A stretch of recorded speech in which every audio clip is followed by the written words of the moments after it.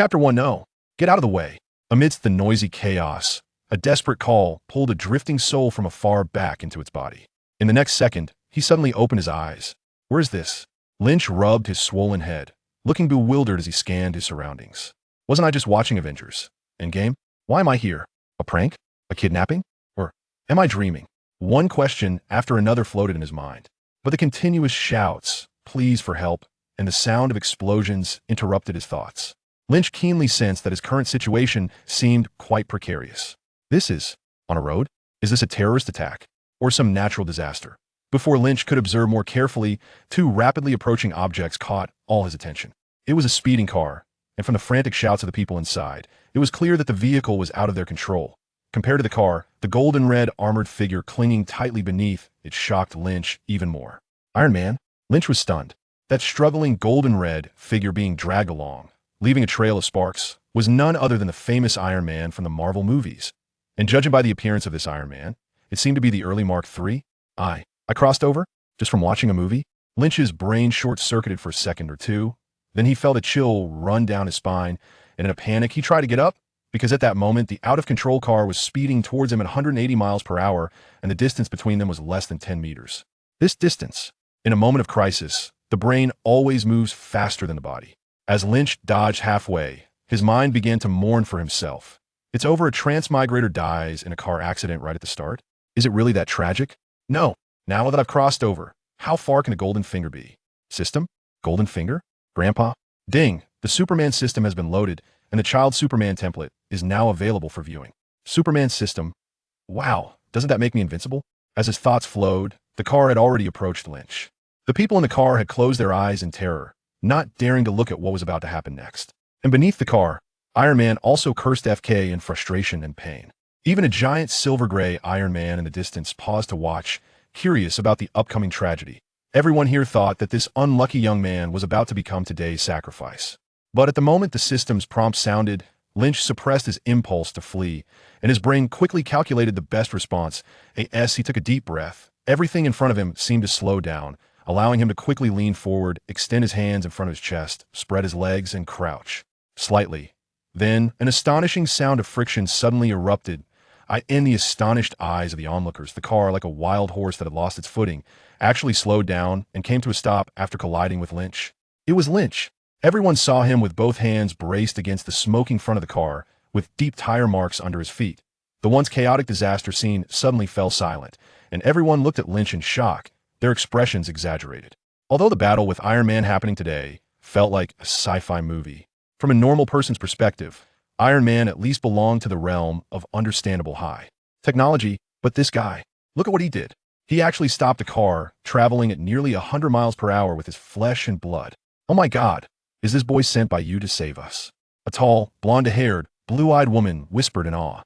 Meanwhile, beneath the car, Tony Stark opened his eyes, looking confused as he gazed at Lynch. He hadn't seen what had happened, but with his intelligence, it wasn't hard to guess. Jarvis, can you tell me what happened? He asked Jarvis in disbelief, hoping for a reasonable explanation. But unfortunately, Jarvis' emotionless electronic voice shattered his fantasies. He stopped the vehicle's impact with his hands and brought it to a halt. WTF? Tony fell silent, feeling a bit complicated. He had seen the young man lying on the road, unconscious, and had tried to stop the out-of-control car, but clearly he had failed. He had been dragged along and collided with this young man. In that instant, an overwhelming sense of guilt surged within him. He had caused another child's death, as today's disaster was his fault. Just like those who had been killed by the weapons he created, another debt had been added to Tony Stark's account. Damn, the Mark III has too many flaws. If only he had more time to improve it, he could have saved that young man. But after the guilt, what shocked him was that this young man was actually alive. Not only alive, but he looked to be in good condition. What kind of monster is this?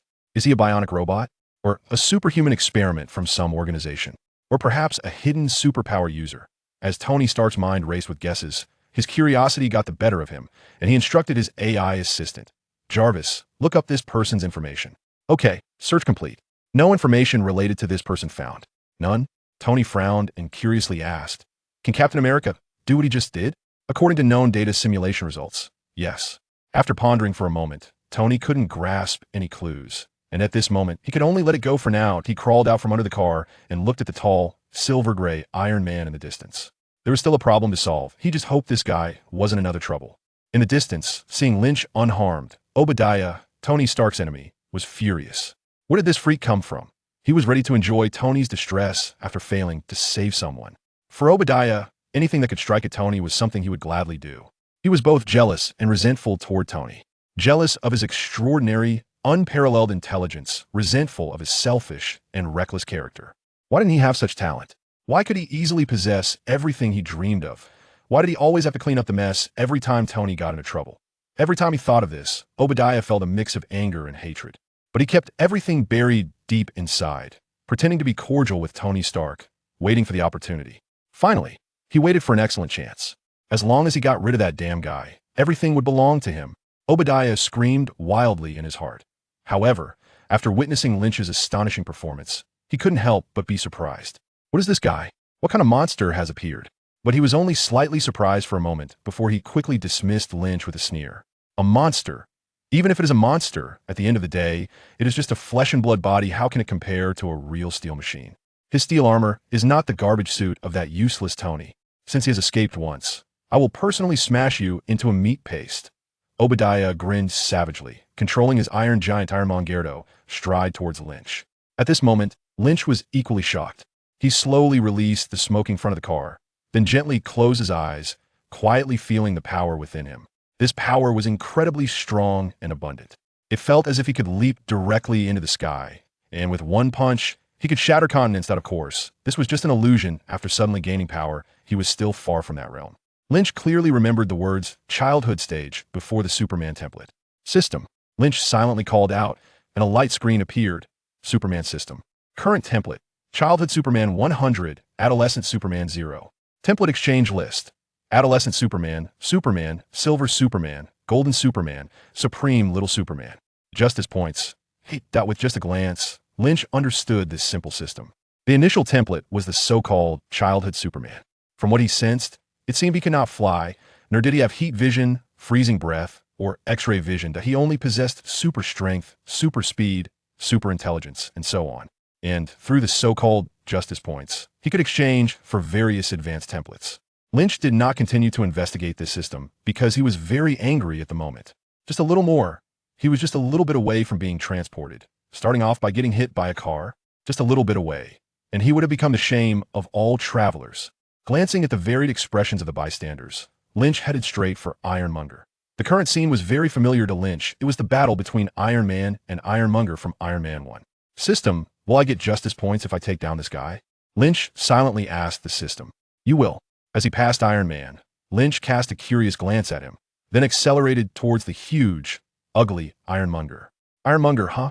If I don't smash you to pieces today, I won't be surnamed Lynn. From 3 to 5 meters away, both Lynch and Obadiah remained silent, but their eyes simultaneously shot out flames of fury, wanting to smash the other to smithereens. Huh! Lynch sprinted at an increasing speed, suddenly shouting loudly, leaping high, and raising his pale fist above his head. Die for me. From a distance, he looked like a brave warrior drawing a sword against a dragon. Such courage was commendable, but many people looked on with worry and confusion. How could a human challenge such a steel behemoth? In the next moment, everyone witnessed a shocking scene. Lynch's fist slammed hard in the unprepared Ironmonger, and a massive roar erupted. In an instant, Ironmonger seemed to be hit by a speeding train, uncontrollably flying backward. The entire scene fell silent, then erupted into even crazier cheers. Iron Man, who was nearby, had intended to dissuade Lynch, but before he could say anything, he was so stunned by the explosive scene that he swallowed his words, leaving his usual chatter stuck in his throat. After throwing a punch, Lynch landed from the air, shook his hand, and suddenly felt an indescribable clarity rise within him. It seemed that from today onward, he would no longer be human. P.S. First published on Tadu. If you want to complain, please join the group. Group number 7600-37953. Landing from the air, Lynch felt an indescribable exhilaration.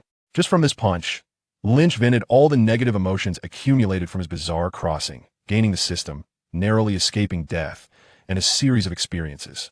At the same time, after that punch, he fully understood the kind of strength he possessed. Although he was just a childhood Superman, this power was still incredibly strong. Even though he couldn't use any of the iconic Superman abilities besides enhanced strength, speed, brain, and 5 senses, a Superman is still a Superman. Childhood stage is still Superman. Beating an ironmonger with the abilities of a childhood Superman was definitely a piece of cake. At this moment, the bystanders who had been fleeing stopped in their tracks, all igniting their spirit of recklessness, excitedly watching the rare scene, many pulling out their phones to capture it. "Hey, buddy, beat that guy to death. We support you." A mature woman in professional attire shouted loudly, disregarding her image. With his enhanced hearing, Lynch grinned at the sound, coughed lightly, and pretended to be aloof without smiling. "Go for it. Once you defeat that big guy, he'll buy you a drink." Another charming female voice called out, and Lynch resisted the urge to turn around, stealing a glance with his peripheral vision. Women across the ocean really are bold, and of course I mean boldness of character. "I love you, my boy." Lynch's face stiffened slightly. This was a muscular, philosophically inclined black man. "Hey, be careful." A familiar voice urgently rang out nearby. It was Iron Man's voice, although he was also very shocked. His ability to accept was much stronger than that of the average person. He knew that although this punch had an incredible visual effect, Ironmonger was tough and massive, and it was impossible for him to be taken down so easily. At this moment, he had to be cautious of the cunning and treacherous Obadiah pulling some tricks that this young man didn't know about. Just as he was about to approach to check the situation, JRVS began to warn him that a missile was detected, so he quickly spoke up to remind. Lynch was startled, but did not respond. Instead, he suddenly turned to look at Ironmonger. Ironmonger had been knocked away by a strike and crashed into a wall, making it hard to see his figure. At this moment, a missile with exhaust trails was flying out from behind the wall, rapidly approaching Lynch. How to deal with it? Lynch's instinctive reaction was to dodge. Dodging was easy. With his enhanced visual reflexes, Lynch noticed that the missile in his sight was not particularly fast with his speed. Dodging the missile would be more than enough. But this thought only lasted half a second before Lynch changed his mind. First, if he dodged, according to the missile's trajectory, it would hurt the bystanders watching. Secondly, did he really need to dodge? The instinctive act of avoidance is a human trait at play, but now, this brand new powerful body clearly tells itself, "This thing can't hurt me, so why hide?" Today Lynch Fei, will no longer be human. Lynch Fei clenched his fist, advancing instead of retreating, and threw a punch. Bang! The shockwave rolled. Fireworks erupted, seeing Lynch Fei hit by a shell in an instant. The surrounding bystanders were in disbelief. "No, what happened?" Someone cried out, holding their head in pain, unwilling to believe Lynch Fei had been hit. "Was he trying to protect us?" Someone asked emotionally with red eyes. "You'll be fine." Others fixed their gaze on Lynch Fei's position, waiting for the dust to settle. Although Lynch's previous performance had been quite inhumane, being subjected to artillery fire with flesh and blood, the accumulated common sense over a long period told them that this young man was unlikely to survive. "Jarvis, how's the situation?" Tony asked calmly while quickly running towards Lynch. Reason told him that a human being hit directly by a shell would definitely not have a good outcome. This was not only based on his professional judgment as an arms dealer, but also stemmed from his experience of being hit by shells at close range.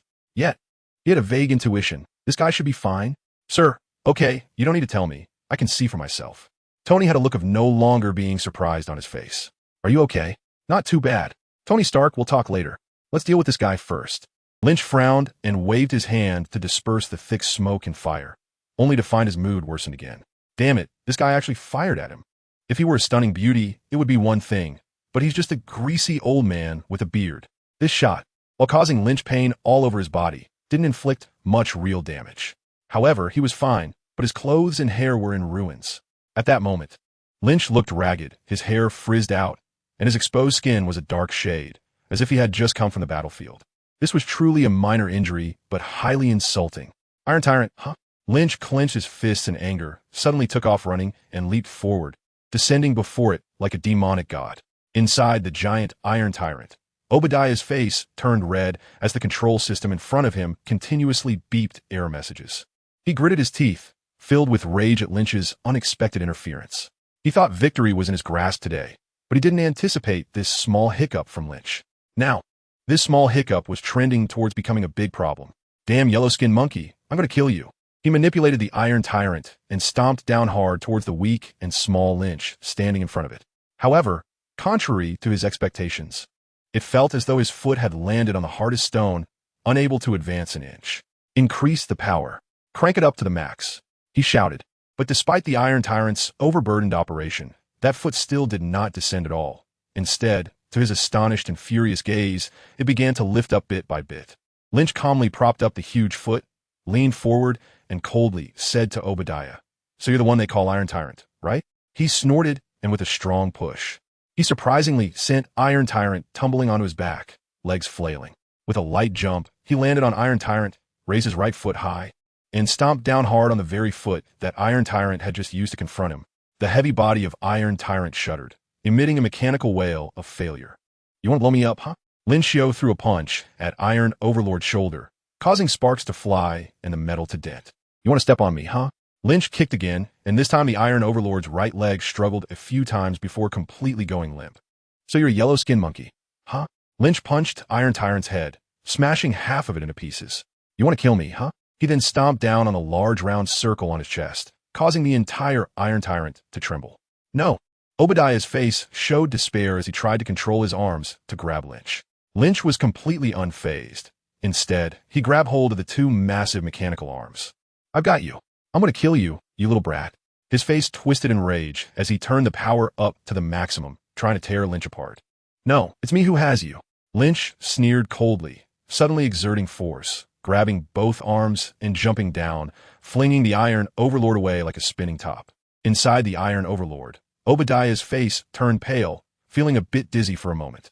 As he watched the not-so-tall figure approaching him, an overwhelming fear surged within him. "This person, he is a devil. I can't deal with him. Run. I need to survive. Someday, I will come back and take you down." Glaring at Lynch with hatred, he controlled the Iron Overlord to activate flight mode. The Iron Overlord flipped over, its feet changing rapidly, barely completing the transformation, then spewed out a stream of flames, quickly ascending into the sky. "He can't fly." Seeing that Lynch did not pursue him, a sense of joy at escaping surged in Obadiah's heart. "Just wait for me someday." Lynch hesitated for a moment, not directly shooting down Iron Tyrant, but instead watching as it took off. Given the distance and speed between them, he could have done it. But if he took him out here, how would he escape? Once he delayed too long, a nameless traveler facing the police would be in trouble. Let him fly, and then find a deserted place to deal with him. With this in mind, he turned to look at the original protagonist of this grand performance, Iron Man. For some reason, this original protagonist had been on the sidelines the entire time. One might think he was just an audience member who bought a VIP ticket to watch. "Hey, Tony, are you just watching the show?" Lynch chuckled mockingly as he walked up to Iron Man. "Oh, I'm sorry. My energy isn't quite enough to support me in battle," Tony said apologetically, but internally he was thinking, where did this guy come from? He actually knows my identity. Is he military? I just confirmed that this guy has no connection to the military, and even the military couldn't find any information on him. Who knows what your intentions are? What if after taking down Obadiah, this guy comes after me? I have to save some energy for myself, right? Lynch glanced at the handsome Iron Man. The current Mark III was relatively primitive, but still had that Iron Man vibe. "Well, come on, you should put in some effort now. Otherwise, the guy might run away, and I think you would have a headache over it." Lynch pointed at the Iron Giant in the air. "Take me to chase it." "Okay, hold on to my shoulder." Tony hesitated for a moment, but did not refuse. After all, Obadiah really wanted to take Tony out. Letting him go was too dangerous. Lynch nodded, stepped forward, and embraced the iron head of Mark III. Flames erupted from Mark III's limbs, and in an instant, it took Lynch into the air, soaring towards Iron Emperor amidst the astonished gazes of the crowd. High above, two figures swiftly darted through the city's skyline, heading towards the ocean. "Tony, you're a bit slow. Are you flying at full speed?" Lynch estimated the speed in his mind and frowned as he asked. In fact, he hadn't really used the enhanced superbrain much. The Iron Tyrant in front of him was on the verge of being incapacitated, and the fact that it could barely fly at this point was already impressive. It was swaying and uncertain about how much longer it could stay airborne. At this speed, it might not even be able to catch up with his 11th route. Meanwhile, Tony's Mark III was in much better condition, even with a person on board. But the speed of the Mark III, there was no way it could take several minutes and still not catch up, right? "Tony, are you still just floating around? This is your exclusive boss. I've dealt so much damage for you, and you still want to drag it out? What are you up to? Come on." The Mark III is damaged in many places, and it's carrying someone. This speed is already pretty good. Tony's helpless voice rang out. "Good grief, it's damaged? Do you think I haven't seen Iron Man? Your suit can still function even when it's in pieces, let alone just a few damaged parts. Something's off, Tony Stark. Something's very off. You have ulterior motives." Lynch squinted his eyes, silently complaining in his heart, but not exposing it. He continued to ask, How much longer until we catch up? 5 to 10 minutes. Tony replied after scanning a message in front of him. It was a message from his friend Rhodes in the military. The armed helicopter will arrive at the expected location in 5 minutes. Shortly after taking off, Tony felt that things were slipping out of control, so he secretly contacted Rhodes, requesting fire support. As for why he needed to request fire support, what could be the reason? Because of that lost dog ahead? Come on, even if he ignored it, how far could it fly? The reason for the fire support was obviously because of the monster on him. So far, Tony still couldn't figure out where this guy came from. He had searched himself, but found nothing. He had asked the military to investigate, but they also found no one. So who exactly was he? How did he know his identity? Why did he just happen to appear at the battlefield? What were his intentions? Logically analyzing, the other party could possibly be a superpowered kidnapper?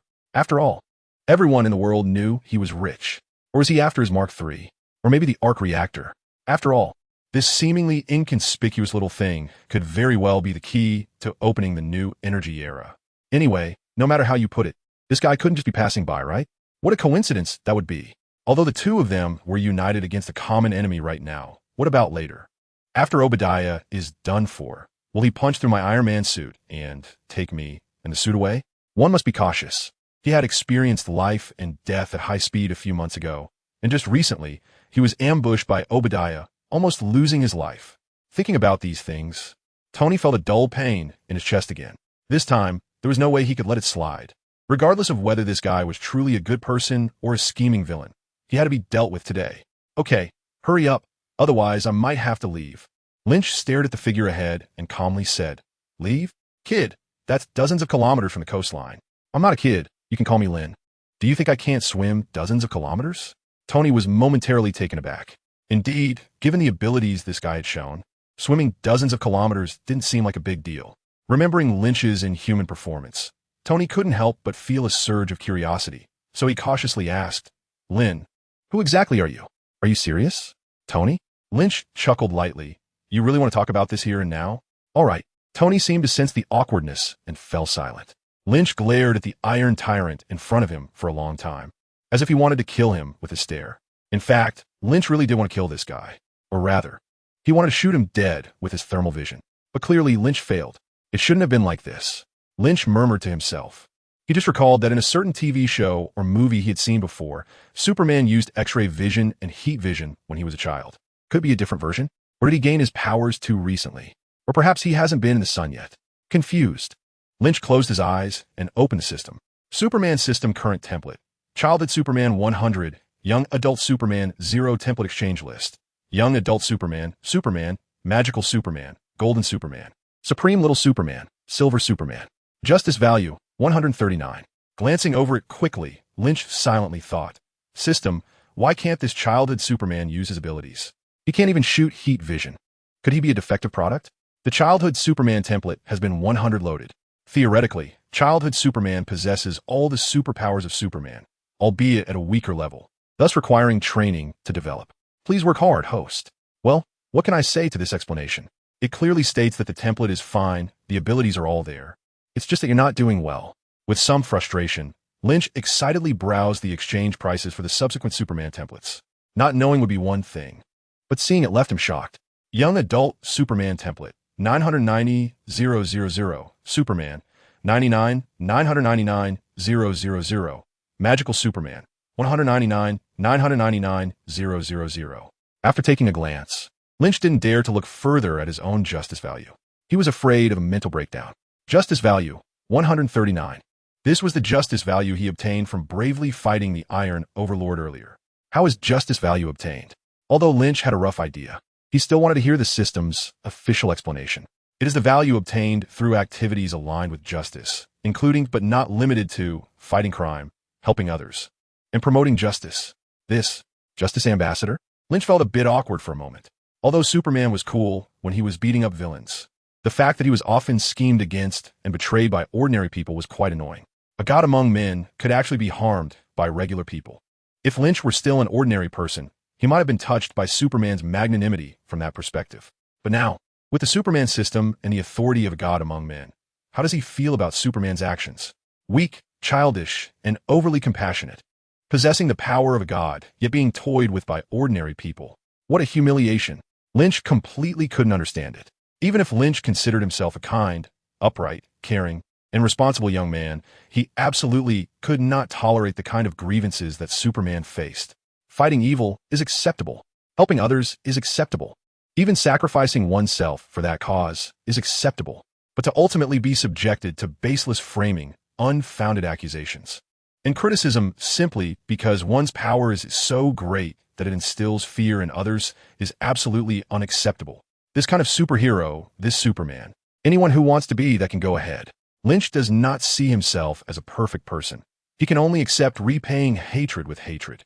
If having great power is also a sin, then what use is that power? To protect those who accuse you of being too powerful? Power is a tool to implement one's beliefs and pursue one's ideal life. It cannot be considered a so-called sin. He would never tolerate such ridiculous humiliation. After some contemplation, Lynch felt a sudden clarity in his mind, as if all the troubles he faced since arriving in this world had been gently swept away. Since he has come to this world, let's see how he will change it. But I, Lynch, will definitely not admit that I am Superman, because I really don't want to be that kind of Superman. With his thoughts clarified and ideas flowing freely, Lynch suddenly felt a surge of inspiration. And as he opened his eyes and focused his mind, he immediately sensed an inexplicable impulse flowing between his eyes. This feeling, yes, that's it. Although he had never shot that thing in this world, Lynch just had that feeling. Lynch was momentarily unable to contain his excitement, and as his gaze shifted, he couldn't wait to fire that thing. However, his eyes lingered on the Iron Overlord for only a moment before moving to a farther point. It was 3 armed helicopters ready for combat. Lynch could even see the fully armed American soldiers above, their expressions serious. Retracting his gaze, he squinted and took a look around Iron Man. So, this guy Tony is calling in reinforcements? Is he planning to take me down? A strange feeling rose in Lynch's heart. There was some anger and also some amusement. The anger, of course, was because this guy was pulling the rug out from under him. The Iron Tyrant hadn't been taken down yet, and the next wave of measures to deal with him had already been arranged. The amusement came from the thought that maybe this was Iron Man. Despite his bad temper, his arrogance, and his incessant chatter, he was also the man who fought against the world-ending purple potato in the Marvel Cinematic Universe with nothing but his mortal body, using a snap that cost him his life to save half the universe. He was the one who truly saved the Marvel Cinematic Universe, the one who saved Marvel. But liking him was one thing, and respecting him was another. There was no way he would bow down and surrender to the military. That was impossible. Weakness would only lead to oppression, and being tough would earn respect. Even if he had to live on this land in the future, it was inevitable that he would have to deal with various official forces, such as Tony Stark Industries, the military, the government, and even SHLD. But before establishing friendly relations, he had to show his own strength and stance. Otherwise, he would surely be controlled by these massive national machines in no time. Did they really think that the various violent institutions and security departments of a superpower were charitable organizations full of good Samaritans? It was predictable that if he naively trusted them, there would be no good outcome. It was better to be tough from the start, express his attitude, and gain the corresponding respect. Of course, this had to be based on the allowance of his strength. While thinking about this, Lynch knocked on Tony's armor and said, "Hey, your friends have arrived." Inside Mark III, Tony had already learned from JARVIS that the reinforcements were in position. Hearing Lynch bring it up, he promptly shifted the blame. "What friends? If you mean those 3 military planes, I haven't gotten any word from them." "Really? Then why not shoot them down? You wouldn't want them to take you away and study your Iron Man suit, right?" Tony blinked a couple of times. "I don't think that a good idea. Trust me, the military is not to be trifled with." Lynch smiled. "The military isn't to be trifled with?" It makes me think of that big green guy, who is probably also outsmarting the military right now. If the military isn't to be trifled with, does that mean I'm easy to deal with? As they spoke, 3 armed helicopters surrounded the 2 Iron Men. Obadiah Stane, Tony Stark, you are now ordered to halt your flight and exit your suits. You have 10 seconds. After 10 seconds, we will open fire. Someone shouted from the plane. 10, 9, 8. I have to stop. We don't need to go against the military, Tony said, as the Iron Man's suit hovered in the air and came to a stop. Obadiah also stopped, as his suit couldn't withstand much more attack. In the Iron Man suit, Lynch observed very close to the 3 helicopters. If necessary, a big leap could take him onto the planes. At that time, an ancient saying would be quite fitting. Close at hand, the enemy is within reach. Report, the target is not resisting. The target is not resisting. Received, do not open fire unless necessary. Repeat, do not open fire unless necessary. Received, proceeding with target acceptance. On the plane, the temporary commander was reporting the situation to Colonel Rhodes on the other side. If it weren't necessary, they also didn't want to open fire, because the military had already established a profile simulation on Lynch. If the 3 helicopters really engaged in combat, even if they could take down a target, the military would have to send out several death notices. There was no need for that. So after communicating with Tony, Rhodes prepared to approach and control him through more gentle means. Once he was brought to the military base, even if this guy was really a monster, he wouldn't be able to turn the tables. Did they really think this was a Hollywood blockbuster? Did they think they could come and go as they pleased at a U.S. military base? At that time, whether it was friendly communication, detention and interrogation, or even dissection and research, it would be a piece of cake. Don't open fire? Lynch murmured softly. Do they really think they can trick a child? Do they think they can just take me away like this? Stay where you are. Don't resist. Come out of the iron suit. The plane shouted while slowly approaching Iron Tyrant and Iron Man Tony. Do you really want to come out of the iron suit and be taken back to their base? Lynch said in a deep voice, you must think clearly. Even if you have friends in the military, what does friendship count for in the face of interests? Moreover, you have even shut down the weapons department. Do you think your friendship will remain as strong as it once was? Lynch wanted to persuade Tony to take him back to New York. If he swam back alone, he would likely face an unknown situation on shore that he might not be able to handle. After all, even though he was Superman, he was still just a kid. Tony was silent for a moment, contemplating Lynch's words. They made sense. The military was a group of greedy and ruthless individuals when huge interests were at stake. Friendship was nothing but a joke. It wasn't that he didn't trust Rhodes, but he was just a colonel. If higher-ranking generals gave a direct order, he couldn't disobey. And this suit of armor, Tony, as a weapons dealer, understood its value as a tool of war. Although it was currently expensive and had many flaws, these were all solvable issues. If it fell into the hands of the military, would he be released, imprisoned, or even secretly executed, with the blame shifted to Ironmonger? Gradually, Tony's gaze became cold and rational. He couldn't walk out of the suit here. That would leave him at their mercy, with no way out. Lynch, you're right. Tony whispered. I'm sorry. My suit has sustained damage, and I can't get out of it right now. How about I fly back with you? The voice from the plane waited for a moment without responding. Lynch squinted and listened for a while, then broke into a grin. Tony Stark, get out of the suit immediately. Otherwise, we will open fire. I repeat, get out of the suit immediately, or we will open fire. Damn it. What is going on? Tony's face turned ugly, and he quickly tried to call Rhodes, but there was no response. A bad situation had arisen, truly a case of shooting oneself in the foot. Tony, don't be so angry. Lynch grabbed the shoulder of the iron suit and stood on top of it. I'll handle the whole thing for you, okay? You definitely haven't seen this before. What are you doing? They will open fire. Lynch stood firm, his gaze fixed on the Iron Tyrant not far away. Warning. Immediately cease your actions, or we will open fire at once. Warning. The urgent warning echoed as various weapons were aimed at every part of Lynch from head to toe. However, Lynch's eyes widened as he sensed a power seemingly engraved in his genes. 2 terrifying beams of light shot out in an instant, slicing the Iron Tyrant into several pieces as easily as cutting tofu. The beams penetrated the Iron Tyrant, reaching the invisible horizon, while the Iron Tyrant shattered into fragments, falling into the sea. How about this magic? Lynch put away his intense gaze and crossed his arms, asking, you call this magic? Jarvis, analyze the ray from just now and tell me. Okay, based on the analysis, there's a 96% chance it's this. Tony looked at the image provided by Jarvis and suddenly felt relieved. The image showed a tall and strong figure, dressed in a blue tight suit, with a red cape billowing in the wind, hovering in the sky, his eyes emitting rays almost identical to those of Lynch just now. Superman? Is there really a Superman in this world? Or is it an Asian person with black hair and yellow skin? This is ridiculous. Superman? Come on, Tony. Watch fewer fantasy movies and novels. Lynch's gaze shifted, focusing on the panicked American soldiers aboard a plane.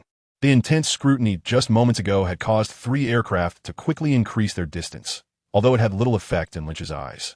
I'm not some kind of Superman, so there's no way these guys will make me back down. What happened? Major, answer me quickly. In the military command center, a balding general with a grim expression asked in a deep voice. Sir, this is unwise. Rod stood beside him, flanked by 2 soldiers, passionately arguing, his dark face turning red with agitation. A few minutes ago, this general had taken control of the situation here and was preparing to order an attack on Lynch. Rod had no way to resist the general's authority, So he had to relinquish command and then try to persuade this reckless general. Under his reasoning, the general agreed not to take action against Tony, but Rod couldn't convince him regarding Lynch. At least Tony was a significant figure in Stark Industries and had caught the attention of certain influential individuals. No one in the military dared to act against him. However, this strange creature named Lynch, who seemed to have appeared out of nowhere, piqued the general's interest. The U.S. military has always had a tradition of engaging in various secret experiments, often with disastrous consequences. Lynch's monstrous qualities, combined with the inability to find any information about him, were enough to intrigue the military, prompting them to take risks to capture him for research and the development of various super soldiers. Shut up, Colonel. Do you have any idea how much a powerful human like him could help the U.S. military? If you can't stand here quietly, then get the hell out. The old general with white hair had a grim expression, glaring at Rhodes. Rhodes met his gaze fearlessly, but chose not to say anything further. Report. Report. At that moment, the communicator on the command platform sounded. Speak. What's going on? The general returned to the front of the platform, frowning. The target suddenly emitted an unknown laser-like attack from its eyes, shredding the Iron Man's suit piloted by Obadiah. What? The general's face twisted with doubt as he repeatedly asked. Major, what are you saying? Sir, the target has the ability to emit laser attacks from its eyes. Just like what? Just like Superman. Are you kidding me? Major? No. Everyone here saw it. The beam shot from his eyes easily cut through that Iron Man suit. The target is watching us. We've currently created some distance and are waiting for further action orders. The general fell silent. After a moment, he straightened up and, with a blank expression, ordered, "Proceed with the operation as planned. Reinforcements will arrive shortly." Sir, Tony Stark is still out there. If something happens to him, Rhodes said anxiously. Fire. Open fire. The general's face contorted in anger as he clenched his right fist and slammed it on the platform. Now, I'll take full responsibility for the consequences. Yes, sir. On the plane, the middle-aged white major, serving as the acting commander, switched the communicator channel to the operational channel and quickly said, "Proceed with the operation as planned." Repeat. "Proceed with the operation as planned." Acknowledge receipt. Received. Received. Then he turned to his sidekick, a young man who had never been in battle before, who was now looking at him nervously. Are you ready? Yes, sir. The young man instinctively replied, but hesitated to ask quietly. Can we win? The major wanted to curse, but held back. There's no war that is guaranteed to be won, and there are no wars without casualties. His expression was solemn. For America, goodness, why do I feel like I've become the villain? Lynch stood in his steel suit, a mocking expression on his face. I have to say, the brainwashing of the U.S. military is quite successful. Joining the military in America is something that many take pride in. But is the U.S. military really that great? Those who understand know the true nature of the U.S. military. They are mired in a bunch of dirty business. And active duty soldiers take pride in their military status, but once they retire, they realize how tragic it can be. Acting as the world's police for American interests. They interfere in the military and political affairs of other countries, waging wars in others' homes, committing all sorts of wrongdoings while putting on a noble facade. In the Marvel Cinematic Universe, the U.S. military is a typical clown, short-sighted and without any bottom line. Just look at the Hulk incident. The stupidity and ugliness of the U.S. military are laid bare. Nowadays, the military's pursuit of Lynch is similar in nature to the Hulk story. In their quest to create a super soldier capable of ruling the world, they recklessly harm innocent people, ultimately making things worse and unable to clean up the mess. Tony, they're about to act. What? Are they crazy? Yes, to bring about someone's downfall, one must drive them mad. They're not far off. We need to get out of here. It's too late. You go. They shouldn't lay a hand on you. 3 helicopters surrounded the two, with machine guns and bombs already aimed and ready. On the helicopter, the major, with a serious expression, ordered, "Fire! Go!" Lynch crouched down slightly and then pushed off forcefully. Like an arrow released from a bow, he shot toward the helicopter. He no longer used thermal vision because he realized that it consumed a lot of his stamina. Just a few seconds of thermal vision left him feeling noticeably fatigued, much more than after fighting the Iron Overlord. Lynch speculated that the energy of the superhuman during childhood was still relatively low, so he couldn't use the heat vision ability at will. However, not using heat vision was already sufficient. The 3 helicopters, armed with machine guns and cannons, opened fire simultaneously, and a hail of bullets instantly covered a 5-meter radius around Lynch. The firepower of the Iron Tyrant was like a child's fireworks compared to these 3 most powerful helicopters of the U.S. military. However, Lynch used the recoil to swiftly maneuver through the air, relying on his reflexes to evade most of the firepower. Then, like a predatory bird, he soared through the sky and lunged at one of the helicopters. "Don't let him get close," a major yelled from one of the helicopters. But Lynch's speed was astonishing, so fast that it was hard to aim, and in just 2 or 3 seconds, he closed in on the helicopter. The helicopter quickly ascended and dodged, but Lynch still managed to grab hold of its fuselage. "Got you." Lynch turned over and lay on the helicopter, feeling unbearable pain all over his body. He realized he had somewhat overestimated himself and underestimated the combat capability of the U.S. military. The firepower of the heavy weapons on this helicopter was on a different level than ordinary firearms. Getting hit by a machine gun or cannon was already enough to pose a deadly threat. If things went wrong, he might really lose his life here. However, Lynch lay on the body of the aircraft, his expression slowly turning frenzied. "You want war?" He raised his fist, took a deep breath, and then he slammed it hard against the solid body of the aircraft. "I'll give you war." With one punch, the helicopter lost its balance and began to shake in the air. "He's above us," a pilot said with a grim expression. "Fuck K," another soldier cursed, trying to relieve his emotions. After all, everyone understood what kind of monster they were facing from the recent attack. Indestructible? No. Even the powerful guns and cannons of the U.S. military's Apache helicopter couldn't destroy it, a demon that could leap hundreds of meters and deliver a heavy blow that destabilized the aircraft. At this moment, with such a thing looming above them, how could they remain calm? "Shake him off," the co-pilot shouted. This monster was clinging to the helicopter, and with their weapons unable to strike it, they could only hope to use the helicopter's sudden ascents and descents to throw this guy off. The helicopter steadied itself and suddenly began to accelerate, speeding up in the air, making abrupt stops and spinning. On the other side, Iron Man was kicked by Lynch, staggering from the blow. Then came a barrage of machine gun bullets and 3 rockets heading straight for him. Lynch dodged, and Iron Man suffered. The Mark III was suddenly bombarded, alarms blaring and red lights flashing. Tony was in a bad situation. The body was severely damaged, but fortunately it could still fly, and the weapon systems were not too badly damaged. However, the problem lay in the energy source. Inside the Mark III's body, on Tony's chest, was the energy from the Mark I. This energy was not suitable for the Mark III, and its energy level had dropped to less than 10%. "Jarvis, is this energy enough to support me in combat?" Tony controlled the Mark III, flying away a bit, looking at the helicopter performing aerial maneuvers with Lynch, his tone serious. "Sir, I advise against this, as you may not be able to return." Tony's expression was grave as he contemplated his options. The military was unreachable. They were determined to capture Lynch, wanting him alive or dead. As for himself, it seemed he was caught in the crossfire, but after separating from Lynch, he had not been attacked. The most rational course of action would be to leave this place and pressure the military to stop their operation.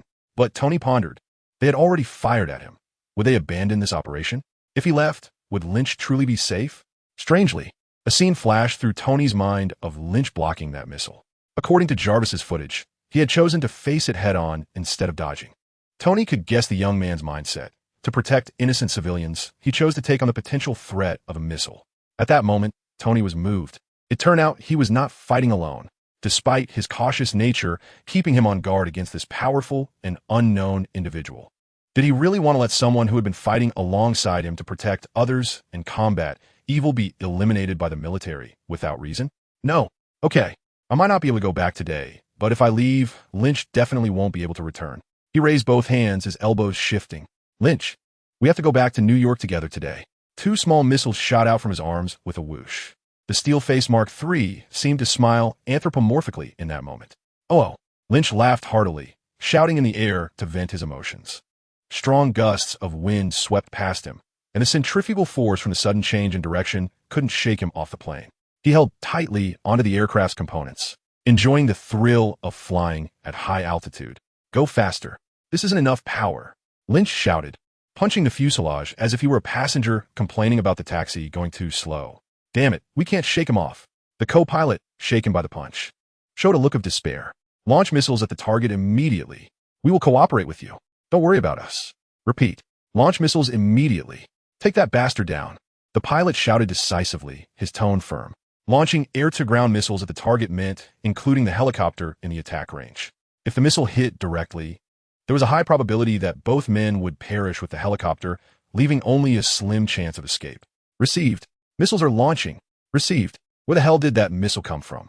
The pilot looked confused at the other aircraft, only to see a mini-missile hit the helicopter's tail, flames engulfing half of the fuselage. He quickly glanced at another plane, and fortunately, it narrowly managed to evade. It's Tony Stark. He launched at us. We're going down. Counterattack. Blow that guy up. Lynch was happily experiencing the plane's ticketing process. It wasn't that Lynch didn't want to take this plane down. It was just that the plane was tough. After taking dozens of punches, it was only dented on the surface. Lynch was preparing to change his strategy and planned to break into the cockpit once the plane stabilized. Unexpectedly, a helicopter suddenly exploded and crashed into the sea. Looking up again, Iron Man was flying in, spewing fire at high speed. He initially thought that Iron Man's suit might be running low on energy, so he didn't want to involve him. Even if he couldn't win, he could dive into the deep sea, and the US military wouldn't have much of a way to deal with it. If Mark III ran out of energy, he would have to carry a dead weight, which wasn't worth it. However, after the battle started, he realized that it was a bit presumptuous to think he could take down 3 helicopters with his abilities. He lacked the crucial flying capability. As long as the helicopters maintained their distance, he could only passively take hits. So at that moment, seeing Iron Man flying in, he suddenly thought this guy looked a bit cool. Of course, he was still a bit inferior to himself. Hey, Tony, I'm over here. He waved at Iron Man. Why are you back? Can't find your way home? Iron Man flew next to Lynch, and Tony's voice rang out. Come on, I know New York very well.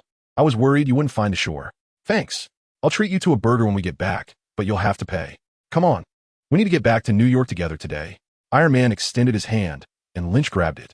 Just then, a large missile came whistling in with a trail of exhaust. Tony, move.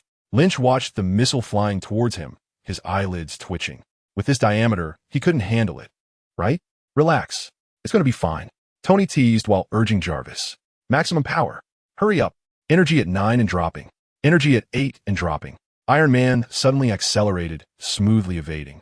Then he raised his palm, and with a flash, fired a shot that hit the missile behind him. Boom! A heat wave and shock wave swept in, engulfing the helicopter behind him and sending Iron Man flying backward. The second helicopter crashed.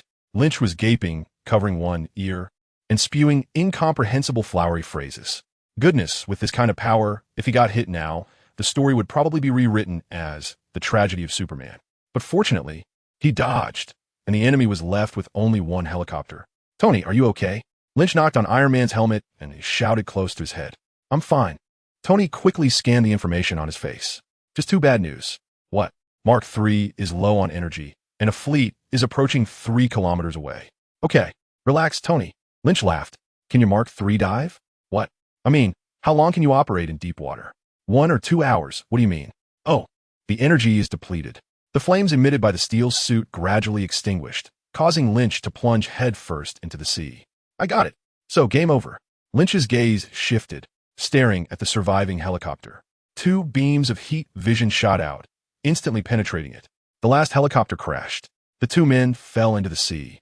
And Lynch took a distant glance at the fleet. It looks like we can't provoke them. Tony, can you point the direction? We're heading back to New York. On one of the vessels, a soldier stood up excitedly and said, Sir, we have located the target. Oh, the captain responded, quickly walking over to the radar to inquire. Are you sure it's those 2 guys? Yes, sir. The radar confirms the target. Are the torpedoes deployed? He turned his head to ask again. They are ready and can be launched at any time, another soldier replied. The captain nodded, then suddenly asked, Can we hit them? Can we ensure the target's destruction? The soldier responsible for the torpedo launch looked at his captain with confusion, unsure why the experienced captain would ask such a basic question. In his view, the targets were just 2 Iron Men and a special human with average speed and no countermeasures. Even if they could fly or escape, they were in the sea, weighed down by heavy water, significantly reducing their mobility and greatly increasing the torpedo hit rate. Moreover, the same powerful missile would have several times the effectiveness in water compared to in air due to environmental factors. The only flaw of the torpedo was its short range and susceptibility to countermeasures, making it difficult to achieve results. However, intelligence indicated that these 2 guys currently had no capability to counter torpedoes. At this moment, being hit by a torpedo capable of sinking a vessel, regardless of what kind of monsters they were, would leave them shattered. So he confidently replied, Report, sir. I guarantee we can hit the target and eliminate them. The captain nodded and then stepped aside to make a communication. General Ross, the target has been locked, and the torpedoes are deployed and ready to launch. Okay, good work. Await orders. Yes, sir. 10 meters underwater, Lynch, dragging Mark III, transformed into a merman, swiftly navigated through the dark depths of the sea, startling countless strange marine creatures along the way. His speed was remarkable. Even while dragging a heavy hunk of metal, he could rival any swimming champion in human history. But, Lynch, can you go a bit faster? Otherwise, we might get kicked in the backside. Tony's voice sounded particularly deep and oppressive underwater. Lynch rolled his eyes. Big brother, I want to hurry up too. But the problem is my cheat is a child Superman template, not an Aquaman template. This speed is already pretty good. Okay. When it comes to swimming in my last life, I could only do a dog paddle. Tony. Lynch opened his mouth, and a stream of bubbles escaped. Aren't you a major arms dealer? Can't you contact some friends in the military? Don't tell me you can't help at all. I'm trying. Tony looked frustrated. He felt a bit helpless. The Mark III was out of power, but fortunately, Jarvis could still use some low-energy functions, like communication. However, after so long, he still couldn't reach Rhodes, probably because he had been captured. He did manage to contact his assistant, Potts, who was currently working hard to engage in dialogue with the military. But given the situation, it seemed like they were running out of time. The destroyer would likely be right in front of them soon. In this critical moment, he had to resort to some extraordinary measures. Jarvis, connect me to Rhodes Communication. Yes, sir. Half a minute later, Jarvis succeeded. I'm Tony Stark. Which general am I speaking to? Why are you attacking me? Where is Rhodes? Tony quickly spoke, worried that the other side would cut off communication. I am General Thaddeus Ross, Mr. Stark. My soldiers are on a mission, and if you interfere, you will bear the consequences. On the other end, General Ross responded expressionlessly to the suddenly activated communicator. If your mission involves persecuting a young man who protected American civilians and fought against crime, I find it hard to comply. Oh. General Ross rested his hands on the table, his tone cold. All I see is a dangerous, unidentified non-American citizen who poses a significant threat to American security. Please, don't use such a foolish excuse. Tony immediately hacked into the military system to look up General Ross's information. So, General Ross, I happen to know a bit about what you've done, like the Super Soldier program, just like dealing with Lynn. Stark, I warn you, do not interfere with the operation, or you will be considered a threat to American security, and you will bear the consequences. Seriously? Your plan has caused such a huge accident, creating a big problem for American security? Believe me, I can make you a globally recognized superstar within a day. Stark, someone has to make sacrifices for the greater good. I'll make you pay for this. You will definitely end up in a military court. I promise. Goodbye, Stark. You'd better worry about yourself. The torpedoes are already locked onto you, and you have 1 minute left to say your goodbyes. For the greater good? Lynch sneered, and an endless sense of disgust and anger suddenly rose in his heart. General Ross? It's indeed this fool. He initiated the Super Soldier program, created the Hulk, and birthed the Abomination, a madman who destroyed a district of New York. What's even more terrifying to think about is that this guy caused a mess but still rose through the ranks, even becoming the Secretary of State, and was present at Iron Man's funeral. It's truly ugly to think about. Why say this? Because Ross's rise is due to his strong patriotism and loyalty to the country. What does that mean? He's a character whose core values align with Captain America. This explains why he could appear at Iron Man's funeral. Because Captain America and Iron Man are also patriotic individuals. They are heroes. They save the world, they rescue the universe, but fundamentally, they are all patriotic Americans. Captain America was a war hero during World War II, inspiring countless young people to join the fight. Iron Man manufactured weapons for the military, aiding the United States in war, and General Ross was conducting the Super Soldier program.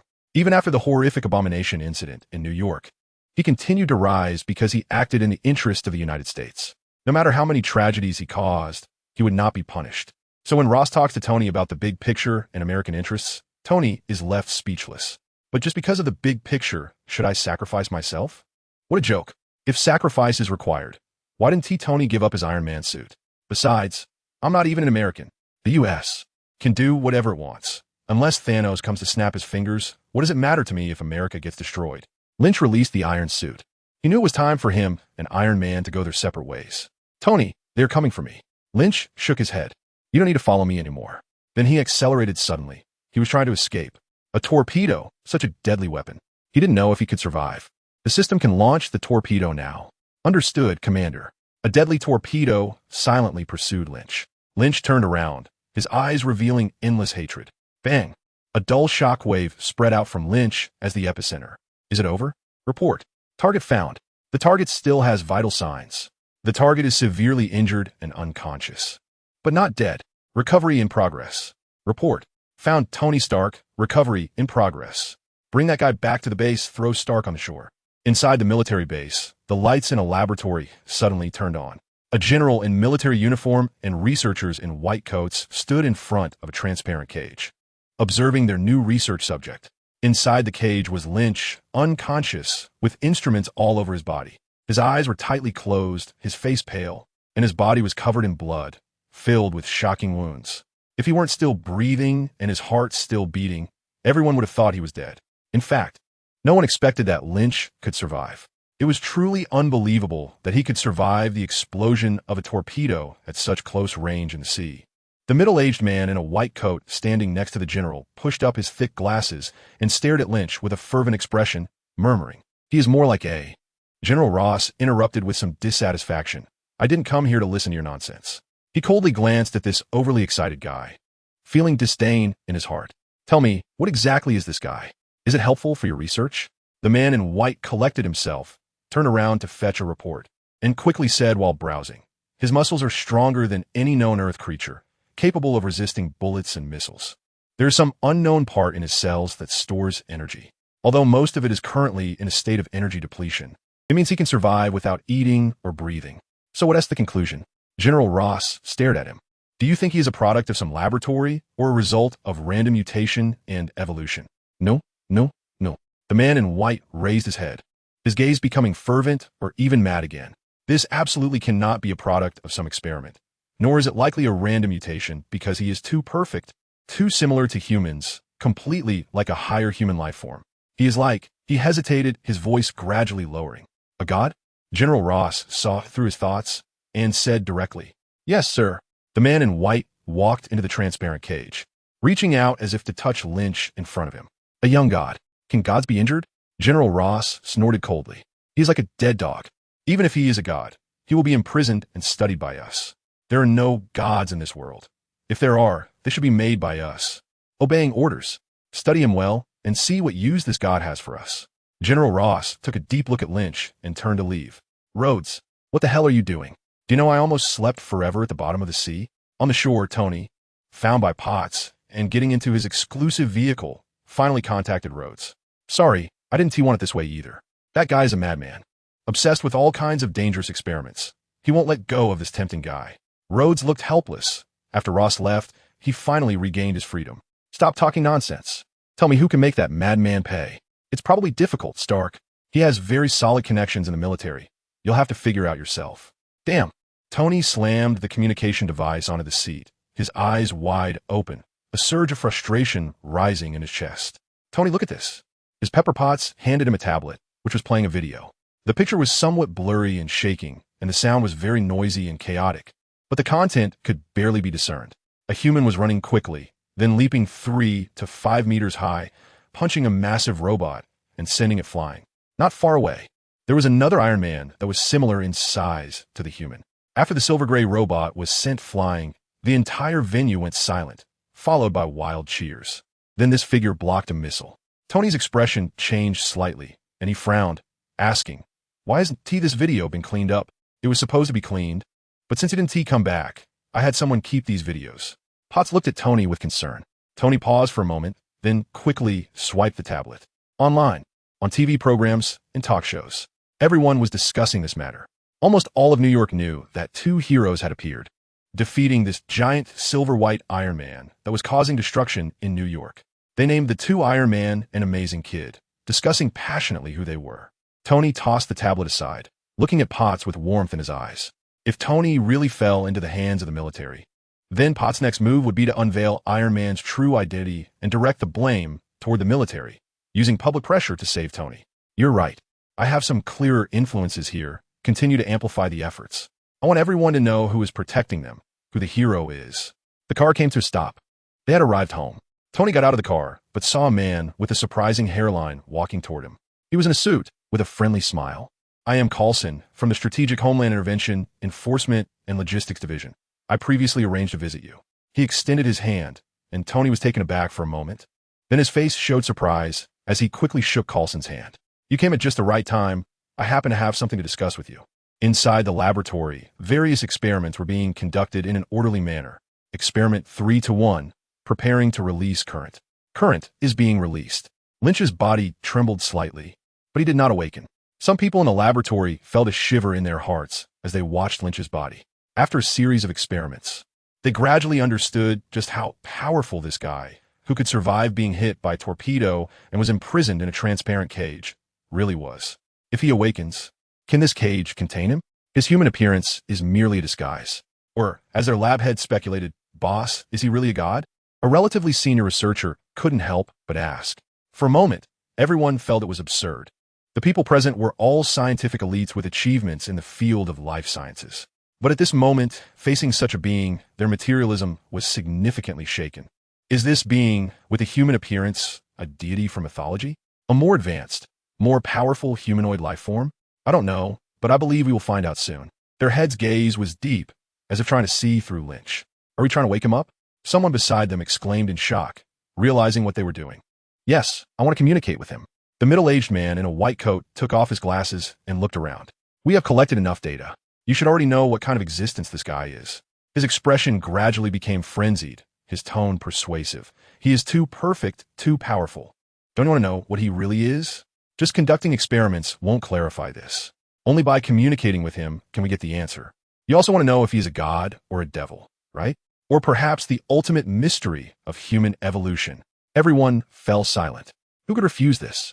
Increase the current. Keep increasing it until he wakes up. All eyes were fixed on Lynch, eagerly anticipating the moment he would awaken. After a long while, Lynch's fingers moved slightly, and then he slowly opened his eyes.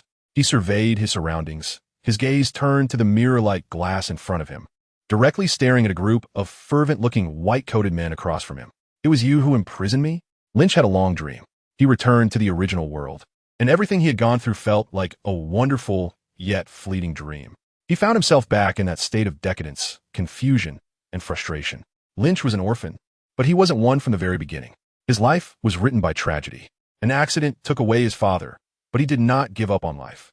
He studied hard, helped his mother with household chores, and did small jobs in his spare time to share the financial burden. His childhood was not as colorful as that of his peers. He had no new clothes, no various toys, and even lacked friends. His childhood was filled with the sound of raindrops leaking on rainy days, causing mother and son to have sleepless nights. The cold winter winds making him shiver in their shabby little house while he hesitated to light the stove for warmth, and the ever-kind and encouraging mother who never complained. Although they were poor, he did not feel discouraged. Despite the difficulties, he never thought of giving up. He believed that poverty and suffering were always temporary and that everything could change. So he worked diligently, remained humble and eager to learn, and grew up with tenacity and effort. Sometimes he would think of his father, but he did not blame him, because what his father left him were happy and joyful memories. His father was always very busy, working hard for the family. He was so busy that by the time Lynch got up, his father had already left for work, busy to the point that when he was sound asleep, his father would return home exhausted, only able to kiss him as he slept, busy enough that he left hastily before Lynch had a chance to grow up. Lynch only hoped that if his father really went to another world, he could enjoy life properly and no longer be so busy for anyone. He wanted to smoke a pack of good cigarettes that he usually could only receive during the new year, which he normally couldn't afford to buy a couple of decent clothes, and invite a couple of friends to have a drink. Overall, Lynch felt that his childhood wasn't too bad. He worked hard, looking forward to growing up, having the ability to change this family, and giving his hardworking mother a happy and beautiful old age. Until that summer when his wish was fulfilled. He completed the college entrance examination, finished estimating his scores, and couldn't wait to tell his mother the good news. Then he discovered his mother's swollen eyes and despairing face. He had only seen his mother like that once, on the day he learned about his father's accident. He asked her what was wrong, and she said it was nothing. Nothing, of course, was nothing. How could his mother possibly tell him bad news? While his mother went out to buy groceries, he rummaged through the house and finally discovered the reason. It was a hospital report, and after confirming it repeatedly, he broke down. Late-stage liver cancer. This time, no matter how hard he tried, it was useless. One afternoon in his sophomore year, he received a call from the hospital. His mother had passed away. His closest relative had left him. So what was the meaning of his efforts? Lynch was devastated. He couldn't sleep for nights on end. Every time he closed his eyes, the figures of his parents would appear before him. and only when the night passed and dawn arrived could he fall into an exhausted sleep. He learned to smoke, consuming a pack or two a day, even though he had never understood why such a difficult habit could be addictive. He learned to play games, immersing himself in them all day long. Although the games didn't bring him joy, they allowed him to escape. He spent the last 2 years of his college life in this downward spiral until, nearing graduation, he was dragged to a party and watched a particular movie. When he saw Iron Man snap his fingers and bring back half of the beings in the universe, he suddenly thought, if I were to snap my fingers, could I bring them back? His consciousness slowly returned to his broken body, and Lynch woke up. He wearily looked around as memories from after his transition gradually returned to his mind. He had not died because, in a moment of crisis, he had activated the system. At that time, the system was as follows: Superman System Current Template, Childhood Superman 100, Adolescent Superman 0 Template Exchange List, Adolescent Superman, Superman, Magic Superman, Golden Superman, Supreme Little Superman, Silver Superman. Justice value, 51123. Although he didn't know why he had accumulated so much justice value, he was overjoyed and immediately asked the system if he could exchange for some templates. The system responded that the Adolescent Superman and Superman templates could be partially exchanged. So he immediately exchanged for 5% of the Adolescent Superman template. Then a torpedo exploded on him. He lost consciousness. Lynch felt his physical condition. After exchanging for 5% of a Youth Superman template, he became even stronger. Although his physical condition was very poor, and his strength had greatly diminished, his gaze easily penetrated the thick, double-sided special glass, looking at the people behind the cage. This was Superman's X-ray vision. Is it you who have imprisoned me? Lynch spoke with a hoarse voice. The man in white at the front, looking excited, said, We don't intend to imprison you. It's just for safety reasons. Are you a human from Earth? Or an alien? Or? Lynch shook his heavy head, feeling a bit annoyed by this guy's words. He sensed his own situation and realized that escaping from here seemed somewhat difficult. After thinking for a moment, he replied, I am an Earthling, but also an alien. Oh. The middle-aged man felt very excited upon hearing Lynch's answer and continued to ask, So are you a product of aliens? Or a mixed breed? Lynch found it a bit strange to hear this. These guys have been researching for so long and still can't figure out their Kryptonian identity? Do they really not watch comics and movies? A few male leads from the Big Bang Theory flashed through Lynch's mind. If it were them, they would definitely guess right away that they were Superman, right? This generation of scientists is not very impressive. He lowered his head and thought for a moment, then weakly replied, I'm an alien, raised on Earth. The hint was already quite obvious. He might as well fly up and shout, I'm Superman. Unexpectedly, the man in white seemed to really not know about Superman or something, and instead continued to ask, Then why did you grow up on Earth? Do you know about your fellow beings? Lynch was speechless and decided to ignore him. If someone else asked him if he was Superman, he definitely wouldn't admit it. He didn't expect to encounter such a peculiar person who hadn't even heard of Superman. Feeling exhausted, he thought it would be best to take a break. Suddenly, Lynch felt a slight restlessness in his body. It seemed like every cell in his body was anxious, craving something. Lynch turned his head in confusion to search for the source of this restlessness. Suddenly, he thought of something and then looked up. Through layers of obstruction, he saw the light. A ray of light shot out from the dark horizon. Dawn had come. Hey, hey, hey. Lynch opened his mouth and laughed loudly. Dawn had arrived. How far could justice be? He shouted excitedly. Then, using his last bit of energy, he shot a heat vision upward. The heat vision pierced through the ground and into the sky, drawing an array of sunlight. In the sunlight, Lynch was reborn like a phoenix emerging from the flames. His wounds healed quickly. His skin became glossy and supple, and his heart beat even stronger. With a gentle struggle, all the restraints and devices fell away from him, and in the sunlight, he slowly floated up. Now, it's my turn. Are you ready? Lynch slowly floated up from the chair, silently experiencing the ability to fly. Outside this cage, everyone was in a panic. Oh God, he has flying. His wounds have completely healed. Why is this happening? It's the light. He has been reborn in the sunlight. Sound alarm quickly. Activate the protection system. This place cannot hold him. A group of people was like ants on a hot stove, frantically running around. After half a minute, the piercing alarm finally sounded. I know what he really is, a younger researcher said in shock and disbelief. In an instant, most of the people turned to look at him. Trembling, he raised his phone. On the phone, a picture from Wikipedia was displayed. A tall, strong figure, wearing a blue tight suit, a red cape, and the iconic symbol. The title was Superman. He read out in a strange tone. He is bulletproof. He has immense strength. His eyes can see through things and emit heat vision. He can fly like a bird. He can absorb sunlight, and convert it into energy, allowing him to heal quickly and use his abilities. By the end, he was already filled with panic. Isn't Superman a fictional character?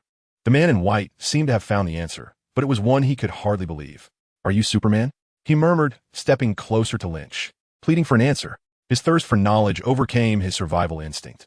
At this moment, he just wanted to understand Lynch's identity. Lynch glanced at him faintly and replied, "No, I'm not Superman." Seeing the guy looking confused and lost, Lynch added, "But I am indeed a Kryptonian." After saying this, Lynch felt his condition had mostly recovered. So he lifted his head, and two more intense and powerful heat vision beams shot out. He maintained the heat vision for a full 10 seconds, destroying almost everything above him, and a passage that would allow him to fly out of there appeared.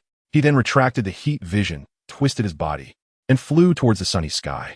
Once he reached a high altitude, Lynch felt extremely comfortable and involuntarily closed his eyes. The warm sunlight made him feel as if he had returned to the cozy little bed of his childhood. However, his pleasant memories did not last long, as a rocket interrupted his enjoyment. Lynch opened his eyes and scanned the military camp below.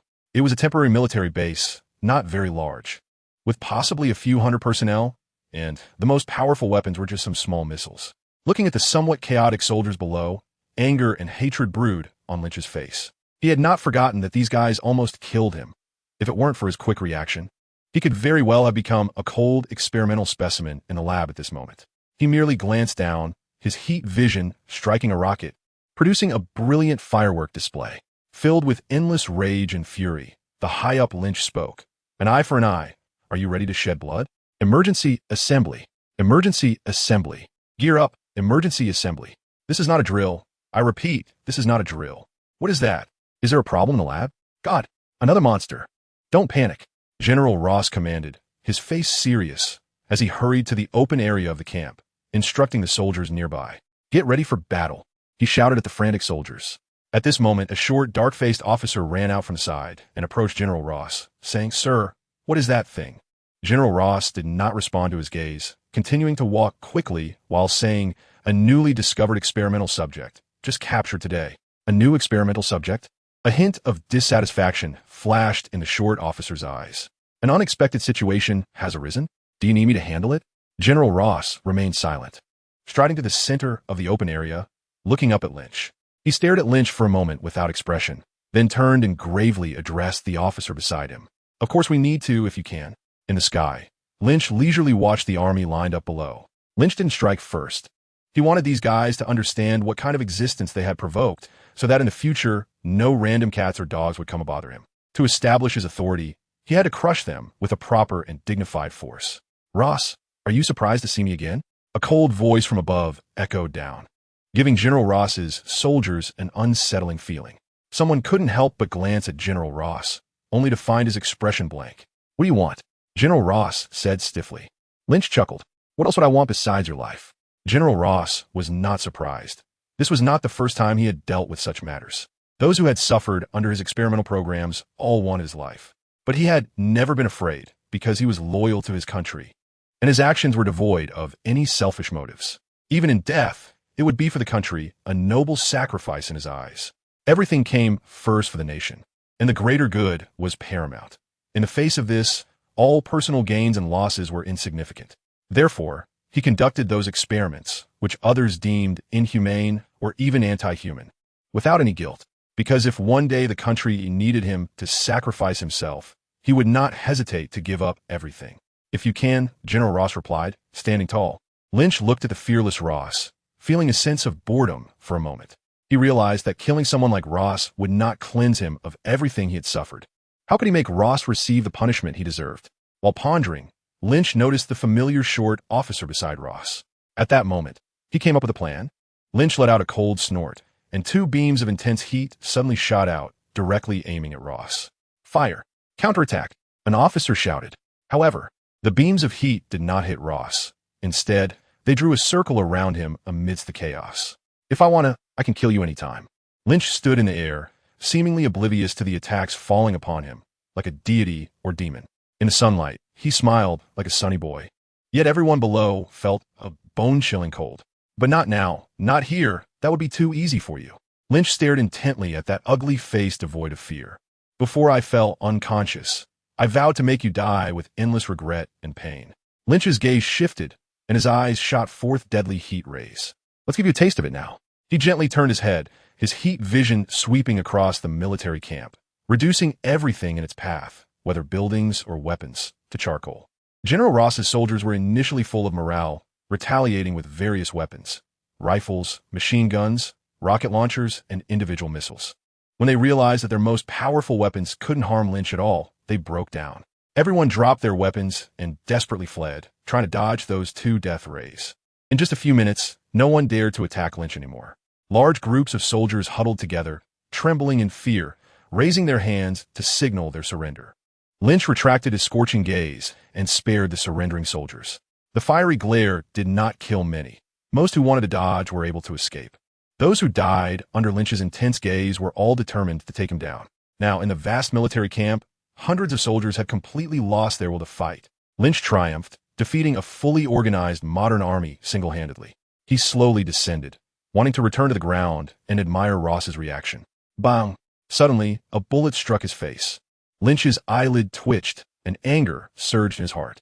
He turned around and suddenly started to laugh. It was an acquaintance, the short officer, Blonsky. Do you want to die? Do you want to die? Lynch hovered in front of him, speaking from a height of 3 to 4 meters, exuding a strong sense of oppression. However, this guy still wore a disdainful and indifferent expression, and instead pointed his gun at Lynch and continued to shoot. Bang, bang, bang.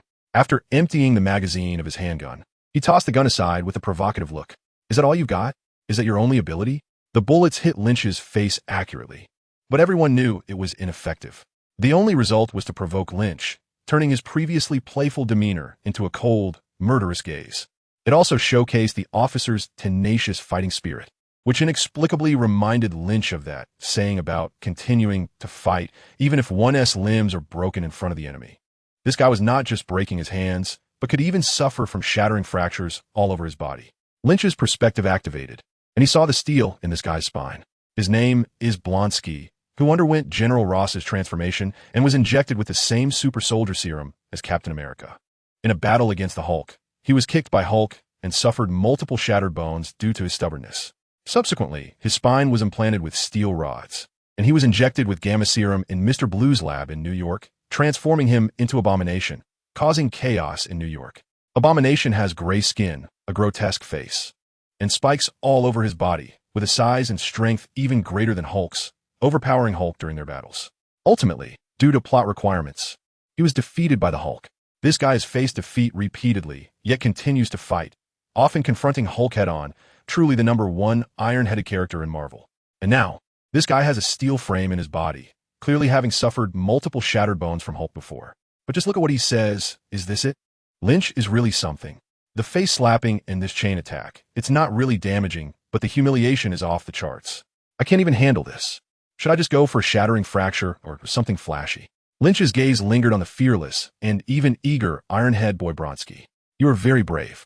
Lynch slowly descended and stood in front of Blonsky, revealing a mocking smile. What was the outcome the last time you had such courage? Lynch glanced at Bronsky's back, and then, how does it feel to have multiple fractures all over your body? Is it good to have steel supporting your body? Bronsky was immediately filled with a mix of shame and anger, and in his rage, he swung his fist directly at Lynch, overestimating himself. Lynch sneered. Blonsky, who had been injected with the super soldier serum, possessed abilities identical to Captain America, with physical qualities far beyond that of an ordinary person. However, in addition to this, the serum had a side effect. It amplified the user's personality traits. Thus, the kind-hearted Captain America became a hero, while many others who took the serum turned into villains. Blonsky was no exception. What was amplified in him was his competitiveness. After being injected with the serum, Blonsky's drive to win became incredibly strong. This is why he would confront the Hulk in ways that ordinary people would find incomprehensible, and, as he told Lynch, he expressed such sentiments. He yearned to defeat strong adversaries. Even when faced with an overwhelmingly powerful enemy, his competitiveness refused to let him back down. Ultimately, driven by this intense desire to win, he forced Mr. Blue to inject him with gamma serum, transforming him into the Abomination. Therefore, when facing Lynch, even after witnessing Lynch's invincibility, he fearlessly attacked. Even though he had learned his lesson in this regard, with his entire spine filled with steel rods, causing visible marks on his back when he exerted himself. Like a monster. But so what? Blonsky would rather die in battle against my enemies than retreat or run away. Blonsky was clearly much stronger than an ordinary person. His movements were visibly quick and fierce, to the extent that many soldiers secretly observing the situation developed absurd fantasies. Could they defeat that monster? The beautiful fantasy lasted only a second. In Lynch's eyes, Bronsky's movements were like those of an 80-year-old grandmother, slow and weak. It made him feel no desire to fight. So Lynch reached out his hand and delivered a lightning-fast slap to Bronsky's face. Bronsky seemed not to understand what had happened. He only felt a dizzying sensation before wobbling and falling down. Around them, the soldiers buried their heads even lower, like ostriches try to hide themselves, which was quite amusing. Lynch stepped forward, dragging Bronsky like a dead dog to General Ross's front. Then, as if casually tossing something aside, he threw Bronsky at the grim-faced General Ross. General Ross stood within a strange circle, seemingly unable to move like the Tang Sung, trapped by Sun Wukong's magic. Is this your grand plan? Your painstakingly researched super soldier program? Lynch spoke flatly, as if he were saying the weather is nice today. Not bad at all, with plenty of courage. It might be quite effective for forming a suicide squad, right? General Ross fell silent, awkwardly maintaining the last shred of dignity. I said, "Are you out of your mind?" Lynch sighed, feeling that the child was beyond teaching. While others are researching high-tech weapons, you're studying superhuman soldiers. He then exaggerated further, saying, "You can't really think you can create a super soldier that can fly and escape the Earth, right?" Ross's expression shifted slightly, and he finally looked at Lynch and said, "You think it's impossible? Then what do you consider yourself?" "Me?" Lynch shook his head. "I'm not something that can be created. Even if you could create me, how would you control me? Through brainwashing, implanting control chips, or praying that I would see you as my creators and obey you?" General Ross, however, did not respond any further, looking as if to say, "You wouldn't understand. We're not on the same wavelength, kid." "Okay." Lynch clapped his hands, and then his body gradually rose. The conversation ended. "Now make a choice." Lynch slowly ascended to a higher place, his voice becoming ethereal and elusive. "Don't you like making choices?" Below, the soldiers felt their hearts leap into their throats upon hearing this. Option 1. The lives of your soldiers. Some soldiers, terrified, looked up at Lynch, but the distance was too great and the sun too dazzling to see his face clearly. Option 2. Your own life. Lynch paused for a moment, faint laughter echoing in the air. 1 minute. I am fair. You also have 1 minute. If there is no answer, then you all can die. General Ross finally changed color suddenly, staring at Lynch with a mix of anger and shame, his breathing growing heavier. On one side was himself, and on the other side were hundreds of soldiers. How to choose? 10, 9, 8, 7. "I choose myself," General Ross said, his words filled with desolation and self-blame. "Oh." Lynch calmly accepted Ross's choice and continued to ask, "Why?" General Ross replied coldly, "Because my value to the country is greater than that of the soldiers." "A very good answer." Lynch gently applauded. "Soldiers, I'm sorry, but you have been abandoned for the greater good." Lynch mocked. "So please do not try to escape. Do not try to resist. Do not try to hide. Close your eyes. Count down 10 seconds. No." Some soldiers collapsed, holding their heads and screaming with their eyes closed. "I don't want to die. I don't want to die." Someone was hiding and trembling, murmuring, "Why the hell are there so many of us who can't compare to the life of just one person?" Finally, a young black man stood up, pointing his gun at Ross and shouting, "We have been taught since childhood that every life is equal. Why should we trade your life for the so-called big picture you talk about? Yeah, isn't our life worth anything? Kill him. If we kill him, we might survive." The situation spiraled out of control. Driven by the will to survive, everyone went mad. "No, no, no. What are your lives worth in the face of the bigger picture? Time's up. Accept your fate." Lynch's eyes suddenly shot out a fiery gaze. No, everyone was in chaos. Some shot at Ross, some ran away, and some waited to die in place. But after a long time, Lynch's fiery gaze still had not landed on the soldiers. Lynch quietly looked down and suddenly spoke loudly. "Now do you understand? I am the big picture. I am the big picture." As soon as these words were spoken, General Ross and his soldiers all turned pale. They had all been toyed with by Lynch. They were like clowns, performing a ridiculous comedy under Lynch's coercion. Because of the big picture, General Ross made the choice to abandon his soldiers. Out of survival instinct, the soldiers fired at General Ross. Yet now, they realized that Lynch never intended to kill them. However, the grievances had already been sown, and a rift had emerged. What Lynch wants is exactly this effect. He does not want to be a butcher. Revenge does not necessarily have to end with physical destruction. Destroying a person's spirit is more cruel and effective than destroying their body. Moreover, this farce has come to the point of conclusion. Lynch looked towards the horizon, where an airplane and Iron Man were rushing towards him. 3 minutes later, the airplane and Iron Man landed in front of Lynch. His old acquaintance Coulson got off the plane and walked towards Lynch alongside Iron Man. "You guys are late," Lynch said bluntly. "Better late than never." "How are you, Lynn?" Tony felt a bit awkward. The situation on the scene was somewhat unexpected. In the military camp, the ground was littered with the remnants and ruins left behind after the intense heat of battle, with large numbers of soldiers looking dejected, either squatting or sitting. General Ross stood in a circle, looking just like a defeated commander, his face full of despair. And Lynch, Tony could see him flying in the air from a distance. So the situation was very clear. It was completely opposite to what they had anticipated. Lynch had forcefully suppressed the entire camp with his powerful abilities. Although it sounded ridiculous, the facts were right in front of them. This made Tony, who hurriedly came to rescue Lynch, feel a different kind of awkwardness. If he hadn't brought Coulson along, Lynch could have done whatever he wanted here and then escaped. But with Coulson there, they might actually have to stop Lynch from doing so. After all, Ross was a general of their country. Even if they disagreed, they couldn't just stand by and watch Lynch take out his anger on Ross. "I think you should ask General Ross. His feelings probably aren't too pleasant." Lynch crossed his arms and glanced at Ross. At that moment, Coulson approached with a harmless smile, enthusiastically extending his hand for an introduction. "I'm Coulson, from the Strategic Homeland Intervention, Enforcement, and Logistics Division, right?" Lynch did not extend his hand and coldly sized up Coulson. "So do you have a plan for me? To soothe me? To fool me? Or are you preparing to gather your people to take me down? Your director still has a trump card, right?" Coulson was taken aback by Lynch's barrage of information. Or perhaps it was the egghead director he was secretly communicating with who was stunned. After a moment, Lynch heard the command from the egghead director in Coulson's earpiece. "Soothe him. Ask him what he wants." Lynch sneered and, without waiting for Coulson to speak, interrupted. "You got it wrong. It's not about what I want. It's about what you should consider to make me satisfied." Lynch slowly levitated, but his voice still reached Nick Fury's ears through the earpiece. "I'm really angry right now. I was almost killed by this guy. And you might regret that he didn't manage to kill me, because you have no way to contain me anymore. Maybe you could try dropping a nuclear bomb on New York and see if that can get rid of me. And you could also try contacting that old friend. She might be able to take me down. Other than that, any attempt will only anger me further. If I want to, I could do anything in New York to vent my rage." As Lynch spoke, he ascended into the sky. "Punishing this guy is far from enough. And I don't want you to intervene. Goodbye, and I hope by the next time we meet, you have figured out what to do." After saying this, Lynch determined the direction and turned to fly towards New York. After a moment, he turned back and added, "I have a strong aversion to older male agents. So I suggest you send someone who leaves a better first impression next time." Then Lynch quickly flew away without looking back. Watching Lynch disappear, Coulson smiled wryly and quietly asked into his earpiece, "What should we do now?" In the SHIELD office, Director Egghead furrowed his brows deeply. With a desk full of information about Lynch and Superman.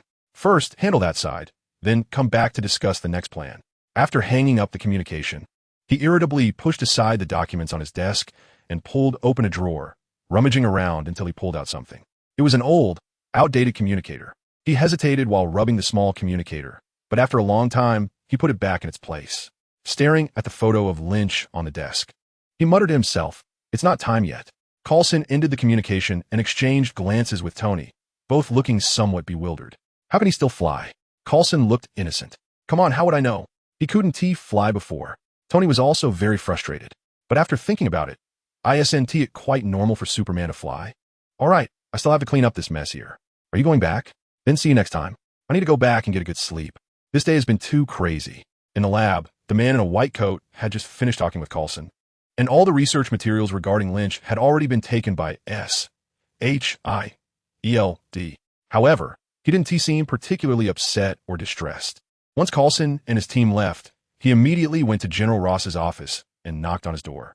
Then, with a face that didn't let him down, he told the expressionless Ross, "General, the sample hasn't been taken away." General Ross nodded and asked, "How long will it take to make the serum?" The man in white was taken aback and then said awkwardly, "General, this thing is a bit different, and I'm not asking if you could do it." General Ross shouted angrily, "Don't forget, I haven't settled the score with you for letting him escape." Ross was holding back his anger. If this guy wasn't still useful, he would really want to shoot this fool. 1 week. I want to see results. Otherwise, you can go die. In a secret gang hideout, a stunning woman with wavy blonde hair, dressed in a tight black suit that blended into the surrounding darkness, suddenly felt a vibration from her communicator. She frowned prettily and reached out to answer the call. Director, is there something? I'm on a mission. Abandon this mission and head to New York immediately. You have a significant task. Significant? She slightly pursed her lips, revealing a hint of a smile. How significant? It concerns the safety of New York. Upon hearing this, she replied seriously. Understood. I'll be back right away. The information has been sent to you. You can take a good look and think about how to complete this task. Moments later, sitting in the pickup car, she opened the task information. After quickly browsing through it, even she, who was well-trained, couldn't help but feel a face full of doubt about life. WTF? Superman? In New York's Chinatown, Lynch walked down the street with great interest, observing everything familiar yet strange around him. With his extraordinary hearing, the Cantonese occasionally drifting into his ears made him feel quite at home. However, the Chinatown infused with American culture also brought him much strangeness and novelty. He had never been to New York. He just happened to fly here and decided to take a stroll. Suddenly, he saw a Cantonese restaurant and remembered that he hadn't had Cantonese food in a long time. So he stopped wandering and walked into the restaurant. In New York's Chinatown, a young man wearing flip-flops and sporting a messy hairstyle swaggered down the street with a certain rhythm. Suddenly, he stopped in his tracks, confused, and reached up to touch his head, feeling something warm. Taking it down to look, it turned out to be a chicken bone. The young man instantly flew into a rage. This is unacceptable. How can I endure this? Why has Xiao Chun Haonan from Chinatown ever suffered this kind of loss? So he immediately put his hands on his hips, regardless of which apartment upstairs through it, took a deep breath, and began to curse. I F your mother. Who the hell threw chicken bones around? The building in front of him was a rather dilapidated old-style building, and judging by his estimation, those who lived there were likely old, weak, sick, or disabled, people he couldn't provoke. Therefore, he struck hard and didn't hold back. Seeing no one respond, he became even more energized, spouting a series of superb Cantonese curses. Just as he was cursing with gusto, as if he had found today a sense of achievement, suddenly, his left foot shot up with intense pain. He yelped and squatted down, covering his foot, and looked closely. It turned out to be another bone. Stunned, his right foot suddenly also shot with pain. He looked in horror and found it was still an ordinary bone. The pain temporarily suppressed his anger, and his intelligence regained the upper hand. Suddenly, he remembered the strange rumors circulating nearby over the past week. Something about thieves mysteriously falling and breaking their hands. Fraudsters bizarrely hitting walls and suffering severe concussions. Could it be? He swallowed hard, looking fearfully at the building. Sinister. Terrifying. There must be something unclean. The more he thought, the more scared he became, forgetting about the pain in his feet, and he rolled and crawled away from that street. Lynch casually tossed the bone in his hand into the trash can, picked up a cup of cola next to his chair, and gulped down a big mouthful. Lying back in his lounge chair, Lynch wore a blissful expression of a lazy person. What could be more enjoyable than eating fried chicken, drinking cola, and soaking up the sun? All right, he also took the opportunity to teach a lesson to the idle, uneducated young people passing by. It had been a week since Lynch arrived in Chinatown. After wandering around, enjoying food and entertainment, Lin Chi rented a rooftop to live in. For several days in a row, Lin Chi sunbathed during the day, indulged in food and drinks, and, at night, he exercised and helped others, while also collecting small activity fund for bad guys. Why not? Doesn't Superman need to eat? Well, physiologically speaking, he actually doesn't. Kryptonians living under a yellow sun do not need to eat physiologically. However, Superman does need to because he has always believed himself to be an Earthling, so, psychologically, he needs to eat. The same goes for Lin Chi. Since he didn't have to worry about money, he could eat to his heart's content, right? With a steel body and not having to worry about upset stomachs, Lin Chi couldn't help but exclaim, American junk food is really delicious. Of course, Lin Chi wasn't just eating all the time. He deeply studied the system and his current abilities. Regarding the system, he researched the acquisition of justice points and the template exchange issue. First, Lin Chi explored the issue of acquiring justice points. The system at that time was as follows. Superman System Current Template. Childhood Superman 100. Young Superman 10 Template Exchange List. Young Superman, Superman, Magical Superman, Golden Superman. Supreme Little Superman, Silver Superman. Justice Points. 49135. Later, Lynch discovered the reason for his surge in justice points in Chinatown. He was seen as a hero by people. Although he revealed little information, it still earned him a large amount of justice points. This was because his heroic deeds were known and spread, and those inspired by his actions would contribute a certain amount of justice points. While this value wasn't particularly high, it added up, resulting in Lynch suddenly gaining 50,000 justice points. In addition, directly combating evil could also earn justice points. For example, Lynch received over 10,000 justice points for taking down Iron Overlord.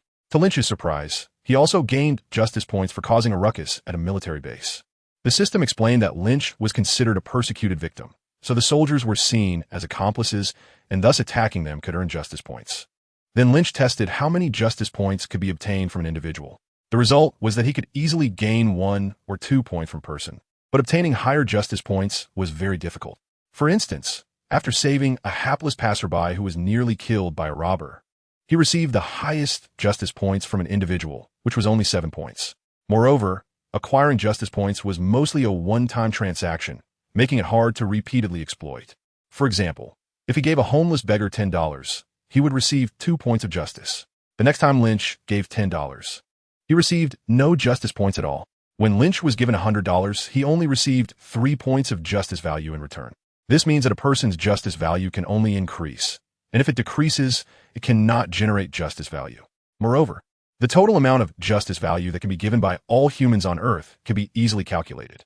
Taking the midpoint of 5 points and considering the global population of 6 to 7 billion, it amounts to a maximum of over 30 billion. However, in reality, obtaining such a large amount of justice value is as difficult as ascending to the heavens. This is because not all places are like New York, where everyone knows when a superhero appears. In many locations, even if Thanos snaps his fingers, they wouldn't have a clue about what happened. Therefore, while Lynch can obtain a lot of justice value on Earth, it is still not enough. If all goes well, he might exchange for a template at the invincible level like Silver Superman. If not, he can only exchange for an ordinary Superman template. Furthermore, only the Young Superman and Superman templates can be exchanged in stages. Others can only be exchanged all at once. At the same time, the exchange price for templates will decrease based on the current templates held. For example, if Lynch has the Young Superman template and 5 Young Superman templates, the display price for exchanging the Superman template would be the price of the Superman template minus the prices of the Young Superman and 5 Young Superman templates. The system explains that these 3 templates belong to the basic templates, allowing for staged exchanges, and thus the subsequent prices will decrease accordingly. Aside from the system, Lynch is also researching his own abilities. As Superman, the pinnacle of the DC Justice League's combat power, his strength is undoubtedly formidable. Lynch speculates based on his own strength that the complete Superman should belong to the level of beings like Ancient One, Odin, Hela, and Dormammu, which is essentially a god-level existence. As for who is stronger or weaker, that can only be determined through battle. After all, the movie universe is not yet interconnected. Saying who can definitely defeat whom is as meaningless as discussing Guan Yu fighting Qin Xiong. However, Superman is definitely capable of defeating the majority of the Avengers heroes. The only ones that can be compared are Captain Marvel, Scarlet Witch, Doctor Strange, and Thor After Awakening. From the performances in the movies, these characters have all shown outstanding abilities, but who doesn't have to eat dumplings during the New Year? Captain America swung Mjolnir and bewildered Thanos.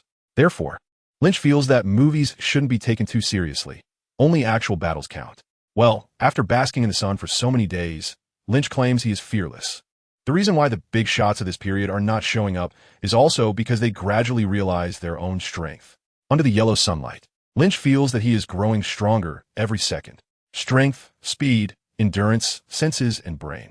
Lynch realized that the statement about being unrestrained was not false, but indeed true, unless S.H.I.D.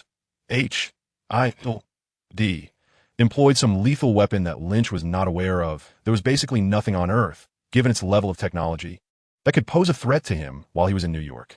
At this moment, Lynch understood what Superman meant in a certain work when he said that life must be lived cautiously. Lynch often sighed that if it weren't for the supernatural life force field that Superman possessed, he might have destroyed everything around him. At such times, there should be a background music playing. Invincible, how lonely it is. Dong dong dong. A knock on the door interrupted Lynch's sunbathing, and he turned to look through the door, seeing a stunning figure. Lynch smiled slightly and tossed the cola aside. After waiting for a long time, has someone finally come find me? Who? Sir, your order has arrived. Come in, the door is unlocked. Okay. The door to the rooftop was pushed open, revealing a charming and sexy young beauty. She was dressed in a server's uniform, with her signature chestnut long hair, a curvy figure, and a delicate face adorned with a nearly enchanting smile. With a captivating smile, she walked towards Lynch, carrying a bag of food. Lynch's eyes sparkled with curiosity as he openly observed her. Meeting in person was better than hearing about her, and seeing her in a movie couldn't compare to reality. Right before him, her skin was delicate and dewy. Her large eyes seemed to speak volumes. Her nose was high and well-defined, and her small face appeared to radiate light in Lynch's eyes. She shyly pressed her lips together, displaying a perfect hint of modesty, and placed the items she was holding on the small table next to Lynch. "Sir, I wish you a pleasant meal." Lynch shifted his scorching gaze over the delivered dishes and opened them, slightly surprised. They were all home-cooked meals, but not easy to find on the streets of America. Lynch hasn't had authentic Chinese food for a week, and sometimes complains a bit. "You all are very thoughtful. I thought you had forgotten about me." Her expression didn't change much, but Lynch could hear her heartbeat noticeably quickening. Disguise exposed. Lynch arranged the dishes one by one and then recited their names. White-cut chicken, braised pork with preserved vegetables, steamed base, and black chicken soup. Right? She continued in her not-so-standard Chinese. "You can speak Chinese?" Lynch was genuinely surprised. A little. He seemed quite surprised and somewhat happy. "Quite a bit, actually." Lynch nodded. "Natasha, to be honest, you should play another role. As a waitress, you're a bit too beautiful." "Thank you for the compliment." Natasha brushed her hair back. "You seem to know a lot. I have good listening skills, so we can speak frankly. What is your plan?" Lynch casually picked up his chopsticks and took a bite of the beautifully presented braised pork, casually asking, The meat is tender and flavorful, fatty, but not greasy, delicious." Natasha sat down and, looking a bit helpless, said, "What if I say I have no plans? Just like you said, we can't restrict you in any way. So let me talk to you about how to make your time in New York a bit more enjoyable." Lynch swallowed a big bite of meat, and after chewing it carefully and swallowing, he smirked and glanced sideways at Natasha, saying, "So your plan is a beauty trap? Turn to take a nice sip of soup." Lynch continued to mock. "Since you all found out that I know a lot of things, why would you still think I would be interested in you?" Lynch stared quietly at Natasha. "Natasha, I know your past, and I've even seen your future. You have no secrets in my eyes." This was true. Lynch dared to assure it. Having once been captivated by Black Widow's beauty and charisma, Lynch had delved deeply into the history of Black Widow, from movies to comics. Lynch knows what kind of dark past and tragic future Black Widow has. In the Marvel Cinematic Universe, Black Widow was born in 1984, making her only 23 or 24 years old now, just a year or two older than Lynch. She comes from the infamous Soviet female spy training facility known as the Red Room, where she underwent brutal and harsh training and selection, forced to execute an innocent person. After that, she served the Federal Security Service of Russia and was targeted by S.H.I.L.D., which sent Hawkeye to assassinate her. Hawkeye did not kill her. Instead, he recommended her to join S.H.I.L.D. After that, the well-known story unfolds. She sacrificed her life to obtain the Soul Stone and save half of the universe's beings. She had no childhood, no family, no love, no offspring. And even in death, she had no grave or flowers, forever tormented by the blood on her hands as a tragic woman. "So you don't like me?" Natasha raised an eyebrow, suggesting she could change to someone you like? A Chinese girl? A cute type? He said he knew his future. It seems he wasn't lying. What does that mean? "No." Lynchy smiled and reached out. "I really like it. Nice to meet you. I'm Lynchy." Natasha paused for a moment, then smiled widely and shook his hand. "I'm Natasha Romanoff." The mission went quite smoothly, so he has a good impression of me, even if he knows my past. "So soft, so warm. So now we're friends?" Natasha remained composed, still letting Lynchy hold her hand. He seemed like a little boy who had never been in a relationship. "I guess that's it." Lynchy came back to his senses, withdrew his hand, and continued eating. Natasha chuckled lightly and decided to take the chance to test the waters. "You seem quite familiar with Huaxia?" Lynchy responded with a waited for a moment, and then said, "I am Chinese." "Really?" Natasha didn't expect Lynchy to be so direct, and then jokingly said, "We thought you were Superman." Lynch chuckled and shook his head, saying, "Do I look like Superman to you? Based on your observations, don't I resemble an ordinary college student more?" Natasha couldn't help but agree. After observing him for so many days, her psychological analysis concluded that Lynch was just a typical Chinese university student. "However, your abilities," Natasha said, "are just like Superman's. Super strength, heat vision, flight, X-ray vision, absorbing sunlight. Why must I be Superman?" Lynch sighed. "Can't I be a cultivator who has practiced light-based techniques?" The latter part of his sentence was in Chinese, which Natasha didn't quite understand. What does that mean? Is it something from Chinese mythology? Yes. Why don't you think of me as a Chinese immortal? Lynch wiped his mouth. An immortal? Natasha fell silent, lost in thought. Sorry, it might be a cultural difference. We just didn't think in that direction. So are you? No, I was just joking. Lynch laughed heartily, looking mischievous. Natasha rolled her eyes at him. The director of the Egghead Bureau, who was listening to their conversation, was also taken aback. The SHIELD agents around them, busy researching immortals' techniques, and cultivators looked at him speechlessly. The director signaled them with his eyes to continue their research and continued listening. Please, can you provide a bit more useful information?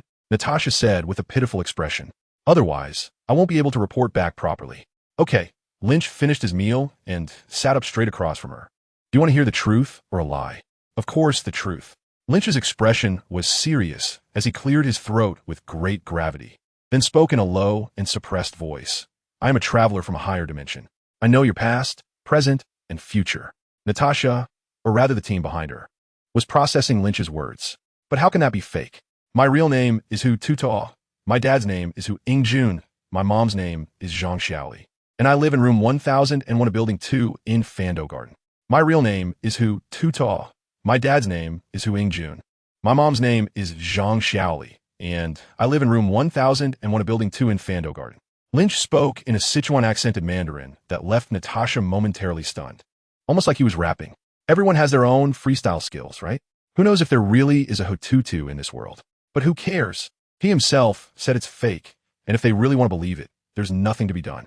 Natasha maintained her unchanged, mask-like smile, clearly not fully understanding what was said. This was normal. It proved that her Chinese teacher wasn't a heavily accented Sichuanese. But whether she understood or not didn't matter much. Someone else could understand. The all-powerful Shield had already arranged for a translator to quickly extract the information from the conversation. After some inquiry, of course, they found nothing. There was no Hututu in this world. By now, Natasha felt that things were getting a bit beyond her imagination. Being skilled in micro-expressions, she could tell that Lynch, who was untrained and unable to hide his true thoughts, didn't seem to be lying. Given Lynch's seemingly prophetic insights about Tony Stark, the director, and even herself, his claims seemed to be corroborated. However, this claim was too shocking and hard to accept. It was more terrifying than him admitting he was Superman and that superheroes existed in this world. An omniscient being came to their world. What could its purpose be? Well, I don't quite understand what you're saying, Natasha said, feigning helplessness. So should I believe your truth? You decide for yourselves. Lynch shrugged indifferently. So your world is pretty much like ours? Natasha asked thoughtfully. Lynch lowered his head and thought for a moment. It's basically the same, right? Natasha pondered Lynch's words and continued to ask. So can you tell me how you ended up here? How would I know? Lynch replied helplessly. An unexpected incident brought me here suddenly. Is it the day you met Tony Stark? Yes. Lynch sighed. It was a terrible first day. It almost got me killed. It's all in the past now, isn't it? Lynch didn't reply for a moment, calmly meeting Natasha's gaze for a while. Then he stood up disinterestedly and returned to his lounge chair. Putting on his sunglasses, Lynch lay back and stretched lazily. It won't just pass, Natasha. When something happens, it leaves a mark, doesn't it? Lynch lay on his back, large sunglasses covering most of his face, making his expression unclear. To put it bluntly, I'm a very lazy person. Too lazy to be a hero, too lazy to be a villain, too lazy to make friends, too lazy to create enemies, and even too lazy to live life properly. In this world, I am just a passerby, even lazier to put in the effort to do anything. But when I listen to my heart and want to do something, I will give my all, leaving nothing behind. So you can treat me as if I don't exist, and then everyone will be free of worries. Lynch turned his back to Natasha and waved his hand while sitting in the lounge chair. No need to see you off. Natasha quietly listened to Lynch finish speaking and stood up, preparing to leave. There's one more thing. Tony asked us to let you know that he will hold a press conference tomorrow. Are you going? Lynch tilted his head. A press conference? What a memorable scene. Should I go? Lynch made a decision in a second. Where's the location? Natasha took out an invitation and placed it on the table. I put on the table tomorrow at 9 o'clock. Okay. Lynch closed his eyes, but he didn't hear Natasha leave for a long time. Is there something wrong? Yes, but I'm hesitating whether or not. If you're hesitating, just do it. You'll only know whether you should have done it after it's done. Then Lynch felt Natasha's heartbeat gradually calm down. Okay, I want to ask, was I liberated when I died? Hawkeye listened and pondered carefully. Was she liberated? Natasha's later life had brought her companions who were like family because of her joining the Avengers, but she remained a pitiable person tormented and entangled by her past.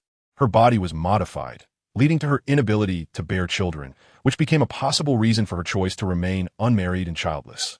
Her career as a spy left her hands stained with blood, and the most painful experience for her was the first time she executed an innocent person.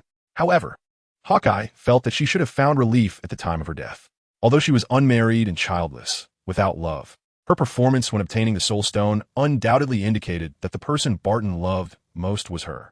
Even though she had killed innocent people and committed countless acts of violence, her sacrifice brought forth the Soul Stone, saving half of the innocent beings in the universe. One can imagine that when she died, her heart must have found redemption. Thus, Hawkeye said softly, "The place where you died is desolate and silent. No one has been there for 10,000 years. No grave, no epitaph, no flowers, no songs." Upon hearing this, Natasha couldn't help but laugh, though her eyes dimmed. After a pause, Hawkeye changed his tone and said, "But when you died, you were surrounded by the ones who loved you most, and everyone on Earth remembers your sacrifice, as you saved half of the innocent beings in the universe." Lynch turned his head and said firmly, word by word, "I think with words like this you should consider yourself redeemed." Natasha remained silent, her face showing the most sincere and charming smile of the day. "Lynch, can I ask you for a favor?" She looked at Lynch with a pleading expression. "If what you said is true, please don't change it." After Natasha left, Lynch squinted his eyes, reflecting on the gains and losses of today's conversation. Lynch had no intention of hiding his origins. Fabricating lies was not practical. How could an ordinary person disguise themselves in front of a group of the world's top agents? It's impossible. It's better to be open and honest, saving Lynch the trouble of wasting brain cells. Even if they could guess some things, so what? If one day you found out that your world was a story created by someone else, and that you were just a fictional character from another world, how would you feel? Sad, desperate, in pain, or would you try to escape and break free from the shackles? Overthinking it, of course. You would just carry on with what you need to do. Have you paid off your Huawei and Jibei? Do you have a house, a car? Do you have a partner? Is the brick in your hand no longer warm? Or have you run out of homework?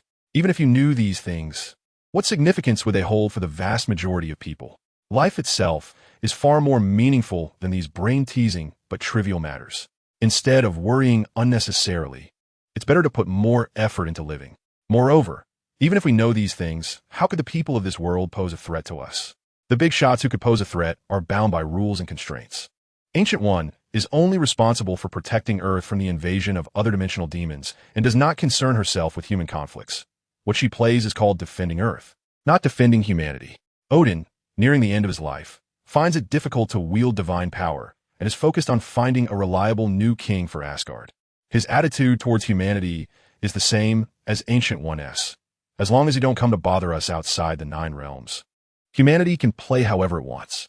The other members of the Avengers are hardly impressive in front of superhumans. So what is there to worry about? Of course, say whatever you want, do whatever you want. Lying in the sun, Lynch slowly fell asleep. In the office of the SHIELD director, Natasha was giving a report to Nick Fury. So my suggestion is to maintain contact and communication to avoid unnecessary friction. Nick Fury stared with his signature dead fish eyes, expressionless as he questioned, what if he is disguised like this? For example, using some special ability?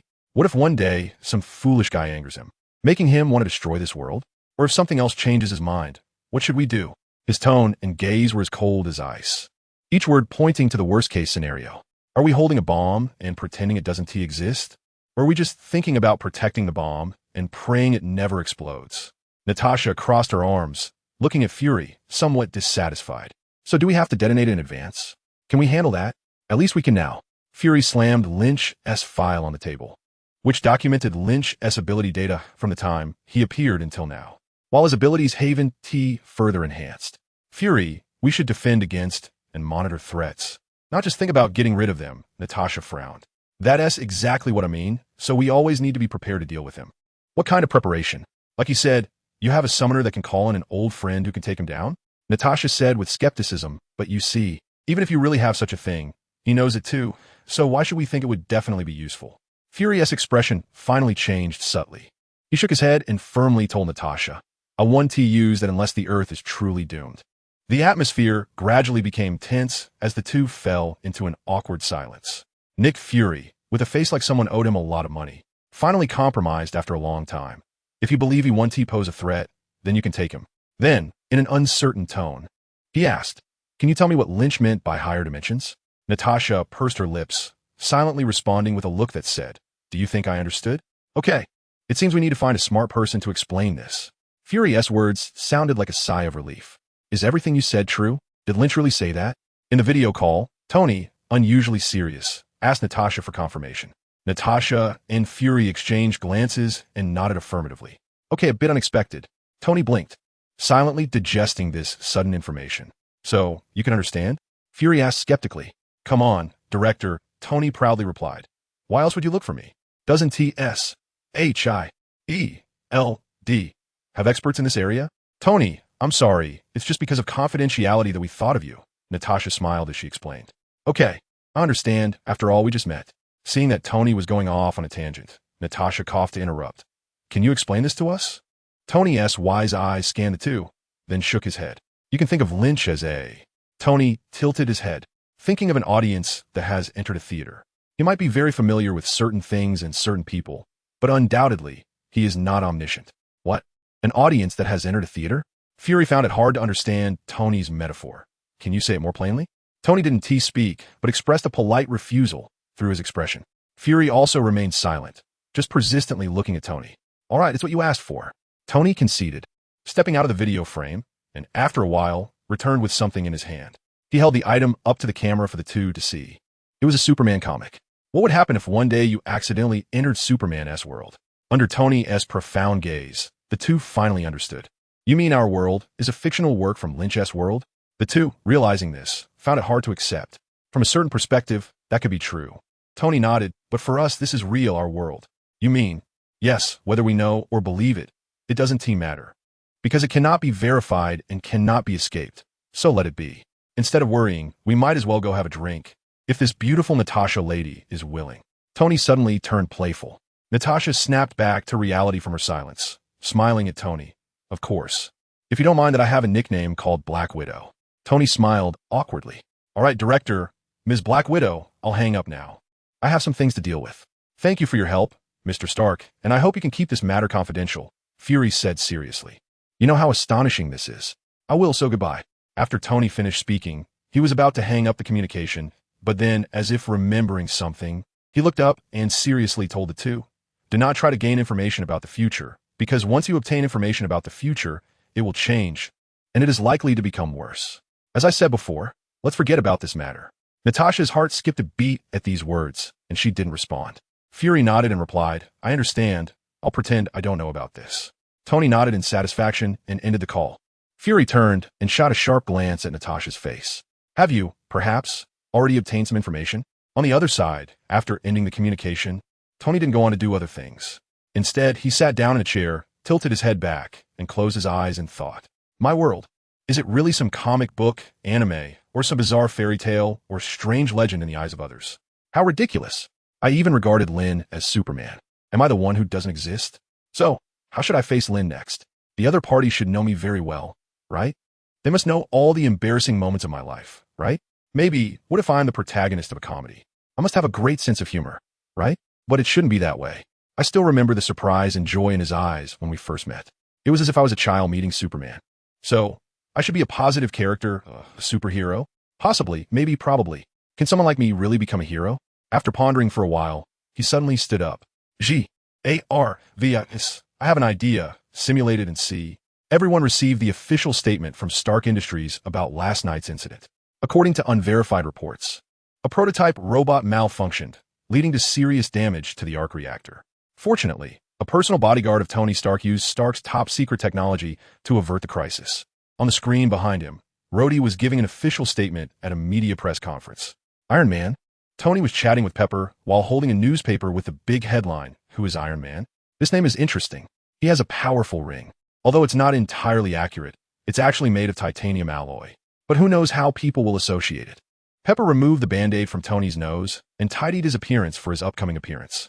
Coulson walked over and handed him a few small pieces of paper, saying, "Alibi." Okay. Tony put down the newspaper and checked his official statement. At that time, you were on the yacht, Coulson introduced. Okay, Tony acknowledged. The IRS verification shows you were docked at Avalon Harbor all night, along with the testimonies of 50 guests.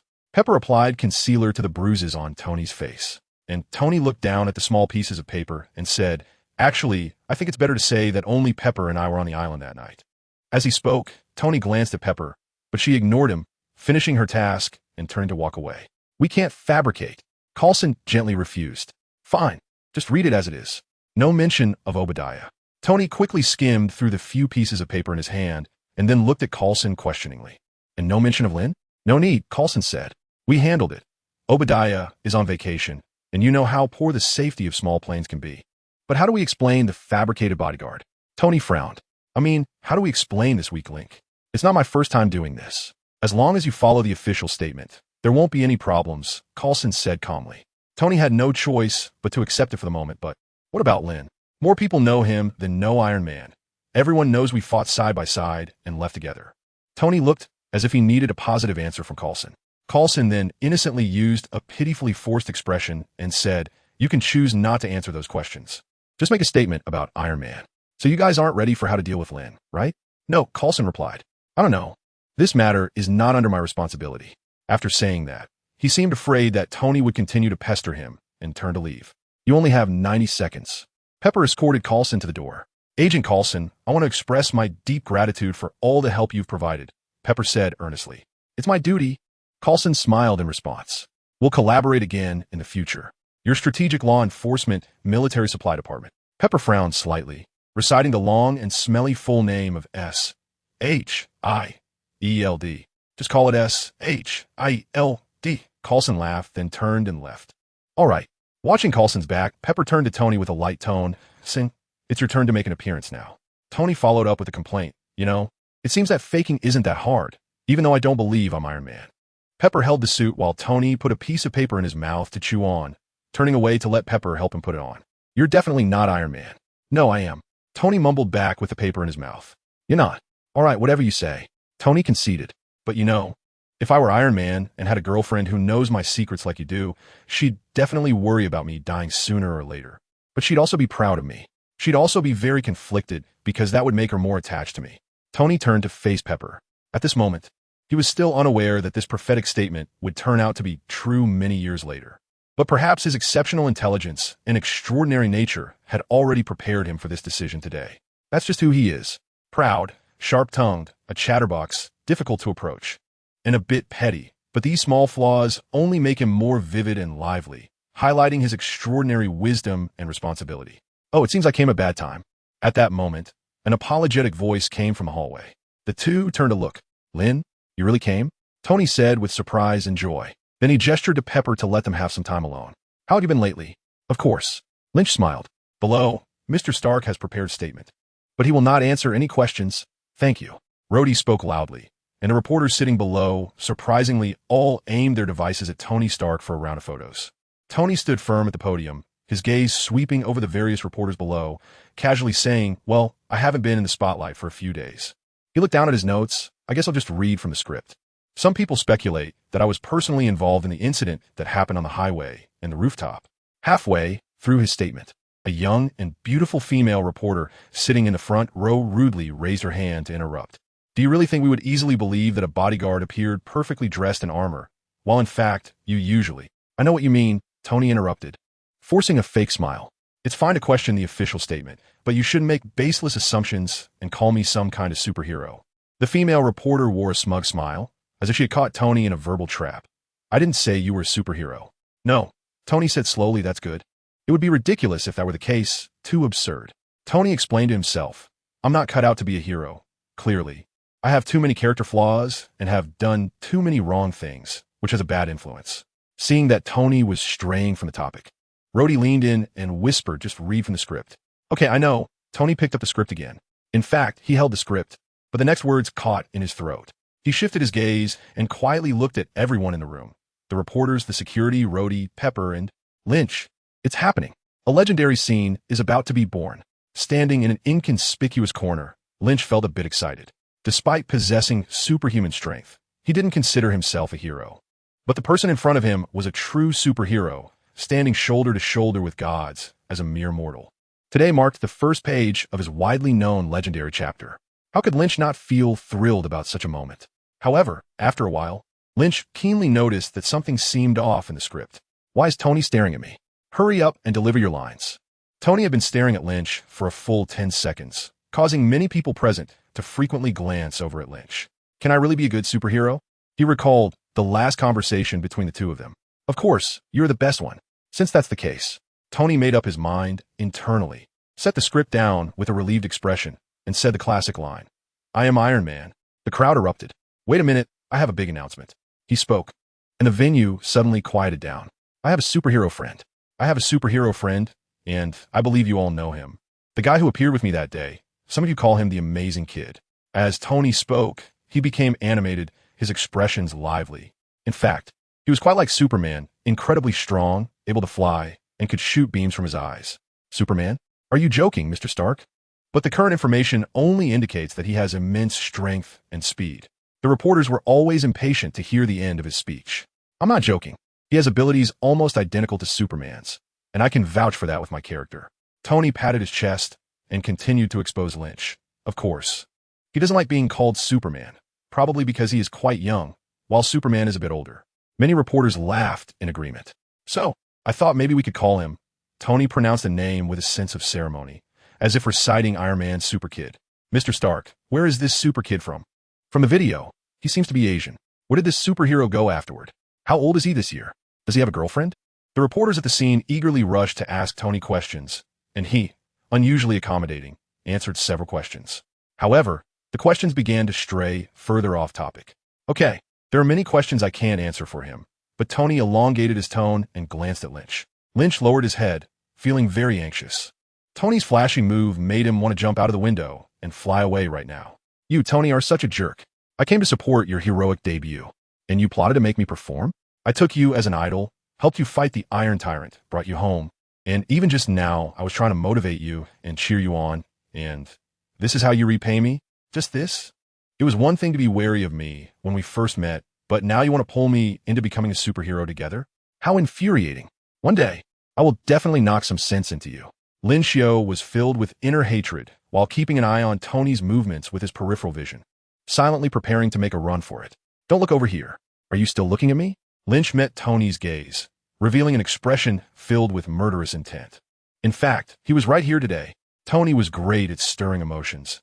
As soon as he said that, the reporters erupted into a frenzy, looking around and continuing to ask Tony where he was. Meanwhile, Lynch had already lingered close to the door. Don't say it, please. Tony didn't actually say it out loud. He just smiled arrogantly and said, I want to point him out to you, or he might blame me. He doesn't really like people knowing about him. Of course, while saying this, Tony's eyes subtly indicated Lynch's direction.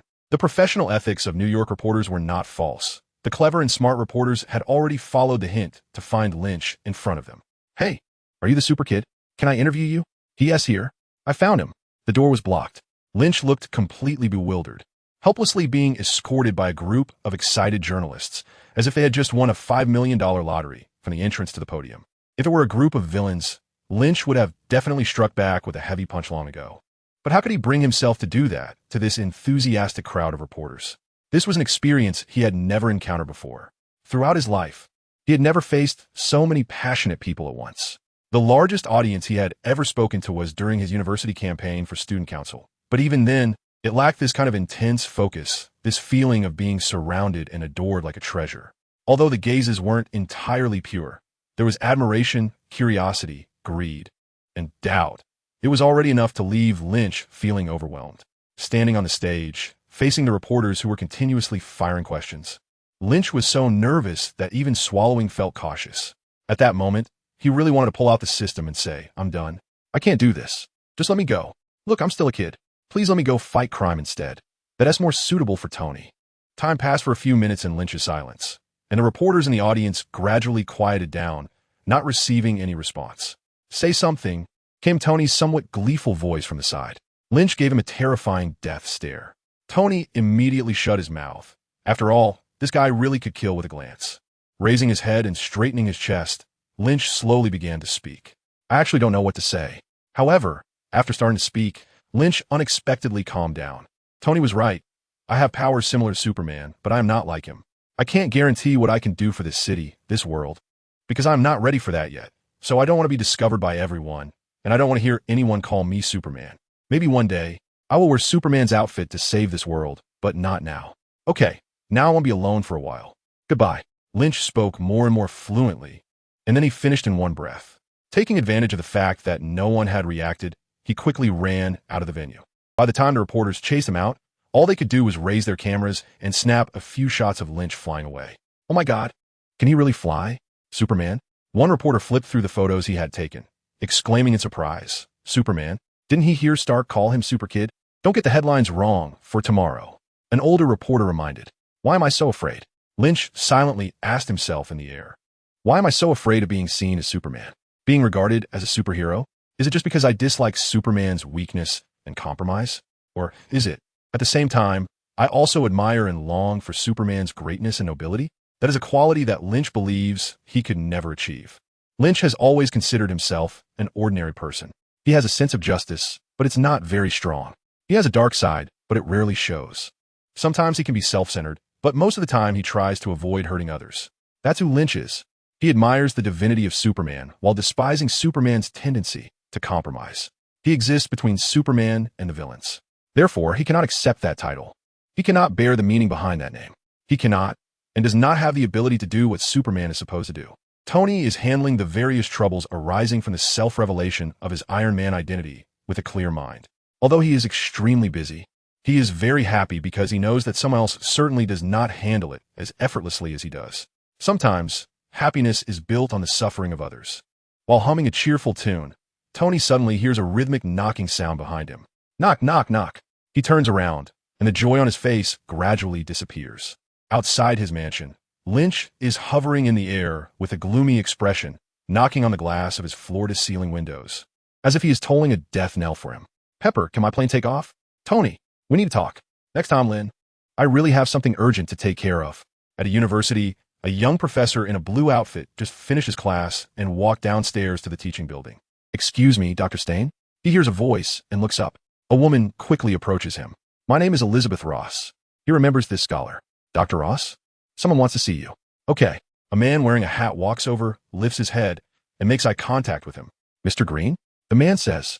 Stain looks at the man in surprise. Mr. Green? I have always wondered if you really existed. If so, what would you look like? A person with such powerful abilities, yet so unassuming, truly surprises me. At Dr. Stain's residence, he enthusiastically talks about his curiosity about Mr. Green, Dr. Banner. Unfortunately, neither of them is particularly interested in this experience.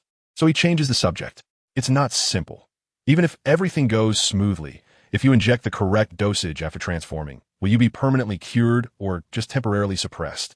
Saying this, Stain makes a coin toss gesture, meaning the outcome of the treatment is as uncertain as flipping a coin. If the dosage is slightly too much, there could be high toxicity that might kill her. Dr. Banner's girlfriend or ex-girlfriend, Ms. Ross interjects. Yes, I'm sure. Stain nods, but it could also be the opposite. If the dosage is too low and can't suppress me, you could be in danger, Banner says. Stain laughs, as if he anticipated Banner's concerns, explaining, I have always been a curious person, and I have never encountered a situation where I had to decide whether or not to do something. The meaning is very clear. I have been reckless since I was young and have never been afraid. So the three of them come to an agreement and head to Stain's laboratory. Stain inserts the serum into the machine, adjusts it, and then instructs Banner to lie down on a recliner. He then secures Banner to the recliner to ensure he can inject the serum after Banner transforms into the Hulk. This will be a very novel experience. Stain prepares the equipment and tells Banner, we're starting now. The blood separator will mix the antidote with your blood, but you need to transform completely for the antidote to take effect. Blood from Banner's body is continuously drawn out, and then mixed with the antidote before being returned to his body after the transformation. Relax. Ross gently strokes Banner and says, all right, it's done. Next, they are about to enter the most dangerous part, awakening the Hulk and injecting the antidote. Stain takes the electric shock device, takes a deep breath, and asks, are you ready? Banner looks at Ross and nods. So Stain uses the electric shock device and shocks both sides of Banner's head hard. Ugh! Banner instantly closes his eyes and whimpers in pain, his body struggling violently. Suddenly, he straightens up, his eyes wide open, and a hint of green appears. The Hulk is about to emerge. Banner's body swells like an inflated balloon, green veins crawling over his exposed skin like worms. He violently spits out whatever is in his mouth, and a terrifying sound erupts as his body continues to expand. As he throws his head back and roars, his entire body has grown to size like a giant from Legends. Stain, who is continuously exclaiming in astonishment, becomes a bit frantic and wants to turn off the machine. Wait, it's not over yet, Ross urges. Stain has no choice but to give up and continue to watch Banner's transformation in horror. Moments later, Banner completes his transformation into the Hulk. He lets out a beastly roar and begins to break free from the restraints. Now, hurry, Ross loudly reminds. Inject the antidote quickly. However, at that moment, Stain seems to be in a daze and is knocked down by the rampaging Hulk. The rampaging Hulk possesses immense strength and is about to break free from its bindings. Once it succeeds, the consequences will be unimaginable. Ross looks at the terrifying beast and musters her courage to climb onto its back. Bruce, look at me. She tries to calm the Hulk while urging Stain. Quickly inject the antidote. Hurry. The Hulk struggles, but does not push her away. After a long struggle, Stain finally successfully injects the antidote into the Hulk. As the antidote enters the Hulk's body, it seems to suffer a massive blow, growling softly before slowly lying down. Its body gradually shrinks, and the green fades away rapidly. Moments later, the Hulk transforms back into Banner. That was the most astonishing thing I have ever seen in my life, Stain exclaims, spitting as he expresses his shock with an exaggerated expression. Don't be so excited, Ross says disapprovingly, as this is not an enjoyable experience. We need to discuss what just happened. No problem. The gamma pulse comes from the amygdala of the brain. I guess we may have neutralized those cells in Dr. Ross's nucleic chain, or it just suppressed this transformation. I don't know. Maybe it's the latter. My experimental specimens have never survived. Wait, what did you say?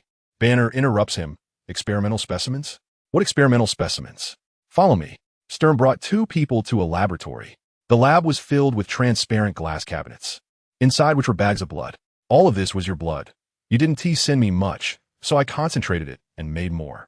As long as we continue to research, there are infinite possibilities and endless potential. This gamma technology has countless uses. We can discover hundreds of cures that would make humanity completely immune to various diseases. Banner looked at the fervent Stern, feeling a chill in his heart. He certainly knew the immense potential contained within gamma technology. No one understood it better than he did. However, the deeper the research went, the greater the harm. Gamma technology is a double-edged sword, and humanity has not yet mastered how to use it. Continuing the research could very likely lead to disasters even more terrifying than the Hulk. He said seriously to Stern, no, we have to destroy it. What? Why? Stern was confused. We could win a Nobel Prize with this. You don't understand the power of this thing. It's too dangerous, uncontrollable. It's Prometheus' sacred fire. The 3 began to argue. They only wanted to use it as a weapon. If the government took it away, it would be over. You have no idea of its power. I hate the government too, but you're being too paranoid. Stern completely did not understand why Banner was being so cautious. Bang! Suddenly, a gunshot ended the argument. Banner fell to the ground in pain, and Ross hurried over to support him. Upon closer inspection, fortunately, it was just a tranquilizer. Banner slowly collapsed, and even with Ross slapping his cheeks and calling his name, it was no use. Soon, a group of military soldiers subdued the 3 and took Banner and Ross away. Stern, bewildered, was taken aside by a female officer for questioning. He never expected that Banner's words would come true, and that government agents would arrive just like that. Outside Stern's house, General Ross, who had planned this capture operation, looked down at the bound Banner and coldly said, "If you dare to eliminate the Hulk, just wait to spend the rest of your life in prison." Banner remained expressionless and ignored him. General Ross looked up and approached Betty Ross, Banner's girlfriend, who was walking towards them.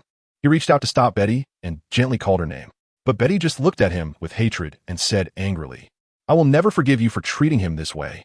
He is a fugitive," General Ross defended. "You made him a fugitive." Betty's voice rose even angrier. "To cover up your failures and protect yourself.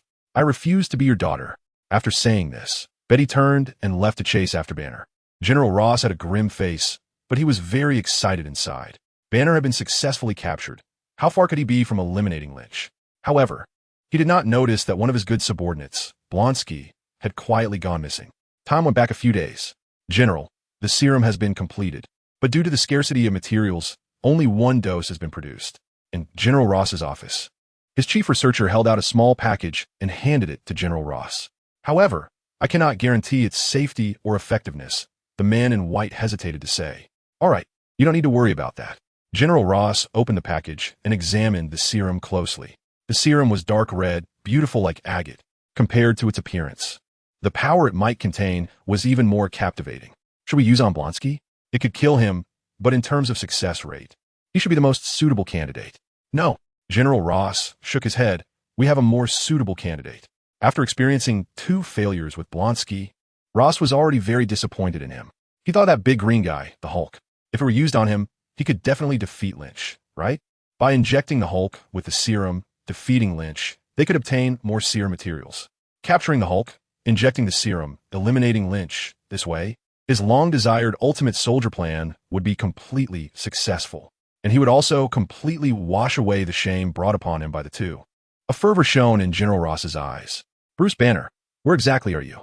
Lynch, this time I will make you die in pain and regret. In the bathroom, Blonsky stood bare-chested, staring at himself in the mirror. Gaunt, sullen, and grotesque, he looked like a monster. Not long ago, Blonsky had once again approached General Ross to request the precious serum. But once again, he had been denied. Although General Ross claimed it was for his own safety, his cold and disappointed expression revealed everything. General Ross no longer believes in me. Blonsky thought bitterly. Damn Ross. He actually thinks I'm not qualified to use the serum. Damn Hulk and Lynch. Damn everything. Gradually, hatred twisted Blonsky's soul. He hated Hulk and Lynch for defeating him time and again, crushing him mercilessly like squashing an ant. He hated his comrades and Ross for not believing in him, for not offering him help, and for often looking at him as if he were a monster. He loathed himself, hating his weakness and powerlessness, unable to resist against strong enemies, repeatedly trampling and shredding his own self-esteem. Blonsky clenched his fists, his small body hunched over. A row of terrifying metal spines clearly visible on his back. Monster? If I could gain power, the power to destroy everything, what would it matter if I became a monster? Enemies, comrades, Ross. If possible, I want to destroy all of this. Beep, beep. The communicator rang, and Blonsky took it out, a faint smile squeezing out on his sullen face. It was a call for action. They had found Hulk at a doctor researching gamma technology. During the capture operation, as Blonsky arrived at Dr. Stern's residence, he suddenly thought, if this scientist could cure Banner and eliminate Hulk, could he also create Hulk? If I could gain that kind of power.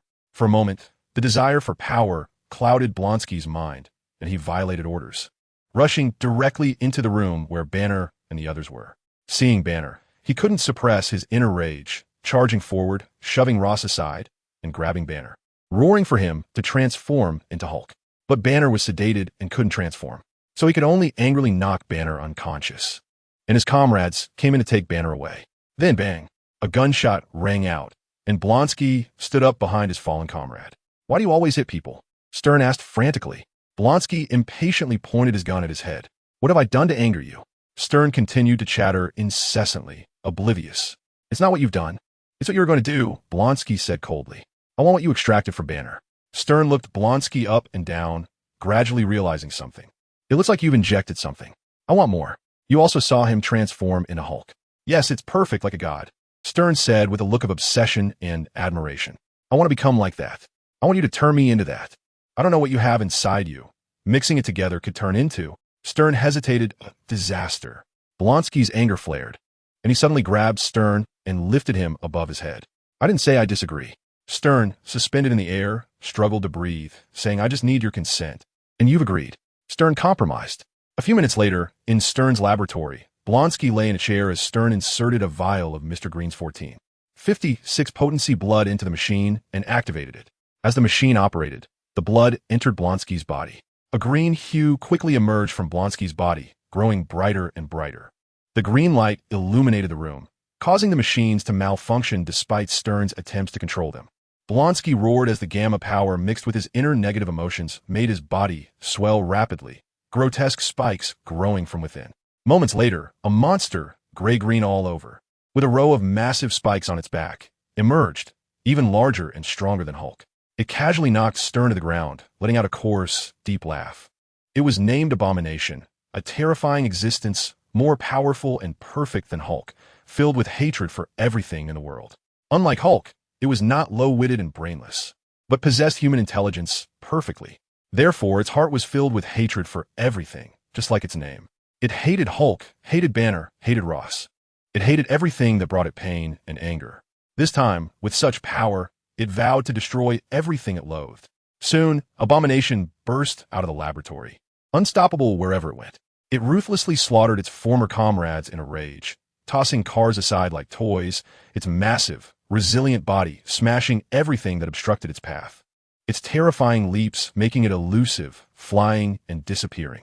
Soon, the bustling streets of Brooklyn, New York, turned into a hell on earth. Blood spread, flames burned, and people screamed as they fled. 2 soldiers drove against the flow of people to the scene, seizing the opportunity to fire a rocket at it. But to their terror, Abomination quickly turned around, casually catching the missile and smashing it against its head. The explosion sounded, yet Abomination was unharmed. It roared, sprinting a few steps to the 2 soldiers, lifting a car to smash it down on them. Give me a stronger opponent. Is it your experiment? Oh God, what have you done? On the plane transporting Hulk, Banner and Betty immediately guessed that this monster likely came from General Ross's hands. General Ross fell silent, involuntarily picturing Blonsky in his mind. Looking at the lost image on the screen, Banner and Betty turned to General Ross. Sir? His subordinate asked what to do. After a long pause, Ross ordered, deploy all forces to Brooklyn. His voice seemed to age 10 years in an instant. Just resolve one problem. And another even bigger one arose. Why is this happening? He couldn't understand. Hearing General Ross's order, Banner took a deep breath and then said firmly, let me go. You have to let me go. He saw Hulk's shadow in that monster. It was Hulk, the disaster he had created, and he needed to go deal with it. What are you talking about? Betty asked in confusion. Do you think you can control it? Betty was unwilling for Banner to take the risk again. Not control, but utilize it, Banner explained. What if you can't? General Ross said sternly. That thing is what we created. Banner said solemnly, all of us. I'm begging you. General Ross stared deeply at Banner for a long time, then turned and ordered, land near it. He compromised. At this point, face and honor were irrelevant. If that monster continued to wreak havoc on the streets, what terrible impact would it have on New York and this country? The only way was to let Hulk, let his experiment, let his enemy try to solve one problem with the mess he had created. No, stay in the air, open the rear door, Banner said. General Ross nodded in agreement. Banner moved to stand at the open rear door, and Betty anxiously grabbed him, pleading, Bruce, what are you doing? You need to think this through. You don't know if you'll transform. Betty begged desperately, fearing that if Banner jumped, he would fail to transform and be crushed. Betty, I have to give it a try, Banner said, looking intently at Betty. He knew full well that Hulk had been suppressed by the serum, possibly even eliminated. Jumping down could either mean success or death. But precisely because of this, he felt he had to jump and try. In this situation, unless faced with a life-and-death crisis, how could he awaken Hulk? Without awakening Hulk, how could he dare to confront that monster? The two looked at each other in silence, then gradually leaned in and kissed. Was this the last kiss for a forever goodbye? No one knew. As their lips parted, Banner released Betty's hand and fell backward from the plane. Betty maintained her position, reaching out as if trying to catch the departing Banner, her gaze following him down. Bang! Banner hit the ground, creating a small, human-shaped crater. Did he succeed? Everyone on the plane held their breath and silently prayed. Meanwhile, the gray-green monster rampaging at the intersection of North 121st and Broadway in Brooklyn was still on the loose. According to relevant departments, corresponding rescue operations had begun, but some eyewitnesses claimed that the monster had already eliminated a squad of soldiers, and bullets and rocket launchers were completely ineffective against it. They advised nearby citizens to evacuate quickly and to stay tuned for further news updates. In a small bar in Hell's Kitchen, a famous Marvel landmark in Manhattan, the television was continuously broadcasting the horrific events in Brooklyn. Watching the bloody and terrifying videos on the screen, the atmosphere in the bar grew even more heated. Oh my God, what kind of monster is that? Wow, I really want to see how powerful that big guy is. Are you crazy? That thing will tear you apart. Not necessarily, if it dares to come to Hell's Kitchen. Listening to the chaotic discussions in the bar, Lynch burped and put down his soda. He was a fan of alcohol. As for whether there was soda in the bar in Hell's Kitchen, or whether drinking soda would get him into trouble, those are not concerns for Lynch. He just happened to smash the marble bar counter into pieces when he slapped his money down on the table. A solid 15 centimeters thick, hard enough to break a fist on. The effect was great, a perfect strike. The bartender, who had initially impatiently said there was no soda, hurried off to buy a barrel of it, even crafting it into various flavors. He also eliminated all the annoying little thugs, thieves, and scammers. Leaning back on the spacious booth sofa, Lynch savored the various sodas in front of him, enjoying the occasional flirtatious glances from passing beauties. He had originally come to experience the passion of Hell's Kitchen, but found himself instead experiencing the rare calm and friendliness of the place. Lynch couldn't help but sigh. Perhaps being strong is just this dull and flavorless. "Hey, can I sit here?" A voice suddenly interrupted Lynch's self-indulgence. Lynch instinctively rejected the fifth woman who had said this today. But he immediately looked up, stood up, and said to the newcomer, "Natasha, what brings you here?" The visitor was none other than Natasha, dressed in a short skirt and low-cut top, exuding a sexy and stunning charm. "Don't you know?" Natasha seamlessly sat down next to Lynch, then leaned closer to his ear and whispered about that monster in Brooklyn. Lynch lazily took a sip of cola and replied leisurely, "How could I not know?" He pointed at the television. "It's being broadcast everywhere. Even if I wanted to be unaware, it would be difficult." Natasha smiled faintly, her bright eyes lingering on Lynch. Lynch felt a bit uneasy and couldn't help but ask, "Is there a problem? What are you looking at?" "I'm watching Super Kid." Natasha giggled. "Why are you still sitting here? What else would I do?" Lynch rolled his eyes, feeling that Natasha seemed a bit off today. Did I really have to fly out and fight monsters? Usually, Natasha always smiled and spoke gently, but the longer he interacted with her, the more he felt a distance between them. Compared to those who appeared cold but were passionate inside, Natasha was actually more difficult to get close to. She seemed friendly at first contact, but was hard to truly connect with.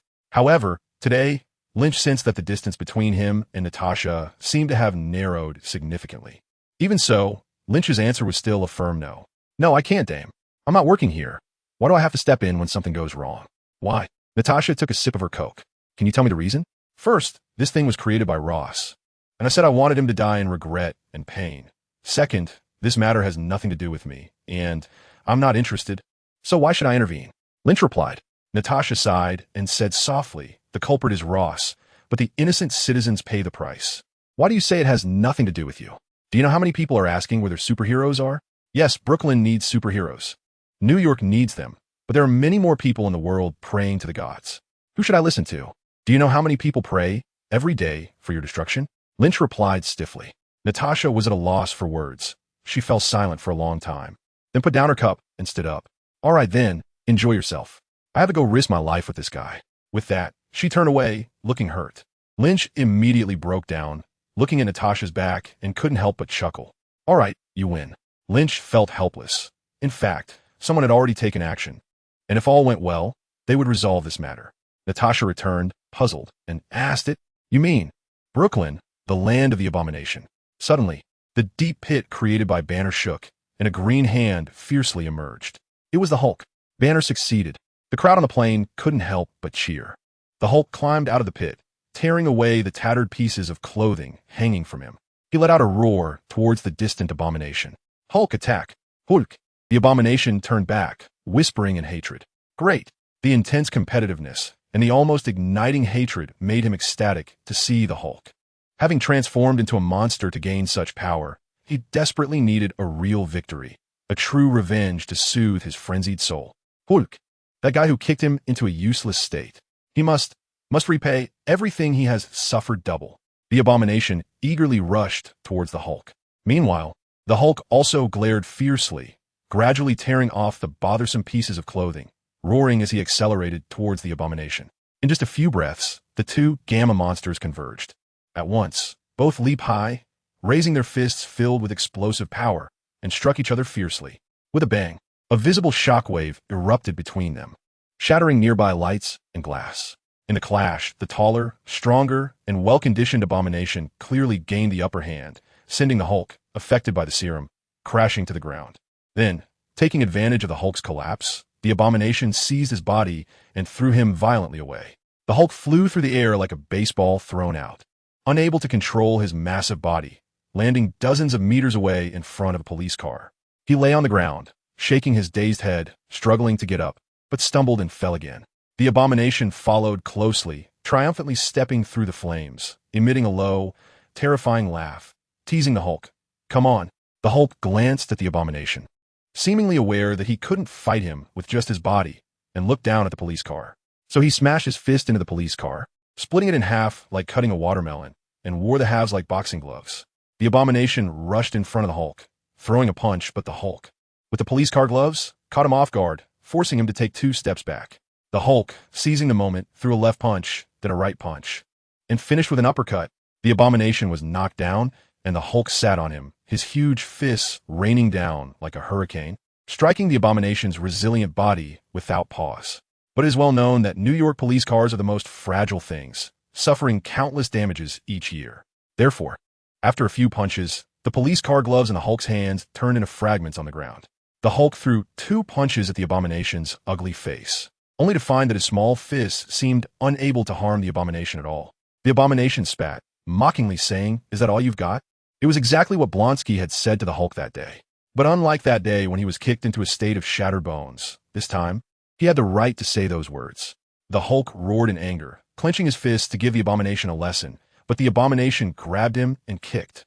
The tide had turned, and this time it was the Hulk who was ruthlessly kicked away, crashing directly into a nearby building. The abomination roared and continued to pursue, leaping directly onto the Hulk's building, peering into the hole created by the Hulk. At this moment, seeing the Hulk and the abomination in a disadvantageous battle, the helicopter that had been hovering in the sky descended to a lower altitude, coming close to the abomination. "Quick, use the machine gun to help him." General Ross ordered the helicopter pilot. "Help which one?" "The green one. Take down the other one," Ross shouted.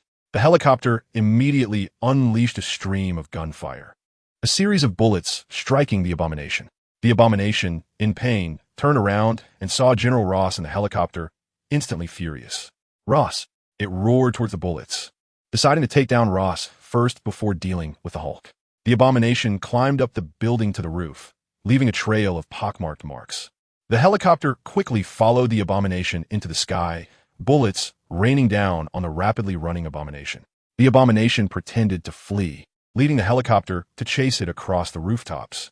The Hulk woke up from a dumpster on the other side of the building, looking up at the sound of gunfire, just in time to see the abomination and the helicopter flying between 2 buildings.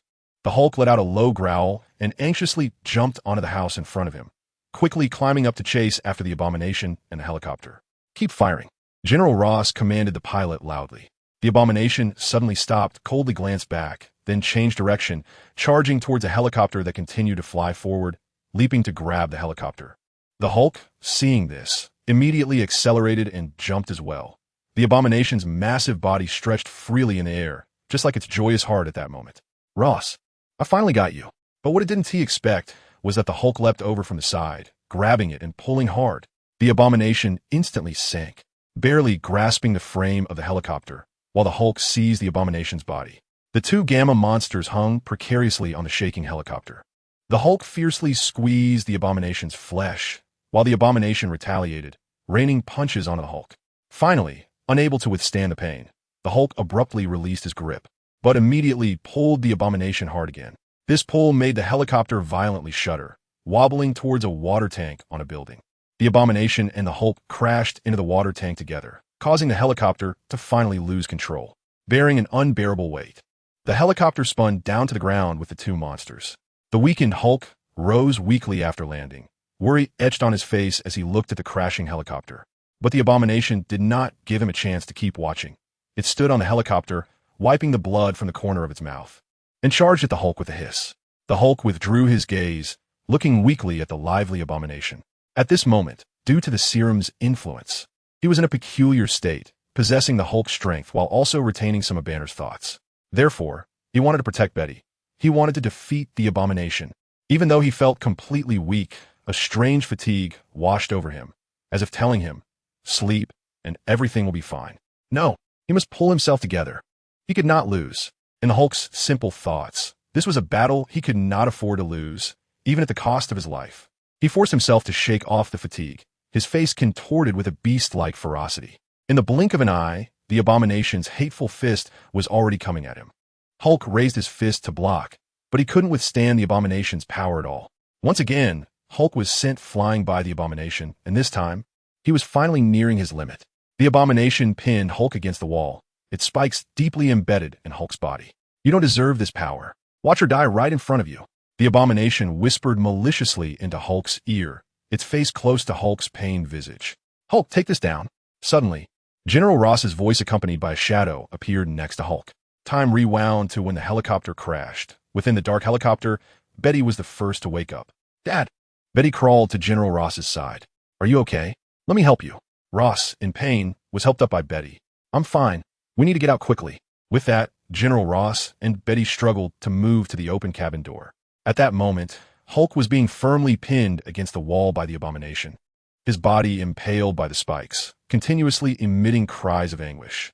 Seeing this, Ross's expression began to change. Hulk, Lynch, the abomination. One monster after another had become his enemies because of his super soldier program, bringing him trouble time and time again.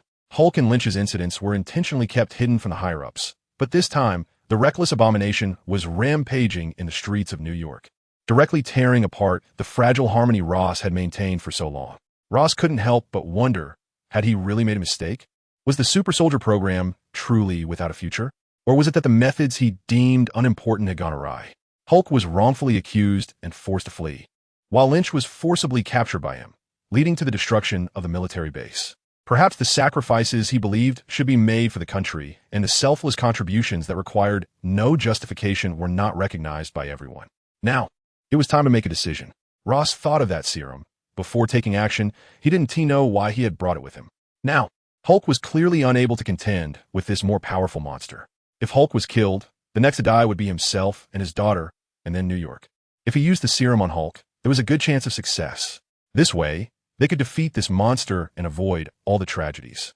But after using it, Hulk would undoubtedly become even harder to control, and his super soldier program would lose all hope forever. Should he give up the super soldier program or gamble on a hope that could save everything? He silently returned to the helicopter, slowly feeling around in the darkness. After a long time, he came back to the helicopter door holding a small package. Ross gathered all his strength to throw the small package towards Hulk. Hulk, take this down. Then he sat down dejectedly on the ground. He made a choice, opting to give up the attempt to create ultimate soldiers for the possibility of saving himself, his daughter, Banner, and New York City. This decision undoubtedly negated all his efforts over the years.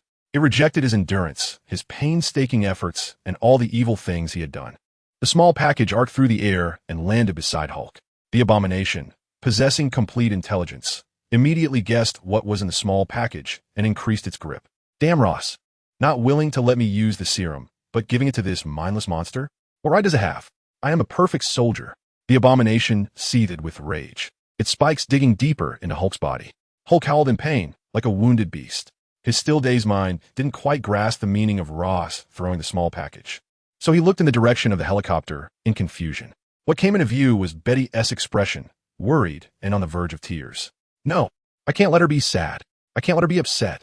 Stimulated by this expression, Hulk's eyes suddenly burst with a deep and terrifying green light. A powerful force from an unknown source surged within him. Roar! Hulk let out a fierce roar, grabbing the abomination's hand that was pressing down on him and slowly prying it off. Hulk and the abomination locked hands, both exerting all their strength in a desperate struggle. The abomination was surprised to find Hulk's strength unexpectedly becoming overwhelmingly powerful, making it difficult for it to cope for a moment. With a surge of determination, Hulk pushed the abomination away, then grabbed the abomination as it flew backward and slammed it against the wall. At that moment, a stray bullet, coming from nowhere, landed on the ground, soaked with oil after the helicopter crash. In an instant, flames erupted. As the fire began to engulf the helicopter, Hulk activated his potential, sprinting over, extending both hands and swinging down to strike at the flames. His palms generated a powerful whirlwind that blew the flames away from the helicopter. The fire extinguished. Betty reappeared at the cabin door, only to see the abomination standing up behind Hulk. Watch out, Betty shouted loudly. But Hulk was still knocked down by a large metal piece that the abomination had found from somewhere.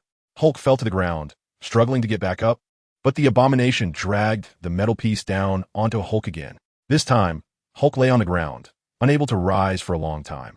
The abomination lifted the metal piece, ready to strike, but its target was no longer the fallen Hulk. General, do you have any last words? It glared at Ross with hatred, wanting to deal with this old man who looked down on it and Betty first, making Hulk feel the pain. The metal piece spun in the air, gathering terrifying power. If it struck Ross and Betty, it would undoubtedly crush them to pieces. In this critical moment, Hulk once again felt a surge of new strength. He rose to his feet, raising both hands high above his head and letting out a roar unique to Hulk. Hulk strikes. Accompanied by this battle cry, he clenched his fists and slammed them down onto the ground with all his might. Hulk's powerful blow created a deep fissure in the ground. The crack spread instantly to the abomination's feet, causing it to lose its balance and stumble as it prepared to deliver a fatal blow with a metal piece. The abomination crouched down. The chain connecting the metal piece slipped from its grasp and flew high into the air. The abomination looked up in terror as the metal piece fell straight down from above, struggling to escape but finding itself trapped in the crack, unable to dodge. With a loud crash, the metal piece struck the abomination and the chain ensnared its neck. In an instant, the abomination's foot was trapped in the fissure, its neck entangled by the chain, and it fell to the ground in agony. Hulk seized the opportunity, grabbing the chain from behind and tightening it around the abomination's neck. The abomination struggled violently, finally pulling its feet out of the crevice. Hulk seized the opportunity, entangling with it and rolling on the ground in a fierce melee. After several rounds, the abomination began to lose strength as it was choked and gradually ran out of oxygen, being firmly controlled from behind by Hulk. The abomination felt the chain around its neck tightening and everything in front of it started to blur, its hands flailing uncontrollably. Suddenly, it felt something in its grasp. Just as it was about to smash it onto Hulk, it suddenly realized what it was. "Hulk, don't let it use that." Ross's anxious and fearful shout came from the side. Too late. The abomination laughed maniacally, crushing the package in its hand, feeling the serum inside, and directly stabbing it fiercely into its leg. "No!" General Ross exclaimed in shock and anger. "Kill it, Hulk!" Hearing this, Hulk, with a fierce expression, dragged the chain to end the abomination. At this moment, however, the abomination was undergoing a bizarre transformation within. The serum injected into its body quickly took effect, merging with the highly adaptable gamma genes, and then evolving. It convulsed all over, screaming in pain, the green hue of its body gradually fading, the wounds covering its body healing, its ugly skin becoming more resilient. Moments later, with a painful move, it knocked Hulk down, then continued to roll on the ground, rapidly changing. Meanwhile, Hulk, struck hard, lost consciousness and lay aside. "Can you deal with it?" Natasha asked calmly, looking up. "I don't know. Some things you have to do to find out." Lynch slowly ascended and replied lightly. A shadow crossed Natasha's face. "I'm just teasing you. That guy is just a poor imitation. How could he compare to me?" Lynch burst into laughter. So many people are calling for me." After saying that, Lynch shot off into the distance. Natasha, amidst the cheering and excited crowd for Lynch, smiled with a hint of worry. "Please don't let anything happen, Lynn." 15 minutes ago, Hulk was battling the abomination. Hulk lay unconscious on the ground, face up. He was surrounded by fully armed soldiers, and a helicopter overhead shone a bright light on the twisting, rolling abomination. General Ross, with a grim expression, continued to deploy the next attack. Even though the previous barrage seemed to have only damaged the ground next to the abomination, not harming it at all, the firepower from the helicopter before could certainly inflict some damage on the abomination. But now, General Ross finally recalled the fear he experienced that day when Lynch took control. Not to mention the death rays emitted from its eyes. The defense that rendered even the fiercest firepower ineffective was enough to instill despair. If this monster truly possessed a superhuman, steel-like body, how could they fight against it? Missiles? Biological weapons? Or nuclear bombs? This is New York. Besides, could they really just let this monster rampage? No matter what, they couldn't let it charge into the downtown area. "Betty, you need to leave here first."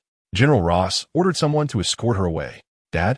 Betty was unwilling to leave. Bruce was still there. "What are you going to do about that guy?" General Ross couldn't answer and signaled his subordinates to take her away. "I'm not going," Betty shouted. "I want to stay with you." She guessed that this departure might mean a permanent farewell with both of them, resisting with all her might. General Ross couldn't argue with her and could only reluctantly agree. Bang, bang, bang, bang. Boom. The soldiers began a new round of fire. But this time the abomination started to stir. It slowly stood up from the dense barrage of fire. Compared to the previous ugly, ferocious, and twisted abomination, it now appeared silver gray all over, its skin taut, and its figure approaching a bizarre perfection. If the previous abomination evoked thoughts of chaos and violence, the current abomination, it seemed like a god. One soldier couldn't help but think this. But soon, he realized he was wrong. The abomination stood loosely, its hands clutching its head and shaking vigorously. It seemed oblivious to the blows coming from all directions, lost in the sensations of its own body. Suddenly, it leaped tentatively, soaring over 10 meters high, like an arrow shot towards General Ross. It landed with a crash, met by a barrage of gunfire. But it simply twisted its body and shot out, grabbing Ross as if he were a chick. Ross, it was confident, mockingly asking, "Are you regretting it now?" Hand over the serum to Hulk. Blonsky? A flicker of surprise flashed in Ross's eyes, but he quickly huffed disdainfully. "Do you think you've won? Look at yourself, monster!" Monster? It thundered with rage. "If it weren't for your disbelief in me, how could I be like this?" It squeezed Ross tightly, turning his face red, but Ross merely glared at it defiantly. It suddenly laughed and carelessly tossed Ross to the ground like trash. "I have to thank you. If it weren't for you, I wouldn't have this power." It deliberately slowed its pace, walked up to General Ross, and softly said, "I know you are not afraid of death, so I decided to keep you until the end. I will take out everyone here, Mr. Banner, Ms. Ross. You're soldiers." "No." Ross curled up, finally showing a hint of panic. "Enjoy it, General Ross." It laughed sinisterly and suddenly charged toward the soldier holding a gun nearby. The soldier hadn't even had time to fire before he was struck away by the rapidly moving abomination, blood spewing from his mouth, his eyes dimming. The remaining soldiers immediately opened fire, but they could not hit the lightning-fast abomination. The abomination transformed into the Grim Reaper, moving among the soldiers, easily taking lives with every move. The soldiers could only watch helplessly as their comrades fell one after another, screaming as they lost their lives. Panic gradually spread through the crowd. "No, don't kill me, I surrender." A soldier, seeing the abomination charging at him, threw down his gun and trembled on the ground. After waiting for a long time, he suddenly looked up, his face showing joy as if he had survived a disaster. Whoosh! The world in his eyes suddenly began to spin, and then he saw his body, headless. "Where's my head?" The smile froze forever on his face. "Devil. He is a devil. No, I can't die. My mom is waiting for me to come home." The soldiers completely collapsed, fleeing the battlefield in all directions, but were all hunted down and brutally killed by the abomination. In just 10 minutes, there was not a single soldier left standing. Only a few citizens who had been there hiding were ignored by the abomination, now terrified and silently praying. "Oh God, please save us," a conservatively dressed woman murmured, suppressing her fear. "Mommy, will Iron Man and Captain America come to save us?" A 5- or 6-year-old boy asked with wide, expectant eyes in the woman's arms. The woman wiped away her tears, forcing a smile at the child, saying, "Yes, they're already on their way. So we need to hide well and wait for them to rescue us. Okay? Then let us not talk anymore, or we'll get found out." The little boy said, using his right hand to zip his mouth shut like a zipper. Looking at her adorable, innocent child, the woman couldn't help but feel a deep sorrow. "God, if you really exist, please save my child. Just this once." If the abomination knew her thoughts, it would definitely scoff. "God, praying to a deity is no match for praying to me. At this moment, I am God. Ross, are you still alive?" The abomination stepped closer to Ross. Betty crouched beside Ross and, seeing this, pulled out her gun and shot. "So annoying." The abomination whispered, charging at Betty. "Hulk, attack!" A familiar roar suddenly echoed from behind the abomination. It was Hulk. It had awoken strongly, and upon seeing the abomination threatening Betty, a surge of strength filled its body, roaring as it charged forward to intervene. The abomination turned around, facing the imposing Hulk, not dodging, but standing there mockingly. Just as Hulk was about to slam down on it, the abomination moved swiftly and kicked. Hulk let out a pained grunt and flew away faster than before. On the ground, Hulk began to convulse and quickly transformed back into the naked Banner. The abomination laughed wildly, feeling proud that Hulk had vanished in fear. "Bang, bang, bang. Don't touch Bruce." Betty gritted her teeth, her eyes red as she fired all the bullets in the gun. The abomination then turned around, reveling in the pleasure of victory. It ignored Betty's resistance, scooping her up and lifting her into the air with one hand. "Ross, Banner, watch her die. You are all useless." "No." Ross leaned forward, desperately pleading, "Let her go. She is innocent." The abomination disregarded him, tightening its grip on Betty, intending to suffocate her. Suddenly, Ross's expression changed as he shouted, "Save her. It was my fault. She is innocent. She is good." As he spoke, he painfully drew his own gun and put it in his mouth. "I beg you," he mouthed, then pulled the trigger. Bang! Ross slowly fell to the ground, his eyes filled with regret and pain, self-blame, and a final glimmer of desire. What the hell are you doing? The abomination was taken aback by Ross's dramatic act, clearly realizing that those last words were not directed at it. It pondered Ross's last words, then suddenly came to. It's that guy. Boom.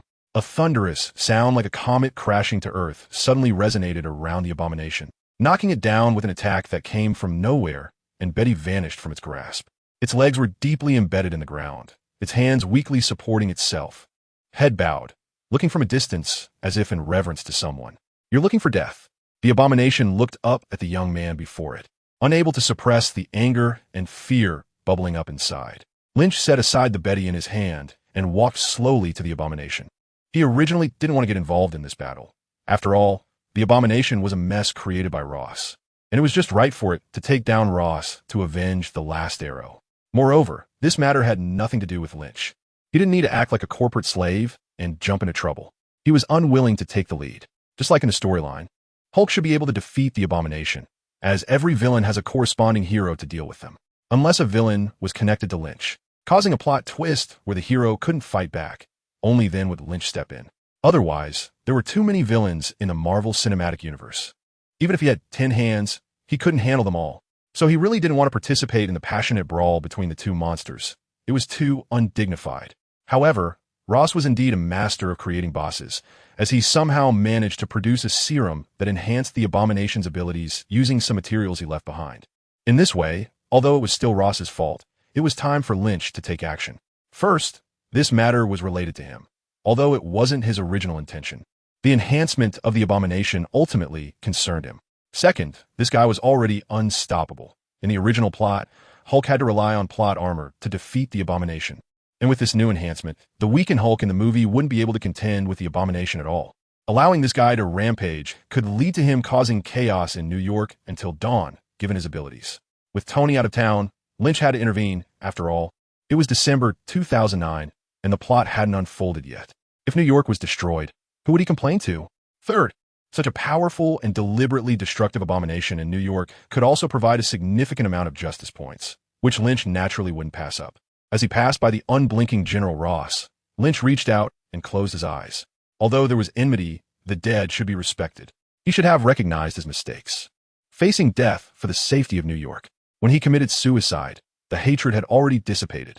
Instead, a common goal of eliminating the abomination had emerged. Blonsky, the game is over. Lynch stood before the abomination, coldly declaring, "You have no idea what kind of power I possess." The abomination roared, furious at Lynch's arrogance. "Then let me see it." Lynch burst out and kicked the face of the abomination. The abomination raised both hands to block, but was involuntarily sent flying back by the immense force. With one blow, Lynch carried the abomination across dozens of meters and slammed it against a wall. Just as the abomination was pinned against the wall by Lynch and was about to disdainfully deliver one of its classic lines, it said, "Your dad is an old basket." Lynch directly smashed the ugly face of the abomination into the wall with a punch. "Seriously, day by day, it seems like you have no idea what's going on. Is this really not over yet? You can't seriously think you're tough enough to take a beating, right?" Roar. The abomination was furious, and it seemed that not finishing its line had dealt a significant blow to its spirit. A barely noticeable green light flashed in its eyes. It struggled wildly, crushing the wall beneath it, breaking free from Lynch's grasp. Lynch observed that a faint green hue re-emerged on the body of the abomination. Its muscles seemed to slightly swell. Could it be? Isn't it established in the Marvel Cinematic Universe that the Hulk's strength increases with anger? Why is the abomination able to power up? Confused, Lynch moved in, ready to throw a punch. Unexpectedly, the abomination coldly lifted its head, dodged the attack, and countered with an elbow strike. Lynch's face turned pale, and he retreated repeatedly. Venom seized the opportunity and lunged forward with another punch, sending Lynch flying out of control. Fists, legs, and head, Venom crazily battered Lynch as if he were a punching bag, their figures constantly moving through the air and on the ground, destroying everything that obstructed them. Suddenly, Lynch halted in midair, catching Venom's incoming punch. Venom's other hand struck again, and Lynch caught that as well. Then came two kicks, and Lynch countered with a kick of his own. The two wrestled in the air, their hands competing in strength, their legs kicking fiercely at each other. With another terrifying kick, Lynch released Venom and shot up into the sky. Lynch flew to a height of 100 meters, then clenched his fists, twisted his neck, and stretched his body. Looking down at the abomination falling below, he felt a bit depressed. This guy seems to be quite strong. After the recent intense physical exchange, Lynch realized that this guy's strength, speed, and even defense were completely on par with his own. No wonder the Hulk was scared of him. But thinking about it, it was understandable. At this moment, the abomination possessed the superpowers of 3 superheroes. He originally had a serum similar to Captain America's super soldier serum, the Hulk's gamma serum, and part of Lynch's original Superman serum. Goodness, with these abilities combined, how can he still be considered a villain? He could easily be the protagonist. Is that all you've got? The mocking voice of the abomination came again, thinking he was safe in the air. As soon as the words left his mouth, he crouched deeply, as if equipped with springs, and swiftly leaped up, heading straight for Lynch. Lynch's gaze turned cold as he rolled over to face the abomination. You really thought that was all I had? Bang! The two collided fiercely in midair, with Lynch taking advantage of gravity to slam the abomination down to the ground.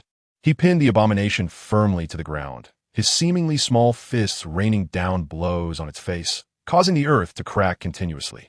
Suddenly, Lynch's eyes burst with a scorching red light, instantly shooting towards the abomination's chest. His fists could only inflict pain on the abomination, unable to cause real harm. He had to rely on his heat vision to give it a try. Sizzle. The heat vision didn't penetrate the abomination's body. Instead, it emitted a sizzling sound like roasting meat, and a strange, foul-smelling aroma of cooked flesh immediately spread through the air. Ah! The abomination roared, delivering a punch to Lynch's face that sent him flying. It looked extremely furious, and its voice subtly transformed into a beastly, unpleasant growl. Roar! Lynch's eyes were struck, and for a moment he closed them, allowing the abomination to seize the opportunity and launch a series of attacks. With unstoppable force, the abomination pummeled Lynch, sending him hundreds of meters away in an instant. Another heavy punch landed, and Lynch was smashed into a building. The abomination followed closely, grabbing Lynch and slamming him down to the ground, breaking through several floors until they reached the ground.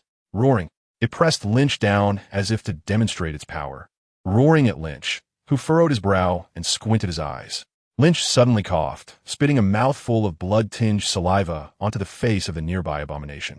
He opened his eyes and, feeling somewhat dazed, said, "Do you know you're ugly?" The abomination, seething with rage, pounded Lynch's agonized face with its massive, muscular fists. Blood gradually oozed from Lynch's cheek. Suddenly, the hateful fist was caught by Lynch's outstretched hand, unable to fall any further. Lynch opened his eyes and gritted his teeth, saying, "Is that all?" His fists were tightly clenched, veins bulging, and he threw a punch. Lynch threw a punch, striking the abomination on the forehead. The abomination let out a grunt, and its body fell back helplessly. Its heavy body caused the ground to shake, with tears and blood streaming down its face. In front of Lynch, a light screen visible only to himself was illuminated. Superman System Current Template. Childhood Superman 100. Youth Superman 20 Template Exchange List. Youth Superman, Superman. Magical Superman, Golden Superman, Supreme Little Superman, Silver Superman. Justice Value, 185. Just now, Lynch momentarily opened the system in exchange for a Youth Superman template worth 10, which suddenly increased his power and allowed him to counterattack. Originally, Lynch had a template progress of 5. After causing a commotion at the military base, he exchanged for another 5. Following the exposure at Tony's press conference, along with a series of smaller actions, Lynch exchanged for the 10 template, leaving him with nearly 100,000 remaining. After battling the abomination, his justice value finally increased to over 100,000. However, before directly exchanging for the 10 template, Lynch wanted to take the opportunity to train his combat abilities. Therefore, after gauging the abomination's strength, he did not make the exchange immediately. Then the suddenly erupting abomination seized the opportunity, launching a combo that left him unable to fight back, forcing him to open the system and exchange at light speed. Now it's my turn, right? Lynch accelerated and dove from the sky, his hands clenched together, striking fiercely at the chest of the abomination. The abomination, dizzy and mumbling, lifted its head, its eyes bulging like dead fish, blood gushing from its mouth. Then Lynch grabbed the abomination and swung it around like a spinning top. When he let go, the abomination shot out like a cannonball, breaking through several walls before disappearing from sight. Lynch followed the traces left by the abomination and found that it seemed to have changed again. The abomination grinned, saliva dripping continuously, and low growls emanated from its throat. Its eyes were blood red, and the pupils were indistinguishable in the chaotic gaze. Its body was crouched on the ground, slightly trembling. As it became beast-like, upon seeing Lynch arrive, it pushed off the ground with its limbs and shot towards Lynch in an instant, swinging a claw at him. The speed had increased significantly. As Lynch caught the blow, he felt a surge of alertness in his heart, realizing that he could no longer afford to delay. Lynch no longer held back, his fists striking with incredible speed, rapidly pounding on Abomination's body. Then he locked Abomination, who was powerless to resist, with both hands and soared into the sky. In midair, he forcefully threw Abomination upwards, and two thick, terrifying beams shot from his eyes, piercing through Abomination's body. "I'm the strongest." In the midst of the intense heat vision, Abomination, who was struggling in pain, suddenly had a fierce expression, and his descending body came to a sudden stop, shooting out two beams of heat vision from his eyes as well. The heat vision emitted by Abomination collided with Lynch's, and in an instant, the intense brightness made the entire night sky glow as bright as day. For a moment, people within a few kilometers gazed up at the two as if they were worshipping deities. "No, you are just a poor imitation," Lynch coldly mocked. "Go to hell, Bronsky." In an instant, Lynch widened his eyes, and a surge of long-hidden energy erupted from them. His fierce gaze became thicker and more explosive, engulfing the hateful sight along with its body. After a while, Lynch retracted his fiery gaze, and the hateful figure was no longer visible in the air. He closed his scorching eyes, waiting for things to improve, as the overloaded fiery gaze could burn his eyes. He hovered quietly in the air for a moment, then discerned the direction by sound and flew back to the original battlefield. It was now surrounded by police, medical personnel, and reporters, with people being carried away under white sheets. The chaotic noise filled Lynch's ears, making him inexplicably irritable. He slowly descended from the air, and the people here had already noticed his presence. As he landed, the reporters rushed over. "Super Kid, did you eliminate that monster? What are your thoughts on this incident? Why did you arrive so late? Say something." "Shut up," Lynch shouted angrily, his teeth clenched and eyebrows raised, instantly silencing everyone. Lynch pushed through the crowd in front of him and walked over to the unconscious Banner, lifting him up to carry him away. "Hey, you can't do that," a police officer whispered, trying to dissuade him. Lynch shot him a cold glance and said nothing. "What do you want?" Betty came over from the ambulance, blocking him with a hint of hostility. "I mean no harm. I just want to give him a chance to choose. Otherwise, he might lose his freedom." At these words, Betty fell silent. "All right." Lynch nodded and turned to leave. "Super Kid." It was the voice of a child. Lynch turned around and saw a 5 or 6-year-old boy running over after breaking free from his mother's hand. "This is for you. Thank you for saving us." He took out a small badge shaped like Superman's from his pocket and handed it to Lynch. Lynch smiled slightly and patted the little boy's head.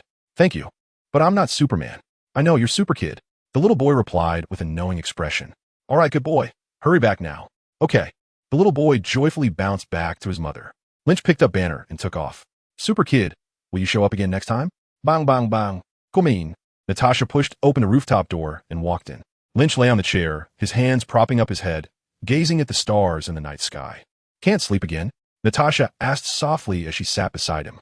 "A little." Lynch shifted in his seat. Natasha glanced at the starry sky and asked curiously, "What do you see that's different from ordinary people?" Lynch blinked a couple of times and replied, "It's pretty much the same as using a telescope for an ordinary person." By the way, Natasha's expression changed. "Do you have the ability to see through things?" Lynch was stunned, and the superbrain was working frantically. Natasha chuckled and said with a teasing expression, "Okay, I understand." Lynch's face turned slightly red. For heaven's sake, as a gentleman of the Huaxia, how could he possibly engage in such lewd and shameless acts? Of course, unless you ask for it. Lynch's gaze slightly shifted. "Tired, huh?" Natasha suddenly changed the subject. Lynch shifted his gaze, as if the things he experienced tonight kept reappearing in the night sky. Blood, whales, death. The key point was that they seemed to be right. If he had arrived a little earlier, these things might have been avoided. Lynch found himself caught in a strange loop. Subconsciously, he was avoiding participating in the original plot, both due to his uncertainty about his own abilities and his fear of impacting the development of the original storyline. The original plot was intricately connected, with each link holding its own significance. But suddenly appearing in this world with superhuman powers, how could he completely avoid getting involved in the plot? His very existence had already influenced the original storyline. Without him, the Abomination would simply be defeated by the Hulk and would not become so powerful as to cause such a tragic disaster. So what should he do to make the right choice? Lynch was confused because of this. It's okay, just a little confused, not knowing what to do. Sometimes, if you can't figure it out, just stop thinking and follow the voice of your heart. Natasha's eyes sparkled like the stars in the sky. Some things can only be understood by doing them, right? Right? Lynch glanced silently at her chest and smiled. Not that. Natasha pouted and got up to leave. Good night. Following the voice of my heart, Lynch recalled those cold bodies, the heartbreaking cries of their families, and the words of the little boy. Will he become a superhero again next time? Maybe. What kind of person is the super kid who saves New York? Unveiling the superhero, super kid. Is the superhero sincere or has ulterior motives? A deep dive into Super Kid, Monster Maker, General Ross's secret plan. Lynch glanced over the newspapers at the newsstand. Their headlines largely similar, adjusted his hat, and picked up a Hornet Daily. The events of last night had made such a big splash that the news could not be contained, and it had already caused a stir in New York. The abomination had been completely obliterated by the intense scrutiny, and the government had pushed the deceased Ross out as a scapegoat, claiming that the abomination was created through dangerous experiments conducted by him personally. The Super Kid, guided by certain individuals, had become the center of public opinion. Everyone was eagerly discussing the Super Kid, his immense powers, why he didn't wear a uniform, his handsome Asian features, and so on. However, Lynch noticed that most of the discussions were positive and trivial.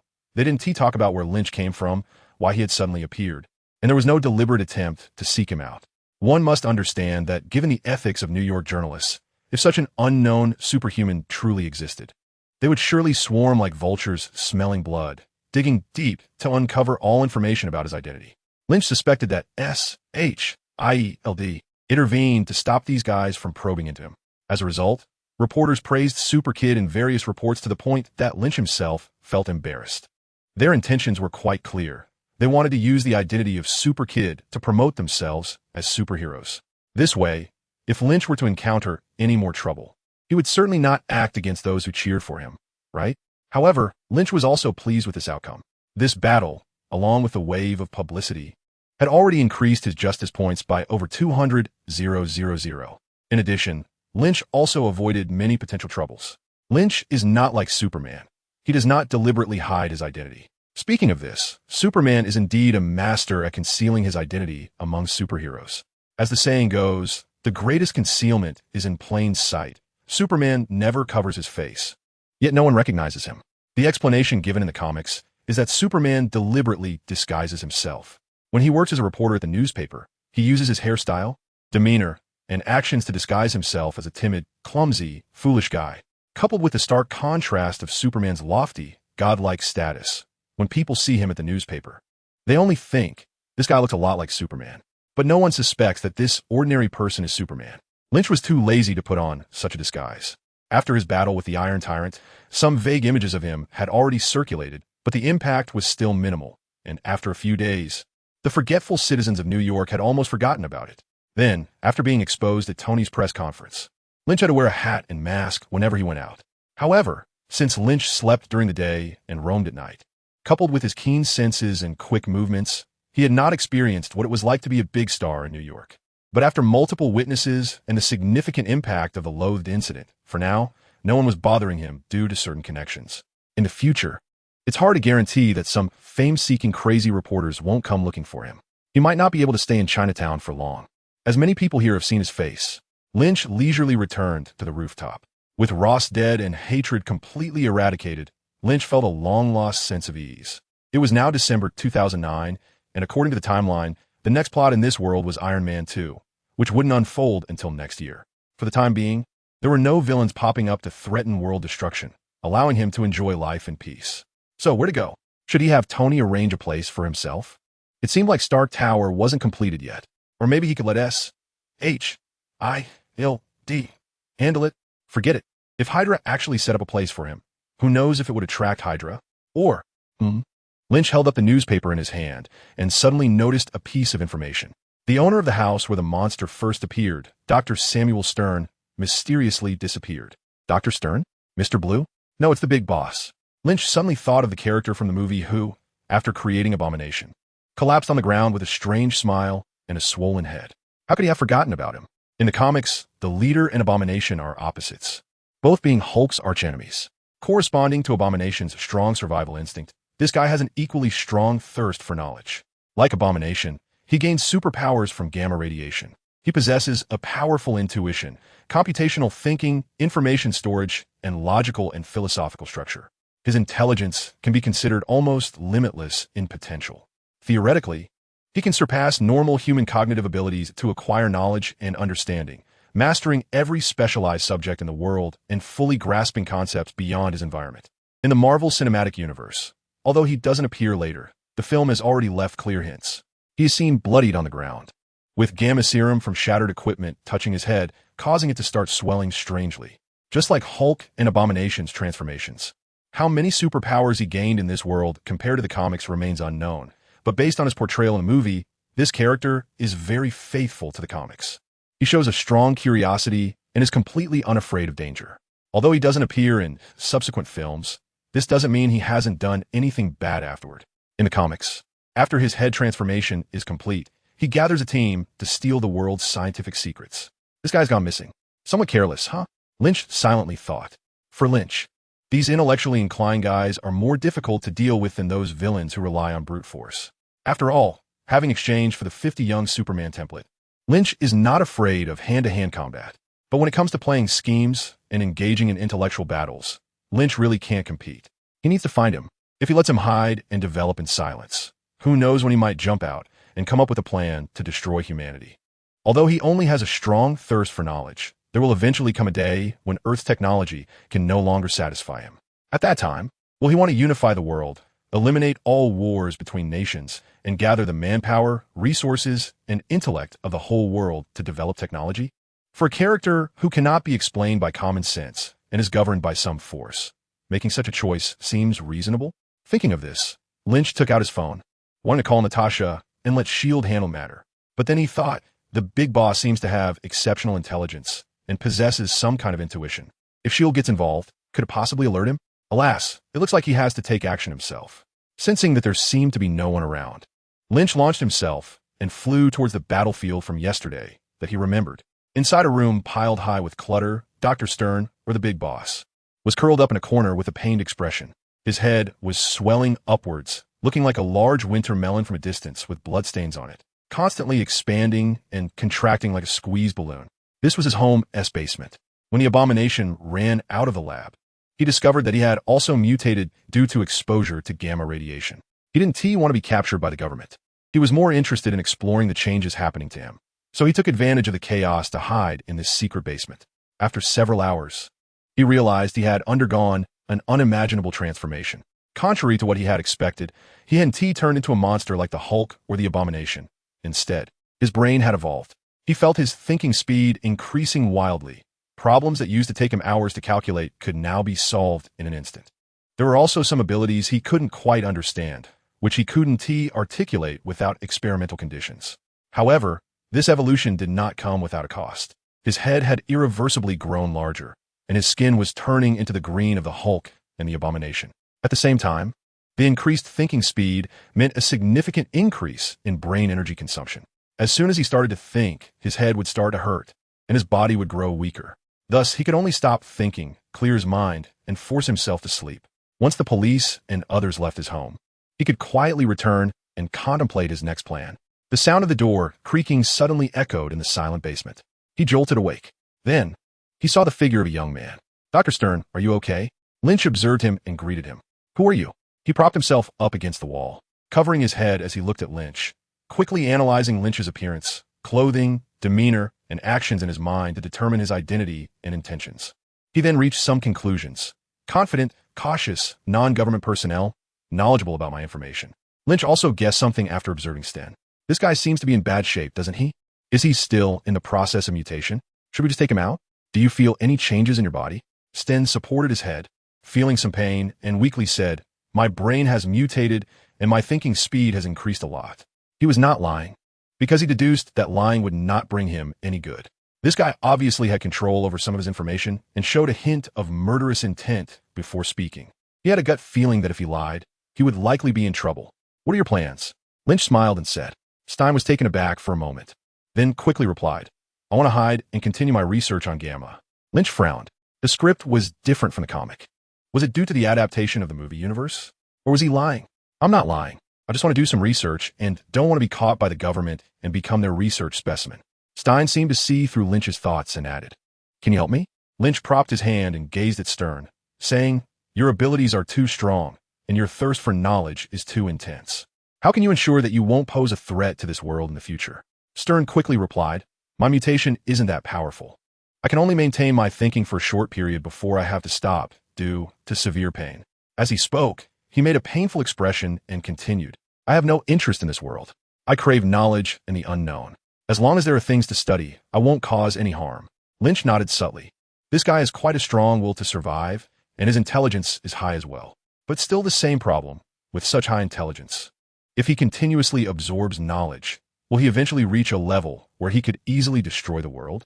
Even if he has no intention of destroying the world. This world is quite fragile compared to advanced technology. A careless mistake could lead to a tragedy. "Are you wary of my evolved brain?" Sten spoke up at the right moment. "I have no choice. You can't eliminate me just because I might pose a threat." He looked at Lynch and suddenly grasped a key piece of information from his memory. Just like Superman, people might distrust him because of his overwhelming power. And that would be foolish. Lynch's heart stirred, and he looked at Stein with a dangerous gaze. He knew that Stein had already guessed his identity. This was not surprising. After all, he had already had a certain level of exposure. So what? Lynch wanted to hear how he would convince himself. Being powerful, excellent, and extraordinary is certainly not a sin, even if it inevitably faces misunderstanding and criticism from ordinary people. Stein quickly said with a pained expression, "But the truth and the fate of the world have always been in the hands of few, and these people are the ones who ultimately determine the shape of the world. It is understandable to restrict and guard against someone like me, but why must there be a need to eliminate me?" After speaking, he seemed unable to support himself and collapsed, holding his head. Lynch frowned and thought for a while. Then he slowly walked up to Stein and lifted him up bit by bit. "You make a good point. The future of humanity is always in the hands of a small number of people.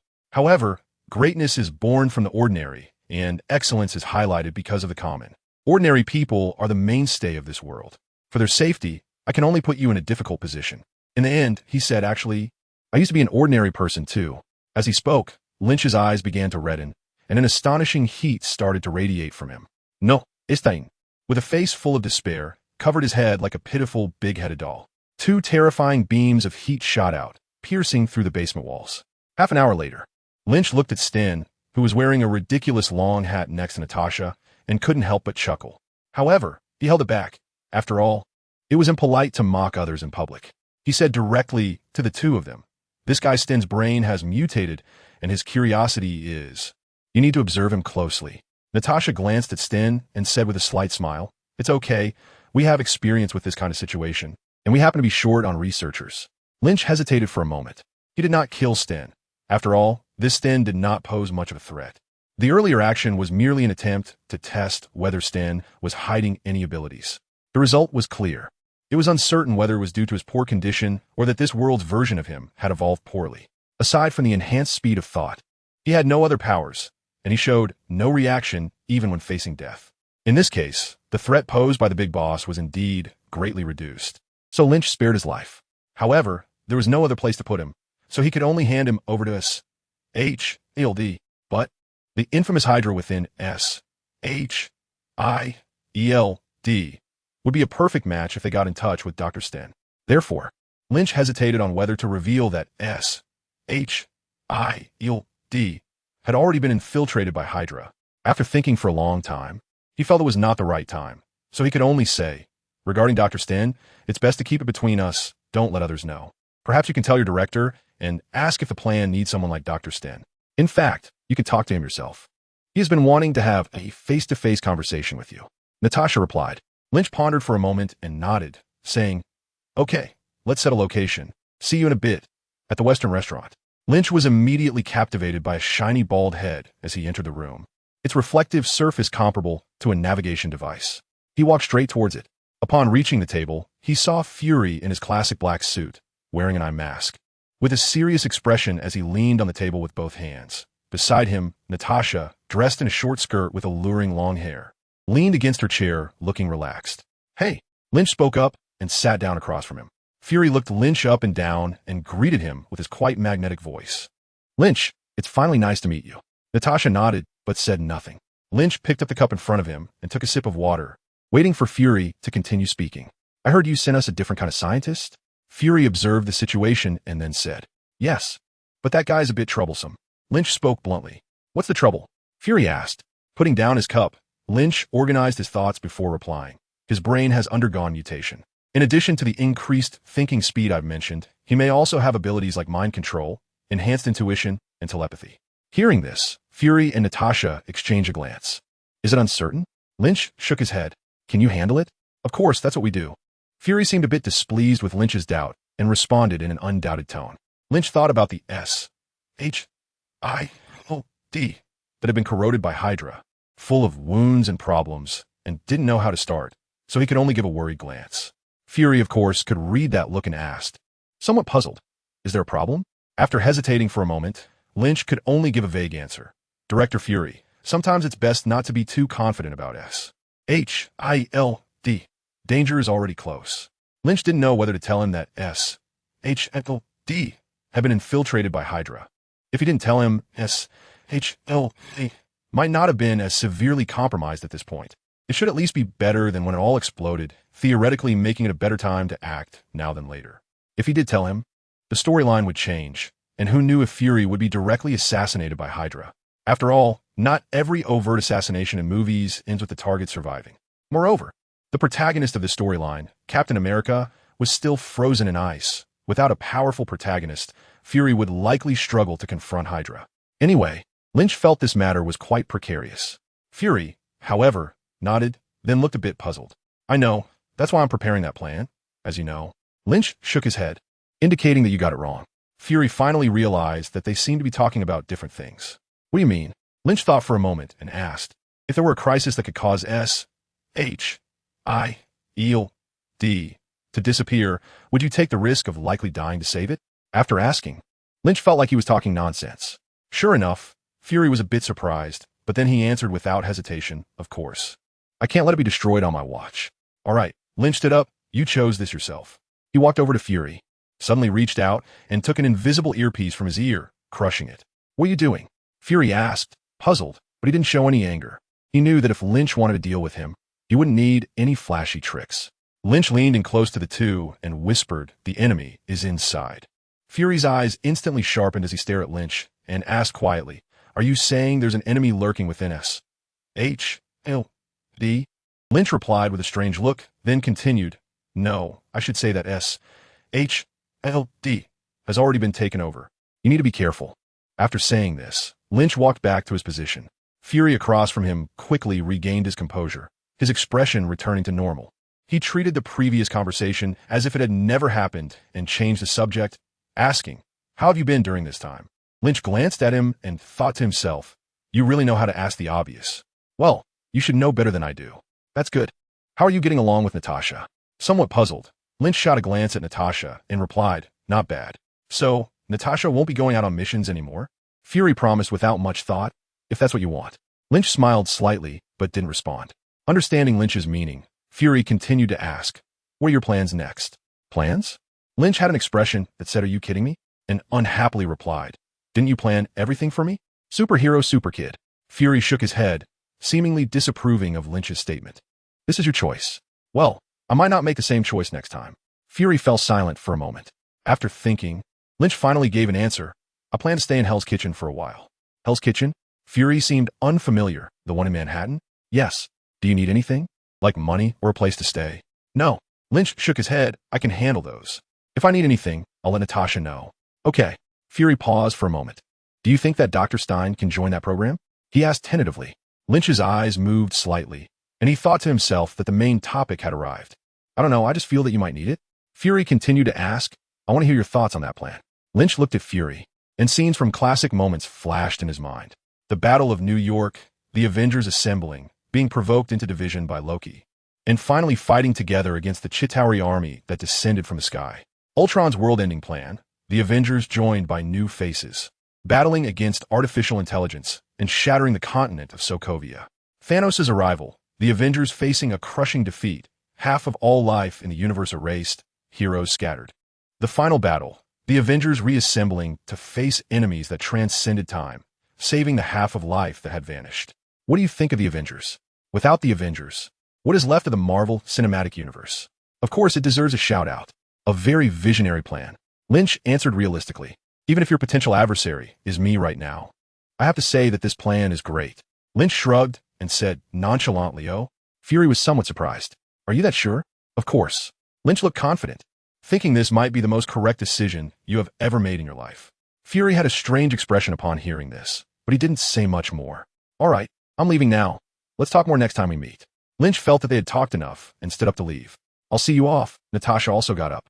The two of them stood at the door, and Natasha asked Lynch, "What do you think of Director Fury? Is he different from what you expected?" Lynch smiled and said to Natasha, "Pretty much, the vibe is quite strong." Natasha also laughed and said goodbye to Lynch. "When you move into your new place, invite me out for a drink." "Sure." Hell's Kitchen is located on the west side of Manhattan in New York City, officially named Clinton. It was once a slum in its early days, which led it to become synonymous with crime and evil, continuously supplying countless gang talents and criminals to the notorious city of New York over the years. In the Marvel Universe, Hell's Kitchen is a top tourist destination, gathering superheroes and supervillains from all over, making it a dazzling gem in the City of Sin. In Hell's Kitchen, you can find, but are not limited to, the following Marvel heroes. The iconic figure of Hell's Kitchen, Daredevil. He became blind as a child after his eyes were exposed to radioactive chemicals, but gained superhuman hearing and bodily coordination. He is a vigilante who roams the night, referred to by some as a demon from hell. By day, he is a blind lawyer named Matt Murdock, and you can have a pleasant chat with him under the pretext of seeking legal advice. Additionally, there's Luke Cage, the street tough from Harlem nearby. He is a muscular black man who grew up on the streets and was wrongfully imprisoned one day. To reduce his sentence, he volunteered for a military experiment, gaining immense strength and an indestructible body. After getting out of prison, he began to protect the interests of his fellow citizens and ensure the safety of the neighborhood, earning the title of Harlem's hero. Then there's Jessica Jones, a petite girl with black hair and brown eyes, who always wears a jacket, jeans, and boots. She has a bad temper and suffers from PTSD due to a traumatic experience with the psychopathic villain Purple Man, leading her to drink heavily. You can find her at a place called Alias Investigations. Lastly, there's Iron Fist, the last member of the Defenders from Hell's Kitchen, a hero with a strong Chinese influence. Born into a billionaire family, he survived a plane crash during a family trip and fell into Kunlun, where he trained in martial arts and defeated the Immortal, earning the title of Iron Fist. He returned to New York, took down the relatives responsible for his family's death, and began a battle against the evil organization, The Hand. Besides these heroes, there are also many supervillains in Hell's Kitchen, including but not limited to Wilson Fisk, the kingpin of Hell's Kitchen, who fights against Daredevil, the Punisher, and even Spider-Man, Bullseye, a psychotic assassin with bizarre projection abilities, and Purple Man, a pervert who loves mind control. Such a remarkable place, with its unique charm, is best visited at night. In some inconspicuous little bars, you can truly experience the authentic Hell's Kitchen. The dimly lit, colorful lights, the chaotic sounds, and the dancers adorned in flashy outfits, exuding cheap perfume, along with the gang members who are muscular and loud, constantly spouting charming and explosive African-American slang, just like the guy in front of Lynch. He is robust, with a flushed face, cursing as he extends his not-so-clean-looking right hand toward Lynch, who is seated nearby. There's no real conflict. He's probably just a drunk looking for someone to bully and vent his pent-up negative emotions. Coincidentally, Lynch, with his young and delicate Asian features, is perceived as easy to pick on, especially given his stylish attire that feels a bit out of place in this atmosphere. What can Lynch do? He decided to go with the flow and use the rules of Hell's Kitchen to solve the problem. Grabbing the outstretched finger of the guy, Lynch twisted it in disgust. The big man immediately howled in pain, losing some of his drunkenness, and in his agony, he kicked out. Lynch got up, grabbed his foot, and gently threw it with some force. The big man traced a parabolic arc in the air, smashed through the bar's main door, and landed on the road outside.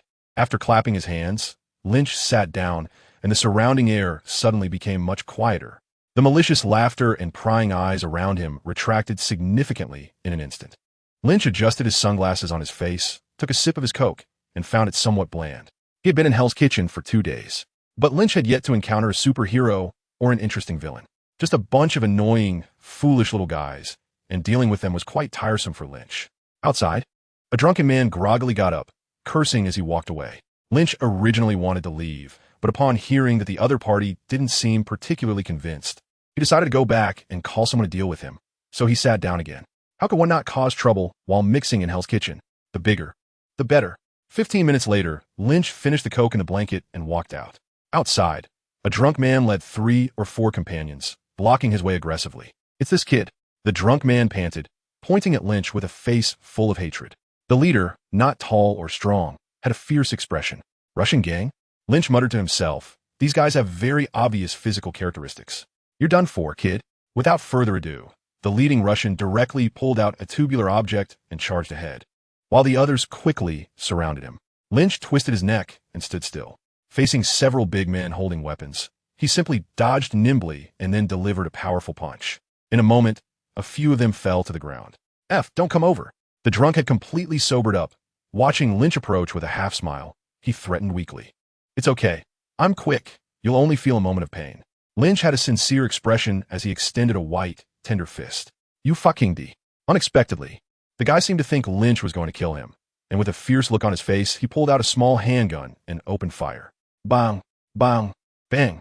The loud gunshots echoed in the night sky, startling a few birds resting on the street lamp. Aside from that, it had no other effect. Lynch's expression turned stern as he opened his palm, and distorted, deformed bullets fell for his hand one by one. The drunk man looked at Lynch in disbelief, muttering the words monster and devil. Then he collapsed to the ground like a pile of excrement, his pants gradually becoming wet. Disgustedly glancing at him, Lynch ended his nightmare for the night with a kick. Afterwards, leisurely, Lynch left the scene before the onlookers arrived. After walking for more than 10 minutes, passing a street lamp, Lynch suddenly turned to look back. Is there something you need? He quietly asked, addressing a figure that, frightened, was trying to hide behind the street lamp. Under the street lamp. Hearing Lynch's words, the figure trembled slightly. Then she slowly peeked out to glance at Lynch before stepping out. It was a beautiful young woman. She appeared to be in her 20s, with blonde hair and blue eyes, large eyes and a high nose, fair skin, and a curvy figure, a standard Western beauty. Under the light, she looked haggard, her hair slightly disheveled, and her movements displayed a clear sense of anxiety and fear.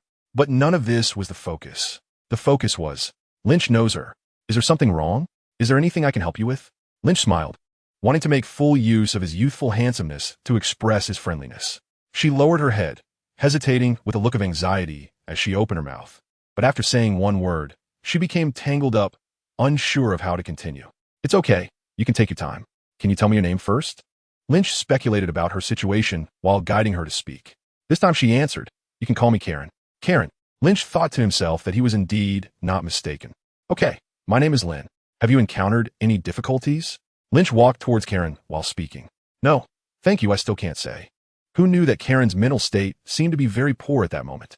Noticing Lynch's approach, she instantly turned and fled like a startled deer. Lynch did not chase after her, standing still as he watched her run away, silently repeating a name in his mind. Karen Page.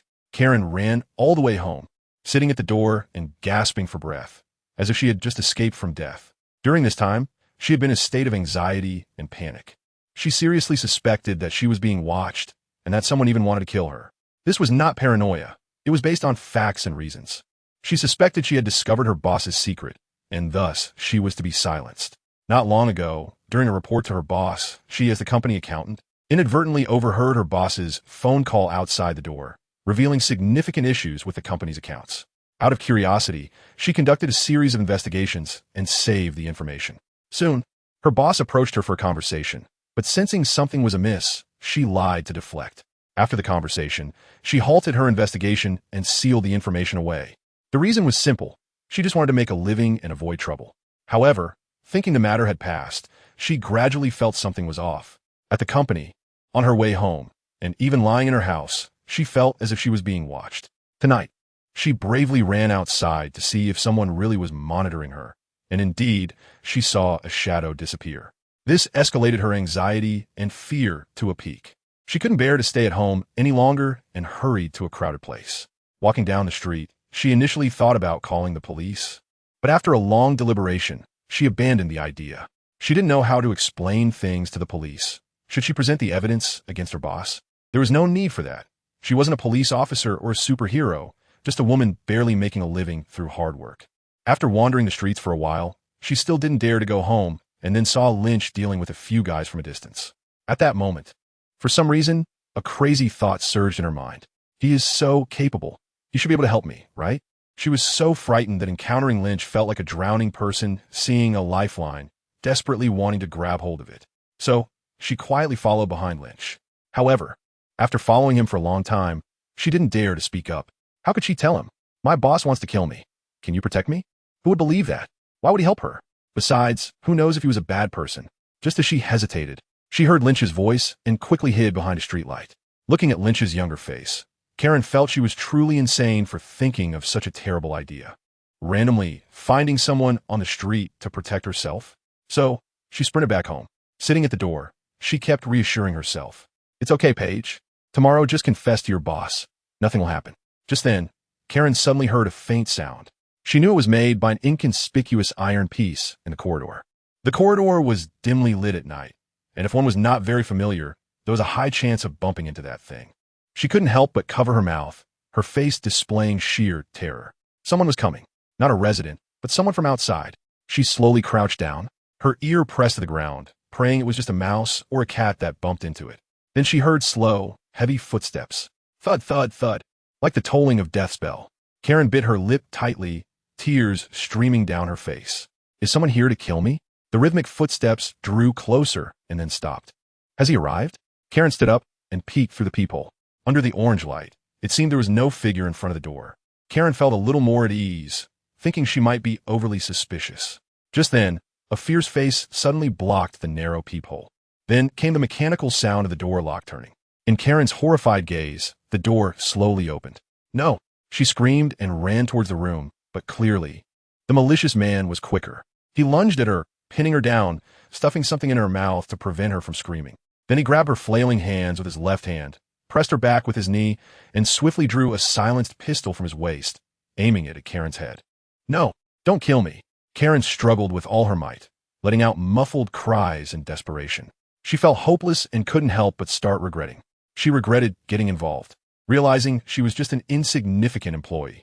Why did she think she could investigate such matters? She regretted not telling the one who showed her kindness and asked if she needed help the truth. She regretted not having time to do many things. But it was too late. Was her life really ending like this? Karen closed her eyes in despair. After a long while, Karen suddenly opened her eyes. She broke free from the killer's grip, surprised to find that she seemed to be alive. Confused, she looked up and through the haze saw a somewhat familiar face. Lynch? Lynch? Karen exclaimed. Shoo! Lynch put his finger to his lips, signaling Karen to be quiet. Karen glanced at the assassin lying on the ground, lifeless and unresponsive, and nodded rationally to indicate her understanding. I'm here to help you. Don't make a sound. Let's talk after closing the door. With that, Lynch gently shut the door. The two left the assassin behind and returned to the bedroom to sit down. Who exactly are you? Karen couldn't help but speak first, her face showing a mix of relief and confusion. She couldn't understand why Lynch had coincidentally appeared here and saved her just in time. Was it just because they exchanged a glance under the streetlight? Lynch pondered for a moment. Am I a good person? A good person? Karen was taken aback. Just because of a good heart? Facing Karen's skeptical gaze, Lynch decided to come clean. All right, I have a nickname called Super Kid. Who? Karen was confused. A superhero. Haven't you heard of it? Lynch spoke awkwardly. After all, not everyone has the kind of thick skin like Tony to boast about being able to protect the world. No. Karen shook her head, saying uncertainly, should I know? Lynch took a deep breath, decided to stop wasting words, and directly showed it. If you feel surprised, please don't shout out loud. Karen hesitated, nodded, and then quietly moved a little further away. Lynch almost spat out a mouthful of old blood. Do I look like a strange person?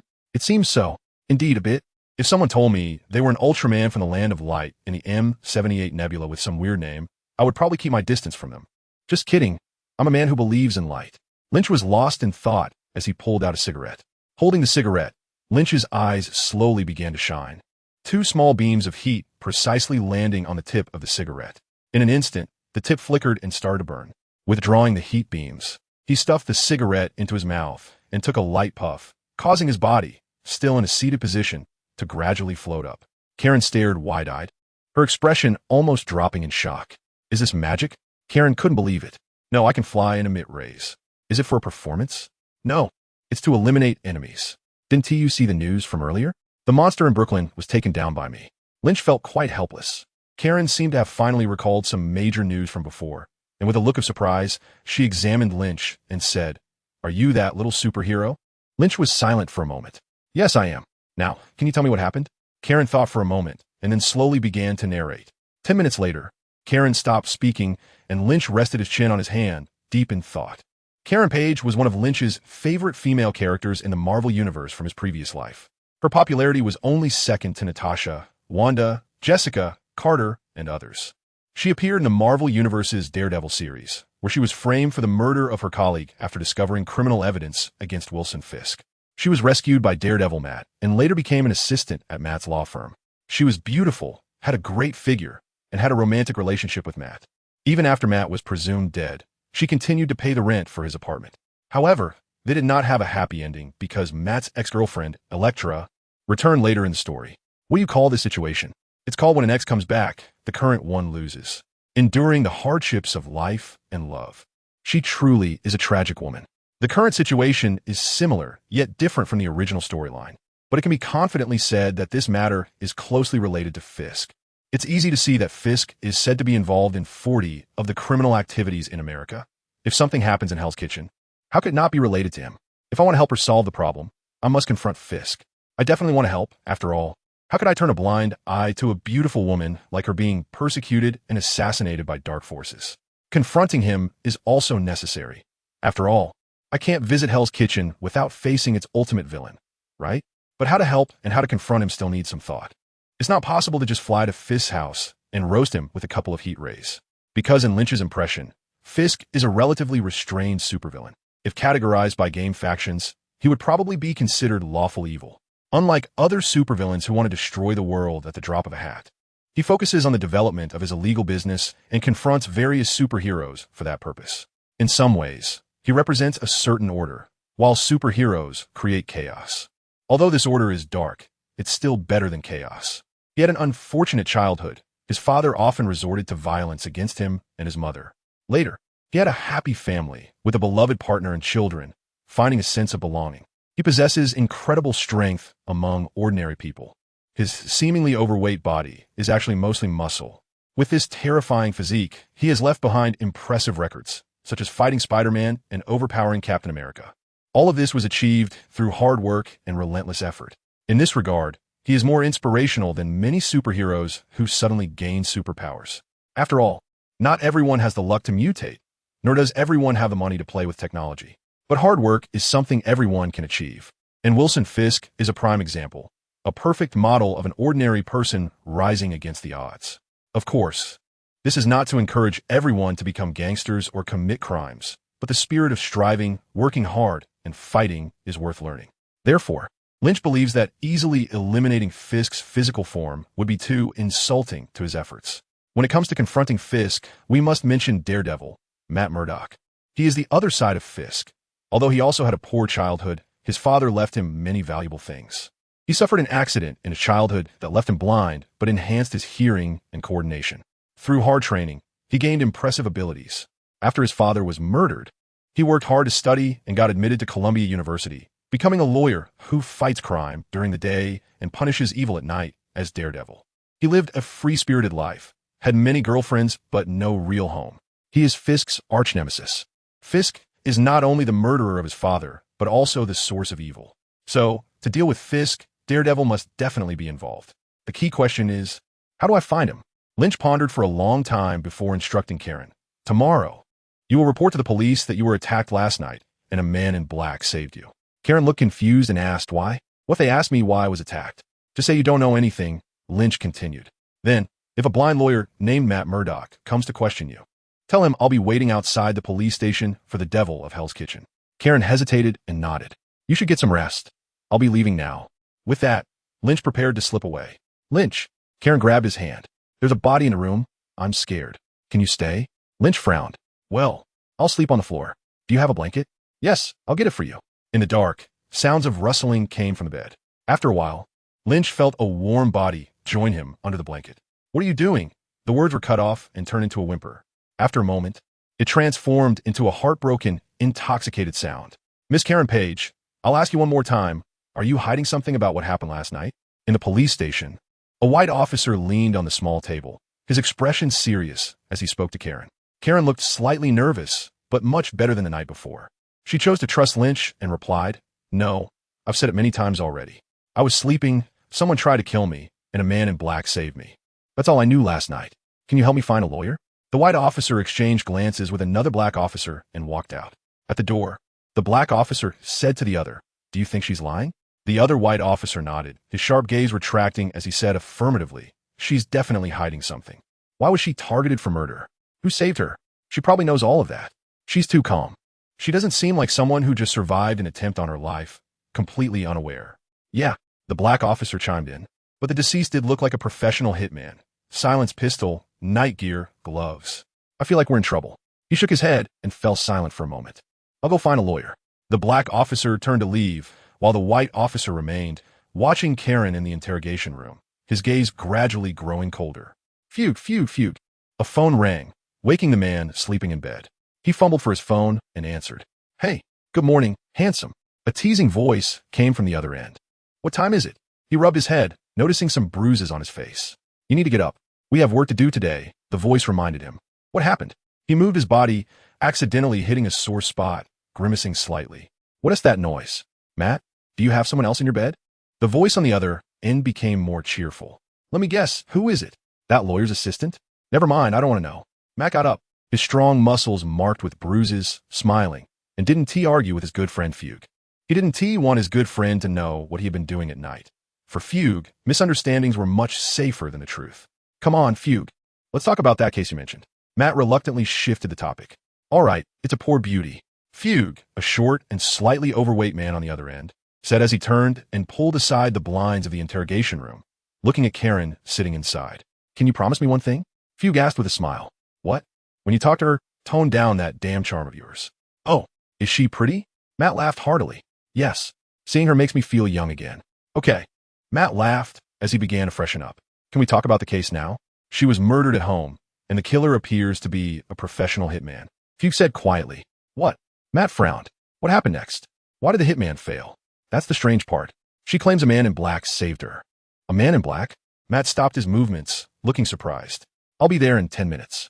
Karen Page?" Karen looked up to see two sharply dressed men walk in. One wore sunglasses and carried a blind cane. The other was short and plump, holding some documents. "Yes, who are you?" "I'm Matt Murdoch, and this is my colleague Fugue Nelson. Can we sit down?" Karen's eyes brightened, and she nodded. "Yes, let's sit." Fugue prompted Matt. The two sat down, and Matt spoke first. "You claim you were almost murdered and that a man in black saved you. Is that true?" Karen glanced at Matt, who was wearing sunglasses, and calmly replied, "Yes." Hearing this, a hint of intrigue appeared on Matt's otherwise expressionless face, because he could tell that this woman was lying. "You don't need to worry about anything. We are your lawyers. You can tell us everything you know so we can help you," Matt said with a serious tone, thinking Karen was just afraid to tell the truth. "This is the truth," Karen replied immediately without any hesitation. Still lying. After thinking for a moment, Matt decided to change his approach. "So, do you know why you were targeted for murder?" Karen shook her head. "No." "Another lie. Does that man in black really exist?" Karen paused briefly before saying yes. Matt paused, not speaking. "A lie, but it seems there is some truth in it." Matt finally found a breakthrough. When he heard about the man in black, he couldn't help but make a connection with himself. But Matt knew what he had done. He certainly hadn't helped a murdered woman yesterday. So, was this a coincidence? Or had his recent actions attracted someone's attention? Matt didn't know, but he was sure that continuing to ask would uncover something interesting. "Do you know that man in black?" He continued to ask. "No, I don't know him." She recognized the person who saved her. Matt became a bit more alert. Could this be a trap? But this trap seemed overly complicated. If they knew his identity, why go through such trouble? Then, what has this lady experienced? She knows why she was targeted for murder, and she knows the person who saved her. So why call the police? Couldn't the person who saved her from fully armed, prepared hitman dispose of the body? That way, there would be no trouble. Why report it to the police? He was confused, as his instincts told him that this woman was not a malicious person. She seemed more like an ordinary person who had suddenly touched upon untouchable darkness. Matt had seen many people like this. Normal individuals whose lives were ruined after encountering the dark world. This was not uncommon in Hell's Kitchen. Matt wanted to help her, of course, after confirming that she genuinely had no issues. "Are you really innocent?" Matt leaned forward, his expression grave. "Yes," Karen answered without any guilt. Finally, it was the truth. Matt sighed with relief. "Then we can continue our conversation. Actually, that person asked me to tell you something." "Who?" The man in black I mentioned. What? What did he say? He said he would be waiting for the devil of Hell's Kitchen at the police station entrance. He said he would wait outside the police station for the devil of Hell's Kitchen. Hearing this, Matt was stunned, because he, Matt Murdock, Daredevil, was referred to as the devil of Hell's Kitchen by some people in Hell's Kitchen. This was not just naming him. It was almost as if they were reading his ID number directly. Who was waiting for him outside the police station? What was their purpose? Without thinking too long, Matt stood up. He was not afraid. He wanted to find out the truth. After all, Daredevil is also known as the man without fear. His name actually means reckless, bold, and unafraid of death. All right, I'll discuss it with my colleague. Matt pulled Foggy out of the interrogation room. What did that person say? Why don't I understand anything? Foggy complained with a puzzled expression. Noticing Matt's silence, he questioned him skeptically. Matt, tell me, you're not really going to check outside the police station to see if there's a man in black, are you? I am. Matt nodded at Foggy's disappointed gaze. I need to gather some information.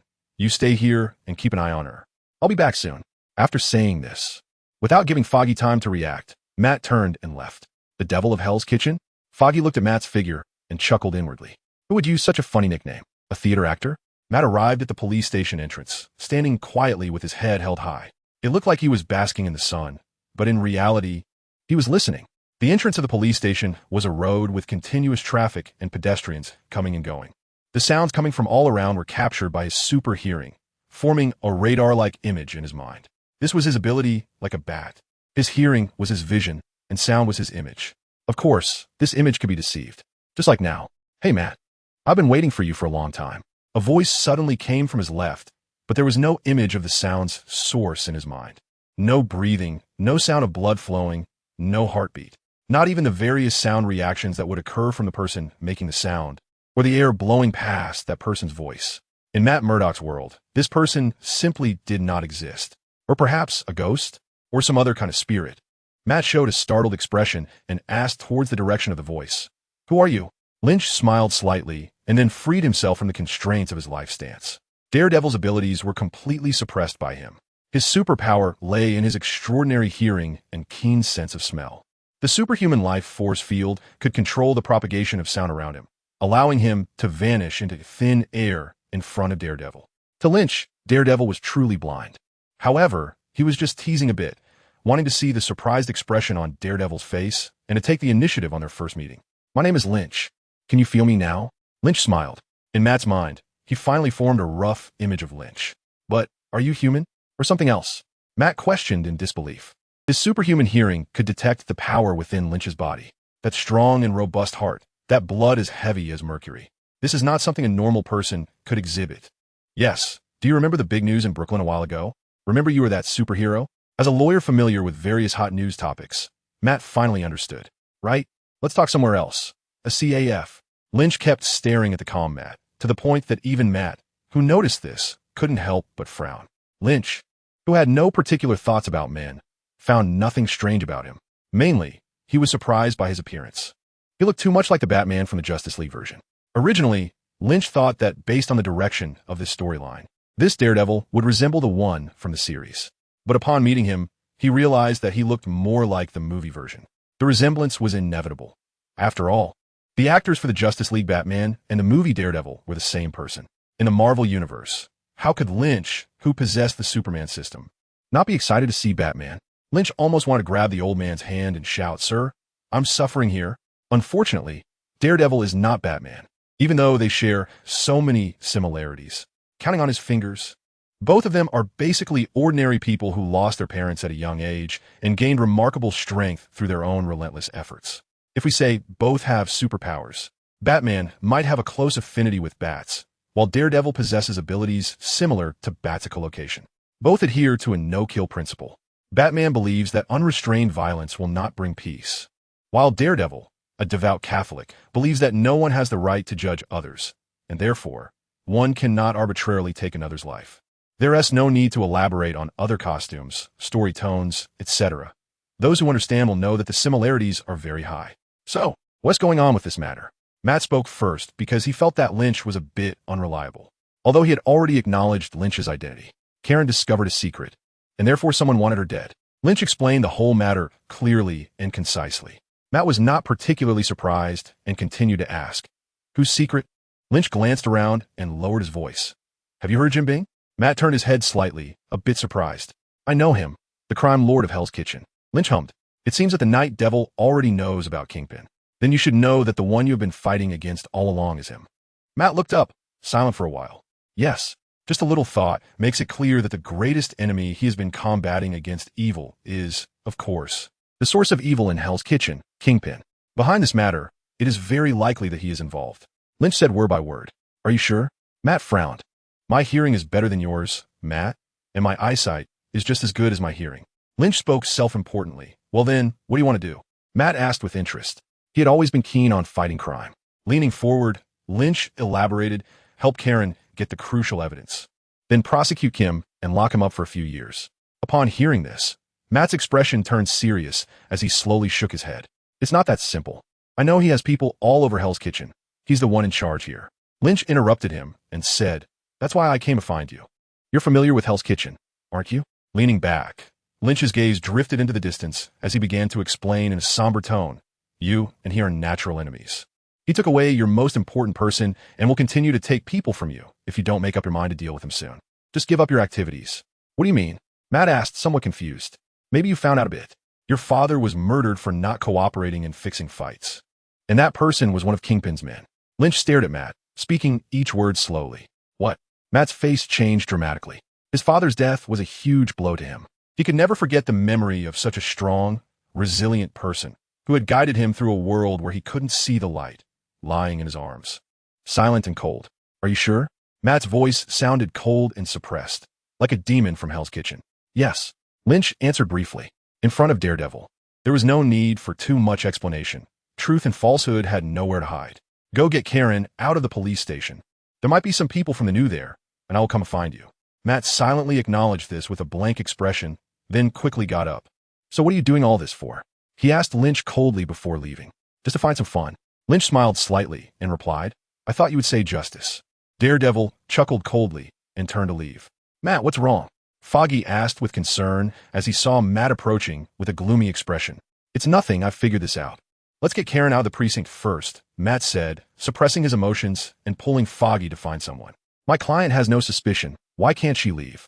Matt said expressionlessly, coldly pressing the two police officers opposite him. The case is still unclear. Karen needs to stay to cooperate with the investigation. The white officer replied in a businesslike manner, showing no leniency towards Matt. I'll keep Karen in communication, and she'll come as soon as the precinct needs her.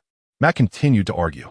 No, she has to stay here, the white officer told Matt with an undeniable expression and tone. You have no reason to detain her. Matt shot back defiantly. Right? The white officer, angered, pointed at the floor and said, But this is the precinct, and I have the final say. You have no right to dictate here. So you insist that she has to stay until the detention time is up before she can leave? Matt continued to question fearlessly. This is my authority. The white officer glared. Do you have any objections? I don't, but I can't guarantee that my lovely and charming client won't go on some talk show to complain about being detained without reason. Matt threatened coldly, looking up. Fuck you. The white officer stood up, and the nearby black officer pulled him back. He pointed at Matt and shouted, Don't think just because you're blind, I won't smash your face in. Watch yourself. After saying that, he angrily walked away. What does that mean? Foggy asked the remaining black officer, dissatisfied. Foggy, just shut your mouth. He stood up, somewhat annoyed. He's usually not like this. I'll go see what's going on. The two left behind exchanged glances. Looks like your bribery isn't of much use, Matt jabbed at Foggy. Foggy immediately threw up his hands and said helplessly, Who knows what's wrong with that guy? I have to file a complaint against him. Matt turned his face towards the direction the police left and quietly remained silent. Maybe he does have a bit of a problem. Brown, what's wrong with you today? The black officer asked as he walked over to the white officer, looking puzzled. Brown, with a cigarette in his mouth, avoided eye contact when the black officer approached. Looking gloomy as he said, Something happened at home. I'm a bit unhappy. Okay. The black officer lit a cigarette and casually said, Then let Karen stay a bit longer. I also feel this case is a bit strange. The black officer looked at Brown. What do you think that man in black is? Brown frowned slightly, took a deep drag from his cigarette, and then replied, I don't know. Maybe it's just something she made up. Made up? So she murdered someone unrelated to her, and then dressed him up like a killer? The black officer pondered. I don't know, LeBron. Maybe that's the case, but we have no evidence, and we can't do anything, LeBron said, crossing his arms and leaning against the wall hesitantly. He then leaned closer to Brown, his expression serious. Have you heard a rumor? Brown glanced at LeBron awkwardly and shook his head. Some say there's a demon in Hell's Kitchen who dresses in black at night to fight evil and save the good. LeBron said with an interesting expression. Maybe it's just a rumor. That guy has never shown himself. Brown somewhat disagreed with his statement. No, some people in our precinct have received some cases about this guy. Okay. Brown finished his cigarette, tossed the butt, and intended to end the topic. Maybe he exists. But what use is that? This is Hell's Kitchen. He can only be a demon that brings nightmares to others, not an angel that saves people. Brown's tone was somewhat agitated, and his voice carried far. Okay, Brown, don't get worked up. LeBron smiled and tried to calm Brown. A hint of confusion flashing in his expression. Why is Brown reacting so strongly? Several hours later. Karen, are you okay? Matt asked Karen, who was brought by 2 police officers. Not so good, Karen replied weakly, drained by the atmosphere of the precinct. All right, let's get out of here, Matt said as he stepped forward, and Karen followed him towards the exit. Halfway there, Matt turned back. Justice will always come, whether not in the precinct, the court, then will be elsewhere. The 2 police officers showed displeasure at his nonsensical statement. Beneath Brown's displeasure lay a hint of fear. A few minutes later, the 3 of them were outside. Karen, what are your plans next? Matt asked pointedly. Karen, having left the precinct, seemed a bit more spirited. She adjusted her hair and glanced at Matt for a moment. Find a place to sleep and see what happens when I wake up. Foggy interjected. Do you have a place to stay? I do. Matt, what's your phone number? Karen asked, and Matt gave her his number to remember. I'll contact you. I'm leaving now, Karen said, and her figure disappeared into the night. Do you guys have some little secret I don't know about? Foggy questioned Matt suspiciously. No, I don't, Matt said with a grin, as if to tell Foggy. Yes, I do. Hearing this, Foggy looked hurt. I knew it. Can't you be a little less conspicuous? I have no chance at all being with you. He complained unhappily. Come on, Foggy, we can't have personal feelings for clients. It's our professional ethics. Matt retorted. Come on, Matt, you're the last person who can say that. Foggy scoffed. I'm going back now. See you tomorrow. He turned to leave, but looked back at Matt, who in team moved, and asked again, aren't you going back? Matt nodded and said, I have something to take care of. You're not going to find Karen, are you? Foggy said suspiciously. You're too eager. No, I guarantee on my honor. It's something else, Matt said, putting away his joking demeanor and looking serious. Foggy was silent for a moment and then quietly said, all right, you always have other things to do. He looked at Matt earnestly and said, Matt, don't push yourself too hard. Take care of yourself. I will. Fuji left, and Matt watched him walk away with some concern. Did he finally discover something? As the 3 left, it was also time for 2 police officers to get off work. In the precinct, the 2 officers were packing up to leave. Brown, are you going for a drink later? The black officer asked after finishing his packing. The black officer was relatively young, in his 20s or 30s. Working in Hell's Kitchen, a hellish place, was not an easy job. The police were nowhere near as powerful as the criminals and gang members. Therefore, for the young, hot-headed black officer who despised evil, working here was not easy, as danger accompanied him at every turn. On the other hand, Brown, an old officer who had been in Hell's Kitchen for over a decade, was quite experienced in this regard. The black officer often heard stories about how Brown bravely and cleverly fought against the evil forces in Hell's Kitchen when he was younger, so he always respected him and sought his guidance. Brown was now in his 50s or 60s. His short hair had long been gray by time, and the wrinkles on his face were becoming more pronounced. When he heard the somewhat concerned invitation, he smiled happily. Kevin, I'm already an old man. You should find a beautiful, charming girl to spend this lovely evening with. Instead of sitting in an old bar listening to last century's dance music and thinking about how to comfort an old man. Kevin smiled sheepishly and scratched his head. Actually, I don't really like that kind of life. I'd rather hear you tell stories about the past. Brown shook his head helplessly. There's nothing to talk about, Kevin. Even the greatest guys grow old. The future belongs to you young people. Seeing Kevin unmoved, he continued, just let me be. I actually have some things to deal with at home today, as I mentioned. Oh, then you should take care of that first. Kevin suddenly understood and patted his chest. If you need anything, make sure to let me know. Okay, I will. Brown smiled with relief. I need to go home now, kid. See you tomorrow. See you tomorrow. Brown's car slowly stopped in front of a building. This was an old building, about the same age as Brown himself, appearing somewhat out of place in New York. A world-class city. Who would have thought that in this prosperous and wealthy city, there would be such a dilapidated and dirty building? Just like how Brown, when he was young and newly assigned to Hell's Kitchen, could not have imagined that there would still be such a filthy place in this Big Apple. Coming from a poor background, strong-willed, youthful, and with firm beliefs, Brown began his struggle against the dark forces. When he achieved his first major victory, he was awarded a medal and received this house as a reward. At that time, he naively believed that one day he would eradicate the evil in Hell's Kitchen and rise to success. However, things completely changed after that. He parked the car, coughed, and walked into the building. He was 56 this year and had developed various health issues due to neglect in his youth. The building had no elevator, so he could only slowly make his way up the narrow, dark stairs, panting as he reached his home on the 6th floor. Arriving at his doorstep, he struggled to take out his keys, insert them into the lock, turn it, and push the door open. "Stephen, is that you?" A woman's voice came from inside as the door opened. "Yes, I'm back. How are you feeling today?" He instantly put away his fatigue and responded with a hint of energy, as if he had become 10 years younger. "I feel good. Why are you back so late today?" A woman in pajamas came out from the bedroom. She was about the same age as Brown, looking very haggard, and her body was somewhat abnormally overweight. Brown smiled gently and asked, "Are you hungry? What did you eat today? I'll get you something."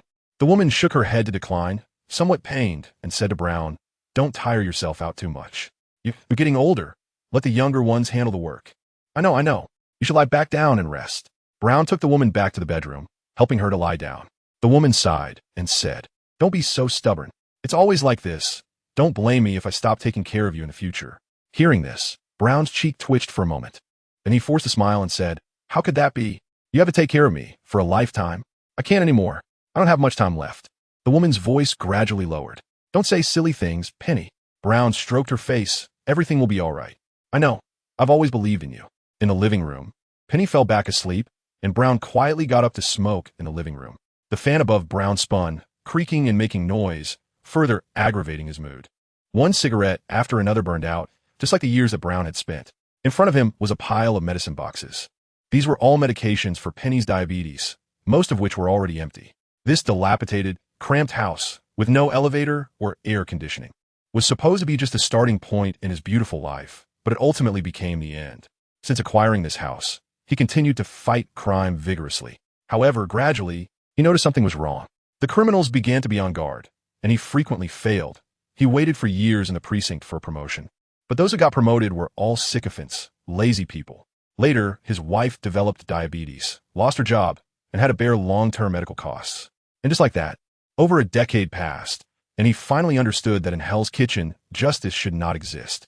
The residents here were all unemployed vagrants, illegal immigrants, fugitives, and were more or less connected to criminals. If justice were truly needed, then everyone here should be judged, including those guys in the precinct. It wasn't just one or two who colluded with gang forces. No one was uninvolved with those criminals. They bribed, sheltered, tipped off, and even brazenly frequented various dubious places. Brown, who was unwilling to go along with the corruption, was, of course, subtly ostracized. Everyone could not stand to see him do well. That's why he remained just a police officer for so many years and had no close friends. The closest was that young guy who had just joined not long ago. In him, Brown saw the shadow of his younger self. He wanted to persuade the kid to apply for a transfer while he was still new, but in the end, he didn't say it out loud. He could tell that if that kid heard such words from his respected senior, it would be a huge blow.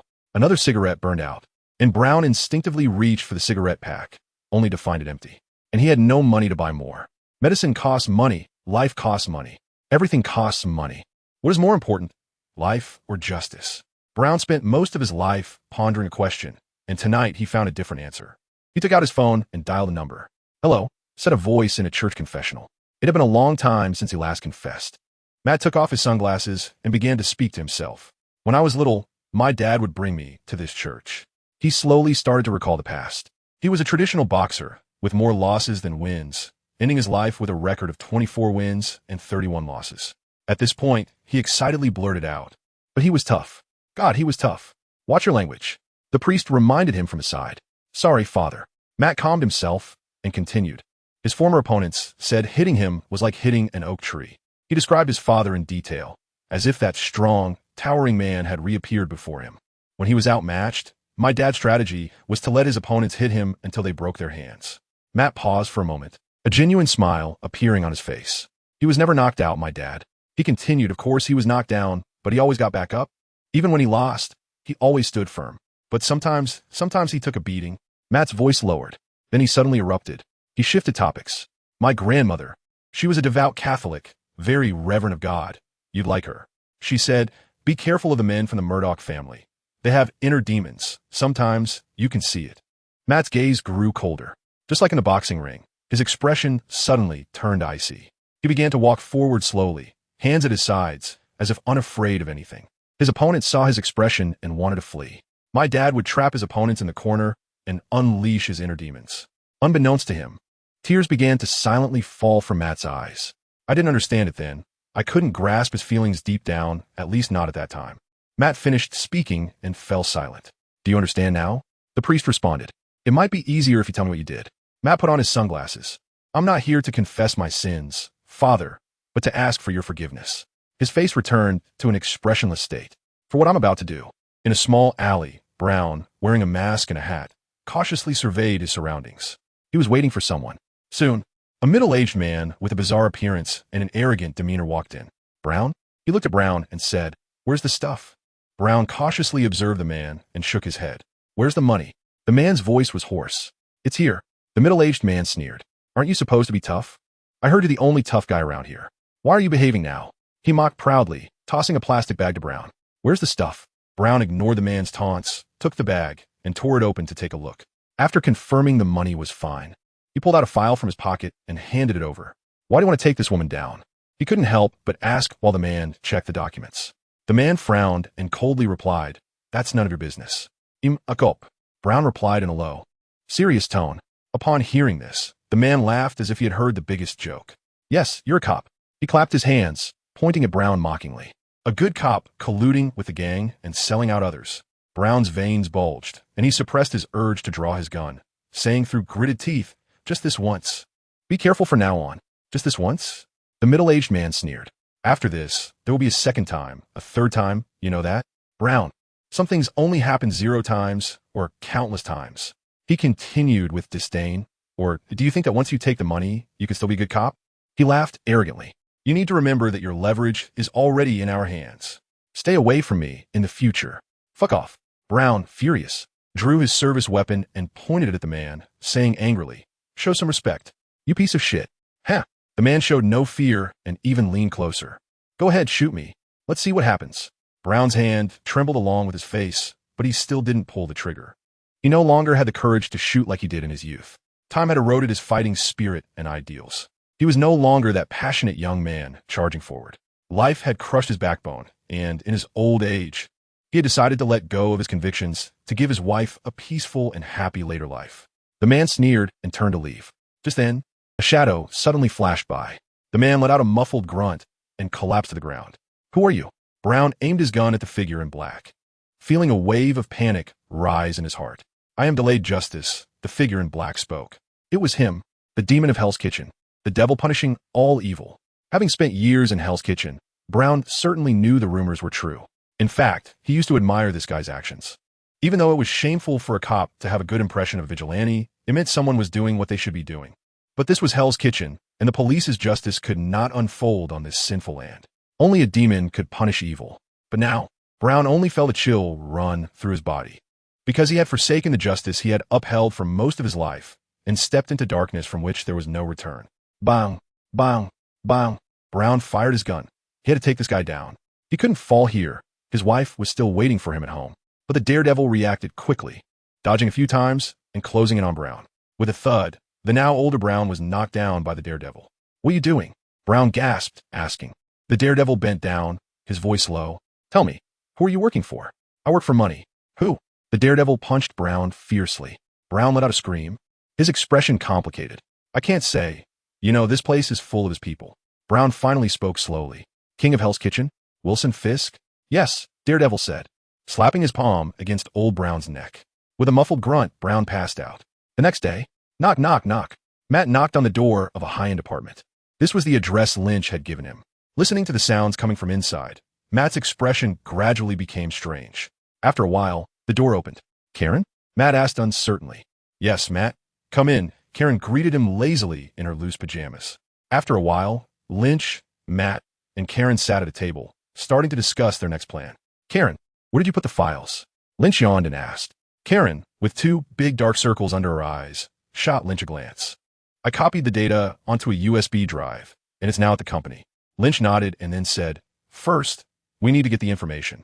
Matt, you protect Karen and go over tonight.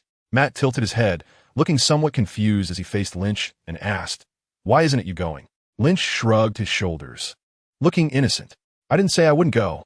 I just said I would be in the shadows." He explained, "Right now, they can only know that you are protecting Karen. If they find out it's me, the outcome could be different." "All right." Matt reluctantly accepted, but still felt a bit puzzled. "Are you really that confident in me?" "Of course. I trust you." Lynch raised his eyebrows and replied, but unfortunately, Daredevil couldn't see it. However, Matt changed the subject. "Are those materials really useful?" He was somewhat skeptical. "Maybe we're just getting our hopes up for nothing." "It's possible." Lynch did not shy away from agreeing. "If it's useful, we can charge Karen's boss with murder and other crimes," he said. Matthew nodded and continued, "But it's very likely that we can only punish Karen's boss, with almost no chance of implicating Jean." "Yes, but that's not useless." Lynch looked at Karen. "At least we can save Karen, right?" Hearing this, Karen revealed a smile that was both touched and a bit shy. "All right, you're right," Matt said with a hint of helplessness. "Once everything is settled, we just need to wait for night to fall." Lynch looked at Matt, a bit eager. "Are you going to wait here until evening? How about we practice a bit?" "I'm not your match. You should train with Karen instead. I'll come back later tonight." Matt immediately shook his head and stood up. In that moment of turning to leave, he finally felt what it was like to be with his friend Foggy. It was a bit bittersweet. On the top floor of a building, in front of a huge floor-to-ceiling window, a man leaned on a cane, smoking a cigar, quietly observing the city below. His large face had no fat on it, but it was filled with depth. His body was robust and massive, looking more like a beast than a human. As the city gradually fell into night, his silhouette grew even taller against the sunlight. After nightfall, this city would belong to him. He was the king of the dark underworld of this city, Kingpin. In the room, there was another man with a unique temperament, sitting at an odd angle. He had a target-shaped scar on his head, a manic expression, and a slightly neurotic demeanor, constantly fiddling with a dart. He was Kingpin's #1 assassin, Bullseye. After a long silence, Bullseye suddenly threw the dart in his hand. With a swoosh, the dart, along with a mosquito, struck a target on the wall. Bullseye laughed maniacally, filled with pride. At that moment, the door to the room was pushed open, and a thin man walked in. He was another right-hand man of Kingpin, Wesley. Wesley quickly walked to Kingpin's side, then silently lowered his head to look at his toes. He was waiting for Kingpin to speak first. "Bad news?" Kingpin's magnetic voice echoed in the quiet room. "Yes, it's confirmed that it's that guy's doing," Wesley replied calmly. "This guy is really getting out of hand." Kingpin's expression remained calm, as if discussing mundane matters. "He has indeed crossed the line." Wesley responded with a composed demeanor, agreeing with Kingpin. "Then he can only disappear," Kingpin said with a tone of regret. In his heart, Daredevil was not an enemy, but merely an amusing distraction. As the ruler of a criminal empire, he had a broad mind. He was willing to let a troublemaker exist in his territory to bring some fun into his life and challenges for his subordinates. Of course, the premise was that the line should not be crossed. If it was crossed, there would be consequences. Kingpin turned around, the light casting a long shadow behind him. Clenching the cigar in his hand, he turned his face toward his #1 assassin, Bullseye. Although this guy was a bit mentally unstable, it was precisely because of this that Kingpin could keep this sharp knife firmly in his hand without harm. "Do you know what to do?" he asked Bullseye. Bullseye grinned cruelly, twirling the dart in his hand before replying, "Of course, find him and make his head explode." Kingpin was satisfied with Bullseye's answer, but did not agree with his method. "No, you don't need to go find them. Just wait for them to come to you." Bullseye immediately complained, a bit dissatisfied. "Why make it so complicated?" Kingpin was not angry at his defiance. Bullseye was always straightforward. "You need to be a bit patient. Just wait for nightfall." He comforted Bullseye as if he were a child. "Go on, once it gets dark, let Wesley teach you how to do it." Bullseye appreciated Kingpin's reassurance and obediently left. Once Bullseye finally left, Kingpin picked up the cigar again. He began to walk slowly around the room while Wesley stood silently by. Unlike Bullseye, Wesley was truly Kingpin's trusted confidant. While Bullseye was mentally unstable, Wesley was normal, which made him cautious as if he were accompanying a tiger. Faced with Kingpin, who was pacing back and forth lost in thought, he maintained silence, becoming invisible in the room like a potted plant. "Wesley." Kingpin suddenly stopped and called out to Wesley. "I'm here," Wesley immediately replied. Kingpin turned his head, and Wesley noticed his serious expression. "Have you discovered anything unusual recently?" Wesley was a bit surprised, lowered his head, and thought for a moment. Nothing particularly noteworthy. He was halfway through when he seemed to think of something and raised his voice. It's just that I heard from the Russian mob that someone got taught a lesson by a guy who can catch bullets with his bare hands. What? Kingpin's tone became somewhat angry. Why are you just telling me this now? The more he thought about it, the angrier he became, glaring at Wesley, making him tremble. I thought it was just a rumor. You know, there are too many lies like this. No, Kingpin interrupted him harshly. This is different. I have a feeling about it. His gaze shifted, and then he waved his hand at Wesley. Come here, arrange for a few people. Under the night, two figures quietly crept into a dark building. Matt, dressed in black, his eyes covered with a black cloth, led the way without any hindrance. Karen, wearing a dark coat and pants, followed closely behind. Taking advantage of the night, they easily entered the first floor of the building. It was already 10 o'clock, and the building was pitch black, with no sound at all. But this was no challenge for Daredevil. The darkness was the best environment for him. With his superhuman hearing, the surroundings presented themselves one by one in his mind, allowing him to move freely in the shadows. In the pitch black, Karen, who couldn't see in the dark, could only stumble along behind Matt. Before long, Matt stopped somewhere. Where's the staircase? He whispered to Karen. Aren't we taking the elevator? Karen asked, not quite understanding, as she found it very uncomfortable to move in the dark. No, Matt explained. The elevator is too dangerous, especially for you. Hearing Matt say this, Karen pointed out the location of the staircase. The two hurried to the stairwell. What floor? Matt stood in the stairwell, looking up, casually asking Karen. 6th floor, Karen replied. Matt tilted his head, expressionless, listening for a moment. As he listened, his expression gradually became serious. After a while, he solemnly said to Karen, I'll go up first. You need to keep 1 floor's distance from me. Why? Karen's expression changed. As she guessed something, her beautiful eyes revealing unease. Are there people up there? Matt slowly nodded. More than one. Karen pressed her forehead, forcing herself to calm down. Lynch, are you there? She couldn't help but call out softly for Lynch, seeking a sense of security. I'm here, don't worry, go ahead. Lynch's voice seemed to echo in Karen's ear, instantly calming her down. He's here, don't be afraid, Karen. Gathering her courage, she said to Daredevil, I'm ready. Daredevil nodded and said, when you hear me tap the handrail, stop and don't move. Okay. The two began to slowly ascend the stairs together. 1st floor, 2nd floor. With a distance of about 1 floor between them, they had reached between the 4th and 5th floors. Everything was peaceful. Nothing happened. Just as they reached the 4th floor, Karen, who thought Daredevil was being overly cautious, felt a tremor from the handrail coming from upstairs. She immediately stopped, appearing anxious. Are there really enemies? Daredevil paused his movements, took a deep breath, and cleared his mind. This was also to maximize his abilities. Through his enhanced hearing, he detected at least 10 distinct breathing sounds on the 6th floor. Although these people were hiding very well, their biological signs could not be concealed. As long as the heart beats, blood flows, and people breathe, he could catch the slightest clues. Their people were indeed lying in wait here early. But hiding in such a dark and cramped terrain, Daredevil smirked coldly. Let's see who is ambushing whom. He crouched down and moved nimbly through the stairwell. The distance of 1 floor was crossed in just a second or two. He aimed to catch them off guard. He's coming. Daredevil heard someone warning, but it was of no use. His figure flashed past the corridor. Bang! Bang! A series of suppressed gunshots suddenly shattered the night sky. After the gunfire, the situation reversed in an instant. The ambushers revealed their positions and firepower, while those who were ambushed slipped into the darkness. Daredevil leaned against the wall at the end of the corridor, quietly listening to their movements. He wasn't in a hurry because, generally, it was the ambushers who felt anxious at this moment. They were the ones lying in wait. Pair up and find him.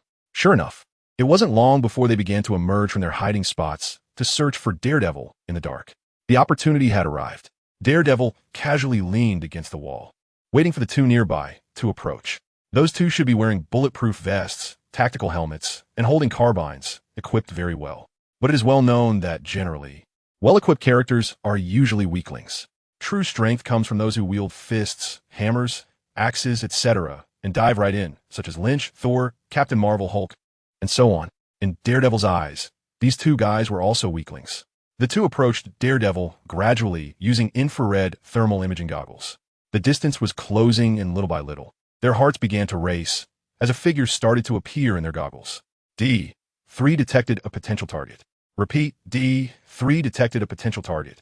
Approaching. D3 will perform verification immediately. Received. Hearing the voice about to ring in his ears, Daredevil finally began to move. The skilled fighter knew one thing.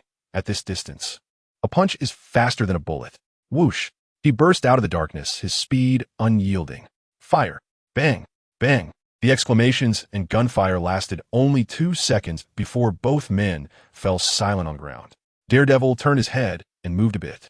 After taking out the two guys, their encirclement showed a gap. It was time to take the initiative. 15 minutes later, Daredevil took a breath, feeling somewhat relaxed. According to his sensory calculations, there was a total of 10 in the squad, and now there were no more active enemies left. He could let Karen come up to gather the data. He thought to himself as he walked towards the stairwell. Whoosh! Suddenly, an extremely subtle sound broke the silence. Daredevil's face changed dramatically, and he dodged.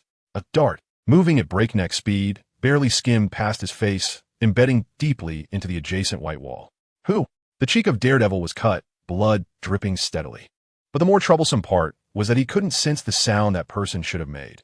That dart was made of special material, exquisitely crafted, with a very low sound of flight, almost directly hitting his forehead.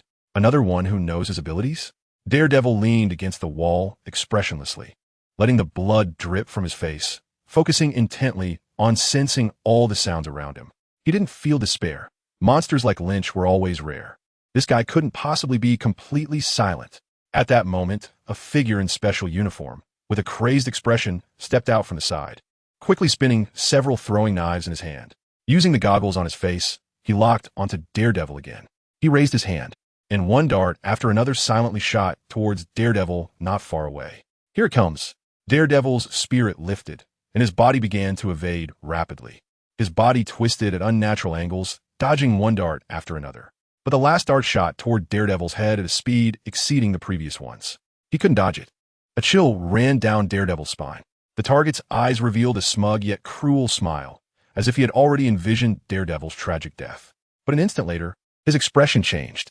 The original smugness and cruelty turned into surprise and anger, because he saw that the dart was caught in the hand of a suddenly appearing person. Nice shot, Lynch casually complimented him, then tightened his grip, crushing the hard and sharp dart into a lump of scrap metal. But it was of no use. You're looking for death.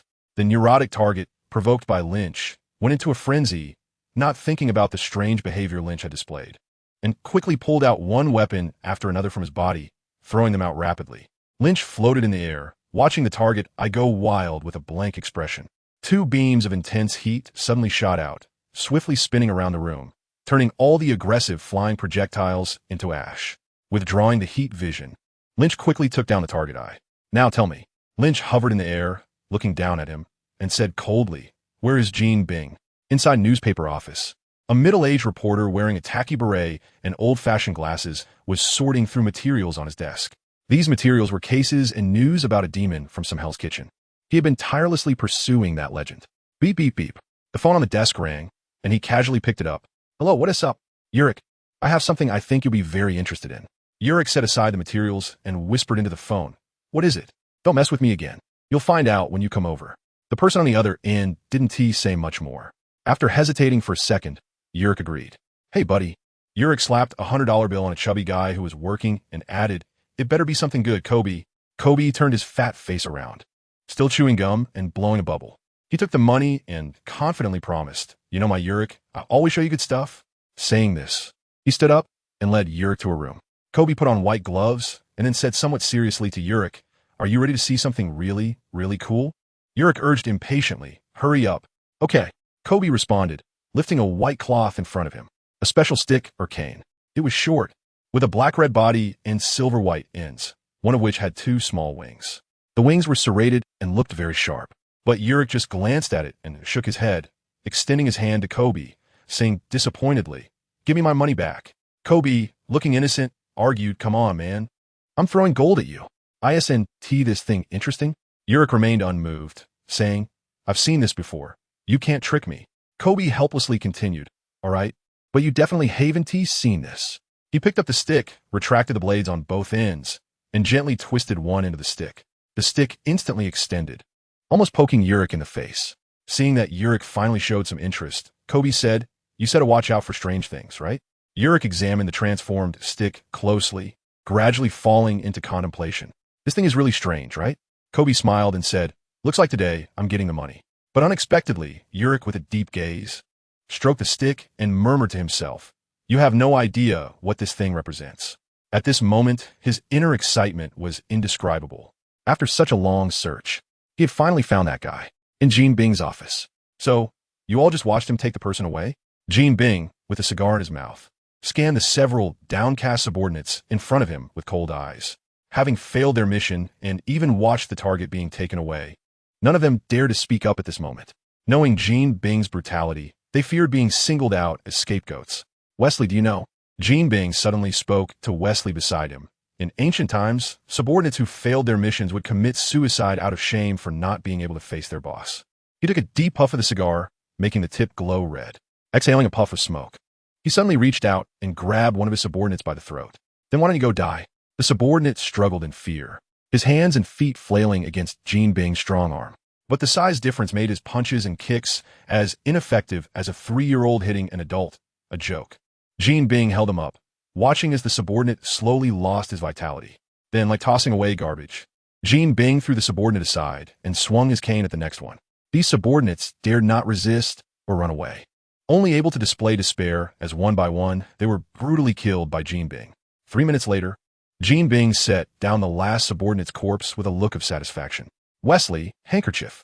Jean Bing said to Wesley, who was looking straight ahead as if he saw nothing. Wesley immediately handed over a handkerchief, remaining silent. Jean Bing took the handkerchief and began to tenderly wipe the bloodied cane that held significant meaning for him. We have a problem, Wesley. After a while, Jean Bing spoke coldly. Hearing this, Wesley's eyelid twitched, and he quickly replied, I believe problems can be solved. Jean Bing glanced at him, a twisted smile forming at the corner of his mouth. What do you think he plans? Without much thought, Wesley responded. The kindness of helping others, the ridiculous justice, the disdain for evil. Aren't all superheroes like that? Hearing Wesley's remarks, Jean Bing laughed heartily, looking at him with some surprise and saying, I didn't expect you to know so much about superheroes. Do you really like these stories? Wesley smiled awkwardly and replied, I liked watching them when I was young. Yeah, who didn't know Superman when they were kids? Don't watch them anymore. Jean Bing mused to himself, then became serious again. If he really is Superman, we have many ways to deal with him. But if not, his voice gradually lowered. So far, he only seems to have Superman-like abilities. Wesley continued with a somewhat grim expression. Yes, he is as powerful as a god. Jean Bing said in a low tone, Superman is not a god. Even a god can perish if abandoned by its followers. Wesley weakly countered, yes, Superman is certainly not a god. He is just a superhero, and all superheroes have their weaknesses. Jean Bing relit a cigar and slowly walked to the floor-to-ceiling window. Looking out at the city, the aura and depth belonging to the Mafia King returned to Jean Bing. His emotionless voice continued, we do not have the ability to take out this superhero. In the face of absolute power, these little mice in the dark can only escape and hide, unable to confront him head-on. Jean Bing and Wesley both understood this. So Jean Bing decided to take a different approach. But we can destroy this superhero. He gazed at the magnificent city beneath him, his eyes deep and his tone cold. I will make him know that I am the ruler here. For a moment, Jean Bing's face was filled with dominance and confidence. But after a long time, Jean Bing's tone changed to one of uncertainty, provided that he is the kind of superhero we imagine, like Superman. In Lynch's apartment, two people were embracing each other on the bed without a stitch of clothing. With her eyes closed, Karen lay on Lynch's chest, the remnants of a wild passion lingering on her flushed face. After a while, she opened her eyes and hesitated before speaking. Lynch, I think we should stop pursuing this matter any further. Those people are too terrifying. Lynch accidentally glanced at her, knowing that what happened last night had a big impact on her. So he comforted her, it's okay, I will protect you. Just as Karen was about to continue speaking, Lynch's phone by the bed began to ring. Lynch frowned and answered the phone. His number should be known by very few people. Hello, Lynn, come save me. It's Daredevil's voice. Lynch's expression changed as he received the Night Devil's distress call. I need to go out. After saying this, Lynch quickly got dressed and rushed out. 3 minutes later, Lynch arrived at the location mentioned by the Night Devil. He opened his senses and began searching for the Night Devil's whereabouts. After a moment, his expression turned grim. He found the Night Devil, but his current situation was quite dire. In a panic, Lynch disregarded his own exposure and soared directly toward the Night Devil. At that moment, the Night Devil was hiding in a shadowy corner of the street, surrounded by blaring police sirens, with many officers nervously searching the area. His face was bandaged, and he was clutching his chest, which was bleeding profusely, breathing weakly. After receiving the information last night, he had been too busy organizing the materials needed for the lawsuit to pay attention to his injuries. However, while he was engrossed in his work, he suddenly heard many footsteps approaching his home. Shortly after, someone knocked on his door. Naturally, he thought it was someone from Jinbing looking for him, so he opened the door and immediately attacked. To his surprise, the ones knocking were actually police officers. He managed to take down the two officers at the door, but then a large group of police rushed in to arrest him. He couldn't resist and had no choice but to flee. His injuries affected his speed, and he was shot in the left chest. As he ran, nearly out of strength, he realized that some of these officers must have been bribed by Jinbing. With no other options, he could only call Lynch for help. The night devil leaned against the wall, listening to the police voices getting closer, but he simply couldn't stand up anymore. His breathing became heavier, as if the oxygen in the air was thinning out and the strength in his body was continuously draining away with his blood. He felt himself fading, on the verge of losing consciousness. No, I can't pass out now. The night devil felt his head growing heavier and heavier. Hey, am I dying? Lynch slapped Daredevil on the face, startling him awake. If you keep this up, who knows what might happen? Daredevil said weakly. Just hang in there. I'll take care of you for now. Lynch tore open Daredevil's clothes and used his heat vision to help stop the bleeding. During their conversation, several police officers finally noticed the two and immediately called for all officers via the radio. The two men in front quickly placed their hands on their heads and lay down on the ground. The police shouted from a distance. Lynch retracted his intense gaze and casually glanced at the police. Can you hear how many of them are on the take? He coldly asked Daredevil. A lot. Daredevil replied with a complicated tone. Most of them have a little something. I see. Lynch interrupted Daredevil. Wait for me for a minute. I'll take you to the hospital right away. After saying that, Lynch rushed towards the police with a whoosh. A minute later, all the police were lying on the ground, unable to get up. Lynch lifted Daredevil, his eyes scanning the surroundings. He felt that something was off, but time didn't allow him to think too much. He had to rush the person to the hospital. Half an hour after Lynch left, Karen received a phone call and then went out to a CAF. Now, Karen was looking at a tearful woman in front of her with a troubled expression. Peggy, you know how I've treated you at the company, the woman said, clutching one of Karen's hands tightly, sobbing and speaking. You tell me, if it weren't for me back then, wouldn't you have nowhere to live? She gazed at Karen pleadingly, continuing to play the emotional card.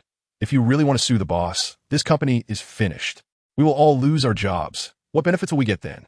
Seeing Karen remain silent, the woman took out a check from her pocket and placed it on the table, saying, the boss says he has recognized his mistake and asked me to apologize to you on his behalf, along with this check as compensation. She observed Karen's expression, feeling that there might be a chance, and then held the check up to Karen's face.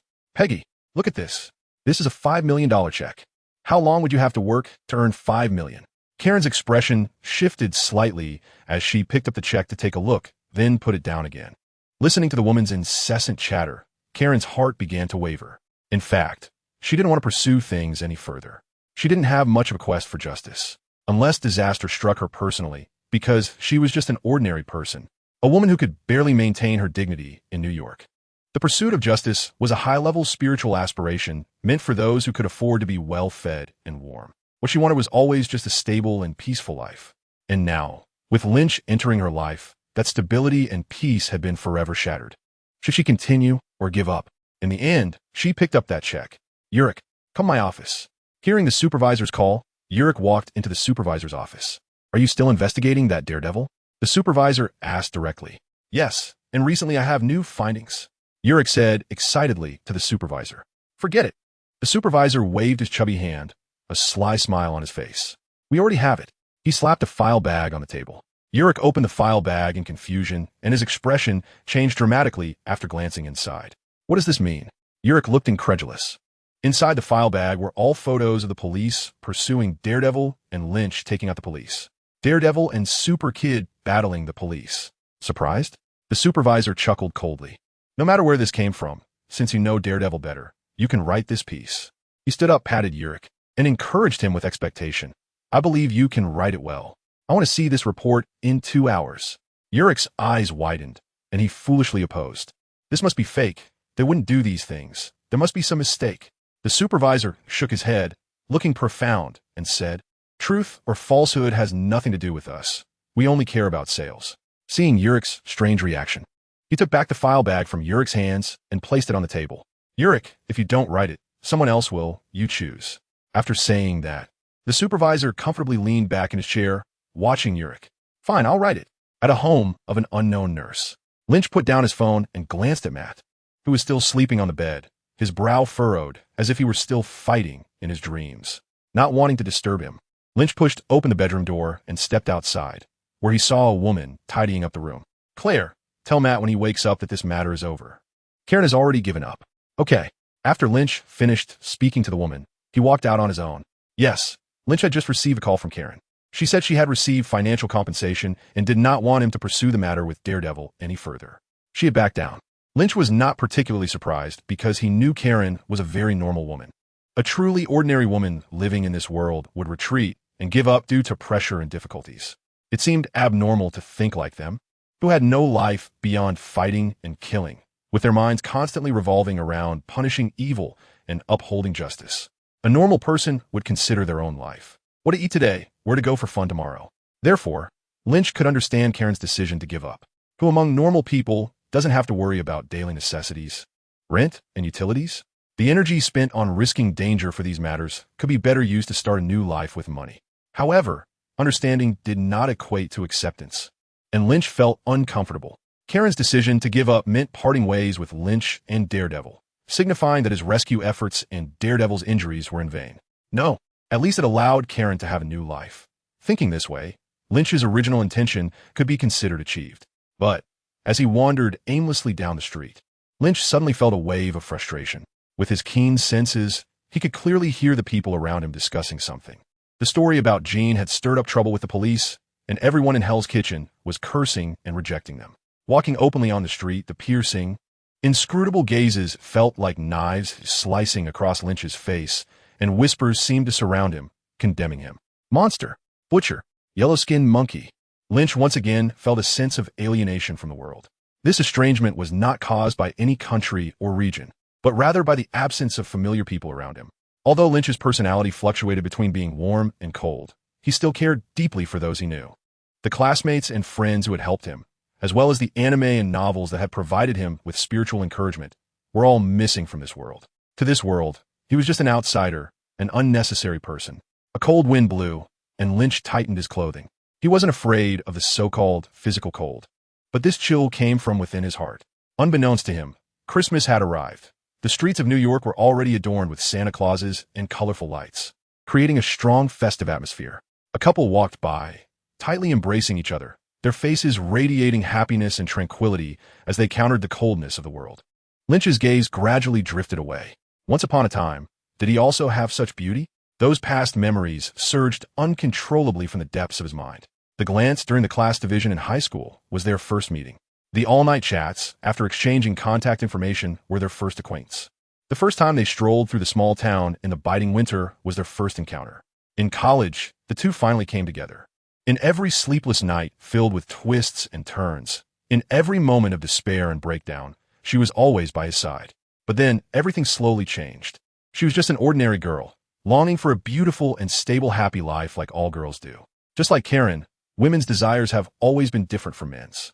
Men always think about seeing the world, about changing something, leaving something behind, while women just want a steady happiness. When Lynch could not step out of his own world into life, the two began to have a rift. The downsides of a long-distance relationship gradually manifested. They argued more and chatted less. Finally, they broke up peacefully. Letting go of each other was also letting go of oneself. After walking down a small street, Lynch unexpectedly looked up ahead. In front of a brightly lit shopping mall, Nada stood with her arms crossed, smiling radiantly. Why does my little boy look so troubled? In the CAF, Lynch picked up a steaming cup of coffee and took a sip. The steam rose, shrouding Lynch's face in a way that made it hard to see clearly. What have you been doing lately? Lynch opened his mouth. Natasha's beautiful eyes flickered as she glanced at Lynch. What else can I do? I'm helping you protect your little girlfriend every day. She replied in a strange tone. Ahem. Lynch immediately blushed. What little girlfriend? That doesn't exist. I'm just kindly taking in a homeless woman. Natasha, don't falsely accuse me. She's not my girlfriend. Lynch spoke up somewhat awkwardly. Even so, we broke up. Natasha propped her right hand on her face, staring intently at Lynch. After a while, she smiled and said, Why are you explaining? Lynch's words choked in his throat. Yeah, what could he explain? Lynch, she is a senior female agent of S.H.I.E.L.D. Don't be fooled by her beauty. She is the cunning and deadly Black Widow. Hold on. This is obviously a beauty trap. Fei Lynch. I've been a straight man for 20 years, and I don't know how many chat's sisters I've made angry. I've never feared any temptation of beauty in my life. But she really is beautiful. Her eyes sparkle like gems, her skin is fair and delicate, her long hair flows like a waterfall, and her chest. Maybe it's because she cares about you. Natasha was taken aback for a moment. A hint of panic flashed in her beautiful eyes, but she quickly covered it up. Really? More real than pearls. Natasha was momentarily confused and didn't understand the sudden appearance of this Chinese phrase. But she just slightly curled her lips, looking disbelieving, and then took out a bag of items. I see you are enchanted. That's why you are being played so pitifully. Pushing the bag in front of Lynch, Natasha smiled triumphantly. Take a look. Lynch opened the documents with some confusion and quickly flipped through them. After a moment, his expression changed. The bags contained information about Jean Bing and details of some people and events related to Lynch and Daredevil's previous encounters. There were files on Karen, Karen's boss, and Karen's lobbyist sister. There was also information about the police officer who sold Karen's information. Even the journalist who published false reports in the newspaper but updated supportive articles for both on his blog had detailed information here. Lynch, this world is like this. Both good and bad. Natasha calmly said, the difference lies in how you choose to see this world. Lynch nodded silently. It was not because of the rather surprising information itself, but because Natasha had been quietly caring for him. Otherwise, how could this information have been delivered to him so promptly? Can this kind of loyalty be explained by a simple task? Thank you, Natasha. Lynch said softly, do you have any ideas now? Natasha smiled, and suddenly the sound of fireworks erupted outside. The two looked over and saw the brilliant fireworks blooming in the night sky. Lynch and Natasha gazed up at the starry sky, their heads gradually drawing closer. Amidst the fireworks, they suddenly locked eyes, feeling that flutter in their hearts.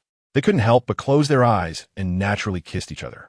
After a long while, as the fireworks gradually faded, the two remained immersed in that brief moment of beauty, not saying a word. Suddenly, Natasha let out a laugh and then spoke teasingly. Lynch, is that Karen more beautiful than me? No, you're more beautiful. Really? Natasha smiled slightly, her lips pursed. Then why did you only take her in? Lynch couldn't hold on any longer, so he awkwardly grabbed the documents and ran out. I need to take care of something. Wait for me for a bit. Natasha watched Lynch flee in a panic, quietly smiling as the moonlight softly illuminated the scene, making it extraordinarily beautiful. In a high-end Western restaurant, Jean raised his wine glass and clinked it with the elegant woman across from him. The elegant woman took a sip and smiled at Jean, asking, have you finished with your busy schedule recently? Jin's eyes were filled with tenderness as he softly replied, yes, I'm done now. I can spend some quality time with you. They exchanged a smile, filled with indescribable sweetness and happiness. However, an unexpected arrival broke the atmosphere. Jean looked at the suddenly appearing Lynch, his gaze instantly turning icy cold. Can we talk outside? Let's not scare the lady, he pleaded in a low voice, suppressing his anger and impatience. Lynch glanced at the panicked, beautiful lady, knowing that Vanessa was Jean Bing's Achilles heel, and couldn't help but snort coldly. 30 seconds, I'll wait for you outside. After saying that, he turned and walked out. Wilson, what happened? That man looked terrifying, Vanessa said, looking worriedly at Jean Bing. Jean Bing forced a grim smile and reassured her. It's nothing, just a little business issue. I'll have someone take you home shortly. Okay, just be safe, she replied. Jean Bing quickly instructed a few words to a subordinate beside him, and then walked briskly outside, standing next to Lynch. What do you want to do? Jean Bing gritted his teeth, veins bulging on his face, questioning word by word. Being caught while on a date with Vanessa had triggered his fragile nerves. Vanessa was the wife he had in mind, his Achilles heel, his soft spot, his only weakness. Lynch glanced at him lightly and sneered. I'm not as despicable as you. Upon hearing this, Jean Bing's expression improved slightly. Vanessa knows nothing. Everything has nothing to do with her. Jean Bing said with a frown. So are you planning to die alone? Lynch said coldly.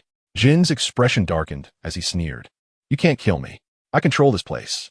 Once I'm dead, Hell's Kitchen will fall into chaos, and countless people will die in that chaos. He threatened while observing Lynch's expression. But unfortunately, Lynch remained unmoved by his words. Is that all? Lynch opened his mouth with an incomprehensible expression of indifference. Do you think I care about these things? I think you might be mistaken, Fisk. You might think I would heed your words, afraid of innocent people dying. He sneered coldly and continued indifferently. Do you really think I care about those who have nothing to do with me? Besides, most of Hell's Kitchen is just trash. Do you think I'm here to discuss justice and evil, right or wrong with you? Lynch's body gradually rose into the air as he spoke. You're wrong. The only reason I'm here to take you down is that I'm unhappy. I hate you, and I want to kill you. All this time, I've been worried about all sorts of things, afraid that this would go wrong and that would have bad consequences. But now, I've realized that none of that matters. What matters is myself, and all this time, I never considered how I truly feel. Lynch slowly closed his eyes, and scenes from his journey since crossing over appeared in his mind, starting from that out-of-control car.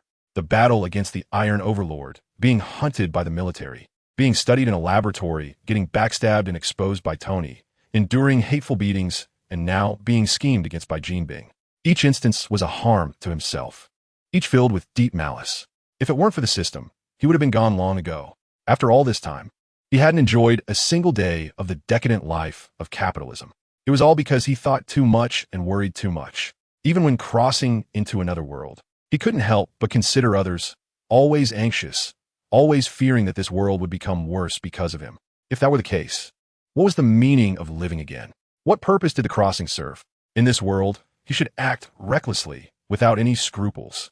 In this world, he should live for himself, do what he likes, pursue those he likes, acquire what he desires, eliminate what he dislikes, get rid of those he dislikes, destroy things he finds displeasing. This world should be that simple. After thinking for a long time, Lynch opened his eyes, which shone with a terrifying light. Jean Bing looked up, his face filled with despair. Knowing he couldn't escape in front of Lynch, he revealed his heroic demeanor, suppressing his fear and despair, and calmly asked Lynch, "After I die, can you help Vanessa? Don't worry, I will take care of your wife and child." Jean Bing barely understood Lynch's strange words and thus felt relieved. But he was not prepared to sit and wait for death. Jean Bing, even if he had to die, it should be in battle. He quickly drew his pistol and aimed at Lynch's eyes.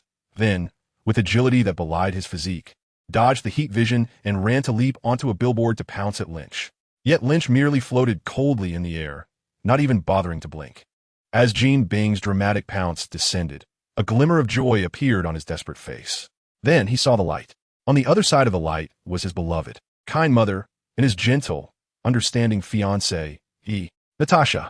Lynch knocked on the CAF's glass and shouted inside, "Come out." Natasha looked at Lynch, slightly stunned. With her keen observation skills, she could naturally tell that Lynch was quite different from before. He was more carefree, confident, and also more handsome. The two of them strolled through the Christmas streets of New York, happily chatting and laughing. Suddenly, a large, extravagantly decorated balloon floated above their heads. Lynch looked at the balloon, and a thought crossed his mind. He turned to Natasha and asked, "Had you ever flown?" "Of course, I do it often." Natasha replied without hesitation, but then she realized from Lynch's smiling expression that she was mistaken. Not this kind of flying, though. As expected of the head of the female agents, she was indeed tough when she spoke. "Catch me." Lynch wrapped his arms around Natasha's soft and delicate waist. "Let's go." In an instant, the two soared into the sky. "Oh," Natasha's face flushed, her tone excited. "This feels different." Of course. The cold wind rushed against them, and Natasha instinctively tightened her hold on Lynch. As they ascended to a high altitude, the entire night view of New York spread out beneath them. For a moment, they were captivated by the night scenery, embracing each other in silence. After a long while, Lynch couldn't help but kiss Natasha's fragrant lips. The sweetness lingered in his mouth, and with her soft warmth in his arms, Lynch was entranced. "Let's go down." "Where to?" "Let's fly somewhere else." Boom, boom, boom. A series of explosions erupted in Lynch's hands, but they only stirred up a cloud of smoke. Lynch waved his hand, and the dust cleared, revealing his unharmed figure. He crouched slightly, aimed at Iron Man's position across from him, and shouted, "Tony, it's my turn." "Hey!" Tony's face under the Iron Man's suit twitched slightly, still attempting to negotiate. "Didn't you say you wouldn't fight back?" Lynch chuckled and shot out like an arrow, so fast that the sound stayed behind. "I was just kidding." "Damn it." Tony cursed in a panic and instantly activated his Iron Man suit to escape. Not far away in Tony's mansion, Natasha was chatting with Pepper with a smile. Seeing the two outside playfully chasing each other, Natasha remarked with a smile, "Has Mr. Stark always been this energetic?" Pepper shook her head. Maybe it's Lynch bringing that out in him. The two continued to chase and flee, quickly disappearing into the sky. Lynch's speed was faster, instantly breaking the sound barrier and quickly closing in on Iron Man. He caught up to Iron Man's side and knocked on Tony's metal head. "Hey, can you go any faster?" Tony looked at Lynch, clenching his fists, cold sweat pouring down. "Jarvis, give me a boost." Iron Man's limbs immediately erupted with flames, accelerating instantly and leaving Lynch behind. Tony glanced back at Lynch, who was left behind, and began to taunt him. Lynch, what's wrong? Can't handle my breakfast? Why can't you keep up? Is this little exercise not enough to digest your breakfast? Lynch smiled slightly and replied loudly, Tony, I'll let you fly for a while first. Don't cry later. Tony sneered and replied arrogantly, Come on, brother, I have the record for your flying speed. You can't catch up with me. Really? Lynch laughed and instantly accelerated, chasing Iron Man through a mountain range. You can forget about speed. Just remember the current speed. Oh, Tony stared at the panel as Lynch's speed exceeded 1 Mach, then 2 Mach. A minute later, Lynch pressed down on Iron Man's head and raised a small fist. Lynch, don't do this. Tony tried to persuade Lynch. How about I treat you to a burger? This suit costs over $100 million. Lynch remained unmoved. After all, this punch had been pent up in his heart for a long time. There's no negotiation. Tony, you should have taken this hit a long time ago. I'll give you time to close your eyes. Lynch threw a punch, and with a loud bang, Iron Man's iron head tilted to the side. Lynch, with that punch, you must have damaged at least a few million in Tony's mansion. He complained to Lynch, dragging him along. Lynch waved his hand impatiently and casually said, How about I deliver a message worth billions? Tony was taken aback for a moment, then sarcastically remarked with disbelief, What kind of message could you possibly have that's worth that much? Lynch turned to look at Tony and activated his X-ray vision. Sure enough, through the X-ray, Lynch saw that Tony's body was being eroded by some kind of toxin. This was due to the palladium element used in the reactor in Tony's chest, which, the more Tony wore the Iron Man suit, the more palladium invaded his body, leading to palladium poisoning. It wasn't until Tony created a new element that this problem was resolved. You're poisoned and close to death. Is this news worth it? Lynch said lightly. What? Tony was taken aback, but still frowned and stubbornly said, I'm perfectly healthy. Really? Lynch smiled slightly. You should still ask Jarvis to check your body. Tony paused for a moment, then turned to find a place to get checked. Palladium poisoning? Tony muttered to himself while sitting in a room. Yes, sir. If you continue to use the Iron Man suit, the palladium poisoning will only worsen. Is there a way to solve it? Tony asked hopefully. Currently, there is no way to resolve palladium poisoning. We can only alleviate it. All right. Hearing Jarvis's affirmative answer, Tony fell into deep thought. When he first developed the reactor in his chest, he knew it would definitely bring strong side effects. Logically, anyone could tell that inserting such a large energy device into one's chest would have side effects. However, at that time, conditions were limited, and it was good enough to create something to save his life. He just didn't expect the side effects to come so quickly and be unsolvable. If he continued to use the Iron Man suit, the poisoning would irreversibly worsen. But could he not use it? I, Tony Stark, am Iron Man. Just recently at the hearing, he had confidently declared that he would protect the whole world. Without the Iron Man suit, could he still be called Iron Man? Could he still protect the world? Perhaps he could replace the palladium with another element? Maybe Lynch knows something. Tony thought to himself as he walked out of the room. Lynch watched as Tony approached him with a heavy expression, knowing that Tony had already discovered the palladium poisoning issue. How is it? Lynch glanced at Tony with some curiosity. Is the poisoning serious? Tony took a breath and calmly replied, It's not too bad, just a few %. Not that serious. Lynch nodded, thinking that it was still early. The poisoning had just begun, and it hadn't reached the point where he would discover it himself. Do you have any suggestions? Tony said seriously to Lynch. Noticing Tony's tension, Lynch smiled slightly. Go do what you want to do, like finishing the World Expo or proposing to your little secretary. Don't leave any regrets. Wait a minute. Tony's expression changed dramatically, and he quickly interrupted Lynch. What do you mean by that? Prepare for the aftermath, Tony. Lynch chuckled softly. Of course, Tony could be saved, and Lynch could casually tell him the key to it. But he didn't plan to directly give Tony the answer to this problem. In the movie, the solution to palladium poisoning is hidden in the three-dimensional model of the World Expo left by his father. And Tony finds a new element that can replace palladium using that model. However, before that, Tony really thought he was out of options and had little time left. Because of this, he felt anxious, fearful, and went through a mental ordeal and test. Only after experiencing all of this did it become meaningful for him to synthesize the new element to save himself. If he directly told Tony how to solve the problem, there would be no way for Tony to undergo that kind of spiritual transformation. Just look at how thoughtful, warm-hearted, and considerate Lynch is as a friend. Although Lynch particularly wanted to see Tony jumping up and down in anxiety, feeling desperate and ready to give up, he could assure that this was not the main reason. He watched Tony's expression change from shock to daze, and then to a hint of pitiful anger and despair. A faint sense of guilt and an indescribable joy rose in Lynch's heart. "You must be lying to me, right?" Tony murmured to himself as he walked towards his studio. "It must be true. I will find alternative elements." "Give it up. All elements are useless. Lynch is adding fuel to the fire. Can you just shut up? Hurry up and leave. I need to work." Tony started to usher people out without looking back. He was anxious, really anxious. At that moment, Natasha walked over from the adjacent room. "What's wrong with Mr. Stark?" She looked at Lynch in confusion. "What did you say to upset him?" "Nothing much. He has some issues and got unhappy when I pointed them out." "All right, I want to show you something." With that, Natasha raised her phone. Lynch took a closer look and saw that it was a picture. In the picture, there was a pit with a familiar hammer standing in it. "Meow meow hammer?" Lynch squinted. "Are you interested?" "Of course." 2 days later. "Long time no see, Coulson." Lynch Coulson's hand and gently squeezed. Coulson's smile froze on his face. His hand slightly trembled in Lynch's grip, and when he tried to pull it back, he couldn't. He quickly began to speak sincerely, saying, "I'm very sorry about what happened last time. I know you were treated unfairly." Lynch smiled brightly, as if he had really met an old friend and was so happy that he wouldn't let go of his hand, shaking Coulson's limp hand vigorously. Natasha couldn't watch any longer, tugged at Lynch, and gave him a look. Lynch chuckled and let go of Coulson's hand, casually saying, "Let's go take a look at that hammer." Coulson, feeling relieved, quickly led the two inside. On the way, Coulson explained the current situation to them.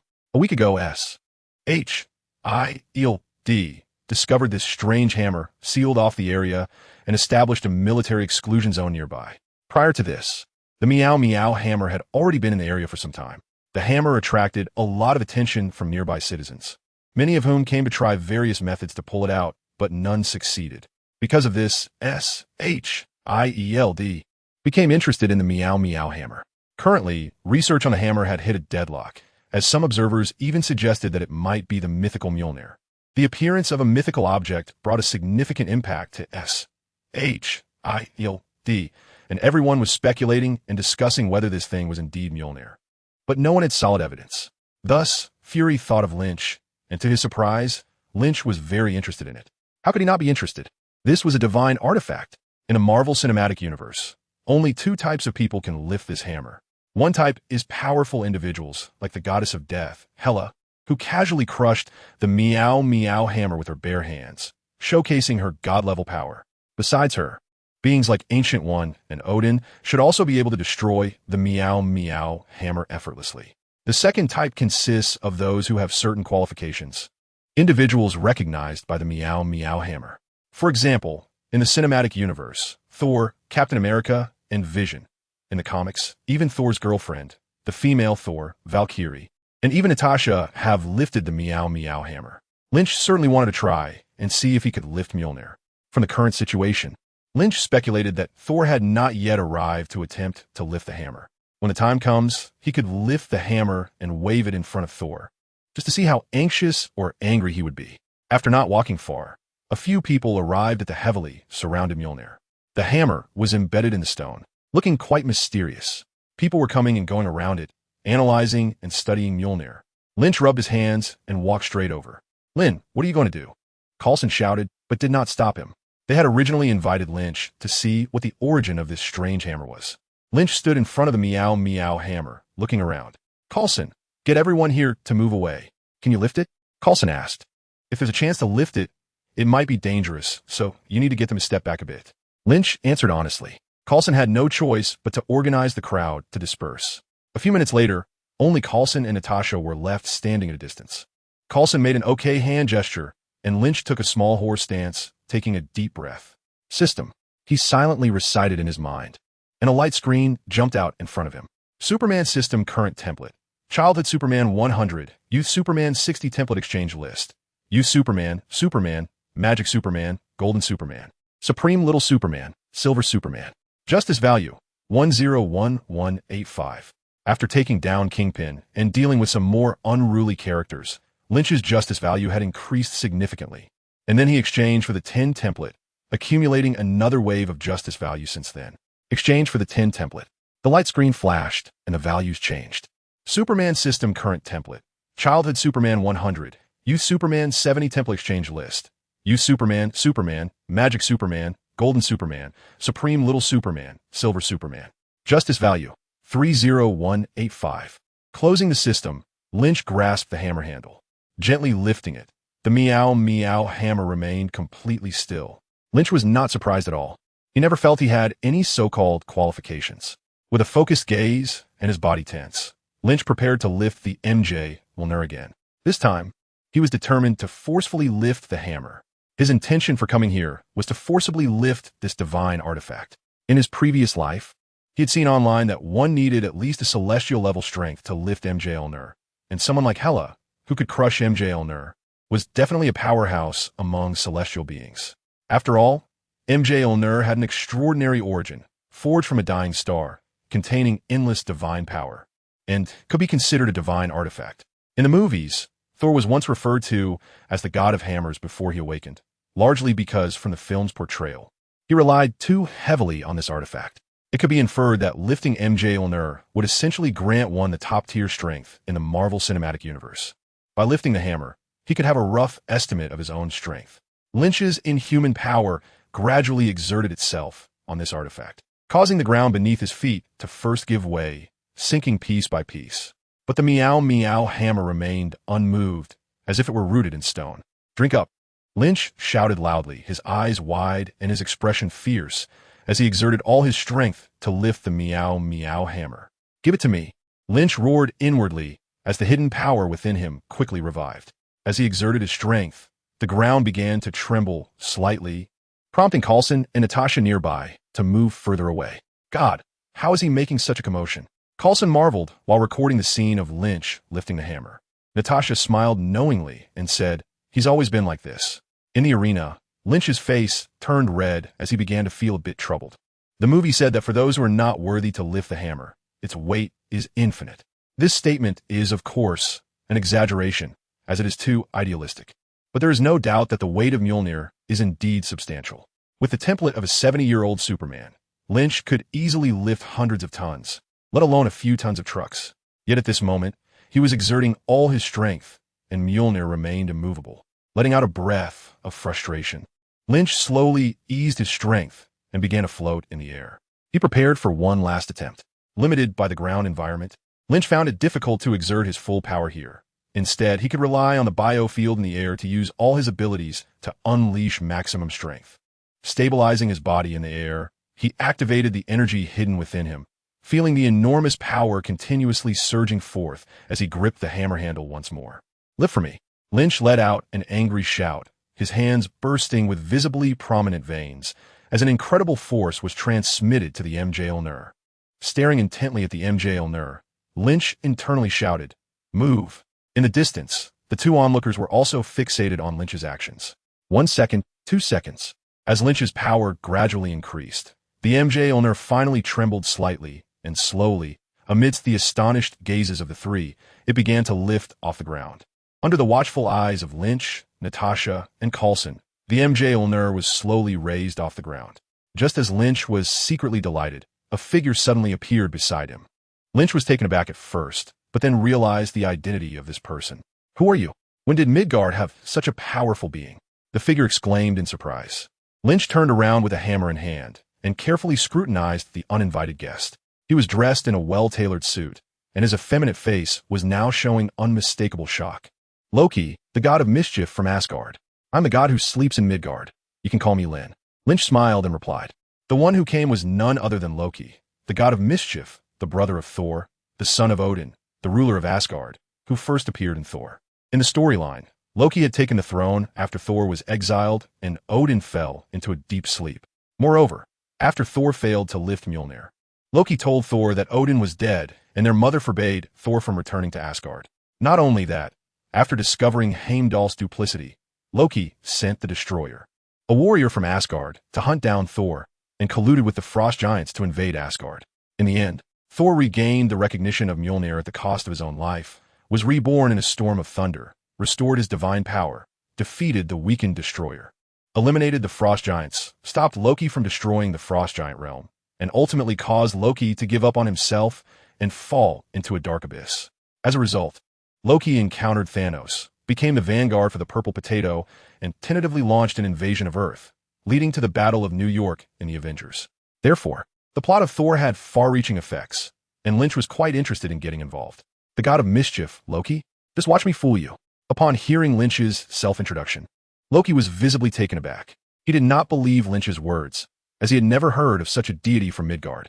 However, at that moment, with Lynch holding Mjolnir floating in the air, his immense power was undeniable, and his ability to present his own title suggested he was no ordinary god. Though he was puzzled internally, he did not show it. Instead, he politely bowed slightly to Lynch and then subtly probed. So why have you awakened? You should know that this hammer, Mjolnir, belongs to us Asgard. I know, Lynch replied. Lynch slowly put down the meow hammer and continued to deceive. I sense that a great chaos is about to sweep across the 9 realms and even the entire universe. At that time, the 9 realms will be filled with suffering, gods will perish, and everything will return to nothingness. Lynch's gaze was deep, and his voice was restrained. Your Asgardian priest Odin should have noticed something, otherwise why would he fall into a deep sleep? Eager to push the two of you onto the throne? But it's all in vain. Thor is a wandering warrior, unfit to be king, and you. Lynch sneered disdainfully, and the contempt was evident. Loki was taken aback by Lynch's elaborate words, his expression turning extremely cold. Loki's words revealed his deep understanding of Asgard. He was fully aware that even King Odin had fallen into a deep slumber.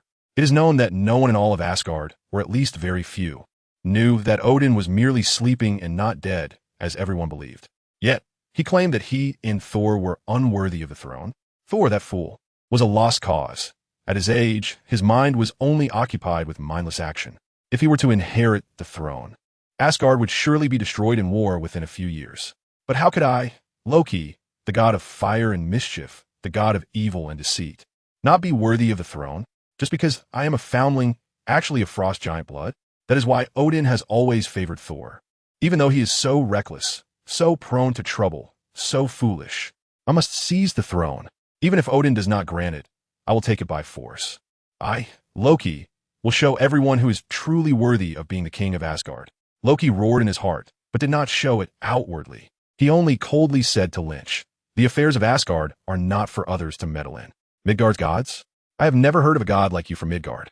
His suspicious gaze circled around Lynch, still unable to figure out where this guy came from.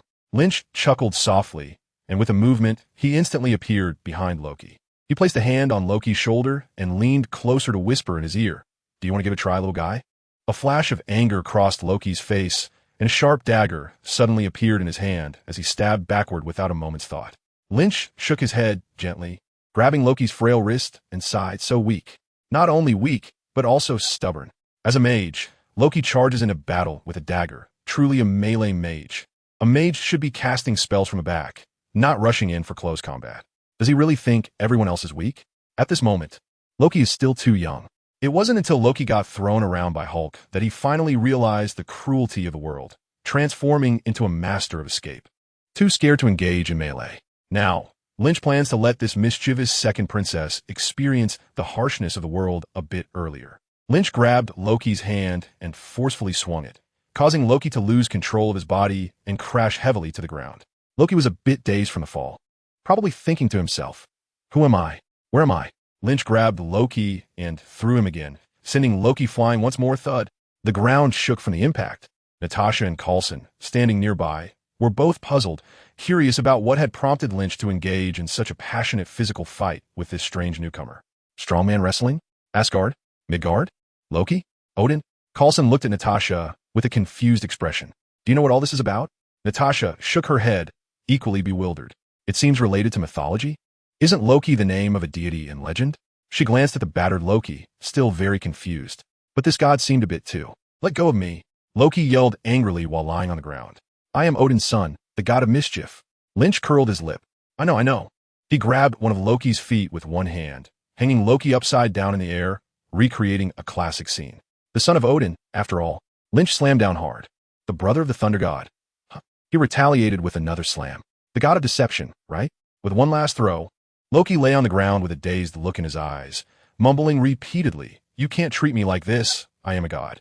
Lynch crouched down, getting close to Loki, and delivered the final blow to his heart. A god? What a weak god. After stabbing Loki one last time, Lynch disdainfully dragged one of his feet over to the two onlookers. Is there a place for our god to rest? Coulson quickly nodded and led Lynch to throw Loki into an empty room. Outside the room, Coulson couldn't help but curiously ask Lynch, "Is this guy really a god?" Lynch pondered for a moment and answered seriously, "Sort of, but it can also be said that it isn't." Organizing his thoughts, Lynch continued to explain in the face of Coulson and Natasha's puzzled expressions. They are indeed the source of Norse mythology, possessing long lifespans and advanced technology. Pausing for a moment, Lynch went on to elaborate. However, objectively speaking, they are just an alien race with a higher level of technological advancement and evolutionary development than us. They frequently visited Earth when we were still in ancient times, which is why many myths were left behind. As he spoke, Lynch pointed at the two in front of him. Just like if we were to visit a planet in the Stone Age, they would consider us as gods. After hearing this explanation, Coulson and Natasha understood. So, we can regard them as an alien civilization with a higher level of technology than ours? Coulson summarized. Lynch silently compared for a moment and then shook his head. In fact, their current level of technology might not be higher than that of Earth. But what is it? Many of them are indeed as powerful as gods. Coulson's smile paused slightly. As powerful as you? He asked hesitantly. No. Lynch and Natasha exchanged a glance and smiled confidently. There should only be 2 or 3 people stronger than me right now. Upon hearing this, Coulson's thinning hair seemed to shed a few more strands in an instant. One Lynch is already enough to give S.H.I.L.D. a headache, and 2 or 3 like him. He let out a bitter laugh. Well, that's really good news. Relax, Coulson. They have no ill intentions towards Earth. Lynch comforted him thoughtfully. Oh, Coulson was indeed deceived, looking at Lynch with hope. Want to know why he said that? Lynch smiled and said they exist in a different dimension from Earth, viewing Earth as one of their territories, always protecting it from invasion. So they won't pose any threat to Earth, except for what? Hearing this, Coulson's expression initially improved slightly, but with Lynch's twist, he couldn't help but ask eagerly. After thinking for a moment, Lynch pointed to Loki in the room and, lowering his voice, introduced him. This is Loki, the god of mischief, evil, and deceit. Wait, Coulson said, a hint of skepticism on his face, cleverly retorting, then why is he being humiliated by you on the ground? From his expression, Lynch read the underlying meaning. Are you trying to praise yourself in a roundabout way? I didn't expect you, Coulson, to have such a dark side beneath your kind demeanor. Coulson, oh Coulson, I'm really disappointed in you. Lynch silently condemned Coulson in his heart and began his performance without changing his expression. Because of me, Lynch. As the righteous words flowed from Lynch's mouth, his body slowly rose. He was the nemesis of all evil and schemes, the god of justice and wit. It was evident that Coulson forced a smile on his face, which Lynch interpreted as. Natasha couldn't bear to watch any longer and pulled at Lynch, who was floating up in the air. Lynch, say something useful. All right. Lynch returned to the ground and revealed everything he knew. Their god king Odin's life was nearing its end, and he wanted to choose one of his 2 sons, Thor the god of thunder and this guy, to inherit the throne. Thor had been sealed of his divine powers by Odin due to his reckless and warlike nature. Stripped of his weapon, Mjolnir, which is the hammer we see now, and was then banished to Earth.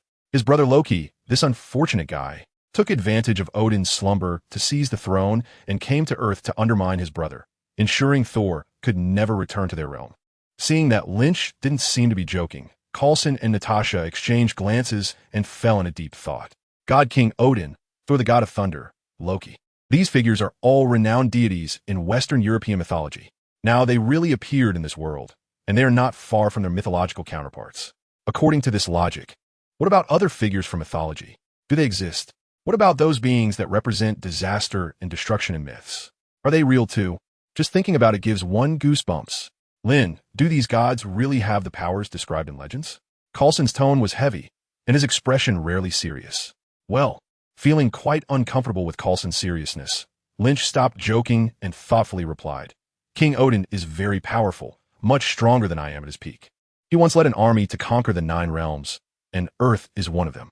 However, he is now nearing the end of his life and poses no threat. After waiting a moment for Coulson to take notes, Lynch continued, a greater threat is Odin's daughter, the goddess of death, Hela. Her strength is close to Odin's, and she has a long life ahead, being brutal, bloodthirsty, and ambitious. I am not her match at this time. However, she is suppressed by Odin and will only be free after Odin's death. Her primary goal will certainly be to seize Odin's throne before she acts against the 9 realms. Coulson nodded gravely, signaling Lynch to continue. Besides that, there is Thor. He is powerful and can wield lightning, but he has a straightforward personality and a kind nature. If Earth is in danger, he would rather become a protector of Earth. At this point, Lynch turned his head to look at Loki's room. Lastly, there is the mischievous Loki. He knows some tricks, can manipulate people, is cunning, and has a fragile heart, constantly teetering between good and evil. After finishing in one breath, the three remained silent for a moment. So what should we do now? Coulson frowned. Nothing. Lynch shrugged. We're just waiting. Waiting for whom? Thor. And then return this hammer to him? Coulson was confused. No, his powers are sealed. He can't lift this hammer. As he said this, Lynch walked to the side and looked up at the sky. Hey buddy, how's the view up there? Want to come down and chat for a bit? Lynch discovered early on that Hawkeye was secretly observing them from above. What about the guy inside? Coulson shouted in the end. Don't worry about him. He'll disappear on his own. What? Coulson was stunned for a moment and hurried to push open the door to check. The Loki who had been lying on the ground had already vanished without a trace. Loki, the god of escape. That afternoon, a pet store welcomed a special guest. He had a head of handsome, sexy blonde hair and a robust physique, but his brain might not be functioning well. We don't have horses here. Only cats, dogs, and birds. The clerk looked at the burly man with a sideways glance, wondering where this guy came from to make fun of her. How can my little store have such a big creature like a horse? Then find me the biggest one to ride. The blonde giant said seriously. The clerk was speechless. At that moment, a voice from outside broke the tension. Do you need a ride? The giant hurriedly ran over. In the car. I've never done anything like this. Jane said a bit shyly to Thor, as she had never had an experience in her life of just leaving with a man because of some crazy talk. Have you ever done something like this? Thor smiled understandingly and nodded. Many times. Such things were indeed common in Thor's long life. Steady? Not a chance. My life motto is just one word, reckless. Thor looked at Jane with admiration, knowing that although this woman was a mortal, she possessed wisdom and courage beyond others. But you are very brave, Jane said somewhat resentfully. They stole the fruits of my lifelong research, and I have nothing left to lose. Not long ago, Coulson from S.H.I.L.D. played the villain and took all the research materials of Jane and her team for himself. Yes, but you're very smart. Smarter than anyone in this land. Thor continued to praise Jane, and Jane turned to Thor and smiled. Land? Jane thought the term was somewhat oddly funny, as if the two had traveled back to medieval Europe. Do you think I'm strange? Thor knew that his wording was difficult for ordinary people to understand and laughed at himself. Yes. Jane was amused by Thor's strange words, causing Thor to frequently turn his head to look. Is it strange in a good way or a bad way? Thor asked with a smile. I'm not quite sure. Jane spoke honestly. At that moment, the car hit a stone on the desolate road, swaying a little out of control. Once it stabilized, the two burst into laughter over the little incident. An indescribable, wonderful sensation rippled in their hearts. After a long time, Jane looked at the handsome, strong, mysterious man she had a good feeling about and asked earnestly, Who exactly are you? Seriously? Thor pondered for a moment, but still did not say directly. You'll find out soon. Soon. Thor looked at the road ahead. Soon he would reclaim his Mjolnir and regain his powers. By then, Thor naturally wouldn't need to elaborate to Jane to prove he was Thor. You promised you would tell me. Jane said somewhat unhappily. But Thor changed the subject. Are you looking for a bridge? Like an Einstein-Rosen bridge? Mentioning her research, Jane immediately got excited and quickly replied. More like a rainbow bridge. Upon hearing this, Jane shook her head, somewhat incredulous. Oh my, I hope you haven't gone crazy. Night had already fallen, and two unexpected guests arrived outside the research base for Mjolnir. The two stood on a small hill, using binoculars to look at Mjolnir. After observing for a while, Jane said, if it wasn't a satellite falling, this should be removing the debris, not surrounding the area. Thor, impatient, took off the bothersome clothes he was wearing and draped them over Jane, then stared at Mjolnir with shining eyes. You will need this. What? Jane was a bit confused about what Thor was doing. Wait, why? Thor smiled. Just stay here. Once I get Mjolnir, I'll return what they stole from you. Is it a deal? Jane stared at Thor in disbelief, as she did not think rushing into a heavily guarded place was a wise choice. No, look over there. Do you think you could just walk over and take her stuff? Thor didn't pay any attention to the guards at all. Mjolnir was within reach, and he was already getting excited. No, I will fly out. After saying that, he quickly darted out, disappearing into the night. Here he comes. Inside the research base, Lynch muttered to himself. Coulson, prepare to welcome our guest. He shouted toward the outside of the room. Near the research center for Mjolnir, a bit of chaos was beginning. A researcher stared at the screen and reported to a bald man. The signal we need is not strong enough to penetrate the clouds. That thing emits so much interference. Technology is hardly effective. A commercial plane is above, ZN Airlines. A certain bald man, a senior agent of Hydra and SHIELD, angrily tapped his chaotic phone, ordering the plane to change its course. Suddenly, one of his subordinates pointed at another screen and said, "There's something in the Western Defense Zone." The bald man took out his walkie-talkie and ordered, "Drancy, Jackson, pay attention to the western perimeter. Go check it out." "Wait." A voice came from behind, and the bald man turned around. It was Coulson. "Tell him not to go." Coulson ordered directly. The bald man was momentarily stunned and asked in confusion, "Why not?" "No reason. Soon a blonde giant will burst in looking for that hammer. Just have the guards hold him off a bit. Don't take it too seriously." "Coulson? What does this mean?" The bald man was a bit uncertain. "Brother, are you going to hand this thing over?" "Goodness, are you Hydra or am I Hydra? I wouldn't be so blatant. I have no obligation to explain to you. I am the one in charge here. Just follow the orders, Agent Sitwell." Coulson calmly finished speaking and turned to leave. Back to Thor, he had already climbed over the barbed wire and was looking around. After a while, Thor moved. Taking advantage of the patrolling guard just passing by, Thor quickly dashed behind a car to hide.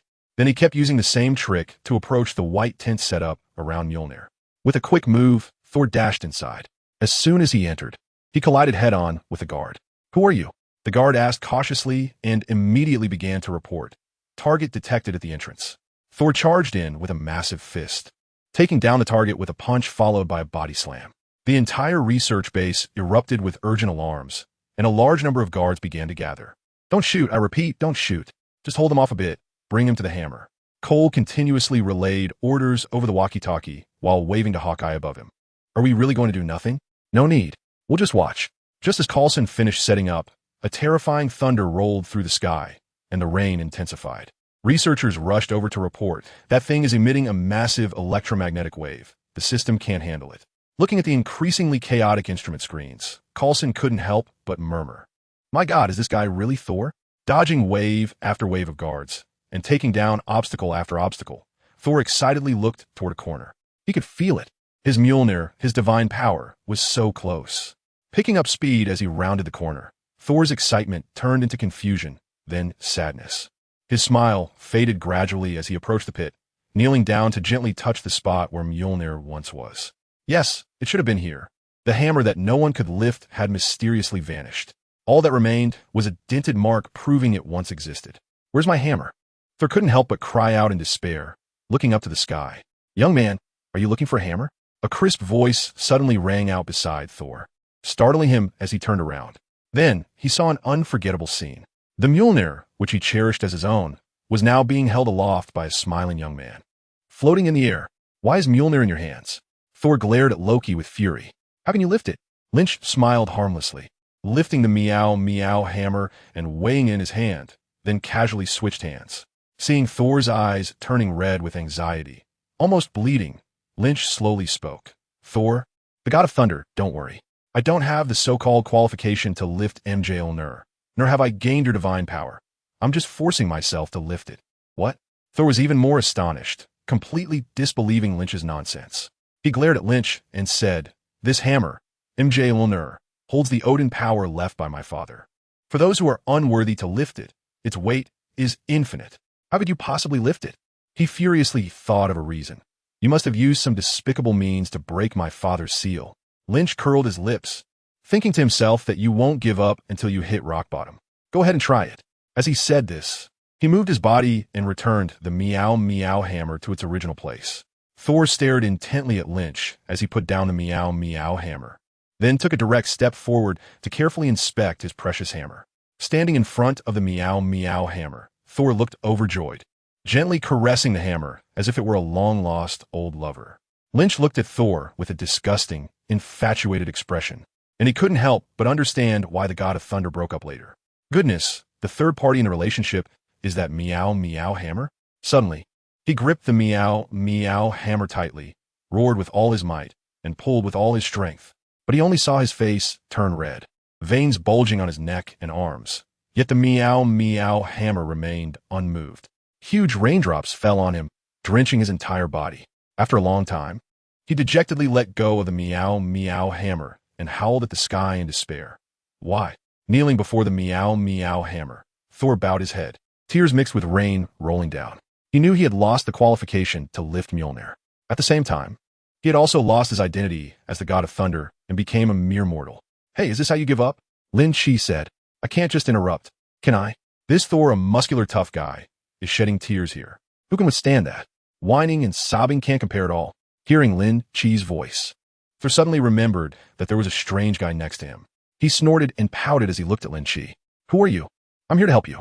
A glimmer of hope arose in Thor's heart, and he quickly asked, How can you help? Lynch sighed. Why don't you take a moment to calm down, take a shower, change your clothes, and we can talk again. Thinking of the image of Lynch holding Mjolnir with one hand, Thor couldn't help but believe him. If he really could lift Mjolnir by his own ability, he should have a way to help me regain Mjolnir's recognition, right? You can call me Lynn. Generally, you can think of me as a god from Midgard. A super kid. Lynch glanced at the unsure Jane and smiled slightly. Do you know me? Are you a fan of mine? No. Jane awkwardly looked down. My dad said he's very interested in you. Interested? I see you all are just after my body.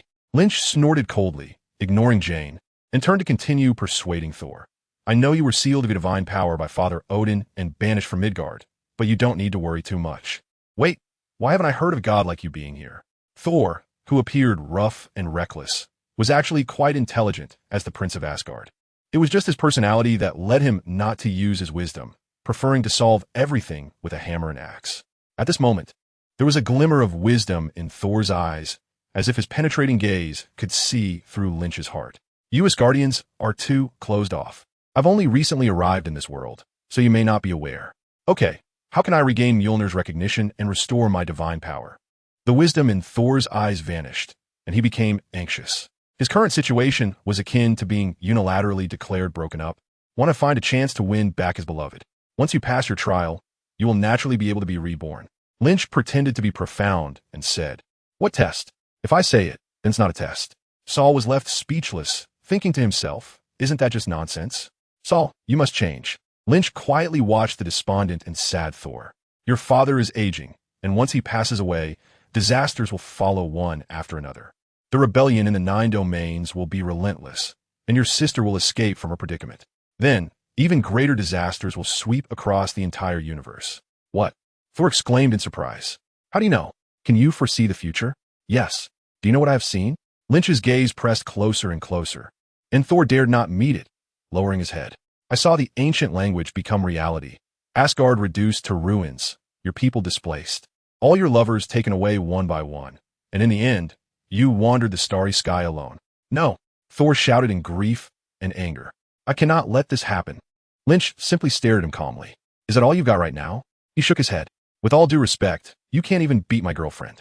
Soul, hearing this extremely insulting remark, slammed his hand on the table, glaring at Lynch with rage, panting heavily, but couldn't come up with any retort. Arrogant, cocky, reckless. With only the fight in his eyes, Lynch stood up and glanced at Jane. With someone like you, what will you use to lift Mjolnir? What will you use to protect Asgard? What will you use to protect the ones you love? After speaking, Lynch gestured for a few people to leave, leaving Thor and Jane in the room. He doesn't seem that bad, right? Aren't your words a bit too much? Natasha followed Lynch closely, whispering in his ear. It's all a test. This is his necessary path. Feeling the warmth by his ear, Lynch felt a bit distracted. However, I really like that girlfriend. Natasha chuckled softly and pecked Lynch on the cheek. Am I really that bad? Thor looked at Jane with red eyes. No. Jane gently caressed Thor, feeling a bit heartbroken. I don't know what you were like before, but the you I see now isn't like this. Thank you. Thor showed a grateful expression. Just as the atmosphere was gradually warming up, a figure suddenly appeared in the room. Oh, I'm sorry to interrupt you. Loki walked up to the two with his hands clasped. Loki, Thor exclaimed with joy upon seeing his dear brother. What are you doing here? I'm here to tell you something. Loki spoke with a heavy tone. Countless bad speculations flashed through Thor's mind, and with a trembling voice, he asked, What happened? Did the frost giants invade? I'm here to explain to Father, to make him. Father is dead, Loki said softly. Thor froze, his expression changing from shock to disbelief, then to immense sorrow. What? You were exiled. The threat of a new war has come, and he ultimately couldn't bear it. Looking at Thor's face, Loki added with a hint of comfort, You can't blame yourself. I know you loved him, and I wanted to tell him, but he wouldn't listen. It's too cruel to present Mjolnir before you, yet you can't lift it. Thor hung his head deeply, motionless. The crown naturally falls upon my head, Loki said matter-of-factly. Thor raised his head and tentatively asked with a plea, Can I go home? Loki shook his head. The truce with the frost giants is contingent on your exile. and Mother has also forbidden you from returning home. Thor felt despair. I'm here to say goodbye, brother. I'm very sorry. Loki's figure gradually faded from the room. No, I'm very sorry. Thor held his head and finally couldn't hold back, bursting into tears. I'm really sorry. It's all my fault. Thor cried in the room, and no matter how Jane comforted him, it was of no use. It's all because of me, he choked, covering his face. Jane, feeling heartbroken, hugged Thor's head and gently stroked it. No, that is not your fault. After a long while, Lynch pushed the door open and walked in. If I told you Odin is not dead, would you stop crying? Lynch really couldn't stand it anymore. It's one thing to cry, but to cry while holding your girlfriend? A muscular man sobbing while embracing a delicate beauty makes it seem like they're indulging in some special interests for the sake of his own mental health. Lynch had to step in and interrupt them. Anyway, Thor's emotions were already in place. If he continued to suffer, it would lead to psychological trauma. Upon hearing this, Thor indeed trembled, looking at Lynch with tearful eyes. Didn't you say my father doesn't have long to live? How do you know he's still alive? Loki sighed and walked over to Thor's side. Because Loki is lying to you? It's that simple. What? Thor's expression darkened, unsure of what to say. With his intellect, he could certainly guess what was going on. After all, Thor knew his cunning brother very well. Lynch patted Sol on the shoulder and said, Want to grab a drink? Sure. Inside the bar, the table was already piled high with mountains of empty bottles, and Sol was finishing one bottle and opening a new one. He was already flushed, swaying and urging Lynch to drink with him. Lynn, you drink too. Come on. Lynch raised his dark wine glass and took a sip of the cola inside. Drinking alcohol? Not a chance. Anyway, Thor was already drunk, so even if I drank air, he wouldn't notice. Downing half a bottle of expensive liquor in one go, Thor looked at Lynch with some disgust and said, The wine from your Midgard is terrible. Then, as if he remembered something, a typical drunken grin spread across his face as he added, The wine from Asgard is so much better than yours. I remember the best wine I ever had was when I was a child, stealing my father's treasured wine with Loki. That taste. As he spoke, his voice grew quieter until he could no longer continue, replaced by a sobbing tone. Why has everything changed in the blink of an eye? Thor then lifted the bottle again and took a big swig. Everything changes with time, and it's your turn to change now. Lynch felt a deep sense of emotion. It is said that superheroes have it tough, and for Thor, who is the pinnacle of power in Lynch's eyes and the strongest man in the Avengers, his situation is nothing short of epic tragedy. His parents are dead, his sister wants to kill him, his brother is constantly plotting against him, his homeland has been destroyed, half of his comrades were killed by Thanos, and even his girlfriend has vanished without a trace. At the end of Avengers Endgame, this man, who appears with an aura of wealth and power, is left with only a Stormbreaker and starts wandering the cosmos with the Guardians of the Galaxy. Are those prophecies you mentioned true? Thor asked Lynch through clenched teeth. Lynch nodded and said, I have seen that future. Thor bent down, his fists tightening little by little, and asked unwillingly, Is there really no way to change it? Lynch shook his head. Even if you regain your divine power, there's nothing you can do. Are you as powerful as 1/10 of Odin? No. The Thunder God began to whimper again. Lynch dared to bet that in just one day, Thor had cried more times than he did in the movies. It seemed that knowing everything but being able to do nothing was even more painful than losing everything outright. Suddenly, Thor lifted his head and fixed Lynch with a fiery gaze. You can lift Mjolnir, which my father sealed, so you must be very powerful. And since you know so much about us, you must be very old, right? He grabbed Lynch by the shoulders and shook him vigorously. You can help me, right? You must have a way. Calm down for a moment. Lynch grabbed Thor with both hands, holding him down tightly so he couldn't move. This guy still had so much strength even after losing his divine power. It's ridiculous. I can help you, but I can't change your fate. Indeed, Lynch has the ability to help Thor. He can help Thor beat up his little brother, but Thor can do that himself. But changing Thor's fate? Lynch can't do anything. Odin, the father of Thor, is nearing the end of his lifespan. What can Lynch do? Should he ask him to take out a longevity pill? He doesn't know how to concoct pills. Lynch's ability only allows him to send Odin away in advance. He doesn't have the power to keep him. To prevent the destruction of Asgard, that would mean facing Hela, who is infinitely powerful in Asgard. Not to mention, even on Earth, Lynch might not be able to defeat Hela, let alone in Asgard. How can he both eliminate Hela and prevent the destruction of Asgard? Lynch said he wouldn't be able to solve this problem and suggested going to ask the Supreme Sorcerer, Ancient One. Ancient One has the mirror dimension. If they lure Hela into the mirror dimension, it might cut off her source of power and also avoid the destruction of Asgard. As for breaking up with his girlfriend, how could a straight man like Lynch teach that? Just go for it if you like her. If you love her, Should you go to jail for her? Have you all forgotten? Just kidding. Lynch can't change matters of the heart either. As for other things, like a mother passing away or Thanos snapping his fingers, Lynch could intervene, but the outcome is uncertain. Who knows what the future holds? Just help me. It seems Thor has had too much to drink. He's a bit unsteady on his feet and starting to speak incoherently. I will help you, but first, you need to change yourself. Otherwise, if you have nothing, how can I help you? Right, then teach me how to become stronger. Become stronger? I just sunbathe to get stronger.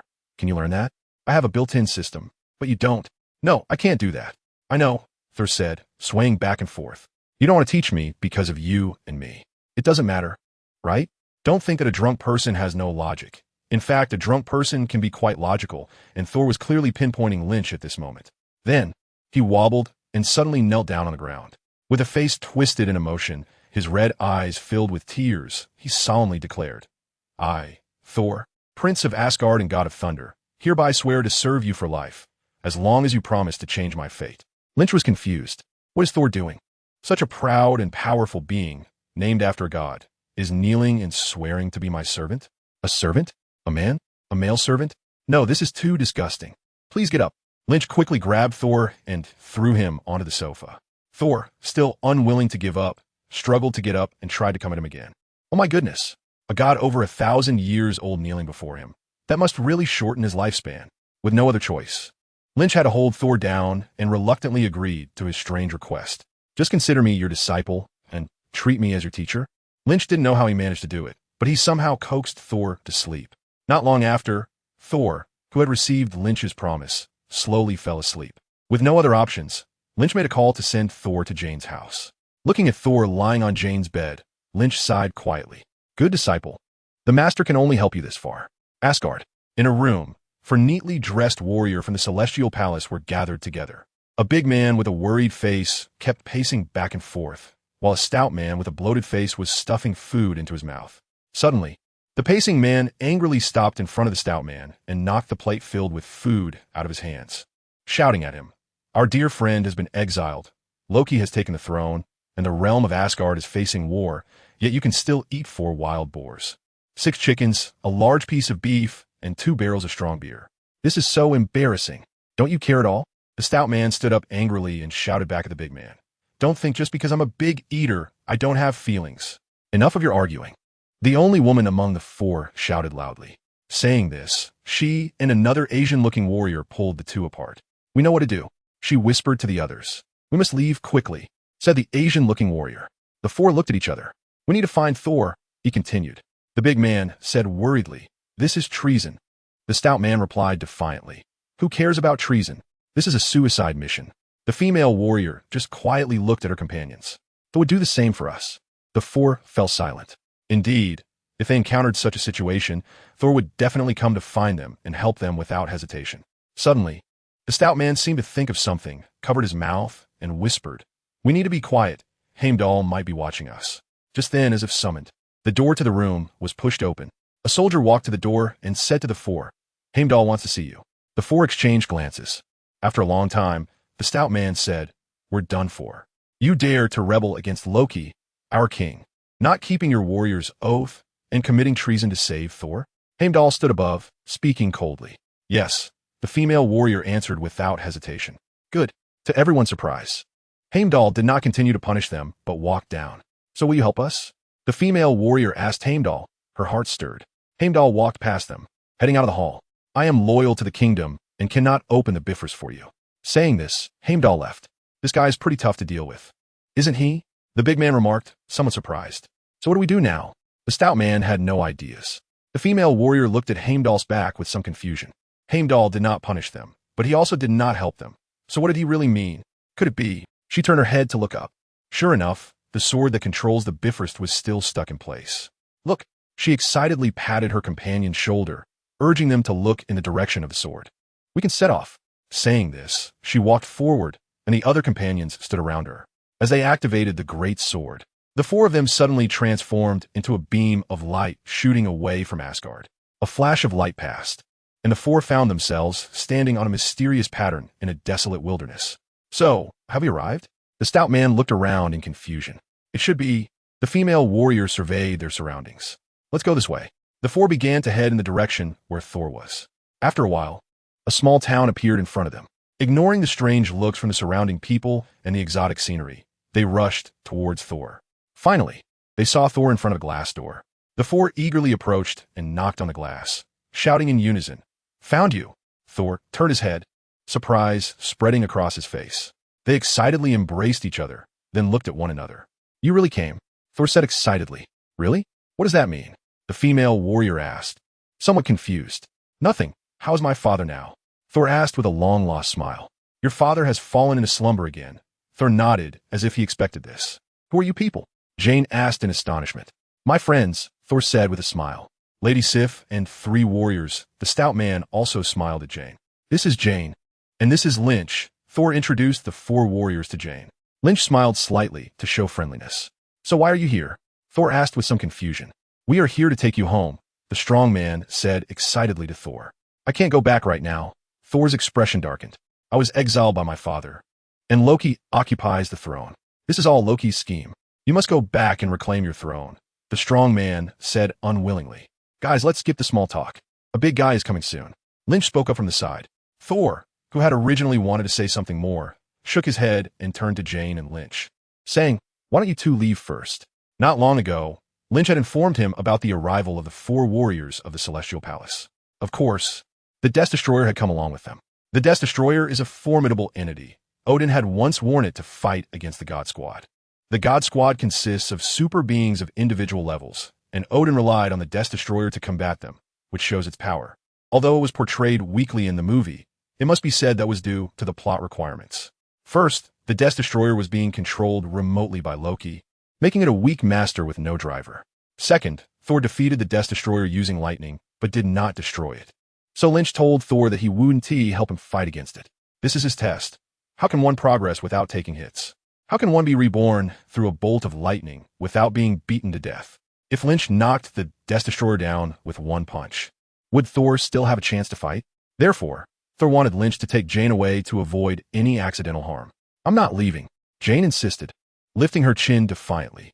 "If you stay here, I'll stay here." "All right, I will protect her. You don't have to worry." Loki sighed. He really regretted not bringing Natasha along. They kept feeding him dog food. "What are you all talking about? Is anyone else coming?" the burly man asked foolishly. "Yes." The God of Thunder shot a sharp look and glanced at the 4 members of the Asgardian group. "You all should return to Asgard." "Why?" Sif asked. "If you have enemies to deal with, of course, we need to stay," the big man said. "No." The God of Thunder shook his head. "This is my trial. I must face it." As he spoke, a powerful storm swept in from afar. In an instant, everyone turned to look in that direction. "It's coming." A desolate land covered in ice and snow. "Kill him." A tall frost giant looked at the figure before him and instructed his subordinates. "I've done quite a bit for you, Haven Ti." Loki walked up to the giant without a hint of fear and said lightly, "The master of this palace, the king of the frost giants." Lynch Fei carefully examined Loki for a long time, finally connecting some strange occurrences from before. It was on the day the God of Thunder, Thor, ascended to the throne that the frost giants could suddenly invade Asgard. "So it was you who brought us into Asgard?" Loki waved his hand dismissively and said, "I was just looking for some fun, stirring things up during my brother's good days, preventing him from having control over the territory." As he spoke, Loki revealed a hint of a mocking smile. Laufey's face was cold and terrifying, his eyes like 2 red gems, and his tone as frigid as the climate here. "What do you want to do?" Loki laughed, and, while walking closer to Lynch Fei, slowly revealed his plan. "I will hide your people, take you into Odin's secret chamber, and you will kill him in bed." "Why don't you do it yourself?" Lynch Fei glared at his son, his words devoid of any warmth, knowing that this guy had no good intentions. Loki seemed amused by Laufey's words, secretly cursing Laufey's stupidity, and explained, "The people of Asgard will not support someone who kills the former king as their ruler. Once Odin is dead, I will return that treasure to you." Upon hearing the mention of the treasure, Lynch Fei suddenly stood up. "Then you can return to Jotunheim and be honored in your homeland." After stating his conditions, Loki confidently awaited Laufey's agreement. Lynch Fei hesitated, knowing full well that Loki surely had ulterior motives, but faced with the temptation of the ice treasure, he found it hard to refuse. Except, a flash of light appeared, and Loki returned to Asgard from the beams of the Bifrost. He glanced at Heimdall, who was watching him seriously, and asked somewhat unhappily, "Gatekeeper, do you have something troubling you?" Heimdall replied coldly, I tried to find you in Jotunheim, but I couldn't see or hear you. You were avoiding me, just like the frost giants that entered here. Loki said nothing, just stared at Heimdall, stepping closer. Heimdall's words felt like he was pointing at Loki, calling him a picked-up frost giant, igniting Loki's inner anger. Damn it, I am your king now. How dare you speak to me like that? Perhaps your senses have dulled over the years. Loki said coldly. Maybe someone is deliberately concealing things, unwilling to let others see. Heimdall replied pointedly. Hearing this, Loki wished he could poke out Heimdall's eyes. This guy's eyes could see everything in the world, rendering all of Loki's schemes useless in his sight. This was also something Loki was very worried about. Heimdall controlled the Bifrost, managing the passage between Asgard and Earth, making him an important figure. Loki paced in front of Heimdall, trying to determine Heimdall's loyalty. Heimdall, you have incredible abilities. Did Odin ever fear you? Loki asked. No. Heimdall quickly answered. Why not? Loki asked again. Because he is my king. I swore allegiance to him. Heimdall replied, as a matter of course. He was once your king. And now you swear allegiance to me, right? As he spoke, Loki looked at the silent Heimdall and laughed. He knew that Heimdall could not provide any other answer. After a long silence, Heimdall finally answered, yes. Then do not open the Bifrost for anyone else until I repair the damage caused by my brother. After that, having received Heimdall's promise, Loki left quickly. Soon, Loki looked expressionlessly at a beam of light shooting from Asgard towards Earth. Heimdall has broken his oath and promise. Loki turned away, his heart nearly filled with jealousy and hatred. Father, mother, Heimdall, and that suddenly appearing Lynn. Why is everyone favoring that fool Thor? Why is everyone helping that fool Thor? That guy is all muscles, only knows how to fight and kill, has no capability for governance at all.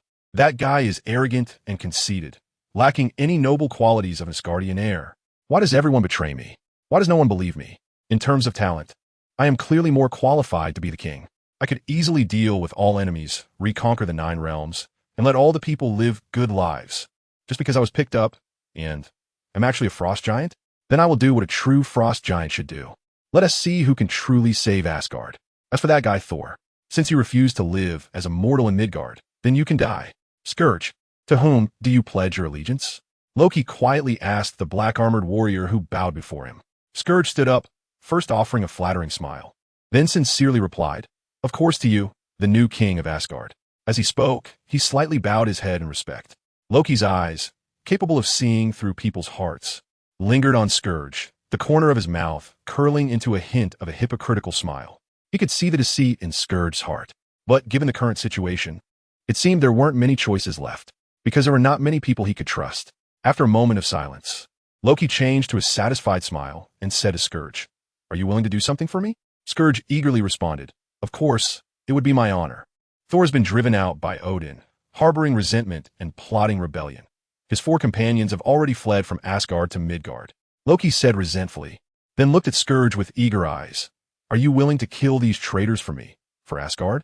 Hearing about Thor and the 4 warriors of Asgard, Scourge's expression stiffened for a moment. Then he weakly replied, I would love to relieve your worries, but with my abilities, I'm afraid I might disappoint you. Scourge thought to himself, that idiot Loki, if I could handle them, would I still be bowing to you like this? With such intelligence, he dares to be a king? Asgard is doomed. But Loki did not scold him.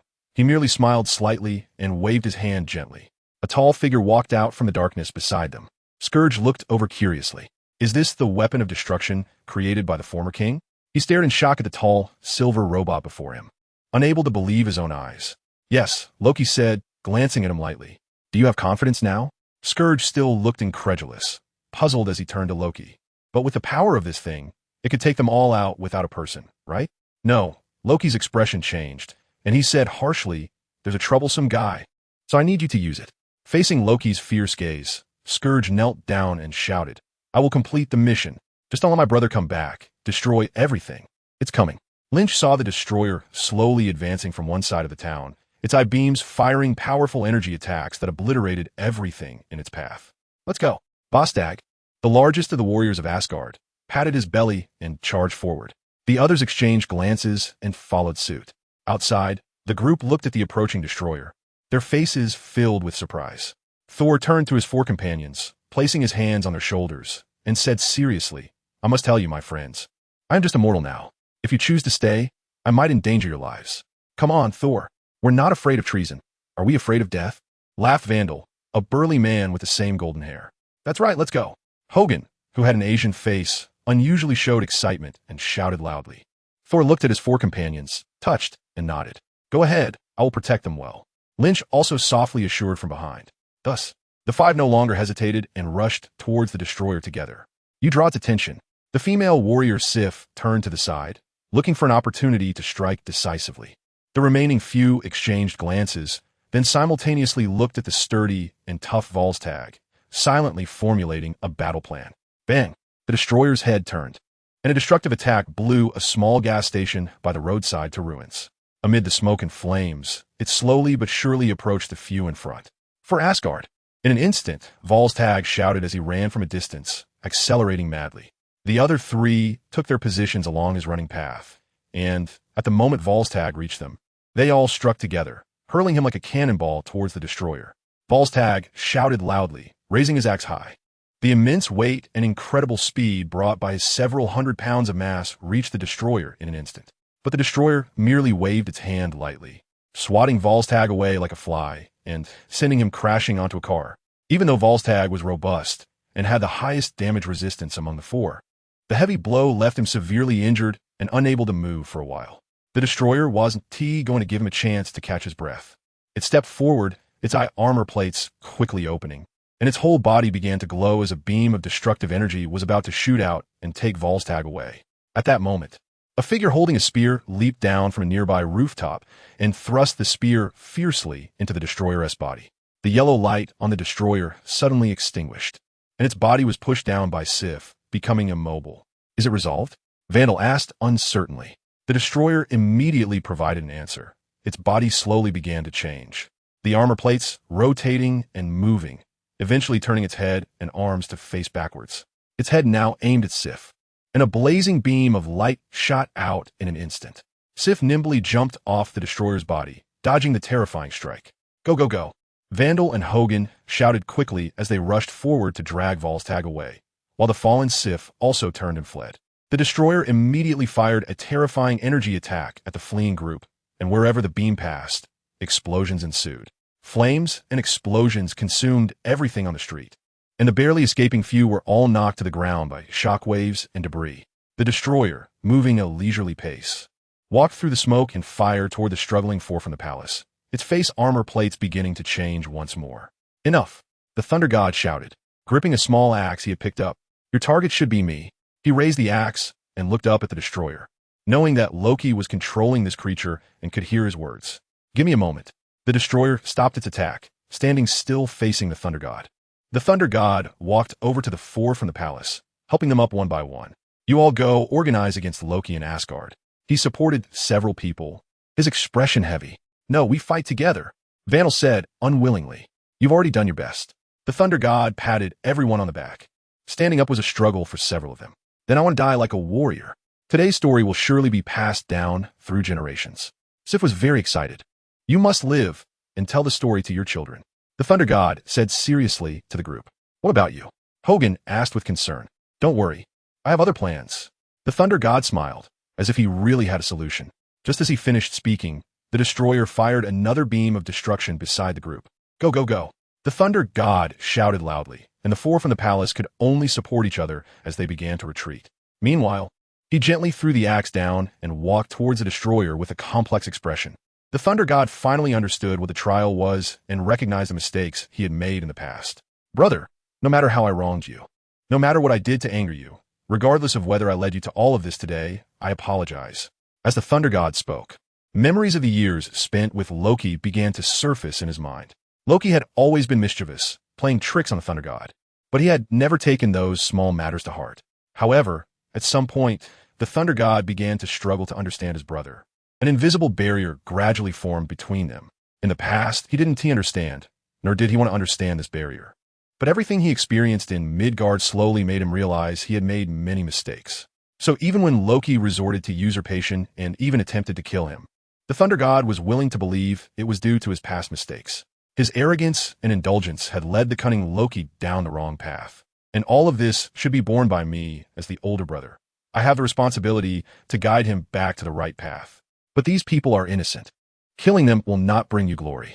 Yes, killing does not solve problems. Why did I always think that violence could solve everything? More precious than killing and violence are love and compassion. These are what bring peace and beauty. If you must kill, then kill me. Let us cease fire immediately. As soon as he finished speaking, the Thunder God stood firmly in front of the destroyer, looking up at the towering figure. The yellow light on the destroyer's face slowly faded, and then it began to turn away. The Thunder God revealed a hint of a relieved smile, thinking that Loki had listened to him. But then, the destroyer suddenly raised its hand and struck the Thunder God violently, sending him flying. In an instant, the Thunder God was knocked over 10 meters away, landing with his breath barely visible. He can't survive. Thor. Seeing the Thunder God being struck away and falling to the ground, Jane could no longer contain herself and shouted as she rushed forward. Lynch, standing nearby, did not stop her. Instead, he wanted to grab a soda, because a memorable scene was about to unfold. He sensed that the Mjolnir was beginning to emit a peculiar energy not far away. Thor was about to come back. The destroyer coldly glanced at the Thunder God, who was gradually losing signs of life, and turned to leave. Jane knelt beside the Thunder God, crying out in despair, not understanding why this was happening, why Thor was sent to his death.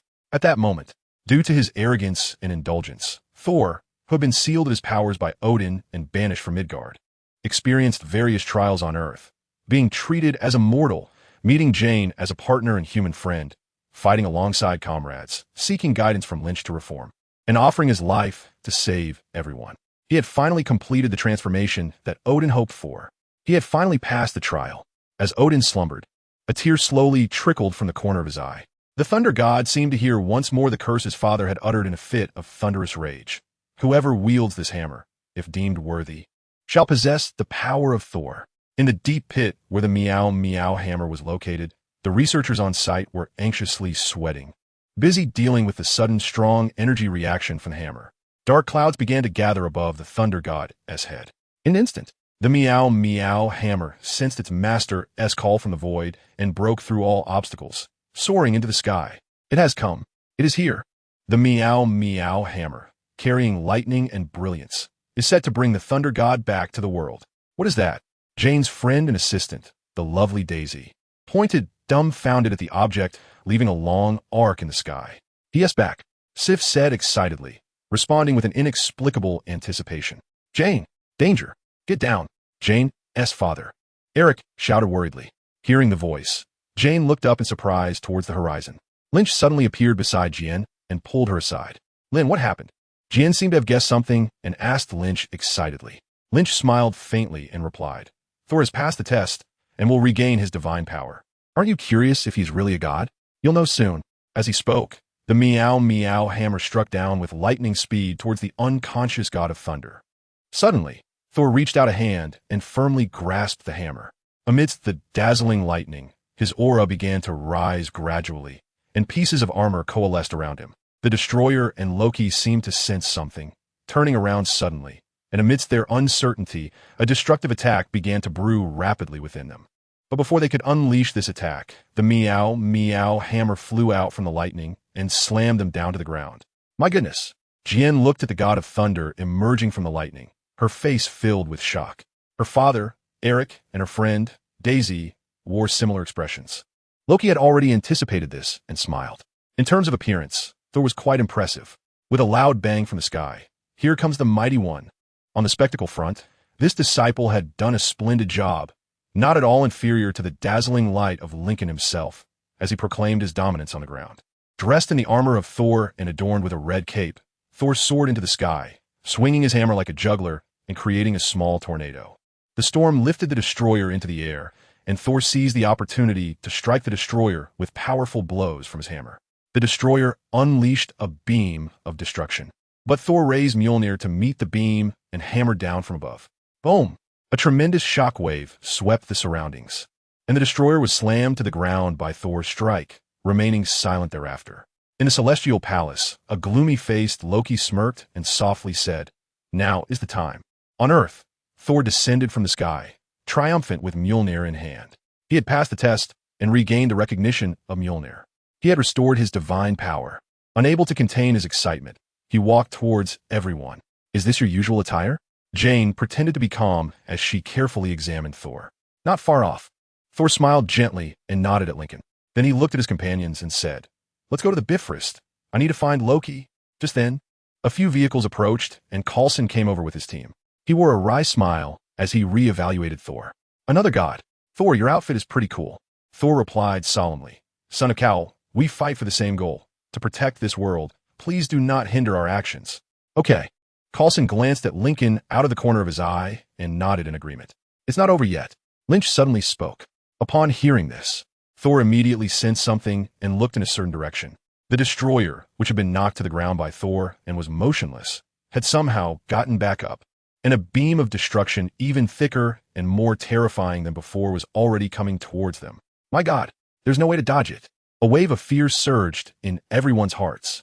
Thor's face changed dramatically as he raised Mjolnir and rushed in front of everyone to block this beam of destruction. However, this beam was faster and more ferocious than any before. Just as Thor was about to take action, the beam came crashing down. No! Thor let out a roar. With the power of this beam, if it really struck, everyone he cared about would surely meet their end. Even if he regained the power of the god of thunder, it would be useless. But a second later, Thor found that there was no explosion. He looked up and saw the figure standing in front of everyone. Lynch, the one who predicted everything, helped him pass the trials and regained his divine power. The one who comforted and encouraged him during his times of sadness. The one who vowed to serve him for life. If his actions that day were due to drinking, made impulsively and somewhat irrationally, leaving him with a little knot in his heart after sobering up, then at this moment, the god of thunder feels almost grateful to Lynch. The god of thunder almost silently renewed his vow in his heart. "Are you all okay?" Lynch was in the air, asking the people behind him. He felt a bit at a loss himself. Who knew Loki would pull such a stunt and directly assign a pilot to the destroyer? However, it seemed that the destroyer had greatly increased in power, as even this beam of destruction was impressive. Just now, Lynch had used his heat vision to clash with this beam and found that it was almost on par with his own heat vision. After all, he was a 70-template young Superman. One could only say that old Odin had some tricks up his sleeve. "We're fine," the few people behind him responded, unable to take their eyes off Lynch. Is this the super kid? Is this the god of Earth? Their worldview was gradually collapsing, and they felt a bit numb inside. Even if an old man with a white beard claimed to be God at that moment, they would believe it to some extent.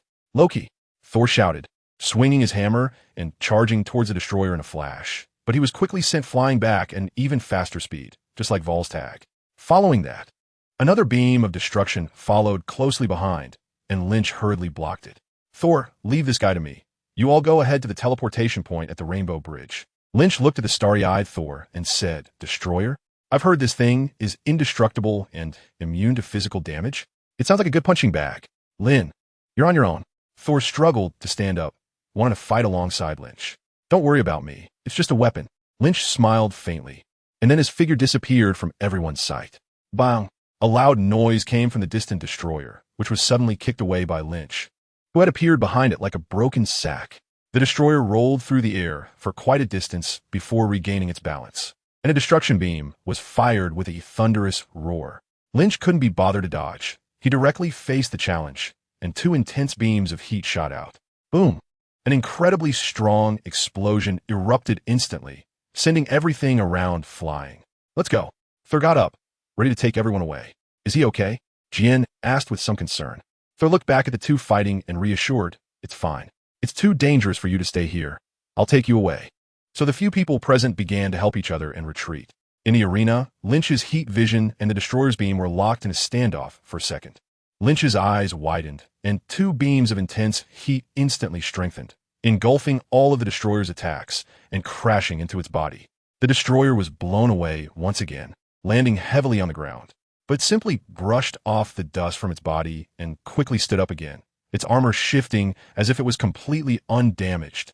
Indeed, it was indestructible. Lynch sighed. Odin really is a grandpa with a lot of treasures. Even his vest is so impressive. Unfortunately, no matter how powerful the equipment is, it still needs a capable person to use it. Enter this black armored guy. With Lynch's super strong brain, he instantly recognized his identity. He is exactly the guy from Thor, Ragnarok, who, after Heimdall left Asgard, took control of the Bifrost and immediately betrayed them to join Hela when she invaded Asgard. Although at the end of the movie, this guy couldn't stand Hela's slaughter and stayed behind to resist in the soon-to-be-destroyed Asgard for the sake of its people. There is no doubt that he is a weakling. In the movie, He was even fighting with 2 guns, which is simply bizarre for an Asgardian warrior. In fact, Scourge, who is inside the destroyer, has a feeling of wanting to curse, but doesn't know if he should. Damn you, Loki, you really have no good intentions. Is that guy even human? He actually went toe-to-toe with the destroyer and could overpower it. Your brother might not even be able to beat this guy, right? What can I, Scourge, use to fight? We're not your father, Odin. If we get exposed, we'll die on spot. Life is hard. Although he thought this in his heart, he quickly controlled the destroyer to rise and face Lynch. Because, by his own estimation, there was no chance of escape. The only opportunity was to rely on the destroyer's indestructibility to engage in a war of attrition. Drag it out. Keep dragging until Lynch is exhausted. Then he would have a chance. Lynch has no idea about his plans. If he knew, he would probably be overjoyed. Captain America often tells his enemies, "I can fight you like this all day." But on a sunny day, Lynch declares, "I can fight you for a lifetime." Cheers!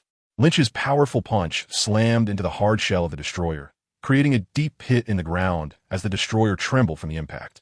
Before the destroyer could rise, Lynch flipped onto its massive body, raining down punches like raindrops. Continuous normal punches. Lynch's punches gradually quickened, leaving behind trails of fists.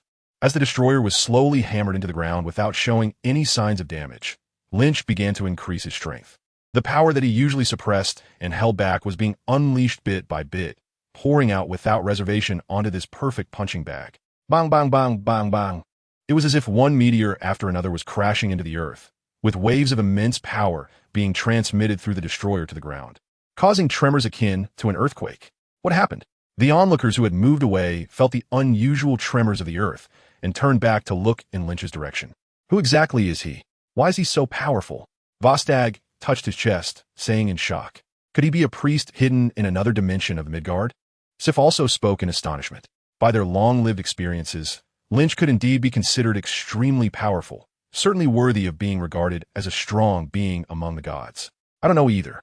Thor shook his head, feeling just as bewildered. He only knew that Lynch was strong enough to lift Mjolnir, but how strong exactly? He had no idea. "Let's go. We're almost there. Just hold on a little longer." Thor encouraged the others to keep moving forward. "Lushan Shalongba." Lynch shouted loudly and landed a solid punch on the destroyer's chin.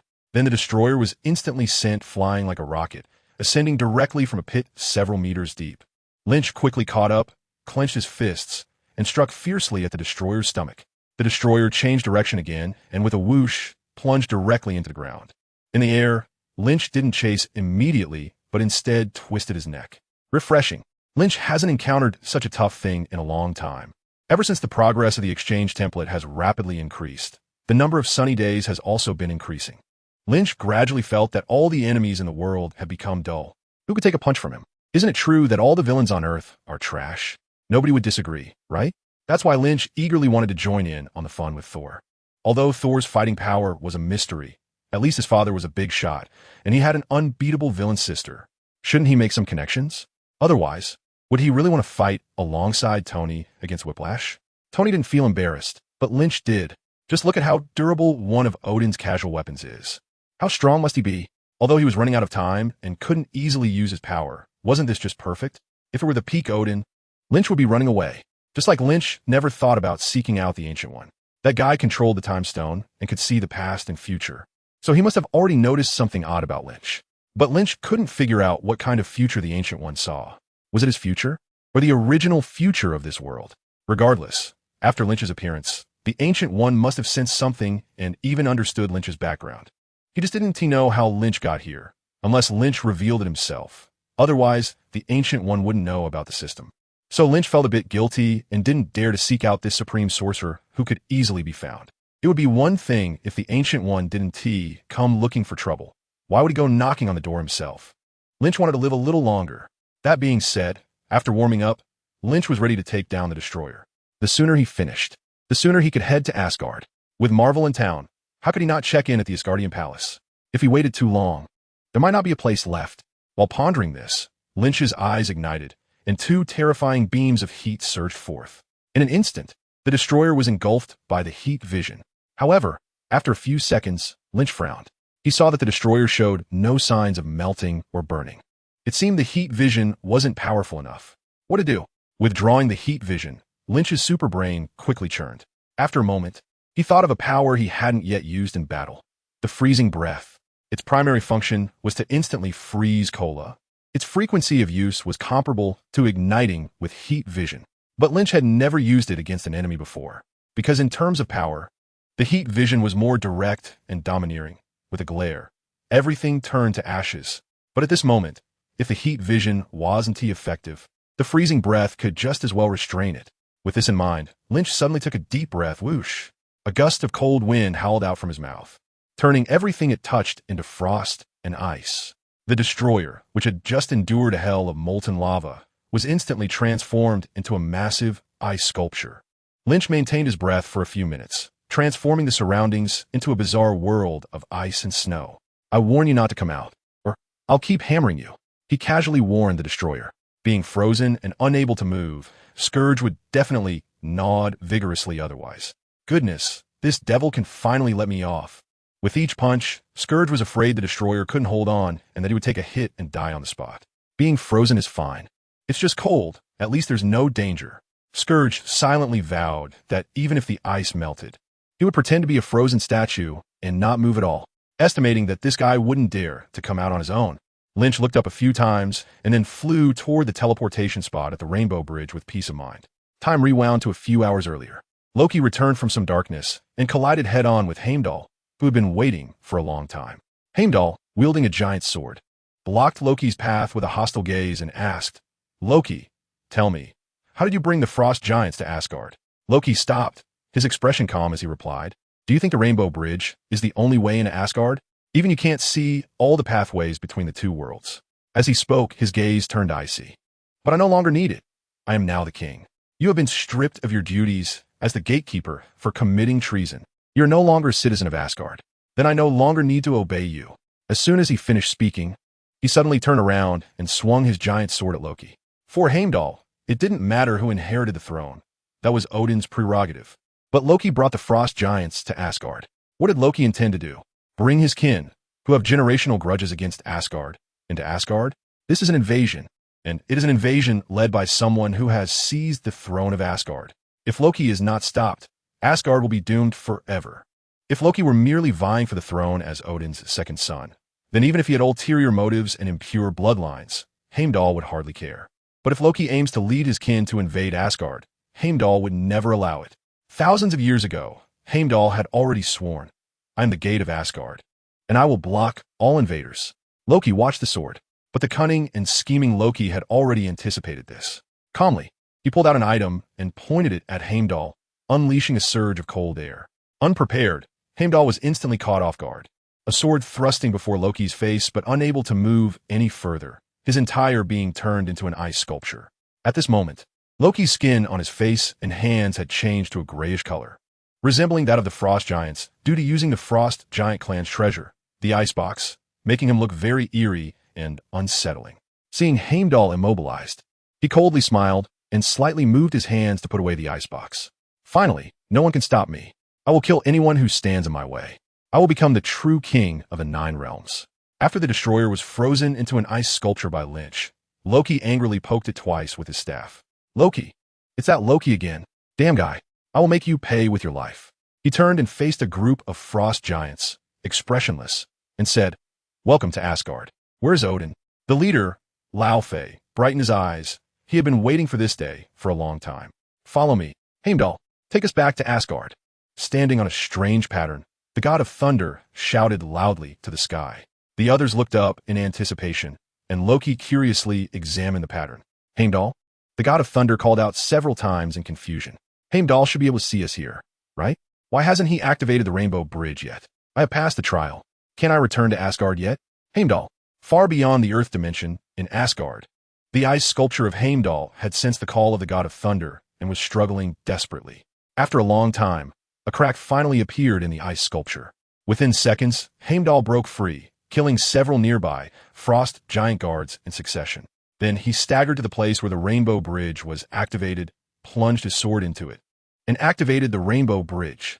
In an instant, a beam of light thundered through the two worlds. "It's here." The god of thunder was excited to see the Rainbow Bridge finally activated. Finally, the prince who had endured trials could return to his kingdom, Asgard. But this also meant the end of his prince's adventure. It was time to briefly part ways with his girlfriend and friends on Earth.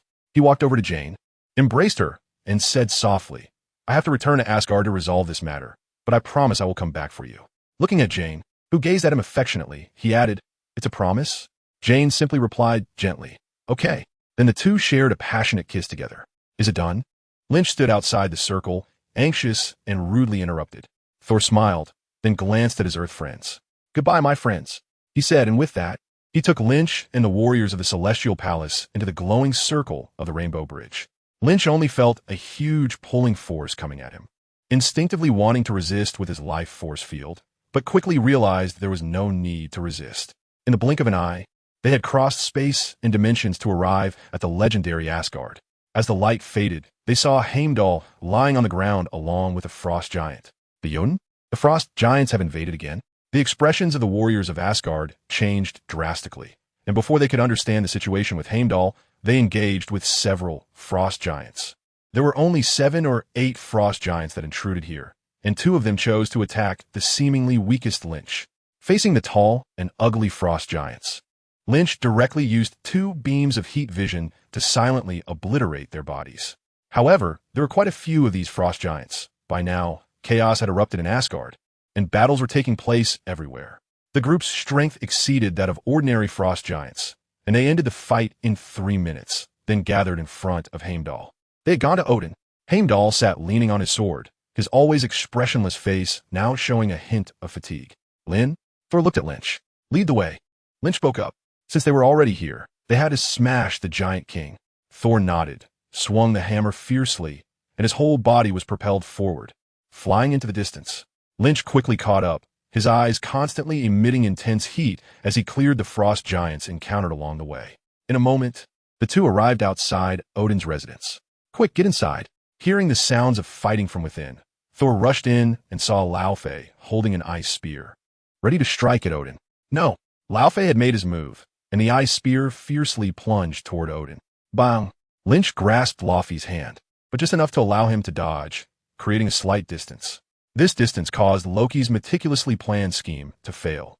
Loki had originally intended to let the frost giant in, and then at the most critical moment, kill Lynch Fei, becoming the savior of Asgard and naturally earning the people's affection, thus seizing the rightful throne. But once again, it was that detestable Lynch. How could he be so persistent? Lynch was pulling Raffi's body and then yanked hard, tearing off his right arm. Raffi howled in pain. "Die for me." In excruciating agony, Raffi lunged at Lynch with a twisted face. Zing! A flash of light, and Raffi instantly turned into a massive charred corpse. "This frost giant is too weak, isn't he? I haven't even exerted myself, and he's already down." After inwardly cursing, Lynch looked at Loki. There stood our trickster, the god of mischief, glaring at him with a face full of frustration. "Getting anxious, are we? It's just a head I took from you. Why are you so mad?" Small-minded. Thor. Seeing the sudden appearance of the thunder god, Thor's mother rushed forward, her expression filled with excitement as she embraced him, continuously stroking Thor. "You finally came back." It was clear how worried and tormented Thor's mother had been during this time. However, as the queen, she could not change King Odin's decision. Moreover, as a goddess raised by a witch, she possessed extraordinary wisdom and could certainly understand Odin's good intentions, deep down agreeing with his actions. "Mother, it's okay now." The thunder god gently reassured his mother and then lifted his head to fixate on Loki, who had also appeared in the room. "Did you let the Jotun in?" His voice turned cold. Though it was a question, his tone was incredibly certain. On the other side of the room, Loki feigned joy at Thor's return and, upon hearing this, replied with confusion, "My brother, you finally came back. We were all so worried about you, but I don't know what you're talking about." Thor laughed in anger, releasing his mother and slowly approaching Loki. "I know you're a master of lies, but why did you send the destroyer to kill me and my friends? And let the Jotun into Asgard? What's going on?" Thor's mother looked at Loki in shock. Loki feigned innocence, saying, "The destroyer might have just been following Father's orders, and I don't know what happened with the Jotun." He began to speak with grievance, but suddenly smiled and said, "I'm going to eliminate the Jotun now. Do you want to come with me?" As he spoke, taking advantage of Thor's inattention, he swung his staff to launch an attack that sent Thor flying. Then Loki performed his signature move, transforming himself. He vanished from the room with a flash and sped away towards the control hub of the Rainbow Bridge. Thor roared, stabilizing himself and shaking Mjolnir as he chased after Loki, but he could see that he was falling further behind as Loki ran faster and faster. A deep, cunning smile flashed across Loki's face, as if he was relishing Thor's sluggishness and foolishness. "Loki, long time no see, have you forgotten me?" Just then, Lynch descended from the sky, landing with a large slap that knocked the fleeing Loki to the ground, then smiled. "Send the destroyer to take out your brother. Lure the Jotun to kill Odin, and then you kill them, becoming the Soul King."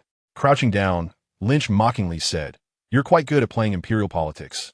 It's a pity you weren't born into my ancient dynasty." Loki furiously got up from the ground and roared at this persistent nuisance who kept ruining his plans. "Lynch, this is our Asgard's business. It's South, not your place to interfere. Do you want to incite a war between the realms?" "No, he is also considered half an Asgardian. I've already become his disciple, so he can manage things here," the arriving Thor coldly replied while wielding Mjolnir. "Thor, have you gone mad? As Odin's son, you take this unknown guy as your disciple? You're truly the disgrace of our Asgard." Loki's words and expressions no longer concealed his anger and hatred. "That's better than you colluding with those ugly, foolish frost giants, right?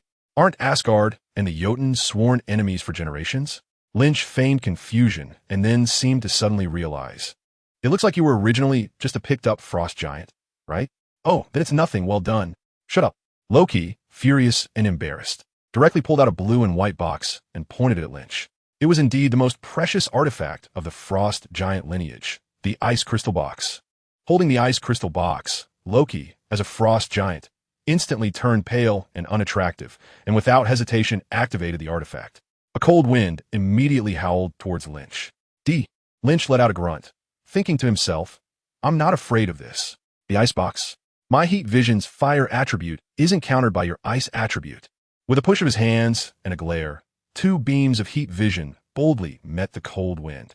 The icebox is a divine artifact from the frost giant race, which was left in Asgard after being defeated by Odin during their invasion of Asgard. Its maximum power can freeze an entire planet. However, it is well known that the power levels in the Marvel Cinematic Universe can be extremely exaggerated. For example, Scarlet Witch Wanda can instantly kill Thanos, yet she is afraid of bullets. Her brother Quicksilver suffered the same fate, dying from bullet. Therefore, at this moment, the power of the icebox in Loki's hands certainly cannot compare to the legendary ability to freeze a planet. At most, it can freeze a specific area. This level of power is still pretty good, but compared to Lynch's heat vision, it must be said that at this moment, Lynch, possessing the 70 template young Superman abilities, was evolving more and more towards divinity, to the point where he had to increasingly control his own power. Not to mention the exaggeration of super strength, super speed, and other abilities just in terms of destructive power. Lynch could easily find weak points in the Earth's crust and apply pressure to trigger regional earthquakes, leading to catastrophic earthquakes that could wipe out a city, a country, or even a continent. The heat vision in his abilities is particularly formidable. When fully unleashed, its temperature rivals that of the sun's surface, and sustained release for a period can turn a city into a lava hell. The moment the cold wind released by the icebox came into contact with the heat vision, it melted away like winter snow meeting a spring breeze, being destroyed in an instant, unable to withstand even a moment. In the blink of an eye, the terrifying heat vision engulfed the icebox and the shocked Loki. Is he dead? When Lynch retracted his heat vision, he saw that the area it had swept over was left with only the icebox, with no sign of Loki. Although the heat vision was powerful, Loki's ability to escape was not weak either. Lynch squinted his eyes, releasing his super senses to search for Loki's whereabouts. No, there. Just half a second after activating his super senses, Lynch spotted Loki's trail. He was standing in front of the sword that controlled the Bifrost, stubborn as ever. "Stop him quickly," Thor exclaimed. Too late. Loki shouted triumphantly. But the distance was too great, and Loki moved too quickly. The two could only watch as Loki instantly activated the Bifrost. The three of them saw, as the Bifrost was triggered by Loki, a terrifying energy began to brew and transform, then change direction, shooting straight towards Jotunheim. This beam of light would completely destroy Jotunheim and annihilate all the Jotuns. That guy, Loki, wants to eradicate the Jotunheim, the force they have been fighting against, once and for all, just to gain Odin's recognition. Isn't that a bit delusional? If eliminating them was so easy, wouldn't Odin have done it long ago and not waited until now? And he still calls himself the god of mischief every day? Has he played pretend for too long? Like some idiots on Earth who only know how to throw nuclear bombs when faced with problems. Can strategic weapons be used like that? Can slaughter solve everything? This is the Marvel Cinematic Universe. Hey, what is the motto here? Love and peace. You expect to become the king of Asgard, and the Nine Realms should let you use the Bifrost to wipe them out? It's outrageous. You deserve a beating. Thinking this, Lynch wasted no time and rushed over to give Loki a regular punch, knocking him out momentarily. Thor anxiously followed, standing in front of the Bifrost control hub to observe. Can this be shut down? Lynch frowned and asked Thor. If the launch is successful, then it can't be done. Unless. Thor hesitated and looked towards the Bifrost. Seeing Thor's implication, Lynch scratched his head.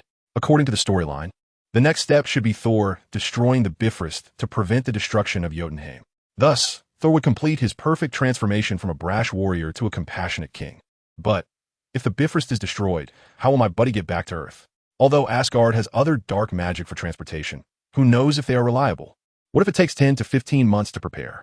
If Thor stays in Asgard, that's fine, he's a local. But what about me? I have a Black Widow back home.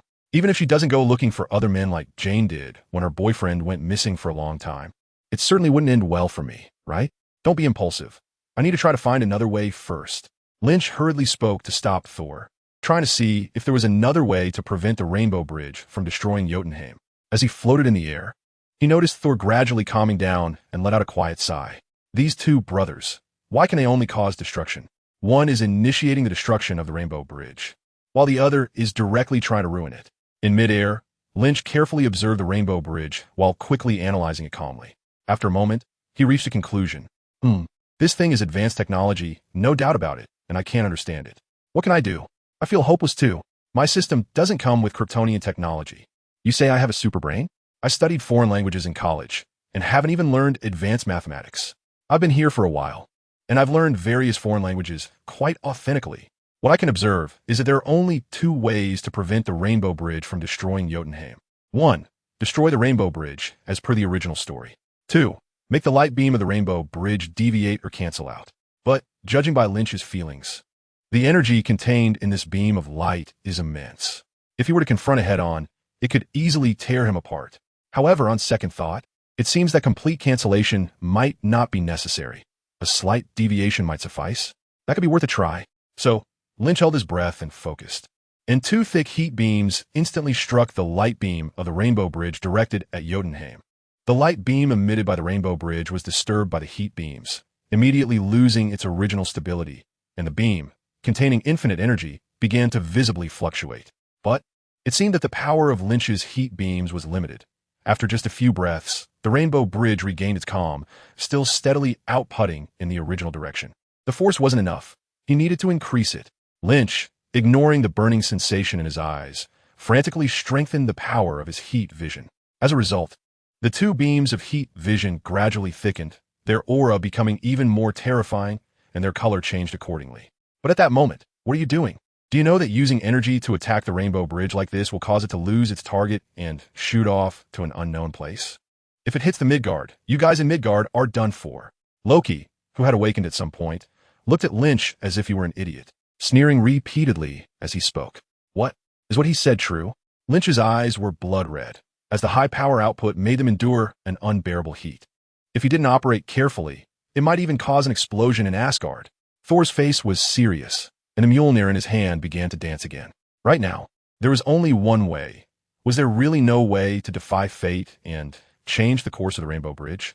Lynch sighed silently, feeling a bit helpless. He could only hope that the dark magic from Asgard would be reliable. Then go ahead, he said. Withdrawing his gaze, Lynch closed his eyes and landed on the ground. Destroying a bridge like this had to be done by the God of Thunder. After all, he was the crown prince, the first in line for the Asgardian throne. It wouldn't feel right for an outsider like him to destroy the Rainbow Bridge. What if Odin wakes up and blames me? If the God of Thunder destroys the Rainbow Bridge, it wouldn't have anything to do with me. Hearing this, the God of Thunder nodded, his hammer in motion as he leaped onto the Rainbow Bridge, eager to try it out. He appeared to be full of excitement and anticipation. What does it mean to be a spendthrift? When it comes to destruction, the God of Thunder could be considered the best in the Nine Realms. The Thor trilogy tells the story of a high, handsome, wealthy Thor heading towards bankruptcy, ultimately falling into a dissolute lifestyle and wandering the world. This Rainbow Bridge is just the first small item he is about to lose in his life. Thor, what do you want to do?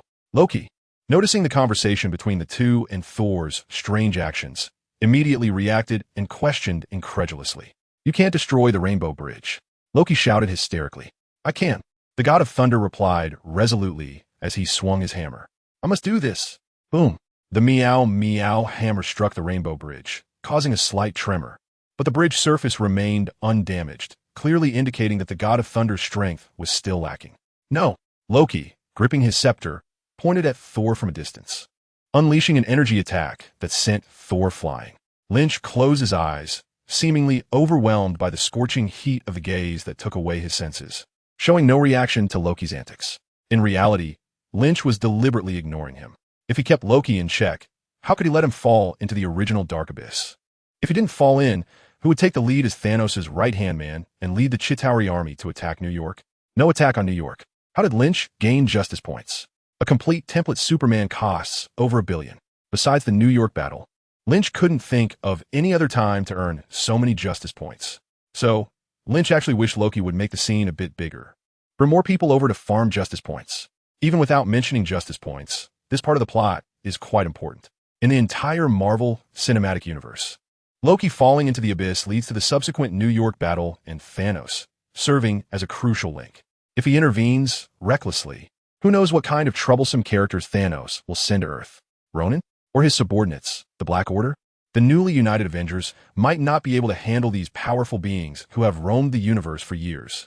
Compared to these people, Loki is clearly much cuter. For the sake of the Avengers, we must get him down today. Seeing that Lynch had no reaction to his antics, Loki quickly rushed toward Thor. The blasted Thor got up and directly knocked Loki down with a hammer. "Don't get in my way." Thor's face was heavy. "Do you know what you're doing? Destroying the Rainbow Bridge means you'll never see your girlfriend in Midgard again." Loki clutched his chest and fell to the ground, unwillingly shouting in anger. Thor, seemingly oblivious, increased his strength and smashed the Rainbow Bridge again and again. Loki listened to the hammer strikes, and the haunting music played in his mind. 80. The crystal-clear Rainbow Bridge began to crack under the relentless blows, showing signs of deep fissures. "Thor, why have you become so weak after going to Midgard?" Loki shouted in confusion and heartbreak. "Don't you hate those Jotun? How many Jotun have you crushed before? Tell me why." "Because killing does not bring peace." The god of thunder replied without looking back, raising MJ Mjolnir and striking down once more. "You coward." Loki leaped at Thor. "Stop it," just as Thor brought down his hammer. Boom. With that strike, the Rainbow Bridge crumbled like a camel under the last straw, emitting a terrifying explosion. In the shocked gazes of the three, the entire Rainbow Bridge slowly broke in half, chaotic energy triggering a tumultuous explosion. The Rainbow Bridge was finally destroyed. As the Rainbow Bridge was obliterated and endless energy exploded around them, the sleeping King Odin in the chamber slowly opened his eyes. Odin, with his white hair and wrinkled face, his right eye covered by a golden cloth, wore luxurious garments. Just awakened, he bore no trace of the majesty of a king. Apart from that unfathomable eye, he looked like an ordinary noble old man. Although he had been in slumber, he had maintained a state of awareness to perceive the movements outside. In his perception, the truth of everything was laid bare. The god of thunder broke the spell he had set, but Loki had strayed from the path. Even the Rainbow Bridge was destroyed in their conflict. This trial had been enough for him to make a choice, and it was time to end it. Therefore, as the king of Asgard, the sole ruler, he chose to awaken at this moment. He suddenly rose, his figure flickering away, leaving the room. The explosion of the Rainbow Bridge destroyed everything nearby, and violent energy ravaged the vast starry sky. The explosion created shockwaves that swept Thor and Loki away, hurling them far into the distance. Unable to withstand such tremendous force, the two struggled like small fish in a storm, trying to escape. But the two weaklings had no chance of breaking free, only able to scream as they fell freely from the sky. Below them was the endless abyss of the starry sky beneath the broken Rainbow Bridge. Lynch was about to make a move when he noticed that Odin, who had been asleep, suddenly stirred. The big boss finally woke up. Of course, he had to wake up. If he didn't, both of his sons would be lost. It would all be for nothing. All the trials and losses would lose their meaning. Thus, Lynch felt a deep aura flash past him. Odin instantly appeared on the Rainbow Bridge, catching the falling Thor. Thor was quick on his feet, and in an instant, he grabbed Loki's staff, which was also holding Loki up from falling.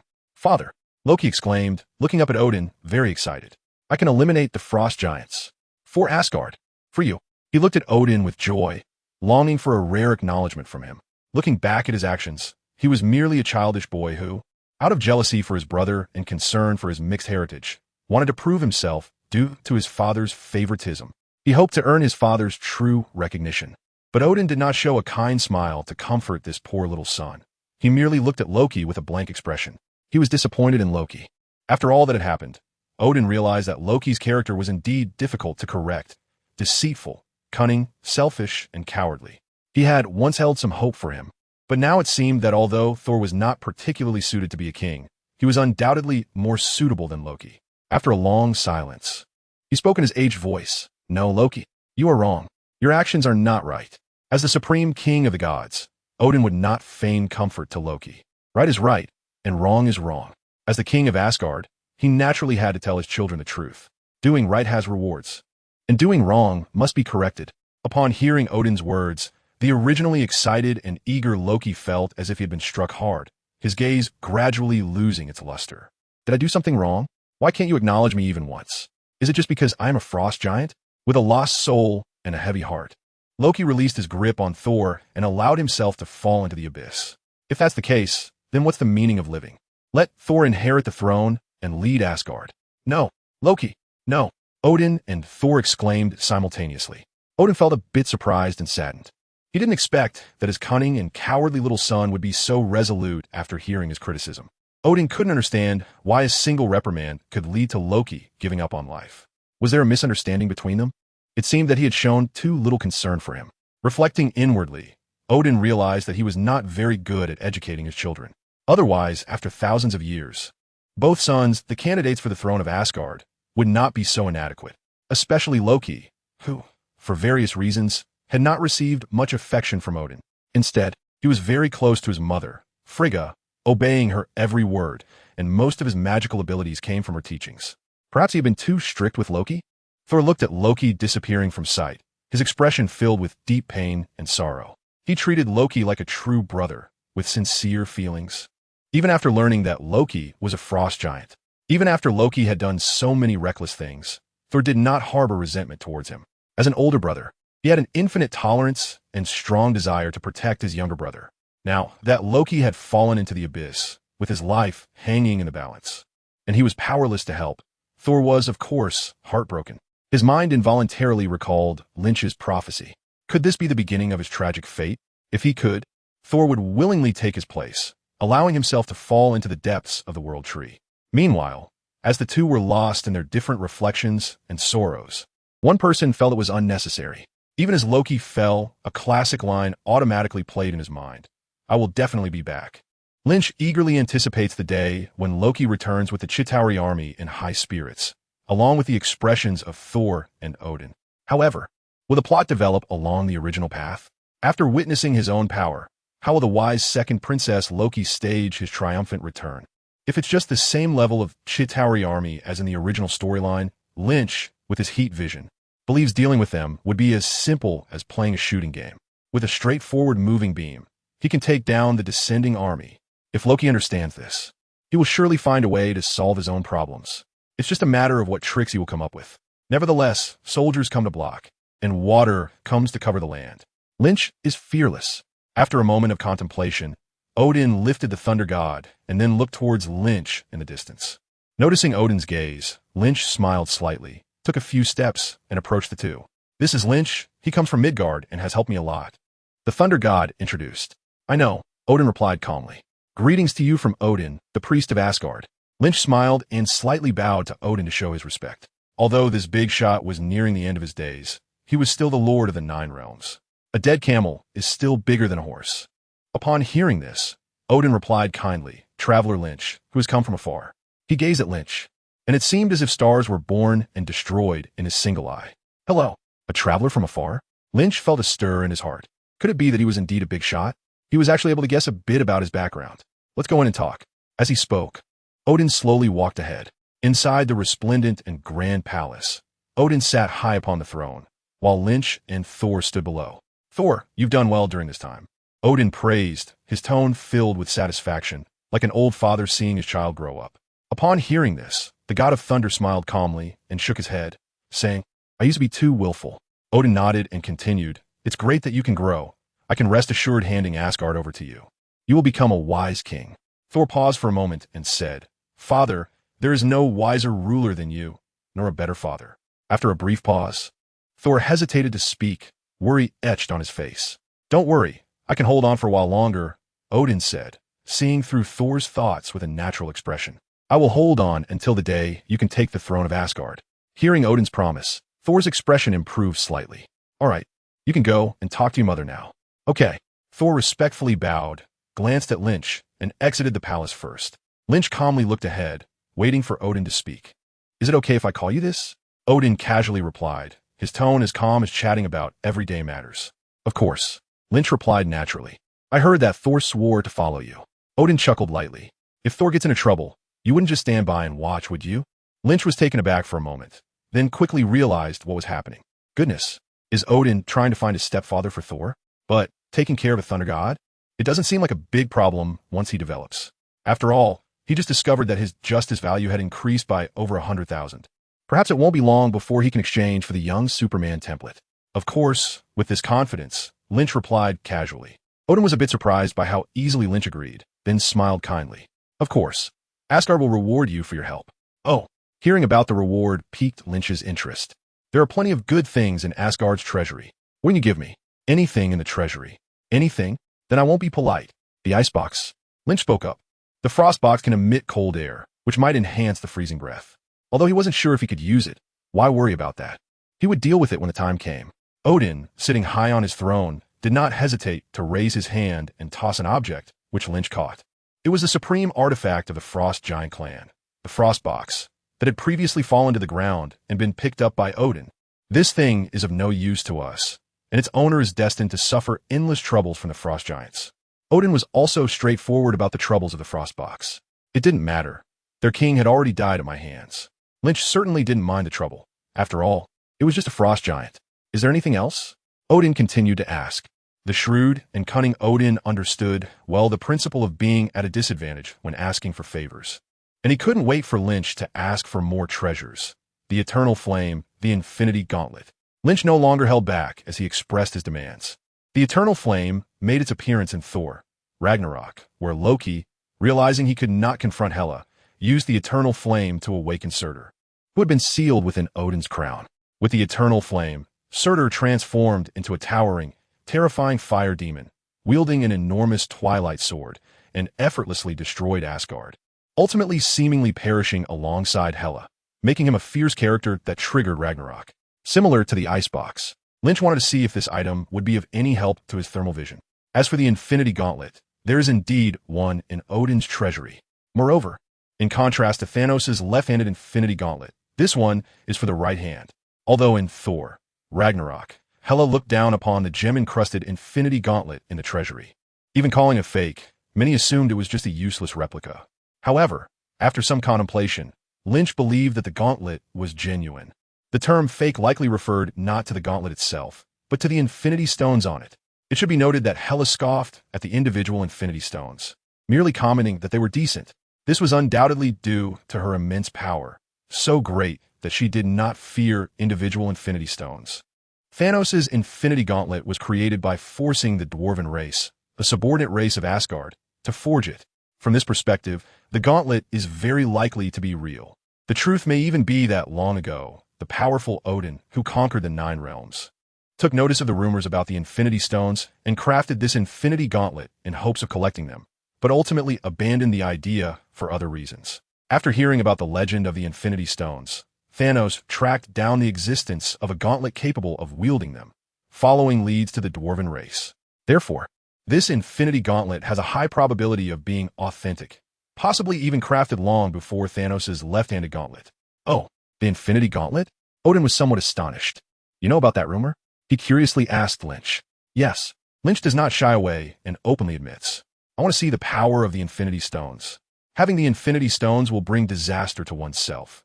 1 or 2 might be manageable." But after a moment of hesitation, Odin said in a deep and serious voice, "I know that collecting the stones will trigger disaster, but someone is already eyeing them." Lynch smiled and said, "I can only take the initiative." "Is that so?"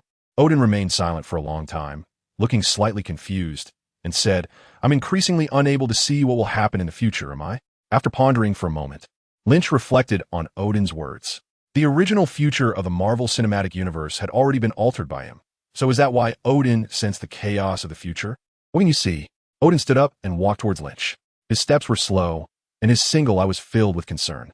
Lynch, I can only feel one thing about the future. Odin spoke slowly, dragging his tone as he approached the young man. The future has been changed. It is very chaotic, and you're the source of that change. He paused for a moment and continued, your origins are a mystery. Your strength continues to grow. And one day you will be in the most important position, making a choice that will affect countless people. Odin's tone gradually became heavy, and Lynch listened with a furrowed brow. So you can take whatever you want, even the throne of Asgard, the position of the Lord of the Nine Realms. The King of Asgard? The Lord of the Nine Realms? What do I need that for? What exactly was Odin trying to say? Lynch cannot understand Odin's deeper meaning. I hope you can understand that the future has changed, and you need to wake up. The future has changed? Lynch fell silent, his mind flashing through images of various villains, ultimately settling on Thanos snapping his fingers. So Thanos would change his strategy too? Afraid of Odin and the Ancient One. How would Thanos, who dared not touch Earth, confront Superman, whose power was comparable to theirs in the future? Well, no need to think too much. Since the Rainbow Bridge is destroyed, you might as well stay in Asgard for a few days. Odin then shifted the topic, cheerfully introducing Asgard to Lynch. Asgard has a lot of delicious food, and the drinks are quite unique too. In a magnificent palace, a lively banquet was in full swing. Let me tell you, I roared and flew straight at the Iron Giant, and just like that, I took it down. At the long table filled with various delicacies, Volstagg, with a chicken leg in hand, was indulging in food and drink while boasting about his battle with the Destroyer, surrounded by people who listened eagerly, occasionally bursting into laughter. Come on now, to put it bluntly, didn't you just fall flat on your back? Vandal interjected mercilessly, causing an exaggerated roar of laughter from the crowd. Actually, falling was part of the strategy to lure the Destroyer, Volstagg retorted, clutching his belly, which was shaking from laughter. The atmosphere of the banquet was very joyful, and everyone was in high spirits because the invading frost giants had been exterminated. Even their king had died in Asgard. With Thor back, everyone understood that from now on, the frost giants would hardly pose any threat to Asgard.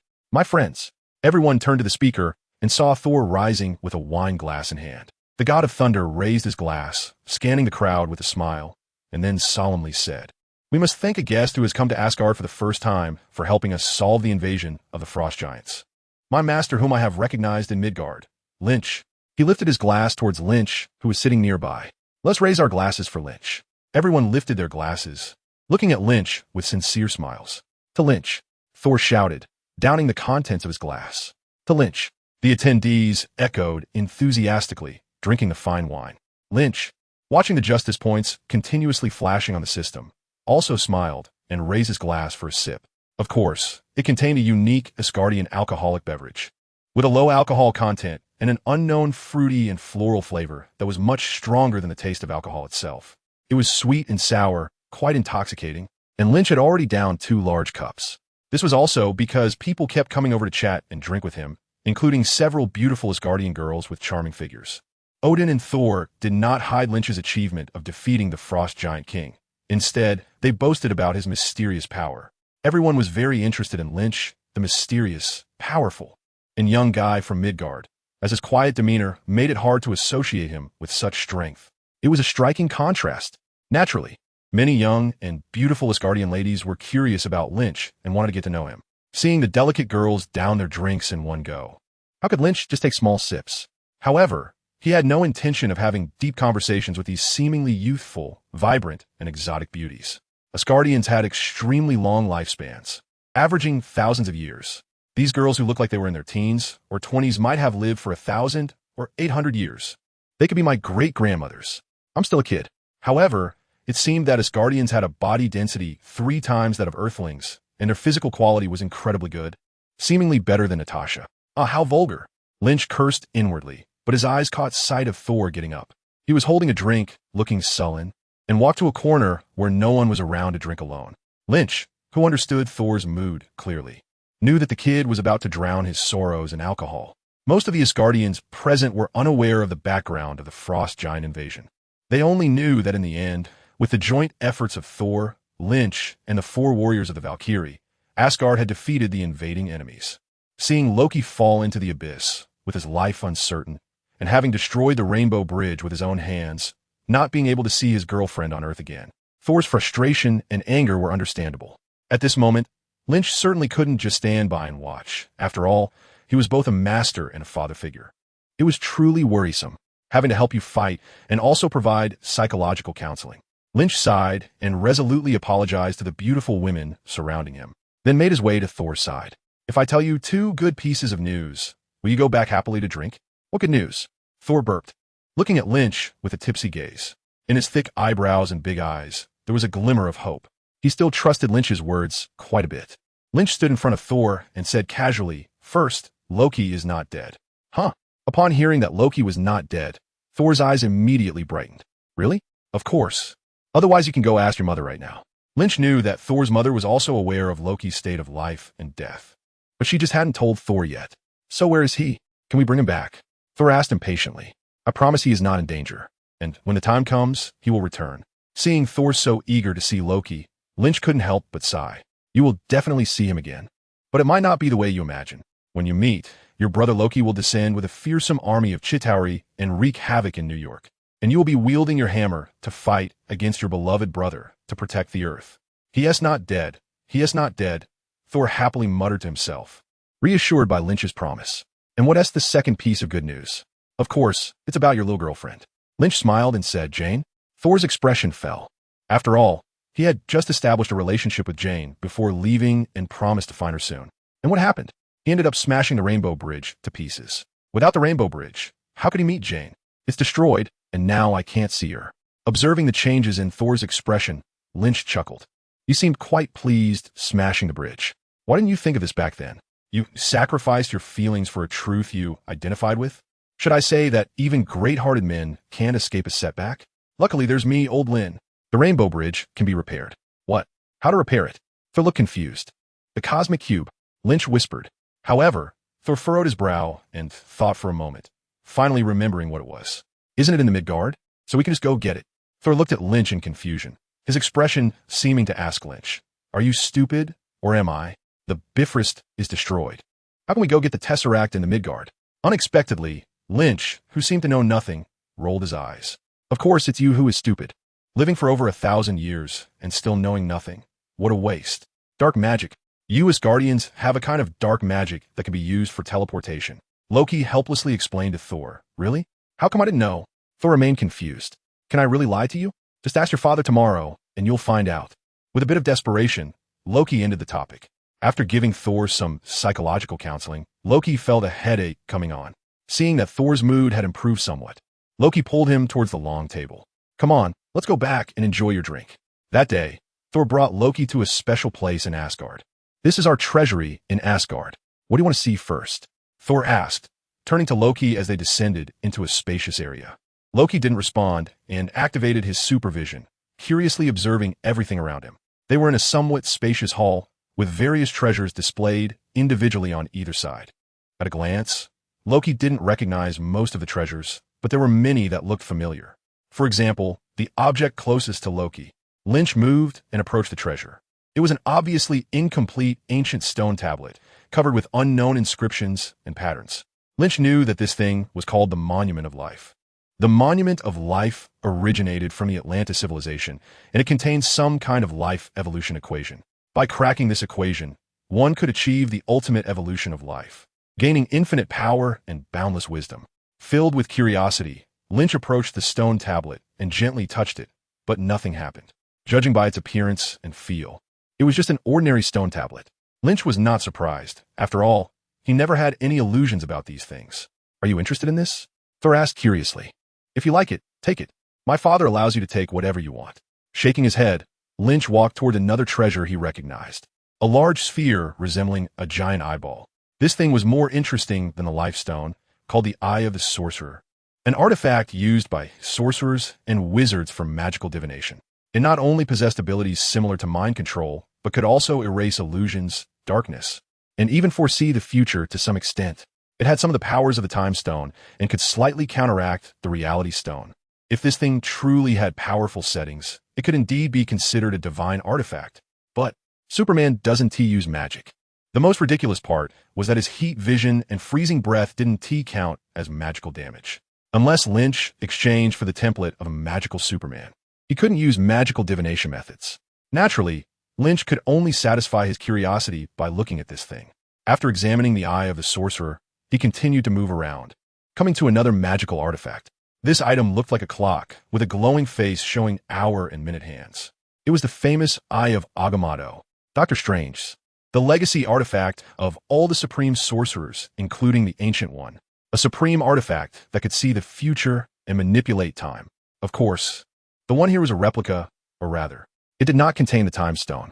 Therefore, even if this Eye of Agamotto had the same power as the supreme sorcerer, it was far inferior to the one that contained the Time Stone. Regrettably staring at it for a few moments, Lynch continued his exploration. The real highlight was yet to come. Inside a basin, an eternal flame was burning fiercely. This flame was called the Eternal Flame, the source of power for the fire demon Surtur. In Thor, Ragnarok, the invincible and incredibly powerful Hela in Asgard was defeated by the flame demon released when Loki combined the Eternal Flame with the Crown of Horns. It could be said that this Eternal Flame was the most important item that triggered the ancient Asgardian prophecy, Ragnarok. However, Lynch observed the ordinary flame deep in thought. If he could collect it, it seemed that there would be no need for Surtur anymore. Then Hela would have to handle it herself. Never mind. Let's just collect it first, and if it doesn't work, he can return it. Lord Surtur should have plenty, so he wouldn't blame him, right? But how to collect it? He had no martial arts training and no experience in cultivation. This is a tough situation. After thinking for a second, Lynch directly reached out his hand towards the eternal flame in the basin. Just do it. No overthinking. Lynch easily scooped up a small clump of eternal flame, but he didn't feel the unbearable burning sensation. Observing the flames dancing on his hand, Lynch was surprised to find that the eternal flame did not possess the sense of destruction he had imagined. Instead, it was full of vibrant life. This was strange, as the eternal flame was the source of Surtur's power, which had destroyed Asgard and fulfilled the terrifying existence of Ragnarok in legend. However, he did not feel any sense of destruction or death. Instead, a vitality akin to that of spring after rain greeted him. The eternal flame. Eternal. So this is what the eternal flame meant. The eternity of the eternal flame signifies eternal life, boundless vitality. Gradually realizing this in his heart, Lynch shook his hand, dropping the small clump of eternal flame back to its original place. If that's the case, what would happen if a superhuman with incredible self-healing abilities, who is almost immortal under sunlight, combined with the eternal flame? You should step back a bit, Lynch instructed. Thor knew that Lynch was about to do something big, so he immediately stepped back several paces, watching curiously. Seeing Thor retreat, Lynch began to take deep breaths. After a few breaths, a serious expression covered Lynch's face. Suddenly, he opened his mouth wide, and a tremendous suction force emanated from it. Whoosh! Inside the vast treasury, Lynch's inhalation created a violent whirlwind, instantly blowing the eternal flame into Lynch's mouth. A surprising situation occurred for both of them. How big is the whirlwind caused by Lynch? Within his control, the wind speed is comparable to that of a small tornado. The eternal flame is being swept by this storm like an ordinary flame, yet does not extinguish. It continues unabated, being drawn into Lynch's mouth like a line of fire. But after just a few seconds, Lynch has already absorbed far more eternal flame than he initially encountered. Yet the eternal flame still burns fiercely in the basin, showing no signs of diminishing. It is truly bizarre. Truly the eternal flame. Lynch secretly admired and increased the pressure in his mouth. 5 seconds, 10 seconds. A full half-minute passed. At this moment, Lynch realized that even maintaining it for another half hour might not be useful, and he began to think anxiously. Just then, the eternal flame suddenly trembled and slowly entered his mouth under Lynch's somewhat uncertain gaze. Lynch closed his mouth and silently felt the changes in his body. The Thunder God, seeing this, was very surprised but dared not disturb Lynch at this moment. After a moment, Lynch spoke. "I'm ready. How do you feel?" Lynch smiled and said casually, "This time I gain a lot. That's great." Thor was also happy for Lynch. After all, Lynch had helped him a lot, and he had always wanted to repay him. There's one last thing. Lynch looked at the one item in the treasure trove that concerned him the most. It was a treasure placed separately, and it was clear that Odin understood its power. This was the Infinity Gauntlet, adorned with fake Infinity Stones, worn on the right hand. Grabbing the Infinity Gauntlet, Lynch directly put it on without hesitation. Unfortunately, there were no infinity stones, only an empty gauntlet. But in the future, there would be plenty of opportunities to obtain the infinity stones. For example, the closest infinity stone, the space stone, the Tesseract. Isn't Thanos collecting the stones? I'll just collect them all in advance. Let us see how you snap your fingers. In the skies of Asgard, a figure wielding a hammer was fiercely striking another unmoving figure. Below, many Asgardians were eagerly looking up, enthusiastically commenting on the battle between the two. Boom! Thor swung Mjolnir with great force, striking Lynch. But to everyone's astonishment, Lynch seemed to be brushed by a gentle breeze. His clothes fluttered for a moment, yet he remained smiling without moving an inch. The proactive Thor was instead sent flying back, as if hit by a cannonball, propelled by the tremendous recoil from Mjolnir. Oh, what happened? Why did Thor fly out? A flamboyant Asgardian girl exclaimed in surprise, covering her mouth. This was quite normal. Volstagg, with an air of someone who knows it all, stepped into the crowd and began to explain. Lynch is a powerful and mysterious god from Midgard. His strength far surpasses that of Thor, so Thor can't hurt Lynch at all. The surrounding crowd began to chatter, as they had only heard about this young-looking Midgard god being very powerful, but had never witnessed it firsthand. Now, seeing that the mightiest warrior in all of Asgard, Thor, couldn't even shake Lynch, they naturally found it hard to believe. This Midgard god must be like a priest among them, right? An elderly Manzite. I think so too. Being so much stronger than Thor, he can only be a presence as great as a priest. Another strong man agreed wholeheartedly. Volstagg, do you know which pantheon this Midgard god comes from? The elderly man's eyes sparkled with wisdom as he asked Volstagg, who was bragging about fighting alongside Lynch. He was thousands of years old. Though of humble status, his long life had bestowed him with rich experiences and knowledge of many matters across the Nine Realms. Volstagg was momentarily stumped by the elder's question, finding himself in a bit of a predicament. He wasn't entirely sure of Lynch's true origins, and after asking Thor, he had received a warning not to meddle. From Lynch's appearance, he looked like an ordinary passerby one might see in Midgard. In terms of abilities, his physique was unimaginably strong. Capable of flying swiftly, his eyes could emit extremely hot rays, and he could exhale an extremely low-temperature freezing breath, which didn't quite fit any known divine role. Moreover, his name was even more perplexing. Generally, names come from certain words in a civilization, and many civilizations have unique terms born from a deity's name. However, Lynch's name was hard to find a corresponding word with special meaning in any common language of the Nine Realms. This implied that Lynch did not originate from the pantheon they were familiar with, and might even belong to a pantheon that had never appeared before. I don't know. He didn't introduce much about his origins. Volstagg, knowing the elder was well-informed and hard to deceive, could only speak the truth. However, neither Thor nor the king has expressed any doubts about his origins. Is that so? The elder nodded and ceased further inquiries. After all, their king and future king had shown no signs of questioning. What right did he have to doubt? Look, Thor is serious now. An excited voice brought everyone's attention back to the battlefield in midair. After several failed physical attacks, Thor began to use his ultimate move. He raised Mjolnir high, unleashing the power of the Thunder God, with his golden hair and red cloak dancing amidst the swirling winds. The originally clear sky suddenly filled with dark clouds, and flashes of lightning appeared within the clouds. Blue-white arcs of electricity flickered across Thor's eyes and cheeks as his body rose with the pull of Mjolnir. In a moment, he stood amidst the raging clouds, pointing Mjolnir at Lynch. I'm coming, be careful. Thor's voice was loud and authoritative like thunder, echoing throughout the realm. Come at me with all your might. Lynch chuckled and looked quite eager. The lightning of Thor should belong to magical damage, right? If it were a few days ago, facing such a grand magical attack, Lynch might have had some doubts in his heart. But now, Lynch just hoped that Thor would hit harder. Boom! Bolts of lightning surged towards Lynch, following Thor's Mjolnir, and for a moment, it was as if thousands of snakes were converging behind the god of thunder. Incredibly terrifying. Isn't he going to dodge? That's lightning struck by Thor. It's going to hit. With such terrifying thunder, even if he doesn't die, he would be heavily injured, right? Doesn't Thor worry? Isn't Lynch his mentor? Below, people couldn't help but exclaim loudly. The thunder summoned by the god of thunder was truly enough to intimidate. The whole Asgard was almost enveloped in it, and the lightning on Mjolnir was so dazzling that it was hard to look at. Amidst the astonished and worried gazes of the crowd, Mjolnir struck Lynch's chest. The frenzied lightning poured down like a flood that had opened the floodgates. instantly cascading onto the figure suspended in mid-air. A roar erupted in the sky.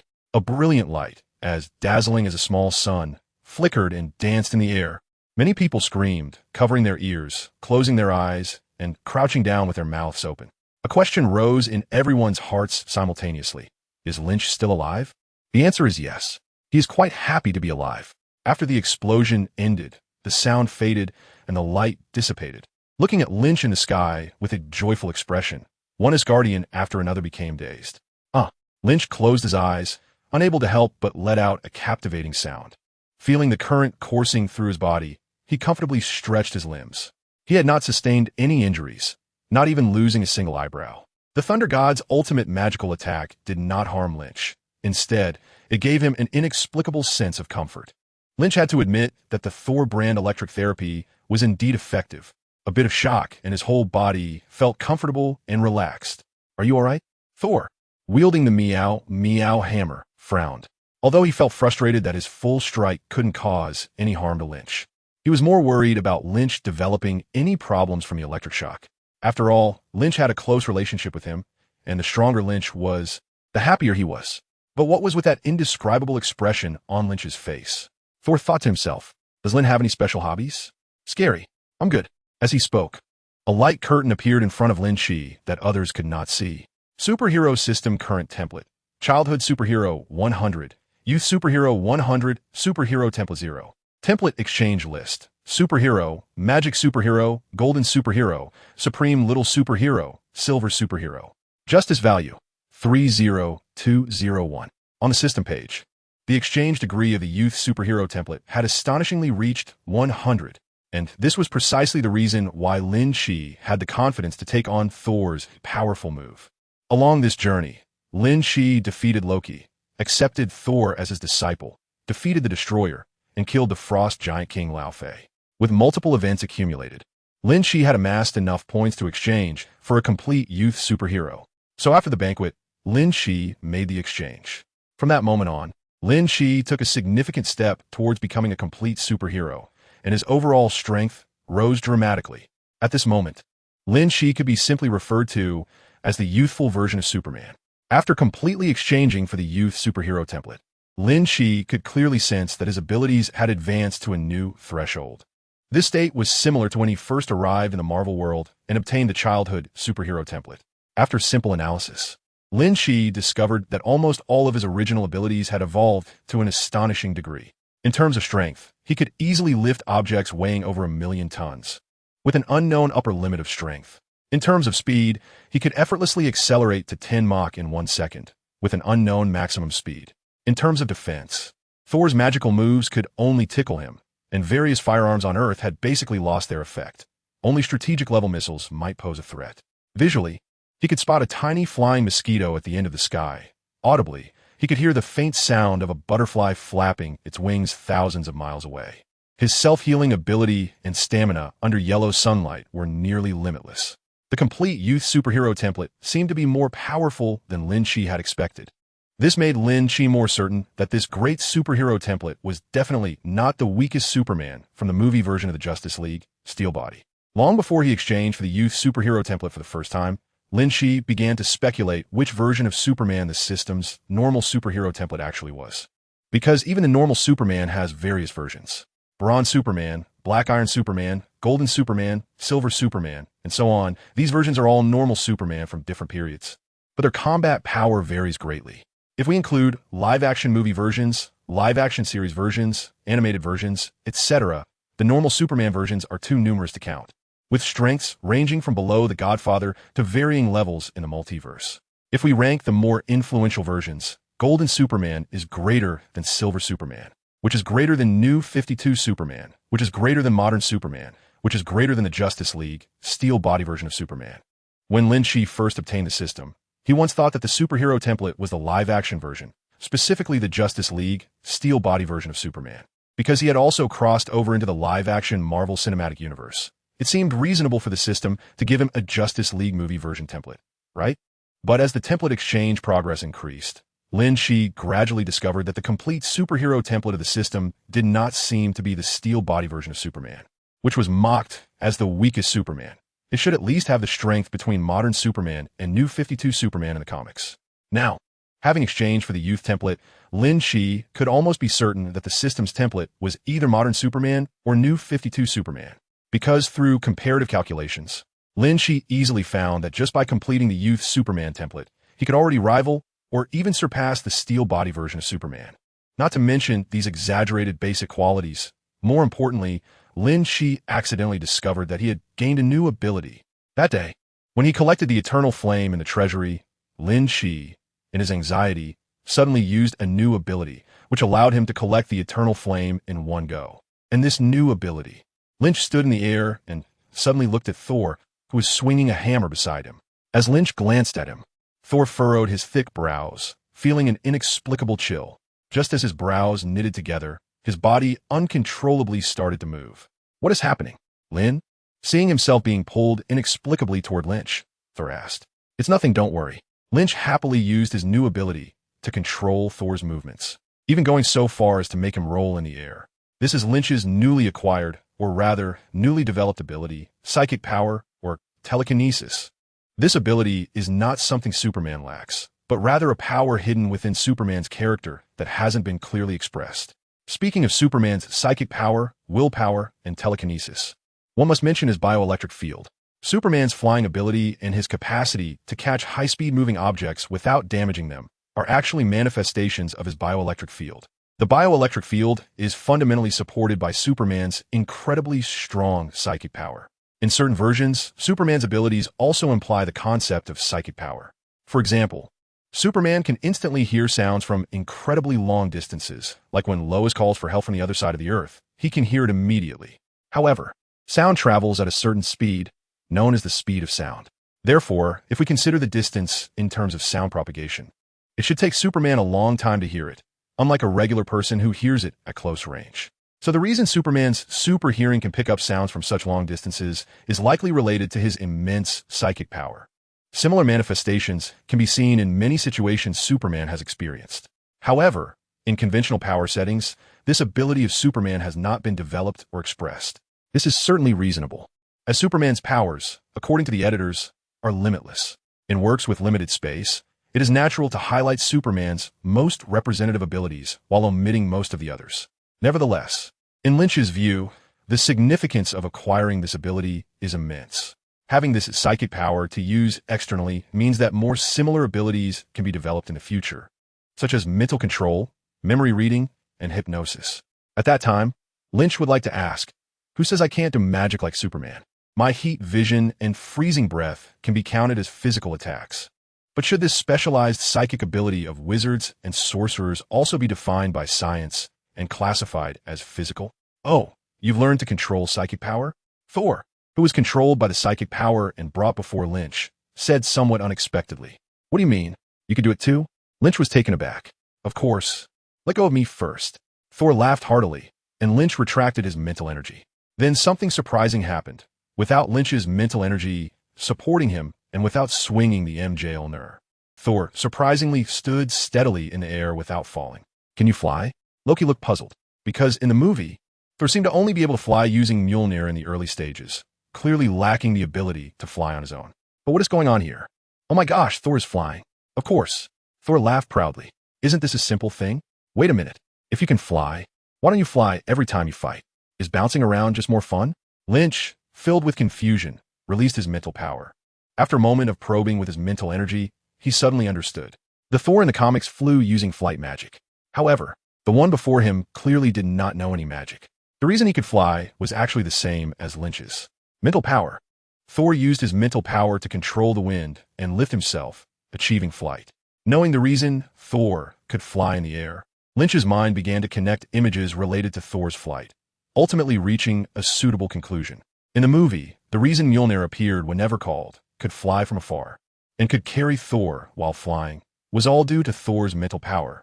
Thor controlled Mjolnir with his mental power, and, using mental power, he could obviously manipulate the air, wind, and so on to achieve flight, but the effect was certainly not as good as that of Thor's dedicated weapon, Mjolnir. In fact, that effect was evidently not even as good as Thor jumping high himself, which is why Thor had never attempted such flight in battle. So that's how it is, but Lynch wore a sly smile on his face. Can you fly steadily? The thunder god's big face stiffened, and just as he was about to say something, Lynch rushed up and gave him a gentle push. No. The thunder god screamed as he rapidly fell from the sky. Bang. Just like that. There was a large human-shaped pit on the ground. Seeing the thunder god buried in the dirt, Lynch chuckled. No wonder the thunder god had never flown this way before. It turned out to be so unstable. It was estimated that this kind of flying could only allow the thunder god to float leisurely in the air. Any big movements would cause him to fall, let alone engage in fierce battles with enemies. After testing his own strength, Lynch recalled the 3 treasures he had obtained from the treasury. The icebox was unusable. He didn't know how to use the eternal flame, and the infinity gauntlet was missing its gems. However, after gaining mental power, he wondered if he could manipulate them with it. As soon as the thought crossed his mind, Lynch instantly disappeared from the air and returned to his room. On a table in the room lay the icebox, the eternal flame, and the infinity gauntlet. Lynch first concentrated his mental power on the ice treasure box, which was blue and white, emitting waves of icy aura. As his mental power activated, the ice treasure box trembled slightly.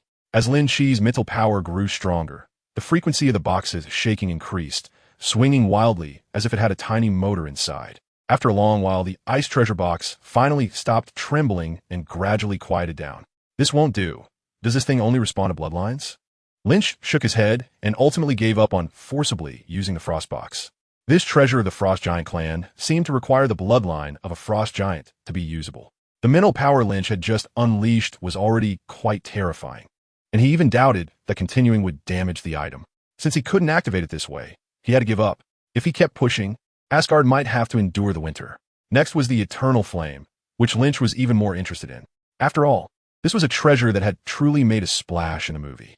Inside the bowl on the table, the Eternal Flame continued to burn quietly. Suddenly, the flame flickered and rose up, coming before Lynch. This thing seemed to indeed be useless. After carefully probing it with his mental power, Lynch still didn't know how to utilize this divine fire. He had already tried eating it, absorbing it, attacking with heat vision, and using freezing breath. None of these methods harmed him or helped him. The Eternal Flame remained lit, and its size didn't change at all. It was a useless item. The only use Lynch could think of was to find a place where no one was around to summon Surtur and kill him, to see how much justice value he could gain. Forget it. Personal strength is the true path. All these artifacts and the like are just illusions. Lynch comforted himself.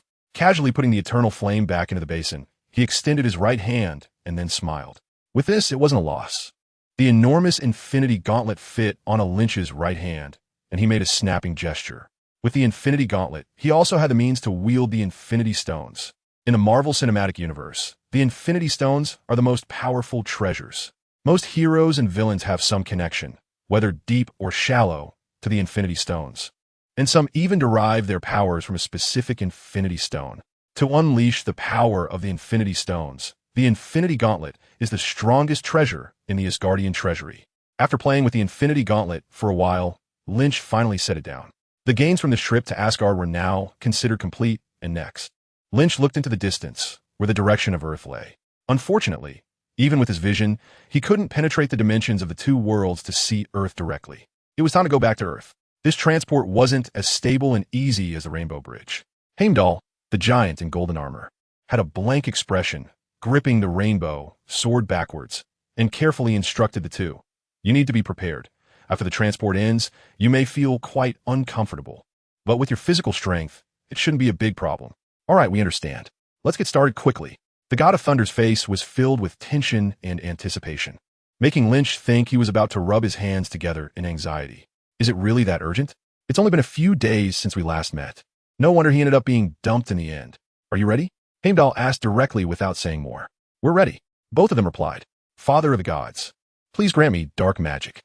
Heimdall chanted a spell, and with a wave of his hand, a colorful beam of light instantly enveloped the 2. Whoosh! The beam quickly sucked the 2 away, sending them to Earth. Earth! A different kind of rainbow swiftly streaked across the sky as Lynch flew out with the God of Thunder. Are you okay? Lynch shook the Mjolnir in his hand. The Mjolnir tapped its forehead a few times and replied, Not bad, have we arrived? Yes. Taking a deep breath of the familiar air, Lynch released his senses to scan the surroundings. Where are we going now? Lynch smiled and said, Go find a loser. Inside a small shop, What, he stole it? A one-eyed, bald black man raised his hand, dramatically talking to the man in front of him wearing an iron suit. You're Iron Man, and he just beat you up and took your armor? He spoke excitedly, turning to the blonde beauty next to him and asked, Is that possible? Natasha put away her smile and replied seriously, According to Mr. Stark's security protocol system, unauthorized use can be prevented. Fury turned his head, spread his hands, and looked at Tony Stark. Stark lowered his head, his gaze evasive, and said, What do you want me to do? What do I want you to do? Fury immediately shook his head and grumbled, Shouldn't it be you who needs to tell me what to do? You become a problem I have to deal with. Natasha stood up and walked away, while Tony, under Fury's rapid-fire barrage of words, held his forehead, covering his face, completely lacking his usual nagging tone. You might be mistaken. My world doesn't revolve around you. Okay, I got it. Tony replied awkwardly, eyes closed. Just then, Natasha walked over with a syringe. Give it to him. Fury pointed at Tony, and Natasha directly jabbed the syringe into Tony's neck. Oh, my God, are you going to take my kidney to sell? Tony was startled by Natasha's sudden attack and weakly complained. Natasha, however, ignored him and just grabbed his head to check it. What did she just do to me? Tony quietly asked as he felt his body improving. We're doing this for your own good. That's lithium carbonate. It can delay your symptoms. And we want you to go back to work. Fury said impatiently. Give me 2 more boxes and I'll get better. That's not a cure. It can only delay the symptoms, Natasha explained. It seems that curing you won't be easy, Fury added. Hearing this, Tony felt a bit disheartened and started to speak nonstop. Trust me, I know the situation. I've been looking for a substitute for palladium. I've tried every combination of every element. Fury's one eye fixed intently on Tony as he spoke word by word. I'm here to tell you, you haven't tried everything. Seeing Fury's solemn expression, Tony couldn't help but frown. Where exactly did he overlook? Hey guys, long time no see. At that moment, a familiar voice came from outside the shop's glass door, and the 3 looked over. They saw a smiling Lynch descending slowly from the sky with a strangely dressed giant, then walking towards the 3 of them. Lynch? Inside Tony's Moroccan mansion. So you're saying these gods, Odin and all, really exist? Fury glared with his one eye, speaking oddly to Lynch. Lynch curled his lips and pointed at Thor beside him, saying, This is Thor. How about he performs some lightning for everyone? Upon hearing Lynch's words, Thor immediately stood up, holding his hammer. Okay, I believe it, Fury quickly shouted, as he had seen the report that Coulson sent back and knew that this muscular man was indeed extraordinary. Could you please sit down? Of course, Thor replied, shaking his hammer as he sat back down. Tony, are you discussing substitutes for palladium? Lynch lay on the chair, took a sip of the drink, and looked at Tony. Yes, but I've tried everything possible, and it just won't work, Tony said somewhat dejectedly. Natasha, Thor, you guys can go out first. Lynch took another sip of his drink, sent the 2 people away, and then said, Since you've tried all the existing possibilities, why not create a new one? A new possibility? Tony muttered in confusion, falling into deep thought. Director Fury, why don't you talk to Tony next? Lynch gave a signal, put on his sunglasses, and began to enjoy the sun on the balcony. What you have on your chest is made from unfinished technology, Fury continued Lynch's words. No, it's a finished product, Tony immediately rebutted, clearly disagreeing with Fury's belittling of his work. It only became effective after I downsized it. No, Fury shook his head. Your father said the arc reactor was just a stepping stone to greater technology. He initially planned to launch an energy competition that would leave all competitors in the dust. His dreams were bigger. Compared to that, the arc reactor would be as small as an AA battery. He gestured animatedly while finishing this statement. But Tony simply poured himself a drink calmly and said, Is it just him? Anton Vanko was involved too, right? Fury immediately interjected. Anton Vanko is like the other side of a coin. He saw it as a way to get rich, and when your father found out, he exiled him. When the Russian government discovered he couldn't deliver, they banished him to Siberia. He has lived a life of debauchery for the past 20 years, which hasn't been good for his child's upbringing. The person you met in Morocco is his son. So what you're saying is the new possibilities I haven't tried yet. What exactly are they? What do you mean? Tony asked, raising his glass in confusion. He said only you have the resources and wisdom to complete his plan, Fury replied calmly. He said that about you? Huh? Tony shot back skeptically. If it were you, you could unlock the secrets of your heart. Tony shook his head silently, his expression complex. After a long pause, he lowered his head and said softly, I don't know how you know this, but he didn't think much of me. What do you remember about your dad? He was very cold, very calculating. He never said he loved me, never said he appreciated me. Now you tell me he said I could change the future. I find it hard to believe. And he gave this task to me. I don't understand. The more Tony spoke, the more uncomfortable he looked, his tone becoming agitated. I remember the happiest day for him was the day he sent me off to boarding school. That's not true. Fury shook his head dismissively. So clearly, you know my dad better than I do, Tony responded mockingly. In fact, yes, Fury said as two agents in black moved boxes next to them. He was one of the founding members of S.H.I.E.L.D. What? Fury glanced at his watch and stood up to leave. I have a meeting at 2. Wait, what is this? You can unlock it. No, I don't know anything. Ask Lynn, he is still here. Fury said as he turned to leave, leaving Tony looking confused. Lynn? He called out tentatively, but there was no response from Lynch. Come on, are you asleep at a time like this? Sitting down in a room, Tony opened the box left by Fury. Inside were some items that looked quite old-fashioned, books, notes, newspapers, etc. He first took out a rolled-up piece of paper to check, which read Starkvanko. After glancing at it and finding no substantial content, he tossed it aside and continued to rummage through the other items. He noticed a newspaper, opened it, and saw the headline about Soviet scientists defecting and a photo of Vanko, but there was no important information. Next were several metal boxes that seemed to contain something. He glanced at the labels and found there were several videotapes. Playing an old videotape, Tony's father, Howard Stark, appeared before him in a suit. Everything can be achieved through technology. A better life, a healthy body, and the possibility of maintaining world peace for the first time in human history. I am Howard Stark, and everything you need for the future is here. Future City, tomorrow's city, future town. Howard spoke confidently on the screen, with a three-dimensional model of the future city behind him, while Tony absent-mindedly flipped through his father's notes. Wait a minute. Howard stepped out of the screen, then came back in with a smile, saying again, I am Howard, and everything you need for the future is here. I want to personally. Just then, a little boy suddenly popped up in the lower right corner of the screen, and Howard turned to look. Tony, what are you doing? What is that? Put it back. Put it back where it belongs. Hearing his father's words, Tony looked up, expressionless, watching the young version of his father with his younger self on the screen. Where's your mom? Maria. Come on, take him away. After little Tony was taken away, Howard turned back to the camera, somewhat at a loss for words. I want to come in and introduce. Then the image suddenly became chaotic. A flurry of meaningless static flashed by, and the scene switched to Howard sitting in a chair as he began to explain the Stark Industries Expo. Disappointed, Tony watched for a moment, took a final sip of his drink, and prepared to leave. Just then, Howard's tone changed as he began to say, Tony, you're still too young to understand, so I'm recording this segment for you. Hearing this, Tony turned back to continue watching. Howard pointed to the Industrial Expo image behind him, smiling as he continued. This is for you. One day you will realize that this represents not only human inventions, but also my lifelong work. It is the key to the future. The camera panned over the details of the entire image, the buildings and foliage depicted very realistically. I am limited by the technology of this era, but one day you will understand all of this. Howard's expression became solemn, his tone serious. When that day comes, you will change the world. After a pause, Howard added, word by word, with deep emotion, my greatest creation is you. Tony stared at the somewhat unfamiliar face of his father on the screen, momentarily lost in thought.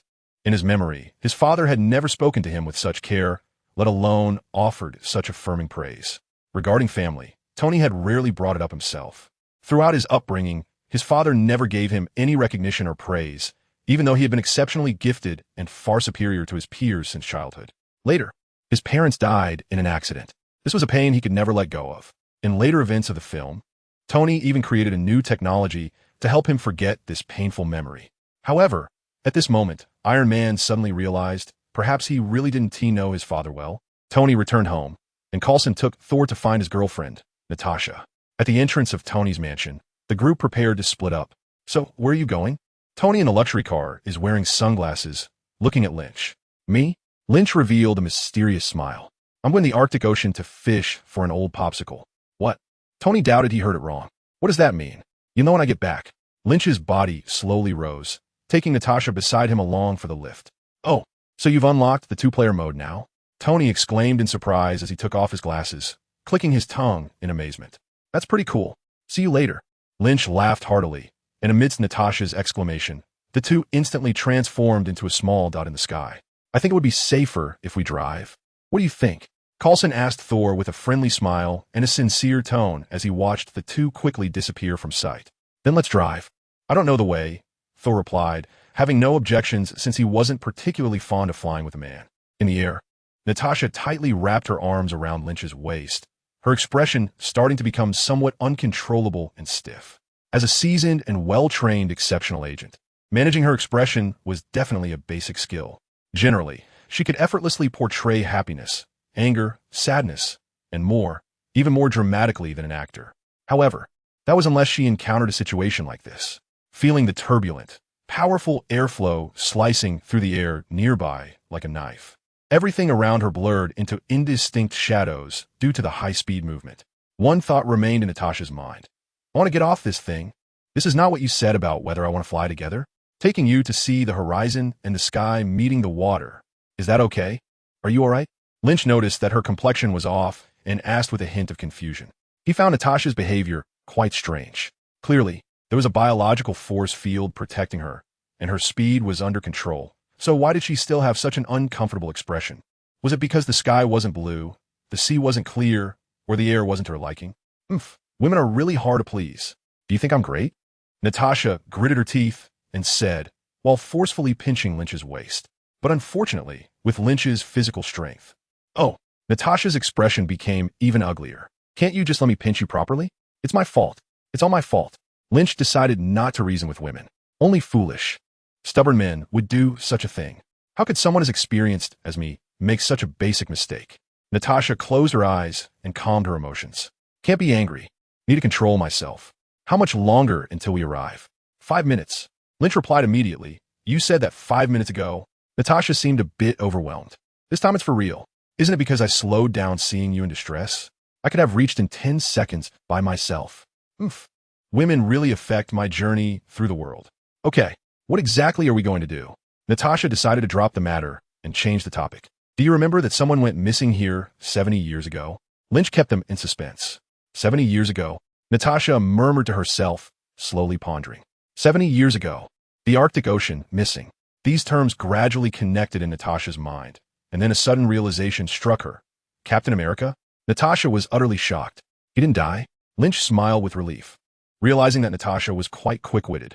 Yes, the first superhero in history, a war hero of World War II, the symbol of the American spirit, Captain America, Steve Rogers. After a pause, Lynch continued. He fell into an iceberg after completing his last mission and has been frozen for over 70 years, not dead. This is incredible. Natasha was momentarily speechless with surprise. You've been flying in the sky. Tell me, what else is impossible? Lynch laughed heartily. So are we going to save him now? Natasha still felt it hard to believe. Yes, he has been sleeping too long. We need him. The world needs him. Lynch said meaningfully, do you need him? Are you serious?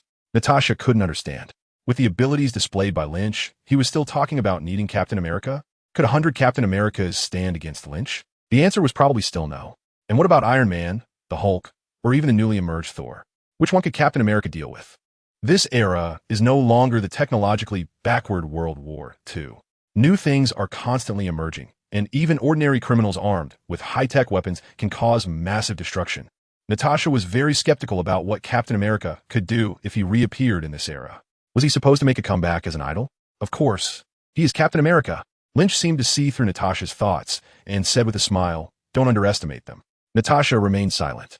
She believed she wasn't underestimating or looking down on anyone. She was just being realistic. After all, she herself had injected a super soldier serum similar to Captain America's.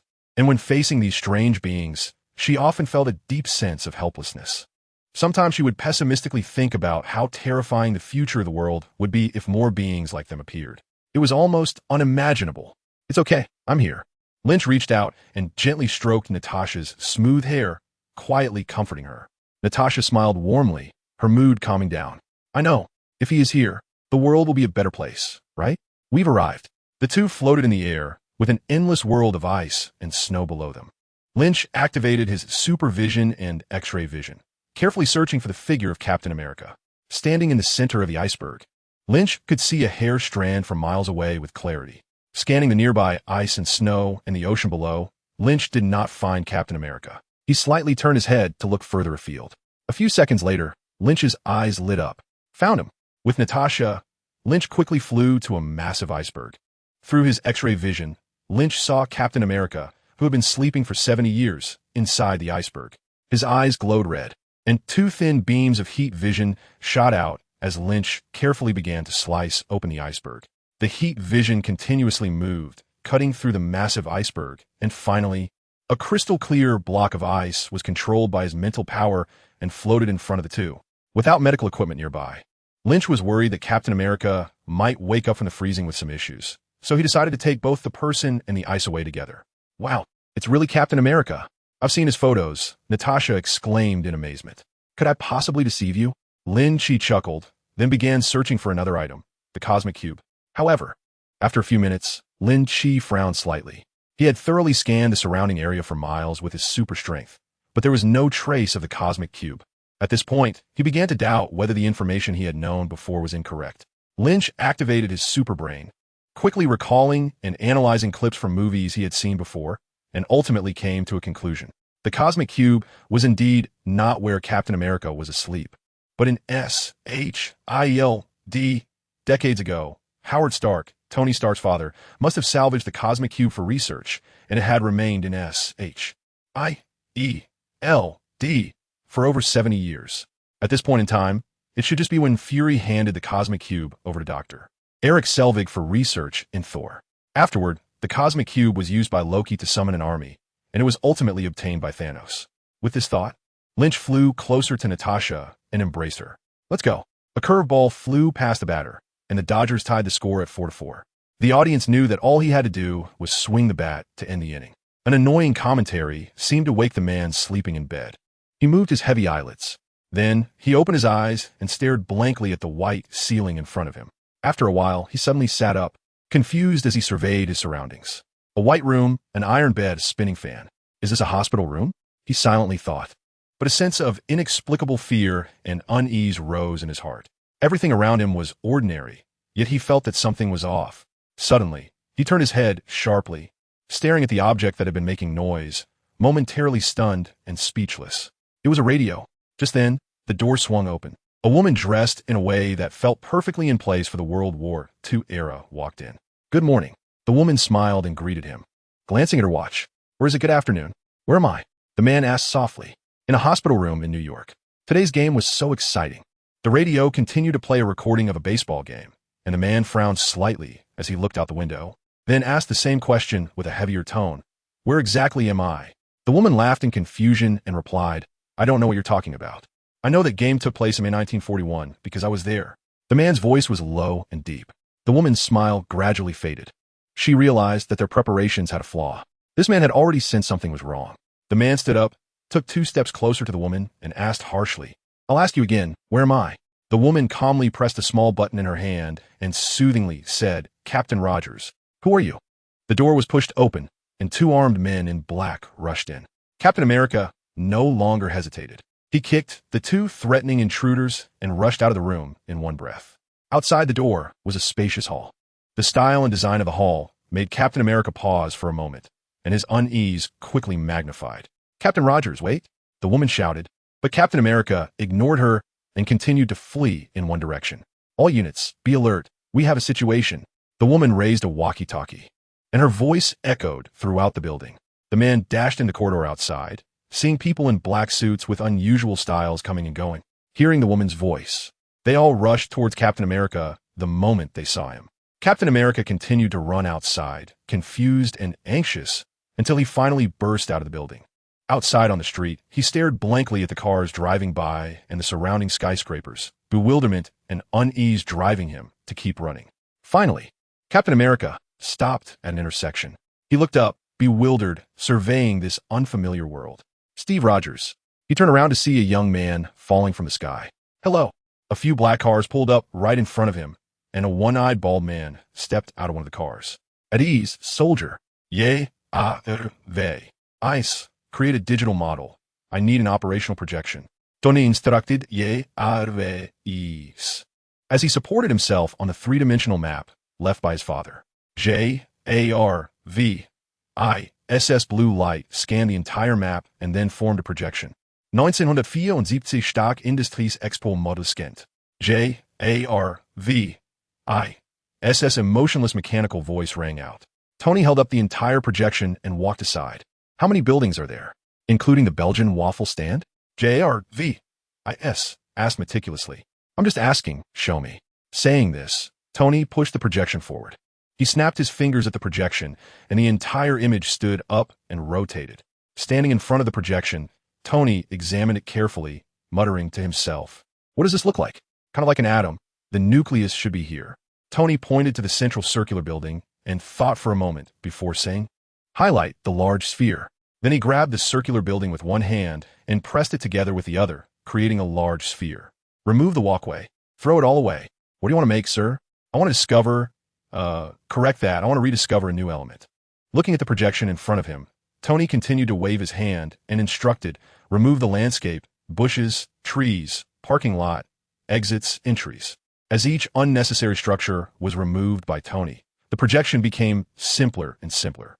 Using the gazebo as a framework, it formed protons and neutrons.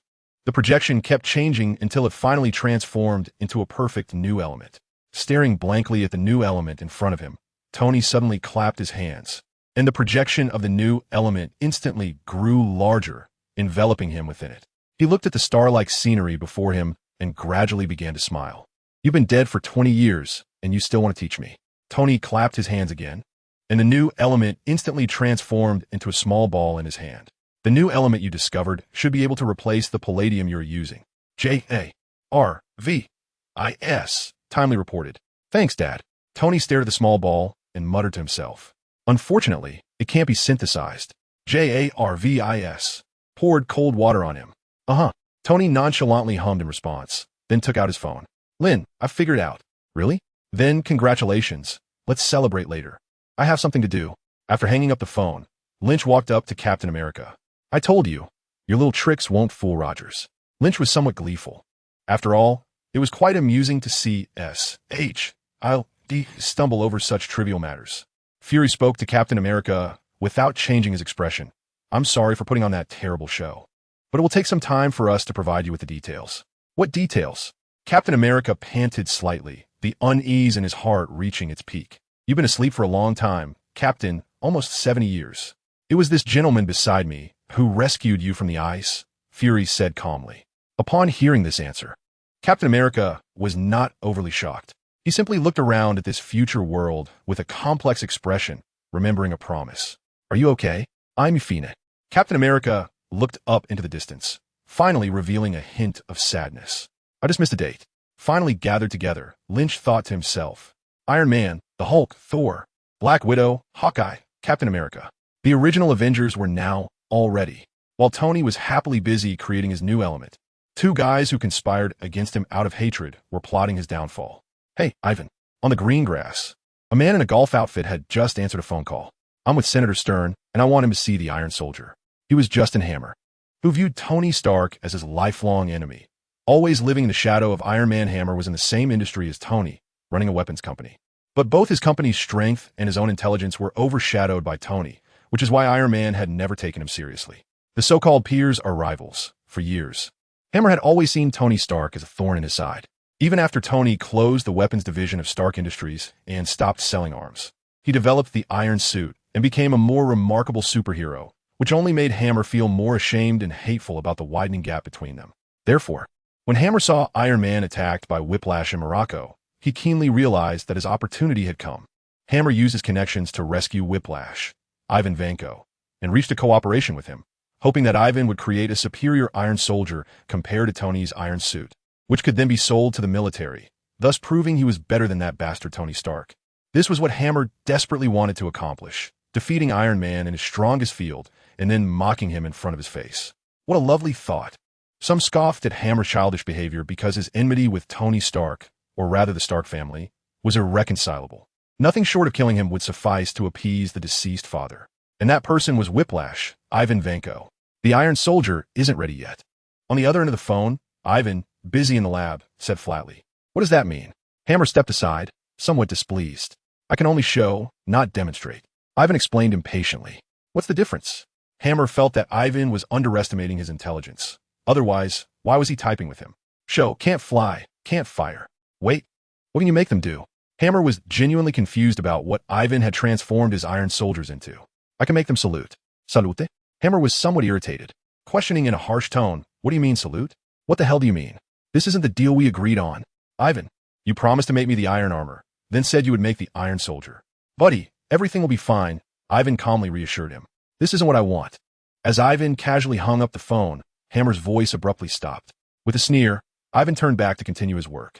Looking at the terrifying blue light of the whip in front of him, his expression gradually darkened, revealing a deep-seated hatred in his eyes. He had never taken Hammer seriously. It was just that Hammer had willingly come to be used as a tool, and he seized the opportunity to use Hammer's resources for revenge against Tony Stark. Ivan Vanko's father had been forced to flee due to Tony Stark's father's denunciation, eventually ending up in the harsh land of Siberia. There, Ivan Vanko spent the cold, painful first half of his life. After his father's death, he left the icy land filled with tragic memories and went to Morocco. He wanted revenge, to repay all the suffering he had endured over the years, to return everything the Stark family had done to the Vanko family back to Tony Stark. Bang! A door to a room was slammed open, and a frost-faced Hammer stormed in with several black-clad henchmen. Ivan Vanko was half lying on his bed, dangling his legs, leisurely playing with the parrot perched on his knee. Hey, you Birdman! Hammer, brimming with anger, began to speak sarcastically. You're starting to like that bird, right? Is that your bird? I'm a bit confused. You said it wasn't T, but now you're best friends. You love that bird, right? Although Ivan knew Hammer meant no good, he was not at all flustered. To him, Hammer seemed as childish and stupid as a 3-year-old. And how terrifying could someone act who was so gentle even in seeking revenge? So Ivan didn't even look at Hammer standing beside him and continued to tease his parrot. Do you know what I'm going to do? Take his bird away. 2 burly men immediately stepped forward and snatched the parrot from Ivan, stuffing it into a burlap sack. Hey, Ivan exclaimed in dissatisfaction, but did not resist. He wasn't foolish. This was the territory of a major arms company. Take his 2 pillows too, and his shoes. A few henchmen complied with the orders and took away the items from Ivan's bed and on him. Ivan merely watched coldly, saying nothing and offering no resistance. How does it feel to have your things taken away? Not pleasant, huh? Hammer said with a frown, and Ivan merely looked up disdainfully in response. That's good, because I'm not happy either. As he spoke, Hammer suddenly exploded in anger, his face contorted as he raged, spitting out words. We had a deal. I saved your life, and you give me the iron armor. That was our agreement, and you failed to deliver. He complained like a child who felt cheated, frustrated and angry. I don't know if you're a genius or a fraud. I don't know what you are. Hammer extended his fist, and his tone gradually softened. Fortunately, a gift fell from the sky. Otherwise, you would have ruined me. Now I have the improved star technology. In an instant, he turned back into a smug figure, mocking Ivan with a face full of disdain. Your iron soldiers are just props. Do you understand what I mean? It's not time yet. Ivan's face was calm, even responding with a hint of a mocking smile.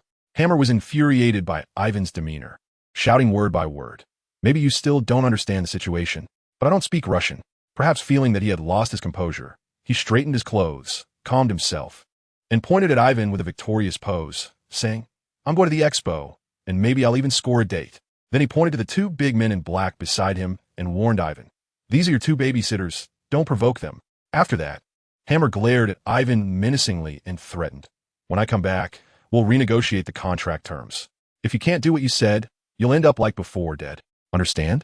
Seeing Ivan remain silent, Hammer snorted coldly and left the room. Ivan, lying on the bed, glanced at the 2 intimidating babysitters and couldn't help but chuckle. This fool Hammer. Those kinds of babysitters can't keep me in check. An unknown number was calling. Jarvis's voice echoed in Tony's workshop. He turned a glance at the screen and then answered. Coulson, Tony, how are you? The voice on the other end was not the one Tony expected from Coulson, but a rough, hoarse male voice. I increased the RPM, what? Tony was a bit confused. Whose call was this? You asked me to double the RPM to generate more energy. A great suggestion. The man on the other end explained. Tony's mind instantly recalled this guy, Ivan Vanko. He had indeed said something like that to Ivan after his arrest in prison. But wasn't that guy supposed to be dead? You look pretty lively for a dead man, Tony mocked. You too. Ha! Tony closed his eyes, knowing he was in trouble again. This guy, who was hell-bent on revenge, hadn't died and even arrogantly called him. This meant Ivan was confident and not worried about failure at all. Tony took a deep breath and pressed the mute button on the screen. Trace the call location. Okay. On the other end, Ivan was still chattering away, stating he would make Tony Stark understand what death meant. The Stark family history will be rewritten. What your father did to my family 40 years ago, I will do to you in 40 minutes. Sounds good. We need to talk. Tony pressed mute, responding to Ivan to buy some time. The other party was using Oracle's network, with the address located on the east coast of the United States, in the tri-state area, Manhattan, and its neighboring administrative regions. At this point, Jarvis finally located Ivan's position. "I hope you're ready." After saying this, Ivan hung up the phone. Tracking failed, with the call disconnected. Jarvis's tracking ended as well. Tony anxiously scanned the information on the screen and suddenly caught sight of a news article on a nearby tablet.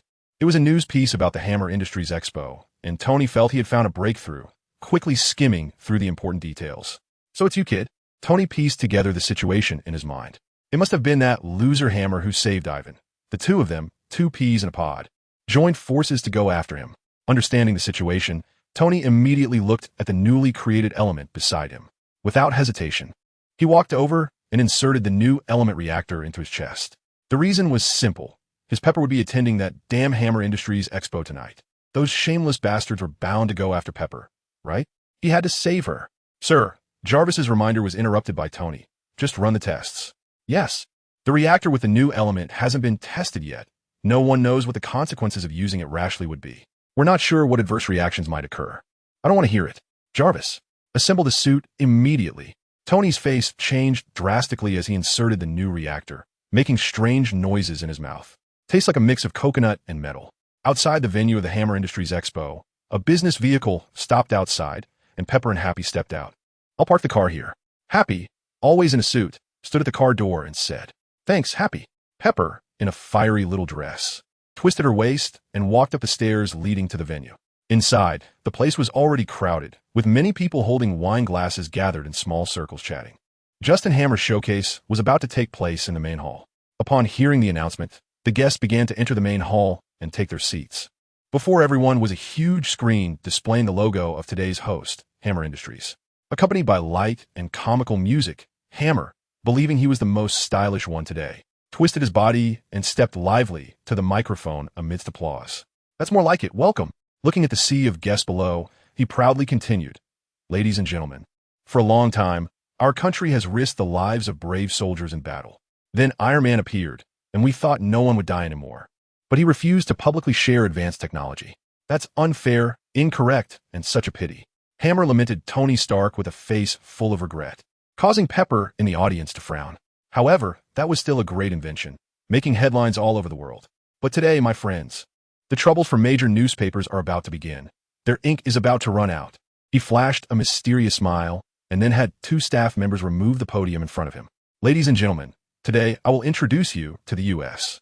military's brand new face." Hammer suddenly pointed behind him and shouted passionately, "Hammer Iron Soldiers." Exciting music played at just the right moment as two rows of tall, iron soldiers slowly rose from the floor, accompanied by the music. Hammer walked in front of the Iron Soldiers, pointing again at the floor. Navy Iron Soldiers. Two rows of blue Iron Soldiers, slightly different in shape from the Army series, appeared before everyone. And Air Force Soldiers. He gestured with both hands, and a third type of Iron Soldier was revealed. Marine Corps Iron Soldiers. The last type of Iron Soldier made its debut. Yay! Oh!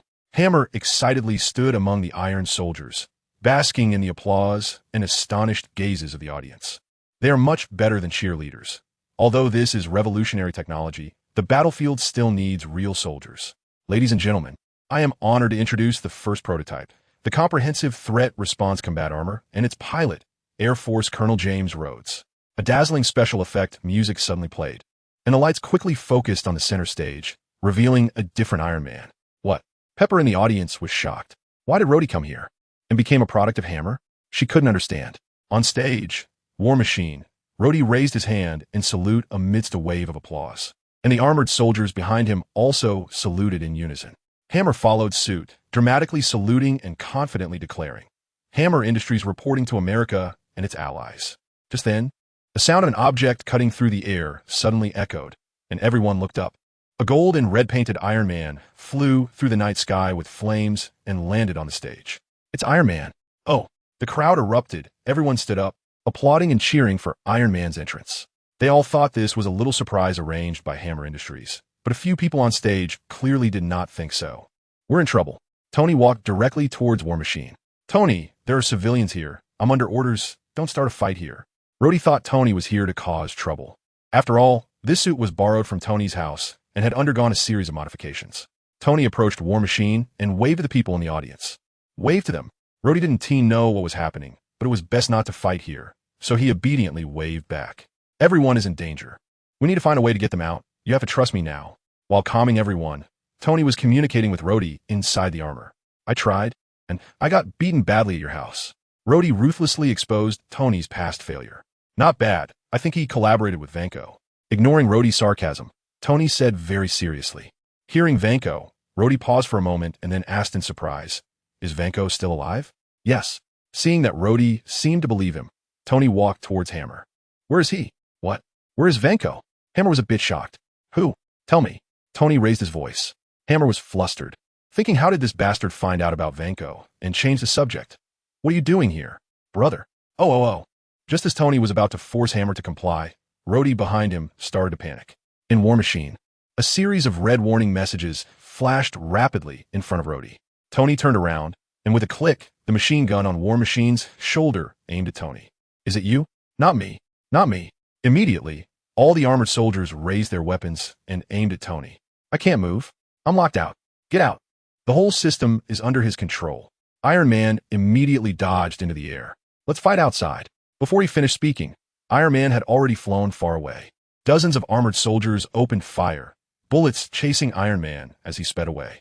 The guests at the venue screamed and scattered for their lives, while Pepper and the crowd looked worriedly at Iron Man flying far away. No, Rhodey shouted, but he couldn't stop War Machine from quickly transforming and taking off to chase after Iron Man. The Air Force-type armored soldiers quickly followed suit, soaring into the sky to pursue Iron Man. In the air, Tony was thinking of strategy. "Jarvis, access the system. I want to control it." "At your command." Behind him, War Machine and the armored soldiers quickly caught up with Tony. Since Tony hadn't accelerated to the maximum, he wanted the guys behind to catch up and then deal with them. "Tony, I've locked on target." Rhodey's anxious voice came through the communication channel. "Who is the target?" Tony sensed something was off. "It's you."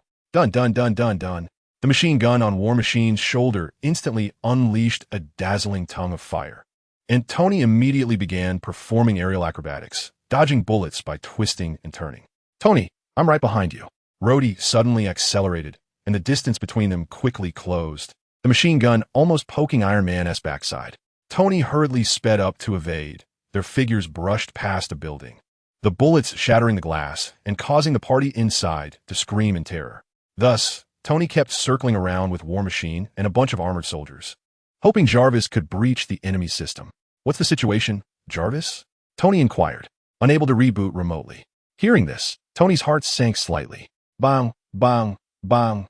Outside the venue, the grounded armored soldiers had reached an open area and started firing at Tony flying in the sky. After weaving through the barrage of bullets and missiles, Tony realized he could no longer continue like this. Counterattack. He fired a few missiles, hitting an armored suit behind him. But the number of armored soldiers on the ground was vast, continuously firing bullets that posed a threat to him.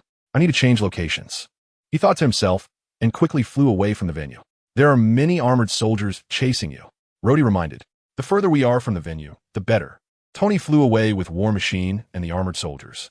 With excellent performance and a powerful weapon system, Tony continuously found opportunities to shoot down the armored soldiers tailing him. A dozen armored soldiers flew rapidly in the night sky over New York, engaged in fierce combat, and soon arrived in an underground parking lot under a bridge. Suddenly, Rhodey looked anxiously at the small map in front of him. "Listen, a squad of armored soldiers just broke off. They're flying back to the expo." "I got it." Tony frowned, but had no choice. He could only deal with the enemies behind first. "I'm closing in on you, preparing to fire. Be careful." War Machine's cannon system squirmed, and several shells flew towards Iron Man. Tony immediately lowered his flight altitude, letting the shells explode in the air. But War Machine seized the opportunity. The machine gun on his shoulder started firing rapidly. A series of bullets blew up the vehicles packed on the ground, triggering a massive explosion. Finally, Tony flew out of the parking lot, accelerating to shake off the armored soldiers behind him. "Rhodey, are you still locking onto me?" Looking at the map in front of him, Tony asked. "Yes. Put on your raincoat. We're going to take a shower." Wait. Ignoring roads, Tony locked onto a circular building ahead and accelerated forward. In an instant, Tony crashed into the circular structure, stopping just in time to avoid hitting the large iron sphere, then flew up through a gap. The steel soldiers behind him fearlessly followed, only to collide with the steel plate, one after another, shattering at high speed. Sorry, I need to reduce the number of enemies. Where are you? Tony asked War Machine. Before Rhodes could respond, Tony was tackled to the ground by the suddenly arriving War Machine. Hud, hud, hud. The two heavy armored figures crashed to the ground, rolling several times. Just as Tony was about to get up, War Machine pinned him down hard. While the two struggled, the roar of a machine gun rang out. Tony! Tony gripped the machine gun tightly and pushed it aside, but it inched closer to his head. Oh, in the Iron Man suit. Tony stared blankly at the machine gun about to hit his face, a curse slipping from his lips. Damn it. How can I die to such a piece of junk? No. Rhodes' eyes welled up. Just as the flames of the machine gun shot past Tony's ear, the two heard a faint sound. Click. The menacing flames extinguished, and even the machine gun fell weakly to the ground. What happened? As they were both a bit dazed, a familiar figure landed in front of them. Tony, you're already a mature Iron Man. You need to learn to protect yourself. Tony, you're already a mature Iron Man. You need to learn to protect yourself. Lynch sighed and teased in a tone reminiscent of a father scolding his useless child. Tony, having narrowly escaped death, took a couple of deep breaths, rolled his eyes in annoyance, and complained, "Do you always have to show up at times like this?" He knew that Lynch, who had saved him at the last moment, had probably been aware of the battle going on and had the capability to deal with all the trouble, but for some unknown reason had chosen not to intervene. Lynch, with a proud expression and not a hint of breathlessness, said, "Heroes always make their entrance at the last moment." He certainly wouldn't mention that just a minute ago he was enjoying a romantic moment with Natasha. Being in New York, Lynch had already noticed the commotion at the Hammer Industries Expo, but he wasn't prepared to intervene. As he himself put it, these trials and setbacks were necessary for Tony to transform from selfish, arrogant playboy into the true superhero Iron Man. Yes, that was the reason. Lynch didn't buy into absurd justifications like a moment of passion is worth 1,000 gold. However, just as the two were courageously climbing the peaks of life, Natasha's communicator suddenly went off, nearly causing Lynch to lose control of his strength. Then, Lynch suddenly recalled that in the original storyline, Natasha was Tony's secretary and had made significant contributions during the battle at the Hammer Industries Expo. But now, because of him, Natasha wasn't at Stark Industries, and the person sent to execute the mission to assess Tony was Coulson. Natasha wasn't at the Hammer Industries Expo tonight and couldn't assist Tony. Therefore, Lynch had to step in as a worker and rush to the scene at a critical moment to save Tony. "Hey, watch out!" Rhodey's shout suddenly rang out. Whoosh! It turned out that War Machine, who was still competing in strength with Iron Man, activated its weapon system, and a small missile flew toward Lynch, trailing smoke. "Huh? You're not hitting Tony Stark, but coming for me?" Lynch was somewhat surprised, but he didn't rush to respond. He just stood there staring at the missile. To him now, the missile seemed as slow as a snail, so much so that he couldn't be bothered to wait for it to slowly fly over. He simply took a few steps forward and grabbed the missile. But something strange happened. After Lynch caught it in his hand, the miniature missile only emitted a buzzing sound before falling silent, showing no signs of wanting to explode. Do missiles have duds too? Oh, it came to mind. This missile seems to be called Ex-Wife, installed by Hammer Industries on the War Machine. Then there's nothing to worry about. What do we call this? This is called using strength to hard black the Ex-Wife. Holding this small and exquisite missile, Lynch seemed to hear the deep, dark curse of Hammer. "My ex-wife is nothing." Really, who doesn't he have a story to tell? Don't be fooled by Hammer's silly and clumsy demeanor. He is actually a guy with a story. From Hammer Industries? Tony also recognized the origin of this thing at a glance. After a moment of silence, Rhodey's dark face grew even darker. "Rhodey, I'm very sorry." Throwing the missile aside, Lynch walked towards the War Machine. "You can't control this suit of armor. I can only dismantle it. Please don't blame me." Hearing this, Rhodey instinctively prepared to make a run for it, but unfortunately, he had no control over the War Machine. Watching Lynch approach him with an eager and ready stance, Rhodey felt like crying. "You're still apologizing? What the hell are you apologizing for? For heaven's sake, take a look in the mirror at your own face. Your smile is so wide it could barely close." "No, no, no." As Rhodey shouted in despair, the War Machine charged forward instead of retreating, accelerating towards Lynch. "Aren't you looking for death?" "Oh no, wait, the person in the War Machine isn't Ivan Vanko, who controls it. So that guy wouldn't want me dead, right?" He had no choice but to loudly remind Lynch. "Lynch, take it easy." Lynch listened, giving him a strange look. Why did he say something so odd? Soon, the silver-black painted Iron Man, War Machine, perfectly embodying the aesthetic of mechanical violence, came crashing down towards Lynch with a whooshing sound, like a meteor. And Lynch? He was only about 178 centimeters tall, his face no older than 24 or 25, with medium-length hair, wearing flip-flops. Resembling a young man who had just graduated and was thrown out by his landlord for not finding a job. Anyone who saw this scene would feel a pang of sympathy for this unfortunate kid. Of course, this did not include Rhodey in the War Machine. Bang! Just 1 second later, the meteor shattered. Lynch confronted War Machine, his hands transforming into streams of radiant light that enveloped it. He didn't knock War Machine down with a single punch, as this maneuver was something he'd mastered when he first arrived in this world as a young Superman. Now that he had grown into a teenage version of Superman, it was only fitting that he engage in activities appropriate for his identity. For instance, Mechs are a man's romance. So, it makes perfect sense for me to dismantle War Machine, right? It's absolutely reasonable. Just like that, as War Machine flew past Lynch, it seemed to collapse and disintegrate like a clump of sand. Amid the screams, the steel armor on Rhodey quickly fell apart and dropped to the ground, until even the last remaining steel helmet on his head flew off, leaving him hanging in midair in a thin bodysuit with a face full of despair. What on earth is going on? He immediately wore a confused expression. You can ask Tony to help you reassemble it, Lynch kindly reminded. At this moment, the sound of a large number of steel soldiers flying through the sky was heard. Bang, bang, bang, bang, in less than 2 minutes. One after another steel soldier fell to the ground like dumplings, coldly staring at the three. Tony, what time is it now? Lynch suddenly asked. Tony was taken aback, then replied, 3 minutes to 9. Lynch nodded, as expected, then gently twisted his neck.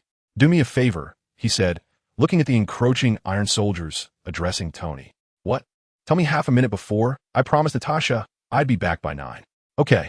Just as the conversation ended, Tony saw one iron soldier after another seemingly grabbed by an invisible hand, twisted into a ball, and then 2 terrifying red lights suddenly lit up, accompanied by deafening explosions and shockwaves. As the 2 men frantically dodged the aftermath of the explosions, Lynch had already arrived at Hammer Industries, capturing the escaping Ivan Vanko and his meticulously prepared turnaround mech, a secret weapon. Yet everything seemed too childish and cute in front of Lynch. By comparison, Ivan and Hammer were not much different. With Ivan in tow, Lynch returned to the original spot in the blink of an eye, now holding Hammer, whom he had casually caught. The whole back and forth took no more than 30 seconds, and the massive bomb, made up of dozens of iron soldiers, continued to explode and burn incessantly. Lynch stood in the air, took a deep breath, and then exhaled. A powerful, icy whirlwind blew out from his mouth. Whoosh! The fierce wind, along with the extreme cold and snow, engulfed the explosions and flames. In just a few seconds, the smoke cleared and the noise faded away. He tossed the 2 guys he was holding onto the ground and landed gracefully. The 2 villains let out a groan and collapsed to the ground, while Hammer retched loudly, making Lynch feel nauseous. Tony, I've left the people here. I'm leaving now. Lynch greeted Tony and turned to leave, as Natasha was waiting for her. Bye. See you tomorrow. Ivan, who had originally fallen to the ground with his eyes tightly closed, heard the sound of Lynch leaving and opened a small slit. Oh, right. Just as Lynch was about to fly away, she turned back to look at Ivan, who was pretending to be asleep on the ground. With a thought, a controller floated out from Ivan's body. It seemed that the steel soldiers could explode. This was the button. Seeing that his last means of revenge had been exposed, Ivan finally couldn't help but get up, pointing at Lynch with a furious expression and shouting hysterically, "Aren't you dissatisfied?" Lynch snorted coldly and tossed the controller back. Get a try? Ivan Vanko laughed maniacally in disbelief. Tony Stark, I'm going to make your woman a pile of ashes. Let you experience this kind of pain. Accompanied by his incoherent and excited words, he pressed the button. But suddenly, the pitch-black night sky lit up with bursts of fireworks, and the loud noises made everyone realize that these were the iron soldiers Ivan Vanko intended to use to cause casualties. With a well-placed curve at the corner of his mouth, Lynch snorted, "You have no idea what it means to." It's 9 o'clock. Tony's voice interrupted Lynch's MVP speech. Bye. Lynch's voice lingered in place, but he had already vanished into the night sky. Inside a high-end apartment in Manhattan. This was one of Lynch's residences, though it was merely a rented space. Knowing about the New York War, he wouldn't spend money to buy a house, even though money was just a number to him. Natasha seemed to sense something and turned back, seeing Lynch sneakily entering through the window. You're late. The room was shrouded in darkness, with only a few shards of moonlight spilling onto the bedside, casting the perfectly rounded and flawless her in an enchanting and seductive light. Did you see the fireworks just now? Lynch grinned and said, I see. Natasha smiled as if she knew what Lynch was up to. Is it beautiful? He gently settled on the edge of the bed, propping himself up on one hand, gazing at the exquisite beauty created by God before him. Very beautiful. Natasha's smile was as enchanting as the moonlight. That beauty blooms for you. With that, Lynch leaned in, kissing her soft lips. After a long moment, their lips parted. The two of them rested their foreheads together, panting lightly, and Natasha's beautiful eyes sparkled. Her large eyes fixed on Lynch, who was so close, and her red lips moved slightly. Will you one day fly away and never come back? Lynch's breath hitched, and he blinked a couple of times without speaking. After a long while, he rolled over to pin the woman down, staring directly into her eyes. He said, "No, I will always fly to the place where you are." Inside a base under SHIELD, the Avengers were conducting recruitment assessments. Iron Man approved. Tony held a report about his evaluation, reading out the results with a proud expression as he looked at Fury and said, "I need to think about it." Fury, however, ignored his feigned reluctance and said bluntly, "Keep reading." Tony paused for a moment, then lowered his head to continue reading the rest of the report. Tony Stark is not recommended. He raised an eyebrow, arguing with an expression of disbelief. This is unreasonable. How can you accept another me, but not the real me? Fury looked skyward in silence, not responding to Tony for a moment. I have a new heart and plan to treat Pepper well. Our relationship is very stable. After mumbling to himself for a while, noticing that Fury seemed uninterested in his lengthy monologue, Tony's voice trailed off awkwardly. Fury waited until he stopped talking before fixing his gaze on Tony's face and said earnestly, "It is precisely for this reason that we have decided you can only serve as a consultant for now." The serious atmosphere was broken by a nearby audience member who couldn't help but laugh, and Tony felt his pride wounded by the mocking laughter. He turned and shot an angry glare at Lynch. "What is wrong? Is your sense of humor that low?" "I'm sorry." Seeing Tony filled with resentment, Lynch put on a straight face and apologized. But once Tony turned away, he couldn't help but whisper to Natasha sitting next to him, "But it's really funny. Accepting Iron Man, but rejecting Tony Stark. What do you think?" "Lynch, I can hear you." Tony angrily slammed his hand on the table to show his frustration. "Okay, I won't laugh anymore. You all carry on." Lynch patted his chest and made a guarantee. Breathing heavily in frustration, Tony asked Fury in confusion, "I don't understand. Why is Lynch sitting here mocking me? Is he part of this plan too?" Fury glanced at Lynch, thinking to himself that he wished he were. "No, he isn't." Tony's face brightened, but he was caught off guard when Fury continued to explain, "But he is our ultimate solution, so he can do whatever he wants." Ultimate solution? Reflecting on that term, Tony found it quite fitting. After all, he was a real-life superhero. But there wasn't just Lynch in this room. So who was this Archer? Is SHIELD running a circus now? Tony was referring to a middle-aged man sitting nearby in a black jacket, carrying a bow and arrow, who had very low presence. His name was Clint Barton, codename Hawkeye, a level 7 agent of SHIELD, and currently a member of the plan. Glancing at Agent Barton, Fury calmly introduced him. "What?" Hearing that this unremarkable, middle-aged cosplayer was actually a member of the Avengers Initiative, Tony immediately became displeased. "This guy can join your plan? I could find 100 guys like him in New York in an hour? What does that mean? Tony Stark got rejected, and this guy can become an Avenger? What do we have that doesn't measure up to this guy?" Seeing that Tony seemed to look down on his subordinate, Fury turned to signal Hawkeye. Hawkeye understood the director's meaning and silently stood up. In fact, he secretly looked down on someone like Tony, who was so frivolous and always making jokes. If he had a choice, he wouldn't join the Avengers and become comrades with Tony. However, he couldn't go against orders, so he had to follow the director's wishes and show off a bit to intimidate this arrogant man. Once he stood firm, his gaze suddenly turned sharp and cold. He swiftly grabbed the bow and arrow from his back, knocked an arrow, and shot in one smooth motion. Whoosh! A short arrow flew past Tony's ear in an instant, startling him and making him break out in a cold sweat, finally embedding itself in the wall. But how could Tony admit he was scared? "Is that it?" he said with a deadpan expression, mocking, "So your bow and arrow can pierce my iron suit?" Hawkeye ignored his words and simply coldly put away his bow and sat back down. Fury walked over to the wall, pulled out the arrow, and tossed it in front of Tony. Tony glanced at it casually, and his eyes immediately narrowed. He saw that the sharp arrowhead was pierced through by a fly the size of a yellow bean. In fact, his arrows could indeed be fitted with explosives, and whether they could breach the armor's defenses depended on the power of the bomb, Fury explained. Tony was momentarily stumped by his words, thinking that this guy really shot accurately. Okay. He shrugged, then stood up and extended a hand. Perfect meeting, but I have to go. I have a lot of things to do.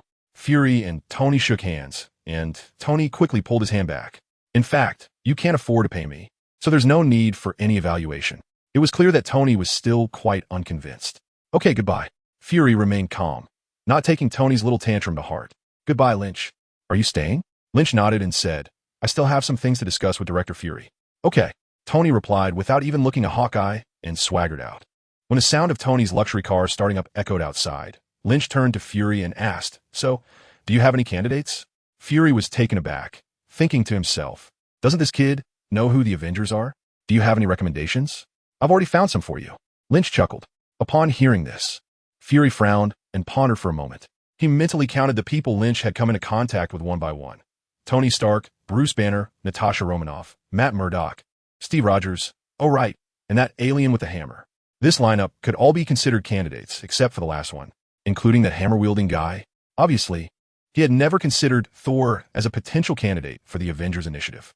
This was understandable. After all, who would trust an alien that suddenly descended from the sky, wielding a hammer and lightning, claiming to be a god? Even if his assessment showed him to be simple-minded, pure, and kind-hearted, at the end of the day, he was just a powerful alien. Fury was still on guard against him as a hypothetical enemy of the Avengers. So how could he possibly include him in the Avengers Initiative for protecting Earth? Why not? Lynch smiled and said that he understood Fury's mental journey very well. As the king of agents, the head of S.H.E.L.D. had a serious paranoia, so it was normal for him to see Thor as a threat. Even himself, Lynch suspected that Fury had never relaxed his vigilance. Although the relationship with S.H.I.E.L.D. had eased a lot, Lynch knew that all of this was just an illusion. When a humanoid being possesses destructive power akin to nuclear weapons, how could an organization like S.H.I.E.L.D. allow him to live a normal life in this world?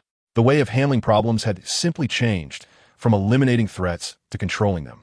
Going head-to-head with a superhuman? We bleed or sweat, but you guys lose your lives. What is the correct way to approach this? That, of course, depends on Natasha. It has always been difficult for heroes to get past the beauty barrier, Lynch. But so what? You should know that Earth is considered one of the territories by Thor and his Asgard kingdom. And as the Prince of Asgard, Thor has a position to help Earth fend off threats from the universe. Lynch smiled and explained. However, Fury was clearly not so easily convinced after hearing Lynch's words. His expression grew even heavier, and he became increasingly worried about the so-called Asgardian kingdom that viewed Earth as its territory. How do we know that Asgard won't become Earth's enemy? Earth matters should be handled by Earthlings, while let aliens interfere, he said with a stiff tone, full of concern. In response to Fury's worries, Lynch could only smile helplessly. What he said was indeed not without merit. The situation on Earth today was already different from ancient times. The rapid development of technology has given Earthlings some confidence in defending Earth and asserting territorial sovereignty. But the problem is this is the Marvel Cinematic Universe. The main theme here will always be the struggle between superheroes and supervillains. Technology? This can only serve as background information for superheroes. When a supervillain truly wants to destroy Earth, no matter how powerful your technology is, you'll be at a loss. To deal with supervillains, you still need to rely on superheroes. Don't worry so much. Asgardians are very friendly. My last experience visiting them was quite pleasant. By the way, why did you bring that guy back to Earth? Upon mentioning this, Fury complained somewhat dissatisfied. He had been relieved that the guy had gone back, only to find out that Lynch had brought him back to Earth. Hearing this, Lynch's expression became strange. Did Coulson not tell you? Fury's face changed, and, with a look of disbelief, he said, he really just came to Earth to date? Under S.H.I.E.L.D.'s surveillance, that guy behaved just like that. Shortly after arriving on Earth, he had Coulson take him to find a girl named Jane Foster, and then the couple spent all day together, talking sweetly. Sensing an inexplicable resentment in Fury's words, Lynch fell silent. Ah well, although Thor is officially here to find the Tesseract. In reality, so much time has passed, and Thor hasn't even asked Lynch about the Tesseract. But what's wrong with dating? You, an old bachelor, will never understand the truth that sometimes saving the world relies on romance. In fact, he is here on a mission. Lynch glanced at the other two people in the room. However, this matter is quite important, and we need to talk privately. Natasha and Hawkeye looked at Fury, and after receiving confirmation, they left together. After considering his words, Lynch spoke. Are you studying the Tesseract? Fury's expression stiffened slightly, and many guesses flashed through his mind. But he quickly adjusted his thoughts and replied, yes, it is the key to unlocking infinite energy. Is that so? Lynch couldn't help but sneer, then ruthlessly exposed Fury's lie. You're planning to make weapons, right? To deal with me, or guys like Thor. Even someone as composed as Fury felt a stir in his heart upon realizing that Lynch was fully aware of his actions. And he bowed his head in contemplation for a long time. Thinking Lynch was experiencing negative emotions, Fury could only force himself to reassure. I have to do this. It's not just my decision. But Lynch merely shrugged indifferently and said, I know your thoughts. But the fact is that the risks you take to protect the Earth will ultimately lead to greater dangers. There are too many examples of this in the Marvel Cinematic Universe. The stories of Avengers 12 and Captain America 2 are clear cases. However, apart from Lynch, no one in this world knows what will happen in the future. Even the Sorcerer Supreme, who possesses the Time Stone, can only see the possibilities of the future. But what the future actually holds, no one can predict. Therefore, their mistakes are also understandable. The Tesseract can stay with you. After all, when the time comes, it will naturally return to where it belongs. With that, Lynch stood up, somewhat disinterested, preparing to leave. Since Thor wasn't in a hurry, let the plot develop as it originally would. Halfway out, he suddenly noticed the projection in the room. It marked several places that Lynch was very familiar with, such as the location of Iron Man's battle with the Ironmonger, the Hulk's fight with Abomination, and the site discovered by Captain America.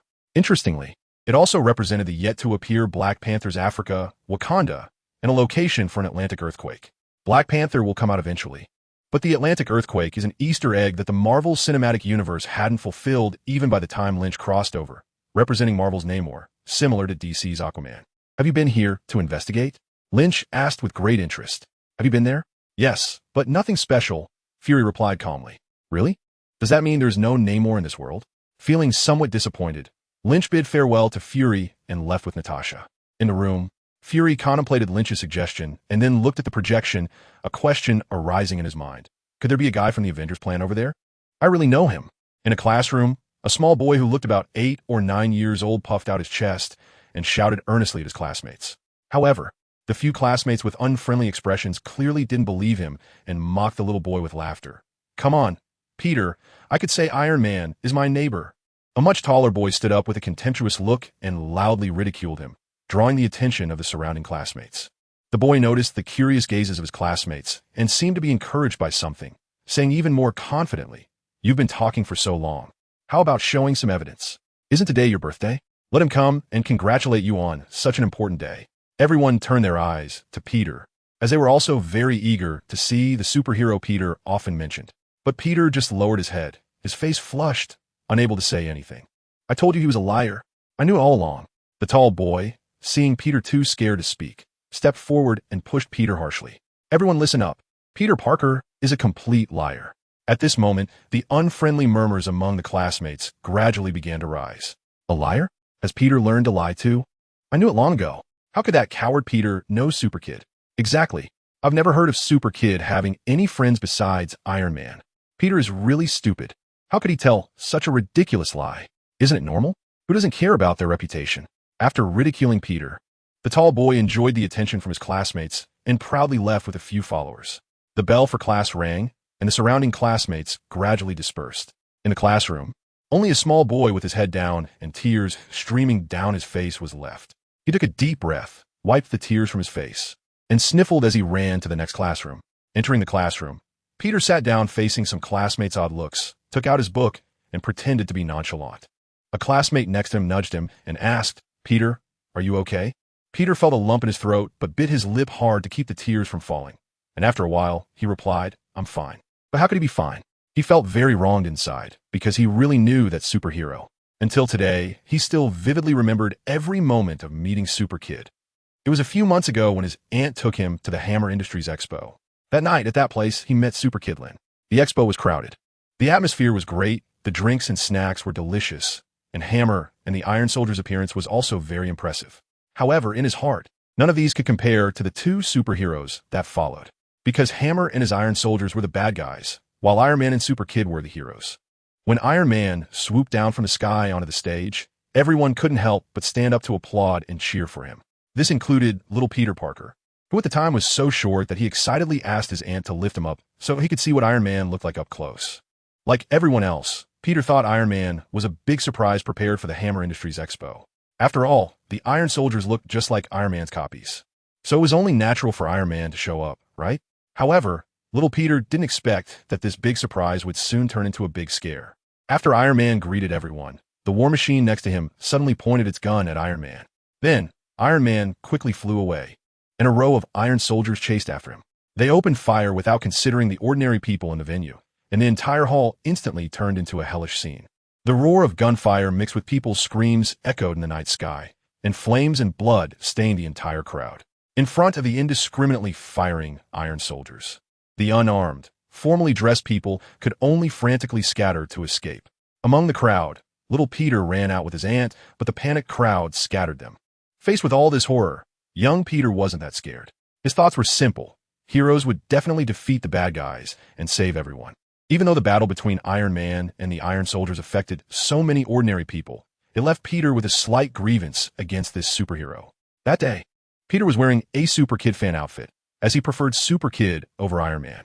This was because his aunt had once said that the real identity of Iron Man, Tony Stark, was a playboy with poor character and an arms dealer, often appearing in gossip magazines and war reports. Since his aunt didn't like Iron Man, Peter naturally wasn't that enthusiastic about him either, because he had another superhero to admire. That mysterious, powerful, young-looking Super Kid who seemed like a big brother. Even his aunt had expressed her fondness for Super Kid, so what reason did Peter have not to become his little fan? His room was filled with posters of Super Kid, and he even asked his aunt to buy him a set of fan clothing. Although Super Kid didn't have a special uniform or iconic mark, this didn't stump clever merchants. Peter's fan outfit included glasses that could emit red lasers and a mask that could spray white mist, specially designed based on the abilities Super Kid displayed. And it was very popular in New York, even selling for 10. On that day, being brought by his aunt to such a grand event, Peter naturally wore his favorite fan outfit. A few minutes later, Peter, led by the crowd to outside the venue, noticed that the number of people around him was decreasing, because not far away, an Iron Soldier was slowly approaching. Seeing this villain who caused disaster, Peter felt a bit scared. But touching the glasses on his face, a surge of courage welled up in his heart. If Super Kid were here, he would definitely take down these bad guys in no time, right? The Iron Soldier also noticed the little boy but ignored him, turning its head and continuing to move forward. But Peter turned on the switch on his glasses, and two dazzling red beams instantly hit the Iron Soldier. The Iron Soldier's head turned, discovering this strange little boy in the red light, and the system quickly analyzed it, determining the red light as an attack, issuing a command to treat it as an enemy and eliminate it. Click, click. The machine guns on the Iron Soldier aimed at little Peter, the barrels began to rotate, and the flames that devour life began to brew. No, Peter, run. In the crowd, Aunt May finally spotted her little Peter, but the situation before her made her feel dizzy. Peter, who was slow to realize, finally sensed something was off. But at that moment, how could he escape? He pressed the button on his glasses again, which increased the laser brightness. Just then, two beams of red light shot out from behind little Peter, instantly piercing through the steel soldier in front of him. Peter looked at everything in disbelief. Not just because he had survived, but because it was Superboy. Little Peter turned around and indeed saw a familiar figure, instantly bursting with excitement. It really is you. You finally came. He thought Superboy would fly off to take care of the bad guys directly, but to his surprise, Superboy smiled gently and walked straight towards him. Little boy, what's your name? Peter would always remember Superboy's voice, young and handsome, just like his appearance. My name is Peter Parker, he answered excitedly. Really? Superboy showed an even friendlier smile, patted his head, and even said something Peter could hardly imagine. My name is Lynn. Nice to meet you. Peter was so excited he became incoherent, and then Aunt May scooped him up.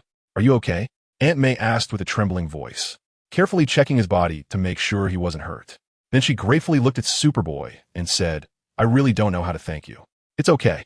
Superboy said with a smile, then gave Peter a thumbs up. Peter, you did great just now, but don't worry your Aunt May next time. Saying this, he slowly ascended to bid farewell to Peter. Peter, see you next time. Peter still remembered Superboy's promise. He had said they would meet again. Even if Aunt May said it was just a polite remark, he didn't take it to heart, and Peter didn't believe it. Because Peter was quite clever. He remembered everything Superboy said that day very clearly. Aunt May? Peter knew they had never revealed their relationship, and most people would only think they were mother and son, right? But Superboy knew. This meant Superboy was paying attention to him, although so much time had passed and Superboy had not appeared again. Peter believed that one day he would see him again. Of course, if it were today, that would be even better. Normally, even if his classmates didn't believe he knew Superboy, it didn't matter. He wasn't a very vain person. But today, August 10th, was Peter's 9th birthday. How wonderful would it be if Superboy could show up today? Then his classmates wouldn't think he was a liar. Peter lay on his desk, starting to fantasize about how great it would be if Superboy appeared today. Time passed little by little, and soon the school bell rang for the last class. Peter got up and walked outside with his classmates, but at the door he saw that person he hated. "Hey, isn't this our big liar, Peter Parker?" A tall boy came over and wrapped his arms around the frail, short Peter. "I want to go home." Peter struggled free and ran outside desperately. "Aren't you having a birthday today? Why didn't you invite me to your birthday party?" The tall boy chased after him, relentlessly mocking. Peter's glasses dimmed. He didn't want to create an extra financial burden for his family, so he never held birthday parties. "You wouldn't even hold a birthday party, would you?" The tall boy laughed mockingly. "You." His next sarcastic remark was cut off after just one word, as Peter curiously looked up. The once noisy campus fell silent, and the children stared in awe at the sky. In midair, a smiling young man waved to the people below. "Oh my God, it's Superboy. I really saw Superboy." Amidst the shocked cheers, Superboy walked towards Peter. "Happy birthday, my friend Peter." Lynch patted Peter's head and said affectionately. The surrounding classmates were already stunned, and the tall boy's eyes were almost popping out. It turned out Peter was not lying. That was Peter. He really knows Super Kid. "Do you want to fly back?" Lynch said with a smile. Peter's little face turned red, and he nodded vigorously. Lynch grabbed Peter and took off, then looked at his friends. "Tonight, I'm helping Peter host his birthday party at his house. Anyone who wants to come is welcome." After saying that, the two flew away. The night is not always peaceful, especially in Hell's Kitchen. Finding tranquility in this land is as difficult as destroying New York. Yet in this sinful land, someone is trying to regain that peace in the darkness. His name is Daredevil. In a secret room, two groups were nervously and orderly conducting a special transaction, completely unaware of someone entering through the night. Bang! The sound of a heavy object hitting the ground echoed in this eerily quiet room, like a hammer striking a bronze bell, waking everyone up. "Who?" someone whispered. "A rat has come in," another person replied. Upon hearing this, the 7 or 8 people in the dim room pulled out their guns and scanned the area with vigilant eyes. A shadow flashed past them, and one of them let out a muffled groan and collapsed on the ground. Rat-a-tat-tat. A quick-thinking guy fired his gun decisively, but clearly missed the target. "Be careful. Something's off." A leader-like figure commanded harshly. "You two look this way. You two look over there. We'll go this way." Several people raised their guns and cautiously split up to search for the enemy. "He's here." An urgent shout was followed by the sound of another heavy object falling. Gulp. The leader swallowed hard, and the fierceness on his face began to turn to panic. He recalled the legend of that madman, the demon who roams the night. Even though he was ruthless and had a notorious reputation, being a minor boss in Hell's Kitchen, he was close to losing control of his bladder at this moment. But no matter how tough he was, how could he compare to the uncrowned king of Hell's Kitchen, Kingpin? That demon could even take down Kingpin. He wanted to turn and run, but reason told him that doing so would lead to a bad end. He could only pray that this guy wasn't that demon. Tot-tot-tot. Crash. 2 more guys went down. The little boss struggled to hold his gun, his body stiffening as he stepped back. Run. It must be that demon. Just as this thought crossed his mind, he heard the sound of someone falling nearby. He.S. here. The next day, at Matt Murdock's law firm, Matt sat in a chair while Foggy was reading a file to him. This was already the 5th similar case in recent times. Foggy's face lacked the playful expression he usually had when joking with Matt. It was all seriousness. All the victims were beautiful young women, and the incidents happened at night. Matt looked up, expressionless, and reasoned. This is an experienced guy. He likely just moved here recently. Foggy nodded. Yeah, that damn bastard has made women afraid to go out at night. But the behavior of the missing persons is too strange. Matt frowned, recalling the inconsistencies in the 5 cases. For example, the European girl. Her mother claimed she seemed completely unrecognizable, as if drugged, and ran straight out of the house before she went missing. Could it really be some kind of drug? Drug? Matt pondered for a moment, then shook his head. It shouldn't be. It's something far worse. Seeing Matt deep in thought, Foggy sighed. Forget it, Matt. We're just lawyers. He spread his hands and said, leave the casework to the police. I just thought this case was interesting enough to show you. Don't get too deep into it. Hearing his friend's concerned advice, Matt fell silent for a moment and then smiled. I know. I won't think about it too much. Anyway, it's not up to us to handle. Seeing that Matt seemed to take his words to heart, Foggy left the office with relief. After Foggy left, however, Matt resumed his contemplative expression, going over the case details in his mind again. As Daredevil, he realized that something was off about this case because the victims were clearly being controlled by some special means. This special means was likely a superpower that could control others. As for what this superpower was like, he couldn't guess. But he understood one thing. The police in Hell's Kitchen couldn't handle this superpowered criminal. If they could, there wouldn't have been a fifth victim.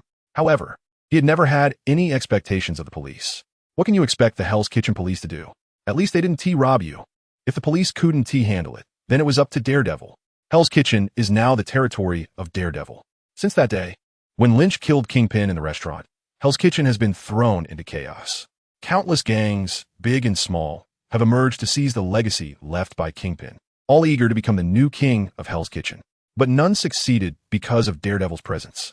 As the rumor spread that Kingpin died after clashing with Daredevil, and with the strength Daredevil displayed in this conflict, everyone began to take this legend seriously. However, Daredevil couldn't possibly take down all the gangs because almost everyone in Hell's Kitchen had some connection to them. In the end, with Daredevil's tacit approval, several gangs formed an alliance to control Hell's Kitchen. But many believed that Daredevil was the true master of Hell's Kitchen. Don't believe it? Then be careful when you walk the streets at night. And Daredevil, Matt Murdock, continued to thrive on the path of being a lawyer and vigilante after losing his greatest enemy, Kingpin. Until today, he discovered this new enemy. A newcomer or someone who recently gained abilities, a superpowered criminal capable of controlling others, an extremely dangerous guy. But why would Daredevil be afraid? The men of the Murdock family have the toughest bodies and the greatest courage. No matter who it is, anyone trying to stir trouble in Hell's Kitchen will be taken down by Daredevil. In a small bar, the dance floor was filled with men and women shaking their heads and twisting their waists. Fuck, what are you doing? A man's rude curse did not stir any waves in the noisy crowd. Only a few nearby looked over in confusion. The two were originally dancing together, their movements bold, bodies pressed tightly against each other. If it weren't for the inappropriate setting, it seemed their distance was about to turn negative. But the woman, with a face full of flirtation, suddenly stiffened, which displeased the man, prompting his outburst. But what surprised the man even more was what happened next. He saw the alluring woman with a blank expression push her way through the crowd, heading towards the bar entrance. Where the hell are you going? The man felt somewhat bewildered and shouted with a hint of unwillingness as he chased after her. He caught up to the woman, tugged at her hand. But couldn't he hold on? The woman walked out of the bar, heading in a certain direction. The man, who had a somewhat thick skin, noticed that the woman seemed a bit off. Her complexion and strength were far removed from the gentle beauty he had just been entangled with. After standing there for a while, his expression shifting, he decided to follow her to see what was going on. Not for any other reason, but because that woman was just too damn beautiful. The woman's pace quickened, and soon she reached a sparsely populated street, making the man, who was chasing after her, feel a bit anxious. Damn, am I really seeing ghosts? With his heart racing, he accelerated and caught up to the woman. Hey, what's wrong with you? He used all his strength to grab the woman, and surprisingly, she stopped. With a flicker of hope, the man rushed in front of her. But the moment he looked at her face, he felt his soul leave his body. This place was relatively remote, with only the distant streetlights casting a dim light on the woman's face. The once charmingly smiling woman now had a cold expression, her eyes vacant. She looked like a lifeless corpse. Damn it. As he took a closer look at the woman's stunning beauty, a surge of wicked desire rose within him. Swallowing hard, he boldly reached out to touch her. What is wrong with this ghost? I've never done anything like this. A woman this beautiful, even if she is a ghost, is worth it. But before his hand could touch her, he felt a sharp pain in his head and collapsed to the ground without making a sound. After he fell, a figure appeared, revealing a petite and lovely young girl who had somehow shown up here. She shot a cold glance at the man on the ground before turning to leave, with the woman following her. Suddenly, the girl looked up sharply at a shadowy area that was difficult to see. A shadow swiftly flew out from it, fiercely lunging at the girl. But she merely snorted coldly and raised her hand to deliver a punch. That seemingly soft and delicate little fist struck the shadow with an unexpected immense force, sending it flying back to crash against the wall. The shadow was none other than Daredevil, Matt Murdock. As he fell to the ground, an overwhelming sense of absurdity surged within him. His charged attack had been so easily shattered by this little girl, and under that punch, At least 5 or 6 of his bones were broken. Could this little girl be related to Lynn? Daredevil lamented internally. How could he not lament? After lying in wait for so long, he finally had a chance to catch his target, only to be taken down by a single punch from a little girl. Why do monsters always appear in Hell's Kitchen? How am I supposed to survive this? However, the little girl did not show him any mercy. Seizing the opportunity while Daredevil was injured, she charged at him fiercely. Daredevil struggled to get up, spat out blood, and pulled out a grappling hook from his body, firing it toward a nearby high-rise to ascend rapidly. Run. If I don't run, I'll be hammered to death. Having witnessed Lynn's immense strength, Daredevil had no thoughts of fighting back against a little girl. He only wanted to escape and devise a plan. But then, something that left Daredevil dumbfounded happened. The little girl suddenly squatted slightly while running, then jumped high, reaching about 5 or 6 meters, nearly grabbing him. And it didn't stop there, even more bizarrely. The little girl did not fall, but began to glide in the air. Can she fly? Lynn, you still say you have no siblings. I'm going to die at the hands of your sister. Daredevil shouted in anguish in his heart, only to suddenly realize that the little girl had fallen and then disappeared back the way she came. People from Guangdong province have a habit of having dim sum for breakfast, and even before 7 o'clock, the tea restaurant was already filled with older uncles and aunties. Young waiters pushed carts, shouting as they navigated between tables and chairs, delivering plates of exquisite dim sum. Tables of uncles and aunties drank tea, ate breakfast, and chatted leisurely. The whole tea restaurant was bustling, full of vibrant energy. Strangely, many people were casting curious glances at one table. It was a large table for 6 to 8 people, but there was only one person sitting at it. This wasn't a problem. If you have money, you can book an entire restaurant for yourself. However, the table was filled with freshly served food, and a table of finished plates had just been cleared, proving that he might actually be able to finish this second table. This big eater was a young man with a well-proportioned appearance and plenty of spirit. Of course, this wasn't an issue. Many young people enjoy dim sum as long as they have the time. Having a larger appetite isn't a bad thing. At least he maintains a good figure. The strangest thing was that while this young man stuffed his face with food, he was also constantly on the phone, speaking in fluent, standard English. What's going on? Is having dim sum going to cost you millions for your multinational company? I think I should leave first. Aren't all these people looking at me? I have things to do. Sensing the unusual gazes from the surrounding uncles and aunties, Lynch Fei quietly laid down some cash and left. He didn't want to draw so much attention. After all, he had a big appetite and hadn't had dim sum a long time. Even more absurdly, someone wanted to have a long phone conversation with him. The most unbelievable part was that this person was Aunt May, Peter Parker's aunt. The story began at that birthday party, or even earlier at the Hammer Expo. That day, while heading to the battlefield where Tony and Iron Soldiers were, he happened to notice a little spider dressed in fan gear confronting an Iron Soldier. Lynch couldn't help but chuckle to himself, thinking that Tony's little fan was about to be taken away by him. So he immediately went down to take out the Iron Soldiers and save little Spider, even chatting with him for a while. After that, he often stayed in New York and kept an eye on little Spider in Queens. But he didn't interfere too much in little Spider's life. He was afraid that influencing little Spider's fate could change Peter Parker's destiny. And if his actions caused Peter to lose the opportunity to gain superpowers after being bitten by the spider, it would be quite a disaster. Although in the Marvel Cinematic Universe, little Spider didn't have much of a role because of his age, Spider-Man was simply too likable. If the Spider-Man, one Marvel's big three, were gone, what would this world mean? For the sake of the citizens of New York not losing their good neighbor, Lynch couldn't easily intervene in Peter's life. Even later, when Peter was ridiculed and bullied by his classmates for revealing that he knew Lynch, feeling wronged and distressed, Lynch did not show up. But on little Peter's birthday, when his mischievous classmates ramped up their taunting and even called Peter a fraud, Lynch couldn't sit still any longer. Seeing that if he didn't act, Peter would suffer the shadow of being called a fraud in his childhood, and his fate would become even more absurd. How could Lynch bear to ignore him?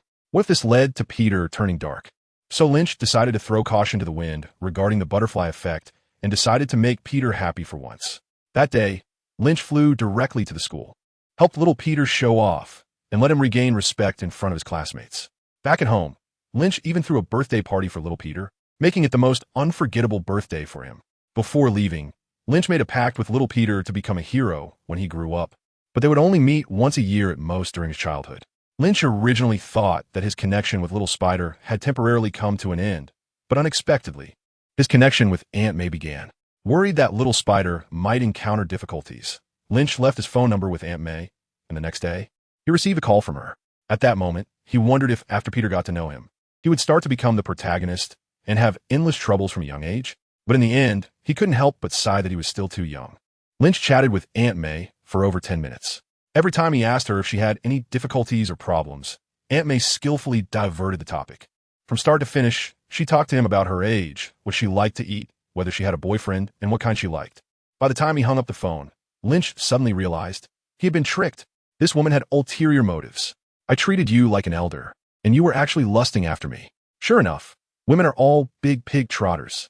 Once he realized this, Lynch recalled Aunt May from the Marvel Cinematic Universe and found that it wasn't entirely unacceptable. If it were the versions of Spider-Man from other universes, there would be nothing to discuss. They were old enough to be mothers. But the Aunt May from the Marvel Cinematic Universe is mature, sexy, and intellectually beautiful. Produce. She is under 30. With that in mind, Lynch decided to go with the flow. Whenever he had time, he would answer Aunt May's calls and chat for a while. However, they hadn't had a chance to go on a date or communicate more deeply, as Lynch kept saying he was busy. Busy with global travel. Oh no, global law enforcement, along with eating, drinking, and having fun. At his speed, he could cross the ocean in just a few minutes. Even flying around the Earth wouldn't take too long. Since the world is so big, of course, he wanted to see it. His daily routine involved checking in between China and the US and visiting other countries based on his mood. When he had free time, he often traveled back to his homeland to search for some memories from his past life. However, he was somewhat disappointed because this place felt oddly familiar yet different. Many originally iconic things had disappeared, replaced by strange new ones. This could only be explained by parallel universes, but fortunately, most things here were the same as in his previous life. After living here for a while, Lynch even felt that his journey to the Marvel Universe was like a dream from the night before. Whenever this happened, Lynch would give himself 2 hard slaps and then tell himself, Lynch, you might as well stop dreaming. You're not a normal person at all. Can a normal person withstand cannonballs, fly around the Earth, shoot lasers from their eyes, or blow hurricanes from their mouth? No. At this moment, he always nostalgically recalls the time when he was an ordinary person. Back then, he could still feel the fatigue and pain in his body, experience the joy of running, and understand the joys and sorrows of being human. But these things are rapidly disappearing as his strength grows. After months of nurturing under the yellow sunlight, his body has become indestructible, and even the things that could cause him a bit of pain are becoming fewer, while diseases and fatigue have long since abandoned this steel body. The human world has become increasingly fragile in Lynch's eyes. If he were to let go of the constraints of the biotic field, every breath he takes and every step he takes could trigger a disaster capable of destroying a city. Even with his super senses and mental power, Lynch is acutely aware of every move of those around him. Humanity has no secrets left before him. Can such a self still be considered human? Lynch often asked himself this. He wasn't sure, but he knew that his mindset was shifting in a negative direction, and if this continued, problems would surely arise. Many works of art depict those who are lost in power, who disregard life, have no bottom line, and place their own joys and sorrows above all living beings. Lynch does not wish to become that kind of person. All along, he has believed that power is a means to pursue dreams and freedom. The loss of the qualifications for being human, along with dreams and unrestrained freedom, cannot be considered dreams and freedom. To maintain his mindset, Lynch strengthened his life force field, limited his abilities, and used mental power to alter his appearance, living like an ordinary young man. However, this life always had a gap compared to the past. A god, even if disguised as a mortal, is still a god. Just like the scene that occurred today in the tea restaurant, Lynch would inadvertently trigger chaos. Those ordinary days can no longer be returned to. Stepping out of the tea restaurant, Lynch felt a bit troubled. He hung up the phone and flew straight up into the sky, moving away into the distance. The bustling crowd around him was shielded by Lynch's mental power, and they did not notice that a superhero had just left. A few minutes later, Lynch returned to New York and landed on top of a building. This skyscraper was the first base of the Avengers Tower, though at this moment it was still called Stark Tower. Upon arriving here, Lynch walked into the building without hesitation, calling out, "Jarvis, Mr. Lynch, would you like me to prepare a Coke for you?" "Thank you." The rooftop shifted, revealing a passage that was exclusively for Tony, allowing Lynch to walk directly into the room. Lynch is not here for the first time. Ever since the building was completed, he often comes here to sunbathe and grab drinks. When Tony discovered this, he asked Lynch for a usage fee, but Lynch naturally refused without hesitation. "Come on, we're like brothers, right? What's yours is mine." With no way to deal with Lynch, Tony could only tacitly accept this guy who could drop by at any time and even granted Lynch access to Jarvis. So, when Lynch comes here, it's like coming home. He spends half of his time in New York here. After all, that guy Tony is always running around the world and often isn't in New York, leaving the rooftop unused. What a waste not to take advantage of such a great place. Plus, with the height of this building, sunbathing here is much more comfortable than on other rooftops. Setting up the sun chair and lying back with sunglasses on, he could care less about anyone. But after a short while, Lynch's old phone suddenly rang. He only gave his phone number to a few acquaintances, so although he felt a bit unhappy, he still answered it. Lynn? Matt? What's up? How have you been lately? Hearing from Daredevil, who he hadn't been in touch with for a long time, Lynch's displeasure slightly faded. You tell me honestly, do you have a sister in Hell's Kitchen? Matt's voice was filled with resentment, causing Lynch's expression to slowly change into a symbol. I don't have one. I'm really not lying to you. In the room, facing the pale and gloomy Daredevil on the bed, Lynch immediately launched a three-part denial. Seeing Lynch so seriously defending himself, Matt believed him a bit. After thinking for a moment, he said, Okay, I'll temporarily believe you. But are you sure about something? Although he believed Lynch's words, his super hearing and frequent role as a lie detector allowed him to notice a hint of unease in Lynch, so he was a bit puzzled. After a pause without speaking, Lynch countered, Is that lady not very tall and younger? Matt was taken aback and replied, Yes. Do you know her? Yes. Lynch nodded, thinking to himself that he knew her very well. If he guessed correctly, this lady should be the strongest woman in Hell's Kitchen, Jessica Jones. This female superhero, or rather superpowered individual, hails from the local popular superhero team in Hell's Kitchen, the Defenders. Jessica lost all her family in a car accident when she was young, but she also gained superhuman abilities akin to Superman, super strength, endurance, defense, and even the ability to fly briefly. After growing up, she engaged in superhero activities for a while, but her brief heroic career ended because of a psychopath. That psychopath became the nightmare that haunted her life, Kilgrave. Kilgrave is a pervert who can control others, and after encountering Jessica, he controlled and imprisoned her for a full 8 months. Later, Jessica escaped from Kilgrave's clutches and successfully took her revenge. However, while revenge could quench her hatred, the trauma Kilgrave caused her could never be healed. Due to that nightmarish experience, Jessica developed post-traumatic stress disorder, drinking heavily, engaging in casual sex, and living a disheveled and aimless life every day. After escaping Kilgrave, Jessica could no longer return to being a superhero and instead opened a detective agency in Hell's Kitchen called Alias, where she spent her days handling small cases like helping couples with relationship issues catch their cheating partners and taking pictures of infidelities. A powerful and charismatic female superhero became a disillusioned and reckless human character due to her unfortunate experiences. Although Jessica's unique aura and special background attracted many fans, Lynch often wondered in his previous life, what would Jessica's life have been like if she hadn't met Kilgrave? Now, pondering this question, Lynch felt a sense of loss. Fortunately, he had come to this world and had the ability to know the answer. Unfortunately, it seemed that Jessica had already been controlled by Kilgrave. As for the specific situation, he would have to see for himself. She is called Jessica Jones, and her abilities are indeed somewhat similar to mine, though not as strong. But if he were to confront her head-on, looking at Daredevil, who was wrapped in white bandages and struggled to move, Lynch shook his head regretfully. Matt's face stiffened. This serious defeat, which nearly cost him his life, indeed stemmed from his carelessness. But who would have thought that a seemingly harmless little girl would be a woman of great strength? In that situation, even without understanding the enemy, Daredevil couldn't give up the chance to strike. Who knew when the next opportunity to catch that murderer would come? How was I to know she was so terrifying? Matt felt a bit frustrated and wondered, why would a little girl target beautiful women? What was she really after? He couldn't quite understand.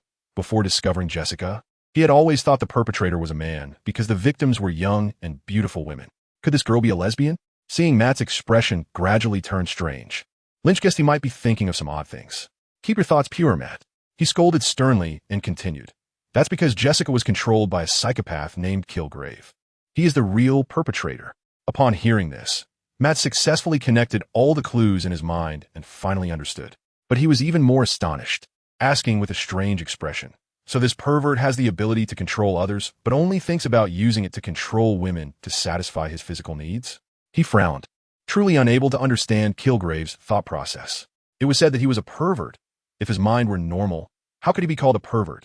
Lynch sighed slightly, feeling regret for the Purple Man's intelligence. Even among the many twisted villains, the Purple Man is one of the lowest. With such great abilities, he could easily control the president, control the wealthy, and then, with a simple launch of a nuclear missile or economic turmoil, destroy a city or a country without breaking a sweat. Yet, he doesn't pursue these grand ideals and only thinks about playing with control and imprisonment play every day, which is truly embarrassing for a villain. But what exactly are his abilities? Can he really control others at will? Matt felt a bit worried. If this guy could indeed control others effortlessly and without limits, how could they deal with him? What if, when encountering that pervert, he ended up becoming his henchman instead? Don't worry. Lynch waved his hand, signaling Daredevil not to panic. His ability was a virus that could control a person's actions through language, but it had range limitations. He wasn't worried about being affected by the abilities of someone as weak as Purple Man. In the comic version, Purple Man's ability was set to release a pheromone hormone and then control through verbal commands. In the film version, however, it was changed to a viral infection, also using language to control others' actions. Regardless of whether it was pheromones or a virus, it had no effect on Lynch, who had a steel body. Can you resist this control? Matt asked curiously. Of course. Waving his hand, Lynch confidently said, "Leave this to me. You just focus on recovering." Matt hesitated for a moment, thinking that he might indeed be of no help and could actually hinder Lynch by getting controlled. He nodded. However, having been investigating this case for a long time, he still felt uneasy, so he asked with concern, "What are you going to do?" Well, Lynch Fei pondered for a moment. Should he just kick down that guy's door and take him out? Matt's expression froze, then he frowned. He first lowered his head in thought, his face struggling for a while before he raised it, facing Lynch Fei's direction, and said very seriously, "I think we should take him to court. We don't have the right to kill him." Lynch Fei was not surprised by this statement from Daredevil, because Lynch Fei, who was familiar with Daredevil, knew that Matt Murdock was just that kind of person. During their time together in Hell's Kitchen, Lynch Fei found that this world's Matt Murdock still adhered to that no-kill principle. But this did not mean that Daredevil was a ridiculous saint. He had his reasons for not killing. He was a believer, a somewhat unfaithful yet principled Catholic. All along, Daredevil believed that only God could judge sinners, and no one else had the right to take anyone's life, not even the most heinous criminals. Moreover, he was a lawyer, so he believed that aside from God, only the law could declare a person's guilt. When both of these lost their efficacy, only then would he plead for God's forgiveness, find loopholes in the law, and transform into a devil in the night to punish evil. Not killing was his steadfastness and bottom line. It was his creed. Even when dealing with Kingpin, he never intended to kill him. In the original storyline, after defeating Kingpin, he gave up the chance to kill this lifelong enemy and sent him to prison. When Lynch killed Kingpin in a fit of rage, Daredevil was unaware of it, and of course he couldn't do anything about Lynch, so Kingpin ended up dead. In fact, as smart as he is, he knows very well that without Kingpin's death, Hell's Kitchen will never improve. But he wouldn't kill Kingpin. Instead, he would choose to work hard to weaken Kingpin's power and eventually defeat him through a long struggle. This is how he, Daredevil, operates. Although it might be somewhat stubborn and rigid, isn't that what makes him so charming? Everyone in this world is looking for the fastest and easiest way to achieve their goals. Don't those who persist in their choices and adhere to their principles deserve respect? It is precisely because of this unique charm that Lynch admires and respects him. But that doesn't mean Lynch will heed Matt's advice in this matter. No, Matt, those people can't deal with him. Lynch responded earnestly. He can control all the ordinary people. If we send him to the police station or the court, what do you think will happen? After a moment of silence, Matt felt that Lynch's words made some sense. Is it really appropriate to treat a superpowered criminal like an ordinary person? He has no experience in confronting superpowered criminals, as his opponents are usually just ordinary people. However, he still felt that he couldn't just kill that guy. It goes against his principles. Even if he can't handle it like a normal criminal, there must be other ways. Right? Isn't there any other way? Matt hesitated to ask. There is. Lynch replied confidently. There's an organization specifically dealing with these kinds of guys. Oh, Matt was taken aback for a moment. He hadn't expected such an organization to exist. But upon further reflection, he thought it made sense. After all, with the increasing number of superpowered individuals over the years, it was impossible not to have a specialized organization to handle them. What organization? Matt asked. Lynch chuckled and said, SHIELDSHIELD. Matt exclaimed in surprise, I know them. Really? Lynch wasn't surprised after all. That guy Fury had thoroughly investigated everyone he came into contact with.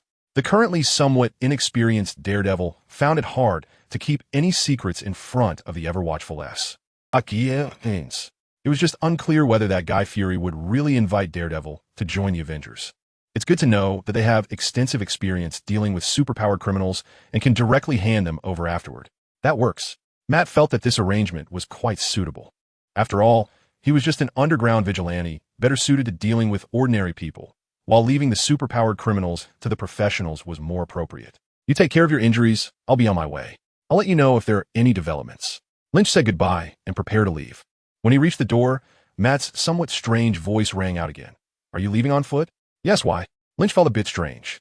Matt laughed and said, I thought you would fly out of the window directly. Faced with Matt's sudden teasing, Lynch could only smile helplessly, thinking to himself, was I really that ostentatious before? I've been learning to be an ordinary person lately. Hearing this, Matt returned to his usual expressionless face and said bluntly, hurry up and leave, don't waste my rest time. Learning to be an ordinary person, how infuriating. Lynch, feeling triumphant, laughed happily and leisurely left the hospital. A series of desperate, painful screams echoed in a dark and eerie basement. The ceiling of the basement was very low, and stepping into this place gave a sense of confinement and oppression. There was only one light here, shining alone, and after walking 5 meters out of its reach, the dim light struggled against the darkness. The floor was as chilly and damp as the air mixed with moss and decay. The wails, resembling those of demons from hell, came from an old, filthy iron bed. Beside the bed, several naked women with disheveled hair showed no reaction to what was happening on the bed, their eyes blankly either crying or laughing. On the bed, a beautiful woman with a hot figure, wearing half-torn clothing, was being pinned down and assaulted by a man. Her exquisite makeup had long been washed away by continuous tears, her delicate face twisted in agony, her eyes gradually succumbing to madness. The man, with his feminine beauty evident in his features, appeared oddly excited, taking pleasure in violating the woman beneath him. In addition, a special woman stood by the bed.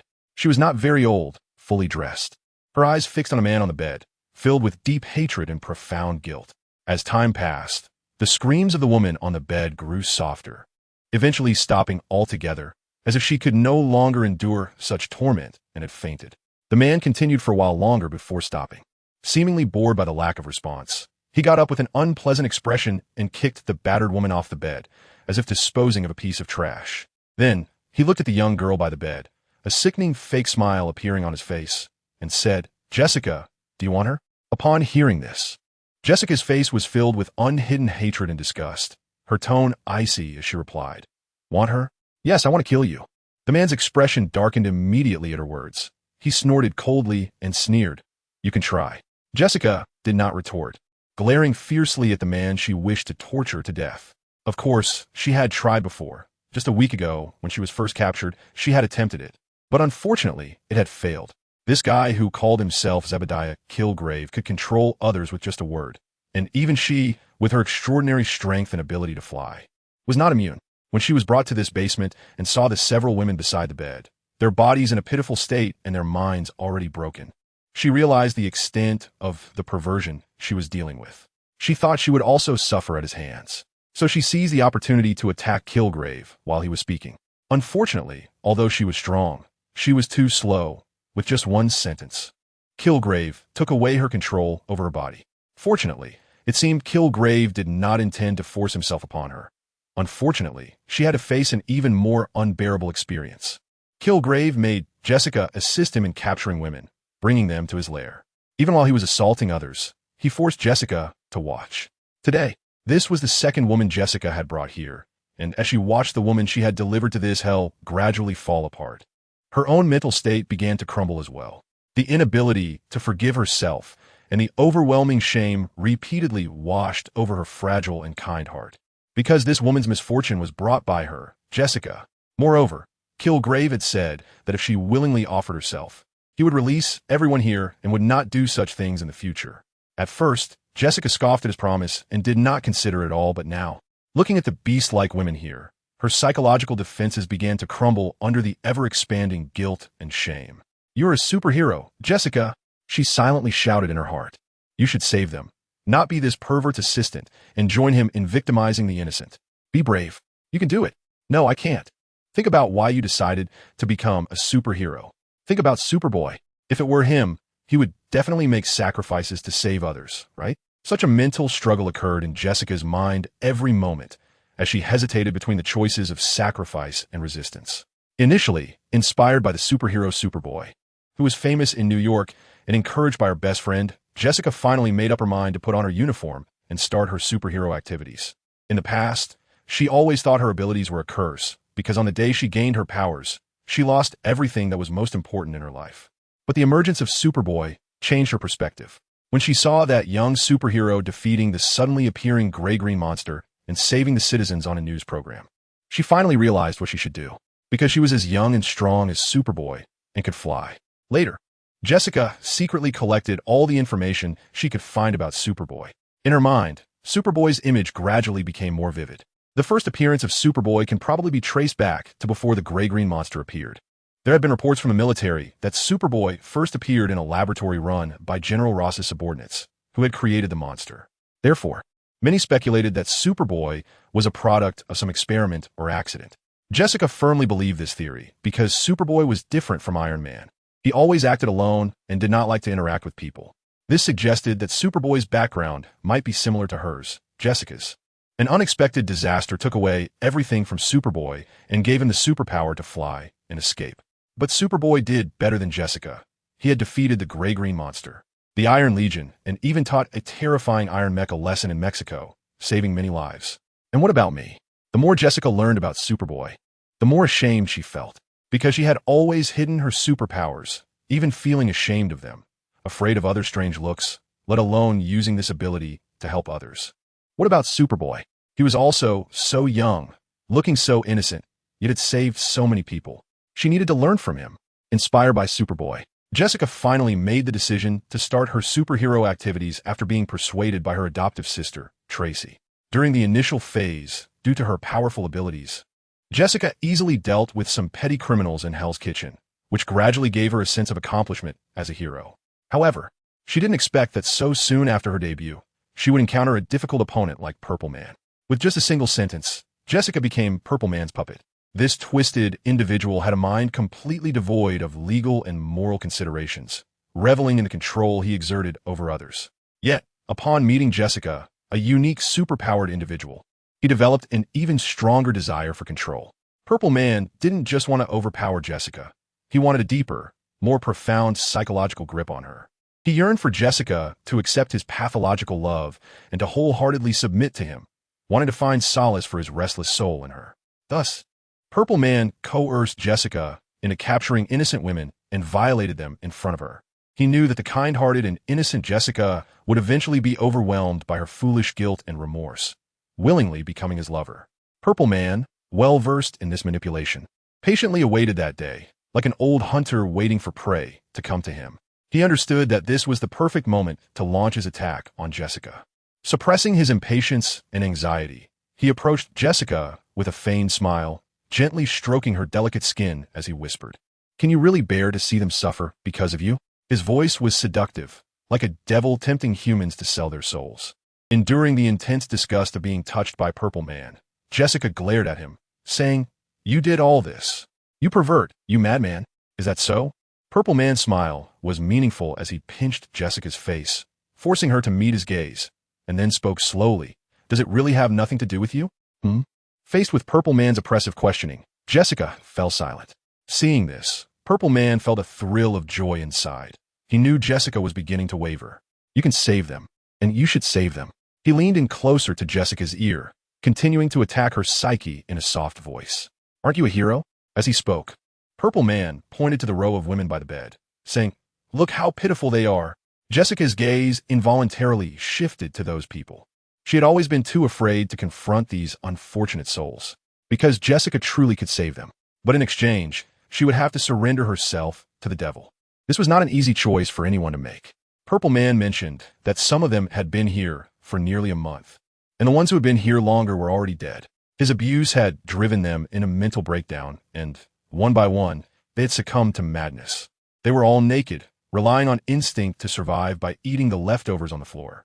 Perhaps these beast-like, zombie-like individuals were beyond saving. Sometimes, Jessica would comfort herself this way. But Purple Man would continue to torment others, turning one normal person after another into this ghastly state. How long could she hold out? Was this endurance even useful? Perhaps. Giving in sooner could prevent more people from falling into this pervert's clutches. What do you think? Purple Man's voice rang out again, and Jessica felt some of her resolve gradually crumbling. Are you going to continue to help me find the next candidate? A superhero? No. Tears streamed down Jessica's face. She couldn't hold on any longer. Let them go. Oh. Purple Man's eyes lit up. Have you come to your senses? He excitedly caressed Jessica's cheek, a sixth sense of accomplishment swelling within him. And Jessica did not resist. She simply cried helplessly and despairingly. Just as Purple Man was about to carry Jessica to the bed, a series of urgent, ringing sounds interrupted them. Purple Man froze. It was the electronic doorbell from the basement. Who was at the door? Who? He answered the call from the entrance. Kilgrave? You're done for. I thought you missed me, Natasha said, lazily drawing circles on Lynch's chest while casually speaking. So, it was this kind of situation. She stopped her movements and looked at Lynch with some confusion. But why don't you check yourself? You should be able to find out easily, right? Lynch innocently shrugged and said, I'm just playing the role of an ordinary person. Did you forget? When something like this happens, of course, it should be handled by you guys. He truly thought this way and had been doing so for a long time. Under layers of life force constraints, Lynch suppressed most of his abilities. Now, his strength was not much different from when he first gained his powers, with only super strength, speed, endurance, and so on remaining. Hearing this, Natasha shook her head helplessly. She certainly knew that Lynch had been low-key recently, often hiding away to experience life. It had been a long time since she had seen him. But what ordinary person would care about a series of disappearances? They would be too busy trying to avoid trouble. Ordinary people wouldn't rush to investigate like you do. However, Natasha didn't bother to expose this contradictory guy because both she and S.H. hoped Lynch could maintain his current mindset. If there truly were gods in the world, they certainly hoped that this god was pure and kind. All right, I'll give the investigation orders. If they're still in New York, they'll be found soon. With that, Natasha stood up to assign tasks to her subordinates. A few hours later, Natasha received news that, based on investigation by S.H.I.E.L.D. agents, they had found traces of Purple Man and Jessica. Lynch and Natasha arrived outside a rather grand residence and rang the doorbell. Are we sure they're here? Lynch asked Natasha while peering into the house. With his vision, he could see every detail of the house's exterior, but after suppressing his X-ray ability, he couldn't tell what was happening inside. There was a high probability. Natasha's eyes showed a glint of sharpness. During missions, she was still the Black Widow who struck fear into her enemies. My colleague told me that Jessica, you mentioned, once brought a woman from the missing persons list here. She pressed her lips together, her demeanor efficient and cold, quickly describing the situation. According to the information, the homeowner here was also a sexy beauty and was currently suspected to be missing.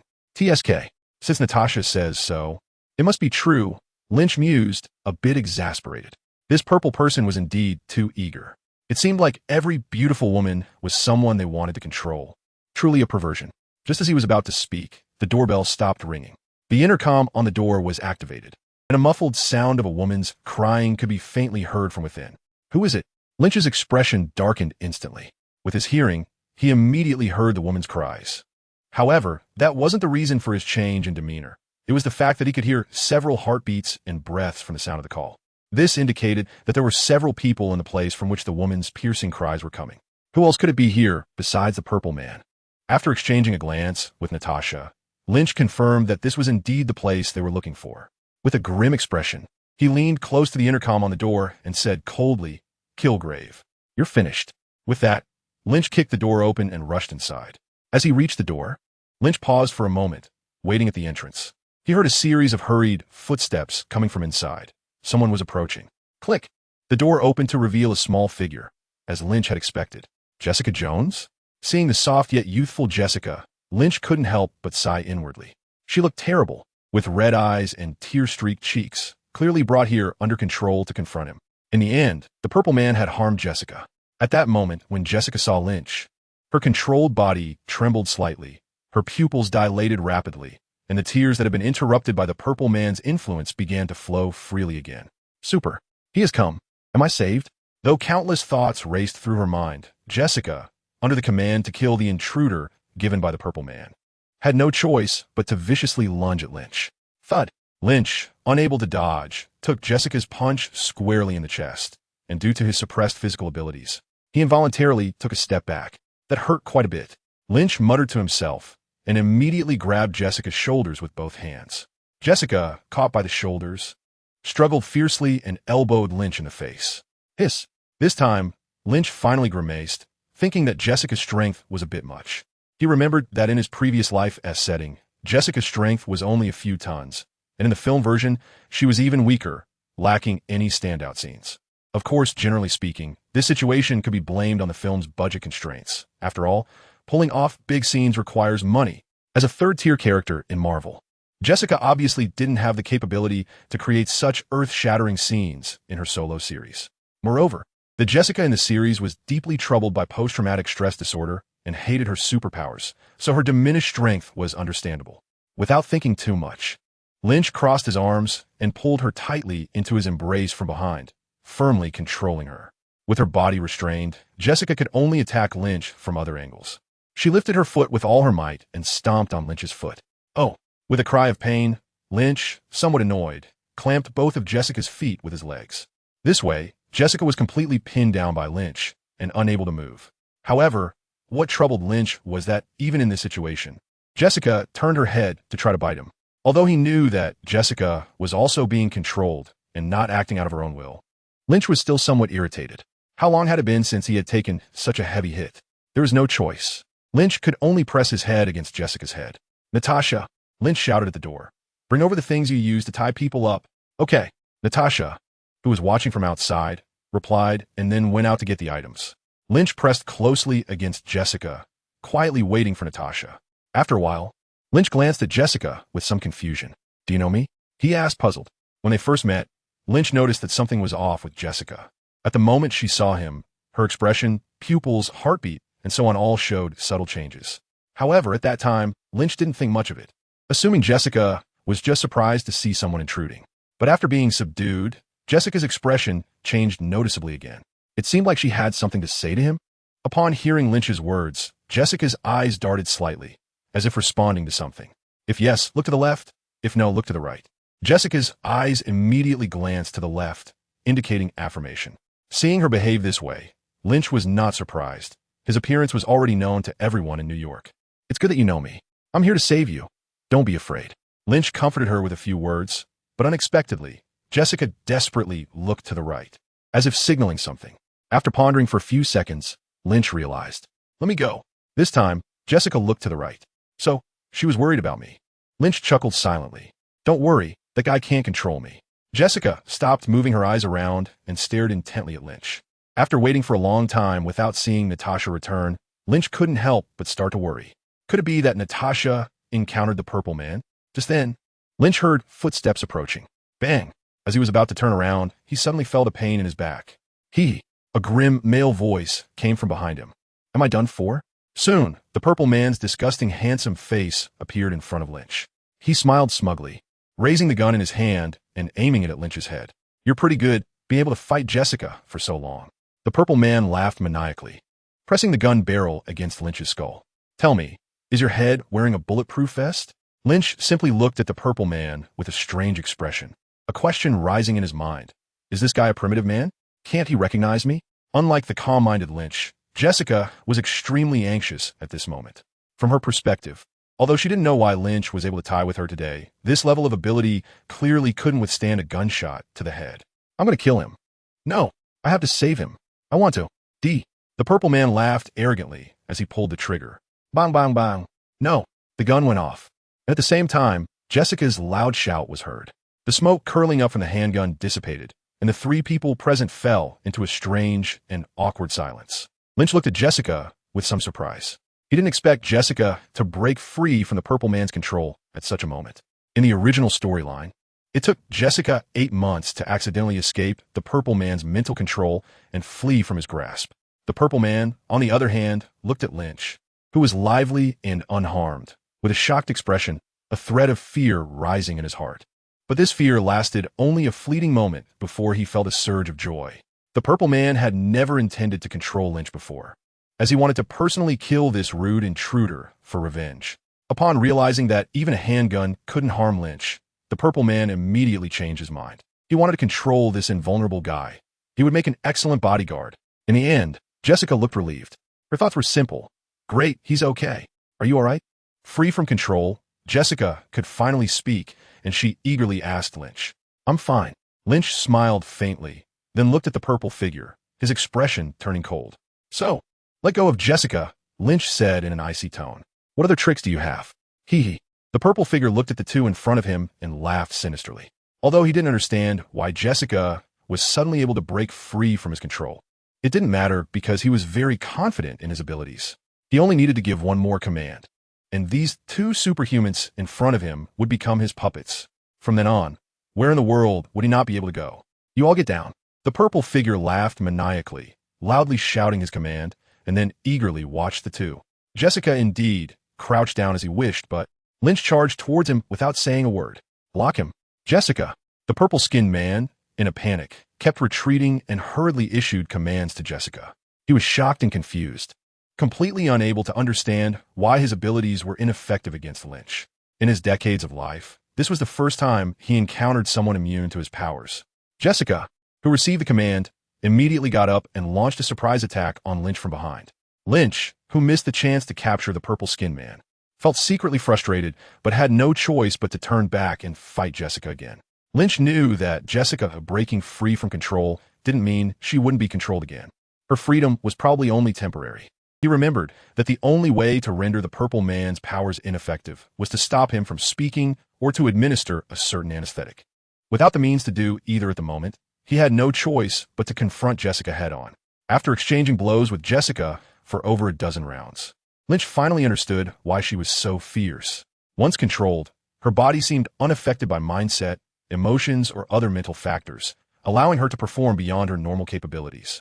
Moreover, being controlled meant she was completely fearless of injury and death, making her truly difficult to deal with. Even though Jessica was far inferior to Lynch in terms of ability, under her relentless assault, he found himself unable to deal with the purple man's troubles. As the two battled fiercely, leaving destruction in their wake like a bulldozer, the purple man's eyes flashed with a hint of apprehension. He was determined that this guy had to be kept here today. This guy was so powerful and not under his control. If he got away this time, he might end up dead at his hands next time.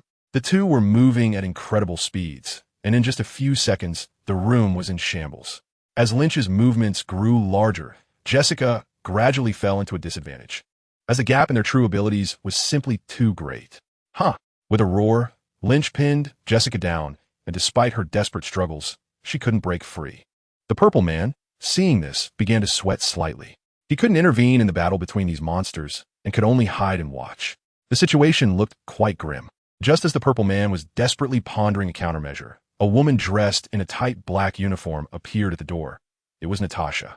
Upon seeing her sudden appearance, the agent-like Natasha brought a glimmer of joy to the purple man's otherwise grim face. Don't move, or I'll make this lady commit suicide, he shouted threateningly, having clearly figured out that Natasha was with Lynch. Hearing this, Lynch had no choice but to stop, allowing Jessica to struggle to her feet and attack him again.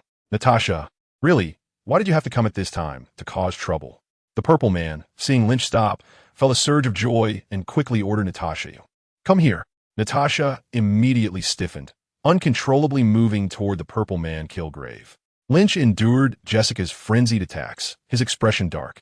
Don't struggle uselessly, or you'll die an even uglier death.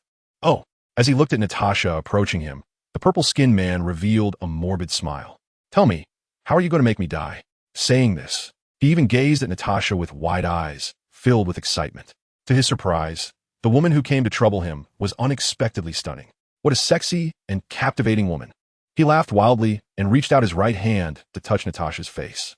Looking for death, Lynch let out a cold snort, unable to contain himself any longer. He twisted his body, his right hand clawing out to directly grip the filthy hand of the purple figure. Do you want her dead? With one of his hands firmly grasped by Lynch, the purple figure became frantic, trying to control Natasha to do something. You give me, but before he could finish, Lynch's other hand was pressed tightly over his mouth, rendering him unable to speak. With his mouth covered and unable to speak, the purple figure couldn't control anyone, effectively losing his ability. Woo-woo. The purple figure, terrified, wanted to scream, but could only emit whimpering sounds. Lynch's eyes were filled with intense, killing intent, because this foolish guy had crossed his bottom line. If the purple figure had played other tricks, Lynch might have entertained him for a while. But when the purple figure dared to lay hands on Natasha, Lynch obviously would not tolerate it. Looking at the purple figure's disgusting face, Lynch twisted his wrist, ready to crush him to death. However, he suddenly heard footsteps. The sound came from below, likely from the basement of this room. Stopping his movements, Lynch turned to look at the corridor where the sound was coming from. The footsteps grew closer, eventually stopping in the room.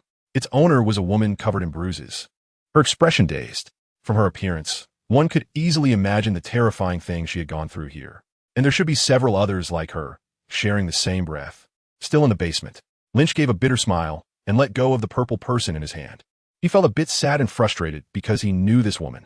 Daredevil was seriously injured while trying to save her, and Lynch had seen her photo in the files. He didn't expect her to end up like this so soon. If he hadn't been messing around with all these fancy tricks, he probably would have saved her by now, right? Suddenly released. The purple person was a bit confused, but still gleefully pointed at Lynch and shouted to everyone in the room, "You all kill him." Jessica paused for a moment, then began to show signs of breaking free from control. Natasha pulled out her gun and shot at Lynch's head. The woman rushed forward, claws bared. Yet Lynch sighed, feeling a sense of resignation, as his body slowly began to levitate. He was done playing. Lynch has unlocked part of his ability limit and regained a small portion of his powers. Because until now, he finally understood a principle. Strength should be used where and when it is needed. And that place is right here. That moment is now. His strength should be used to deal with this heartless demon. I told you you're finished. In an instant, all those controlled by the purple figure rushing towards Lynch were frozen in place, as if under spell. What happened? The purple figure shouted in anger and frustration. Realizing that Lynch in the sky and the others standing still like wooden dolls indicated that things might have exceeded his imagination. What kind of monster has he encountered? The moment this thought occurred, the purple figure was horrified to discover that he was flying. Under Lynch's mental control. The purple figure screamed wildly as he shot up into the sky, disappearing from sight. Even his panicked cries vanished after Lynch damaged his vocal cords with his mental power. Soon, the few people in the room finally broke free from the purple figure's control as they exceeded his ability range. Natasha's pretty face was frosty. The feeling of being controlled was very unpleasant, and she really wanted to take down that pervert. Meanwhile, Jessica looked up at Lynch above the ceiling with a mix of joy and admiration, her eyes practically sparkling with stars. Lynch saw that several people had already broken free from control, maintaining their psychic power to keep the purple person suspended in the air at 100 meters. And then he descended in front of them. He first looked at Natasha and instructed, "Natasha, have someone come and handle this guy." "How can we handle him? If you're not here, we can't control him at all." Natasha frowned. She had already experienced the purple person's abnormal abilities. That kind of control had nothing to do with your mental state, but was an absolute control over the body. No matter how strong your will is, when faced with this kind of ability, the body would become a puppet of this pervert. "It's okay, just bring a sedative, and it can nullify his abilities." After hearing Lynch's words, Natasha glanced at Jessica, and then nodded and went out. "Jessica." Lynch glanced at the slightly agitated Jessica, feeling somewhat puzzled about why she was reacting so strongly. However, he didn't ask such a trivial question, as he had reactivated his X-ray vision and saw the tragic state of the basement. "Go find some clothes for this young lady, and for those down below as well." The hellish scene made him feel quite downcast and filled him with hatred towards the purple figure. Therefore, Lynch didn't want the purple figure to die easily. Instead, he wanted to torment him for a longer time. Inside a notorious large prison, 2 guards were pushing a bed inside, while prisoners in the adjacent cells curiously looked at the bed. "Hey, where did this newcomer come from? Why does this son of a bitch have his own bed? I see him. A really handsome guy." The 2 guards ignored them and went directly to the center of the area, turning to face the chaotic cell block. One of the guards, with a fierce expression, raised his baton and struck it hard against one of the cells beside him. Bang! The impact made a piercing sound that echoed throughout the chaotic cell area. "Shut the hell up," he shouted angrily. "Whoever is making noise will get a special treatment." His eyes glinted with menace as he roared. The cell block gradually quieted down under his intimidating presence. Satisfied, the guard surveyed the surroundings and seemed pleased with the prisoner's compliance. "Given your excellent performance, I bring you a benefit today." He waved his hand and pulled back the blanket covering the bed he had brought in. Everyone focused their gaze, revealing a weak, delicate-looking man. "This is him. From today onwards, he belongs to all of you as a public property. so take good care of him." The prisoners cheered and rejoiced upon hearing this. The man on the bed, hearing about being treated as public property, nearly fainted again. He was, of course, the purple figure, but his abilities had been completely suppressed. His vocal cords were damaged, and his entire body had been injected with anesthetics, making it impossible for him to use his powers, no matter how hard he tried. Lynch thought at the time, since the purple man liked to use force and control so much, why not let him experience it himself? So, the purple man was sent to this prison full of philosophical tough guys as a public commodity. This is called getting what you deserve. Knock, knock. Outside the hospital room, a series of knocking sounds began. Inside the room, Daredevil leaned against the wall by the bed, looking quite tense. This was because he had already heard the footsteps of these people before the knocking started. His tension stemmed from the heavy, powerful, and synchronized footsteps, which had a strong sense of rhythm. This indicated that they were well-trained, strong, and confident, to the point where they had no intention of hiding their tracks. Faced with such a group of unknown individuals, Daredevil, who was still recovering from his injuries, naturally felt somewhat nervous. In fact, if it weren't for his severe injuries, he would have slipped away long ago. Unfortunately, he could only helplessly lean against the wall, using the cabinet to shield himself, holding his breath to make no sound, pretending that there was no one in the room. But his fantasy was soon shattered by the voice outside the door. "Matt Murdock." This was a gentle voice with no aggression, but Daredevil did not respond. In this situation, even if it were a delicate woman calling from outside, he wouldn't answer a word.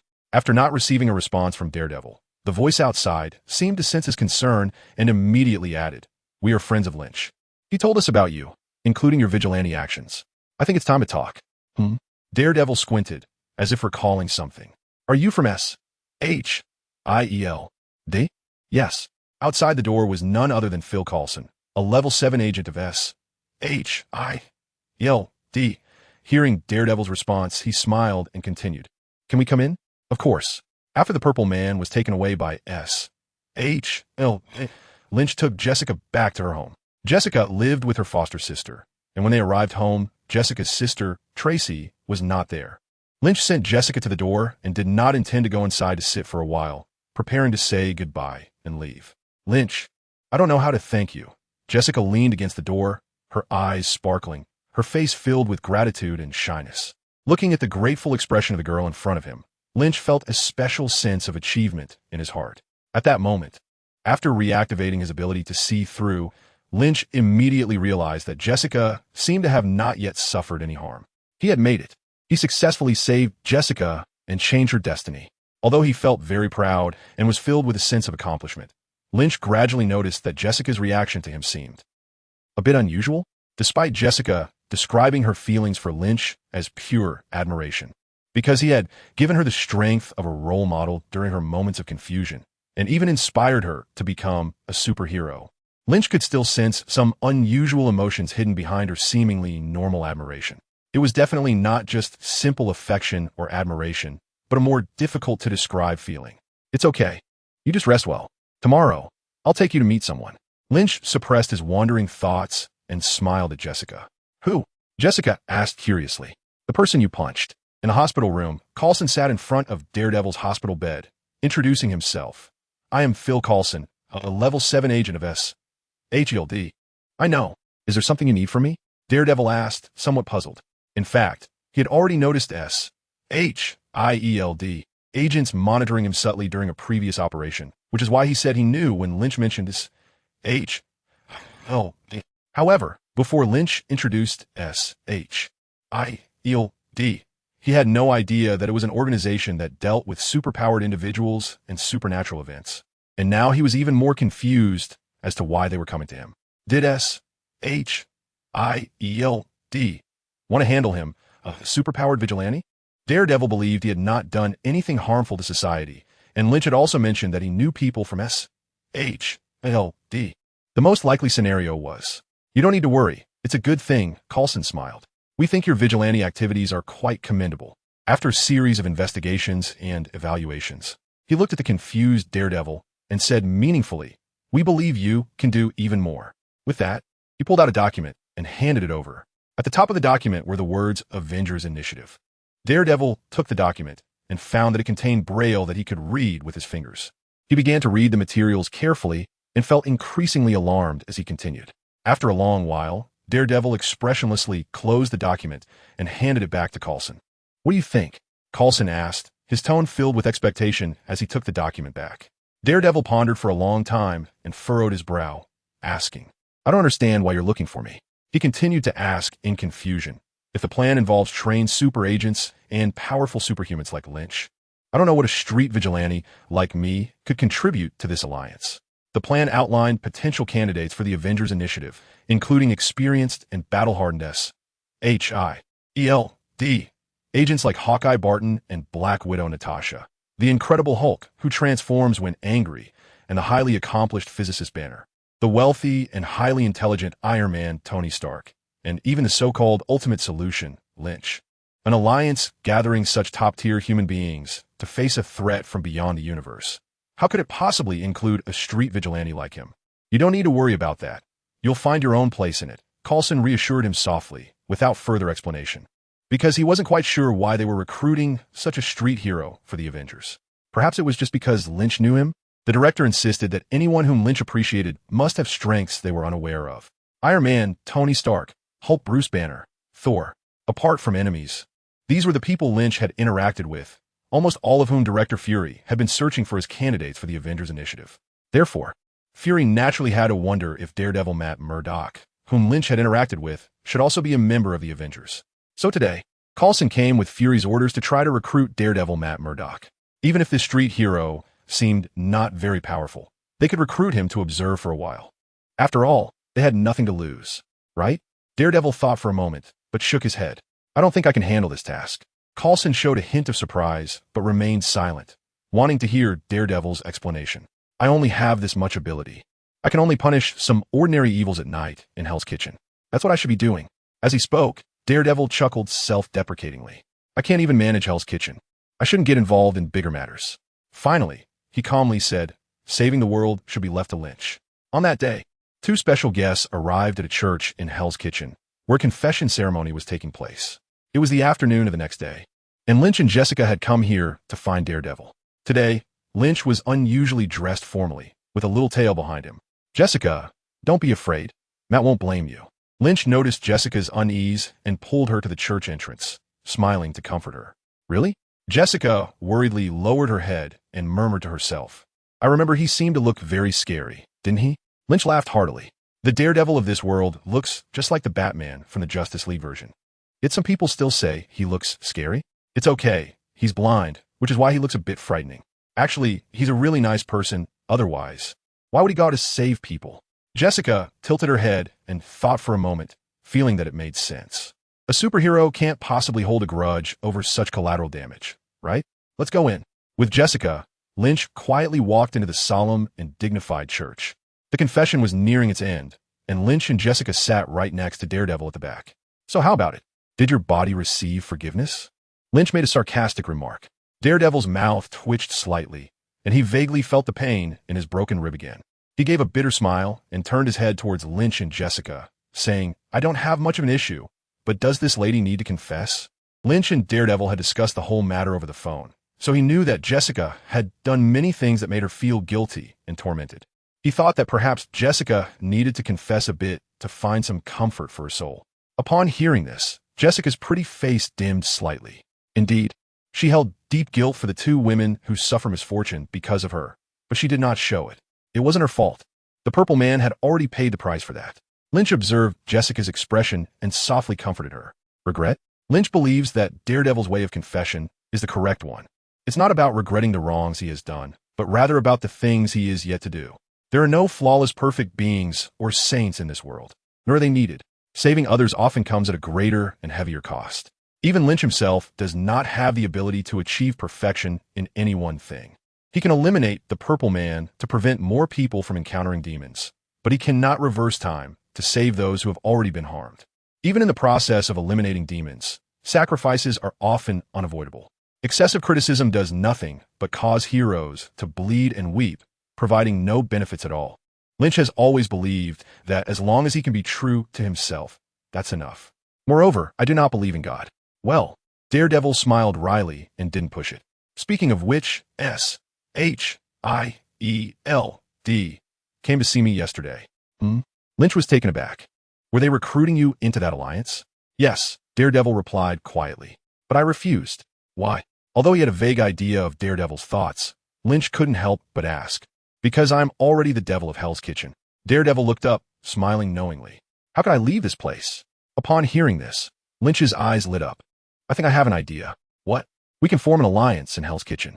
Lynch squinted and smiled, specializing in handling events in Hell's Kitchen and even throughout New York.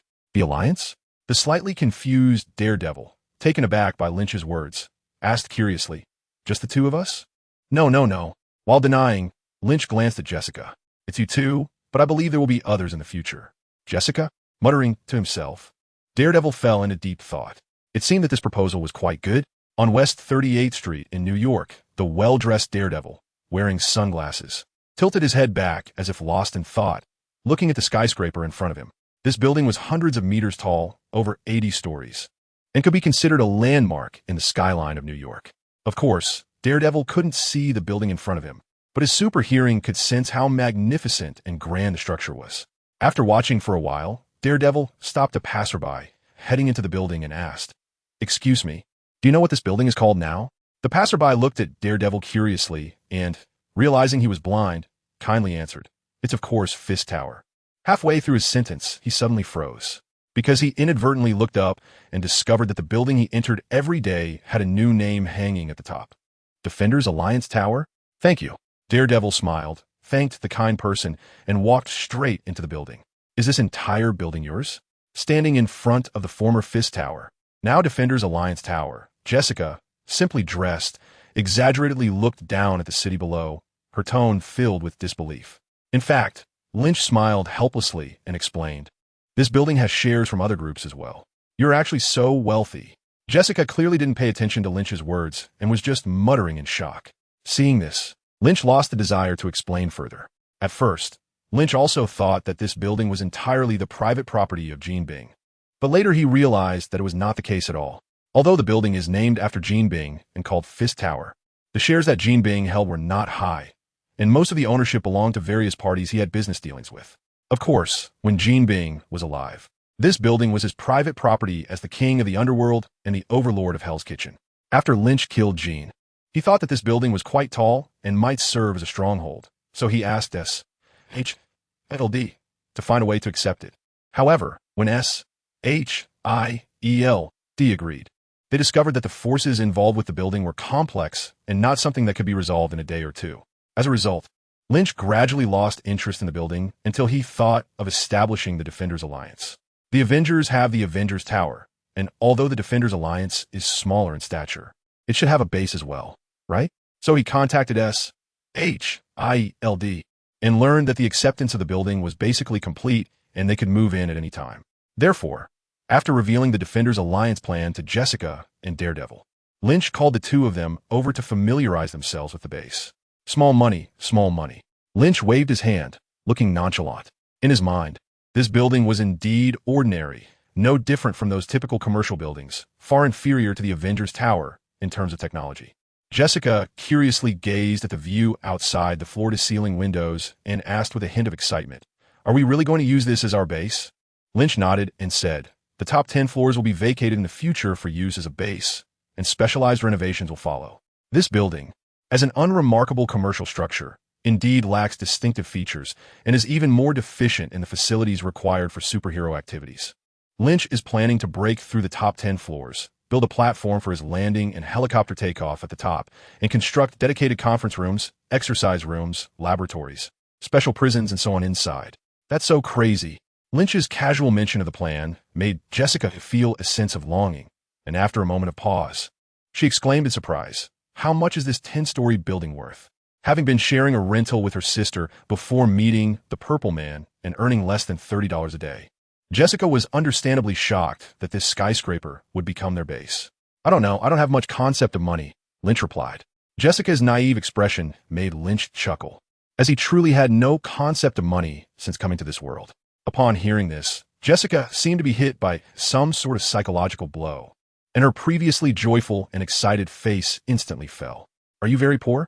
Noticing Jessica's sudden change, Lynch walked over and asked with a smile. Jessica turned to look at him, her face full of unhappiness. "Do Do you want me to call the bank right now and have them tell you how poor I am? She pouted, looking pitifully at Lynch, and added, you don't know that because of that jerk, all my card maxed out. And now I don't even dare to open my phone. Cough, cough. Lynch almost couldn't help but laugh at Jessica's pitiable situation. It was easy to see from her cheap clothes and lack of makeup that she wasn't lying. How tragic. It was truly tragic.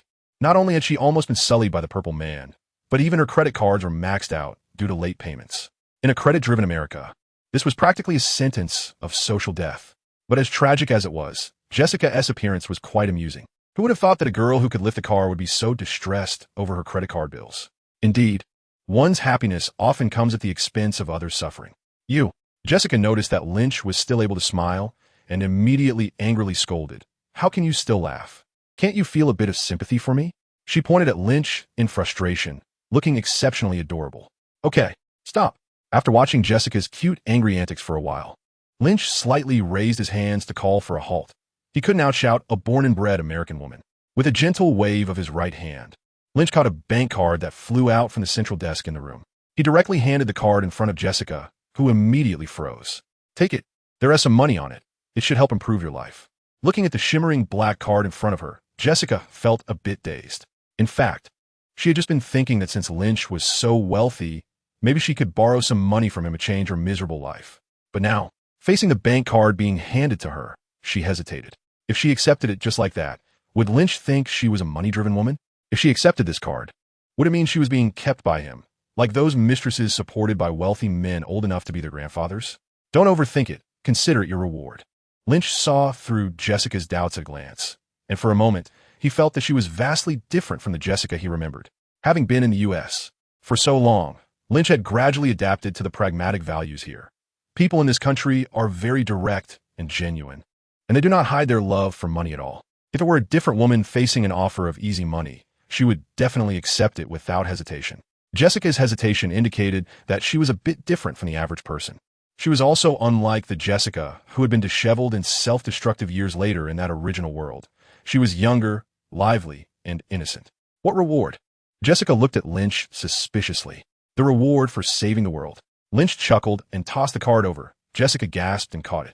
Since I've recruited you into this team, I naturally have to take responsibility for you. At the very least, I can't let you still be a waitress in a restaurant before you take action, right? Jessica held the card tightly, a hint of emotion flashing in her eyes. In this day and age, what could express one's feelings better than directly giving money? Even during her toughest times, her good sister at home never helped her pay off a single cent of her credit card. Lynn, she softly called out, lifting her unadorned, youthful, and delicate face, her eyes filled with indescribable emotions, her voice soft and gentle. Why are you helping me like this? Lynch dodged the girl's gaze and lowered his head in contemplation. It must be affection. After a while, he chuckled and met Jessica's eyes. What else could it be? Do you think I wanted to come on my construction site to move bricks just because I see you're strong? After watching Jessica's film and television series, that wild and silent Jessica, always pursing her lips, had long been etched in Lynch's mind. In his previous life, he could always see his own shadow in Jessica. The same despondency, the same silence. Having the opportunity to start anew in this world, why not give Jessica a brand new life? Seeing Jessica live in a way he had never seen before, Lynch felt as if he was witnessing the salvation of his former self. Besides affection, this was another unspoken reason why Lynch was willing to help Jessica. Really? Jessica's eyes lit up upon hearing this. Can I be your girlfriend then? Facing Jessica's eager expression, Lynch felt flustered. This script doesn't seem right, does it? How did the conversation veer off course? Shouldn't this be the moment where an employee assures their boss of their hard work? What is a girlfriend even? Jessica, where's your restraint? Haha, I think we just met. Lynch chuckled twice and prepared to make a run for it. We need more time to understand each other. Having a girlfriend is impossible. If one wants to master the unparalleled skill of navigating through a sea of flowers without a single petal touching them, it's certainly impossible to make any promises about girlfriends or marriage. Counting the women Lynch has had deep conversations with, Karen and Natasha. He has never made any commitments to either of them, and they have been very understanding, never discussing long-term plans, only seeking immediate happiness. But Jessica is clearly younger, not as mature, and naturally yearns for love, desiring a legitimate relationship. However, Lynch, who has long seen this point, would not give her that opportunity. Otherwise, how could he enjoy the entire field of flowers? Wait, Jessica shouted in frustration, grabbing hold of the fleeing Lynch. Didn't you say you liked me? Lynch felt like he had shot himself in the foot. If he had known, he wouldn't have said that. I like you, but I didn't say I only like you. My fragile heart has long been shattered into countless pieces, and each piece has fallen in love with a different person. While Lynch was crazily complaining in his heart, a sunny smile appeared on his face, revealing 8 white and shiny teeth. Yes, but you're still too young. I'm not young anymore. I'm already 18 this year. Jessica puffed out her chest and said proudly, Really? Lynch glanced at her calm chest, questioning in disbelief. Seeing Lynch doubt her figure, Jessica, feeling a surge of impulsiveness, grabbed Lynch's head and pressed it hard against her chest. Hiss, Jessica said triumphantly. Is it small? Just as Lynch was about to speak, the sound of a door opening interrupted them. No, did I come at the wrong time? The half-opened door revealed Daredevil, who was frozen in place. Not hearing any noise from inside, he added, You know, I can't see anything. A few minutes later, Daredevil re-entered the room. Jessica's little face was still flushed. Although she had been bold, it was under the condition of being alone with Lynch. Being caught by Daredevil, Jessica naturally felt embarrassed. In contrast, Lynch had a smaller reaction, just feeling a bit contemplative. It's true that some things are deceptive, and size doesn't mean everything. Okay, let's talk about something serious. Lynch has finished adjusting and said to the two in a serious manner, The top 10 floors of this building will become our base, equipped with a dedicated elevator, special passageways, a helipad, and various special facilities. He quickly elaborated on the entire plan for the base, bringing the slightly awkward atmosphere back on track. Are you serious? Daredevil furrowed his brow. Such investment, just to create a base? It's not a big deal. All of this was left by Kingpin, and I don't need it. Lynch curled his lip. Well, it's your money anyway. Daredevil didn't press the issue further, as he believed Lynch probably didn't care much about these things. However, his brow was still furrowed as he raised another question. Do we really need such a large space? In his view, if they were just looking for trouble with the gangsters in Hell's Kitchen, do they really need such a fancy base? They could easily set up a stronghold at home. Lynch said nothing as he walked to the floor-to-ceiling window, looking down at the busy people below. After a moment, he slowly spoke. Matt, how many dark places do you think there are in New York? Daredevil fell silent for a moment, his lifeless eyes blinking once. Then he replied in a low voice, All I see is darkness. Yeah, so what are you worried about? Lynch smiled. Just go for it. I'll help you. Ding dong. The elevator doors opened with the sound of the bell, and a mature, intelligent-looking blonde in professional attire walked in, carrying a briefcase. She kept her head down, seriously reading a document in her hands, so much so that she didn't notice the other 3 people in the elevator. Hey, long time no see. A voice that often appeared in her dreams suddenly rang in her ears, and for a moment, she seemed to think she was dreaming. But in the next instant, she joyfully lifted her head to look at the person next to her. Lynch? Lynch smiled politely. Karen stuffed the documents in her bag and looked at Lynch's face, revealing a breathtakingly charming smile. The 2 people who met by chance fell silent for a moment, and Karen collected her flustered expression and curiously asked, How have you been lately? Very well, and you? Lynch remained reserved and kept his distance, as if Karen were just an ordinary friend. Sensing Lynch's deliberate aloofness, Karen's joy diminished significantly. She finally remembered that the 2 of them had been apart for a long time, and the one who had initiated the separation was not Lynch, but herself. At that time, Karen had faced a series of shocks and could no longer endure the anxiety-ridden life. So she accepted the settlement from Jean Bing and agreed not to pursue the matter further. Accepting this money meant parting ways with Lynch, as he was determined to take down Jean Bing, and so they separated like this. Even when Karen later heard that Jean Bing had died, she did not seek out Lynch again because she did not have the face to do so. Lynch initially clashed with Jean Bing because he saved her, and she knew that her abandonment might be seen as betrayal in Lynch's eyes.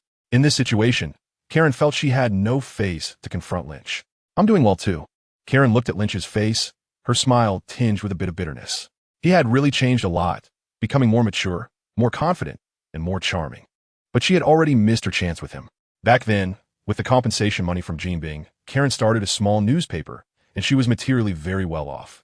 However, as time passed, Lynch's fame grew, and he had clearly become a household name in New York, a hotshot superhero. Everyone believed Super Kid was capable of anything, and Karen often thought that only she, the fool, felt that Lynch couldn't protect her. But regret was of no use now. Karen could only watch Lynch soar higher and higher until he was out of her sight. Maybe, she thought, she was never meant to have someone like him. She comforted herself.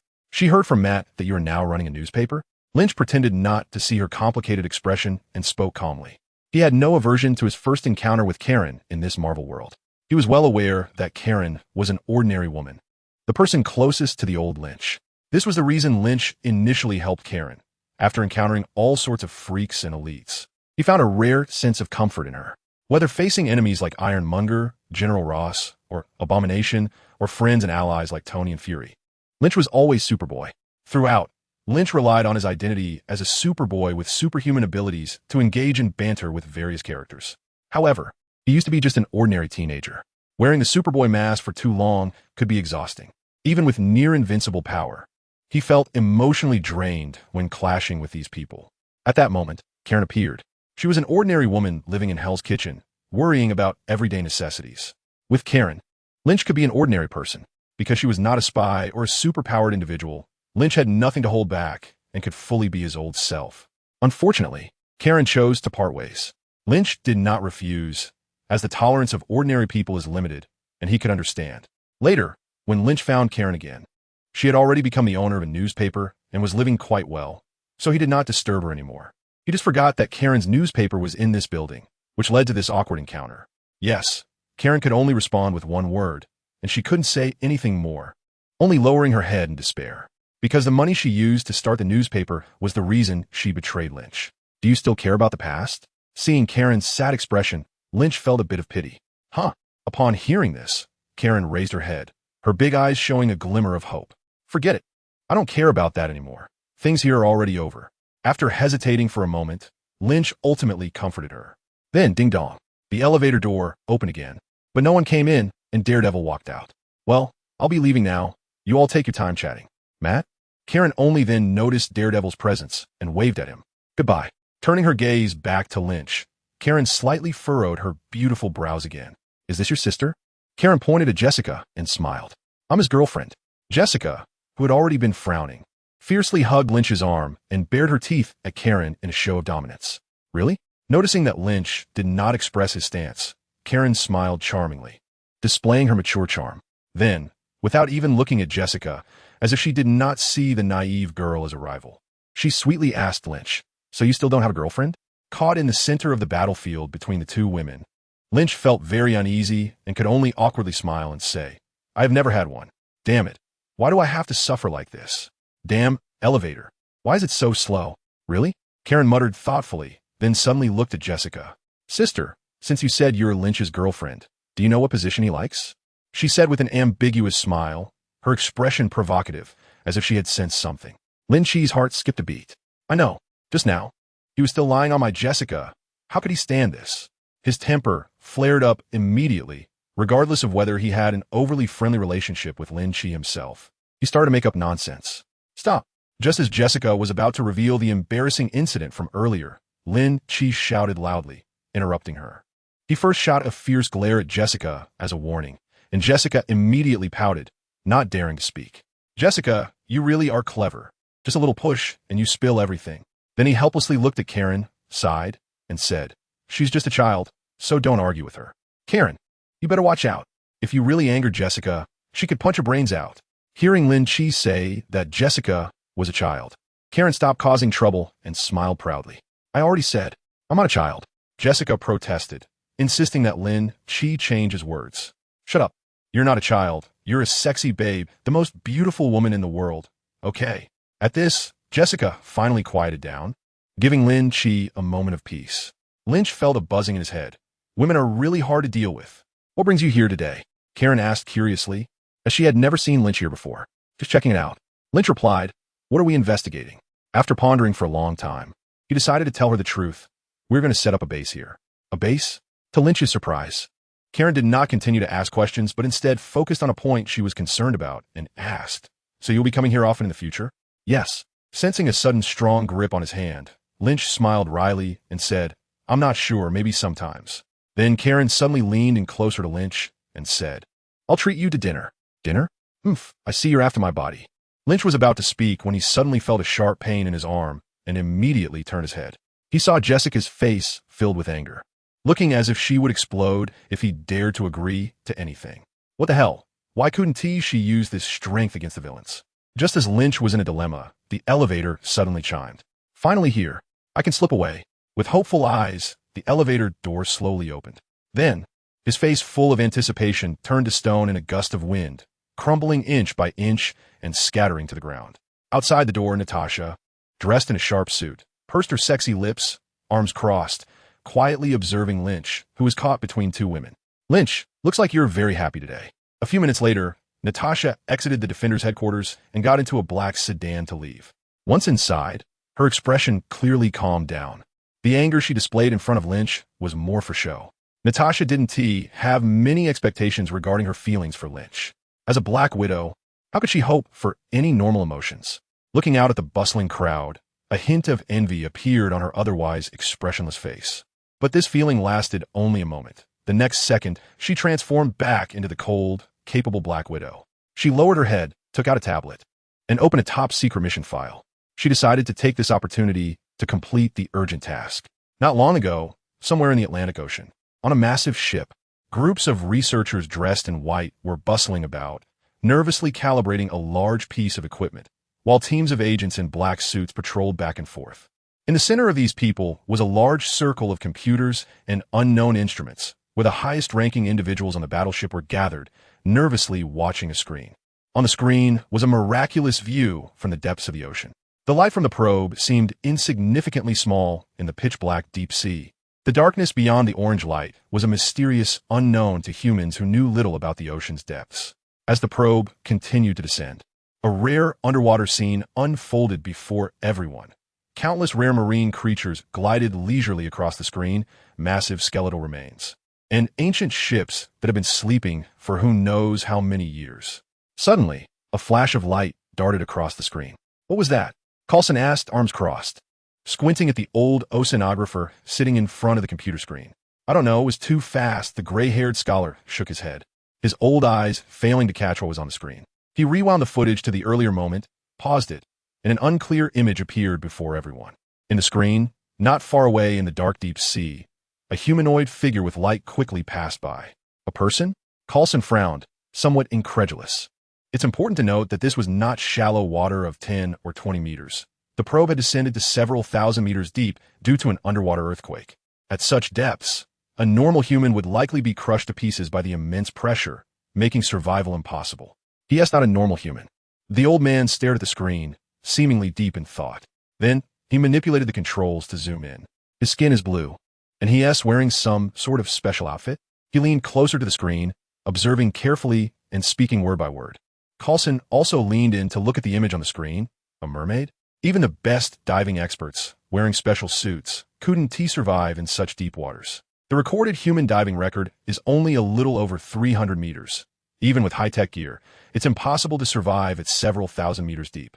After all, even the most advanced submarines struggle to reach the ocean's deepest points, let alone crewed outfits.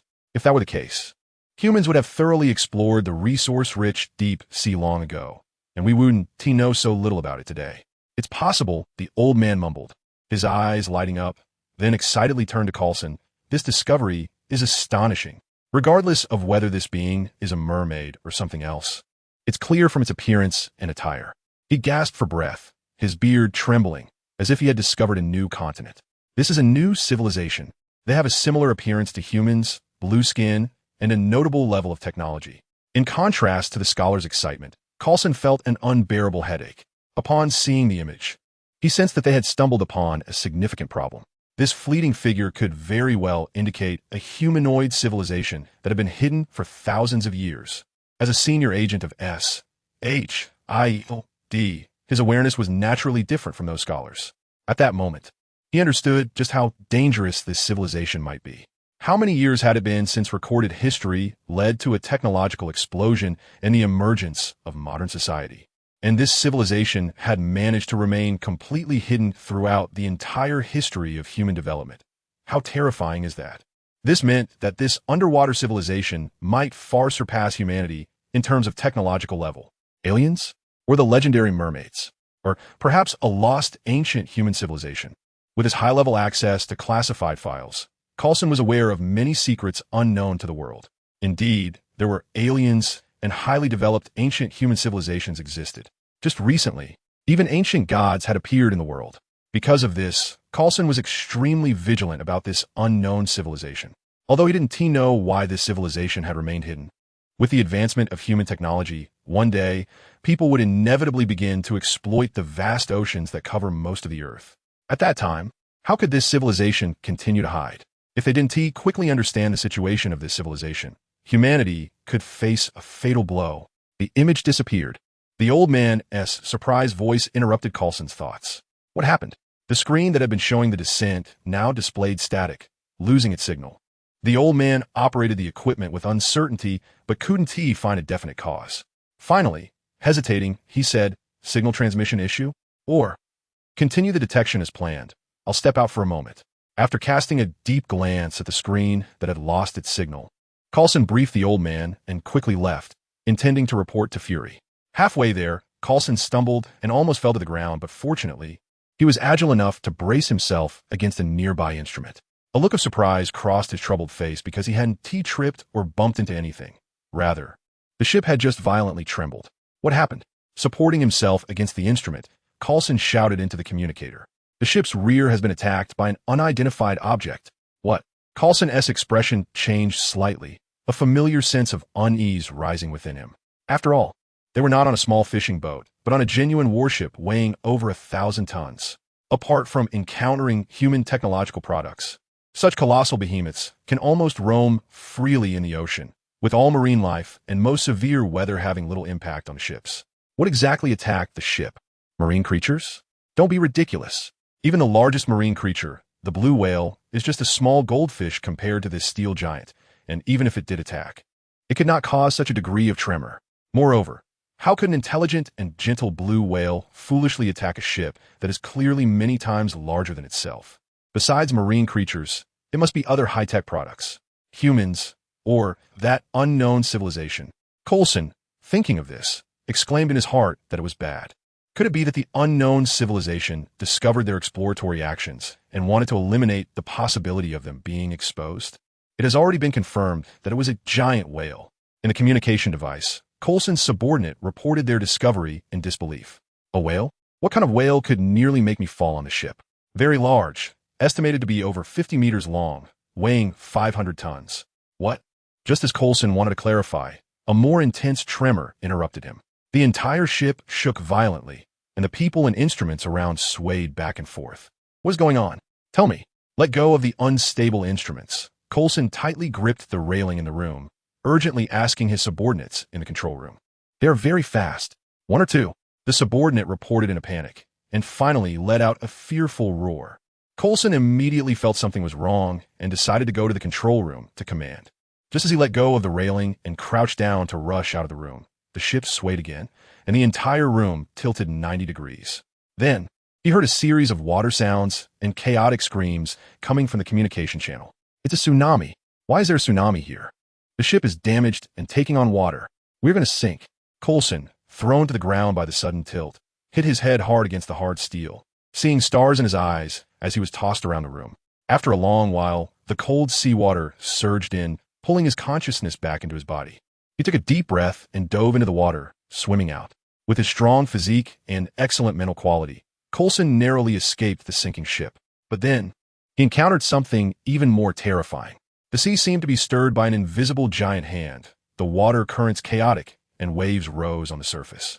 The entire massive ship was being repeatedly struck by three slightly smaller terrifying beasts, quickly sinking into the deep sea. And it didn't stop there. More horrifyingly, grotesque giant sharks constantly swam around the sinking ship, tearing apart those who escaped from it. Fortunately, Coulson hid in a rising instrument and escaped the disaster. Soon, Coulson surfaced, gasping for sweet air. The unknown marine creatures and the suddenly worsening weather left a strong sense of unease around Coulson. Ignoring the turbulent sea surface, he darkly pulled out a phone that could directly contact Director Fury, wanting to tell him everything. Bang! Coulson's phone was suddenly knocked away and fell into the sea, disappearing. In front of him, a blue-skinned creature, resembling a human, was holding a strange weapon, pointing it directly at Coulson's throat. "Where are you? What are you?" Coulson asked calmly. But the blue-skinned alien did not speak. It just twitched its hand and struck Coulson's head hard with the weapon. Coulson, caught off guard, let out a muffled grunt and sank limply into the sea. The alien let out a strange cry, dove into the water, and pulled Coulson up, then kept making strange sounds. A massive shadow suddenly surged up from below, swallowing both of them whole. In the depths of the Atlantic Ocean, within an ancient civilization hidden for thousands of years, Coulson, drenched, shook his body a couple of times and spat out 2 mouthfuls of salty seawater, painfully opening his eyes. Cough, cough. He patted his chest, straining to expel the seawater lodged in his trachea and lungs, squinting at his surroundings. He was in a uniquely styled palace, with no one in sight, only a strange person sitting on a golden throne not far away. The person seated on the throne was tall and robust, with eyebrows raised. Holding a trident, wearing a black bodysuit with fish scale patterns, exuding a strong aura. Strangely, this person looked surprisingly similar to a human, with skin indistinguishable from that of a human. Coulson had expected to meet a blue-skinned alien like the one who knocked him out, but he was surprised to find this human-like alien, who appeared to be a powerful, high-ranking individual. "What's your name?" The person seemed to have noticed Coulson's awakening long ago and spoke only after Coulson had taken in his surroundings. Coulson decided to drop the pretense, struggling to rise and look at the alien, somewhat surprised. "You can speak English? Is that strange? I know quite a bit about you." The person stared at Coulson, his tone authoritative. "Which organization do you belong to?" Upon hearing the alien's piercing question, Coulson pondered for a moment. This guy can speak English and claims to understand the human world. Does it mean they have been observing humans from the shadows? Thinking of this, Coulson felt he needed to regain the initiative, so he countered, "What about you? Are you aliens or humans?" Upon hearing this, the alien coldly scrutinized Coulson, then suddenly lunged at him. With his left hand, he directly grabbed Coulson's chin and effortlessly lifted him above his head, revealing a cruel smile on his face. "I see you don't quite understand your situation. Do you think you have the right to ask questions?" Cough, cough. Coulson, already injured, was lifted into the air by the overwhelming force, his face turning red, struggling to speak. "Oomph." Seeing Coulson nearly asphyxiating, the alien coldly snorted and threw him to the ground, looking down at him as he asked, "I'll ask you again, who do you serve?" Coulson gasped for breath. Having faced the crisis of suffocating to death multiple times in just a few hours, he wished he could store a few breaths for future emergencies. "I serve humanity." He certainly wouldn't mention S.H.I.E.L.D. This guy clearly had ill intentions, so how could Coulson tell the truth? "I can guess even if you don't say it." To Coulson's surprise, the alien merely looked down at him with disdain, coldly saying, "CIA or FBI?" He snorted, his gaze drifting over Coulson in his suit, continuing, "I can smell the stench of you humans." Coulson didn't speak, but his expression seemed to indicate acquiescence. He understood that S.H.I.E.L.D. was different from these two organizations. It was only accountable to the International Security Council and far exceeded any single country's agency in terms of the events it handled and its authority. Since this guy had mistaken himself for a CIA or FBI agent, then let him be wrong.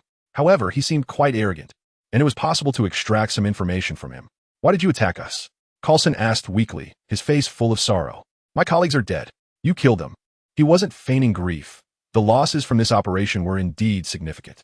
But usually, when faced with the sacrifice of comrades, he had to maintain a stoic expression because an excellent agent must hide their sorrow and prioritize the mission above all else. The alien seemed to appreciate Coulson's deliberate display of weakness. A satisfied smile crept onto his sinister face as he coldly replied, "You have crossed the line. This is the price. Is exploring the ocean also wrong? We merely stumbled upon you." Coulson weakly defended himself, his words not resembling those of a senior S.H.I.E.L.D. agent or Fury's most capable subordinate at all. "Of course it is." The alien turned back to his throne and said with great authority, "We are the masters of the sea." He brandished a trident at Coulson, his murderous intent palpable. "You foolish creatures. How much pollution have you dumped into the ocean over the years? We haven't settled the score with you yet, and you dare to explore the seabed." Coulson quietly listened to these words, fulfilling his desire to gather much information. Masters of the sea? Are they underwater humans? When did they appear? Why have they been hiding? "I'm sorry, but we had no idea there were humans under the sea," Coulson said, looking at this alien who should hold a high status beneath the ocean, with a genuinely apologetic expression. "If you communicated with the humans on land, I think this wouldn't have happened." "Nonsense." The alien's expression, which had slightly softened at Coulson's apology, turned furious again after hearing his words. "Do you think I would believe you? You are foolish, greedy, and short-sighted. One day, you will self-destruct." Seeing his strong reaction, Coulson furrowed his brow. Had he communicated with humans before, but ended up being deceived? I admit some people are indeed like that, but many others are wise and forward-thinking. Enough. The alien impatiently interrupted Coulson and walked down the steps to stand in front of him. Do you want to die? Or do you want to stay here and serve me? Coulson forced a bitter smile and replied, I don't want to die. A rational choice. The alien smirked, completely unsurprised by Coulson's answer. This place is better than the land. You will come to like it here. I don't think so, Coulson said helplessly. Sensing that the alien's attitude seemed to shift, he tentatively added, if I go missing like this, they will send someone to investigate. You don't need to worry. The alien confidently looked into the distance, as if he could see above the ocean's surface. The sea is my territory. No matter how many come, they will only mysteriously disappear. Hearing mysteriously disappear, Coulson sighed inwardly and hesitated. I think there should be other, friendlier ways. Enough. The alien waved his hand and turned to leave. Stay here. Someone will help you adapt. What is your name? Where's this place? Seeing him about to leave, Coulson quickly shouted, This is Atlantis. I am Namor, the king of Atlantis and the lord of the seven seas. Namor's voice echoed from afar. Atlantis? Coulson, still in place, was shocked and muttered to himself. Atlantis has become an underwater civilization? Lord of the seven seas, Namor? Do they control all the oceans? In the ocean where Coulson originally went missing, a nuclear submarine was quietly sailing. Any discoveries? In one of the control rooms of the submarine, Natasha asked the technician. None so far. Stay alert. Natasha instructed and turned to the table, once again sorting out the entire sequence of events. A few days ago, Coulson, who was stationed in the Atlantic for reconnaissance, had mysteriously disappeared along with the entire vessel. A massive ship, thousands of tons, along with hundreds or even thousands of people on board, had completely vanished without a trace. This was absolutely shocking news and must involve some significant secret. Fury had initially planned to send a few other senior agents to lead the investigation, but Natasha volunteered for the task. After much hesitation, Fury ultimately agreed to Natasha's request for some reason and allowed her to lead a team to investigate the entire incident. Current data indicated that before their disappearance, Coulson and the others were conducting routine underwater exploration until Natasha picked up a photo, which was of the Atlantean Coulson had discovered.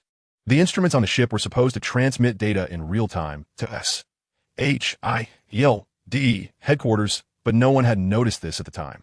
It was only when Coulson and the others were reported missing that SHIELD carefully checked the previous data and ultimately found this image. After analysis, SHIELD speculated that Coulson and the others had discovered an unknown civilization and had encountered an attack from them, leading to their mysterious disappearance. Even Fury, who held countless top-secret intelligence from SHIELD, shared his speculation with Natasha. The blue-skinned humans appearing in the Atlantic could very well be remnants of the ancient civilization of Atlantis, which was said to have sunk into the deep sea. Atlantis developed a technological civilization that surpassed modern humanity thousands of years ago, but for some unknown reason, it sank into the depths of the sea and disappeared completely. However, it now appeared that they had not vanished, but had been reborn in the depths of the ocean, even developing a unique underwater civilization. This was undoubtedly a groundbreaking discovery that could shake the human world. Considering the enormous impact of this news, Fury decided to conduct a private investigation first. Natasha's mission was to make contact with this civilization, gather intelligence as much as possible, and extend humanity's goodwill, while searching for survivors became the least important task. Giant marine creatures, abnormally severe weather. Natasha furrowed her brow, listing one by one the causes of shipwrecks discovered by SHIELD. The reasons for the ship's sinking could be easily identified, but the mystery was the disappearance. Because even if a ship sank, it would surely leave some wreckage on the ocean's surface. Yet now, they could find no trace of that ship's existence, as if it had been swallowed whole by a prehistoric monster. Or perhaps the Atlanteans had cleaned this area completely. What is this? A technician exclaimed. Natasha furrowed her brows and walked over, only to see a terrifying scene. A figure in black, holding a trident, floated in the water, surrounded by various indistinct marine creatures that seemed to stretch endlessly. Suddenly, the figure waved the trident, and countless marine creatures surged toward the submarine as if commanded. Accelerate! Launch torpedoes! Natasha remained calm, knowing that most marine creatures couldn't match the speed of the nuclear submarine. Once they created some distance, Only 2 powerful torpedoes would be needed to clear away this seemingly intimidating group of creatures. The control room personnel executed their orders methodically, but Natasha felt uneasy. How could these creatures possibly sink that massive ship? They look more like bait? No. Just as Natasha was about to order a change in direction, she felt a dizzying spin. Was it a giant marine creature? She shouted, but no one answered.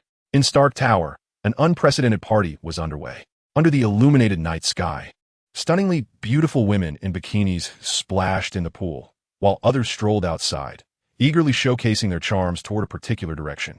That direction was the center of the entire pool party, where a group of bikini-clad women surrounded 2 men in swim trunks, with bursts of laughter echoing from afar. Lynch pushed away a few beautiful women, each with their own charm, and glanced at Tony Stark, who was chatting and laughing with a circle of swimsuit beauties. Teasingly said, "Tony, can your body handle such happy days every day?" Tony, who was laughing heartily, was momentarily taken aback, then proudly replied, "I could take on 10 of them." Looking at this Iron Man, who showed no signs of exercise, Lynch thought to himself, no wonder Tony Stark can't take off the iron suit after he developed it. With such a weak body, he probably couldn't even defeat Natasha with one hand. Take on 10 little babies? Please. Hearing Lynch mock him, Tony immediately feigned innocence and said, "I haven't relaxed like this in a long time. This bachelor party is for you." As he spoke, he leaned close to Lynch and whispered ambiguously, "So what do you think? Is there anyone you like? Many of these people came because of you." Disdainfully glancing at Tony, Lynch turned his attention to the various beauties whose eyes were filled with desire and greed. As Tony said, the women at this private pool party were all top-notch beauties in the world, and many were even regarded as goddesses in the outside world, including singers, actresses, artists, and more. However, Lynch had little interest in them. Looks? Appearance? Figure? Sorry, no matter how stunning and flawless their exterior might be, under his microscope-like gaze, they all appeared quite ugly. Lynch can proudly pat his chest and say, "I'm not a person who values appearances. Compared to looks, Lynch has always believed that feelings are more important. No, I'm not interested." Well, Tony didn't say anything more. He could only sigh and advise, "Natasha probably won't be angry for long. She's not that kind of person." "I know." The conversation ended there, and Tony returned to the group of women. Not long after, a lucky woman followed Tony into the house. Just as the two were about to ignite their passion, an electronic voice rang out. "Sir, there is a message from Director Fury. Can't you see I'm busy?" Tony replied casually as he continued with what he was doing. "Director Fury's message is very important." "Mute." Tony, slightly annoyed by the tone-deaf Jarvis, shouted the command, and Jarvis immediately fell silent. But the next second, a serious voice came through. "Stark, you need to listen to me. There's an emergency situation. Please check the message I sent you immediately." "Oh." Tony, with a displeased expression, got up from the sofa, muttering angrily, "Jarvis, is your security system just for show?" "Fury, I hope things aren't as serious as you say." Although he was very angry about being interrupted at that moment, Tony also clearly realized that something serious might have happened. Otherwise, Fury wouldn't have so indiscreetly invaded his privacy. It must be said that at such crucial moments, Tony is always reliable. Thinking about what might have happened, Tony quickly put on some clothes, sent the woman, who was supposed to spend the night with him, away, and then went to the studio to open Fury's message. Images and text information sprang up in the air, and as Tony looked at them, he fell into deep thought. Atlantis? This is truly a major discovery. In a meditation room of some ancient kingdom, Banner sat cross-legged with his eyes closed, and in front of him sat a white-haired old man in the same posture. Suddenly, the ringing of a cell phone interrupted their meditation, and Banner opened his eyes in confusion. He picked up the phone and saw that the caller was a saved number, Fury. "What's going on?" Banner guessed something was up, but still asked calmly, "How is your training going?" Fury asked on the other end. "Almost done." A knowing look appeared on his face. After being taken away by Lynch, Banner chose to go to a distant ancient country to seek a way to control his anger. But his whereabouts certainly couldn't escape S-H-I-E-L-D. After some communication, both sides reached some sort of agreement. S-H-I-E-L-D dropped the charges against Banner that were set up by General Ross and even reassured his girlfriend. And the price he had to pay was, "It's time. We need you." In a small bar, Thor, Jane, and several friends were drinking. I tell you, the slightly flushed Thor was bragging about the interesting things he had experienced over the millennia when a woman in black suddenly approached. "Sorry to interrupt, but I need to talk to Thor." Upon hearing this, Thor looked her up and down, instantly recognizing her identity. S-H-I-E-L-D agent. "So, Thor went aside with her. What's wrong? Are you finally going to return the Tesseract to me? Thor asked with a silly grin, but in reality, he was starting to lose track of things. I'm Hill from S.H.I.L.D. Agent Hill smiled as she introduced herself, then slowly withdrew her smile. Coulson is missing. Upon hearing this, the silly grin on Thor's face gradually froze. During his time on Earth, he had dealt with Coulson quite a bit. The understanding and honest Coulson had helped him out of many difficulties, and in the end, they became good friends. What happened? Thor said in a rough voice, unable to hide his anger. Do you know about Atlantis? In a secret base, Hawkeye was secretly hiding at the highest point, his eyes sharp as his nickname, monitoring everything below. Suddenly, he sensed the communicator buzzing and immediately answered the call. Barton. Fury's voice was drawn out, as if giving Hawkeye some time for psychological preparation. What's going on? Feeling something was wrong, Hawkeye controlled his fluctuating emotions and asked calmly. Natasha is also missing. Although he had somewhat anticipated this news, Hawkeye still felt a jolt in his heart. Is it because of that mission? He spoke with regret and self-blame, as that mission should have been his. Yes. So now, glancing at the researchers coming and going below, Hawkeye hesitated and asked, abandon your current mission and head back to headquarters immediately. Got it. He replied a bit excitedly and then turned and jumped down, rushing out. After Hawkeye had been gone for a long time, the center of the research area, which had been calm, suddenly lit up with a flash from the Tesseract. On a roadside at night, a man wearing a white tank top and athletic shorts was jogging. Halfway through, his phone rang. He didn't stop but connected the call via Bluetooth. Captain, how have you been adapting lately? Not bad, what's up? Upon realizing it was Fury, he slowly came to a stop. Is there a mission? Captain America asked directly. Yes, we might need you to lead a special team. Special team? He showed a hint of nostalgia and smiled, saying, well, I have some experience. In a room filled with oddities, Tony was pointing and criticizing the strange beings around him without mercy. I thought you only invited me to explore that ancient civilization. He complained to Fury, somewhat dissatisfied. Hey, where did you come from, idiot? You'd better shut your mouth. Well, my hammer won't show mercy to the weak. Provoked, Thor certainly wouldn't back down and immediately retaliated against this seemingly superior weak mortal. Are you serious? With all due respect, your time is over. We play with guns now. Want to try? I can send you back underground with one shot. Having never lost a verbal battle, Tony, seeing someone retort, immediately opened fire, speaking at an astonishing speed. Can you both shut up? Just 3 minutes. Give me 3 minutes. Fury finally spoke up with a deadpan expression.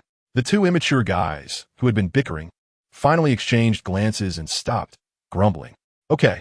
Everyone looked over as Fury walked to a screen, pointing at the images and text to narrate the events happening in the Atlantic. Natasha had gone missing, but Fury hesitated and clicked on the screen, bringing up a video.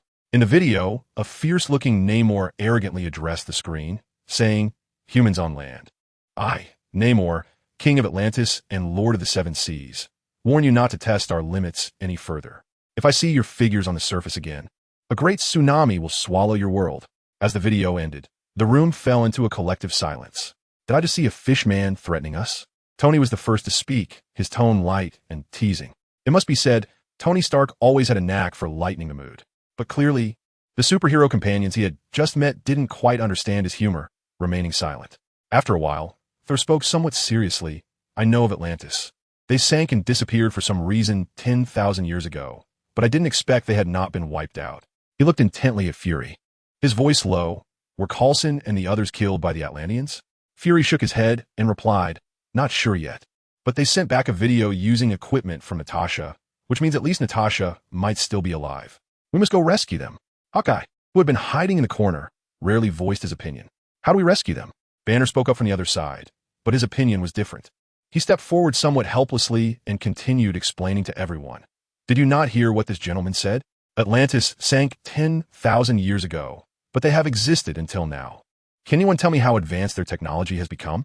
At that moment, Tony walked over, laughing as he patted Banner's shoulder and said, don't be so pessimistic, Dr. Banner. He then confidently spread his hands and looked at everyone.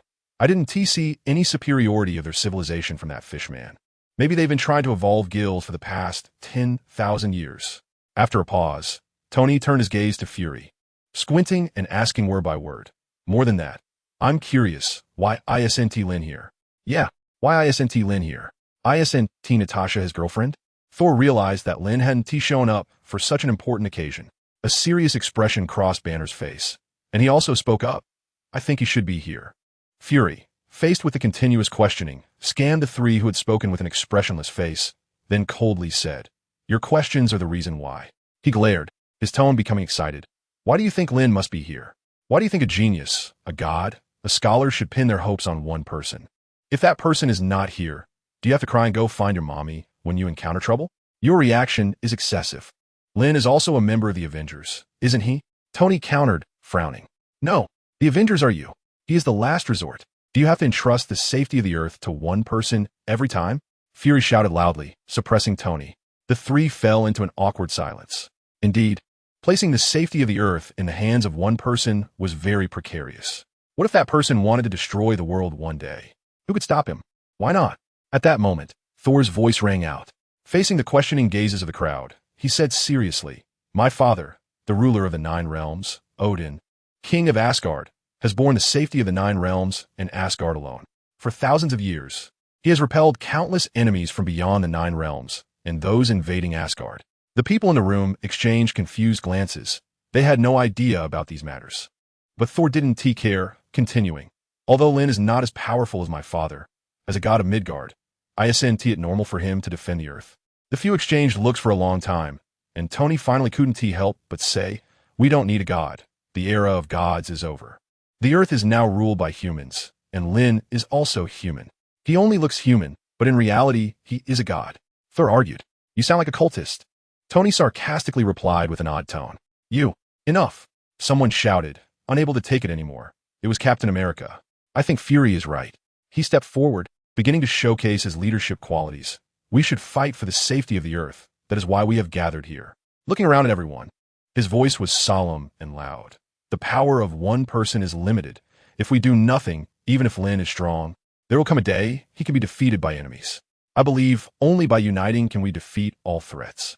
This time, the previously argumentative, superpowered individuals finally stopped quarreling, temporarily recognizing his words under Captain America as charisma. Now are we a team? Captain America extended his hand, and one by one, the superheroes placed their hands on it. Good. Seeing everyone unite for the first time, Fury nodded with satisfaction, secretly thinking that an older brother is indeed an older brother. Now we can talk about the mission. What exactly do you want us to do? Tony asked in confusion. Rescue? I don't think they will sit down and chat with us peacefully. That fish man has already issued a declaration of war. I wanted to gather information about them, understand their situation, so we can prepare more. Fury said in a deep voice. What preparation? War? Tony continued to ask. That doesn't depend on us. Fury replied expressionlessly. Of course, what means you use is up to you. The group exchanged glances and then laughed. Then let us teach that fish man a good lesson. On the surface of the Atlantic Ocean, a yacht is sailing through the waves towards a distant destination. They did not take a large ship. As the painful lessons from the previous 2 trips had clearly shown them the drawbacks of large vessels, big targets require many people to operate, and once attacked, they would inevitably lead to heavy casualties. After discussing, a few of them decided to first take a large ship and, after getting closer to the target, they would continue with a small yacht. Traveling by yacht, the target is smaller and more convenient for a small elite team to operate. After 1 or 2 hours of sailing, the once tense nerves of the group gradually relaxed, and they began to do their own things. Thor put on sunglasses and reclined on the deck to sunbathe. This was a hobby he learned from being with Loki. At that time, to enhance his strength, he would imitate Loki in many ways. Later, he increasingly felt that sunbathing was very suitable for someone like him, who has a long life and nothing to do. In the studio, Tony was tinkering with his new type of Iron Man suit. This was a special suit he modified specifically for deep-sea combat, estimated to operate at a depth of 1,000 meters. The highest control room of the yacht was occupied by Hawkeye, who always liked to occupy high ground so he could grasp the situation and make advantageous judgments. Captain America, unable to endure the boredom, was exercising in the rudimentary gym. The most stable Banner stayed in his room, calmly meditating on the ground, as if everything in the world had nothing to do with him. The daytime Atlantic was clear and sunny, with such intense sunlight that it made Thor feel a bit drowsy. It has been so long. Is it unreasonable for me to take a nap? With this thought, Thor's consciousness gradually slipped into chaos. After an unknown amount of time, Thor woke up groggily and touched his face. See water? Did it rain? He woke up, bleary-eyed, and looked up at the sky, instantly becoming alert. He saw a massive wave, blocking out the sun, rapidly approaching, turning the yacht into a small boat in the giant wave. What are you doing? A tsunami is coming. Get out. As soon as the words were spoken, Iron Man flew out of the yacht with flames. What happened? Tony looked at the towering wave in front of him, completely confused about what was going on. Jarvis had been in alert mode, quickly detecting threats from a kilometer away and sounding alarms. Why did this tsunami appear out of nowhere? The tsunami appeared 30 seconds ago, sir, Jarvis explained. What? 30 seconds? Does that mean someone brought a large wave generator following us? But at this moment, there was no time for Tony to speculate further. The giant waves were already tossing the yacht, and it looked like it was about to swallow it whole. On the deck, Banner, Captain America, and Hawkeye had already put on life jackets, ready to jump overboard at any moment. Do something. Aren't you the god of thunder? Shouldn't you be able to control storms, or something? Captain America shouted to Thor, who stood steady on the deck. I know, Thor replied loudly, with sparks of electricity beginning to flicker in his eyes. In an instant, the arcs of electricity on him grew larger and more brilliant. And then he raised his Mjolnir high. Boom. In an instant, bolts of lightning cascaded down upon him like a waterfall, and the sea began to stir, with gusts of storm howling up. The enchanted Mjolnir, communicating with the sea of thunder and lightning, lifted Thor higher into the air, until he was in a dazzling, violent thunderstorm. Thor directed his lightning gaze at the giant wave, pointing his Mjolnir suddenly. Countless frenzied, lightning snakes obeyed the command of the god of thunder and rushed toward the towering wave. These bolts of lightning collided and intertwined with the wave, producing a tremendous explosion. Thor certainly knew that water is a conductor, so he directly caused the thunder to explode, using the shock wave from the explosion to disperse the giant wave. At that moment, the wind howled as well. The thunderclouds summoned by Thor brought fierce winds that also rushed toward the giant wave. Under the combined forces of wind and lightning, the originally rampaging giant wave seemed to hit a wall, and its momentum immediately weakened. Seeing signs of the giant wave dissipating, Thor in the air couldn't help but show a smug smile. Well done. Nice job, Electric Guy. Having seen many monsters, Tony's ability to accept things had also improved significantly.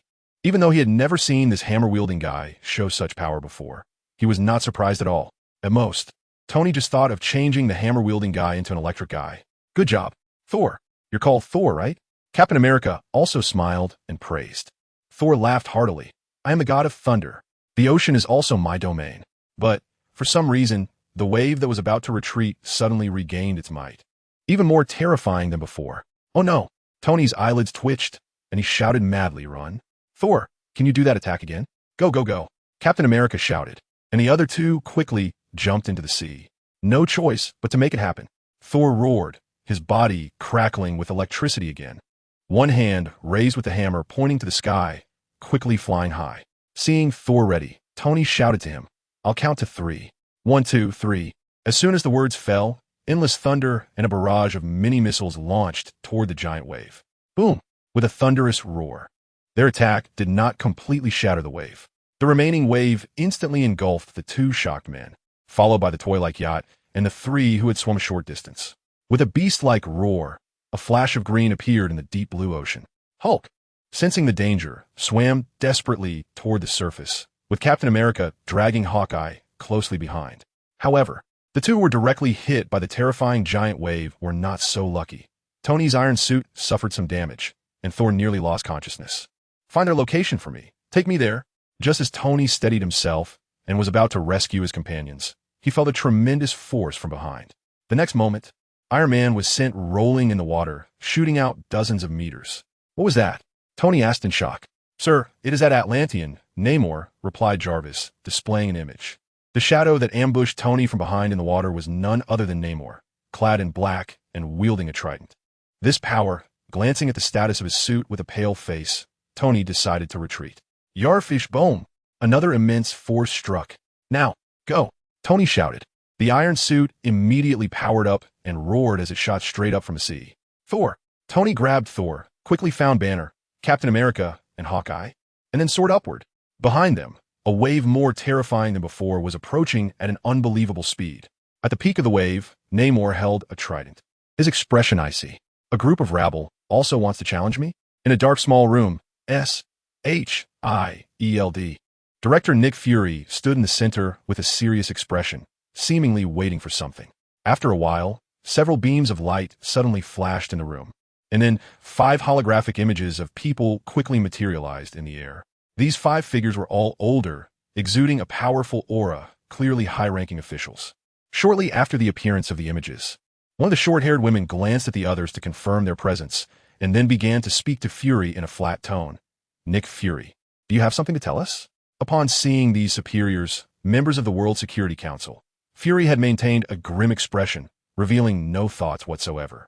Hearing the councilwoman's question, Fury immediately understood they must have grasped some situation. However, he had anticipated all of this. He never intended to keep these people in the dark forever, even though he was skilled at deceiving those above and below him. Such a significant disturbance in the Atlantic was undoubtedly hard to conceal for long in this technologically advanced age.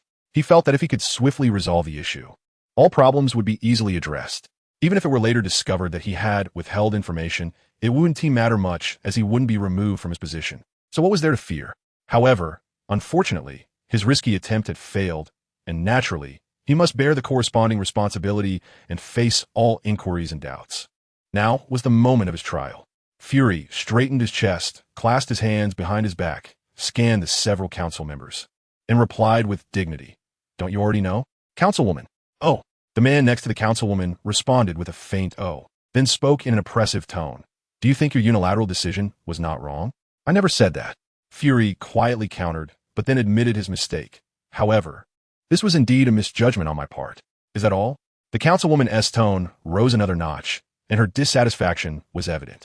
Why am I being reminded of such news by other intelligence agencies? Has SHIELD ceased to be accountable to us?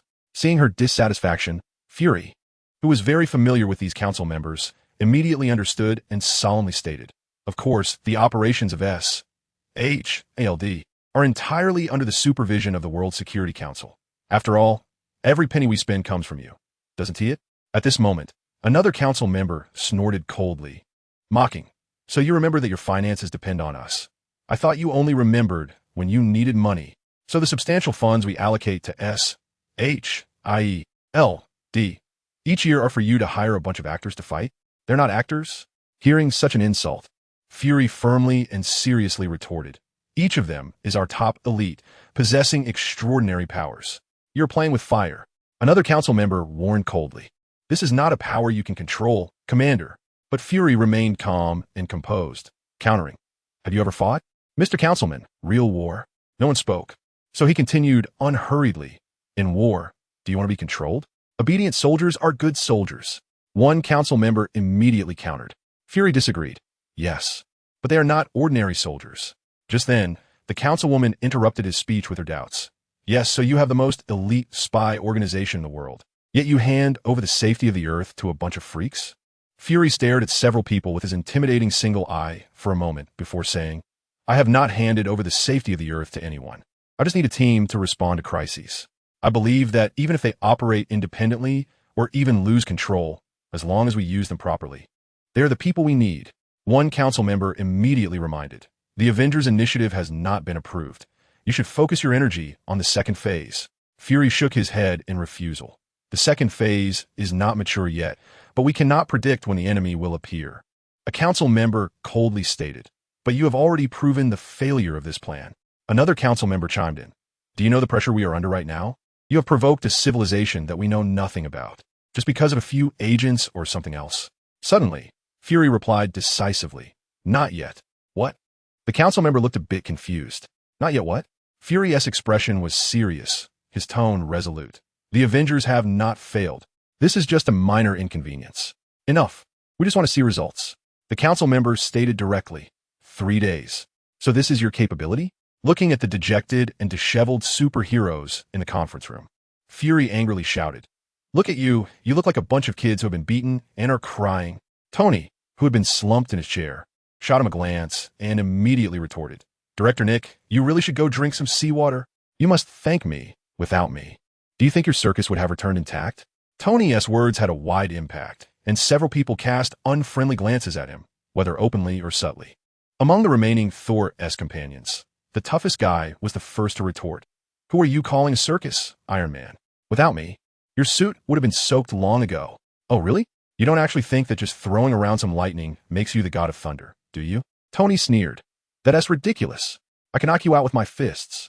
The two were like explosives meeting sparks, and Fury immediately grew furious. Shouting, "Can you all shut up? Are you here to argue?" He scanned the crowd with disappointment and said, "I can't believe I've taken on such a huge responsibility to gather this so-called elite group of freaks." Tony smirked and was about to speak, but Banner interjected, "I think this is a bit beyond our capabilities." He looked around at the others, appearing somewhat lacking in confidence, seeking similar opinions.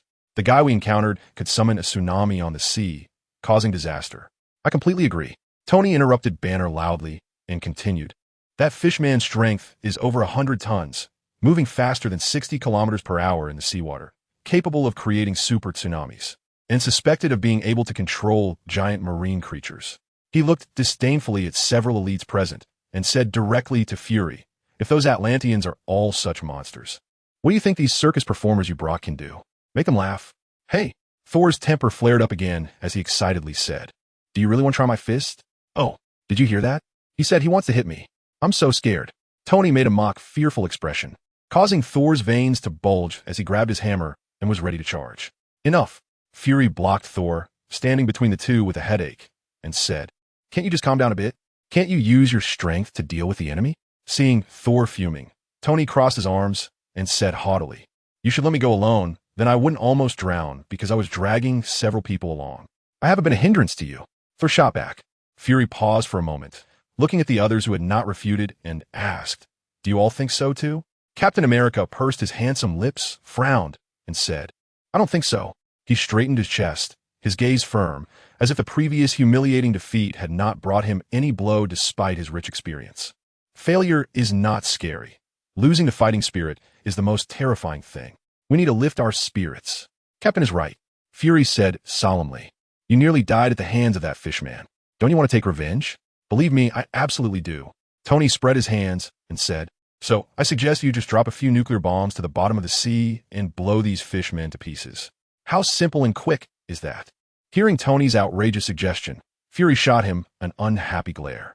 From a strategic standpoint, nuclear bombs are always humanity's ultimate weapon, the last resort, and can only be used in the most critical situations. Moreover, technically speaking, whether the Atlanteans have countermeasures against nuclear bombs is also an issue. If nuclear bombs were deployed but did not achieve the expected effect, humanity would really be in big trouble. "Stop saying that nonsense. You know that's impossible." Tony pouted, seemingly dismissive of Fury's thoughts. "Oh, so you want us to keep swimming in the water? Or go feed that Mr. Namor's pet?" Fury said helplessly, "Stark, I beg you to think of a solution with your brain. Aren't you a genius?" Upon hearing this, Tony said seriously, "Are you serious? Then I think the most rational approach is to ignore them. Since they're willing to hide, why provoke them? Just because of your ridiculous threat theory? We don't want to, but the fact is we have already provoked them." Before Tony could speak, Hawkeye, who had been silent for a long time, spoke up. "We can't just let this go." He raised his head, his face filled with barely contained hatred. "They killed Coulson, Natasha, and so many others." The stubborn Tony met Hawkeye's gaze and found himself unable to speak. Coulson and Natasha, they were his friends too. After a long silence, he softly said, "I think it's time to tell him." Time rewinds to a few days ago. We found a submarine in the ancient and uniquely styled underwater palace. A blue-skinned Atlantean soldier bowed to their king and respectfully reported. Upon hearing the guard's report, the ruler of Atlantis, the king of the seven seas, Namor, raised an eyebrow, a surge of anger burning from his feet to his head. He immediately stood up, gripping his trident and fiercely thrusting it into the ground. "This is truly seeking death," he shouted angrily, his already sinister face becoming even colder and more ruthless. "I will give them a warning."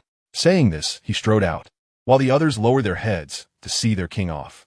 Among the crowd, an Atlantean looked at Namor, his eyes flickering as if he was thinking about something.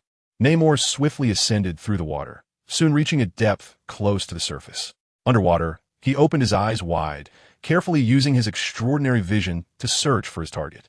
Before long, he spotted the enormous submarine that was moving. With a cold grunt, he slightly parted his lips, emitting a sound that ordinary humans could hardly detect. As soon as the sound was made, various marine creatures that had originally ignored him swam towards him in unison, as if commanded. As his voice traveled further, more and more marine life gathered around him, and a massive shadow suddenly appeared beneath him. It was a grotesque whale, larger than a blue whale, and never before discovered. At this moment, this whale was attracted by the sound Namor emitted, obediently swimming beside him. Seeing his big treasure arrive, Namor showed a hint of pride and pointed his trident at the submarine. The marine creatures he controlled immediately rushed towards the submarine, and that giant whale was directly positioned to ambush the submarine's path. Before long, the submarine was destroyed in the attack of the monstrous whale. Countless marine creatures, like sharks smelling blood, surged into the submarine, devouring one survivor after another. Meanwhile, Namor stood proudly in the sea, watching this massacre. Suddenly, he seemed to notice something and swam rapidly towards the direction of the submarine. Outside the submarine, Natasha was like a goddess descending from heaven, swiftly dealing with some small creatures that attacked her, swimming quickly upwards. In just 2 seconds, Namor reached in front of Natasha and, taking advantage of her not reacting in time, stabbed her with his trident. Natasha felt the turbulence of the water and was startled, just as she turned around. A sharp pain shot through her shoulder. The incredibly sharp trident pierced through Natasha's fragile body, and streams of bright red blood gushed out instantly. With a painful grunt, Natasha turned and threw a punch at Namor. As if not expecting this human to be so resilient, Namor did not evade and took a fist to the jaw. But with Natasha's strength, that punch was far from enough to hurt Namor, only bringing him some pain. Fueled by anger, Namor's left fist struck Natasha. With this blow, Natasha was hit hard in the chest. Her vision suddenly went dark, and her whole body lost strength, beginning to sink slowly. Namor, however, carefully examined the human who had just attacked him and discovered that it was a woman. Namor's mind turned, and he moved closer to pull Natasha up for a look. She seems to be quite good-looking, much prettier than those Atlanteans. Thus, Namor changed his mind about killing him and took Natasha towards Atlantis. No one will come to save you now. In a room, Namor sneered at Natasha. I have warned you all. If your people were smart enough, they wouldn't set foot on our territory again. Natasha, with her shoulder wrapped in bandages, coldly regarded Namor and said, They will. Namor's small eyes scanned Natasha's graceful body and delicate face, and in a tempting tone, he said, Stop fantasizing. Isn't it better to stay here? If you agree, you can become a queen here. Queen? Natasha glanced at the fishman in front of her with a strange expression and said, I think our tastes might be different. I don't like eating fish. At her words, a fierce light shot from Namor's small eyes, and his expression grew somewhat impatient. Since bringing Natasha to Atlantis, he had been hinting and trying to persuade her to submit to him. But Natasha, of course, rejected him without a second thought. She wasn't single. Even if Natasha felt her relationship with Lynn was somewhat complicated, Lynn was still her lover. Moreover, Natasha had no particular interests. Becoming a fishman's queen? Looking at this fishman king, who was different from humans in many ways, she felt she couldn't accept this cross-species love. I am a hybrid. After hesitating for a moment, Namor gritted his teeth and revealed his hard-to-speak secret. I am more like a human, aren't I? Really? Natasha smiled slightly and sarcastically replied, Then what about those little wings on your feet? Seeing that Natasha was unyielding, Namor angrily said, Do you want to die? Yes. Then go ahead and kill me. Natasha puffed out her chest, speaking without fear. Isn't that how you treat my companions? You. Just as Namor was about to show Natasha his strength, an Atlantean soldier walked in and said something to Namor in a language Natasha found difficult to understand. After hearing it, Namor shot Natasha a sinister glance and then sneered, Someone really is coming to save you, but... He chuckled cruelly. I will kill them all and bring their bodies before you. With that, he turned and left. Natasha watched Namor's retreating figure, her eyes revealing a hint of worry and anticipation. The waves howled as Namor coldly watched Iron Man fly away with his companions. Next time, you won't be so lucky. He vowed fiercely in his heart, then reluctantly jumped into the sea, heading towards Atlantis. Not long after, Namor sat on the throne, surrounded by blue-skinned Atlanteans. King, we have been exposed. Soon, they will swarm in like sharks smelling blood. We must be prepared. Below, an Atlantean gestured while emitting a high-frequency sound to express his concerns. This unique language is exclusive to Atlantis. The marine environment and biological structure allow them to produce high-frequency sounds that are difficult for humans to make or even hear. No need to worry. Namor responded in Atlantean. They won't come to provoke us. With their level of technology, they cannot develop the ocean significantly, nor can they threaten us at the bottom of the sea. But there will always be a day, and the people they sent today are clearly stronger than before. I believe we need to prepare for war. Another Atlantean replied. Thinking of the guys they just encountered, Namor fell into a slight silence. As a hybrid of human and Atlantean, he had lived in a human world for a long time and understood it very well. He knew that Iron Man was a high-tech product. Although he had fled in embarrassment today, it didn't mean he could defeat a well-prepared opponent next time. And that guy with the hammer, who could unleash lightning, made him even more apprehensive. After all, he had never dealt with someone like that before. A superpower? Or the hammer's ability? He wasn't sure, but he knew that if those lightning strikes hit directly, the outcome would not be good. Besides, that green monster that transformed also seemed to possess great strength, but it appeared to struggle in the water.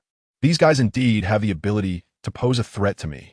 But in the ocean, my home turf, I am invincible, Namor thought confidently. If they are foolish enough, I will make them understand that the sea is the territory of the Atlanteans. Unfortunately, I couldn't bring back those freakish friends who were supposed to save you. Namor walked into the room, grinning coldly. Hearing him say this, Natasha felt a sense of relief, but also a hint of disappointment. Without even looking at Namor, Natasha replied expressionlessly, "Just you? I'm actually happy for you. I thought you would end up as grilled fish." You. Namor's anger surged, and he slammed his trident down twice. The tremendous force shook the ground, causing Natasha to involuntarily take a step back. Smirking at Natasha's retreat, Namor laughed. "I am the Lord of the Seven Seas. No one can challenge me in the ocean." Oomph. Natasha looked at him with a foolish expression and snorted from deep in her nose. "You don't agree?" Namor sneered and then recited the names of the few he had just defeated. Iron Man, the Hammer Guy, the Green Monster, the Shield Bearer, the Archer. They just fled in disgrace. Natasha furrowed her brow. She hadn't expected so many people to show up. These were almost all the Avengers she knew. Originally, she thought the director would send Agent Barton, also known as Hawkeye, along with possibly Captain America and Iron Man. But the director had summoned everyone to handle this matter. However, Natasha thought that the Atlantean civilization was indeed an event worth gathering for. It's just that, if even they fled in disgrace, what should be done? There's only one way left. Natasha sighed. The director did not summon Lynn, and he must have concealed the information.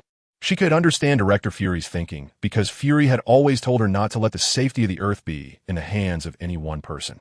Even if that person had gradually fallen under DS control, and even the button for that control was Natasha herself.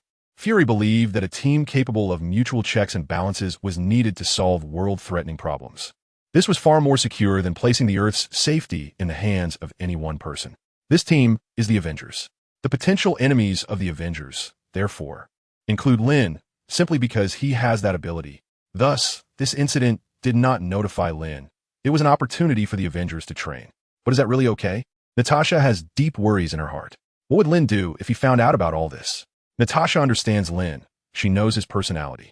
Lynn is a kind and simple person, but he dislikes deceit and betrayal. If he finds out that he has been kept in the dark, he will definitely create a rift with others, even if he encounters an accident himself. In the end, I will give you a chance. It seems that Namor noticed Natasha's distraction and suddenly raised his voice. Die or be my queen. Natasha lifted her head and smiled sweetly, saying, "I think my boyfriend might not agree." You have a boyfriend? For some reason, Natasha felt that Namor's expression became even more excited and agitated. Isn't that better? No. Natasha smiled, recalling many things. She thought about when she first received the mission and saw Lynn in the profile photo. She felt that although he looked youthful, there was a lot hidden in his eyes. She remembered their first meeting when she disguised herself as a delivery person and ended up delivering herself. Hearing about her bright future, she felt that Lynn was very lonely, as if he was somewhat distant from this world. She thought about last Christmas when she discovered that Lynn had faced setbacks and was in low spirits. So, she went to comfort him, and they began to share their lives together, thinking he was such a lovely little man. She recalled before this mission when she accidentally saw Lynn being embraced by others. And although she shouldn't have been angry, she suddenly felt an inexplicable discomfort. Finally, for some reason, Natasha remembered what Lynn had said to her that night. "I will fly to where you are."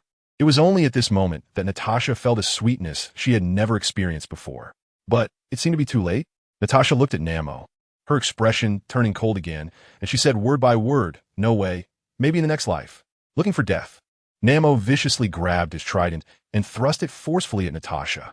Yet, facing the charging Namor, Natasha merely revealed a sweet smile and closed her eyes. "Goodbye, Lynn. Darkness, emptiness. Coldness. Is this the feeling of death?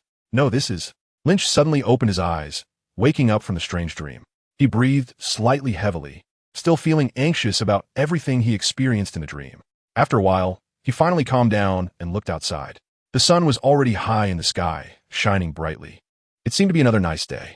However, despite the good weather, he was still alone, which was truly desolate. Thinking of this, Lynch couldn't help but let out a small sigh. Since the incident at the Defenders Alliance building a few days ago, he hadn't seen any of them and hadn't pursued other women, living a solitary life. After Natasha left, there had been no news, and Lynch didn't want to reach out. Karen and Jessica were at the Defenders Alliance building every day, but Lynch couldn't stand the war between the two women, so he avoided that place. Even 2 days ago, at the singles party Tony specifically held for him, Lynch didn't take any bikini babe home, but rather found an opportunity to sneak away and return home alone. Stretching lazily, Lynch got out of bed, and suddenly a thought struck him. It seemed that some inexplicable premonition had pulled him out of that strange dream. What could it be? After thinking for a long time, Lynch still couldn't figure it out. So he got out of bed, quickly tidied himself up, and pushed the door open. Walking on the bustling street, Lynch was surprised to find that many of the streets and intersections felt familiar to him. It turned out that at some point, he had slowly accepted this foreign city from the movie universe. Lynch strolled while reflecting. Unconsciously, a nostalgic expression crept onto his cheeks. He remembered when he first arrived here. He was quite resistant to it, right? Even with the system in hand and punching Iron Tyrant, he couldn't fully accept being transported to the Marvel world, let alone accept this disaster-prone city. After all, he came from a real world to a fictional one. Even if he could predict the future, how much of it felt real? He even once thought that it was all just a dream, and perhaps one day he would wake up. Moreover, in this higher world where there exist almost omniscient and omnipotent cosmic beings, how could a mere superhero do as he wished? He worried that one day he might attract the attention of some bored big shot, like the 5 creators of the multiverse, or even the Life Tribunal and the Time-Space Management Bureau. With the status of these beings, they wouldn't even need to snap their fingers. Just a thought might turn him to ashes. Fortunately, he was still safe and sound. He just didn't know if these big shots were non-existent or hadn't noticed him. Or perhaps they had noticed, but didn't care. Anyway, he didn't know the real answer. So he would assume they didn't exist. Putting aside these strange thoughts, Lynch felt that the hardest thing to accept about this Big Apple city was the cultural and habitual differences. He was a native, a well-developed young man grown under the red flag.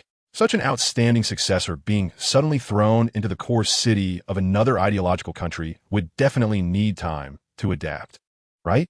He was still a foreign language major, very familiar with Western culture. Otherwise, if someone who didn't pay attention to this side came over, they definitely wouldn't even be able to eat. For a rice and noodle-based person, having 1 or 2 meals of hamburgers and cola might be enjoyable. But to have them for every meal, every day, just thinking about it would make you want to throw up. What? You say there are Chinese restaurants? If you think that way, you're really falling into a trap. The dishes in foreign Chinese restaurants are definitely strange delicacies that a proper rice and noodle person has never even heard of. In terms of taste, it's either sweet or sour. Spicy? Sorry, I don't eat spicy. Just like that, with a casual memory, Lynch could recall the awkwardness and discomfort he felt when he first arrived here. So, when did he start to integrate into this world? Where was the first place he felt it was real? Lynch thought of the ocean outside New York City, where he first felt that this was not a movie, not a comic, and not a dream. For him, this was the incredibly real world. At that moment, the military helicopter called by Tony turned its attack on him. He fought alongside Tony, and the two of them fell into the sea, chased by the military fleet. In a critical moment when a torpedo was aimed at him, he threw Tony far away, choosing to bear it alone. The instant the torpedo exploded beside him, he finally realized how real everything was. This reality included the sharp-tongued, talkative yet trustworthy Iron Man, Tony Stark, the vicious and sinister villain Ironmonger, who he had beaten into a panic, and the military, which should have stood by Tony, but unexpectedly turned against both Tony and himself. And then, the second person who made him feel complex emotions should be General Ross, right? He was a person who felt real and had firm beliefs, completely incomparable to the one-dimensional, flimsy antagonist portrayed in the movies. He loved his country and was willing to give everything for it. He deeply cared for his daughter and did a lot for his willful and bold daughter. But unfortunately, he was his enemy. His touching steadfastness and beliefs were utterly incomprehensible to the victims. Why should your lofty ideals and supreme pursuits make others pay the price? Why should others suffer? In a word, the more patriotic he was, the more Lynch hated him. After that, it was Natasha, right? Lynch thought to himself, and, in a daze, found that he had arrived at the street where they had their Christmas encounter. He paused for a moment, and then walked into the CAF where the two of them had once sat. The familiar decor came into view, and memories of Natasha began to swirl in his mind. The first time he wanted to meet her was on the rooftop terrace. When he saw Natasha dressed as a delivery person, he was immediately captivated. Although she wasn't wearing makeup and was in a bulky uniform, trying hard to act like an ordinary worker, she couldn't hide the kind of aura that emanated from her bones. Cold yet lonely, mature yet awkward. How many hardships had her deep, beautiful eyes endured to be shaped like that? When she asked about future death, he suddenly realized that this top Marvel female agent had such a tragic fate. Just like his past life, no, much worse than his own. At that moment, he vaguely developed a special fondness for her, as if they shared a common plight. Sitting in the same spot as on that Christmas day, Lynch looked outside. Unfortunately, today was not Christmas midnight. There were no lights or ribbons, no night sky or fireworks, no wind or snow, no beauty. That truly was a perfect night, Lynch thought. That day, after being enlightened by Natasha's information, he had directly taken out the unfortunate Jean, his thoughts clear and his mood light.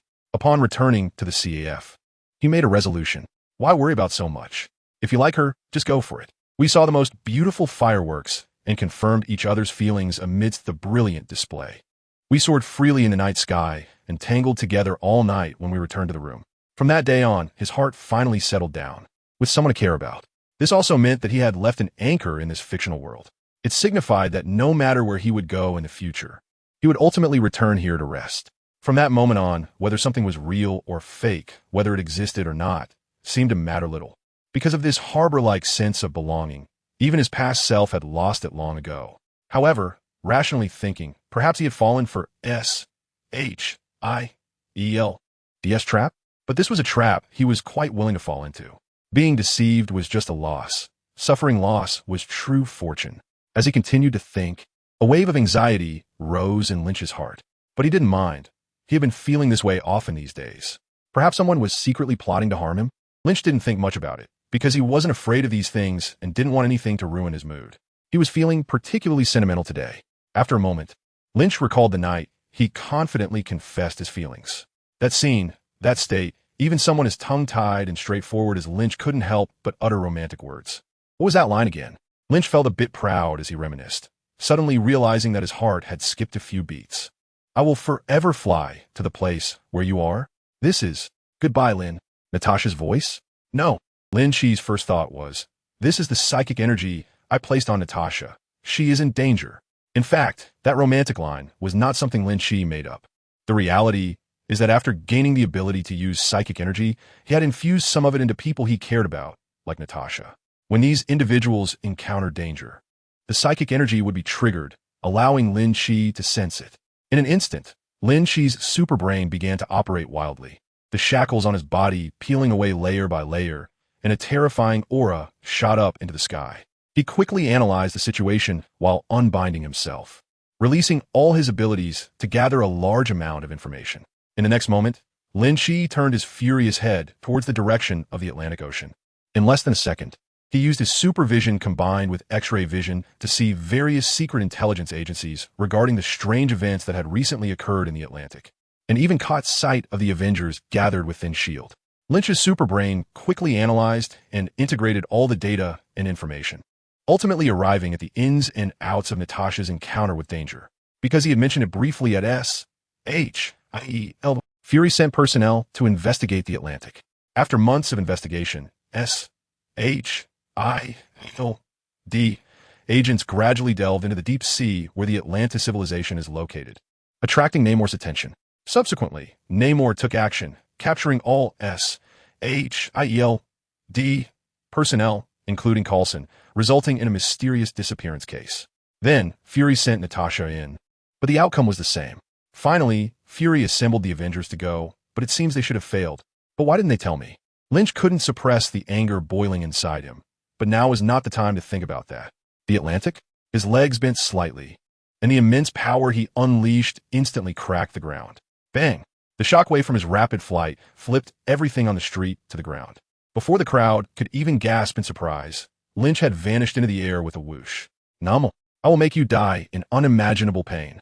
With eyes wide open, Lynch had already seen the scene 1,000 miles away, filled with urgency and hatred in his heart. Hurry up. Faster. But Nemo's trident was already pressed against Natasha's chest. No. Lynch shouted fiercely, his eyes instantly shooting out an unprecedented superheat vision, which instantly pierced through everything in a straight line. What is this? Namor looked at the trident's tip being melted by a terrifying ray, his pupils shaking in shock. What is this? His voice was filled with astonishment and fear. As the master of the trident, Namor fully understood the power of this artifact that represented the royal authority of Atlantis. But now, this artifact was melted by a mysterious ray. Meanwhile, Natasha, who had already closed her eyes to wait for death, opened her eyes in surprise and saw that familiar heat vision. He has come. She smiled, but not because she had survived. He really didn't lie to me, so I'll forgive him this time. Who's coming? To save you?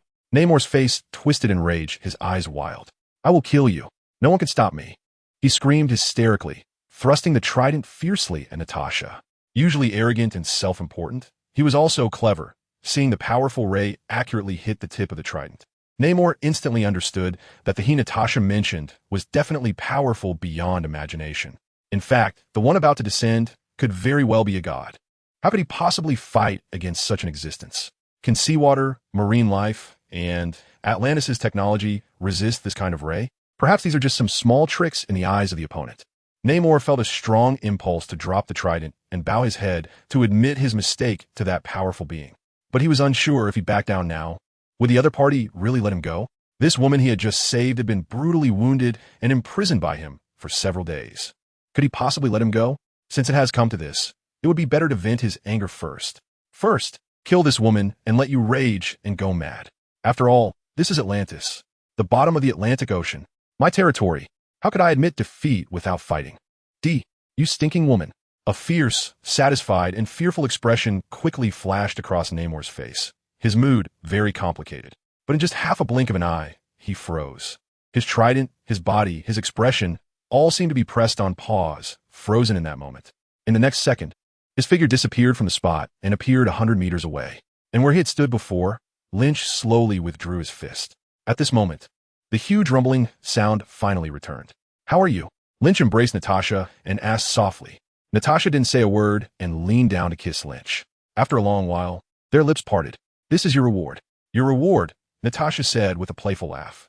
Lynch, who was originally filled with anger and anxiety, suddenly broke into a smile and hugged Natasha even tighter. Unexpectedly, this movement pressed against Natasha's wound, causing her to let out a soft gasp of pain. Lynch nervously glanced at the wound and found the situation to be quite grim. Let's go, he said, turning to look at Namor, whom he had just punched away. Adopting a cold expression, he felt a bit regretful. He should have either not mentioned the Atlantic earthquake or directly dealt with this potential threat. It seemed that this Namor was not much different from the impression he had. Just as arrogant, just as foolish, just as lecherous. Namor was originally Marvel's first-named superhero, but he ended up as a third-rate character, far inferior to DC's Aquaman, and there were reasons for that.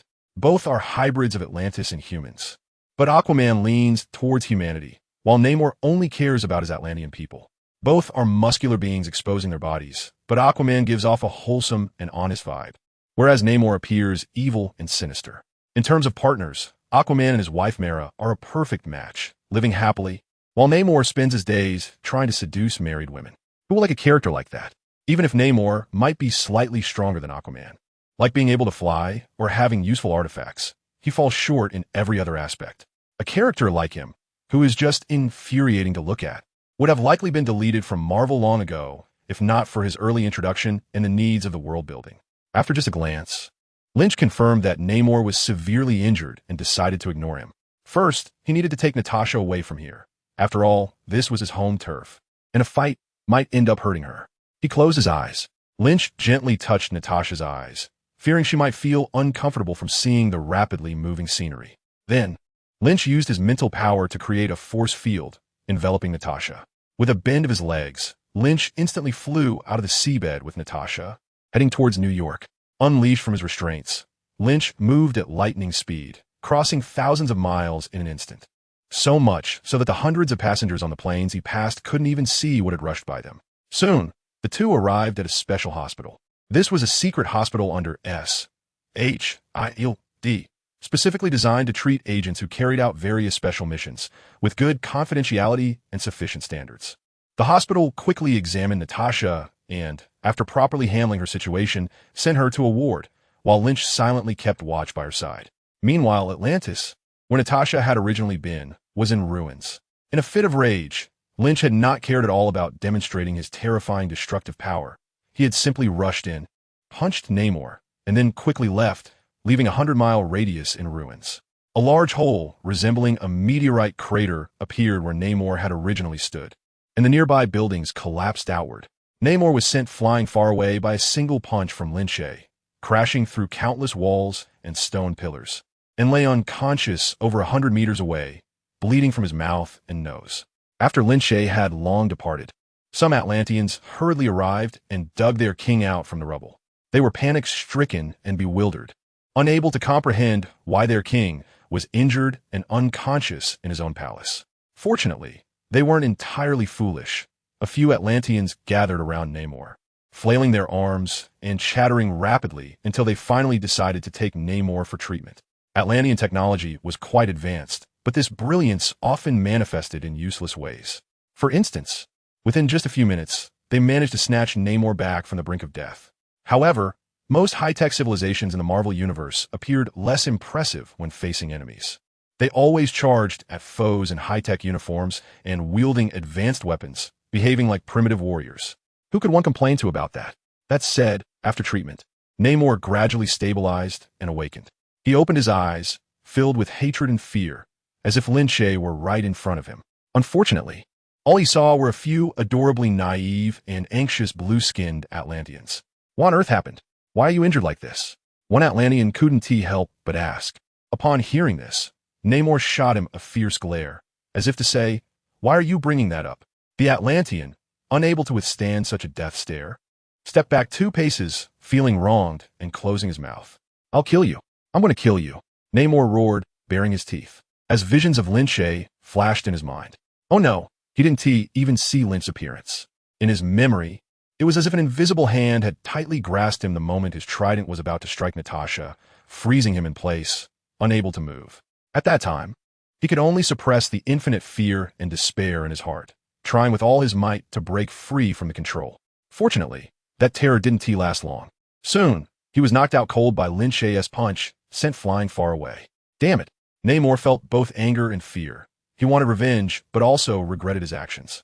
The anger stemmed from the humiliation of being the long-standing, technologically advanced king of the ancient Atlantean civilization, the Lord of the Seven Seas with countless subjects, and yet almost dying without even seeing the shadow of his enemy. The fear was because that enemy undoubtedly had the ability to kill him. He was merely a hair's breadth from death.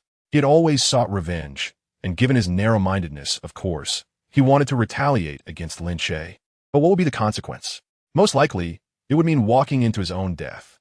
Hence, he regretted provoking these humans, especially that overly beautiful woman.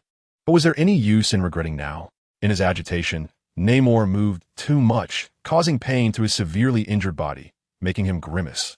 At that moment, 4 Atlanteans rushed to his side. One mature, older Atlantean saw that Namor was indeed gravely injured and immediately spoke to him with a serious expression. "My king, were you ambushed by enemies from the land?" Namor reined in his anger and coldly looked at the speaker. This was his most powerful minister, a significant aide to him, essentially his right-hand man. After all, he was the first person in history to become the king of Atlantis as a half-breed of Atlantean and human. This was as unbelievable as a white or black person becoming king in a nation like China, and one could imagine the hardships involved. Without this minister, Namor might not have reached his current position. Thus, Namor did not ignore his inquiry and replied in a chilling tone, "Yes, that damn guy is very strong." The minister's face, which was quite shrewd, flashed with surprise. In his impression, he had never heard Namor rate anyone as strong. Given the situation, he quickly deduced that this invading enemy was likely a significant threat. Calculating in his mind, he slightly bowed his head and confidently and solemnly said, "You need not worry. This time it was our oversight. Next time he cannot win." However, Namor let out a cold laugh, his eyes filled with displeasure. The few Atlanteans fell into an awkward silence because their king had been injured at home, and they hadn't even been aware of it, let alone been able to help. After a while, a younger, strong Atlantean stepped forward and said in a deep voice, "I am willing to follow the king to take revenge on the humans of the land and wash away the disgrace suffered by Atlantis." The two other Atlanteans who had come with him also realized and loudly expressed their willingness to follow suit. Faced with such declarations, Namor scrutinized them with a discerning gaze, and his expression did not improve. As a naturally cruel and ambitious figure, Namor would not be swayed by such clumsy displays of loyalty, but instead began to suspect whether they had ulterior motives. Being seated on the throne of Atlantis was not merely a matter of brute strength or luck. His intelligence and cunning were also quite outstanding. These pure-blooded Atlanteans, who lived deep in the ocean, had always openly or covertly rejected the mixed-blood Namor. Even after he became king, their disdain and contempt merely shifted from overt to covert. It had never disappeared for a single day. Therefore, Namor was quite suspicious. Did these treasonous subjects intend to harm me? Didn't they see that I nearly died? And yet, they are encouraging me to seek revenge? What about them? Namor looked expressionlessly at his minister, wanting to hear his opinion. The minister hesitated for a moment and slowly said, "I believe there is no need to take the initiative to seek revenge. They will definitely come again. We just need to be prepared." Oh, hearing this, Namor felt relieved. Perhaps he was just being overly suspicious? Be prepared? If we don't strike first, are we just going to wait for death? If we can use ordinary humans as leverage, perhaps there might be a glimmer of hope. Namor gritted his teeth, determined to take the risk. The next second, Namor's expression changed, turning into a terrifying grimace. He broke free from the medical equipment on him, seized the trident in front of him, and raised it high above his head. Deploy the troops. Flood their lands. In the hospital room, Lynch held Natasha's hand and watched her slowly fall asleep. Suddenly, he turned his head sharply and noticed a commotion in the distance. On the massive waves, Namor, accompanied by hundreds and thousands of oddly dressed blue-skinned Atlanteans, was marching aggressively towards Lynch. Not far away in New York, countless citizens witnessing this apocalyptic spectacle began to shout and scream, "Invaders from Atlantis, come out and die. Otherwise, an endless tsunami will engulf your city and drown your people." Seeing Namor bringing his followers, riding the waves to confront him, Lynch's first reaction was, "Has the little guy's brain been smashed by me? His vitality is quite strong. No wonder he's mixed blood, just a little while, and he's back to bouncing around. But is it Liang Jingru who gave you the courage? It's already good that I didn't come looking for you, and yet you dared to come knocking on my door?" Lynch's face flashed with anger, thinking to himself, "Does that little brat Namor really think I'm made of clay? Even clay figures have some fire left in them. Does he really think that by creating a couple of waves, he can become the king of the sea? Today, he won't have a good time." Just as the furious Lynch was about to fly over and confront him directly, he noticed a few foolish idiots on the other side and immediately changed his mind. "I understand now," Fury said as he hung up the phone, his face dark with anger, looking at the various expressions of the Avengers in the room.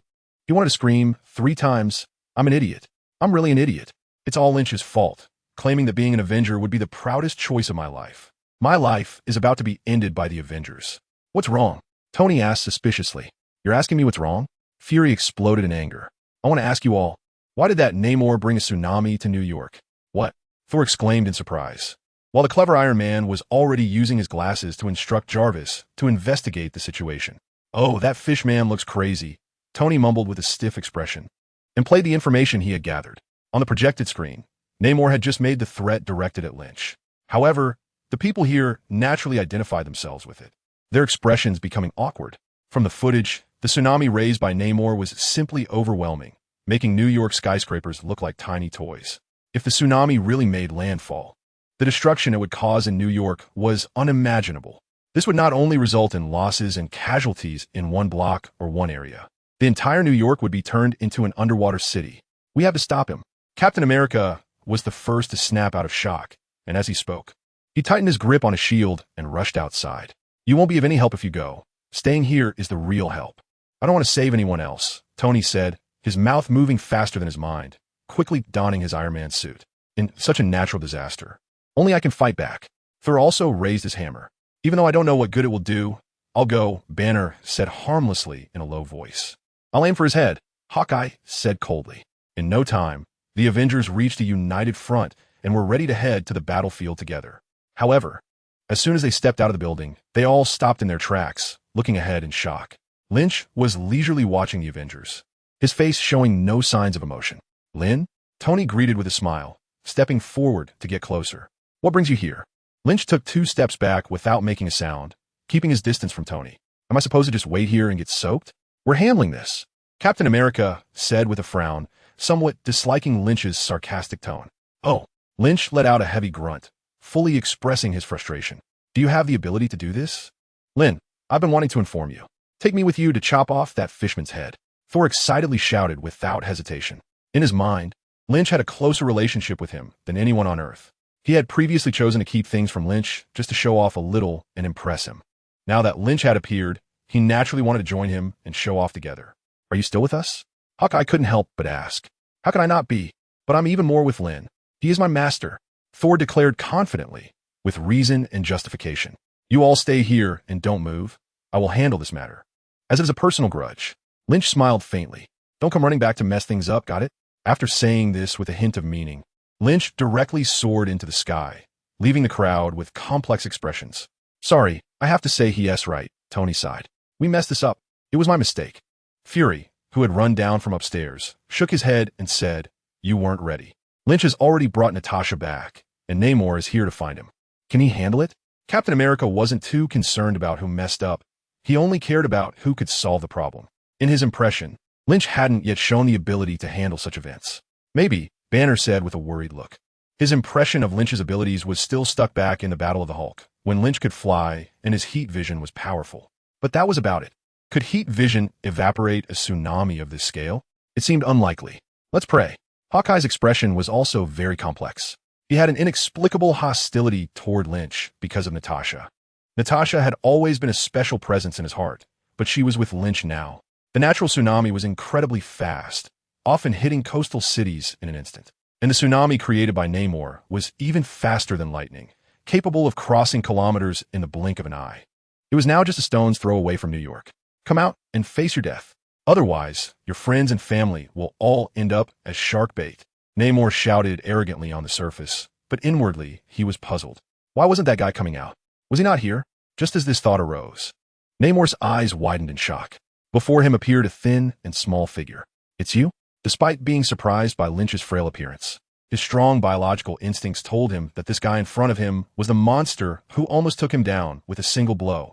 You've got some guts, Lynch said with a blank expression. Haha. Namor shook his shoulders and sneered coldly. You invaded my kingdom, took my people, and almost killed me. His expression gradually became frenzied as he gritted his teeth and said, Who the hell has such courage? Lynch shrugged and humbly declined. I'm stronger than you. So you're the one who's braver. Upon hearing this, Namor burst into laughter. He swung his trident, and the waves surged high, the tsunami growing even more formidable. You're strong? Namor stood atop the towering tsunami, his voice thunderous, a hint of pride on his face. Can you withstand this disaster? He stared at Lynch, coldly chuckling. You can kill me, and then turn New York into ruins, letting your friends feed the sharks. As he spoke, Namor's expression changed, his eyes flashing with a terrifying light. Or, kneel and apologize. Make your choice. This fishman. Thor clenched his fists, anger surging within him. I want to smash his head. He roared, ready to charge out with his hammer. Don't go. Fury shouted, his presence overwhelming. Trust him. Don't make things worse. His one eye fixated on the scene. His hands clenched tightly behind his back. He will make the right choice. Tony fell into an unusual silence, feeling helpless. Not only had he not been able to help, but he had also wasted a lot of time with jokes. Faced with a disaster that even this proud man felt powerless against, Tony found no mood for humor. After all, he always believed he should be the one to resolve everything in the end. Banner had been so quiet that everyone had forgotten there was actually a big guy hidden inside him. But clearly, at this moment, that big guy was of no use. He could only hide his worried gaze behind thick glasses, quietly observing the situation. I wonder if the Hulk can swim? Captain America, like Fury, stared at the screen with a worried and confused expression. Having just arrived in this era, he clearly found it hard to adapt to such a sudden situation. Compared to natural disasters, the wars he had experienced were mere small-scale events. Hawkeye hid in the most inconspicuous corner, feeling the least present. If he could, he would rather be on site. At least the view would be better, and maybe he could shoot an arrow. After all, with that terrifying tsunami approaching, it wouldn't make a difference where he was, right? It has to succeed, Lynn. Everyone silently prayed in their hearts. They didn't consider the direction Namor hoped for, as no one was foolish. Would yielding really avoid disaster? Only the weak would. In New York City, countless people were collapsing due to the approaching tsunami. No, I don't want to die yet. Can someone save us? God, Jesus, Allah, Buddha. Some refused to accept the reality, crying and begging various deities. New York is doomed. Others ran about, reveling in the chaos, as if their own lives meant little. At least the wealthy will have to face the end with us. Look, who is that? Someone exclaimed, holding up binoculars. It's Superboy. Another sensible guy immediately added. Can he save us? Hope ignited in people's hearts. Who would want to die if they could live? Then Namor's thunderous threat echoed strangely, and the crowd exchanged glances, unsure of how to react. That monster is using us to threaten Superboy? Someone said with difficulty. Yeah, he would choose to save us, right? Another questioned doubtfully. Shut up. I believe in him. Someone retorted angrily. But more people fell into a subtle silence, their expressions complicated. Would he choose to yield and save New York? Such a naive thought. Lynch couldn't hold back his expression any longer and suddenly burst into laughter. Namor, he shook his head and said word by word, you have no idea what real power is. Namor instantly flew into a rage, wielding the artifact in his hand, and the tsunami seemed to be buffed, roaring towards New York City. But Lynch merely curled the corners of his mouth and then opened his mouth wide. Whoosh! A gust of fierce wind surged into Lynch's mouth, then paused slightly. Next, an endless stream of extreme cold frost breathed out from Lynch's mouth. This hurricane, like a blizzard from an icy world, instantly swept across the rising waves, forming a magnificent ice wall. The hurricane howled, instantly freezing all the seawater along its path into dark ice, unable to move an inch. The once lively Namor and the hundreds of Atlanteans had also turned into statues on the ice wall. Outside New York City, the apocalyptic tsunami had transformed into a breathtaking wonder. Inside the city, the previously panicked and desperate people began to cheer and celebrate. I'm saved. I survived. Super Kid, I love you. P.S. mine. The Avengers were also left dumbfounded, shocked by the display of power that Lynch had unleashed. Did he really succeed? What was this move? Having never seen Lynch use his freezing breath, Tony found it unbelievable. He thought Lynch was truly going to evaporate the seawater with heat vision. Although this method sounded unreliable, as it would likely result in the heat vision evaporating a large amount of seawater, which would then condense into rain, ultimately achieving nothing. Even more terrifying was that the seawater that hadn't evaporated would be heated to boiling temperatures, turning New York from being attacked by a tsunami to being assaulted by scalding seawater. By then, even if someone didn't drown in the water, they would be boiled alive. Freezing breath? Tony suddenly slapped his forehead, recalling Superman's unique skill. Then, with a strange smile, he said, Lynch, you still say you're not Superman? Superman? Thor shook his head and said seriously, he might indeed resemble the Superman of your world. Many of you speculate that he gained his powers due to some experiment or accident. A few people looked over curiously at Thor's words.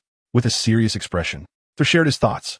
I don't think so. He lowered his voice and, with a hint of mystery, suddenly said, Lynch is definitely an ancient god that has awakened from slumber. The few Avengers in fury were momentarily taken aback by Thor's conviction. Why? Tony asked skeptically, as he and Fury had some insight into Lynch's background. Faced with the doubts, Thor smiled confidently, his face showing that he considered himself very clever. Having been on Earth for so long, he had heard his girlfriend Jane and other friends discuss Lynch, and they rationally judged that Lynch was likely a superpowered being created by some accident or experiment. However, Thor often countered them, believing that Lynch was a god. As a result, his friends insisted that he read various comics and watch animations about Superman, but these only strengthened his conviction. As for the reason, he was well aware of many secrets. Lynch could not be an ordinary person who suddenly gained superpowers, but rather resembled an ancient god that had awakened. Thor excitedly articulated his reasoning.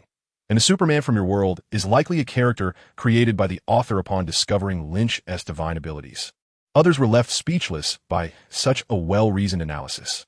It sounded like a tall tale, but considering that the person saying this was a real god, the theory didn't seem far-fetched. Even the genuinely clever Tony was left in a daze by Thor's convoluted reasoning, falling into deep thought. After a long while, Tony looked at Fury, and their eyes met, communicating silently. The gist was, I think there is some possibility. What do you think, Tony? I think there is something fishy about this. Initially, Lynch had been open about his background with them, but smart people tend to overthink. Not to mention the insecurity and suspicion of these two clever individuals. Although Thor's speculation could be explained by Lynch's previous disclosures, they still couldn't help but think more. Fortunately, there were other pressing issues to consider. I think we should think about how to face Lynch, Tony said, a hint of worry on his face. Logically, we shouldn't hide this from him. Looking at the thin figure in front of the vast ice wall on the screen, everyone fell into silence again. As Namor was frozen, the subsequent tsunami lost control and was blown away by the hurricane created by Lynch, losing its original might. Crashing against the ice wall one after another, but unable to breach it in the slightest. Lynch saw that the tsunami had lost its threat and slowly closed his mouth. With great interest, he examined the spectacle he had created with a single breath, and he couldn't help but marvel. After all, since upgrading to the complete young Superman template, he hadn't tested how strong his powers truly were. If he were to test them, the commotion would surely be significant and could easily cause unnecessary panic. Although this icy breath didn't fully showcase Lynch's true abilities, it at least demonstrated part of his power in front of everyone. While there would likely be ongoing troubles, there were definitely advantages as well. With a thought, a system panel appeared in front of Lynch. Superman System Current Template. Childhood Superman 100. Young Superman 100. Superman Template 0. Template Exchange List. Superman, Magic Superman, Golden Superman, Supreme Little Superman, Silver Superman. Justice Value.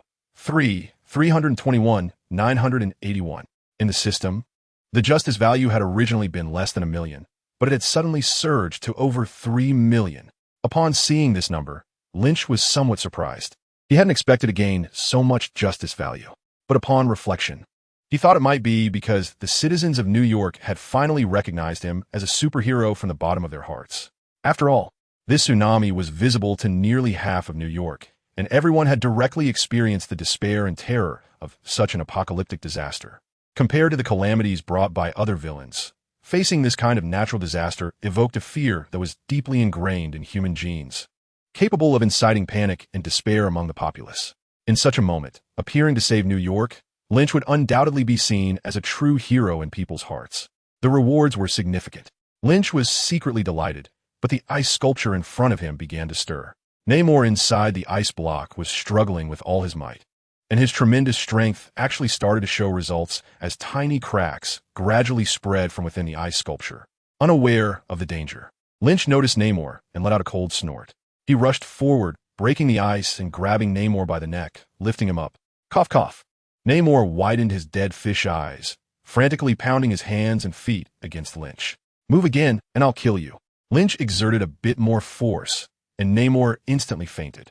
Dragging Namor, who was as limp as a dead dog, Lynch glanced back at New York a few times before quickly leaving. Soon, Lynch arrived at the Atlantic Ocean and plunged into the water, reaching the underwater city of Atlantis. After dealing with Namor, Lynch certainly wanted to continue to strike at Atlantis. After all, in the storyline, Atlantis has a high level of technology. Who knows if they might suddenly seek revenge in the future and launch a massive attack on the land. Namor attacked my city, kill my people, and even want to take my woman.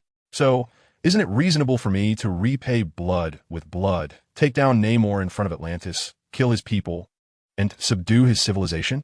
In front of Lynch, the city of the Atlantis civilization was not large, with an overall style leaning towards the ancient, yet infused with a sense of modern technology.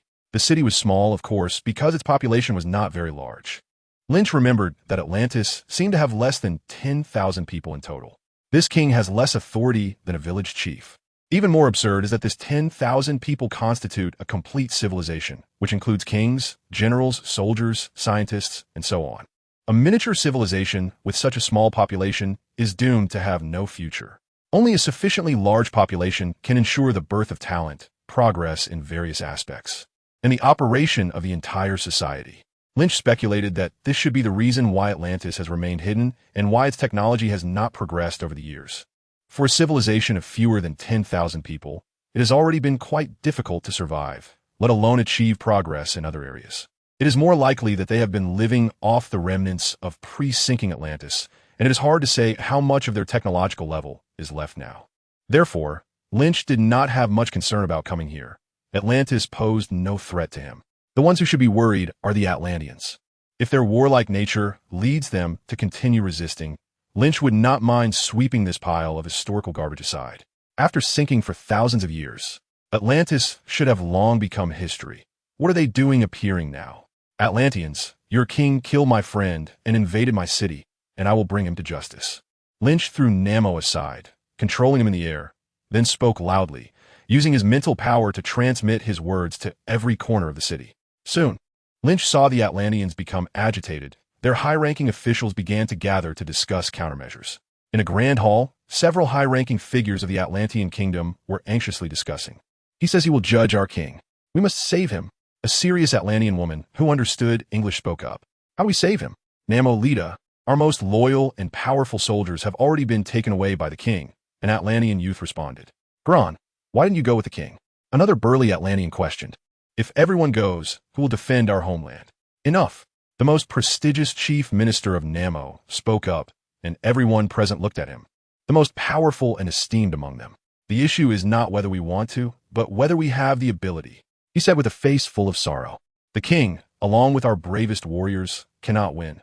Can we be stronger than them? I will go save him. Namolita shouted defiantly, rushing out quickly. The other Atlanteans did not stop her. Instead, a sense of glee and anticipation arose within them. Because this woman was Namo's sister, who had been in contact with the human world. Although she looked like a normal Atlantean, she was an oddity in the Atlantean kingdom. If they died fighting the enemy, these Atlanteans would actually feel happy. What a bunch of useless people. Lynch sneered slightly as he watched the entire drama unfold. Activating his mental power, he awakened Namo. Namo, accept judgment before your people. The irony is that those Atlanteans would rather see you dead. Lynch sneered. Ha! Namo, who was being choked by the mental power, couldn't speak and could only glare at Lynch with a flushed face. Lynch glanced at the rapidly approaching Namolita, and his eyes gradually brightened. I heard that you Atlanteans can die from lack of water. His tone was light, but to Namo, it sounded as terrifying as the whispers of a devil. In an instant, a scorching gaze shot from Lynch's eyes, but it didn't strike Namo directly. Instead, it circled around him. The terrifying high temperature roasted Namo, rapidly evaporating the moisture in his body. In just a few seconds, Namo's eyes lost their focus, his body shriveled, and he turned into a dried corpse. Lynch retracted his powers, and Namo fell helplessly to the ground. No, brother. Namolita, who rushed over, immediately collapsed in tears, holding Namo. Seeing her brother, who was already dead and in a pitiful state, Namolita's face was filled with anguish. I will kill you, she shouted furiously and charged at Lynch. Humph. Lynch let out a cold snort, and Namolita was tightly bound in place by his mental power, unable to move. Are you very angry? Do you hate me a lot? Lynch approached her expressionlessly and asked. Namorita's eyes blazed with anger, and suddenly she felt her mouth could move, so she shouted, I'll kill you, you damn bastard. Don't give me the chance. She spoke fluent English, which was one of the reasons Lynch kept her around. Because Lynch really couldn't handle the language of the Atlanteans. It was filled with high-pitched sounds and gestures, and even if Lynch could learn it, he wouldn't want to. Speaking in that language system would be so embarrassing. Moreover, Atlanteans were the weaker side and should learn human languages. And in reality, that was indeed the case. Communication between Atlanteans and humans was done through Namor and a few Atlanteans who could speak human languages. No one bothered to learn the incomprehensible Atlantean phonetics. Now that Namor was dead, this woman was all that was left for communication. I'm always waiting, but before that, you need to help me communicate with your people. Lynch remained unperturbed. It wasn't his first time facing enemies who hated him to the core, and their lack of real threat hardly stirred any emotional response in him. You're dreaming. I would never work for you, even if I die. Namorita's youthful face was filled with hatred, and her young mind couldn't comprehend compromise. TSK. After glancing at the alien noble princess, Lynch turned his gaze away with some boredom. This girl seemed quite clever. Why was she acting so dazed now? If I can't communicate with you, then I can only destroy your city and exterminate your race. As he spoke, Lynch's eyes sparkled with intensity. Namorita paused at his words, gritting her teeth as she cursed, You madman, devil. I curse you for life. Lynch listened with great interest, laughing as the little girl cursed him in various ways. After a while, Namorita paused, probably running out of words, her eyes glaring fiercely at Lynch, wishing she could carve flesh from him. Meeting her gaze, Lynch merely replied calmly, What about Namor? I'm a devil, so he must be the Lord of Hell, right? How many people has he killed for no reason? If I don't take action, he would massacre hundreds of times the population of Atlantis. Namorita's eyes flickered for a moment, but she then muttered resentfully, You killed him. You killed him. Yes, I killed him, and I regret not having done it sooner. Lynch let out a cold laugh. This is the racial war, the civil war that you initiated. Don't pretend to be pitiful. If Namor wins, the ones crying now would be my family and friends. His tone was sharp, and his gaze was like a knife, making Namorita, who was originally filled with hatred and aggression, feel inexplicably guilty and lower her head silently. Be smart, cooperate with me, and communicate with your people. Otherwise, you will only have a dead end, and don't even think about revenge. Namorita's head bobbed slightly, and she no longer retorted fiercely. A wise choice. Lynch smiled and flew towards the Grand Hall where the leaders of Atlantis were gathered, accompanied by Namorita. He has arrived. Inside the hall, someone pointed at Lynch and shouted in terror, the voice sharp and unpleasant. Don't panic, said Namor's chief minister, Vashidi, in a deep voice. Those who opposed him are already dead. We are all against Namor's impulsive actions. As he spoke, a glimmer of wisdom flashed in his eyes. The remaining Atlanteans were somewhat confused, but seeing Vashidi so composed, most of them settled down, anxiously awaiting Lynch's arrival. Bang! Lynch landed at the entrance of the main hall and led Namorita directly inside. His gaze swept over the various expressions of the Atlanteans present. Lynch looked at Namorita and said, "Tell them, do the Atlanteans wish for extinction, or do they choose to submit to me?" Namorita's face flushed with anger as she shouted, "You wish not." Lynch frowned, feeling that the girl was truly foolish. Did she really want to perish along with Atlantis? Not wanting to waste any more words, Lynch straightened his face, lifted his body into the air, and began to gather his heat vision. The Atlanteans started to panic at Lynch's actions. What is he going to do? Did he want to kill us? Go get weapons. We can't just wait to die. What did he say, Namorita? Vashidi shouted to Namorita, knowing that the conversation between Namorita and that human adversary must not have gone well, which was why the humans suddenly turned hostile.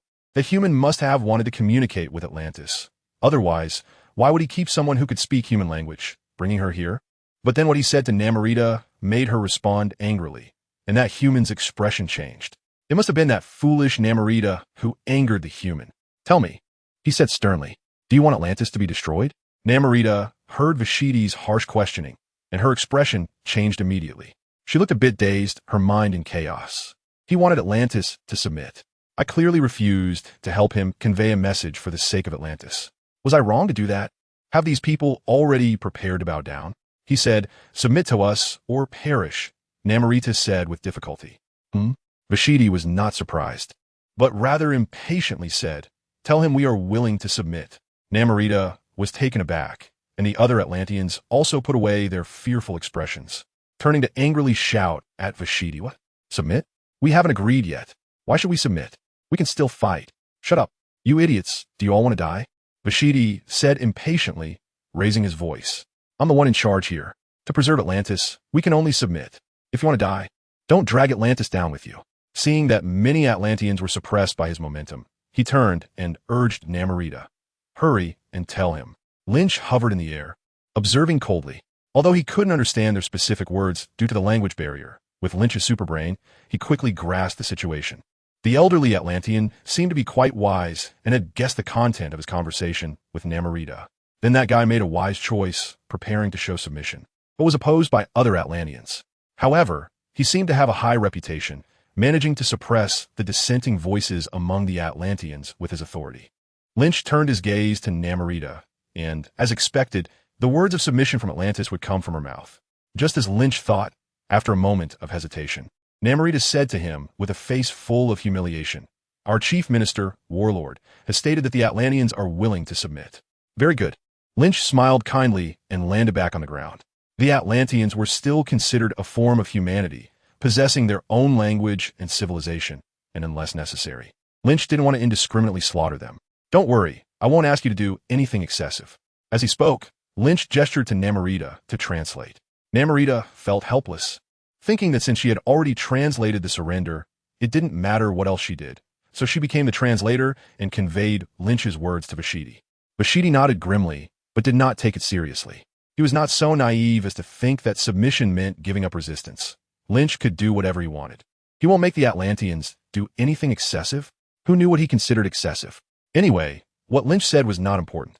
What mattered was what he would do. What did he want us to do? Vashidi looked at Namorita, and she faithfully translated for Lynch. Simple. Lynch squinted his eyes. First, bring the human who is stranded here to see me. For this simple request, Vashiti naturally had no reason to refuse and immediately ordered someone to bring him. After a while, Coulson, dressed in the distinctive attire of Atlantis, was brought before Lynch with a confused expression. "Lynn?" Coulson exclaimed with joy, his voice trembling with emotion as if he were about to cry. "Come over here."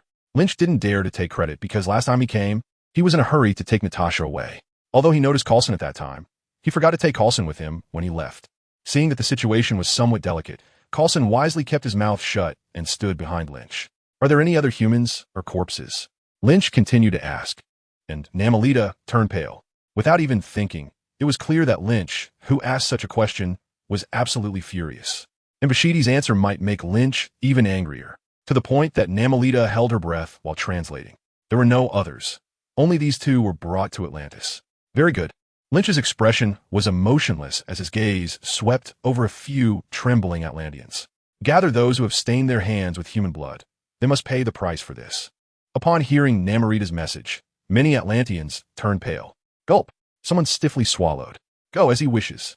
Do not resist. For the sake of Atlantis, Vashiti sighed and commanded. Several soldier-like Atlanteans accepted the order and left, while one or two sat dejectedly on the ground. They had once followed Namor in attacking humans. Right.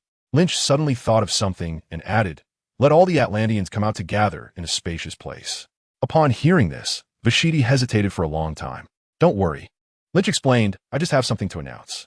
It was then that Vashiti gave the order. After a while, Lynch and the group from Atlantis arrived at a crowded square. In front of these people stood a line of Atlantis individuals, their faces showing despair and regret. These were the ones who had harmed humanity. Facing the anxious gazes of hundreds and thousands of Atlantis people, Lynch, along with Namerita, rose to a height where everyone could see them. Perhaps some of you already know what has happened, but most of you should still be in the dark. Lynch spoke, and Namerita translated, while everyone listened attentively. Your former king, Namor, plotted against the people of the land and waged war. So I killed him, eliminating the war between us. Now, I will kill those who instigate war, because I love peace. As he spoke, Lynch unleashed a fiery gaze, instantly turning that row of Atlanteans to ashes, causing waves of gas from the Atlanteans in the square. Don't worry, no one likes war, especially when it involves their own bloodshed. Although they couldn't understand Lynch's words, his commanding voice slightly calmed the chaos in the square. As long as you ensure that you do not provoke disputes in the future, there will never be bloodshed. With that, Lynch looked at Namerita. Now, welcome the new king of Atlantis, Namerita.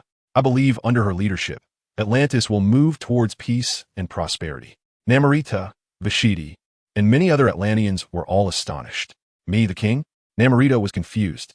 Did he not know that she wanted to take revenge on him? Vashiti, who held great power, was also bewildered and couldn't understand Lynch's reasoning at that moment. But this did not affect his support for Lynch's actions. He knew Atlantis had no choice. He bowed his head to Namerita and said, Namerita, our new queen of Atlantis.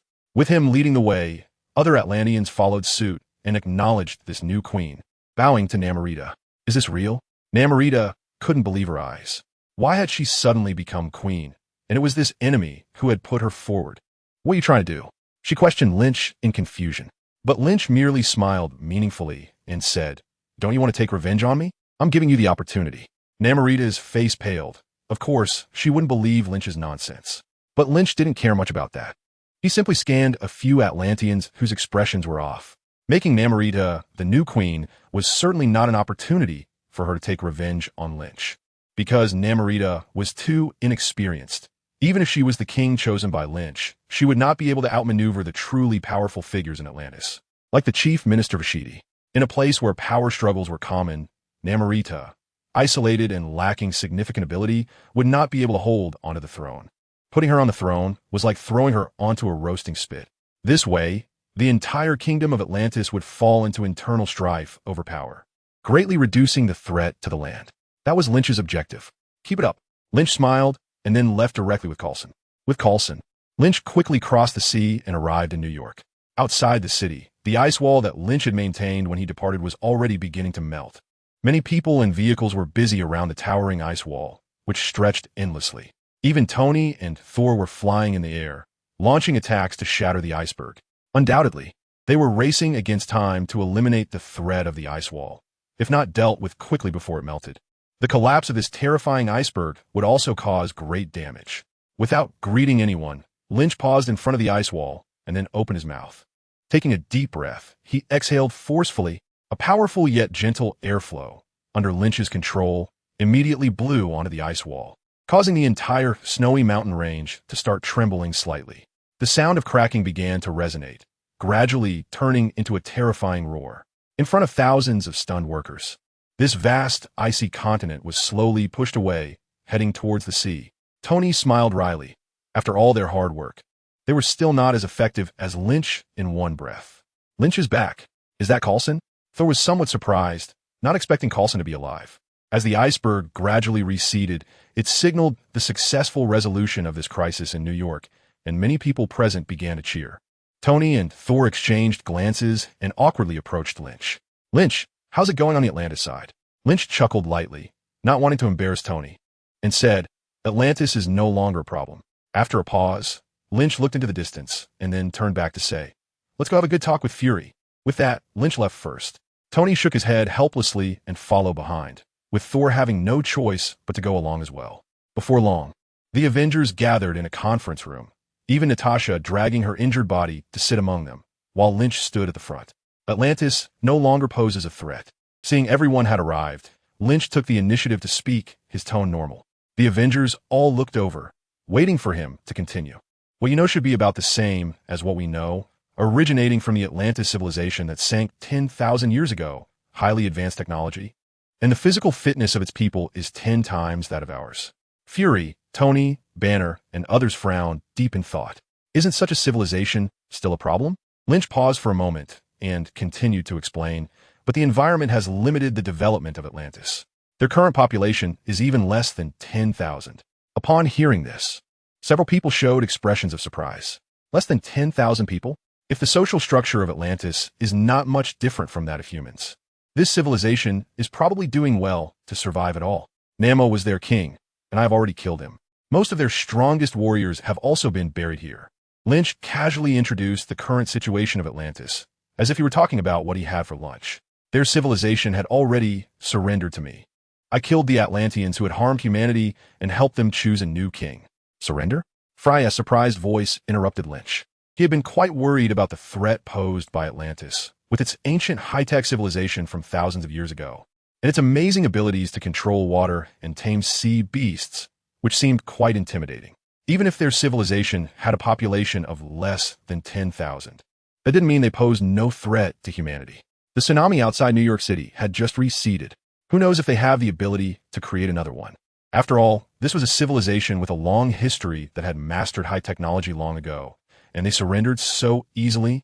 How did you do it? Lynch shrugged and said, I just roasted their king alive right in front of them. Fury was taken aback for a moment. Thor's eyes lit up, and he exclaimed, well done. I wanted to do that for a long time. Lynch chuckled and ignored the foolish person, instead looking at Fury, who seemed hesitant to speak. What are your thoughts? Fury glanced at Lynch to confirm whether he was in a bad mood, then cautiously said, can we send someone to communicate with them? I think they must have a lot of technology that we don't. You've misunderstood something. Lynch sighed and shook his head, calmly saying, Nick, they are submitting to me, not to you. As soon as these words were spoken, Fury and several people in the conference room turned pale. What do you mean? Aren't we on the same team? Captain America asked, a bit confused. Is there a difference? Yes, there is. Lynch said, I don't belong to S.H.A.L. I made that clear long ago. His gaze swept over the silent Fury, and then he scanned the Avengers in the room one by one. Even though I have helped you all and even brought you together here to become a part of the Avengers, you should understand one thing. Everyone looked at Lynch with complex expressions, fully aware that he was drawing a line between them. Am I not one of you just because we didn't tell you about this? Tony said in a deep voice. He thought that with his relationship with Lynch wouldn't go too far. But now, it was clear that Lynch was intent on completely severing ties with the Avengers. No. Lynch's response surprised Tony. I'm not angry or dissatisfied about this matter, he said with a smile, then turned to Fury and added, you did the right thing. I wasn't part of the plan anyway, so I naturally had no right to know. I got involved purely because of my friendship with Coulson and Natasha. Sitting next to Lynch, Natasha heard this and tugged at his arm, looking somewhat troubled. But Lynch just exchanged a glance with Natasha, signaling her not to worry, and continued. This is my fault. At that time, I hinted at the anomaly in the Atlantic. If I had gone to investigate earlier, there wouldn't have been so many issues. This is our job, Fury said expressionlessly. You didn't need to get involved. Yes, if I hadn't mentioned it, it wouldn't have been my business. Lynch retorted. But I brought it up, so it's my responsibility. According to Lynch's thinking, if he hadn't deliberately mentioned the Atlantic on that map, Fury probably wouldn't have sent extra personnel over there to investigate. In the original universe, Namor existed only as an Easter egg and never made an appearance. But now, due to the butterfly effect he caused, Namor has come out to create trouble, and Lynch feels he must take some responsibility for that. However, this does not mean that Lynch has no opinions about the incident. Therefore, Lynch is now preparing to distance himself from the Avengers and clarify his position. Of course, I won't get involved in matters that don't concern me. Lynch said leisurely, I don't want to be your thug. Why does it sound like you're about to retire? Tony joked in a relaxed tone. Yeah, I'd want to find a farm, grow some crops, and raise some pets. Lynch admitted it without any concern, leaving Tony stunned. Wait, are you serious? Yes. As he spoke, Lynch cheerfully patted Tony on the shoulder. Actually, am I not stealing your thunder here? You could do so much more. Lynch meant this sincerely. He believed that even if he didn't tease Step in this time, Tony and the others might come up with some solutions. But with him around, the Avengers had no room to showcase their abilities. Now, Lynch genuinely intended to retreat and hand the stage over to the Avengers. Come on. We'd love for you to solve all the problems. Tony looked surprised, seemingly not understanding why Lynch said that. Do you know what I was doing when Fury notified me? ISNT staying home and queuing up more enjoyable than saving the world? Lynch curled his lips, thinking that Iron Man's awareness at this time was not quite enough. What to do? He needed to be trained more. If you want to live in seclusion, then I might as well withdraw too. Loki hadn't spoken yet when Thor stepped forward.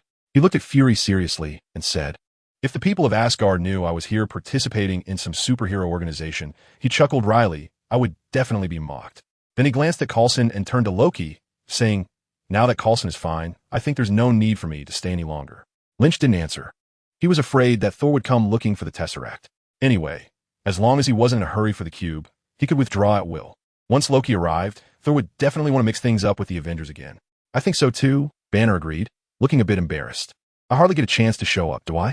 If there's nothing going on, I think it's better for me to just stay out of it. That's true. Lynch nodded. It seems that Hulk didn't come out to fight even once during this incident. It's likely that Banner hasn't practiced enough yet. Just with a few words. The Avengers were already showing signs of falling apart. Fury's face darkened completely, looking quite displeased. Just thinking about it, one could guess that Fury was probably cursing Lynch in his heart. The Avengers he had painstakingly put together were about to disband right in front of him. How could he not be angry?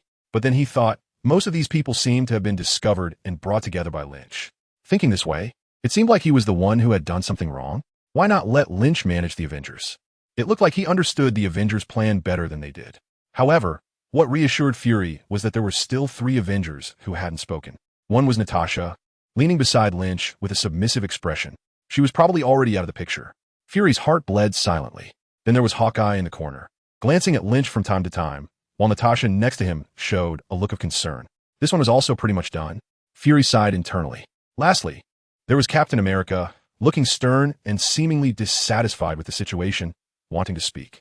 A glimmer of hope rose in Fury's heart. He had brought Captain America into the Avengers precisely to have him take on the leadership role. Could he persuade everyone? Captain America had been quite silent because everything in front of him felt incredibly unfamiliar. A strange world, a strange country, a strange organization, strange comrades, and strange enemies. Well, had he ever carried out such a mission 60 or 70 years ago, fighting against an underwater civilization? Throughout the mission, he had much of a performance. He needed to familiarize himself with these unfamiliar things, get to know S-H-I-E-L-D, his comrades and his enemies. And now that the mission was over, the team was about to disband. Wasn't he that ridiculous? As a seasoned soldier, he had more team spirit than these Avengers and understood Fury's good intentions behind the Avengers' plan even more. The Avengers were like the howling commandos he once led, a special team meant to tackle problems that ordinary people couldn't resolve. Although the Avengers' debut had failed in this incident, it was evident that these individuals were indeed different. But this did not mean that the Avengers' plan had failed, because this team was necessary regardless. With ancient underwater civilizations appearing, who knew how many terrifying threats were still hidden in this strange world? When a world-ending tsunami like the previous one appeared, could ordinary people handle it? No, only the Avengers could find a way. Therefore, Captain America absolutely would not allow the Avengers to split like this. He stood tall and straight in the center, with a righteous demeanor, and spoke in his magnetic voice, guys. His eyes were bright and serious. Although I'm just an old soldier, I still want to stand up and say this. We have indeed experienced failure this time, but we are far from the time to disband. Each of us has something unique to offer. When a crisis threatening Earth arises, we cannot rely on anyone else. Not to mention that during Captain America's speech, his leadership aura was unmistakable. His voice was rhythmic and his expression passionate, leaving the few hotheads in the Avengers stunned. We can only rely on ourselves and the strength of the team to overcome the crisis. Then, Captain America began to call out names. Stark, I met your father. He was an outstanding man, and I don't believe your ambition is just to be a playboy. Tony remained silent. If it had been before, he would have rebutted immediately, as his father's image in his mind hadn't been very good. However, after synthesizing a new element from his father's legacy to solve the big problem of his life, Tony had a change of heart regarding his father. Therefore, Captain America spoke from the perspective of an elder, and Tony couldn't retort. Seeing Tony being so honest, Captain America then looked at Thor. He paused for a moment, seemingly pondering how to start. After all, this was a god he had never dealt with before. Thor, you said you have a duty to protect Earth. Our goals are in alignment, but I don't need you. Thor was not impressed by Captain America's words. In his eyes, this guy in a strange uniform was even less reliable than Tony Stark. Iron Man might be a bit mouthy, but at least he could provide fire support from the air. What could this guy in an ugly uniform with a shield do? Block enemy attacks for everyone? Being this weak and still so arrogant showed a lack of self-awareness. Couldn't he see that Lynch hadn't said a word? You can do it. Although you are very powerful, this world cannot be solved with a hammer. After saying that, Captain America ignored Thor's reaction and turned to Banner. Dr. Banner, I hear you're a great physicist. I believe a researcher like you will be needed here. Upon hearing this, a bitter smile appeared on Banner's timid face. Do you think I should believe that? You can, Captain America replied with an unquestionable tone. Well, it's up to you guys. Banner decided to give up on treatment. He had originally planned to serve S-H-I-E-L-D, as agreed. Since S-H-I-E-L-D wasn't worried about him turning into the Hulk, he would just go along with them. After calming these few hotheads down, Captain America sighed in relief. After hesitating for a moment, he glanced at Lynch, but ultimately didn't say anything. Lynch met Captain America's gaze with a faint look, then withdrew his eyes and said, Are you done? No one responded, and Lynch continued, You don't need to withdraw from the Avengers plan. You should stay in this team. You will help each other grow gradually, and eventually become true Avengers, superheroes. And what about you? Captain America interjected. Lynch frowned. He didn't have much fondness for the just-awakened Captain America, as he seemed like he had been frozen for too long, a bit off. Even in his past life, he couldn't muster any interest in the character of Captain America. It's not that the character was bad. He just didn't like his background and persona. I'm just a bystander, only concerned with things that interest me and relate to me. You can't control me, Rogers.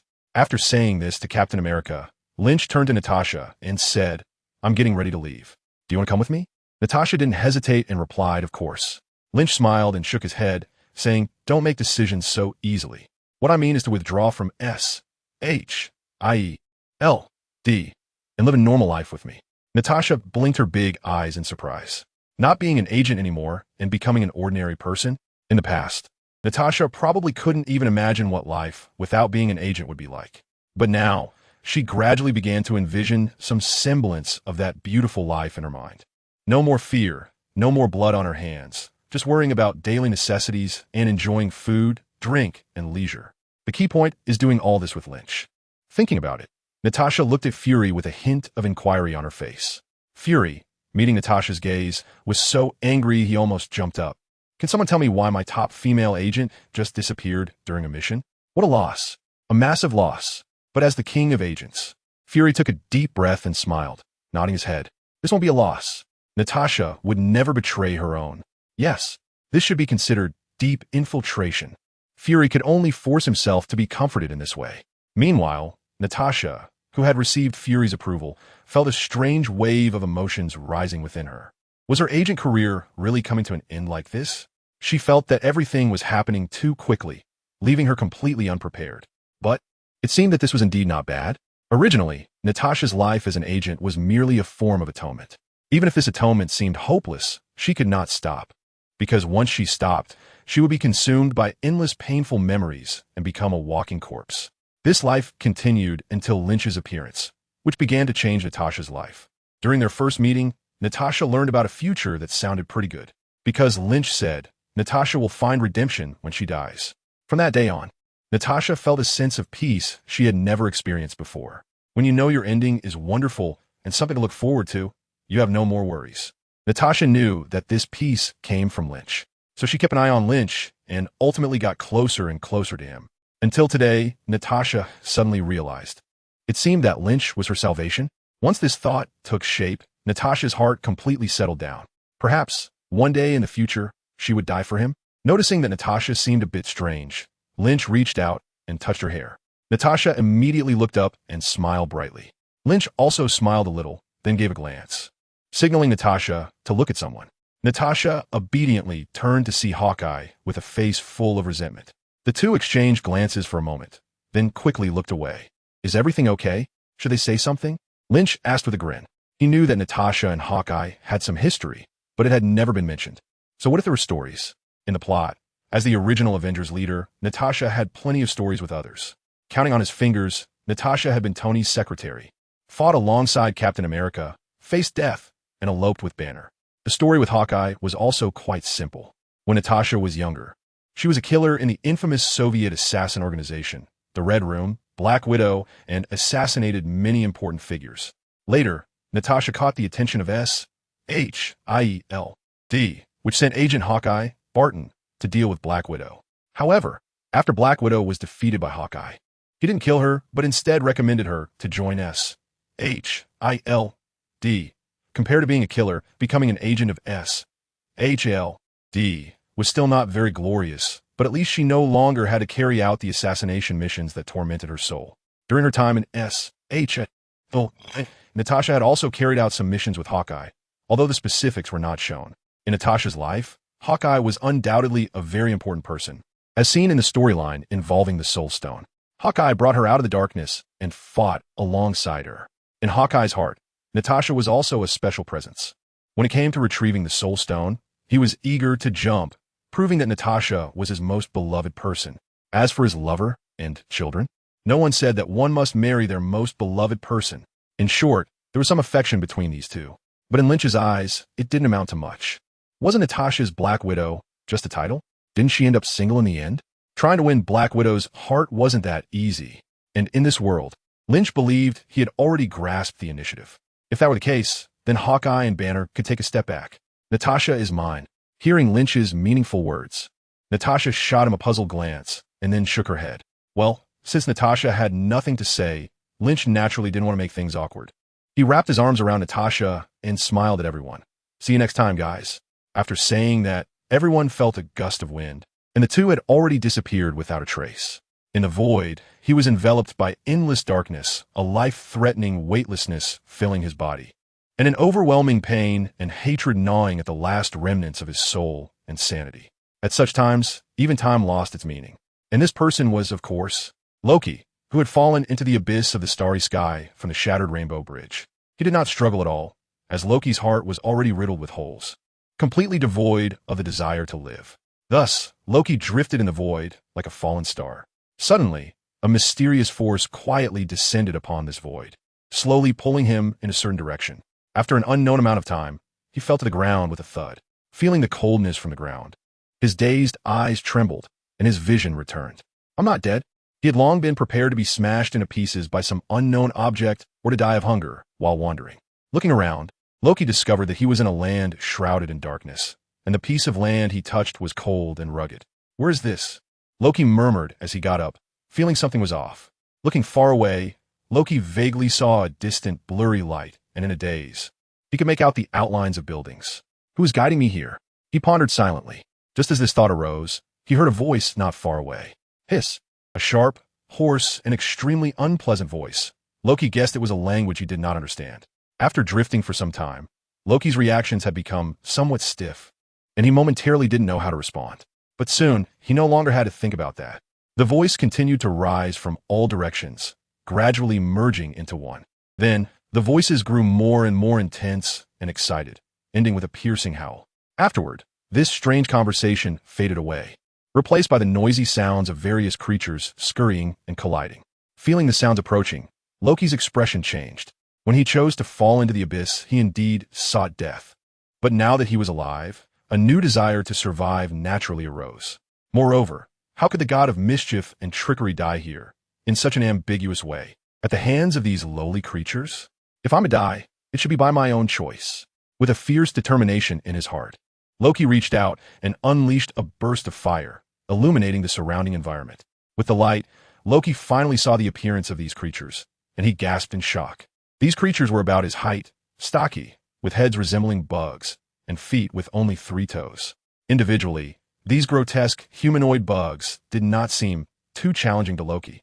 After all, he was quite skilled in magic, and even in close combat, he had courage and capability. What made Loki's scalp tingle was the sheer number of these creatures. Within the dim light that illuminated a few meters around him, there were swarms of bug-like humanoids standing densely, their gaping mouths writhing as they charged toward Loki. Oh, Loki shouted angrily, extending his hand to cast a magical attack. Under the dark night sky, a dazzling light shot from his hand, effortlessly striking the front line of bug-like creatures that were less than 3 to 5 meters away from Loki. Boom! Hiss! The explosion engulfed the nearby bugs, causing them to roar and scream, one by one falling down. The bugs in front of Loki fell, triggering a chain reaction, and the ones behind also toppled over. The bug assault right in front of Loki was temporarily disrupted by this attack, but that couldn't stop the bugs from other directions from continuing to rush in. Loki could even see their sharp, filthy teeth. Damn! A cold sweat trickled down Loki's face, and he dared not pause as he continued to unleash magic, casting attack after attack to delay the encirclement of the bugs. If these ugly, fierce bugs got on him, even if Loki knew how to fake death and use flashy skills, it would be useless, because these relentless bugs would surely tear apart everything in their sight. Bang, bang, bang. The sound of explosions rang out continuously, but the insect people instead drew closer to Loki. Loki was originally a master of manipulation and ambush. Given some time to set up, he could easily turn these foolish creatures to ash before they even reached him. However, this sudden encounter and close-quarters combat were not the situations he preferred. It was like the Hulk charging at him and giving him a thorough beating. Loki had no good way to handle these rushing insect minions. If only that idiot Thor were here. Loki thought of the god of thunder with some frustration. That guy could easily zap these weak ants with a single bolt of lightning. Even if Thor wasn't around, it would be nice to have my staff. At that moment, the staff Loki usually carried was the very one Thor had grabbed while hanging him up. As Loki fell into the abyss, the staff naturally remained in Thor's hands. Without his staff, Loki's spellcasting speed and power were significantly reduced. After casting a round of spells, the insect people took advantage of Loki's brief pause to pounce on him. Faced with these clawing and ferocious insect beings, Loki felt no panic whatsoever. In his long life as a prince of Asgard and son of Odin, he had encountered far stronger and more vicious enemies than these insect creatures. How could such small alien insects instill fear or panic in him? With a cold snort, he extended his hands, and 2 gleaming daggers appeared in his grip. When his schemes and ambushes failed, it was often in moments of close combat that he would naturally draw his 2 daggers and transform into a melee mage or an assassin mage. Many times, during a fight, Loki would find himself without a staff, but he could always pull out daggers to launch surprise attacks on his enemies. Some people, you think they are mages, but in reality, they are assassins. A cold light flashed in Loki's eyes as he swiftly slashed one of the insect people behind him with both daggers. The sharp blades cut through the insect's neck like slicing through tofu, and a foul, murky liquid erupted forth. The insect creature felt its neck and then fell heavily to the ground. Without even glancing at the fallen insect, Loki's figure moved like a specter through the mass of insects. These strong and quick-moving creatures seemed clumsy and ridiculous compared to Loki, whose physical qualities far exceeded theirs, and their frenzied screeches couldn't inflict any harm on him. As a frost giant with royal blood, trained as a prince of Asgard, Loki's true power was actually very formidable. Although he often struggled and was humiliated when facing Thor, Iron Man, the Hulk, and even Captain America, the truth was that Loki was not adept at melee combat. It was normal for him to be outmatched in hand-to-hand fights, as he was a genuine mage. Moreover, were those Avengers normal people? They were either freaks or cheating. For a fragile mage like Loki to withstand relentless beatings was already a testament to his strength. After dancing madly on the edge of a blade, Loki gradually broke free from the encirclement of the insects. Having killed a few more, he let out a long breath and sat down heavily. How long had it been since he had fought like this? While catching his breath, his mind wandered. Loki still remembered that when he was younger, Thor would take him to battle enemies together. Later, Loki's mindset changed, and he slowly no longer enjoyed such laborious fighting styles. He hadn't felt that exhilarating sensation in a long time. He wondered if that idiot cried for his own death. Loki's heart was filled with mixed emotions. He indeed hated Thor deeply, hated his naivety and foolishness, hated that he took their father's favoritism away, and hated that he could easily get whatever he wanted. But Loki also loved Thor very much. Those times they spent together, the affection Thor showed him. How could Loki forget? He couldn't, but he wanted more. He wanted to prove himself worthy of being the king of Asgard, to prove he deserved to be Odin's son. Buzz! A deafening shriek pulled Loki's attention back. He cast a spell and looked up with wide eyes. He saw a gigantic insect beast, with distinct segmented armor and flailing limbs, descending from the sky with its enormous maw wide open, diving towards Loki. What the hell is that? Loki's face turned pale, and he sprang into action from where he sat. However, he was not planning to confront it head-on, but rather to escape. If the flying beast was similar in size to the previous insect creatures, Loki might have had confidence in facing it. But something this large? Loki felt that even its smallest leg was bigger than him. If he didn't run, how could he live up to his title as the god of mischief and trickery? Boom! The insect beast moved quickly, catching up to Loki in an instant, its massive head enveloping his small figure. Ugh! The seemingly intelligent insect beast let out a long cry, pleased that it had just killed Loki. Then, it swayed its body and gradually moved away. Meanwhile, beside the crater created by the beast, Loki's figure suddenly emerged from the darkness and fell heavily to the ground. Cough, cough. Loki's eyes were bloodshot as he looked at the retreating figure of the beast with a face full of relief. What kind of hellish place is this? Loki frantically searched his memory, trying to find a way to escape. Otherwise, he felt he would surely become food for the insects. Just then, Loki's eyes narrowed slightly at a blinding light. His heart sank as he looked in the direction of the light's source. It was a different kind of insect person, dressed in high-tech armor, helmet, and boots. The deadly part was that it was holding a gun, and the laser from his sight was currently aimed at Loki's face. That wasn't all. As Loki turned his head, beams of targeting lasers quickly struck his body. In an instant, Loki was covered in a dense array of blue lights representing death. It's over.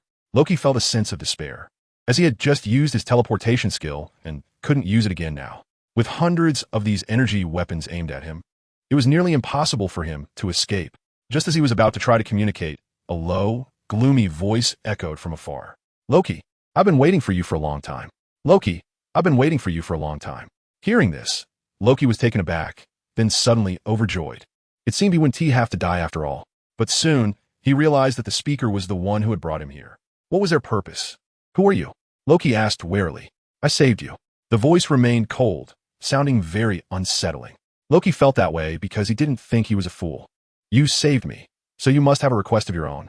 If that's the case, why emphasize it? Thinking of this, Loki replied confidently. I didn't ask you to save me. Oh really? The voice sneered coldly, and its tone became harsh instantly. Then go ahead and die. As it spoke, sounds of rustling came from that direction. It seemed that the guy had given some orders and then turned to leave. The insectoid soldiers surrounding Loki, as if receiving some command, readied their weapons, the blue light at the gun muzzles instantly expanding. Huh. Seeing that the speaker really seemed to want to kill him, Loki became anxious. Can we just talk it out? Why does it have to come to this? Wait, I really appreciate your help. If there's anything I can do for you, just let me know. Loki smiled flatteringly, his attitude sincere as he bowed elegantly. I am Loki, the god of tricks and mischief. A few flowery words and clever speech are certainly within my capabilities. Oh, the voice paused for a moment, and in their language, commanded the insectoids to stand down. You are very clever, it said appreciatively. My little wits are far from your great wisdom. Loki played his part, and for a moment, his flattery flowed like a river. Heh, as if moved by Loki's good attitude, the voice gradually approached him. Loki squinted, watching the figure coming from the soldiers. It was a being fully cloaked in silver and gold armor, wearing a masked helmet with a black cloak behind it.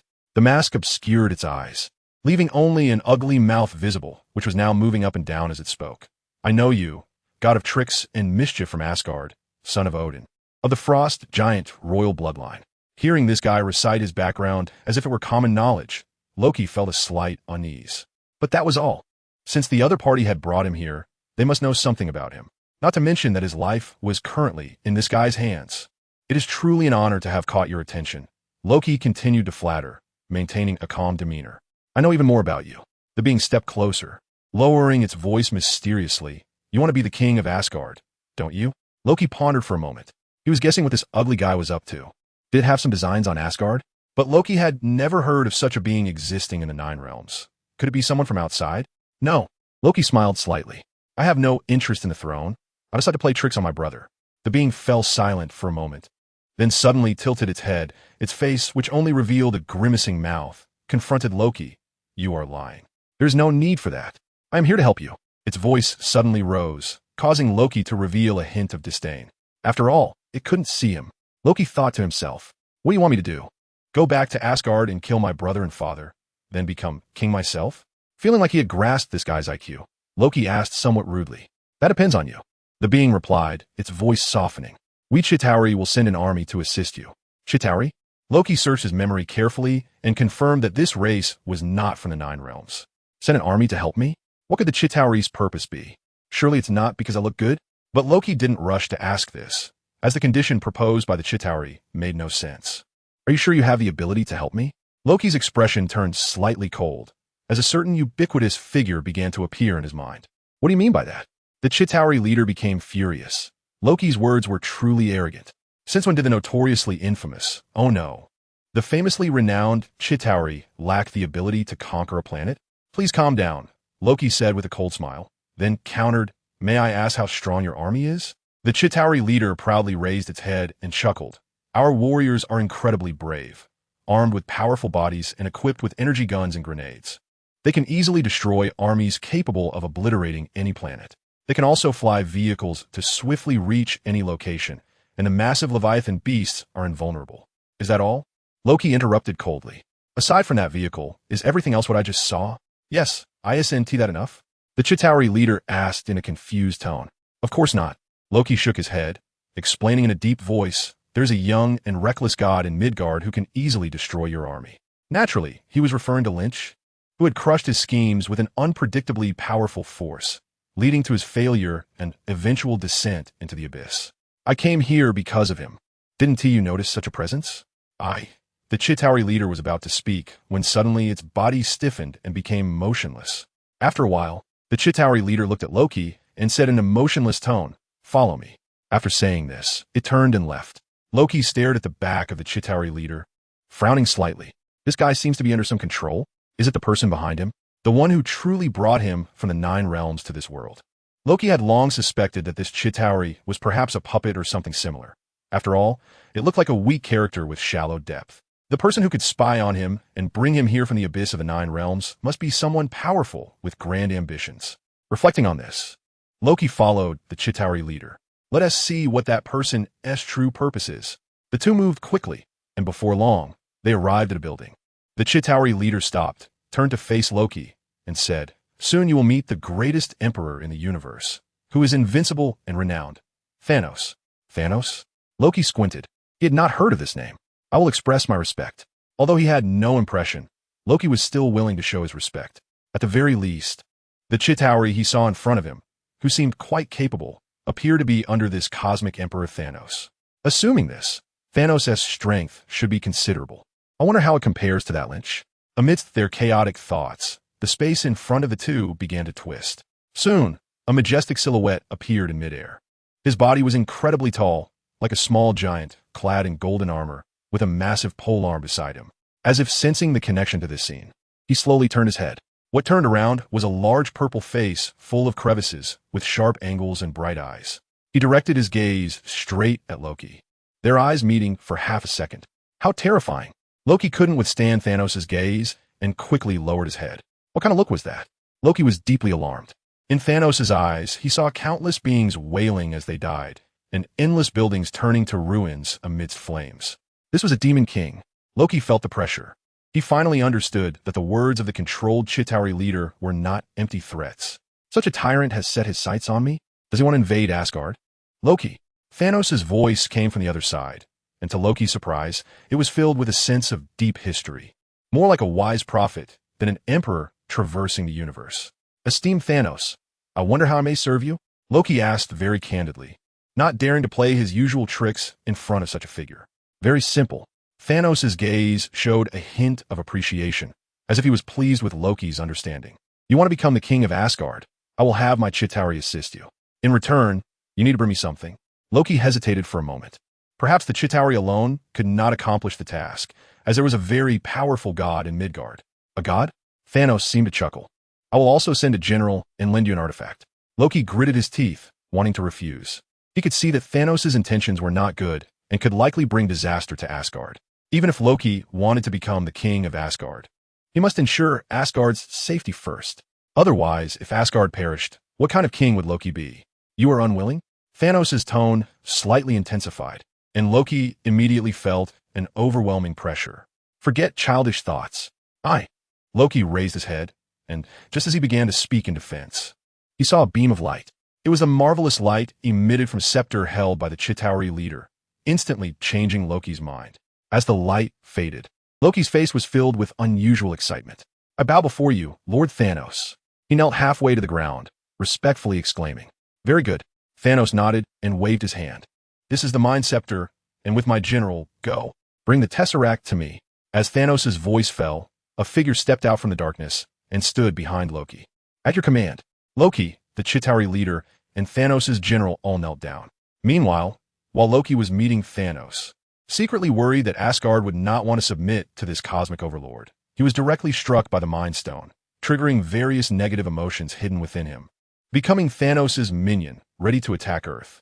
On the Earth side, Dr. Eric Selvig, the father of Thor's girlfriend Jane, was following Nick Fury's orders, leading a team to attempt to use the Tesseract to create superweapons. This research had been ongoing for several months, but they were still in the first phase of the project.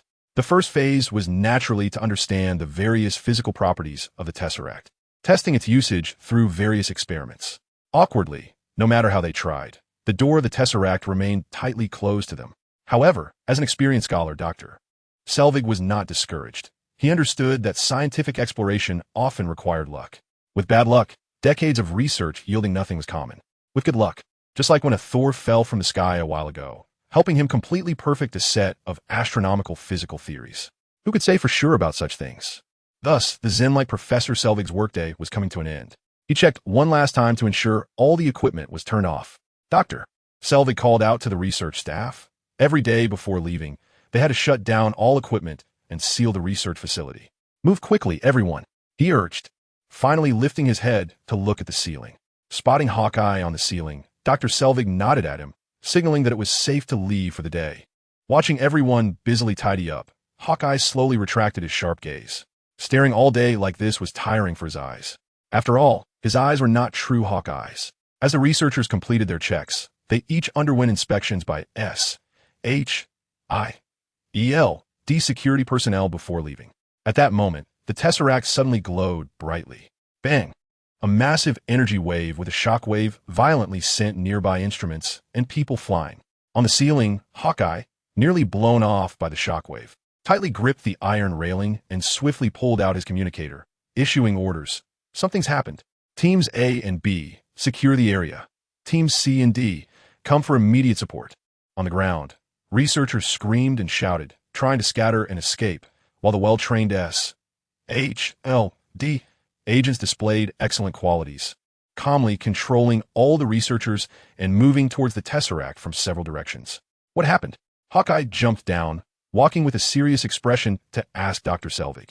I don't know, Dr. Selvig replied, his hair gray and face lined with wrinkles, indicating he was not young.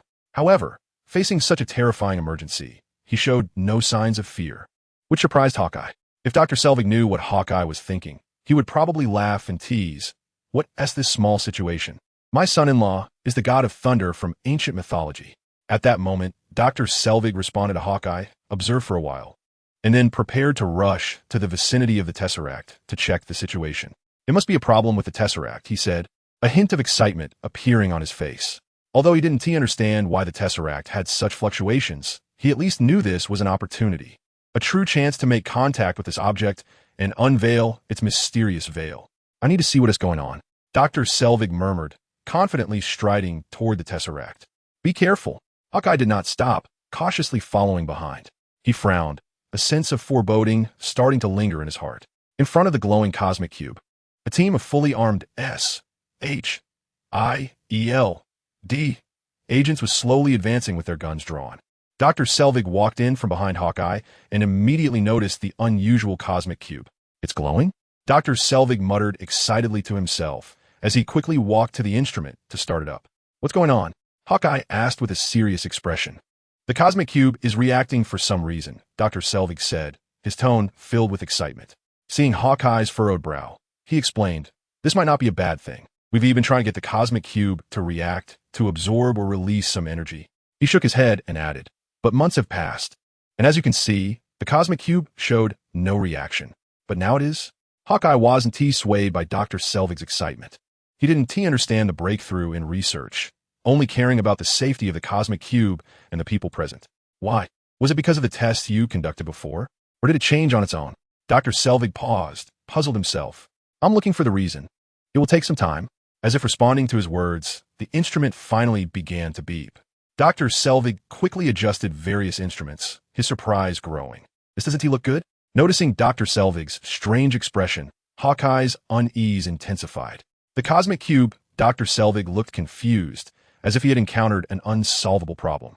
It's releasing energy, a massive, spontaneously generated energy. This energy seems to be constructing a passageway, right? A knowing expression appeared on Hawkeye's face. Yes, Dr. Selvig nodded, but added doubtfully, but we haven't attempted anything like this, because it was opened by the people on the other side. Hawkeye said in a low voice, causing Dr. Selvig to glance at him in surprise. This passageway is two-way. The other side can also open it. Right now. The other side, boom. The cosmic cube flashed blue, and a loud explosion followed. The two nearest to the cosmic cube were caught off guard, and Hawkeye barely managed to tackle Selvig to the ground before a terrifying wave swept over them again. After the shock wave passed, Hawkeye struggled to lift his head to glance at the cosmic cube, then took out his communicator with a shocked expression.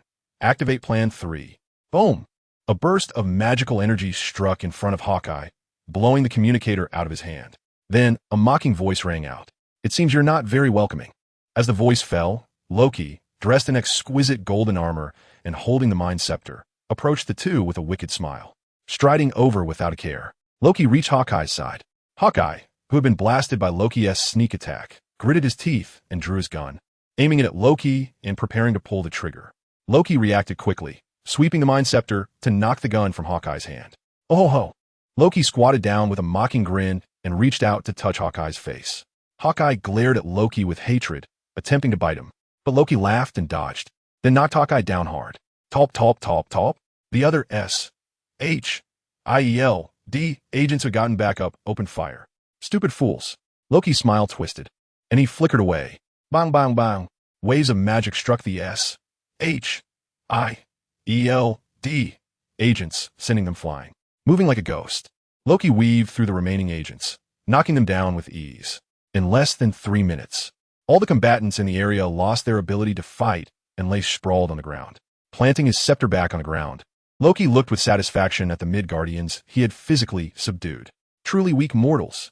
Loki held his head high, exuding an air of superiority. After being subdued by Thanos, Loki had rested for a while, waiting for the Chitauri army to gather. After some preparation, Loki finally excitedly opened a temporary passage between the two worlds using the dark hand left in the cosmic cube and arrived on Earth. Having witnessed Thanos' power and wielding the Mind Scepter, Loki's confidence swelled uncontrollably. Even though he knew about the presence of the Avengers, Loki had his own trump cards. This time, he would truly rule the 9 realms and ascend to the throne of Asgard. And Earth was just his first stop. Loki, Dr. Selvig, who had originally fallen into a coma, woke up at some point and shouted at Loki while holding his head. You dare to come to Earth? Your brother will beat you to tears. Knowing a bit about the relationship between Thor and Loki, Dr. Selvig was well aware of Loki's weakness. Thor, restored to his powers, could chase Loki down and give him a good beating. Thor? Loki scoffed with disdain, laughing arrogantly. That fool is nothing. Raising the scepter, Loki pointed it at Dr. Selvig and said coldly, Do you really think that idiot Thor can be your savior? This time, he wanted to be able to save himself. Seeing Loki so confident, Dr. Selvig's expression darkened. However, he also understood that Loki was skilled at playing with people's minds. This could very well be a psychological tactic. You will never become a true god. You are just a despicable fraud, a coward. At these words, anger flashed across Loki's face. He moved forward, grabbed Dr. Selvig by the neck, and lifted him into the air. Is that so? Loki sneered repeatedly. Do you think I need the approval of you weaklings? Cough, cough. Let me go. Dr. Selvig struggled with a red face, but he seemed very powerless, coldly watching the doctor as he began to choke. Loki casually tossed him to the ground, then leaned down and said, "Tell them, I, Loki, the god of mischief and trickery, have returned." As soon as the words left his mouth, a series of faint cracking sounds reached Loki's ears. He turned in surprise to see that he was already surrounded by the red laser sights of guns. "We didn't allow you to come back. We didn't allow you to come back." With this voice falling, Loki finally saw the agents hidden in the darkness, all armed. A short-haired, capable-looking female agent pursed her lips and walked toward Loki, holding a gun. Loki smiled awkwardly and asked in a gentle tone, "What is your name? Is this how you Midgardians greet each other?" "Hill," she replied, stepping up to Loki, the gun almost pressed against his forehead. "It turns out this kind of greeting works very well for you." Saying this, Hill kicked Hawkeye, who was lying on the ground. "Barton, wake up." Hawkeye groggily opened his eyes and quickly regained his senses. He scanned the room with a sharp gaze, taking in Loki, who had raised his hands, and then glanced at the Tesseract, feeling a sense of relief in his heart. Months ago, when they initiated the Tesseract research project, Fury had ordered his two ace agents, Hawkeye, Barton, and Hill, to guard it. Fury had told them that an accident with the Tesseract was likely, so they needed to prepare for it and defend in both overt and covert ways. Several months had passed, and nothing had gone wrong with the Tesseract. The two even found time to get involved in the Namor incident. But looking at the situation today, Director Fury truly had foresight. No one would have expected that Loki could use the Tesseract to teleport to Earth. After the Thor incident, and through numerous communications with Thor, S.H.I.L.D., had gained a deep understanding of Loki. This Asgardian alien was narrow-minded, cunning, and skilled at using tricks to manipulate people, with a strong desire for revenge. A thoroughly dangerous individual. However, after receiving updated information from Thor's, H.I.L.D. had changed Loki's status to missing and presumed dead. Unexpectedly, the incident with the Tesseract was caused by this guy. "What do you want?" Hawkeye spoke, his voice hoarse. "If I say it's an accident, would you believe me?" Loki replied with a smile. Loki didn't want to fake a pathetic smile. He had prepared to rule the 9 realms before coming here. Who would have thought that these despicable Midgardians would set a trap? "Damn it, don't play tricks on us. Speak properly." Agent Hill shouted angrily, pretending to draw her gun.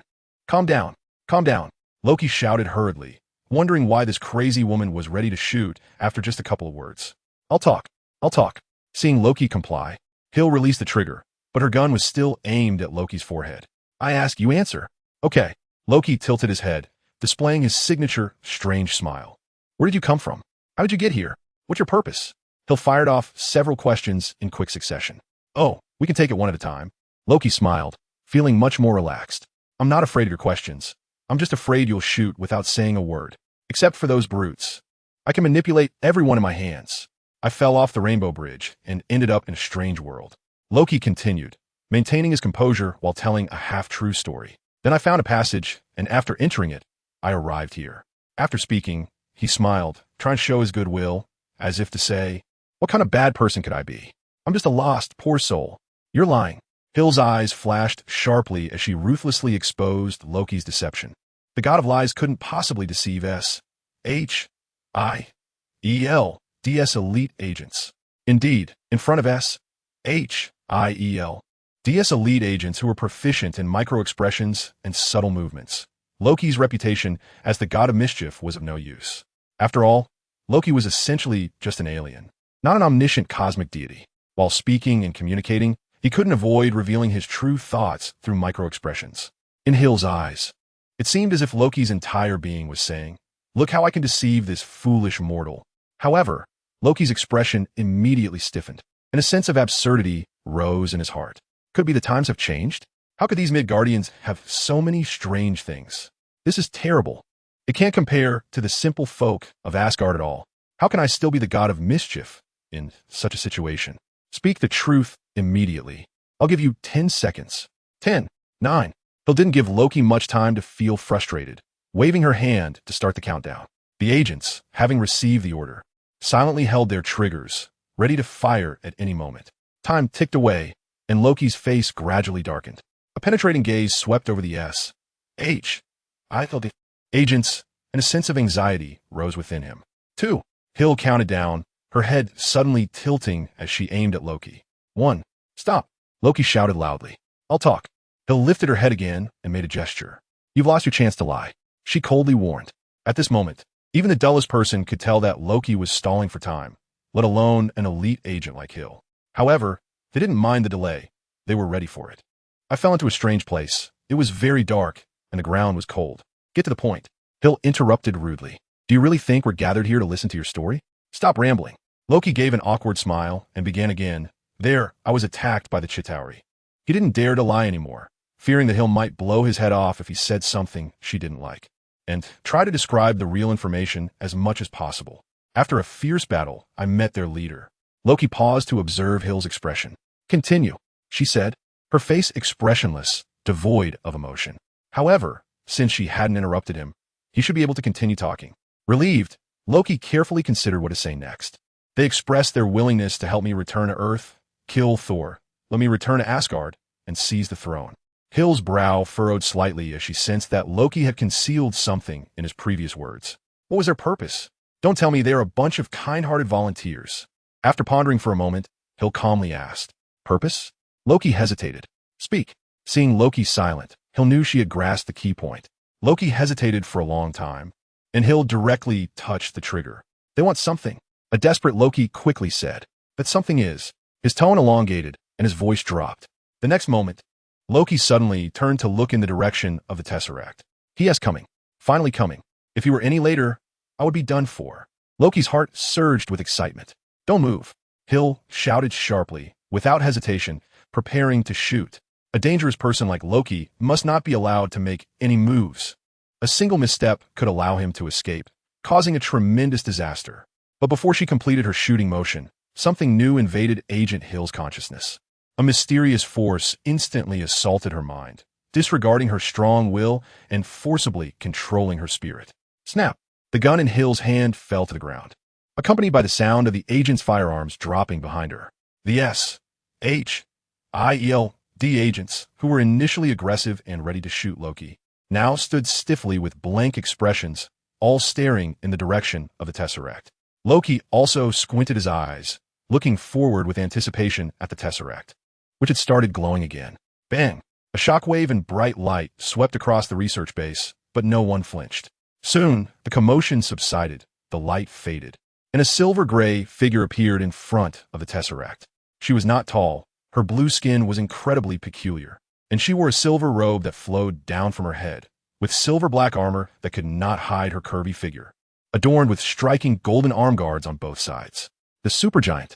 Loki smiled and stepped forward to greet her, but the supergiant didn't even glance at him.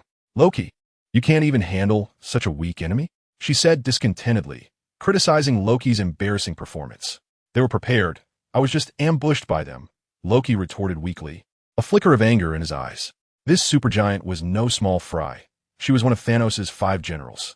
Over the years, Thanos had roamed the universe, slaughtering countless beings and destroying endless planets, with the Black Order playing a crucial role. Upon learning that there was a super strong individual on Earth, Thanos sent the supergiant to Earth alongside Loki to help him eliminate the formidable foe. There was no doubt about the supergiant's immense power. She possessed abilities such as mental control and telepathy, able to control enemies with a single glance. Although the strength of Lynch Fei had left a deep impression on Loki, he naturally felt that it paled in comparison to the reputation of Thanos, the infamous cosmic overlord. Therefore, Loki held strong confidence in the supergiant, believing she could eliminate Lynch Fei. You don't need to explain yourself. The supergiant waved her hand, unconcerned about Loki's response. I'm here to help you deal with that big trouble. Find him. Saying this, her body floated over to stand in front of Loki. You can control these people to find him. They should be able to contact him. Is that so? The supergiant extended her hand, waving her agile fingers, then pointed at Hill. Hill immediately shuddered, pulled out a communicator from her body, and pressed a few buttons. After a while, the communicator connected. But the voice that came through left Loki and the supergiant stunned. Hello, is this Loki and that blue elf? Loki and the supergiant exchanged a bewildered glance. Both at a loss. I am a supergiant. Okay, call yourself whatever you want. Just remember my name. What's your name? I am Iron Man. As you can see, the Star Tower has not connected to any power source, yet it can still operate independently. Let's cheer. The era of renewable clean energy has arrived. At a press conference announcing the successful operation of Stark Industries' renewable clean energy building, Tony Stark was speaking somewhat modestly. Below, countless reporters raised their hands, engaging in discussions. Suddenly, a message popped up on the presentation screen. Sir, you have an important message to check. Clearly, this was a reminder from J.A.R.V.I.S. Seeing this, Tony grabbed a tablet from the stage and quickly checked the message. On the tablet, J.A.R.V.I.S. had already hacked into the system and displayed the urgent message. S.H.I.E.L.D. Urgently requests assistance. Coordinates. Note. Loki. Loki? Tony muttered in confusion, putting away the tablet and glancing at the reporters below. What is this alien doing back on Earth? After pondering for a moment, Tony quickly instructed J.A.R.V.I.S. to summon the iron suit and hack into the network at the coordinates, while smiling at the reporters below, saying, Next. The project manager from Stark Industries will answer your questions about this project. Seeing that Tony seemed to have something urgent to attend to, the reporters all stood up and surrounded him, pressing for answers. I just saw you have an urgent message. Can you disclose what it was about?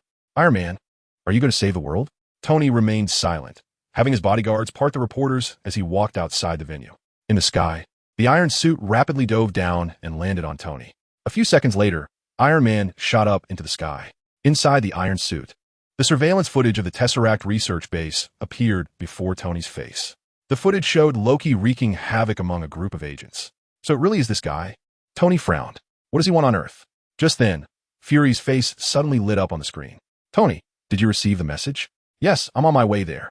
What exactly is going on?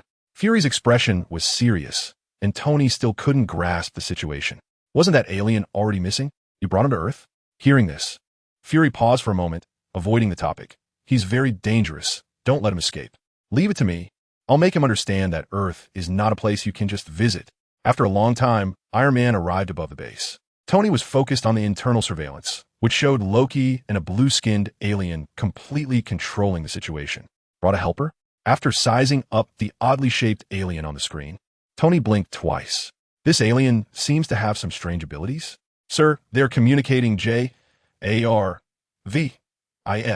reported. Tony raised an eyebrow and commanded, Oh, help me join the call. Okay. The next second, the call was connected. Hello, is this Loki and that blue elf? Tony took the initiative. I am a supergiant. The voice on the other end seemed a bit angry, but Iron Man merely pursed his lips, unconcerned. Okay, call yourself whatever you want. Just remember my name. What is your name? Upon hearing this, Tony accelerated the iron suit and charged towards the base below. Looking at the thermal imaging in front of him, Iron Man extended his hands toward Loki and the supergiant, two beams of white light suddenly shining from his palms. I am Iron Man. Bang bang. As soon as the words were spoken, two energy blasts instantly penetrated the base's structure, striking the two unsuspecting individuals. They gasped in surprise and were sent flying far away by the hand cannon fired by Tony. Seizing this opportunity, Tony rushed in from the blown-open top of the base, flying towards Loki without hesitation. Loki, being a frost giant by blood and the son of Odin, although claiming to be a sorcerer, actually had physical abilities several times greater than an ordinary human, able to withstand small-caliber firearms without a scratch. As a member of the Black Order under Thanos, although his abilities leaned towards sorcery, his physical strength also far exceeded that of an ordinary human. Therefore, despite the great power of Iron Man's hand cannon, neither of them was seriously injured. Tony Stark, Loki exclaimed as he awkwardly got back on his feet, unable to hide his anger. During his time on the Chitauri's territory, Loki certainly hadn't been idle. Through various means, he had thoroughly investigated Earth's intelligence. He had carefully reviewed some confidential documents from S.H.I.E.L.D., which led him to learn about the existence of the Avengers. After analyzing and observing, Loki had grasped the information about the Avengers. He was naturally familiar with the Iron Man before him. Iron Man, Tony Stark, an arrogant, proud, and selfish genius, a playboy, a wealthy man. Loki didn't take Iron Man seriously because he believed that someone like Iron Man, who seemed so high and mighty, was actually easy to deal with.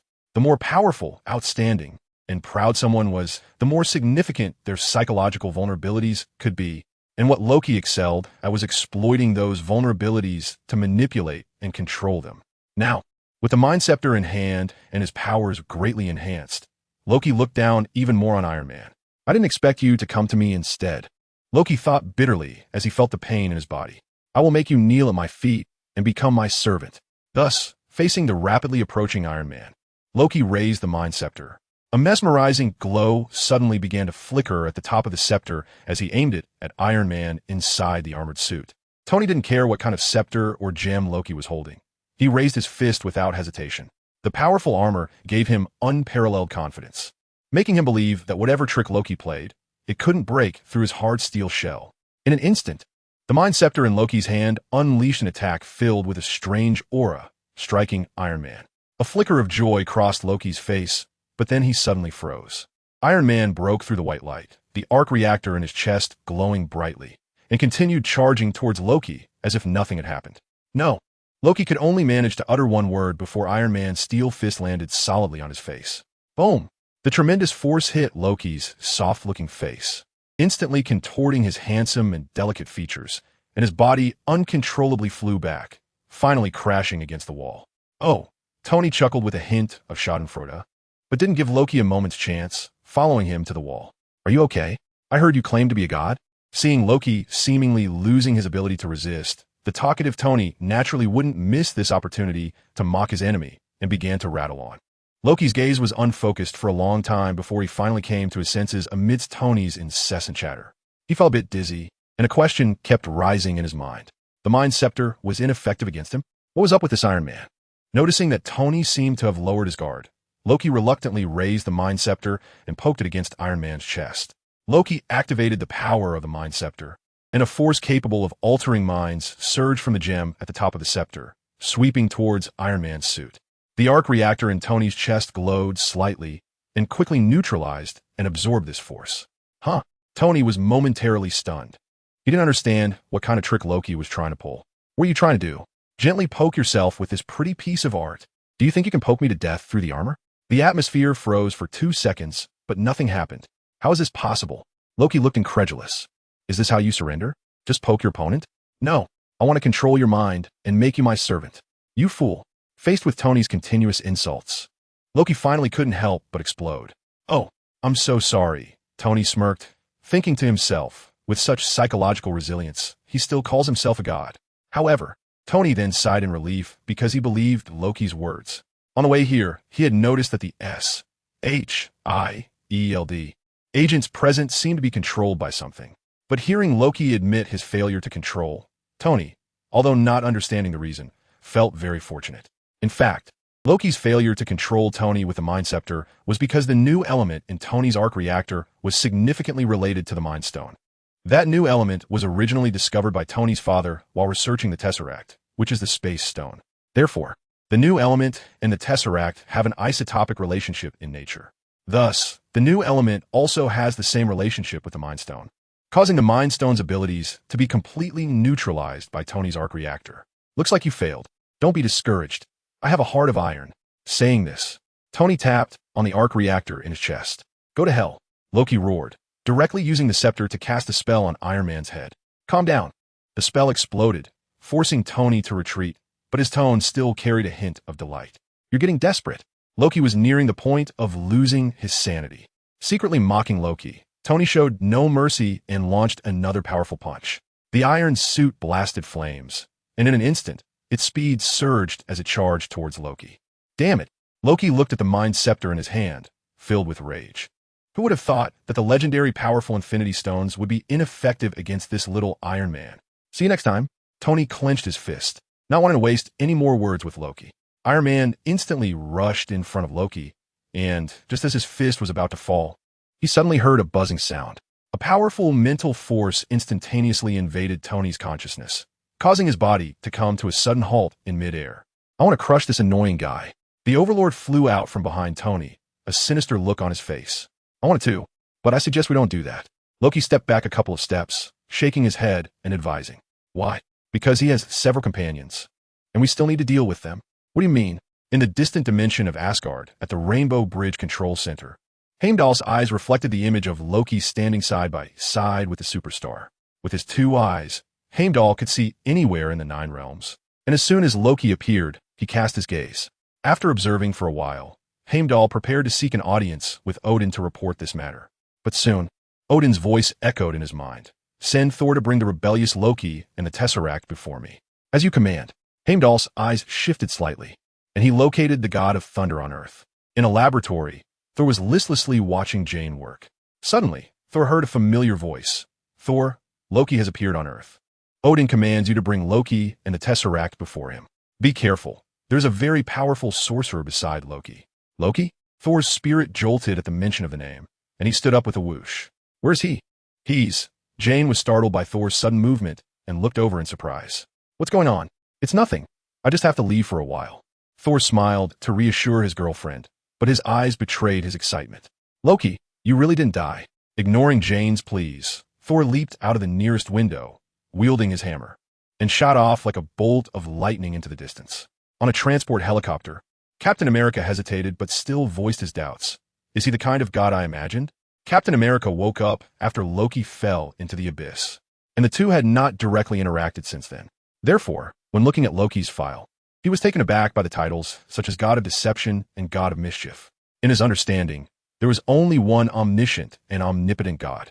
Although he had heard of false gods and evil gods, like the one worshipped by Hydra, it was the first time he had seen such terms in a rigorous file. Fury, standing nearby, noticed Captain America's struggle and explained somewhat exasperatedly. No, he's just a long-lived alien. Leaning against the aircraft, Fury continued casually. He only knows a few tricks. You can handle him. Tricks? Is it magic? Recently, Captain America had been feverishly catching up on modern knowledge, looking bewildered, and then he sighed, another strange enemy. I believe you can do it. Captain America's young fan, Coulson, finally found an opportunity to chime in with a mysterious smile. Maybe, but I'm afraid this old relic will mess things up. With a smile at Coulson, Captain America awkwardly spread his arms and puffed out his chest. I'm still not quite used to all this, like this new uniform. You will. You're Captain America. It seemed that Coulson believed in his abilities even more than Captain America himself. Maybe. At the Tesseract research base, Iron Man looked up at the sky. With Loki's hands bound, crouching beside him, flanked by Hawkeye and Agent Hill. After a while, the silhouette of a helicopter appeared in the sky. Everyone present turned their gazes toward the helicopter in a strangely synchronized motion. In the helicopter, Fury looked uncertainly at the people below. Did Stark capture Loki? His large single eye scanned the faces of Tony, Hawkeye, and others on the aircraft screen, and his expression grew increasingly grim. Something's not right. The shrewd Fury immediately noticed the awkward expressions and postures of Tony and the others, sensing something was off. Connecting this to the last footage from the research base before the surveillance went dark, where Tony bizarrely ceased his attack on Loki, Fury's unease quickly escalated. Did Tony fail? Is he under Loki's control like those agents? Fury pondered and casually instructed the aircraft not to land yet. Meanwhile, below, Tony suddenly made a move. He opened his mouth and shouted at the helicopter hovering above. What are you doing up there? About everything handled. Come down and take this guy away. Hearing Tony's urging, Fury felt even more perplexed. Normally, that guy Tony Stark would be bugging him for consulting fees, right? Suspicious. Fury couldn't shake the feeling that something was off with Tony, but he couldn't be sure. What's wrong? Coulson walked to the cockpit and asked Fury. Don't you find it strange? Fury said expressionlessly, looking at Tony, who was waving. Iron Man even took off his armor. Coulson paused, glanced down, and indeed saw Tony in a suit. Knowing Tony well, Coulson realized he had rarely taken off his armor in the past few months, let alone in this situation. Do you think Tony was taken hostage? No, Fury shook his head. I suspect something worse. What now? Coulson looked anxiously at Tony below. Captain, Fury's words were interrupted as a sudden thunderclap split the sky. Boom! The lightning struck next to Loki, sending his hair flying in all directions. As the thunder gradually dissipated, Thor's figure emerged unexpectedly. Loki! Thor stood up, gripping Loki's shoulders tightly and shaking him. Where have you been? Brother, Loki replied softly. Long time no see. He arrived just in time. On the plane, Fury let out a sigh of relief. Let him go see what's going on. Hey, he's mine. Not liking the touching reunion between Thor and Loki, Tony said in a strange tone. Could you please let him go? No. Thor turned around with a serious expression. For the super brotherly Thor, when it came to his brother Loki, he would never back down easily. Loki isn't Asgardian. Only Odin can judge him. I must take him back to Asgard. Oh, this is interesting, Tony said with a sarcastic laugh. Then maliciously remarked, I'm afraid that one be up to you. Don't get yourself into trouble, Tony Stark. Thor warned, frowning. You haven't even put on your armor. Just step aside. Really? Tony grinned smugly. Do you really think so? A hint of disdain appeared on Thor's face. Even though he had fought alongside Tony Stark, Thor didn't particularly like this self-satisfied, incessantly talkative, annoying guy. In fact, if it weren't for Loki's sake, Thor wouldn't agree to be alongside those so-called Avengers at all. Even if he put it on, bang. A blast from an energy cannon fired from behind sent Thor flying, and the suddenly appearing Iron Man's suit quickly flew toward Tony. I see you can only talk big. Tony, fully suited in his Iron Man armor, flew into the sky, mockingly taunting Tony Stark. Thor, lying on the ground, suddenly flashed with a fierce lightning in his eyes, and a terrifying aura surged up. You're looking for death. The sky darkened as Thor's anger grew, storm clouds gathering above him. He raised Mjolnir and soared into the air with the speed of lightning. Let's see who's looking for death. The colors in Tony's eyes changed rapidly, and the weapons on his armor fired up instantly. Boom! The two started an aerial battle, with winds howling and the world changing color. Loki, hiding to the side, couldn't help but show a strange smile, as if he had everything under control. In midair, the airflow became chaotic, stirred like a disturbed surface of water. In such conditions, S.H.I.E.L.D.S. helicopter swayed like a kite with its strings cut, struggling to maintain stability. Steve, now's the time, Fury shouted from the helicopter, steadying himself against the fuselage. Separate those two. Captain America, receiving the order, donned his mask, raised his shield to his chest, and leaped out of the open door. Coulson, watching Captain America leave so gracefully, was stunned for 2 seconds before suddenly shouting, Parachute! You forgot your parachute. The helicopter was still 100 meters above the ground. Wouldn't Captain America die jumping without a parachute? Despairing, Coulson grabbed a parachute pack and rushed to the door, just as he was about to throw it down. He saw Captain America shake his hand as he fell rapidly. Coulson froze, then watched as Captain America curled up behind his shield and landed heavily on the ground. Could it be that he was fine this way? Coulson was dumbfounded. In his dazed gaze, Captain America took a moment to catch his breath before jumping up energetically. On the ground, Captain America ignored Coulson's shock and tightly gripped his shield, looking up at the two figures colliding in the air. He hadn't expected that two former allies would start fighting over a disagreement, and the anger only escalated. As an alien, he couldn't intervene with Thor, but he felt he could still persuade Tony Stark. As an old-timer, Captain America knew Tony Stark's father, and his shield was also crafted by him. By lineage, Tony Stark was like a nephew to Captain America. Although he, serious and solemn, like everyone else, disliked Tony Stark's attitude. What could he do? Tony, calm down, Captain America shouted, throwing his shield like a dart. The incredibly hard artifact from the Marvel Universe spun and struck Iron Man, who was charging at Thor, causing Tony's head to tilt slightly. The force of the shield wasn't great, but it was enough to halt Tony's momentum. The aggressive Thor, of course, wouldn't miss this opportunity and slammed Iron Man down to the ground with a mighty blow. Boom! On the cracked ground, Tony was filled with rage. Rogers, do you want to fight too? Looks like I need to teach you a lesson on behalf of your father. Being called by his full name made Captain America quite irritated, so he decided not to waste any more words and charged directly at Iron Man. Seeing Captain America join the fray, Thor landed in response. What are we doing? Realizing the situation was spiraling further out of control, he finally started to grasp the strangeness of everything that had happened today. Thor silently reflected on everything since he had heard Heimdall's words. After pondering for a moment, he suddenly remembered something. Heimdall had mentioned a sorcerer beside Loki. He turned his head in surprise to look for Loki and then saw him with an extremely dangerous-looking blue-skinned alien. Stop! Thor was about to shout to stop Iron Man and Captain America when he found that his body was no longer under his control. Then, he saw the alien boldly walk into the fray. Next, Thor's consciousness began to be assaulted repeatedly. In the next moment, he lost awareness.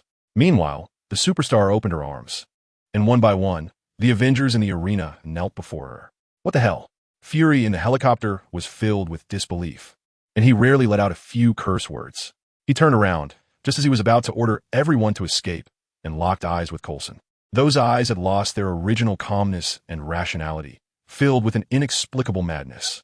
Fury's last thought was, we're done for. At the Cosmic Cube research base, Loki was discussing the next action plan with the superstar.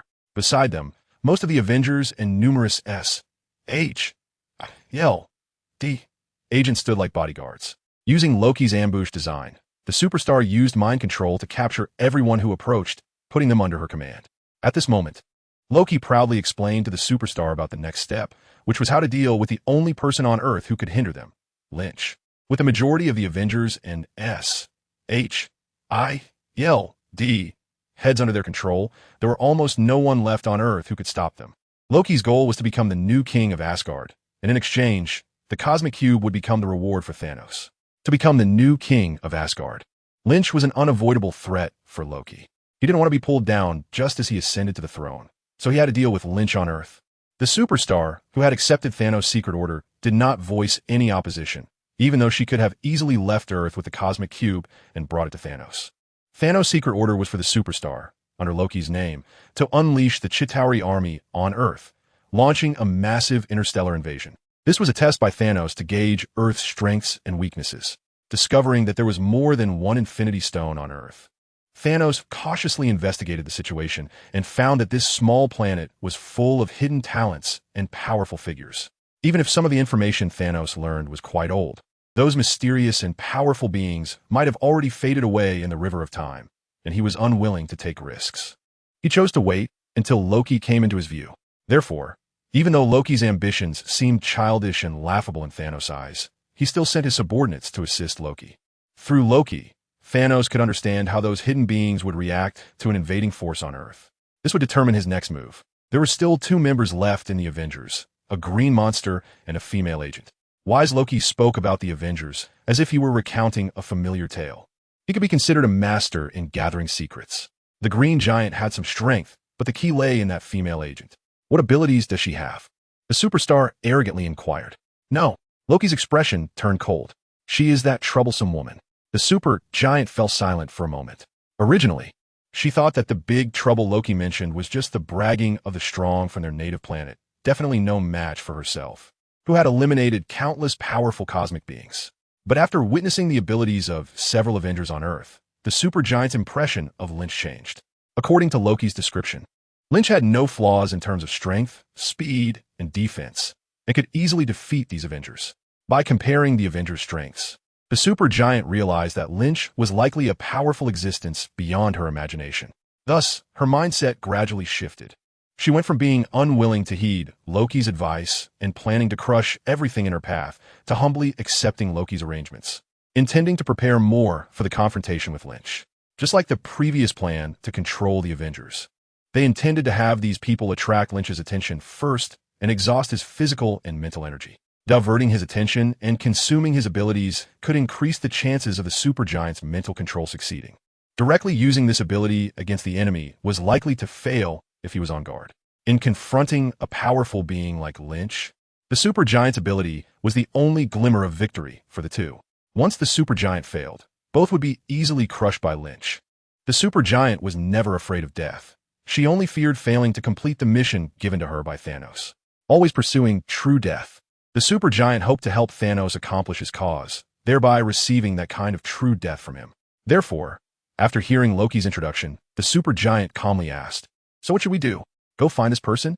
"No, Loki chuckled. We first go to New York to find our green friend." In an open area of New York, Hulk, accompanied by an explosive roar, Hulk's powerful body crashed heavily in front of Loki and the supergiant. "Loki, I can't control him," yelled the supergiant, who was thrown away and appeared in pain. "Let him go." Loki also couldn't hide the panic on his face, roaring madly. "If this guy goes crazy, we will all die here." Behind Hulk, Iron Man and Thor quickly flew in, joining forces to rush toward Hulk on the ground. Iron Man's missiles, Thor's lightning, Captain America's shield, and Hawkeye's arrows all struck Hulk's massive body at once. Roar! Hulk, incredibly angry, pounded the ground with both hands, his body covered in wounds that even his super healing ability couldn't heal in time. His eyes scanned the swiftly fleeing Loki and the supergiant, and Hulk suddenly crouched down and jumped fiercely. "Hulk!" he roared, his enormous figure crossing dozens of meters instantly, directly intercepting the terrified supergiant. With an IQ equivalent to that of a toddler, Hulk only knew that the culprit behind his misery was this guy in front of him, and he wanted revenge. "Stop!" The supergiant's face twisted, exerting all her power to activate her mental control. Hulk, affected by the supergiant's mental interference, immediately clutched his head and began to scream wildly. However, the supergiant did not relax for a moment.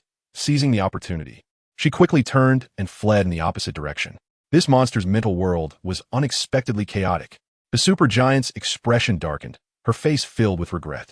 Originally, the plan to control Hulk that she and Loki had prepared was going smoothly, and they had easily lured Banner to the heavily ambushed location. After Banner arrived, he quickly encountered an attack from the Avengers and SHIELD agents, then transformed into Hulk. After a fierce battle, the supergiant confidently made her move. But an unexpected event occurred. When she tried to invade Hulk's mind with her psychic power, she found that this green monster's mind was incomprehensibly chaotic and completely uncontrollable. The moment Hulk faced the mental shock, he instantly fell into a rampage, enduring everyone's attacks and relentlessly pursuing the two, vowing to smash them into meat paste. The fleeing supergiant's ability effect diminished greatly. Hulk was not controlled, but became even more frenzied, his eyes flashing with green light. He threw back his head and howled, casually swatting Iron Man, who charged in front of him, away, then, panting heavily, ran towards the supergiant at a speed far beyond before. Quick, let them hold this guy back. Let that Iron Man take us away. Although Loki was left behind by Hulk, seeing the supergiant in such a desperate situation in front of Hulk still made him feel terrified. He was sure that if the supergiant died first, he would definitely follow suit, dying at the hands of the uncontrollable Hulk and the rest. The supergiant ran for her life, but she felt the massive rumbling sound behind her growing closer, and she hurriedly controlled the others to come to her rescue. Thor, who had been charging up in the air for a long time, spun his Mjolnir, summoning terrifying lightning from beside him, and in an instant, struck Hulk's back with a bolt of lightning. Roar! Hulk let out a painful howl, his massive fists raining down crazily on Thor. Seizing this opportunity, Iron Man quickly soared through the sky, grabbing the supergiant and Loki. The three figures rapidly ascended into the air amidst Hulk's roars, swiftly distancing themselves from the area. Seeing the supergiant leave, Hulk no longer fought the remaining people and fled into the distance, covered in wounds. On the rooftop of Stark Tower, the supergiant silently watched the busy researchers for a while, then turned to Loki and asked, "There won't be any more problems this time, right?" Her face still bore signs of fear, as if recalling the terrifying experience of being chased by Hulk not long ago. No, although Earth's technology is backward, it's still reliable for making these things. Loki smiled slightly, his evaluation of the supergiant dropping another notch. Just one Hulk had scared her like this. Could she really deal with that monster Lynch? But at this point, Loki could only place his hopes on this general. That was just an insignificant accident. Don't worry too much, Loki confidently reassured. After saying this, Loki walked over to Dr. Selvig and asked, "How much longer?" 10 minutes. Dr. Selvig replied. 10 minutes. Loki looked up at the blue sky. In 10 minutes, New York will face destruction. Don't celebrate too early, the supergiant said in a grim tone. That guy will also come, as he told me. Yes, he will definitely come. He has lived here for a long time. Loki spoke slowly. He won't stand by and watch this city be destroyed. Once he discovers a crisis in New York, he will rush here immediately. As he spoke, Loki's expression turned blank. Through contact and covert observation, Loki believed he understood Lynch quite well. In Loki's eyes, Lynch was a very powerful being, but lacked corresponding dignity or dreams. Who would have thought that a god-level figure would still be keen on such childish activities as fighting crime? His realm and strength were indeed worlds apart. Loki secretly scoffed. But Lynch still hadn't shown up, and Loki guessed he might be hiding somewhere, completely out of touch. This relieved Loki greatly. He was genuinely worried that Lynch would come out at this time. Loki and the superstar originally came to Earth with full confidence, eager to deal with Lynch right away. But after handling the Avengers, the two had the self-awareness to change their plans.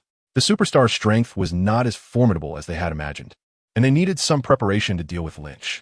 They would open a wormhole in New York, allowing the Chitauri army to enter, and with the help of the controlled Avengers, they would confront Lynch together. Time passed quickly, and 10 minutes soon went by. On the rooftop of Stark Tower, a brilliant blue beam shot suddenly into the sky. The azure sky twisted, tearing open a small black hole. That small hole expanded under the beam's bombardment, eventually forming a massive black void. Just as the black hole formed in the sky, Chitauri soldiers riding flying vehicles surged out.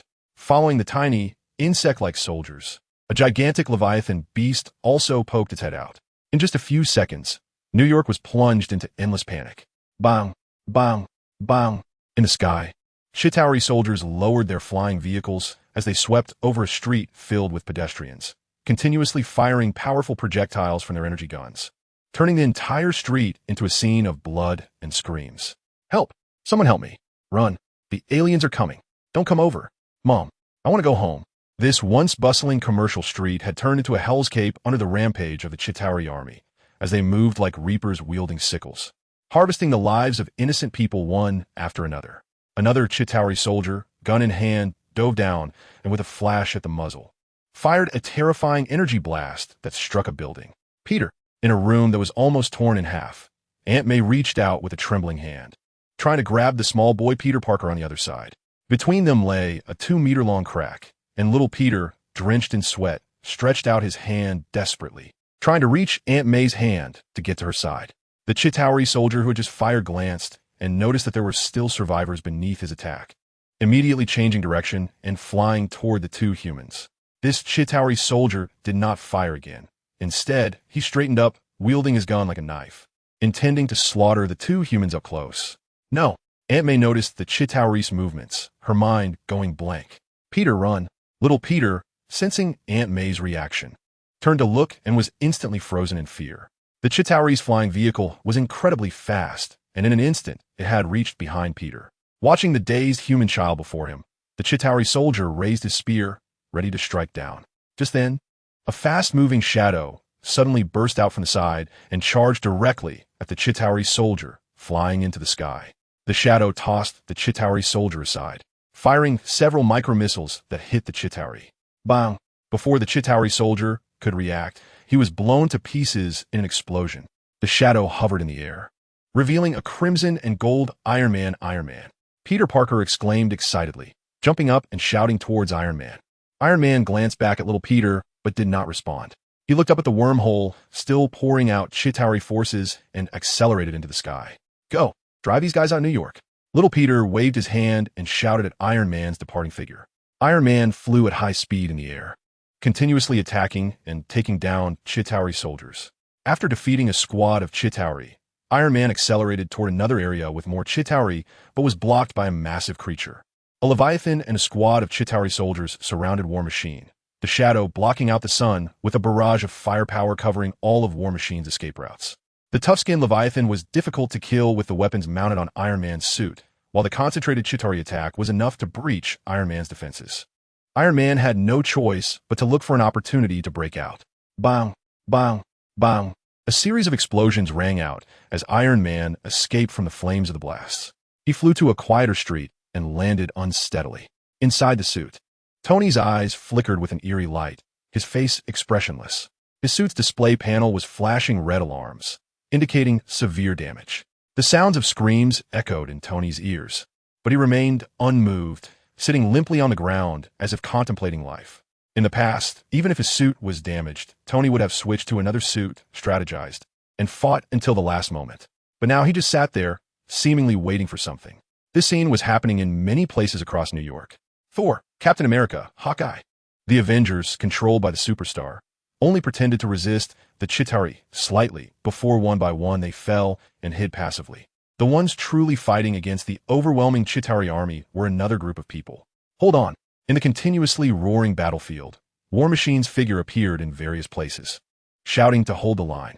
After the Chitauri army emerged from the wormhole and rampaged through New York for 10 minutes, the army finally entered the city. Rhodey also followed the troops into New York to resist the Chitauri army.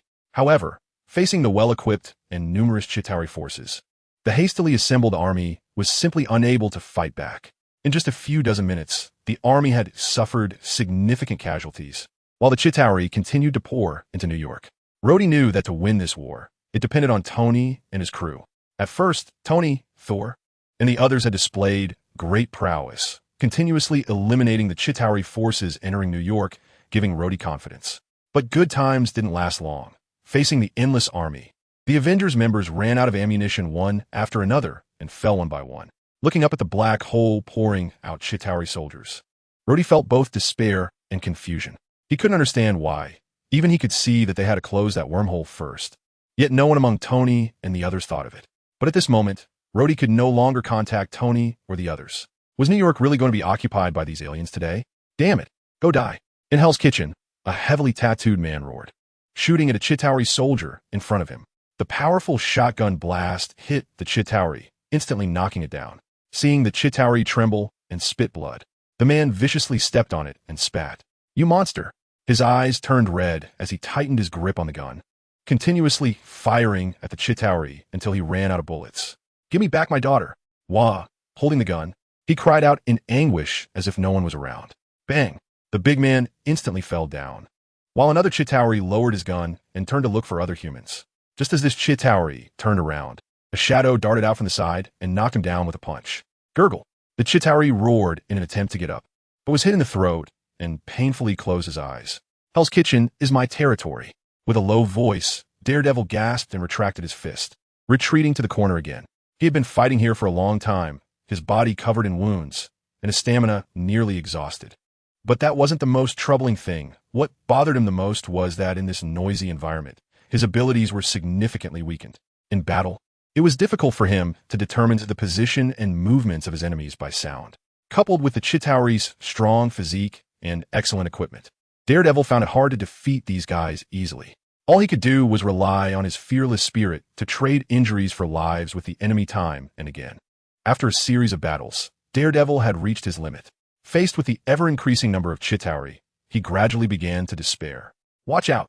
Hearing the sudden warning, Daredevil was startled and instinctively rolled to avoid. Bang!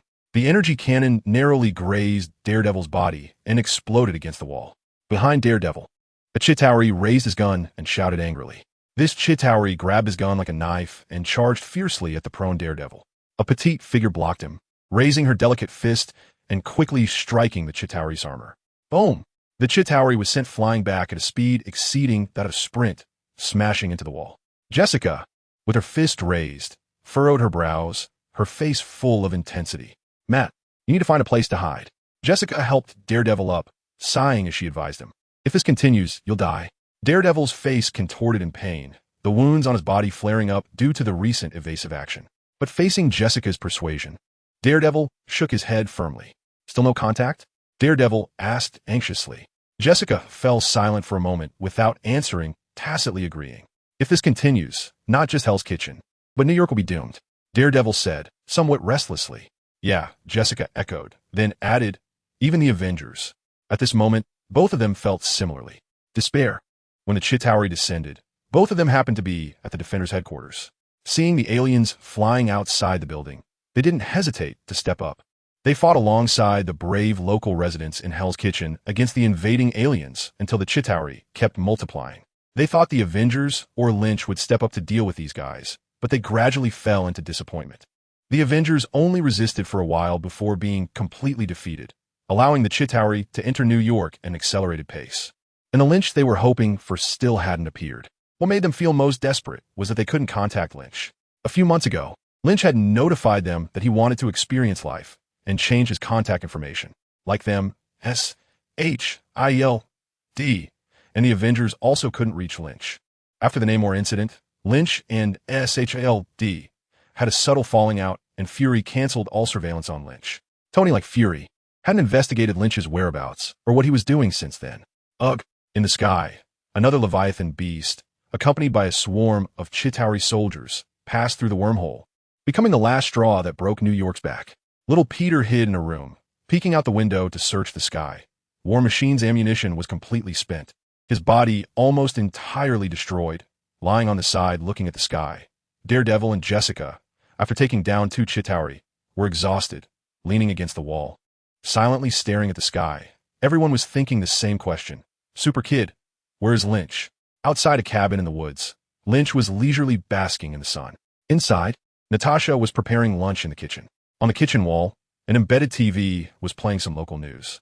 Suddenly, the news anchor on the TV paused and then began to report a new bulletin in a difficult-to-understand language.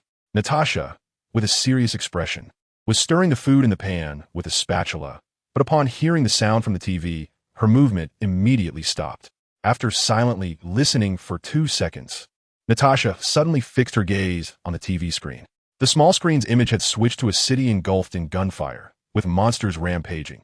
As the scene changed, the camera zoomed in, and the world-famous Statue of Liberty was actually knocked down by an ugly giant beast flying through the air. Lynn. Natasha's face tightened as she softly called out. Huh? Lynch pulled down his sunglasses in confusion and noticed that Natasha's voice sounded off. Turning to activate his abilities and look inside the house, Lynch's pupils dilated slightly, and he instantly burst over to Natasha's side. What's going on? Is there an alien invasion in New York? Looking at the footage of New York as if it were facing the apocalypse, Lynch frowned and asked. He couldn't understand the language, but based on the timing and the scene, he could guess what was happening. What puzzled him was why the Avengers hadn't intervened yet. Natasha knew more languages than Lynch, and this language happened to be one she knew. Hearing Lynch's question, she nodded and said, a wormhole appeared in New York 45 minutes ago, and countless alien troops invaded through that portal. What about the Avengers? Lynch asked directly. Natasha was about to explain when images of Iron Man, Thor, Captain America, and others appeared on the screen. In the footage, they were destroying large numbers of alien troops, only to be overwhelmed one by the surging army. They were defeated by the aliens and went missing. What were they doing? Seeing Thor being knocked down by a few weak Chitauri and then getting hit by countless energy blasts, disappearing just like that, Lynch was really worried. How could Thor become so weak after a period of absence? Was it because of a woman? Something was off. Very off. Lynch turned his mind and suddenly noticed a strange detail. Where did Banner go? Isn't Hulk in New York? In the scene, those outstanding and impressive Avengers appeared, but there was no sign of Hulk among them. Could such an obvious big green guy be overlooked? Lynch felt increasingly uneasy. It was one thing for Thor to go crazy, but had Tony and Fury lost their minds too? Even if he had triggered some butterfly effect. These Chitauri weren't stronger than what he had seen in the previous movies. How could the Avengers be wiped out so easily? Something was wrong. Natasha's expression was serious. We have to go. I'll go, you stay. Seeing that Natasha wanted to argue, Lynch spoke very seriously. Something is off. Banner isn't in New York. And Tony and Thor's failure is too strange. Bringing you along would just hold us back. Lynch gently stroked Natasha's hair and whispered, don't worry, I'll be back soon. Hearing this, Natasha could only nod helplessly. After comforting Natasha, Lynch turned his gaze to the distance, and the shackles on his body began to fall away layer by layer under his mental control, an astonishing momentum surging forth. Bang! As the terrifying sonic boom and shockwave rolled out, Lynch's figure had already vanished into the horizon. Howl! The Leviathan beast's long roar sounded like a death knell for New York to those below. It descended to a low altitude, several pairs of hard, short limbs slicing through the buildings in its flight path like cutting meat. In front of it, a building bearing the Defender Alliance's emblem came into view. Monster! Stay away from me! A sharp shout suddenly rang out, and a black instantly shot towards the Leviathan beast's abdomen. It was Jessica. Unable to control her immense power upon discovering that the Defender Alliance building was about to be destroyed, directly flew up into the sky, stepping on Daredevil, and punched the Leviathan beast. Ugh! Jessica's punch, fueled by months of training with Daredevil and filled with rage, carried a force of over 100 tons, causing the Leviathan beast to cry out in pain. But that was all. For the gigantic Leviathan beast, Jessica was still too weak. The Leviathan beast swung its body and instantly sent Jessica flying beneath it. Damn it!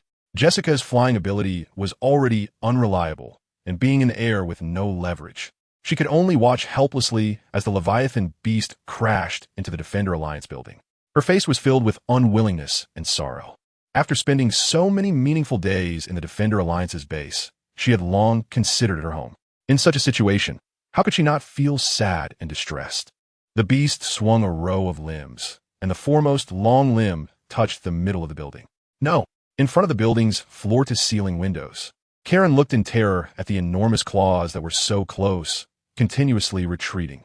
Just then, it seemed a light flickered in the sky.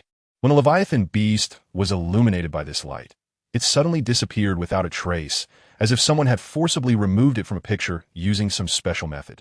When the loud crash came, someone shouted in excitement. Lynch! Jessica's reaction was quicker than most, seeing the beast mysteriously vanish and then plummet to the ground. She immediately understood that Lynch had arrived. Is it him? Daredevil couldn't hear what was happening, only knowing that the Leviathan beast had encountered some unknown attack. Amidst the fireworks ignited by the Leviathan, Lynch's expressionless face gradually came into view. Want to smash my building? Don't you know my dream was to be a landlord? He murmured to himself, slowly rising into the sky. His sharp gaze swept across the entire city, and Lynch's expression darkened. The situation in New York was worse than he had imagined, with countless civilians perishing at the hands of the Chitauri army and innumerable buildings destroyed by the flames of war. But what made him even more furious and puzzled was that he saw the Avengers and several familiar agents from S.H.O.V., all unharmed, hiding aside. What are they doing? Slacking off at a time like this? Are they waiting for me to save the world? Lynch's anger surged within him. But this was not the time to dwell on that, because he could still see countless people praying to God, to the divine, yearning for someone to save them. Super Kid, our superhero, he has finally arrived. Thank God we are saved. Those hopeful citizens were the reason Lynch came here. He took a deep breath, his eyes slightly widening, and two beams of heat vision transformed from thin to thick in an instant. The heat vision shot out not far, and Lynch cautiously controlled his mental power to envelop it. In a flash, those thick beams of heat vision turned into countless slender streams of light, spreading throughout New York. These streams of light, as if equipped with trackers, pierced through the Chitauri who were committing murder and arson in New York City, then turned to the next target. Wherever the streams of light reached, the Chitauri were wiped out in large numbers. In just a few breaths, countless Chitauri fell victim to Lynch's strange attack. Within 2 minutes, the Chitauri that had been rampaging through New York City were almost completely eradicated. Whoa! A surviving Leviathan beast charged at Lynch with a mournful cry, only to be completely melted into ash by several beams of heat vision. Seeking death, Lynch let out a cold snort, noticing that many places in New York were on fire. He slightly opened his mouth and took a deep breath for half a minute. A cold wind blew out, precisely directed by Lynch's mental power towards the areas that needed it. Before long, the smoke and flames throughout the city were extinguished in the cold wind. However, within the wormhole, countless Chitauri troops continued to pour in. Lynch raised his head. Two enormous beams of heat vision filled the entire black hole. The Chitauri army, about to come through the wormhole to New York, disintegrated into ashes under the scorching heat vision, and the sky, once filled with dark spots, suddenly became much clearer. Withdrawing his heat vision, Lynch hovered in the air, slowly closing his eyes, as if he were a god in the world. In the New York City, now free of Chitauri, some people wept with joy, some danced with happiness, and others bowed in worship. After a dozen seconds, Lynch suddenly opened his eyes and looked towards Loki, who was hiding somewhere. Was this all the work of that guy? After pondering for 2 seconds, Lynch slowly descended in front of Loki. Is this what you relied on? Lynch said expressionlessly. Loki looked bitter and shook his head. I was forced. At that moment, Loki was filled with regret. He couldn't imagine how Lynch could take down such a large army of Chitauri in just a few minutes. But the facts were right in front of him, and Loki could only grit his teeth and shift the blame to others, like the superstar in Thanos. Forced? Lynch snorted coldly, thinking to himself that you're quick to shift the blame. Are you trying to say it's Thanos? Who forced you? Loki was about to confess and seek leniency, but his eyes caught sight of someone nearby, and he immediately stopped talking. Lynch frowned and turned to see Iron Man flying in quickly. What amazed Lynch was that Tony's armor seemed completely unscathed, as if he hadn't participated in the battle at all. Did he change into a new suit? Lynch muttered to himself in confusion. Then why isn't he joining the fight? Just as he was about to ask, he saw Iron Man rushing over at high speed without slowing down at all. What are you doing? Lynch roared. Bang! Iron Man didn't respond or stop, delivering a punch to Lynch's face. But the result was that Iron Man was heavily rebounded, directly flying backward and landing on the ground. Tony Stark. Lynch stood perfectly still, but his mood was very bad. Stop!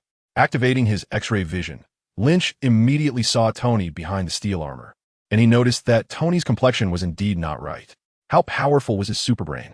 Even without deliberately memorizing, after spending a long time with Tony Stark, he could recall every expression, action, and various details of Tony Stark clearly in just a second. Comparing these memories with the Tony in front of him, Lynch easily discovered that something was wrong with Tony today. Was he being controlled by Loki with the Mind Stone? As soon as this speculation arose, Lynch dismissed it. Because Lynch, who was familiar with the plot, knew that Tony, with the new element arc reactor in his chest, could not be directly controlled by Loki with the Mind Stone.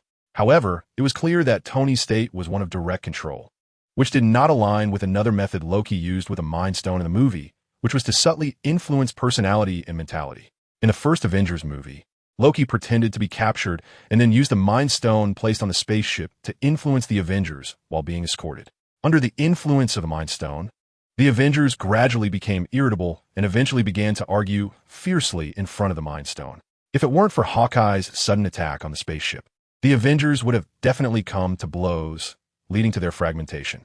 But the way the Mind Stone worked was silent, changing a person without leaving any traces, rather than directly controlling one's body and mind. Could it be that he obtained some magical treasure from somewhere? Or was it a sorcerer's spell that had not been used in a movie? Lynch frowned. If that's the case, there's nothing he could do. Who knows how many tricks that guy Loki has up his sleeve? With that thought, Lynch's cold gaze landed on Loki. What the hell are you doing? Bring them back to normal. Loki shrugged innocently and said, this really isn't my doing. Do you want to die? Lynch couldn't trust Loki's nonsense. Impatiently cursing, Lynch directly reached out and grabbed Loki's neck. The immense force was applied little by little, tightening around Loki's neck, causing his face to turn red and his eyes to roll back. No, it's not me. I beg you. He flailed his hands, painfully squeezing out broken pleas for mercy from his throat.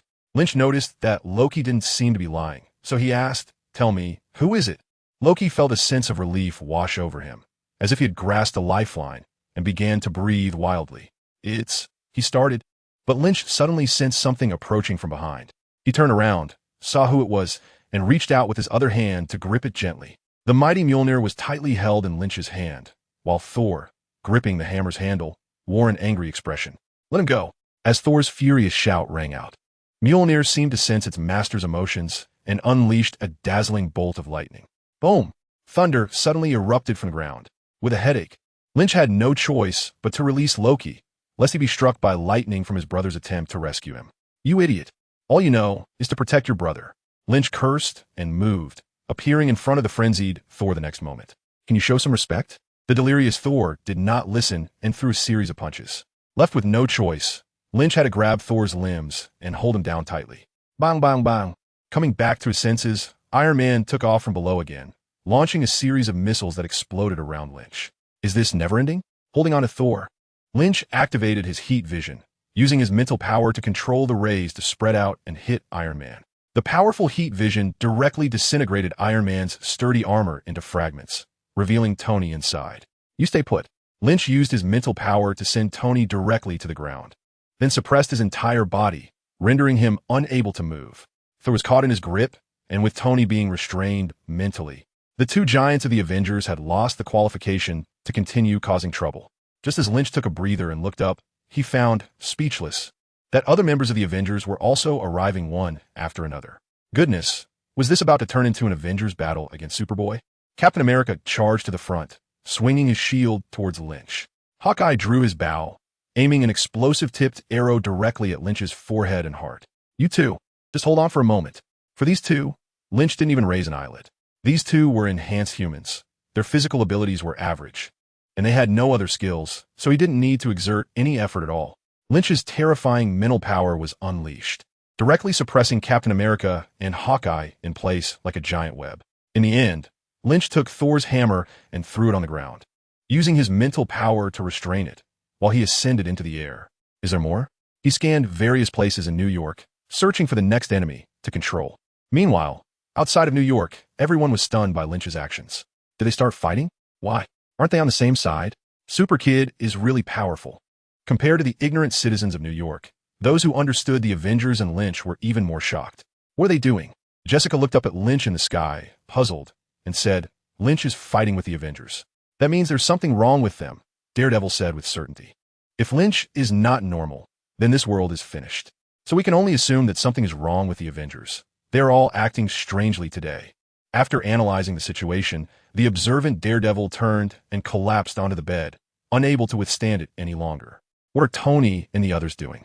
Rhodey, dressed in a short outfit, was next to the nearly scrapped War Machine. Why did they start fighting with Lynch? This is too chaotic. Even if Rhodey subconsciously wanted to defend Tony, the fact remained that the Avengers suddenly attacked Lynch, who had just saved New York. What on earth is happening? Rhodey felt his little brain was not enough. Although he sensed something was off from the beginning, his limited abilities made it impossible to uncover the truth. Is there not? He muttered to himself, turning to look at Loki on the ground. Loki, who had been under Lynch's constant watch, could not escape with a sweep of Lynch's gaze. Loki's body uncontrollably floated into the sky. I'm curious, what kind of magic did you use to achieve this? The Mind Scepter? Or some other treasure? Or is it a sorcerer's technique? Lynch asked expressionlessly. Loki argued with a frown. I said it wasn't me. So give me a reason. Lynch interrupted Loki. Loki's head drooped, and his voice dragged on. Meanwhile, at a street corner in New York, a robed superstar suddenly appeared, solemnly waving a mind scepter that radiated blue light. At that same street corner in New York, the robed superstar appeared again, seriously wielding the mind scepter that shone with blue light. The blue light on the scepter swelled in the wind, instantly transforming into a massive spherical object. Bang! A shocking sound echoed in the minds of everyone in New York, like a bell being rung. The blue sphere then exploded with the sound, scattering blue light across the entire city. The superstar looked at the sky, filled with blue light, a proud smile on his face. After admiring his masterpiece for a moment, he muttered a spell, waved his hands, and vanished into thin air. At the same time, Lynch, who was interrogating Loki, felt his heart skip a beat, an indescribable sense of unease starting to spread from the depths of his being. What happened? Lynch looked around and immediately noticed the ubiquitous blue light. The eerie blue glow surged in from all directions, continuously rushing towards him. What is this? Upon contact with the blue light, Lynch felt his emotions and thoughts beginning to fluctuate. Bold and extreme ideas, along with feelings of anxiety and depression, surged to the forefront of his mind, shocking him greatly. He quickly associated it with the mind scepter. The mind scepter has this terrifying effect on emotions and personality. Moreover, Loki recalled his previous memories about Loki and found that Loki indeed did not carry the Mind Stone. The Mind Stone is such an important and powerful artifact. How could Loki possibly not carry it with him? There could only be one possibility. Loki's assistant is using the Mind Stone. Who is it? Lynch roared angrily and tightly grabbed Loki, asking a question. But Loki actually rolled his eyes and fainted without saying a word. After throwing Loki heavily to the ground, Lynch looked at the hand he used to grab Loki. Did he use too much strength just now? Lynch found it hard to believe. With abilities like a super brain, mental power, and life force fields, he could control his strength with extreme precision. However, Loki's reaction just now was clearly not a disguise. It was that Lynch's power had exceeded his control, knocking Loki out. Why did this happen? Lynch felt a twinge of unease in his heart.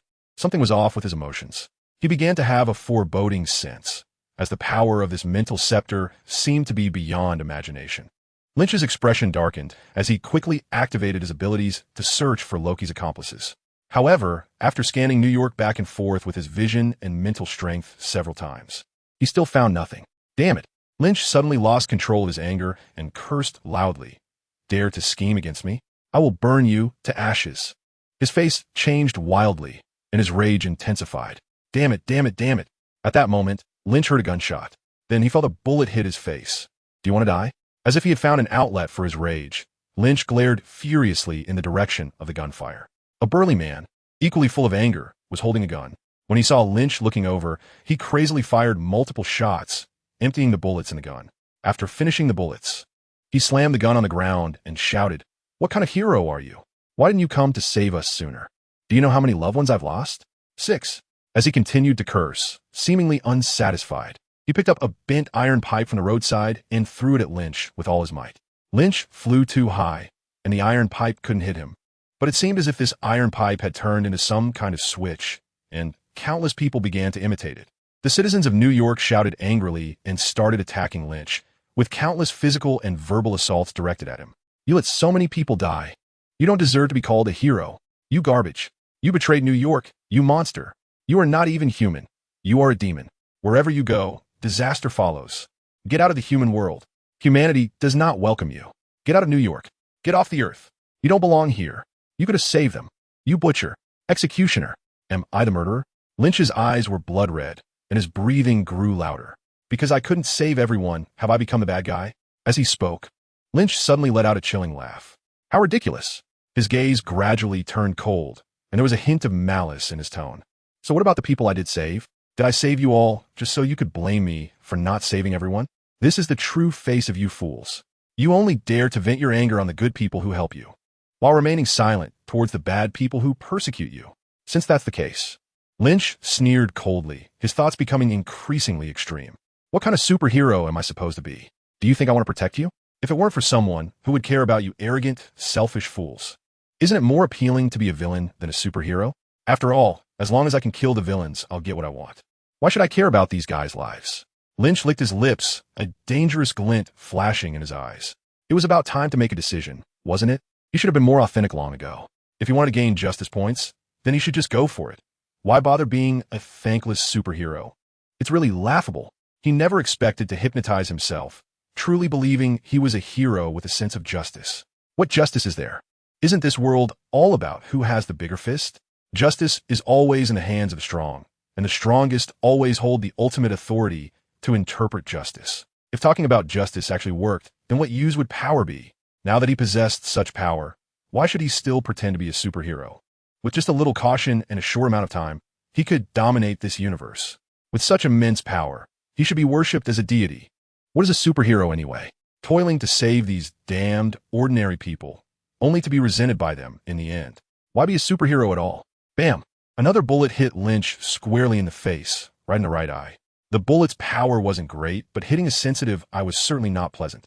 Lynch's eyelid twitched violently, and he immediately glared down below. These damn fools. I will kill you all. As soon as this thought arose, Lynch rushed towards the citizens of New York below without hesitation. Poof!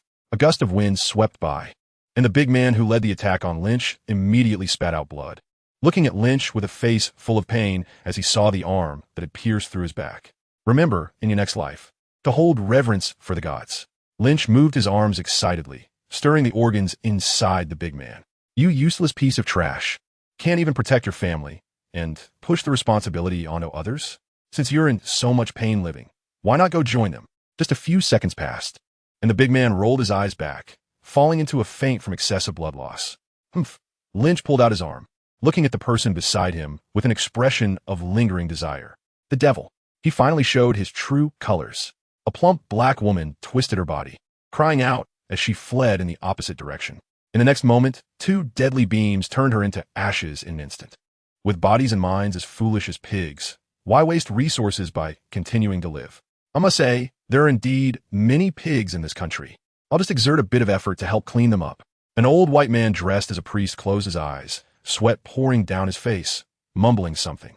Oh God, if his voice was interrupted by the cold wind, he would turn into a lifelike ice sculpture of a priest. Today I surpass God. God? What does the Marvel God count for in front of the system? If he exists, I will take him down sooner or later. Lynch laughed maniacally, capturing each fleeing person one by one like an eagle catching a chick. Lynch. Tony's anxious voice suddenly rang out from the side as he controlled the brand new iron suit to block Lynch. Iron Man spread his arms, and the serious-looking Tony inside said, "Stop. Otherwise, I'm going to bang." Lynch disdainfully stepped on Iron Man, slightly twisting his toes, his gaze ruthless. What can you do to me? Kill me? He noticed that Tony seemed different from before, as if he had broken free of control. But so what? Inside the Iron Man suit, Tony gritted his teeth, feeling a sense of despair. Just regaining consciousness, he had no memory of what had happened earlier and only learned about it through J.A.R.V.I.S.S. report. But before he could gather himself, he discovered Lynch was rampaging and slaughtering. He guessed that Lynch might have been influenced by some mental force, just like he had been before, so he quickly deployed a new Iron Man suit to stop Lynch. Unfortunately, the gap in strength was too great. Lynch's casual strikes were too much for Iron Man to withstand. No, you've been used. Stop. Used? Lynch chuckled. I know, but there's nothing wrong with what I'm doing. At this moment, the darkest part of Lynch's personality was stirred by the Mind Scepter, overwhelming the good parts and taking over his entire mind. However, Lynch didn't care. The arrogant him thought, what is the Mind Scepter? At most, it can make me a bit more irritable, a bit more decisive. In fact, that might even be a good thing, right? You're crazy. Tony's eyes widened in disbelief as he angrily accused. You're not like this? Wake up, Lynn. Not like this. You think you know me well? Lynch lowered his head, pressing his face against the steel skull, and said word by word. What you see is just what I want you to see. You don't understand me at all. As he spoke, Lynch moved his hands and instantly tore apart Tony's iron suit, gripping his head. On the contrary, I understand you very well. Look at the real you beneath the armor. So weak and pathetic. You will regret this. Stop, please. Tony struggled, and suddenly dark clouds appeared above their heads.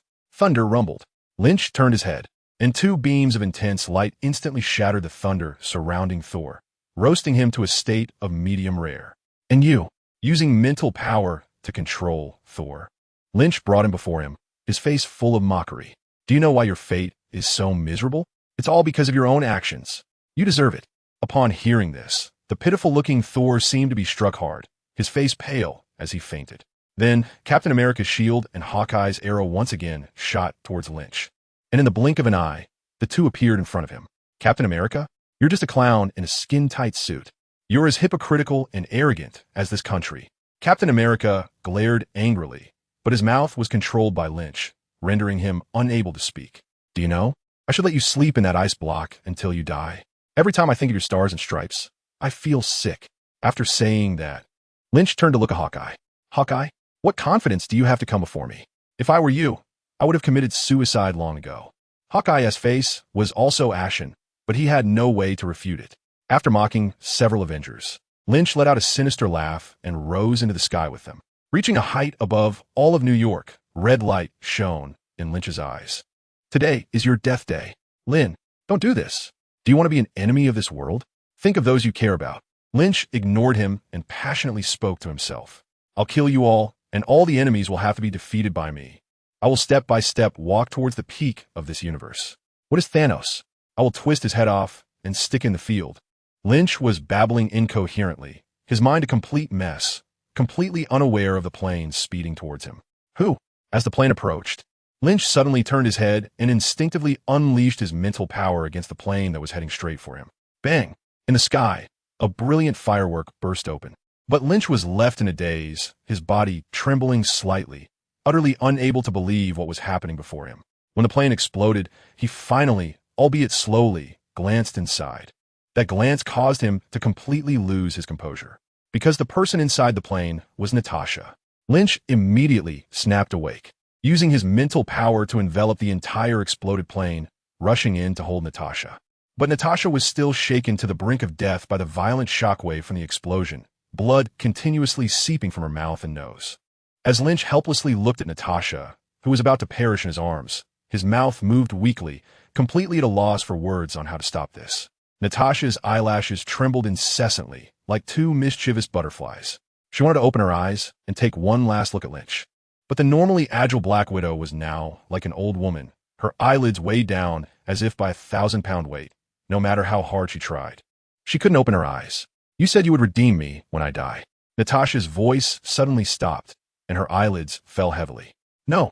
Lynch's tears streamed down as his mind went blank. He could hardly believe that the relationship he thought would not last had already become an inseparable part of his heart. In a daze, he recalled Natasha's final words. Redemption? Redemption. Lynch painfully raised his fist and frantically struck his own head. He couldn't forgive himself, because he never expected that he would become a disaster threatening the entire world. And Natasha chose to sacrifice her life to bring Lynch's sanity back in order to save this world. Use your power to freeze her. She can still be saved. At that moment, the sound of Tony's voice was like heavenly music to Lynch. For the first time, he found this guy's voice so enchanting.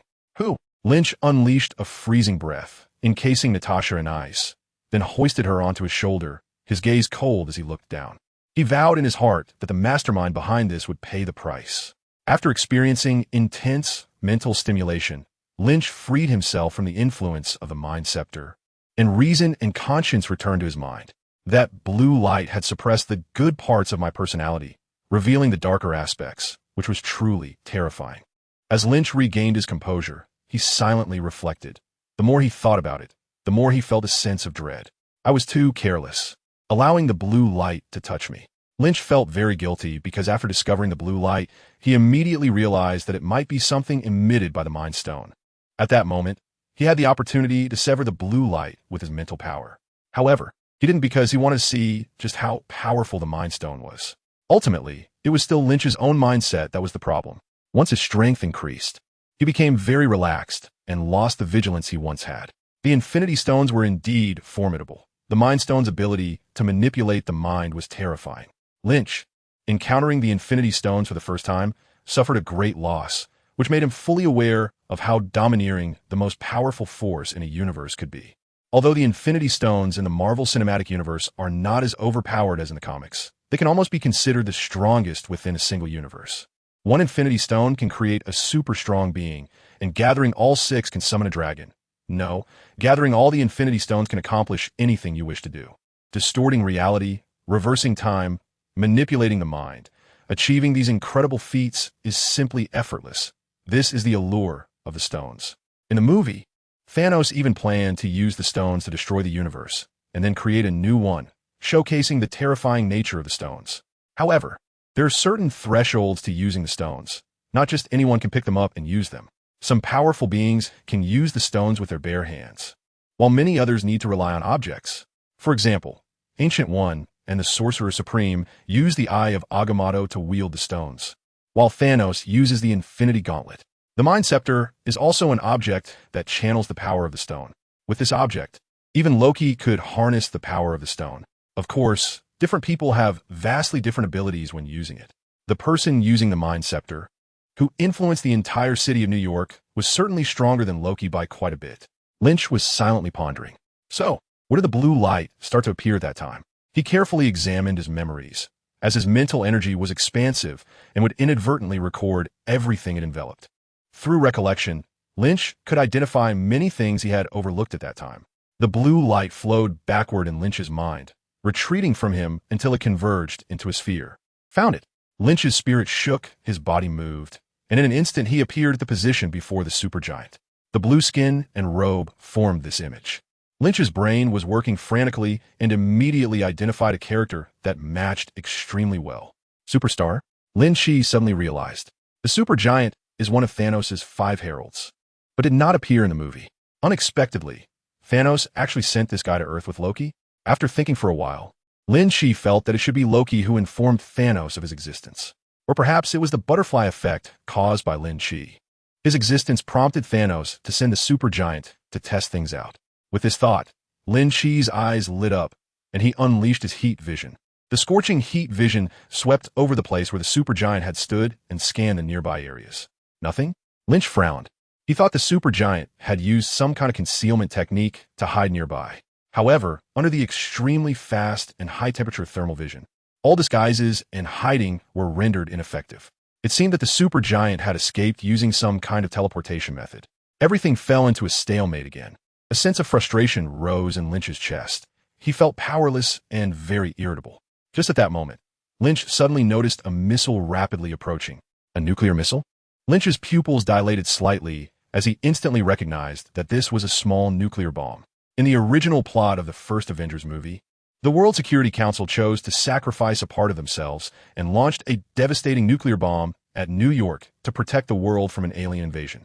If the bomb had exploded in New York, the entire city would have turned to ash along with the invaders. At that time, Tony became the ultimate savior, carrying the bomb into the wormhole, eliminating the remaining Chitauri and preventing the destruction of New York. But now, with the Chitauri army completely wiped out and the crisis in New York resolved, why was this nuclear bomb still being deployed? Was the superstar manipulating things behind the scenes? Minutes earlier, at a certain S.H.I.L.D. branch, the superstar watched Lynch suppressing the people of New York on the screen, a sinister smile spreading across her face. After discovering that Lynch's power exceeded her expectations, the superstar dared not show herself to confront him directly.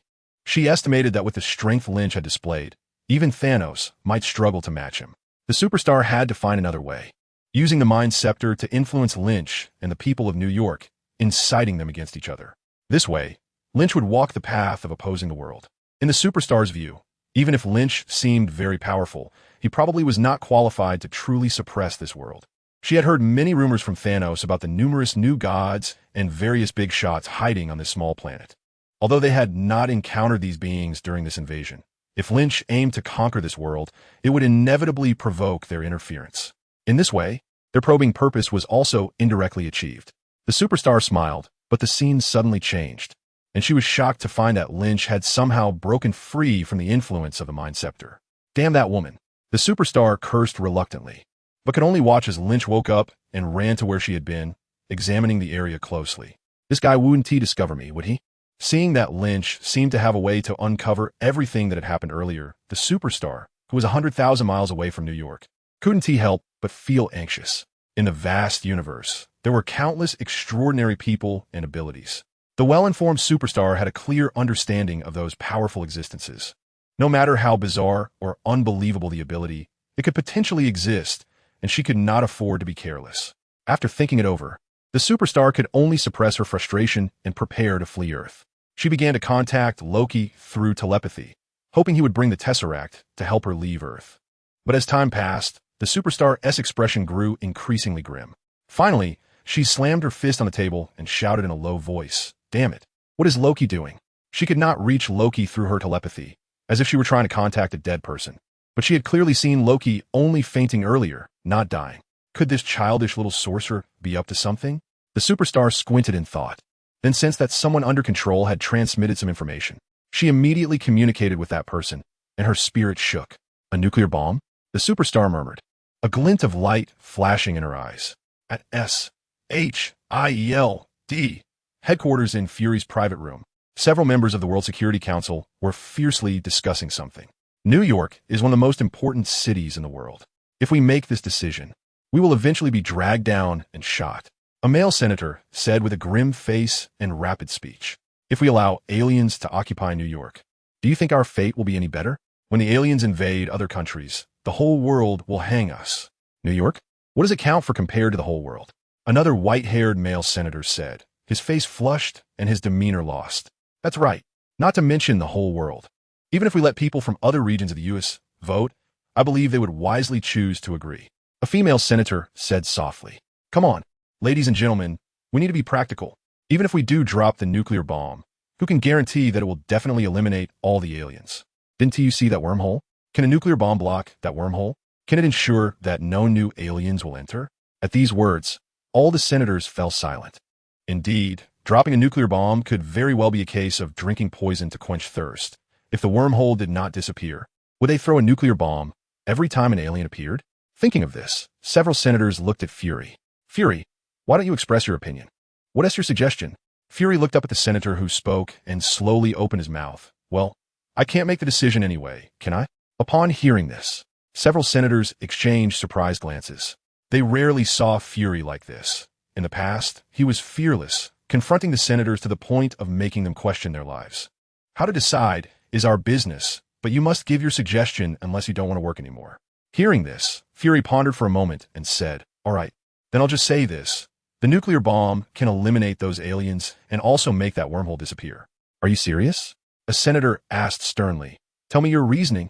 The wormhole was opened by the Tesseract. The nuclear bomb should be able to cut off the connection between the Tesseract and the wormhole, causing the wormhole to disappear. Several senators pondered for a moment, and one of them asked, can you be responsible for your words? Of course. Fury replied expressionlessly. Then let us vote. I agree. Opposed. Agree. Agree. Opposed. Agree. After everyone expressed their opinions, the first senator to speak said with a serious expression, it seems the result is. The senator's expression suddenly changed, and then with undisguised joy, he said, I just received news that the aliens have been eliminated by the suddenly appearing super kid. We no longer need to discuss this issue. Several senators remained silent, each leaving to verify the authenticity of the news. After a while, everyone returned with excited expressions. This is unbelievable. This super kid is so powerful. One senator remarked with a strange expression. Everyone, I think we need to continue discussing this issue. Another senator said darkly, and seeing the attention of the crowd, he continued, that wormhole is still there, and the super kid is actually a threat to us. So, according to the original plan, we could pretend we don't know. I agree. In New York, as the nuclear bomb approached, Lynch no longer hesitated and instantly flew to the missile, grabbing it. He gently exerted force, changing the missile's flight path and sending the nuclear bomb toward the wormhole. After passing through the wormhole, Lynch directly pushed with both hands, and the missile accelerated and flew away into the distance. Suddenly, Lynch realized that the wormhole was rapidly closing. Not good. Was it trying to trap me on the other side of the wormhole? Without thinking too much, Lynch dashed towards the wormhole at full speed. Inside the SHIELD branch, Loki stood next to the supergiant, watching the disappearing wormhole on the screen, smirking. Just as he was finding it amusing, Loki suddenly felt something constricting his neck, rendering him unable to make sound. He looked in terror at the person who had suddenly appeared before him, momentarily losing his composure. Funny, huh? Lynch let out a cold laugh, then looked at the superstar who tightly gripped the Mind Scepter and swung his hand fiercely. Bang! The Mind Scepter was knocked far away by Lynch, while the superstar landed next to Loki. Lynch was just about to continue dealing with the two of them when the cosmic cube suddenly emitted a blinding light. Lynch's words were not finished when he was swallowed by light. A few seconds later, the glow receded, and the room was already devoid of Lynch and the other two. Where is this? In a silent, pitch-black space, Lynch's eyes shone brightly as he looked at Loki and the superstar, somewhat bewildered. He felt he was in a place without light, gravity, or air, likely the environment of outer space. This did not make Lynch feel anxious, because even in the starry sky, his steel body could survive. The factors that would be fatal to ordinary people, like oxygen and gravity, were no issue for Superman. As long as he had energy reserves in his body, Lynch could live until the end of time. However, the superstar was not so calm. Seeing himself in Lynch's grasp, with no escape left, he could only fight back desperately against Lynch. The mental energy from him surged towards Lynch like a tide. But it was like a drop of water falling into the ocean, causing no ripples at all. Seeking death. Lynch's menacing voice did not reach the superstar's ears before he was crushed by Lynch, who charged in and snapped his neck. In an instant, two dazzling red lights flashed, and the superstar turned to dust in the starry sky. After taking care of the superstar, Lynch looked at Loki. Strangely, Loki remained unfazed, only mocking him with a smile. You have lost. Loki conveyed his thoughts to Lynch through mental power, realizing that Loki was still unrepentant even in the face of death. Lynch could not let him remain arrogant. With a swift motion, Lynch grabbed Loki by the neck and communicated through mental power. Where is this? Take me back, or this will be a place you can never return from. Loki opened his mouth, silently laughing in triumph. Just as Lynch was about to take action, the body of Loki in his hands suddenly vanished under Lynch's angry gaze. Loki! Lynch shouted angrily in his heart, feeling extremely upset. At this moment, how could he not know that he had been tricked by Loki? It wasn't just Lynch. That superstar probably died without knowing the truth either. You've really outdone yourself, Loki, Lynch thought resentfully, regretting not crushing this nuisance sooner. Grabbing the cosmic cube, Lynch's eyes lit up like light bulbs, scanning the surrounding darkness. The thermal vision could adjust its intensity as needed, and at this moment, Lynch used it as a light source to observe the environment around him. Within his field of vision, Lynch could only see some cosmic dust moving at a constant speed along fixed paths, with no large celestial bodies or any signs of life. Unwilling to accept this, Lynch extended his mental power, trying to probe further. The light could only reach a relatively short distance, and the farther areas remained pitch black. But the result was the same as before. This starry sky was empty, with no light from stars and no larger celestial bodies in sight. Lynch retracted his keen gaze and mental energy, not feeling discouraged. He knew the universe was vast and boundless. The distance he could probe was nothing compared to the starry sea measured in light years. Touching the cosmic cube in his hand, Lynch pondered for a moment and then chose a random direction to fly at full speed. Boom, boom, boom. A beam of light cut through the dense darkness, pulverizing everything in its path into fine dust. This beam of light moved at incredible speed, sweeping across millions of miles in the blink of an eye. Suddenly, the speed of this light slowed down and eventually came to a complete stop. Lynch's figure emerged, looking gloomy. He had flown an unknown distance at an unprecedented speed. But unfortunately, he had gained nothing. On Earth, due to the presence of gravity and air, Lynch could not reach such speeds. However, in the weightless and airless environment of space, Lynch could accelerate infinitely, even reaching the speed of light. In reality, though, Lynch could not fly at such high speeds because his thought process could not keep up, making it impossible for him to control his direction. Even if his body was indestructible, at extremely high speeds, even water could cut through rock, and at such speeds, encountering hard meteoroids could also injure Lynch. Lynch flew for a whole day at a controllable speed, but still found nothing of value. High-speed flying consumed a lot of energy, so he had to stop and think of another way. He turned his attention to the cosmic cube in his hand. This object could traverse space and was the only solution at the moment. During his journey, Lynch had already explored it with his mental power and had some guesses about how to use the cosmic cube. Locking onto the cosmic cube with his mental power, Lynch squeezed it hard, and the entire cube shattered instantly. Under the dark, starry sky, a gem the size of a pigeon egg, faintly emitting a soft glow, emerged from the fragments. This was the space stone from the renowned Infinity Stones in the Marvel Cinematic Universe. Upon seeing the space stone, Lynch immediately grasped it in his hand, his mental power surging upwards. Closing his eyes, Lynch silently sensed this gem of infinite power. After a long while, he opened his eyes and looked into the distance. Lynch felt a surge of immense energy flowing into the gem in his hand, and then a faint light flashed before his eyes. The next moment, he was astonished to find himself in an unfamiliar starry sky. Lynch flew around for a long time, trying to determine the direction he had just moved in. It was neither far nor close, but it was a good start. If he could fully master the power of the Space Stone, Lynch believed he could return to Earth soon. With this thought, he activated the Space Stone for a new journey. A massive fire planet, several light years away, was where Lynch was leisurely absorbing the light and heat emitted by this yellow sun.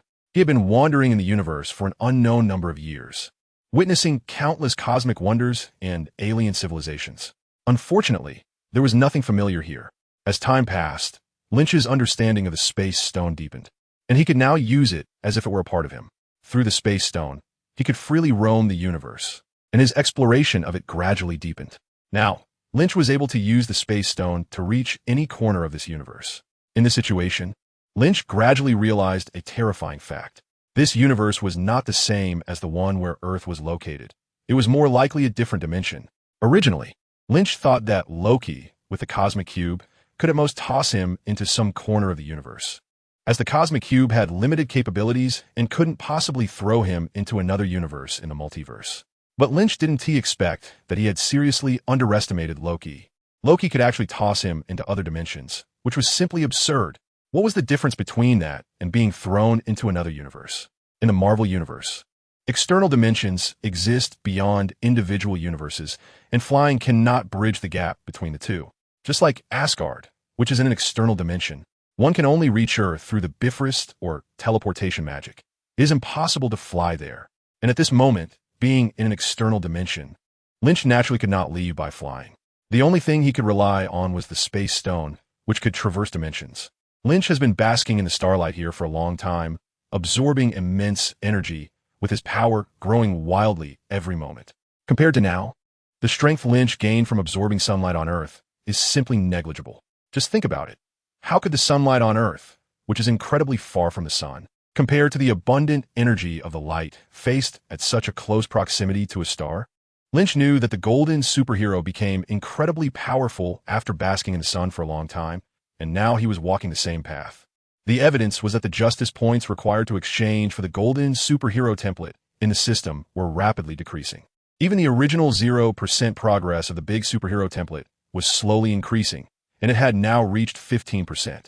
Although this growth could also be attributed to the long duration and natural physical development, the progress was still quite astonishing. It should be noted that Lynch single-handedly dealt with the Chitauri and saved all of New York, yet his justice points only increased by a few million, which wasn't even enough to exchange for a 10% template. Although the low justice points were due to opposing the people of New York in the end, Lynch was still very dissatisfied with the small amount of justice points this time. The Chitauri wanted to occupy the entire Earth. Lynch originally thought that the justice points could absolutely reach tens of millions, over 100 million. However, after he took down all those guys, he found out it was only a few million. How could he not be disappointed? As a result, Lynch's exchange plan would be delayed for a significant amount of time. Time passed, and at a certain moment, Lynch opened his eyes. In the system, the template progress for the Big Super had also jumped to 50%. It was time, Lynch silently said to himself, then grabbed the space gem. He channeled all his energy into the gem, causing it to emit a dazzling light. Not Lynch's expression grew serious as he continued to input energy. Not this, keep going. Give me a breakthrough. Accompanied by Lynch's inner roar, the space gem suddenly emitted an even more dazzling light. In Lynch's perception, the space gem finally sensed a place further away. It was another brand new universe, a space beyond the external dimensions. What is this? As he explored this new universe, Lynch's expression began to turn strange. Never mind, this place will do as well. Lynch sighed softly. With a flash of the space gem, his figure completely disappeared from this external dimension. As the intense light dissipated, Lynch's figure appeared. Holding the space gem, he sensed the surrounding environment, and a joyful expression involuntarily appeared on his face. Indeed, it was a new universe. He had finally left that cursed place. Lynch shouted in his heart. The strange outer dimension had nothing familiar to him, like a giant cage that trapped him tightly. Now that he was here, Lynch felt like a bird that had regained its freedom, eager to fly for 3 days and nights to celebrate. After being happy for a long time, Lynch activated the space gem to continue his journey, filled with hope as he headed toward the place that he had some impression of. It was a mysterious land he had heard of, and whether he could return to Earth might depend on this adventure. Amidst the brilliant celestial light, Lynch was curiously observing the peculiar scenery ahead. In front of him stood a gigantic mountain range, like a pillar of heaven, stretching endlessly and soaring out of sight. The mountain was shrouded in celestial energy, with various strange birds and beasts flying and disappearing among the green mountains and waters, creating an enchanting scene. In this Marvel Cinematic Universe centered around America, such scenery could be said to be unique. No wonder it's the Luotian. But which mountain is this? Lynch thought to himself. Long before he discovered this place with the cosmic cube, Lynch had guessed where this was. The residence of the Chinese divine race in the Marvel Cinematic Universe, the Celestial Realm, or the Luotian. In the Marvel Universe, after the ancient gods, a large number of second-generation Earth gods were born on Earth. They correspond to the mythological systems of various countries and cultures in reality, along with some secondary settings and modifications. Therefore, almost all divine systems that exist in reality can be found in the Marvel Universe, such as the Norse pantheon led by Odin and the Olympic gods led by Zeus. Naturally, the influential Chinese civilization also has its corresponding Earth gods in the Marvel Universe, known as the Celestial Race created by Marvel. The Celestial Race is led by the Jade Emperor, with members as diverse as the Queen Mother of the West and Neza, the great deities of the heavenly court, as well as ancient mythological figures like Zhu Rong, the god of fire, and other immortals like the god of longevity and King Yanluo. Even characters like Guan Yu and Wen Kexing are included. The origins of these celestial race members are varied, and almost every Chinese person would find it awkward. The entire celestial race mixed together is like a big potpourri. This peculiarity in the setting of the celestial race is because Marvel's understanding of Chinese culture was not deep enough at the time of creating these settings, leading to a one-sided use of a few iconic characters from Chinese culture to form the celestial race. Nearly all of these Earth gods in the Marvel Universe reside in other dimensions. For instance, the Western European gods led by Odin live in Asgard, while the celestial race resides in the outer dimension known as the Luotian. Within the Luotian, there are 5 sacred mountains supporting the entire world, corresponding to the 5 great mountains in Chinese culture. The giant mountain in front of Lynch is one of them. After marveling at this mountain for a moment, Lynch set off and flew into it. Upon entering the mountain, Lynch breathed in the fresh air of this fairyland, surrounded by auspicious birds and mythical beasts playing around him. The beautiful scenery before him looked like a picturesque painting, and for a moment he was entranced. Wow, I'm in the Marvel fairyland. He never imagined that one day he would be in such a world full of Chinese elements within the Marvel Universe, which is predominantly based on American culture. Hey! In the forest, a strange beast with a lion's head and a cow's tail was shaking its head and walking, and the next second, it was suddenly caught by Lynch, who grabbed its leg and lifted it up. Chilin. Lynch shook the auspicious beast in his hand in astonishment, and with the other hand, he couldn't help but reach out to touch it. When encountering such a renowned, mythical creature in Chinese culture, which represents good fortune, who would want to get a pet? Of course, the premise is that you have to be able to handle this thing. Just like the giant panda, a national treasure of China, hides its fierce ability to fight tigers and bears beneath its clumsy exterior. The Chilin, with its cheerful appearance, possesses formidable abilities that shouldn't be underestimated. After being caught by its legs and hung upside down, this lion-sized Chilin roared, waving its massive claws fiercely toward Lynch's head. Mischievous. The Chilin's claws were suspended in front of Lynch, held in place by his mental power, unable to move an inch. Roar. Seeing that its claws were ineffective, the Chilin angrily shook its head, then puffed up its cheeks, and a scorching flame erupted from its mouth. Whoosh! A gust of cold wind blew out of Lynch's mouth, directly extinguishing the Chilin's fire. At that moment, a Chilin as big as an elephant suddenly burst out from the mountainside, its lantern-like eyes staring intently at Lynch for a moment before it leaped into the air. The parents have arrived. Lynch noticed the earth-shattering commotion behind him, touched the little Chilin's horn a couple of times, and then gently tossed it to the ground before swiftly making his escape. Howl! Howl! The little Chilin fell to the ground, rolled over, and quickly ran to its parent, angrily shouting as if to accuse Lynch of his wickedness.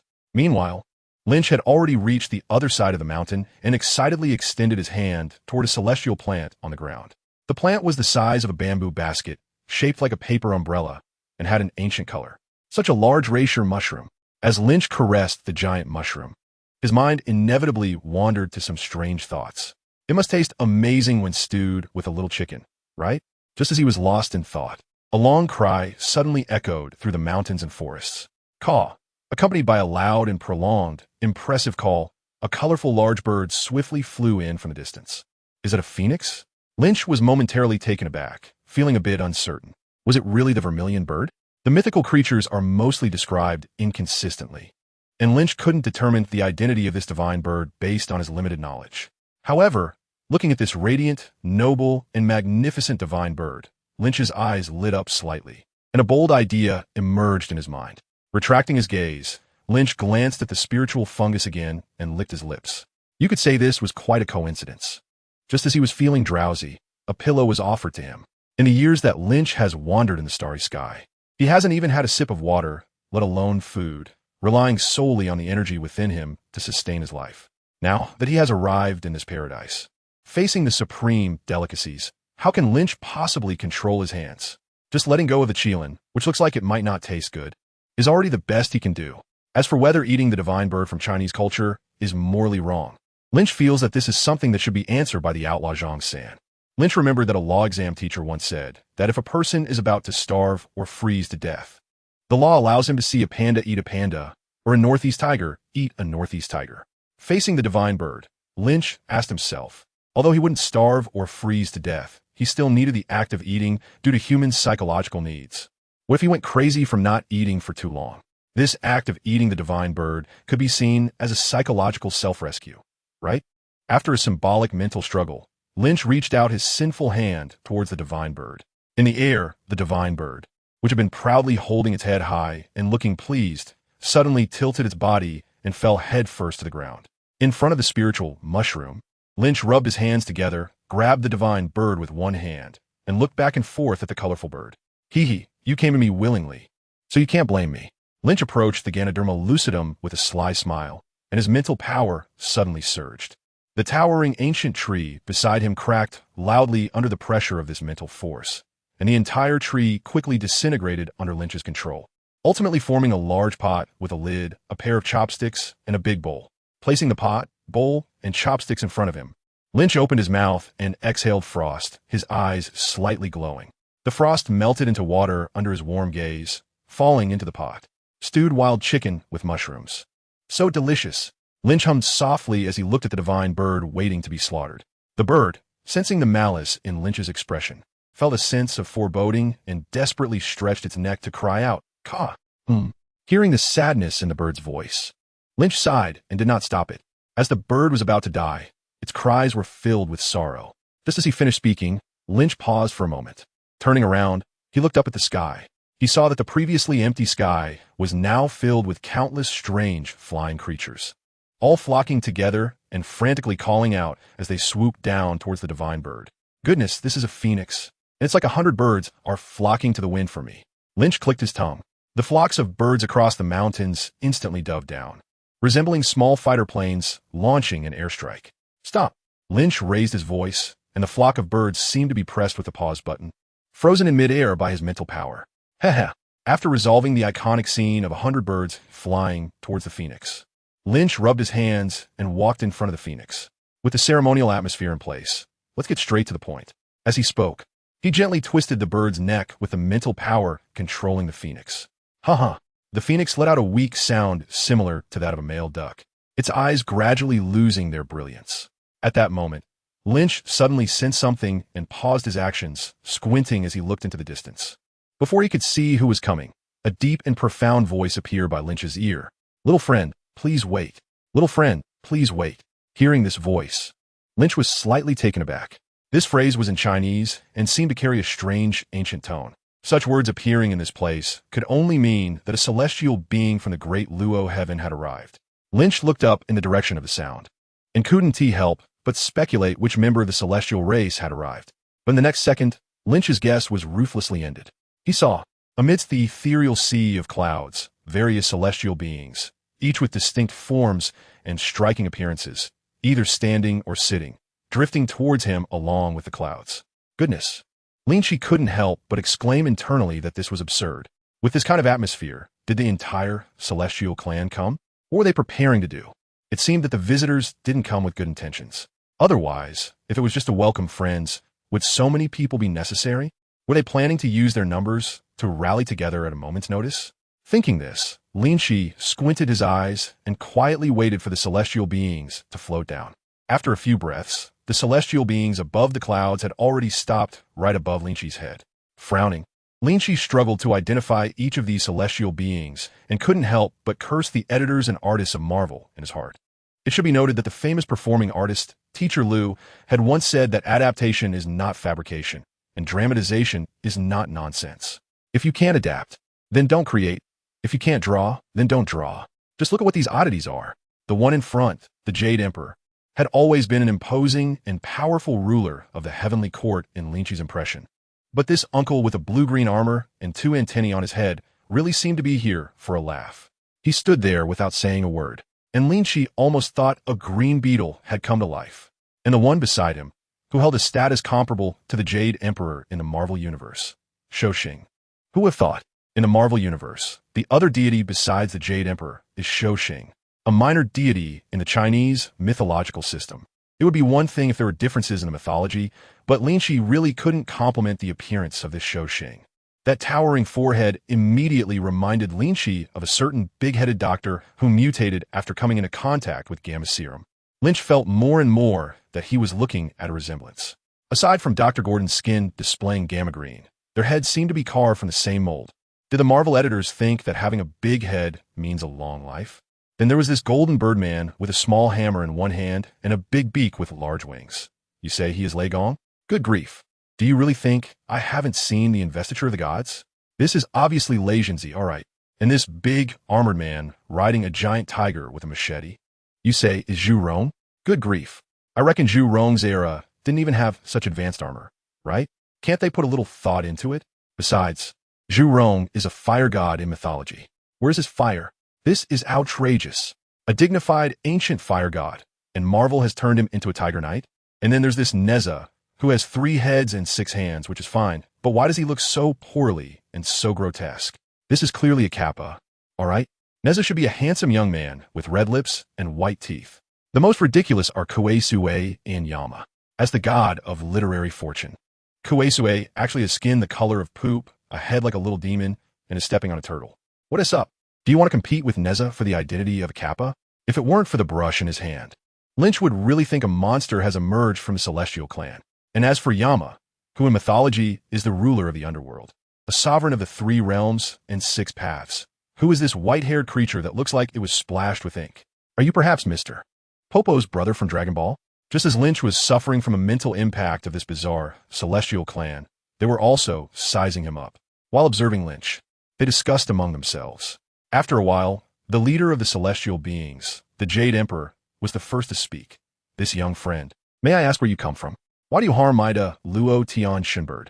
Looking at this uniquely charismatic Jade Emperor, whose 2 green antennae swayed continuously with his speech, Lynch found it hard to accept.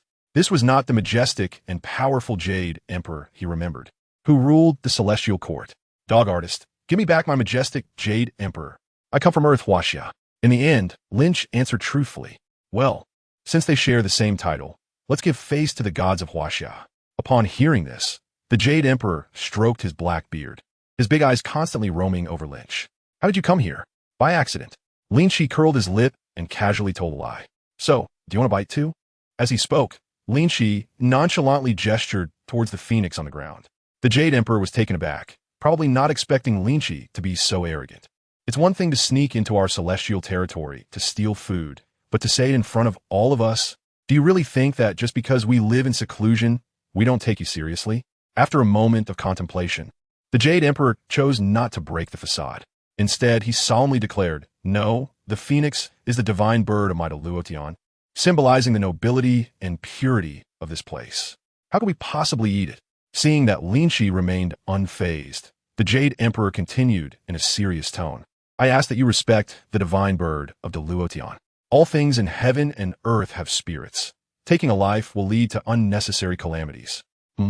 Hearing the veiled threat in the Jade Emperor's words, Lynch immediately became unhappy. What?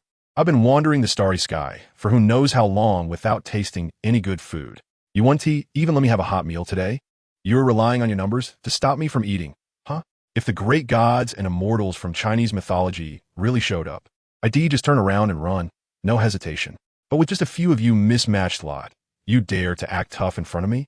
Then let us see what happens. What if I really want to eat? Lynch looked at the Jade Emperor, his body rapidly ascending, and in an instant, he arrived before the gathered immortals. The Jade Emperor said nothing and expressionlessly retreated among the crowd of immortals.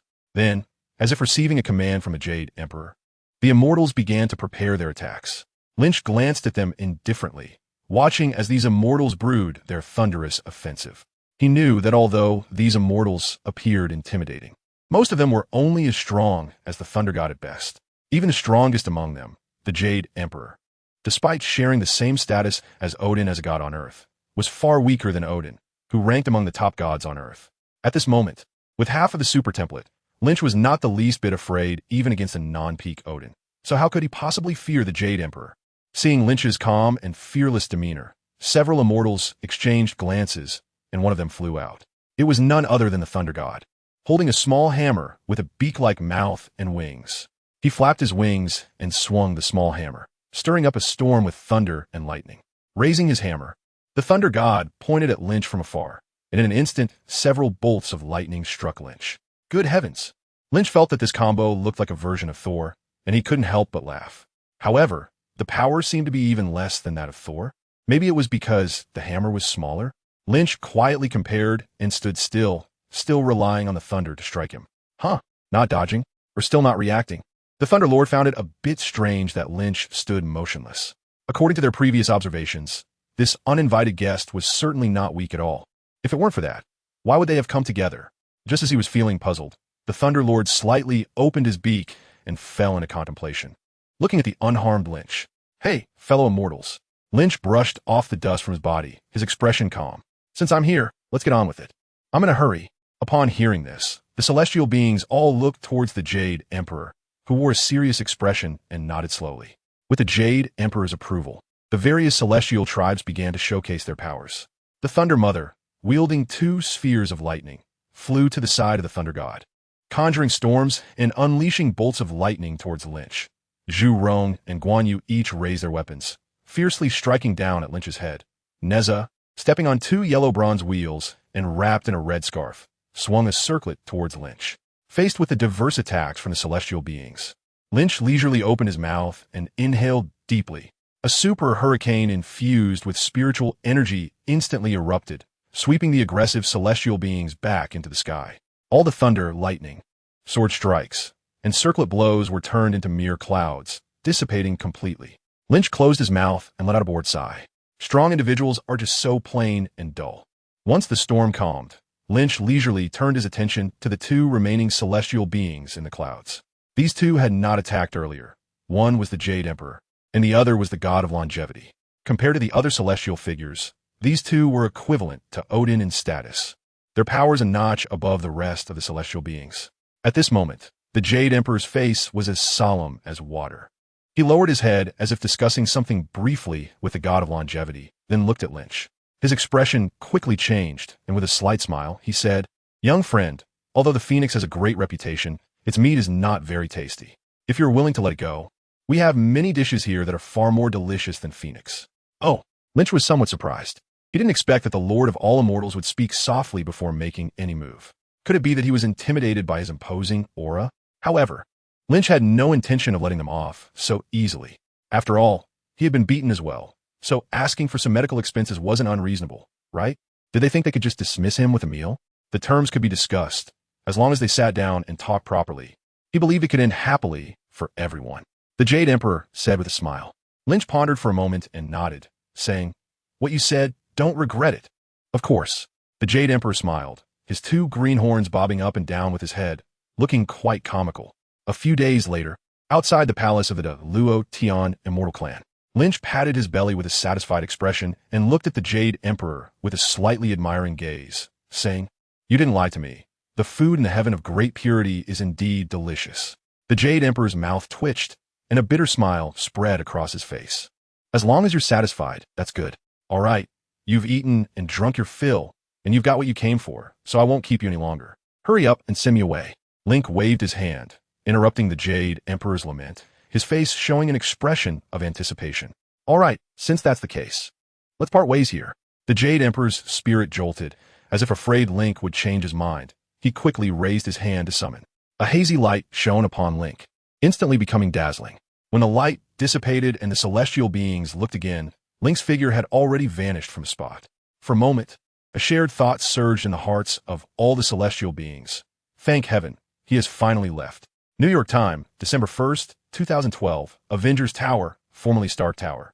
Outside the tower, the crowd was packed, with reporters carrying long guns and short cannons, and elites from political and business circles in suits gathering here. In the crowd, Ulrich, wearing a beret and a black suit, looked up toward the center of the venue. A hint of sadness on his brow as he murmured to himself, "I can't believe it." At the very center of the venue, a large screen displayed bold letters, Super Kids 200-Day Memorial Service. In fact, there were quite a few people who came to the venue today with the same sense of disbelief. "I can't believe he's really dead." Sitting in the audience, Karen looked sorrowful, speaking heavily to her assistant beside her. "Tomorrow's news should say we are forever waiting for his return." "Okay, boss," the female assistant nodded, jotting down Karen's words in her notebook. As she wrote, the assistant suddenly realized something. If Super Kid really left us, what would happen to our newspaper's Superhero Special Edition? On the other side, two special guests were also discussing. "Why are we doing this? I completely don't believe he would die," Jessica asked, looking puzzled. The Daredevil, with his head down, remained silent for a moment before explaining. "Lynn isn't dead, but 200 days have passed, and he hasn't returned. To most people, he is dead. He will come back." Jessica completely disregarded the Daredevil's words, continuously pressing. "What do you think?" "I think so too," the Daredevil's voice trailed off. "He will come back. But how long will it take? By then, will we still be alive in this world?" "Ladies and gentlemen, please be quiet." At the podium, Tony was unusually solemn and serious, his voice steady and powerful. Upon hearing Tony speak, many guests quieted down, either sitting or standing, looking at Tony and the Avengers behind him. "Today is a special day." Tony Stark spoke slowly and with a grave expression. "We all know that 200 days ago, a group of special guests arrived in New York. They were extremely powerful, wreaking havoc in New York, wanting to occupy this city and even the world with violence and war." He paused for a moment, then raised his tone, continuing, "At this time, heroes stepped forward. At this point, he showed no embarrassment. They united, even paying the ultimate price of their lives, ultimately eliminating all the aliens." As he spoke, a nostalgic look appeared on Tony's face. "And today, we are here to commemorate those who sacrificed in this war. 200 days ago, just as Link was taken away, Loki and the superstar's light had just faded, and Loki's figure appeared from the corner. He held the Mind's scepter in his hand, with a sinister smile of success on his face. Those fools. Loki fantasized about Link being trapped in another dimension, unable to escape no matter how he struggled, feeling so pleased that he almost hummed a tune from his hometown. "I, Loki, am the ultimate winner." Just as he finished speaking, Loki suddenly heard a whooshing sound beside his ear and turned his head in confusion. Bang! The meow meow hammer, flying in from who knows where, smashed through the wall and hit Loki's chest, sending him flying far away. Thor, Loki, pinned to the ground by the meow meow hammer, struggled like a turtle on its back, flailing his limbs and making a mix of angry sounds. After the meow meow hammer, Iron Man quickly flew into the room, his hands opening weaponry aimed at Loki. "You better behave, you reindeer." Following this, Thor, Captain America, and others also entered the room. Facing the shouting Loki, Thor stepped forward and snatched the Mind Scepter from Loki's hand. "If you don't want to live properly, then keep shouting." Thor suppressed his thunderous fury, speaking without a hint of the usual fondness he had for Loki. "Where have you taken Lynn?" "Haha." Noticing the tense looks from everyone, Loki coldly chuckled. "Speak." Iron Man pushed his hand forward, the energy cannon's muzzle pressed against Loki's face, his voice heavy. Loki glanced at Iron Man, slightly restraining his arrogant demeanor, and expressionlessly said, "He's dead. You better not be lying." Iron Man shouted angrily, the energy cannon on his palm quickly charging up, the rising heat causing Loki to yelp in shock. "Tin Man, get your hand off me." Loki tilted his head, shouting in dissatisfaction. "I'm not lying. He's not dead, but he can't come back." "Tony," Captain America stepped forward, pulling Iron Man back, and said, "Don't be impulsive." Iron Man ignored Captain America, instead, furiously pushing his hand closer. coldly demanding, "What does that mean? You have 3 seconds. 3, 2. Okay, okay, I'll tell you." With the energy cannon pressed against his face, Loki hurriedly shouted. And when Tony slightly eased his grip, he continued. He went to a place outside the universe where the Midgard is located. Even if he flies fast, he can't come back. Outside the universe? What are you talking about? Iron Man asked, puzzled. Do you have astrophysics? Loki replied. He might be telling the truth. Just as Iron Man doubted Asgard's view of the universe, Thor's voice rang out. Iron Man and the others looked at Thor with confused expressions, while Thor lowered his head, his face filled with despair. Outside the normal universe, there exist some special cosmic spaces, and normal means cannot traverse between the two. Asgard is such a place. To go from Asgard to Earth or back, one must rely on special means, such as the Bifrost or teleportation magic. Upon hearing this, the Avengers exchanged silent glances. With all due respect, Iron Man, under his helmet, looked disdainful. With your level of technology, you might have some misunderstandings about the universe. I don't believe there's a place we can't go. Thor listened in silence as Tony stubbornly persisted, then said with a pained expression, No, believe me. I want Lynn to come back too, but then don't fucking say these discouraging words here. Take this guy back, and I will definitely bring Lynn back.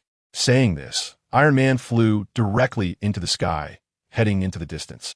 The day before the memorial service, outside Stark Tower. A little to the left? Yes. Just like that, great. Iron Man hovered in midair, directing workers to hang the Avengers Tower sign in the original location of Stark Tower. Once the sign was hung, Iron Man landed and walked towards his assistant, Pepper Potts. Iron Man's head shifted, revealing Tony's face. Have all the preparations been made? Almost, right?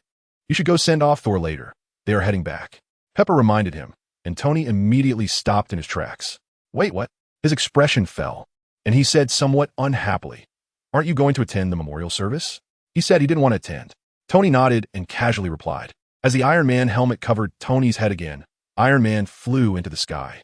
The others exchanged helpless glances and could only return to Stark Tower with the Mind Stone and Loki. Inside the tower, as they walked, a group of men in black approached them.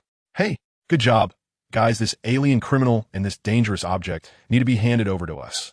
A stern-looking man said with a smile. Why? This is our trophy. You can ask your director. This Secretary General is the newly appointed director of S.H.I.E.L.D. After some back and forth, the traitor from S.H.I.L.D., led by Crossbones, took the Mind Stone away. On a piece of land with strange patterns, Thor held the bound Loki and looked at Iron Man flying from afar. A few seconds later, Iron Man landed in front of everyone. Hey, are you leaving today? Tony said casually. Well, I want to return to Asgard and think of some solutions. Thor forced a smile and answered absently. Hearing this, Tony nodded, his eyes dimming. In the past days, Tony had caught Loki and conducted research on external dimensions together with Thor. But unfortunately, with Earth's current level of technology, it was still too difficult to solve this problem. Helplessly, Thor decided to return to Asgard first to consult his father Odin and see if he had any solutions. I will continue to research as well. I believe one day we will find a way. Tony spoke to break the awkward atmosphere, not wanting to make the situation too uncomfortable. We will, for sure. Thor said with an unusually firm tone. How is Natasha doing? Among the other Avengers, Dr. Banner raised his head and asked hesitantly. Just like that. Tony shook his head, his expression calm. She is perfectly frozen. We can still hold on to hope, but to save her, we must solve both her fatal injury and the thawing issue. A friend of mine, Dr. Zhao, has been researching a plan to save Natasha. All right. Banner blinked innocently a couple of times and didn't dare to ask further. In fact, Banner had turned into the Hulk and fled New York after being persecuted by the Supernova and Loki, and when he woke up, the Battle of New York was already over. Not being part of the battle made him feel very guilty, especially for Lynch, who was missing because of it, and for Natasha, who was in a near-death state. At this moment, the sky above Thor lit up with a teleportation beam. Guys, goodbye. I hope the next time we meet, none of us will be missing. Thor waved to everyone, and his body instantly disappeared in the beam of light. Let's observe a moment of silence for these heroes, Tony said, lowering his head in silence. The guests below, like Tony, began to mourn with heavy expressions. Among the crowd, a man looked around with his head lowered, and his skin quickly began to turn red. After a few breaths, this man's entire body turned an eerie shade of red. Sinister red veins crawled all over him, and even his eyes looked like two fireballs beneath his thin skin. It seemed like terrifying magma was pulsating. After completing this series of unbelievable transformations, he suddenly lifted his head, as if affected by the violent changes in his body. He seemed somewhat disoriented, barely able to stand. After shaking his head wildly, he opened his fiery eyes and looked at Tony Stark. Tony Stark, he spoke, his voice hoarse and unpleasant. In the silence, Tony on stage seemed to hear his voice, but because he was in mourning, he only furrowed his brow in confusion and did not look up to see what was happening. The lava man glared at Tony and walked towards him with heavy steps. His body was still rapidly changing, transforming into a bright red little sun, and the terrifying high temperature quickly radiated out. Around him, the people who had their eyes closed in mourning felt the unbearable heat and began to exclaim and flee. Some had already opened their eyes, staring in shock at the lava man. "Hey, what are you doing? Stop. Stay away from me. Do you want to burn me alive? What's wrong with this guy? Why is he so hot? This guy's a bit off. Where's security?" "Security? Are you joking? The Avengers are all here. What do we need security for?" "Tony Stark, look at this guy." Noticing the commotion below, Tony couldn't sit still anymore, since they had called out his name. How could he bury his head in the sand like an ostrich? He quickly looked down at the crowd, his gaze meeting the lava man's. What the hell is this guy? Seeing the lava man, whose body was about to burst into flames, glaring at him with full hatred, Tony was immediately filled with questions. "Sorry, are you hot?" Tony joked nonchalantly, his hand already reaching for his glasses. Having encountered various bizarre events, Tony Stark had matured a lot, just with one glance. He could tell this guy was definitely up to no good. But since he was attending the ceremony, he wasn't wearing his armor. So his first instinct was to use his special glasses to notify JARVIS to bring the armor over. Tony, hearing Tony Stark's slightly mocking tone, the lava man immediately became furious, opening his mouth to say something. But he only managed to utter one syllable before his voice turned into a heavy rumbling sound. This sound was like a stream of scalding, thick lava falling to the ground. "Tony?" Behind Tony Stark, the Avengers also sensed that something was wrong. Captain America, with a hint of tension, asked Tony, "What is going on?" "I don't know," Tony replied without turning around, his eyes fixed on the lava man. Speaking softly to Captain America, "I don't know this guy, but doesn't he look like he is here for the memorial?" Before he could finish his sentence, the lava man's body began to tremble violently, and a terrifying red light burst uncontrollably from within him. "Get away!" Captain America shouted loudly and charged forward with his shield raised. The lava man was like a ticking time bomb in its final seconds, with red light and heat waves continuously breaking through his skin, causing him to swell uncontrollably. Boom! Amidst the thunderous explosion, Captain America blocked most of the blast with his shield, but the other half was turned into a molten hell under the splashing lava and violent shockwaves. Help! It's so hot. My face. My hands. Oh my God. On Tony's side, although he wasn't too affected by the explosion, a more terrifying trouble had already emerged. Roar! In the midst of the explosive chaos, Hulk, who had become very unstable after being provoked by the supergiant, transformed sensitively and let out a long roar towards everyone. At that moment, Tony's iron suit crashed through the glass and flew directly onto him. "Save people!" The rapidly assembling Iron Man shouted as he rushed towards the rampaging Hulk. "I'll block Hulk." The remaining Hawkeye looked around and found he was the only one left. "Fine, I'll go save people," he muttered to himself and quickly dashed into the sea of flames. "Calm down, Banner," Iron Man shouted, reaching out to grab Hulk. But the furious Hulk became even angrier upon hearing this call and swung a fist at Iron Man. "I'm Hulk, not Banner. Roar!" "Oh!" Iron Man cursed under his breath, crossed his arms to brace against Hulk's wild punches. How powerful were Hulk's massive fists? They could crush a sturdy sedan into a pancake with a single blow. Despite Iron Man's immense power, he still couldn't withstand Hulk's relentless barrage and was forced to retreat repeatedly. "Jarvis?" Inside the iron suit, Tony's eyes widened as he anxiously called out, "Do you need me to deploy the anti-Hulk armor?" "I must remind you, the anti-Hulk armor is currently—" "Stop wasting time. Hurry up," Tony shouted without hesitation. "Understood. Estimated arrival time is 3 minutes and 15 seconds. 3 minutes and 15 seconds? Tony repeated, gritting his teeth and continuing to withstand Hulk's fierce attacks. Meanwhile, Hawkeye had just entered the gruesome scene. "Captain, are you okay?" Hawkeye walked over Captain America and helped him up. At this moment, Captain America looked quite miserable, with his hair and eyebrows blackened and smelling of burnt flesh, his face and body showing signs of severe burns. Clearly, while the vibranium shield could absorb kinetic energy and withstand the shockwave of the explosion. It struggled against the extreme heat generated by the Lava Man's explosion. "I'm fine." Captain America leaned on Hawkeye, and his super soldier body was rapidly healing the damage he had just taken. After a moment, he lowered his hand and said to Hawkeye, "Go save people first. I'm fine." Hawkeye assessed the situation and determined that Captain America was not in significant danger, so he nodded and went to assist others. Captain America took a few deep breaths and gathered his strength to run off to save people. "Sir, the anti-Hulk armor will arrive in 10 seconds. 10, 9, thank God," Tony exclaimed, dodging Hulk's powerful charge. The battle between Iron Man and Hulk was incredibly destructive, with large movements that covered hundreds of meters in seconds. At this moment, their battlefield had already moved outside the Avengers Tower, surrounded by shouting New Yorkers. Initially, the two were still exchanging blows, but once they reached an open area, Iron Man could use his flying agility to gain some advantage. However, within 2 minutes, Iron Man was severely damaged by Hulk's iron fists, while Hulk remained unscathed.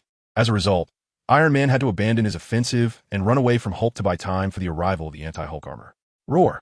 Frustrated from being evaded, Hulk tilted his head back and roared angrily, then squatted down and jumped. Hulk's massive body shot up into the sky like a rocket, covering a distance of 100 meters in an instant, heading straight for Iron Man Hulk. Shouting his iconic line, Hulk aimed to crush Iron Man into a pancake. "Hurry up!" Seeing the shadow rapidly descending from the sky, Tony spread his arms and shouted loudly. Just then, huge components of the anti-Hulk armor flew directly onto Tony. With a thrilling sound of mechanical assembly, Tony's iron suit transformed into the heavy and massive anti-Hulk armor. Facing the descending Hulk, the fully transformed Iron Man adjusted his arms and powered forward. Boom! Like a comet hitting the Earth, Hulk collided heavily with the anti-Hulk armor, shattering the glass of nearby shops. Both Hulk and Iron Man were knocked back from the violent collision, temporarily reaching a stalemate. After falling to the ground, Iron Man quickly got back up, dusted himself off, and accelerated towards Hulk. "Now it's my turn, right?" On the other side, inside the Avengers Tower, rescue personnel and SHIELD agents finally arrived at the scene. "Captain, are you all right? Do you need treatment?" Coulson asked with concern, his tone as gentle as if he were speaking to his girlfriend. "No, Tony still needs help." Captain America shook his head, patted his shield, and looked at Hawkeye. "Can you handle it?" "Of course." Hawkeye nodded. After exchanging words, the two rushed out of the tower and came to the front of the two battling figures. "Tony, do you have any good ideas?" Captain America shouted from the side. "You guys help distract him," Tony replied. Captain America and Hawkeye exchanged glances and immediately began to act separately. After observing for a moment, Captain America swung his shield around with all his might and threw it at Hulk, who was locked in a power struggle with Iron Man focused on competing with Tony. Hulk was struck hard on the head by the flying shield, causing a sharp pain. Roar! The ambushed Hulk immediately abandoned Iron Man and angrily chased after Captain America. Perched high, Hawkeye's eyes sparkled as he waited until Hulk was about to catch up with Captain America before drawing his bow and aiming at Hulk's forehead. The incredibly fast arrow shot forward like lightning, striking Hulk's massive head in an instant. The small arrow shot by Hawkeye was generally ineffective for the tough-skinned Hulk. It felt like a mosquito bite, barely piercing his skin and causing no harm. However, the tail of the arrow flashed red, accompanied by a series of beeping sounds as a mini-bomb suddenly detonated. Roar! Even Hulk found it hard to endure the pain from the explosion, letting out an angry roar as he turned to chase Hawkeye. But at that moment, a steel cage suddenly descended from the sky, perfectly enclosing the running Hulk inside. Boom, boom, boom. Hulk, trapped in a steel cage, struggled madly as terrifying bulges appeared on the steel shell. Finally, the steel cage could no longer withstand Hulk's impact, and cracks began to appear, instantly turning into fragments. Roar! Hulk broke free and let out a furious roar, only to find Iron Man waiting nearby. Bang! Under Iron Man's long-prepared heavy blow, Hulk was hit in the head and flew far away. After hitting the ground, he groggily lifted his eyelids and eventually fell asleep again. The next day, at the Avengers Tower. At this moment, the Avengers were gathered in their headquarters, which had barely settled in before facing a terrifying attack. And the atmosphere was somewhat oppressive. "This is a provocation against us." Tony's words were filled with anger as he paced back and forth among the group, appearing quite anxious. "This building just got its sign changed, and someone can't wait to send us such an explosive gift. We must retaliate." "That's true, but we need to figure out who the enemy is first Captain America said with a worried expression, his prominent brow furrowed. After thinking for a moment, he seemed to recall something and looked at Tony, asking, Tony, do you know anything? I heard that guy shout your name. Upon hearing Captain America's inquiry, Tony shrugged his shoulders in annoyance and said, come on, there are just as many bad guys in this world who hate me as there are good people who like me. How could I possibly know where he came from? After hearing this, Captain America was left speechless. He knew well that those who held hostility towards them could probably line up around New York several times. As superheroes who were out in the open, they bore the admiration and adoration of the ordinary public, while also being hated and despised by countless villains, especially those supervillains who had immense power and had evaded justice for years. Ordinary police and government could do nothing about them. Who among them wouldn't see the Avengers as a thorn in their side? For those lawless villains who disregard the police and government, superheroes are their natural enemies. These superheroes could easily fly to your rooftop while you sleep, break through your walls, withstand a hail of bullets, give you a good beating, and then throw you into prison. Who could withstand that? If a brave soul dared to initiate an anonymous crowdfunding project to take down the Avengers, it would definitely inspire countless aspiring villains to wave wads of cash and eagerly participate. I guess Oh, might know something, Barton? Tony shifted his gaze to Hawkeye and asked, did you find anything yesterday? Hawkeye instinctively blinked and hesitated before speaking. I think this matters, sir. Just then, Jarvis's voice suddenly interrupted. I think you need to take a look at this. Tony was taken aback for a moment and replied, what? In front of everyone, a light screen appeared, showing something being broadcast. Just now, someone had hacked this signal. Hearing this, Tony seemed to realize something, glanced at everyone, and then watched the video with a serious expression. In the unclear footage, various scenes of soldiers with guns, civilians caught in war, and chaos were constantly switching. Finally, in the center of the entire screen appeared a large circle symbol formed by 10 small daggers surrounding it. Then, an old man with a weathered face and cold eyes began to speak, his voice mysterious and melodic. This is the true story of fortune cookies. They look very Chinese and sound very Chinese. As the footage continued, the horrific scenes of several recent terrorist attacks appeared one after another, culminating in the recorded footage from the day of the memorial service. Mr. President, I know this sounds very depressing, but this season's horror show is coming to an end, and your circus can't be of any use. The old man's voice began to grow ominous and chilling. But don't worry, the main event is about to begin. Your graduation ceremony. Accompanied by his words, the scene shifted, and the old man raised a gun, aiming it at a wooden figure with a photo of the president's face. Bang! The gun fired, and the photo of the president shattered, ending the video. After watching this video, the Avengers furrowed their brows, their faces grim. It was evident that the mastermind behind the terrorist attack at yesterday's memorial service had already appeared, namely the leader of the terrorist organization shown in the footage. They were furious that this guy not only dared to carry out a terrorist attack at a memorial attended by superheroes, but also had the audacity to hack the television signal to broadcast threats against the president. It was a blatant slap in the face of America and the Avengers. Just as the Avengers were seething with anger and discussing how to punish this madman, Jarvis's voice rang out. Sir, Mr. Coulson and Colonel Rhodes are entering the elevator. Oh, Tony raised an eyebrow, but said nothing. A few seconds later, Coulson and Rhodes stepped out of the elevator. Coulson and Rhodes glanced around and noticed that all the Avengers were present. They exchanged looks. You go ahead, Rhodes said quietly. Coulson nodded slightly and addressed the group. Since everyone is here, I have some news to share. Wait, Tony interjected sharply, his keen eyes scanning Coulson's face. Is it good news? Tony asked quickly, observing Coulson's expression, then denied no. So you're here to talk about that terrorist leader who talks like a charlatan and dresses like a refugee? Tony.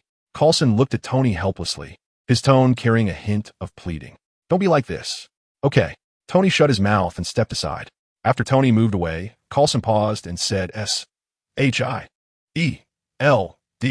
has decided not to pursue this terrorist attack. What? Captain America said in surprise. So we just let someone carry out a terrorist attack at a hero memorial right in front of us and do nothing? Of course not. Coulson shook his head and then turned his gaze to Rhodes beside him. They will take over this matter. Rhodes? Tony was also surprised and walked over to Rhodes, saying, Who do you represent? The military? The Department of Defense. Rhodes replied with a wry smile, glancing at the other Avengers and quietly saying, You guys saw the recent threats. This is a provocation against the president and must be handled by the government. They also need to do something to restore public perception. After all, They didn't do anything useful during the New York incident. Upon hearing this, Tony pursed his lips and moved to stand beside Captain America. Congratulations, you got it right. We have to stay home and do nothing. Captain America shot Tony an annoyed glare and said reluctantly, but we should do something, right? If we don't let the public know, isn't that fine? Rhodes shook his head and said seriously, doing nothing is the best help for the situation. Please trust the government. With such words, how could Captain America, who had patriotism ingrained in his bones, possibly refute? Fine. He sighed a bit frustrated, relaxed his body, and sat down in a chair. Seeing this, Coulson cast a worried glance at Captain America and, with an apologetic tone, said, Captain, we have no other choice. You all should just rest for now. After saying that, Coulson and Rhodes didn't stay any longer and turned to leave together. After they had been gone for a while, Tony stood up looking relaxed and said to everyone, don't frown, wait for my news. With that, he turned and left. In the CAF, let's talk. What is really going on? Tony looked leisurely at Rhodes across from him. It's classified, I can't say roadside. Really? Then should I just check your internal network myself? Tony wasn't buying that, immediately responding with a hint of threat. Rhodes rolled his eyes, feeling helpless against Tony. He knew that Tony often did this kind of thing secretly. With no other option, Rhodes had to lower his head, lean closer to Tony, and whisper, okay, don't say I leaked it. Hurry up. Tony shot an impatient glare at the overly cautious Rhodes, thinking, do I really need to say this? Anyone can tell you Rhodes, Iron Man's good friend. Actually, we should thank you, because without this incident, we would probably still be in the dark. Rhodes spoke somewhat mysteriously. Recently, a series of bombings have occurred, but no explosives were found at the scene, so our investigation hit a dead end until the bomber appeared yesterday. So who is that old man? Tony nodded, asking directly.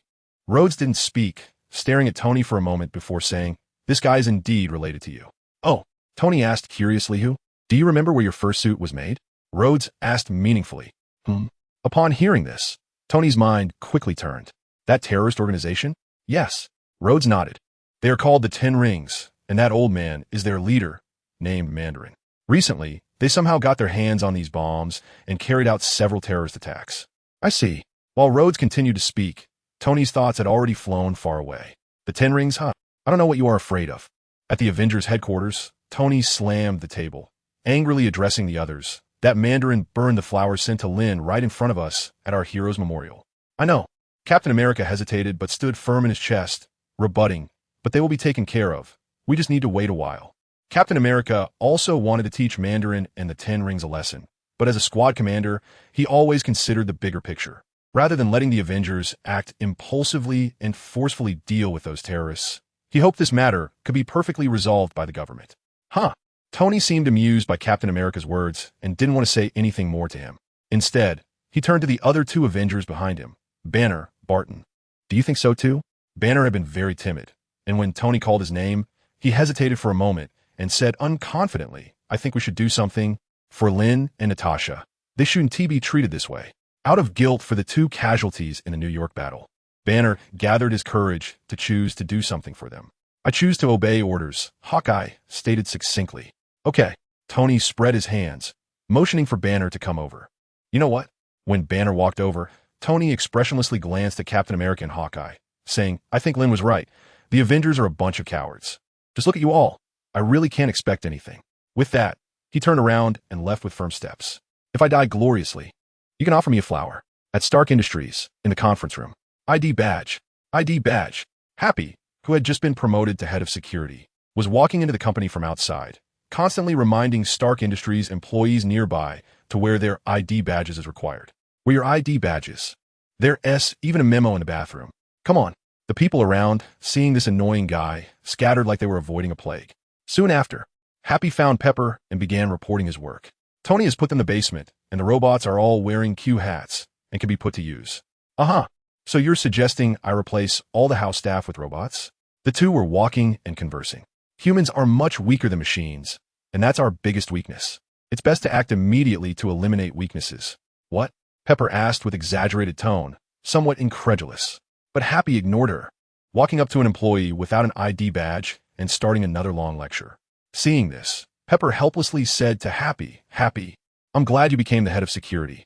This position really suits you. Thank you. But since you took over, the employee complaint rate has increased by 300%. You don't need to thank me. Happy still didn't get the hint, proudly saying, That's not a compliment. Not a compliment? Of course, it is a compliment. Clearly, someone is covering up. Happy was eager to explain something, but Pepper's assistant walked over and interrupted him. Excuse me. Ms. Potts, your 4 o'clock appointment has arrived. Hearing this, Happy eagerly turned to the assistant and asked, the 4 o'clock appointment. Did you confirm that with me? Happy. We'll talk later. I need to handle a very troublesome matter, Pepper said with a bit of a headache, then walked toward the conference room. Happy didn't let her off that easily, following closely behind and asking, what's going on? I used to work with him. He always wanted to date me. So it's a bit tricky.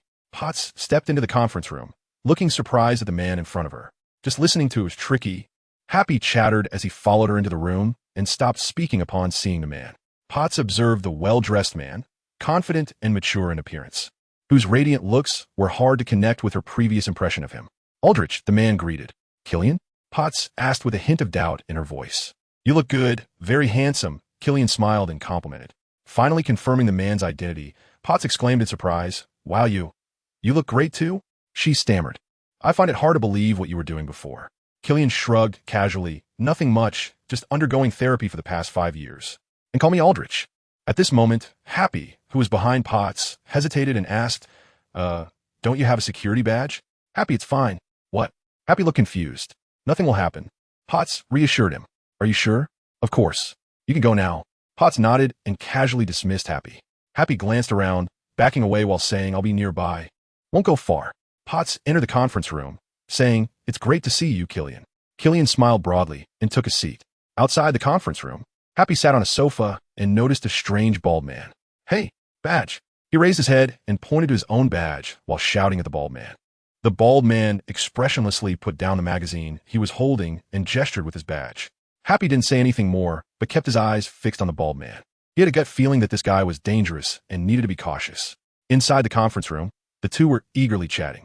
Over the years, my think tank has been avoiding the ban on unethical biological research and has developed a little gadget. Saying this, Killian took out a device and pressed a small instrument to his ear. It's called Ultimate Transformation. Let me turn off the lights first. Killian raised a remote control, and the conference room darkened. He opened his hands, revealing several small devices. Welcome to the human brain.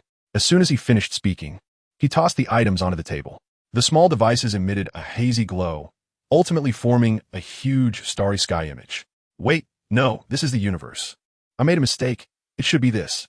Killian adjusted the instrument, and as the image changed, a massive brain appeared before the two. This is the human brain. The simulation effect is incredible, right? Killian smiled slightly, and Potts was already in awe. It's amazing, she exclaimed sincerely. Thank you, this is my brain. What? Potts looked at Killian in confusion. What you're seeing is the depths of my brain, just like a live broadcast. Killian gestured with his hand a couple of times, then stood up and beckoned Potts. Come here, let me show you. The two stood in the center of the brain, and Killian said to Potts, now, pinch my arm. Potts hesitated shyly for a moment. It's okay, I don't mind the pain. Pinch me.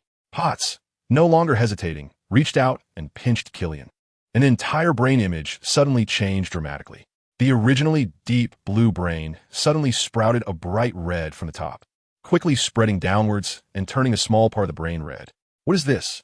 Potts asked in amazement as she looked at the marvelous sight. This is the primary somatosensory cortex, the pain center of the brain, Killian explained, then shifted the conversation, pointing aside, but this is what I wanted to show you. He turned Potts' body around and pressed the controller. Currently, the Ultimate Transformation Project is developing the bioelectric potential of the human body and sending it here. As he explained, Killian moved the brain image, enlarging a specific area. There's ample space here, which means the human brain and DNA system are destined for an upgrade. Wow. Just as the two were immersed in the wonders of the brain, Happy dialed Tony's video call. Hello, I'm the head of security. He awkwardly held up a tablet, struggling to point it at the camera while speaking. What? On the other end, Tony in the studio made a pause gesture to Banner and casually responded. Happy continued seriously. Don't joke around. I'm at work. What are you doing? Tony asked curiously. I'm busy. Need to talk to you. While speaking, Happy remained alert, observing the people passing by in front of him. What is it? Annoying in turn? Let me tell you, if I tell others I was Iron Man's bodyguard, do you know what will happen?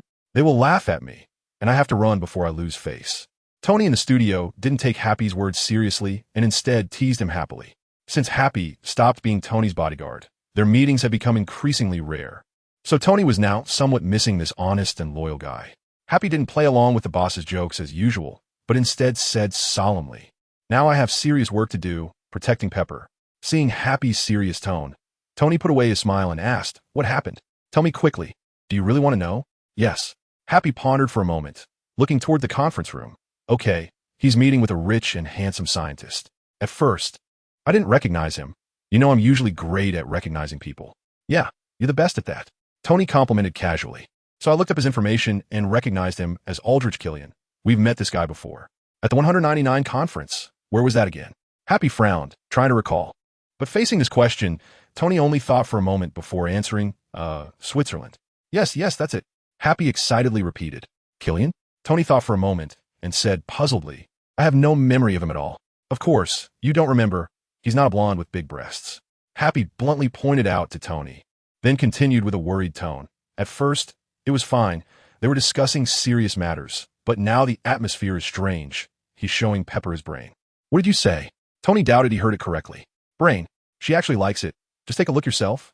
Saying this, Happy raised the tablet. But didn't he turn it around or adjust the camera? The screen still showed Happy. "Do you see it?" "See what?" "See you?" "Turn the screen around." "And I can see it," Tony replied with a bit of a headache. Happy was now anxious and shouted at the screen, "I don't understand technology like you do. Trust me, just come over quickly." Seeing Happy getting angry, Tony said in confusion, "If you turn the screen, I'll know what is going on." "I don't know how to turn the screen. Don't point fingers at me. You're not my boss anymore." Tony ignored Happy's complaints and began searching for information on Killian. After a long wait, Happy said dejectedly, "Anyway, I'm no longer working for you. But this guy is very suspicious, and the people he brings are sneaky. Relax. You just need to ensure the area is safe," Tony comforted. Hearing this, Happy said in a complex tone, "You know what? You'd better care more about Pepper. She's the one you should be real with. Yet you always ignore her." In Happy's earnest words, Tony fell silent. After a long while, he forced a smile and said, "Okay, I got it. Thank you, Happy. I miss you." "I miss you too, the old you. Now you're hanging out with heavyweight friends, and I don't even know how you're doing. The world is getting weirder," Happy said in a low tone. "Sorry to interrupt. Did you bring the stun gun?" Tony quickly changed the subject, unable to take it anymore. "Why?" "It seems someone from HR is stealing ink cartridges. You'd better go give her a heads up." "All right." Seeing Happy's attention shift, Tony quickly ended the video call. After sitting quietly for a while, Tony turned to Banner. "Come on, let us get back to work." In the conference room, the two had already returned to their seats, and Killian was speaking confidently to Potts. "Imagine being able to hack any biological hard drive and re-encode its DNA." Killian described his amazing technology with great enthusiasm. However, Potts no longer had the initial surprise and curiosity, responding with a professional smile. "That's really great." Receiving Potts' affirmation, Killian nodded, completely unaware of the change in the woman's attitude in front of him. The next moment, Potts changed her tone and said, "But unfortunately, it could also be applied to weapons like super soldiers and private armies." Tony wouldn't he be interested in these? Hearing Tony's name, Killian's expression darkened, interrupting. "Tony, actually, I invited him to join AIM 13 years ago, and he rejected me." Saying this, Killian fixed a meaningful gaze on Potts, but now it's different. Another genius is in charge. She's not under Tony's control, and she's not as arrogant as him. Potts quietly stared at Killian for a moment before calmly saying, "Although I really want to help you," Aldrich, after a pause, she revealed an apologetic smile, "I still have to decline you."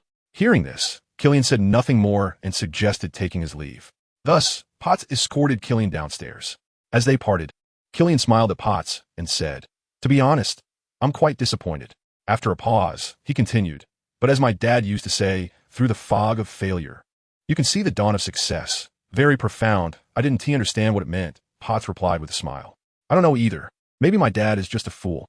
Hearing this, Potts lowered her head and smiled lightly. "I'm sure we'll meet again, Pepper." After saying this, Killian leaned in and kissed Potts on the cheek, then left.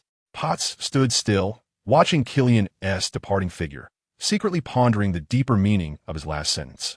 Driving, Potts returned to the front of the house, which was Tony's mansion. Outside, there sat an enormous rabbit on the ground, holding a sign that read Pepper, "Merry Christmas." Seeing this, Potts instantly smiled with joy. Walking into the room, she saw Iron Man sitting cross-legged on the sofa, facing the door. "Sorry, I'm late. Why are you wearing it at home too? Is this the Mark 15? Hearing this, Iron Man instinctively looked at his arm, where the words Mark 42 were engraved. "Right? Tony didn't correct Pot's mistake and smoothly said, "Close enough. Everyone has their own hobbies. Do you have to wear it to show off in the living room?" Potts complained as she sat on the sofa and took off her shoes. "I'm just getting used to it. You know it's a bit tight when you first put it on." Upon hearing this, Potts smiled with a hint of helplessness. "Hey, have you seen your Christmas gift?" Seeing Potts cheer up, Tony continued, "Of course I've seen it. How could I not see such a big Christmas gift? Can it even fit inside?" Potts replied casually. Tony stood by, gesturing on the wall. "Well, good question. I found a group of people, and they come tomorrow to blow up this wall."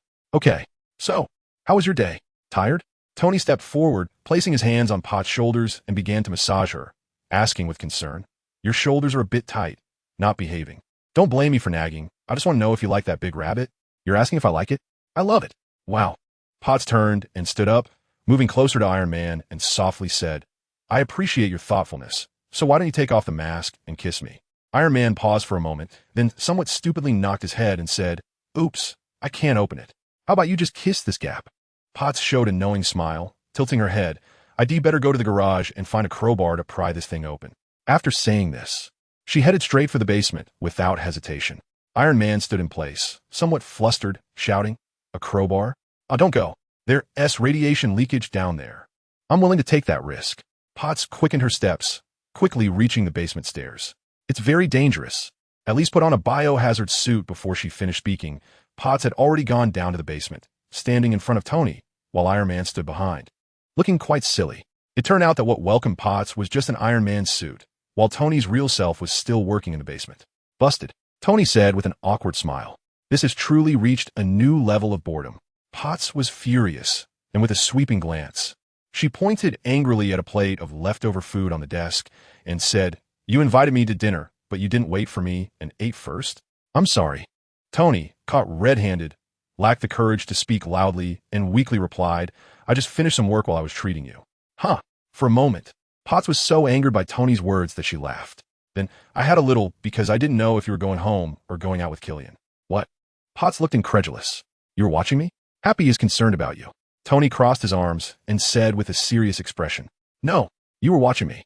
I'm going to bed." Angrily, Potts turned to leave, while Tony called out behind her, "Wait. Don't do this." But Potts, consumed by anger, was completely unmoved and headed out of the basement without looking back. Seeing this, Tony raised his hands and said with a guilty expression, "I admit I was wrong. I'm sorry." Hearing the sincerity in Tony's tone, Potts stopped and looked at him. "I'm a mess right now, and I haven't talked to anyone about it lately," Tony said in a dejected tone, and Potts walked back with concern on her face. "It's been like this since the New York incident, hasn't it?" Potts said with some worry as she looked at Tony. "I didn't notice at all. I've been through some things. It ended, but I still can't explain it clearly." Tony's tone became somber. "Gods, aliens, dimensions, and I'm just a human hiding in a metal shell." He paused and swallowed. "The only reason I haven't broken down is that you moved in. It's really great. I'm so lucky. I love you. But dear," Tony looked at Potts with a pained expression, "I can't sleep. When you sleep, I come down here to work to fix the armor. The threats are closing in again." Saying this, he took a deep breath and continued, "I must protect my most important treasure, and that's you." With that, Tony pointed at Potts, then changed his tone. "But to be honest, I don't know if I or we can do it. The New York incident wasn't something Iron Man or the Avengers could solve. As for my armor, they are." Tony dragged out the words, unsure how to describe it. "Machines. They're a part of me." Although Tony's voice was soft, his tone was exceptionally firm. Potts stared at Tony for a long time before saying, "You're distracting me." "Maybe." Tony forced a smile. Potts said nothing more, slowly walked forward, and embraced Tony. That night, Tony and Potts shared the same bed. In his dreams, Tony began to tremble lightly, indicating that what was happening in his dream was not very pleasant. He saw many things, the root causes of his sleepless nights that repeatedly appeared in his dreams. They came from the Tesseract. Loki, holding the Mind Scepter, always smiling sinisterly. Blue-skinned, clad in alien armor. A superstar who captured everyone's attention with a single thought. The Hulk, rampaging and frantically chasing the superstar, surrounded by the crowd. A wormhole, immense like an eternal nightmare, from which endless, ruthless alien armies emerged. Alien soldiers holding long rifles, riding in flying vehicles with grotesque expressions. Terrifying alien behemoths, so huge they blocked out the sky, capable of collapsing buildings with a single strike. And lastly, the young Asian man with red eyes, frenzied expression, suppressing everyone with a mere gesture, Like a god, Superboy. In Tony's dream, Lynch was completely insane, slaughtering New Yorkers like a grim reaper, torturing the Avengers to death one by one. The last remaining Avenger was Tony, who, under mental suppression, could only watch in despair as Lynch approached him. Tony, do you know why I saved you for last? Lynch opened his mouth, revealing a sinister and terrifying smile. I told you, right? I admire you so much that I didn't pay attention to all those anti-Superman armors, kryptonite, and other research you were secretly doing. But I also told you, right? Don't treat me like one of those Superman types. Accompanying this cruel voice, the red light in front of Tony grew brighter and hotter. Tony? Tony? Potts worriedly shook the still sleeping, pale-faced Tony. Just then, a steel hand grabbed Potts and yanked her aside fiercely. Tony let out a low shout, suddenly waking up, and then discovered Potts was being held by the armor. He quickly got up and shouted at the armor with both hands aimed at it. Shut down power. Upon receiving the command, the armor stood straight and its eyes lost their glow. Seeing this, Tony clasped his hands together and rushed forward, delivering a chop that shattered the armor into scattered parts. The two sat on the bed, panting in shock, and after a while, Tony frowned and explained, I must have summoned it in my dream. This shouldn't have happened. I'll recalibrate the sensors. While explaining, Tony reached out to comfort the startled Potts. Let me. Potts covered her face and stepped aside. Can you breathe for a moment? Don't go, okay? Pepper. I'll sleep downstairs. You can fix it by yourself. Potts didn't agree, merely shot Tony a cold look and left. After Potts left, Tony helplessly fell back onto the bed, with only the scattered pieces of armor on the floor silently accompanying him. At the Chinese Grand Theater in New York, in the evening, a man anxiously searched the crowd at the entrance of the theater, playing with a small tag in his hand. It was clear he was waiting for someone and had been waiting for a long time. After a long time, someone in the crowd walked up to the man. It was Killian's bald henchman. The man noticed someone approaching, looked up, and saw it was the person he had been waiting for, immediately looking at the bald man with anticipation. The bald man glanced around and then quietly asked, Can you control it? I can, the man replied, his tone filled with suppressed excitement. The bald man paused for a moment and continued to confirm. Are you sure? Sure, the man answered impatiently. The bald man stared at the man for a while, then nodded and placed the bag he was holding next to the man. This batch of goods is great.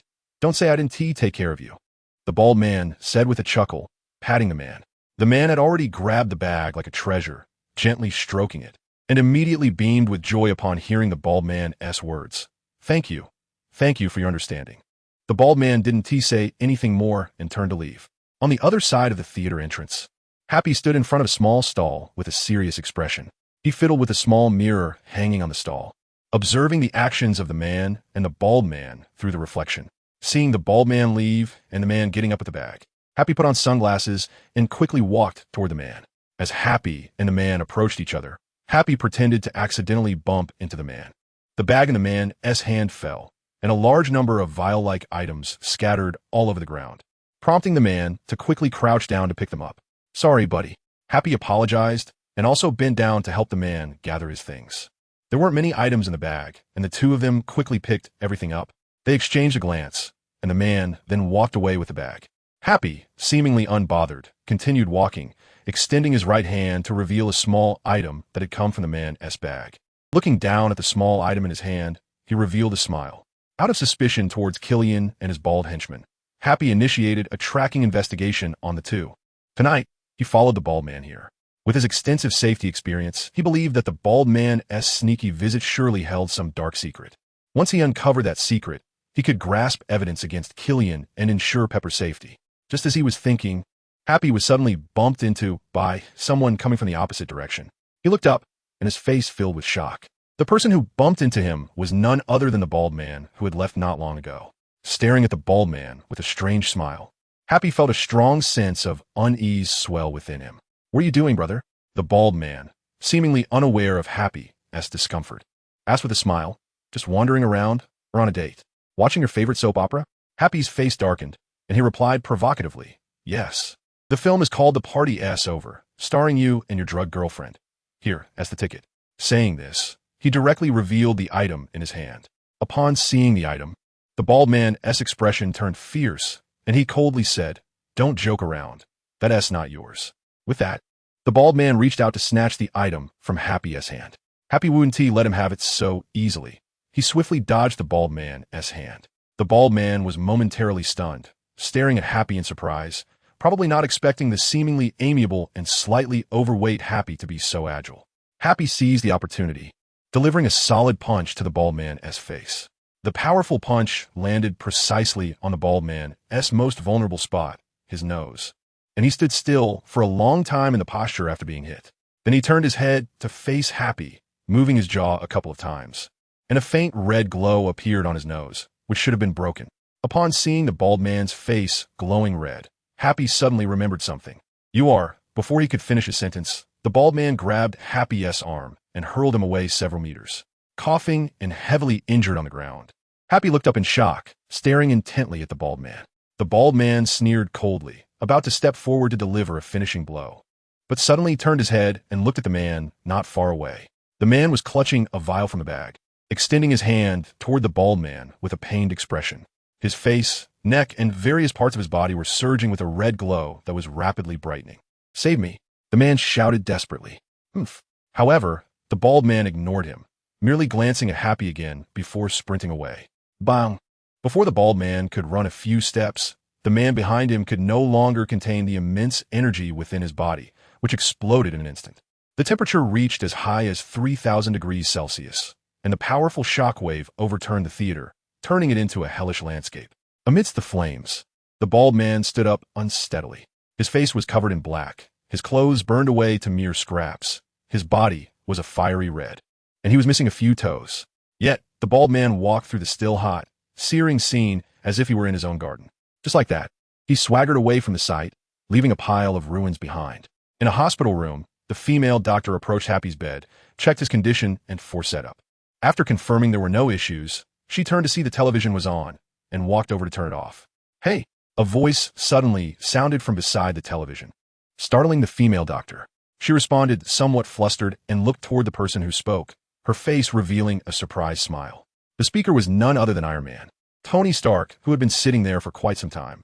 Although Tony couldn't help much here, he silently kept his good friend Happy company for a long time. Since Tony became Iron Man and joined the Avengers, they hadn't spent time together like this in ages.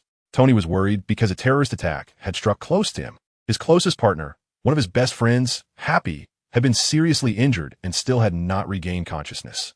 It was Happy this time. Who would it be next? His beloved Pepper? So what is the government doing? Telling us not to get involved. Yet there's no progress at all? Tony cursed silently in his heart. But at the same time, he was contemplating another question. Am I still myself? Just like Happy's previous complaints, the current Tony was increasingly feeling unfamiliar. He was no longer the original Tony Stark. But how could the highly intelligent Tony not be aware of his own changes? Yet he felt helpless because he had to be this way. Ever since he raised the hammer to forge the first Iron Man suit in that damp cave for self-preservation, his fate had already slipped from his control. After that, endless troubles swirled around him like a vortex, and to survive and protect everything he cherished, he could only spin like a top, accelerating uncontrollably. He couldn't afford to relax for a moment because his enemies and allies were all extraordinary figures with immense power, while he was just a frail mortal hiding inside a suit of armor. Every time the night grew deep and quiet, and in the middle of the night when dreams returned, he would be awakened by the fear buried deep within his soul. He feared someone would tear apart his iron suit and then kill him as easily as dealing with an ordinary person. To bury this fear forever, he could only keep forging stronger suits of armor. Only by looking at the armors he had crafted with his own hands could Tony feel a slight sense of security. Interrupted from his thoughts by the female doctor, Tony smiled slightly and said, "You don't mind the TV being on, do you?" "Of course not," the female doctor replied with a kind smile. Tony stood up from his chair, glanced at the TV show being aired, and turned to the female doctor to introduce it, PBS's Sunday night drama Downton Abbey. Pausing for a moment, Tony looked complexly at the unconscious Happy on the bed and continued, "It's a great show. He really likes it." After staring at Happy for a long time, Tony remembered something and earnestly instructed, "One more thing. Make sure everyone wears their badges because he values details, and my people won't let anyone in without a badge." While speaking, Tony backed up to the door of the hospital room. After taking one last look at Happy, Tony bowed his head and walked out. Outside the hospital, a throng of eager reporters surrounded the entrance. Tony had been here for a while, and they had gathered after hearing news of his appearance, hoping to interview him. After all, following the terrorist attack on the Avengers Tower, the Avengers had collectively fallen silent.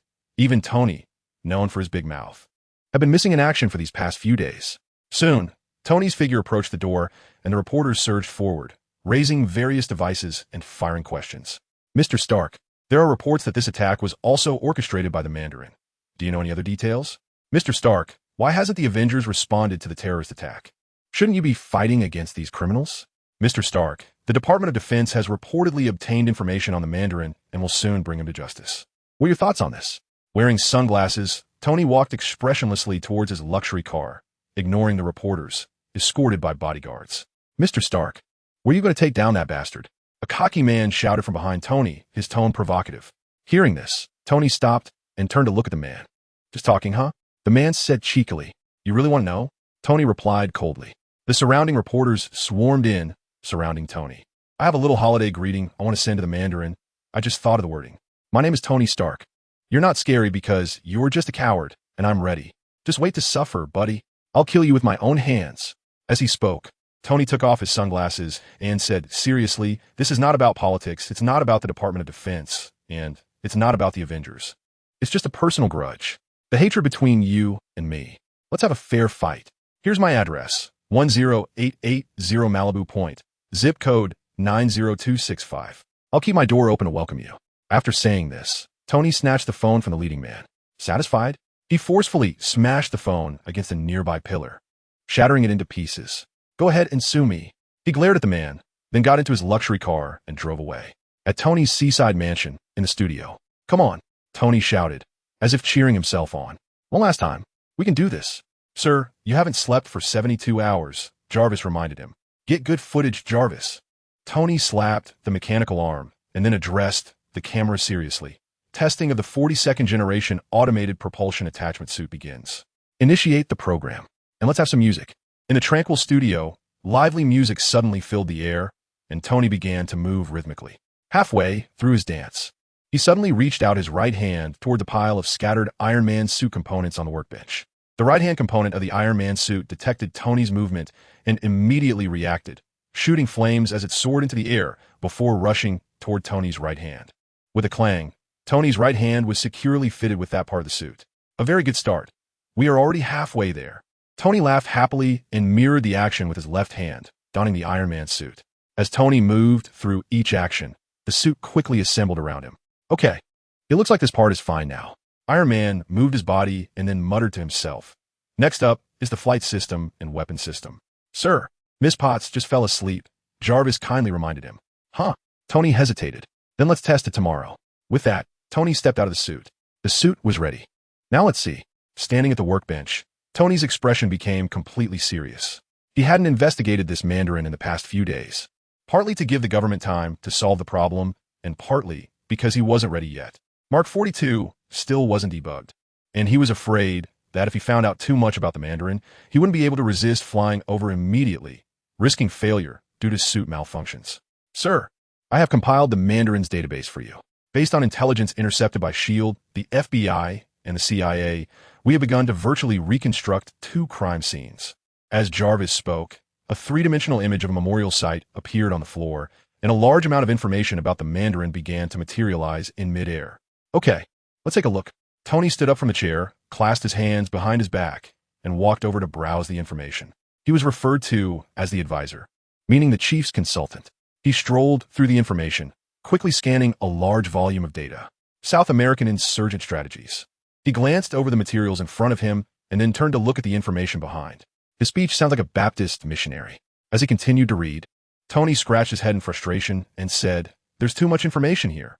I can't get through it all." After a pause, he turned and extended his hand, saying close. Jarvis closed all the data and reminded him. The explosion caused temperatures exceeding 3,000 degrees Celsius. Saying this, Jarvis displayed an enlarged 3D image and continued. It can rapidly vaporize everything within a radius of 5 yards. 3,000 degrees Celsius? Tony muttered to himself, suddenly inspired. He jumped up onto the platform and instructed Jarvis, bring up the temperature distribution map, considering the 3,000 degrees Celsius as well.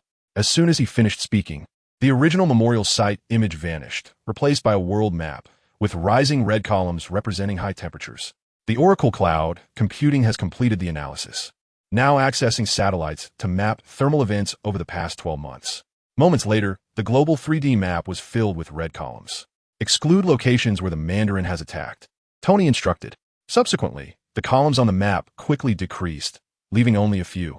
Tony examined each one, assessing whether these thermal events had any abnormalities. No, no, no.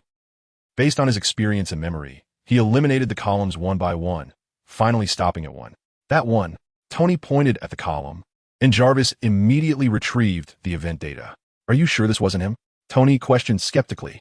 The timing coincides with any known terrorist attacks by the Mandarin. This incident involved a suicide bomb. Zoom in, Tony commanded, staring intently at the data, which quickly appeared before his eyes.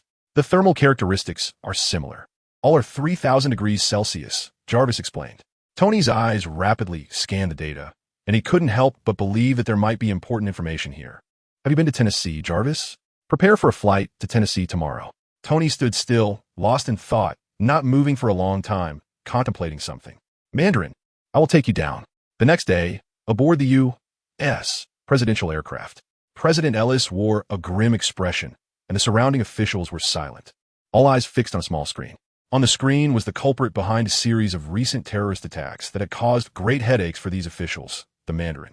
Yes, this Mandarin had hacked into the television signal, broadcasting threatening content live. Mr. President, there are 2 lessons to deliver. I want to finish before Christmas. The Mandarin said mysteriously on television. Then the scene changed to show the Mandarin standing over a trembling old man with white hair. The Mandarin, holding a gun, pointed at the old man and said, "This is Thomas Richard, a good name, and he does great work. Thomas is the accountant for Rock's Oil Company. I'm sure he is a good man." At this moment, the camera captured the old man, terrified and sobbing, shaking uncontrollably. "I'm gonna blow his head off in 30 seconds. Wait for the live broadcast."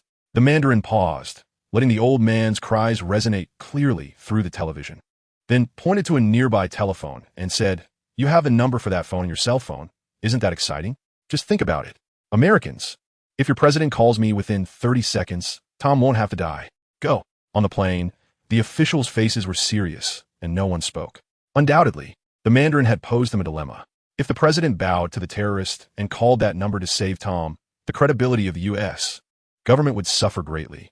Once the government bowed, the consequences would be endless. Would this mean that in the future, any terrorist could capture an American, and the government would have to submit? How could they fight terrorism? How could they maintain order? According to the U.S.'s past practices, they would definitely send in the military to eliminate the provocative terrorists. As for the hostages' lives, such matters would have to be left to God. But this time, the Mandarin was different. Millions, even tens of millions of Americans were watching his live broadcast, and his influence far exceeded before. If they handled this matter the same way as before, how would the president and the government face the countless irrational Americans? In this free country, many citizens do not possess such high qualities, and they have no blind trust in the government or the president. If they mishandle things, it can easily spark various protests. And under the manipulation of certain individuals, it could even lead to regional turmoil, affecting the national situation. At this moment, thousands of Americans are glued to their televisions, anxiously watching that phone. They all wonder one question. Will the president make this call? How did he hack into my phone? The president, with a dark expression, holds his dedicated phone, which displays an incoming call from a number. We cannot let terrorists do as they please. The official closest to the president sees his intent and resolutely emphasizes, "I must make this call." The president takes off his glasses, his tone decisive. "I must make this call." The official firmly opposes, but unfortunately, the opposition is ineffective. Making the call is the right thing to do. The president stands up, fixated on the phone in the picture, swipes his phone, and dials the number. Ding dong. The phone ringing on the television screen excites countless Americans. Their president has chosen to save the Americans. Long live America. Even old Tom on the floor stops crying and looks up at the phone with a cheerful expression. But at that moment, the expressionless man suddenly raises his gun and aims at Tom on the ground. No, at this moment, countless Americans are silently screaming in their hearts, even unable to bear to watch what happens next. Bang! The gun fires, and in a pool of blood, old Tom dies with his eyes wide open. In the picture, Manda threatens in a chilling tone. There is only one lesson left, President Ellis. Hurry and escape. Say goodbye to your children, because nothing, including your army and your circus team, can save you. On the plane, the president takes a deep breath, struggling to accept it. We will meet again. After the last words, Manda's terrifying face disappears into the symbol of the Ten Commandments gang. The president's gaze is blank for a moment, and when he comes to his senses, he coldly says, "Order Rhodes, find this madman right now." "Sir, we have tracked the signal. It may be in Pakistan. The Steel Patriot is on standby at any time." An officer in military uniform reports behind him. Since the last time the television signal was hacked, the government has been prepared for counter-tracking in case the signal is hacked again. Otherwise, the television signal station, having learned from the last lesson, could have cut off all signals immediately after the hacking. Unfortunately, it seems that this signal should have been cut off early, rather than letting it play to trace the source. The president does not want Manda to have any more freedom and immediately orders. Right now. Immediately. "Yes, sir." The officer leaves with the order, while the president stands there in a daze for a long time. He knows that countless Americans will remember this day. On this day, millions of Americans will be heartbroken and in tears just because they watched as the country they hold dear crumbled in front of their eyes. Ding dong. Inside the studio, the doorbell interrupts Tony's busy work. "Who?" Tony, dressed in Mark 42, turns to the screen, which shows a long-haired intellectual beauty ringing the doorbell. "Come on, Jarvis. I just made a strong statement to the most dangerous terrorist in the world. Can't you be a little more alert?" Complaining, Tony doesn't take off his armor and walks to the door to open it, letting the beauty in. "Just stand there." Tony cautiously approaches from a distance, while loudly calling out. Standing in front of the woman, Tony carefully examines her for a moment and says, "Manda." As he speaks, Tony's faceplate opens, revealing his somewhat puzzled face. "You're not Manda, are you? Right? No way, right?" Hearing this, the beauty wears a knowing expression and lightly laughs. "You don't remember me, but I'm not surprised at all. It's not just you. I can't even remember what I had for breakfast." Tony casually explains. "Waffle with no gluten, sir," Jarvis interjects. "That's right." Tony gives Jarvis a thumbs up while secretly cursing in his heart. However, the beauty seems uninterested in his idle talk and says seriously, "Okay, I need to talk to you about something. Let us change places. This is urgent." Tony glances at the beauty's face and then turns to walk inside, saying, "In the past, I would have gone along with it, but not now. I have a serious girlfriend." Just as he walks, a bag falls from above, landing at Tony's feet. That's her." "Tony?" Pepper's voice comes from upstairs, seemingly having discovered another woman entering the house. "Is someone here?" "Yes. Maya Hansen is here." Tony steps out of his armor and continues, "Just an ordinary friend I knew before, a botanist, dealing with his girlfriend." Tony quickly leads Hansen to a corner and asks at lightning speed, "Please tell me there's not a 12-year-old kid waiting in the car for me?" In fact, Tony recognized Hansen at first sight. Not long ago, he was discussing that day with Happy. 13 years ago, in Switzerland, Tony and Hansen were attracted to each other and spent a wonderful evening discussing academics. Even in the morning, Tony left Hansen with an unsolved formula about her research. However, after coming out of that cave and becoming Iron Man, Tony, under his crisis awareness, had long since given up various parties and significantly reduced his nights of pleasure. Since officially becoming a couple with Pepper, he has wasted no time on casual flings, and instead, he is quite troubled by past romantic debts coming back, like the one in front of him. He's 13. Hansen smiles and then says seriously, "Of course not. I want to ask you for help." "What for?" "I've read the newspapers, and to be honest, I don't think you can make it through this week." Hansen looks at Tony with concern, but Tony is not too receptive to this sentiment, casually replying, "I'll be fine." At this moment, Pepper walks over and greets. "Sorry, Happy is in the hospital. I didn't know we would have a guest. I really didn't expect it." Tony adds, "Especially an ex-girlfriend." Pepper smiles slightly. "No, she has not." Tony, with a strong survival instinct, firmly denies it. Hansen also nonchalantly says, "No, it's not. It was just a one-night stand." Yeah, little Pepper was not buying it, staring at Tony and saying, "You just love to say that, don't you?" Seeing little Pepper getting angry, Hansen interjected gleefully, "That night was quite wonderful." "Really?" Little Pepper turned to Hansen, her face showing regret and feeling deceived. "Good thing you didn't succeed, or you would definitely regret it." "What?" Tony was not having it, his eyes wide open, ready to showcase his verbal prowess. "All right, stop talking. We need to get out of the city." "Why?" "We don't need to leave the city." "We do." The two began a heated debate, while Hansen could only helplessly survey the room. Suddenly, her expression changed, her gaze fixated on a surveillance screen. "Guys, is that thing okay?" The two temporarily ceased their argument, looking over in confusion.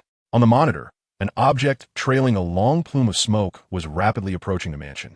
Oh my God, both of their minds went blank, unable to believe what they were seeing. A missile was flying towards their house. but a second later, they finally accepted the reality. Boom! The missile shot through the floor-to-ceiling window in front of the three, about to blow them to pieces. In the face of danger, Tony reacted quickly, raising his hand in a summoning gesture for Mark 42. With the miniaturized equipment embedded in his skin, Mark 42 could respond to Tony's movements and be summoned. Even at the ends of the earth, as long as Tony reached out to summon, Mark 42 would rush from miles away. At that moment, sensing Tony's call, Mark 42 shot up from the workshop and instantly arrived by Tony's side at an unbelievable speed. With a loud crack, Iron Man made a dazzling entrance. He rushed forward and shielded Little Pepper and Hanson beneath him, absorbing the shockwave from the explosion. But the mansion built on the edge of the cliff was not so fortunate. Its already fragile structure collapsed in the explosion. Go! Amidst the crumbling mansion, Iron Man grabbed the two women and threw them to the undamaged doorway.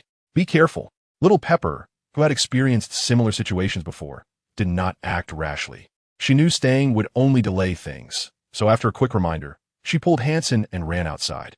In the sky above the mansion, the bald man smirked coldly, and the machine guns on several helicopters began to spit fire. JARVIS. Why is the flight system malfunctioning? Inside the armor, Tony asked loudly, his eyes red. Sir, we haven't debugged that part yet. Just tell me how long it will take. Tony urged. Not certain. I got it. In the crumbling mansion, Tony glanced at the helicopters outside. Come on, you bunch of trash. Dodging a barrage of bullets, Tony raised both hands and aimed at a car that had been blown to bits. Boom! Two energy blasts shot out, sending the massive heap of scrap metal flying into the air, crashing into a helicopter. The helicopter was caught off guard and was directly hit, crashing down. The nearby helicopter saw this and quickly veered away, continuing to shoot at Iron Man. Iron Man quickly dashed through the mansion, which was on the verge of collapse, suddenly picking up something from the ground and tossing it at a helicopter, then raising his right hand. Boom! A fireball engulfed that helicopter. 2. The remaining helicopters seemed to realize how troublesome Tony was and pulled back, directly launching several missiles. Boom, boom, boom. Under a series of explosions, the mansion completely collapsed, half of it falling into the water. Iron Man, now unable to fly, could only watch helplessly as he plunged into the sea. Heavy debris pressed down on him, and cold seawater rushed into his helmet through the broken parts of the armor. Cough, cough. JARVIS. Tony began to suffocate, his consciousness fading. In the sky, several helicopters circled above the sea for a while before leaving. The flight system has been restored. Sir, please hold on a little longer. JARVIS said as he controlled the right-hand component to detach from Tony's body, grabbing Tony and pulling him up. With the propulsion from the right-hand component, Tony broke free from the massive debris. Then, the right-hand component returned to Tony, and flames burst from his hands and feet. Unconscious Tony was propelled from the sea into the sky under JARVIS control, heading straight for the predetermined flying location in Tennessee. On the other side of the sky, a red, white, and blue-painted Iron Man was flying at high speed. Its name was Iron Patriot, a product of War Machine modified by a certain company. Government officials deemed the name War Machine too violent and bloody, so to cater to the public, they created this patriotic version superhero with a star-spangled design. But the result was unexpected for the government, as everyone mocked it, saying it was just War Machine with a new paint job. Are superheroes playing skin swaps now? Don't fool us. Despite the public's constant complaints, Iron Patriot, as the only superhero directly controlled by the government, was still held in high regard. After the last president was ridiculed live by a villain, it was evident from the immediate order to send Rhodey, aka Iron Patriot, to capture that madman that he held a significant position in the government. At this moment, Rhodey was executing this mission, tracking the coordinates to capture that reckless villain. After a while, Iron Patriot slowed down. He had arrived. After observing from the air for a long time, he dove down and broke through the door. Everyone don't move, Rhodey shouted, and all the weapons on Iron Patriot activated, aimed at the crowd in front of him. But a few seconds later, Rhodey, somewhat disappointed, lowered his hands and spoke into the communication channel. Blue team, unless that villain uses cheap sportswear next time he attacks America, I think you've messed up again. In front of him, there were no terrorists, guns, or ammunition, only sewing machines and Pakistani women wearing black scarves. Clearly, the guys tracking the signal had gotten the location wrong again. This was quite normal. After all, tracking and counter-tracking were a game, and it was difficult for them to pinpoint the real location of the Mandarin. If they could, he would have been taken out by a missile long ago. Upon seeing the colorful, high-tech Iron Man, Even these ignorant women from a backward area knew they were saved, and they excitedly surged towards Rhodey and the door behind him. Rhodey didn't pay much attention, as he had already run in several wrong places before, all of which were very normal locations, and he hadn't encountered any danger. You're free now. It seems you weren't free before. The Iron Patriot is here to serve you. He greeted each woman as they left, until the last one. This woman held Rhodey's large hand with both of hers and didn't let go for a long time. Suddenly, a red glow appeared on the back of her hand. Rhodey felt a burning sensation on his hand and looked at the woman in pain. But his reaction was too slow. The high temperature quickly traveled up his arm and head through the highly conductive steel, causing him to faint instantly and collapse to the ground. Seeing Rhodey fall, the woman lifted her scarf, tilting her head as she said, "I got the war machine." Tony fell in Tennessee, encountered Child, and then pondered, what is the true Iron Man? He met a soldier in dire straits and used his wits to defeat him. Sir? Beep beep, sir? In the iron suit, a sleeping Tony was awakened by Jarvis's voice. With a face full of bruises and blood, Tony opened his sleepy eyes and instructed Jarvis, "All right, turn off the alarm. I'm awake." But the alarm became even more urgent, and Jarvis's voice rang out. That's not an alarm. It's a warning that the suit's energy is below 5%. What? Tony's heart raced, and he immediately felt the suit starting to shake due to lack of power. As Tony exclaimed, the suit lost propulsion and rapidly fell from the sky, rolling for hundreds of meters and crashing into several large trees. Iron Man finally lay on his back on the ground. Tony took off his mask and saw snowflakes falling from the sky. It's snowing? Where are we? The north? He asked. We are 5 miles outside of Rose Hill, Tennessee. Hearing this, Tony looked bewildered. Why? He incredulously questioned. Jarvis, this ISN my order. What are we doing here? We're 1,000 miles away. This is the flight plan you set. The destination is right here, Jarvis replied coldly. Tony fell silent for a moment and then commanded, "Open the suit." "I seem to be malfunctioning, sir." Jarvis hesitated. "Open it." The suit quickly unfolded from the chest area, and Tony sat up. Phew, much better. Tony rubbed his hands together. A gust of cold wind blew, making him grab a handful of snow and rub it on himself to warm up. After a while, unable to bear the cold, Tony muttered to himself, "I should go back into the suit." But Jarvis refused, saying, "I need to sleep now, sir." "Jarvis?" Tony called out, somewhat confused, but received no response. "Don't leave me, buddy." After sitting in the icy wind and snow for a while, Tony had no choice but to get up and drag his heavy suit toward the distant town. Upon reaching the edge of the small town, Tony stole a cloak from a decorative statue and left a message for Pepper at a phone booth. Then continued dragging the suit into the town. He didn't call Pepper pick him up because he had come here to investigate the true identity of the Mandarin, and it would be easier to do so while he was missing. Once he returned to New York and back into the Mandarin-esque sites, not only could all the clues be erased, but the people around him would also be put in danger. Soon, Tony arrived in front of a small cabin. He observed it for a while and thought it might be an empty storage room, so he broke in. He placed the suit on the sofa and began looking for some tools to repair it. "Don't move." Suddenly, a childish voice came from the doorway. Tony looked up to see a little boy holding a toy gun. "Don't move. I surrender." Tony raised his hands, glancing at the toy gun, and said, "Nice potato gun, but the barrel is a bit long. A long barrel reduces the power significantly." Bang! The boy, provoked by Tony, turned the gun and shot, shattering a glass jar on a nearby shelf. Seeing this, Tony lowered his hands and said casually, "Now you're out of bullets." "What is that on your chest?" The boy asked warily. "An electromagnet. You should know, there's a box right here." "What is it used for?" Tony didn't answer, instead turning sideways to reveal the iron suit on the sofa behind him. "Oh my God!" the little boy exclaimed in surprise, dropping the gun and walking over. "Is that Iron Man?" the boy asked Tony. Tony shrugged and replied, "Theoretically, I am." The boy smiled maturely, slapped a newspaper he was holding against Tony, and walked toward the suit.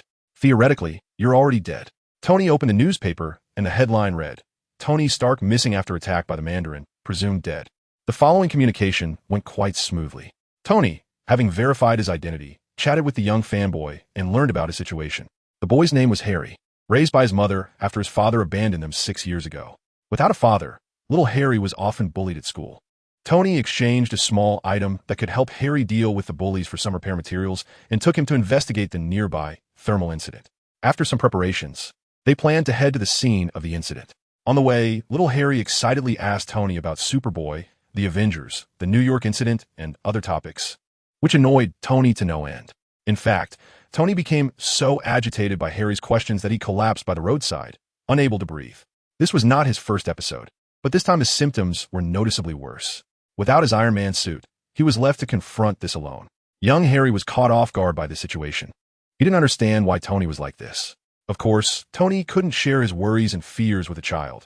He could only lie quietly on the ground, letting the cold wind gradually extinguish his inner anxiety and fear. Then they arrived at the scene, where Tony discovered 5 silhouettes vaporized by the explosion's high temperature. While there should have been 6 people present, Harry told him that the locals believed the silhouettes belonged to those who had gone to heaven, while the one without a silhouette was the culprit behind the explosion, unworthy of heaven and destined for hell, which is why there was no shadow on the wall. Tony certainly didn't believe such absurd rumors. He knew that the person without a shadow was the bomb itself. Realizing this, Tony immediately understood that the timing of this incident was closely related to the thermal incident involving the Mandarin, which occurred well before the terrorist attack. If he could investigate thoroughly, he could definitely catch the Mandarin off guard. With this thought, Tony asked Harry about the person responsible for the explosion. When he learned that the person had a mother living nearby, Tony immediately set off to find her. After searching for a while, he finally found her in a small bar. "Ms. Davis, do you mind if I sit here?" Tony approached and asked. The haggard Ms. Davis glanced at him and casually replied, "Sit down, no one is stopping you." Sitting down next to her, Tony was about to speak when she spoke first. "Where do you want to start?" Tony was momentarily taken aback, but quickly responded, "I want to tell you that I am very sorry about your son, but I want to know what really happened." Ms. Davis frowned and remained silent for a moment, then handed Tony a folder from the table, saying wearily, "Okay, I brought what you wanted. Just take it and go." Seeing Ms. Davis unexpectedly cooperative, Tony sensed something was off but still discreetly opened the documents. "These messy things have nothing to do with me," Ms. Davis muttered, while Tony hesitated to ask, "Did you have an appointment with someone today?" Ms. Davis's voice abruptly stopped, and she looked at him with confusion. "Yes, I sent at you?" Tony didn't respond, quickly scanning all the documents, and seriously told Ms. Davis, "Ms. Davis, your son did not commit suicide or kill anyone. He was used by someone." "What?" Ms. Davis looked bewildered. "He was used as a weapon." Upon hearing this, Ms. Davis's expression changed. She nervously glanced around and leaned closer to Tony, asking in a low voice, "You're not the one who called me, are you?" Just then, a hand slammed a phone onto the table in front of them. They looked over in surprise to see a red-haired woman in a suit smiling at them. "Actually, it was me who called you." As soon as she finished speaking, the red-haired woman swiftly restrained Tony and handcuffed him. The commotion drew the attention of everyone in the small bar, and a local sheriff stood up, shouting, "Hey, what's going on? What the hell is happening here? I'm in pursuit of a suspect." The red-haired woman replied calmly, "Are you the sheriff here?" "Yes, ma'am. Who are you?" The sheriff asked. "I'm from Homeland Security. Is that a problem?" Saying this, the red-haired woman released Tony and pulled out an ID from her clothes. "No, there is a problem," the sheriff sneered coldly, likely having encountered imposters before. He continued to question her. "You better explain yourself in detail." After a few tense exchanges, the sheriff ordered his men to arrest the red-haired woman. "I was trying to be clever and resolve this, but seeing this, the red-haired woman coldly smiled and walked towards the sheriff. Behind her, Tony noticed her hand slowly turning a dangerous shade of red and immediately felt something was off, quickly rolling away. The next moment, the red-haired woman thrust her molten-like hand into the sheriff's large belly. "Ah!" The sheriff cried out in agony, clutching his stomach and falling down. The red-haired woman snatched the gun from the sheriff's hand and fired a volley of bullets at the fleeing Tony. The small bar was thrown into chaos as Tony slipped away like a slippery eel, dodging bullets and escaping from the bar. Once outside, Tony barely caught his breath before he saw several people running out of a car not far away. The leader was the bald man who had blown up Tony's home. "Oh!" Seeing this villain, Tony cursed under his breath and turned to run. The bald man didn't pursue but raised his gun to aim at Tony. However, as he pulled the trigger, he was startled by a snowball that flew in from his side. The gun was interfered with by the snowball, losing its aim and failing to hit Tony, allowing him to disappear around the corner. The bald man angrily turned to look and spotted a small boy hiding in a panic. He didn't go after Tony anymore.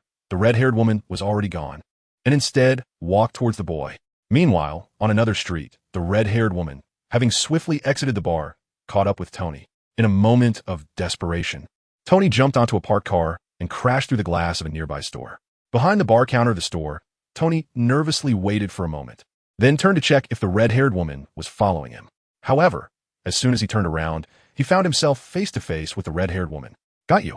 The red-haired woman excitedly let out a low growl and lunged at Tony. Having failed to find the document in the bar, she was hesitant to kill Tony, as she intended to capture him alive and force him to reveal its whereabouts. So she did not use her abilities. Consequently, Tony, driven by a strong will to survive, engaged in a fierce battle with the red-haired woman, and they fought all the way outside to the bar counter. Clever Tony sees an opportunity and from behind, he used handcuffs to choke the red-haired woman's neck. The red-haired woman remained unfazed. With a cold smile, she activated her powers. Her skin instantly became extremely hot, melting the handcuffs in two. However, Tony also managed to free himself from the handcuffs, dashed into the kitchen of the establishment, locked the door tightly, and poured oil all over the outside, igniting a large fire. The red-haired woman did not follow immediately, allowing Tony to catch his breath inside for a moment. Leaning against the wall, Tony's anxiety seemed to flare up again. "You can do this, Tony. It's just a minor character after all." He breathed heavily, quietly encouraging himself. Without Jarvis and without the iron suit, Tony could only rely on himself. Tony Stark is Iron Man, not the suit, not anything else. With this thought, Tony's mindset gradually stabilized. He calmly surveyed the kitchen, his brain racing as he devised a winning strategy. Soon, the red-haired woman crossed the sea of fire, wearing a mocking expression as she burst through the kitchen door. "Is that all you've got? Just some ridiculous tricks." She laughed arrogantly as she approached Tony. "You came looking for me. I've had hotter girls than you." Tony smirked coldly, suddenly opened the door behind him, ran outside, and lifted a steel plate. The red-haired woman vaguely sensed something was off and sluggishly looked around. She quickly spotted a buzzing microwave with a metal plate being heated inside, and an open gas valve below. Before she could make a move, the microwave exploded violently, igniting the gas in the room and causing an even more intense explosion. After bracing himself against the explosion with the steel plate, Tony walked out of the kitchen with ease. Outside, hanging from the high-voltage power lines, was the red-haired woman, charred from a blast. Just as he was about to mock her, Tony suddenly saw a bald man approaching, his expression stiffening. "I want that document," the bald man said succinctly, holding little Harry. "I'm sorry, Mr. Stark," little Harry said, looking down. "It's not your fault, Harry. But do you remember the classmate who bullied you?" Tony's eyes moved, and the clever Harry immediately understood what he meant.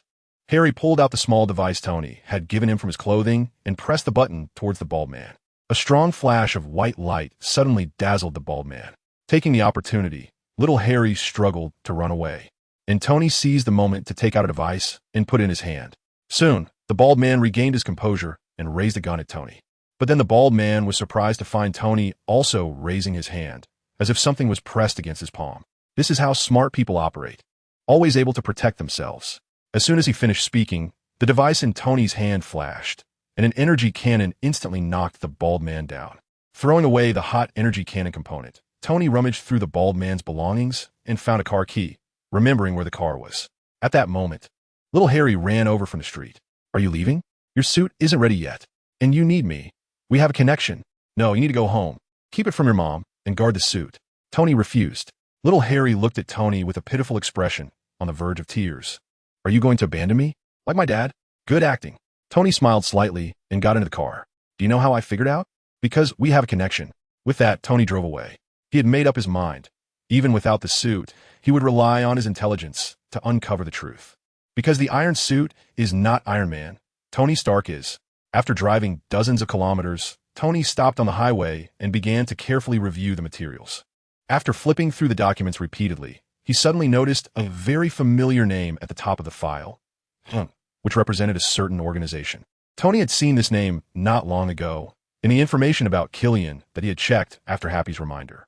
Not only that, but Tony also remembered that the modifications to War Machine were handled by this think tank. 13 years ago on that night, Tony casually rejected Killian's invitation to join and left him on the rooftop for a night while he went off to enjoy a good time with Hanson. Putting all of this together, Tony finally understood. Killian, harboring resentment towards him, had developed some kind of human enhancement technology and sold it to the terrorist leader, Mandarin, for them to seek revenge. Realizing this, Tony immediately called Rhodey because it was very easy to install a backdoor during the modification process. This meant that War Machine could very well fall into the hands of Killian and the terrorists, and no one would see it coming. However, the call didn't go through, and Tony suddenly felt that something was wrong. In a hurry, Tony drove around looking for a place with a computer. If AIM indeed had a problem, There might be some information left in the database of the modified war machine. Soon, Tony was lucky enough to find a usable computer. After several attempts, he skillfully hacked into the war machine's database. In one of the folders, Tony found what he was looking for. This folder, called Ultimate Modification, contained a large number of videos. From the videos, Tony learned that AIM recruited disabled veterans for human enhancements, and these soldiers would become super soldiers or human bombs under AIM's control. Within this information, Tony found some clues regarding Mandarin's location. Subsequently, Tony contacted Harley to inquire about the status of the iron suit and the address related to this lead. Upon learning that the coordinates were somewhere in Miami, Tony hung up the phone and drove to a 24-hour supermarket. After making some purchases, he found a motel to stay in and began working on his equipment. By dawn, Tony had turned the various household appliances and cleaning supplies he bought from the supermarket into practical weapons. These ugly-looking gadgets included guns, grenades, electric shock gloves, and were very useful. Equipped with these tools, Tony drove long distances and arrived at Mandarin's residence in Miami. The coordinates pointed to a villa, and after observing for a long time from outside, Tony climbed over the wall. Inside the villa's main door, a group of black-clad bodyguards were patrolling with dogs and guns. Tony crouched in a corner, watching the movements of the bodyguards and planning his attack route. Then, taking a deep breath, Tony quickly charged out from the corner. The first bodyguard to notice the commotion was about to turn his head when Tony pressed his hand, clad in electric shock gloves, directly onto his head. With that shock, the bodyguard let out a muffled grunt and collapsed. Tony caught the fallen bodyguard and laid him on the ground, then continued sneaking toward the villa. Who? A patrolling bodyguard bumped into Tony and immediately called out in alarm. Seeing this, Tony stopped hiding, lifted his hat, and raised the nail gun in his hand to take down the bodyguard. After a fierce charge, Tony finally broke into the villa, holding a stolen handgun. Tony cautiously explored the interior. Soon, he reached the hall. In the hall, a man was speaking into a walkie-talkie. Step by step, Tony approached this man and pressed his electric shock gloves directly against his head. Skillfully taking the man down, Tony continued into the villa's bedroom. He had already heard sounds coming from inside, so he moved very cautiously. Holding his gun high, Tony took slow steps, his eyes wide open, alert for any unexpected situations. Fortunately, the sounds in the bedroom seemed to be some kind of beneficial physical activity, and they completely failed to notice that an outsider had entered. Tony easily reached the bedside and suddenly threw back the constantly moving blanket. "Don't move," Tony shouted, and the three people on the bed immediately froze. Mandarin? Seeing the skinny man lying on the woman with a distinctive mustache, Tony was somewhat uncertain. "Turn around. No funny business." "Oh my God! Oh my God!" Mandarin exclaimed comically, raising his hands innocently as he turned around, revealing a soft, fluffy caterpillar between his legs. "Put this on." Tony disdainfully tossed a towel at him so he could cover up his embarrassment. "Take whatever you want. These guns are fake because those bastards won't give me real ones." Mandarin babbled, wrapping it around his lower body. "What?" Mandarin's nonsensical chatter left Tony baffled. How was this Mandarin different from what he had imagined? "Hey, do you want to take these two girls away? They're great." Mandarin flashed a lewd smile. "Shut up," Tony shouted angrily, turned to let the two women out, and then pulled back the gun to confront Mandarin, loudly questioning, "You are not Mandarin. Where's the real Mandarin? Speak." "Wow, wow, wow." Mandarin squealed, dodging Tony's gunpoint. Squatting on the ground to argue, "He is here, but not here. It's complicated." "What does that mean?" Tony pressed on, gun raised, closing in. Seeing the gun pointed at his forehead, Mandarin became much more compliant and answered seriously, "My name is Trevor Slattery." "What do you do?" Tony frowned, scrutinizing the clownish figure in front of him, struggling to connect him with the mysterious, powerful Mandarin on TV. "Are you a decoy or a stand-in?"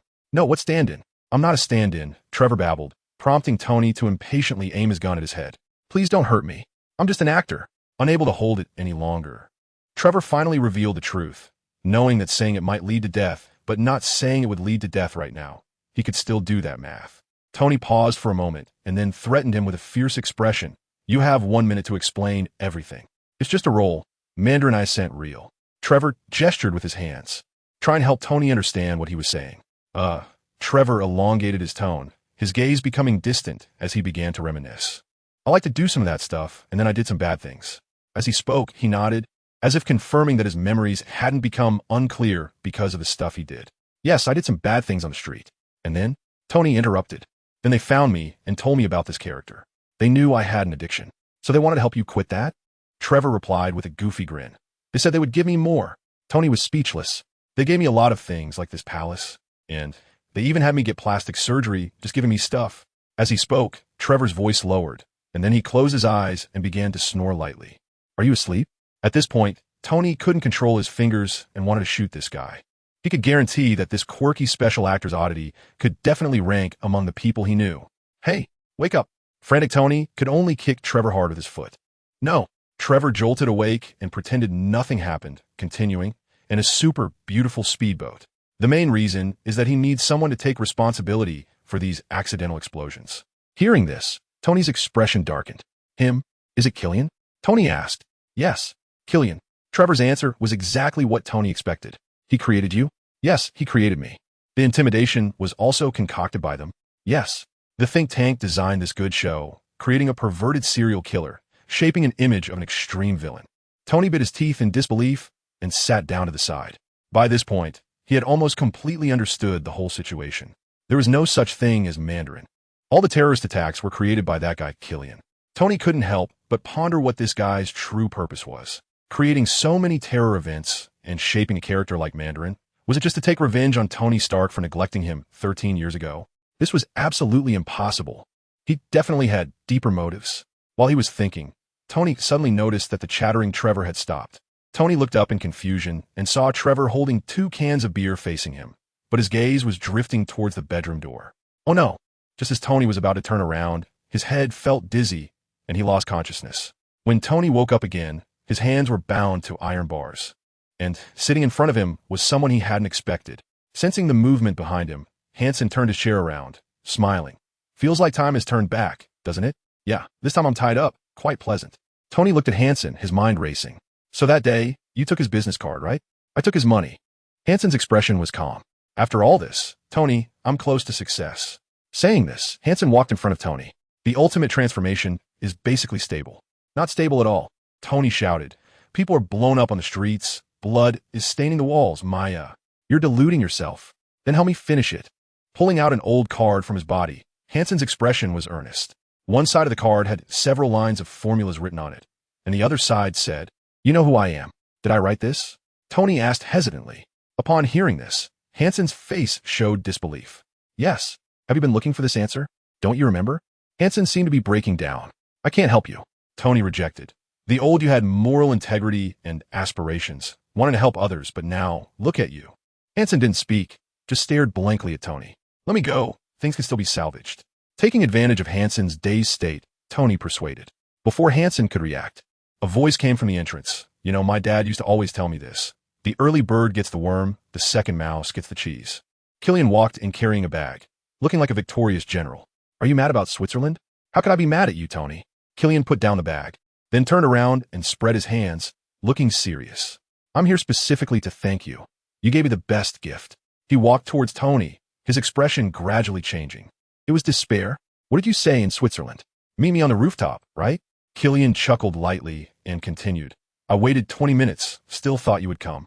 Then an hour passed. He licked his lips, tilting his head and whispering. I thought about taking that step, jumping right into the hall. You know what I mean? I was still wondering why the first mouse couldn't get the cheese. Tony was not interested in his victory speech and interrupted. Killian ignored him and continued walking. But when I looked down at the city, no one knew I was there. No one could see me, and no one was even looking. A thought arose, and it accompanied me all these years. Next, Killian recounted his inner journey over the years and the process of shaping Mandarin. But seeing that Tony was unmoved, he opened the suitcase he brought. After throwing a few small devices on the ground, an image appeared in front of everyone. Pepper, wearing a sports bra, was filled with the red light of transformation, screaming in pain. This is a live broadcast, can you tell? Her body is deciding whether to accept the desperate transformation. If it fails, trust me, the explosion will be spectacular. Watching Tony begin to struggle wildly, Killian looked triumphant. Enjoy the show. Killian sneered and left. Trust me, you'll fall in your own pool of blood.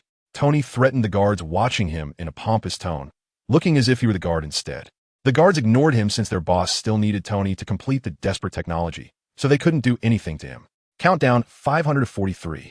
Tony stretched out his hand, his face twitching, shouting, Come on. Unfortunately, nothing happened. The guards exchanged glances, feeling speechless. Okay, actually, I was giving you a chance. Now, put down your weapons. and then tie yourselves to the chairs, and you can live. Shut up. One guard couldn't stand Tony's verbal attacks and waved his gun to warn him. But Tony, with a serious expression, started counting down again. 345. As he counted, Tony seemed to sense something and accelerated his countdown. 54,321. You bang. The impatient guard was about to give Tony a lesson when he was shot down by an arrow. Who?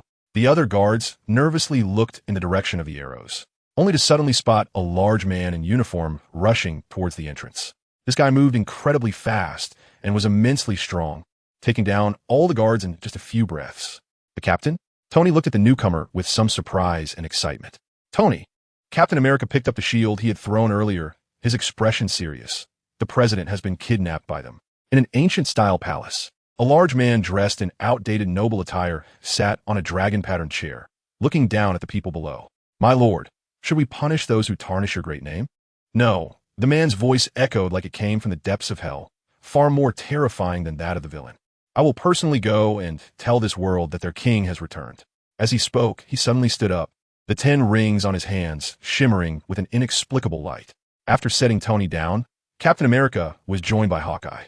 They had only begun their actions after learning of Tony's disappearance, and while obtaining Tony's location from Happy, they also discovered that the president had been taken away by War Machine. This further solidified their resolve to take action, as it was clear the government had already failed and had even invited them to intervene. By tracking the micro-relay on Tony, they confirmed his location and immediately set off by helicopter. After rescuing Tony, the 3 of them, along with Rhodey, captured the still-present villain for interrogation, basically piecing together the events. Everything began 13 years ago, on that night in Switzerland. On that night, Tony had unwittingly created a demon. In order to have fun with Hansen, Tony had Killian blow cold wind on the rooftop all night, leading to his dark transformation. After a night of revelry, he wrote down a formula related to her research, which ultimately fell into Killian's hands, becoming the source of the transformation technology. Now, Killian, who mastered the transformation technology, had an army of enhanced soldiers, powerful enough to take down the president, supporting the vice president he had bribed to take power, and wielding the authority of the most powerful nation in the world, while also aligning with the notorious terrorist leader, the villain, to become the puppet master of this world.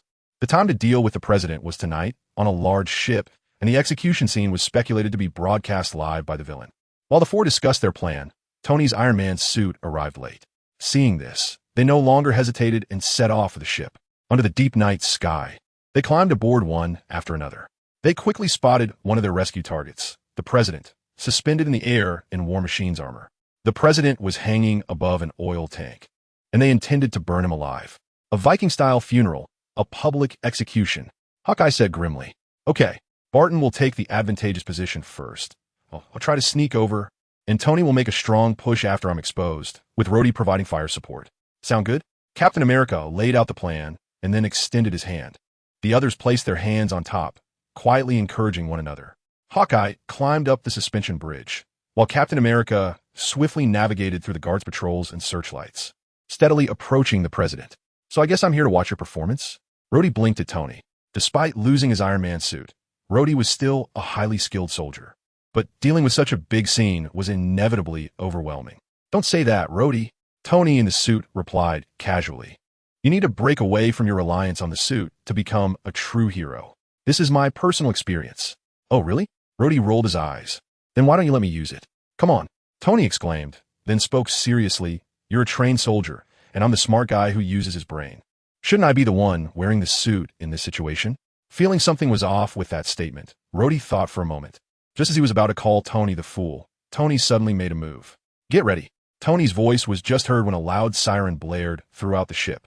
Rhodey looked toward Captain America, who was fighting several guards, while Iron Man's silhouette flew overhead. Captain, I'm going to save him. You hold him off? Tony reminded Captain America as he charged toward the suspended president. No problem. Be careful. Captain America shouted back, swiftly taking down another guard. Come on. Looking at the president before him, Tony shouted and extended his hands. Bang!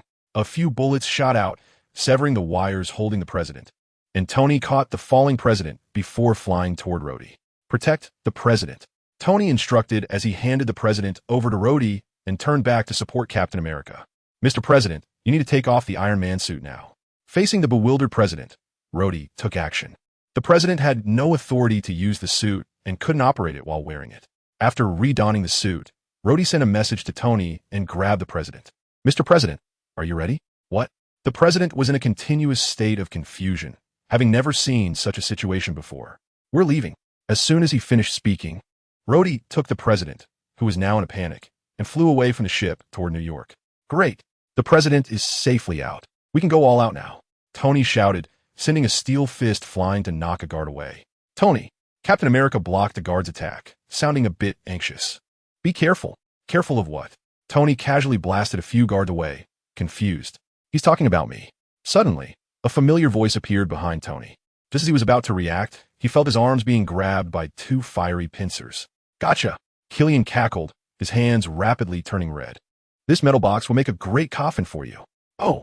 Inside the Iron Man suit, Tony was momentarily dazed by the alarmingly blaring panel. He hadn't expected this guy to have a restraining effect on the suit, even though the Mark 42 was made of high-temperature resistant materials. The terrifying heat still transmitted through the suit to Tony's body. With no other choice, Tony had to escape, shedding the suit. "Is that all you've got?" "Huh?" Seeing Tony sitting on the ground, Killian threw away the glowing red Iron Man suit in his hand and walked over with a wild laugh. "I have the capability. Why don't you wait for me a moment?" Tony retorted defiantly, but his body honestly retreated. "Then why are you backing away? Without the suit, all you can rely on is your mouth." Killian snorted coldly, his hot hands reaching directly for Tony on the ground. Tony rolled away nimbly, and an arrow just happened to shoot in front of Killian. "What is going on?" Killian frowned and muttered to himself.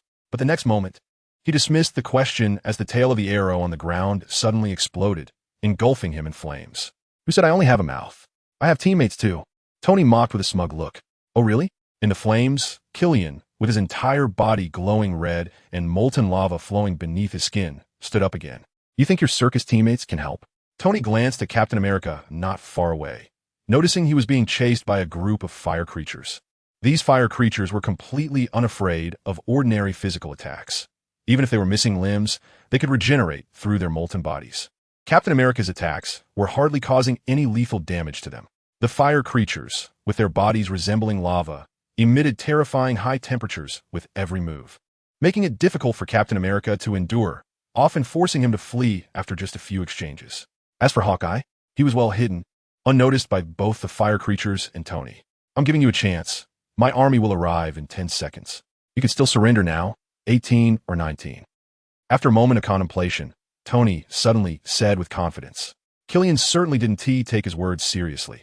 After all, 13 years ago, the younger him had already fallen for all of Tony's tricks.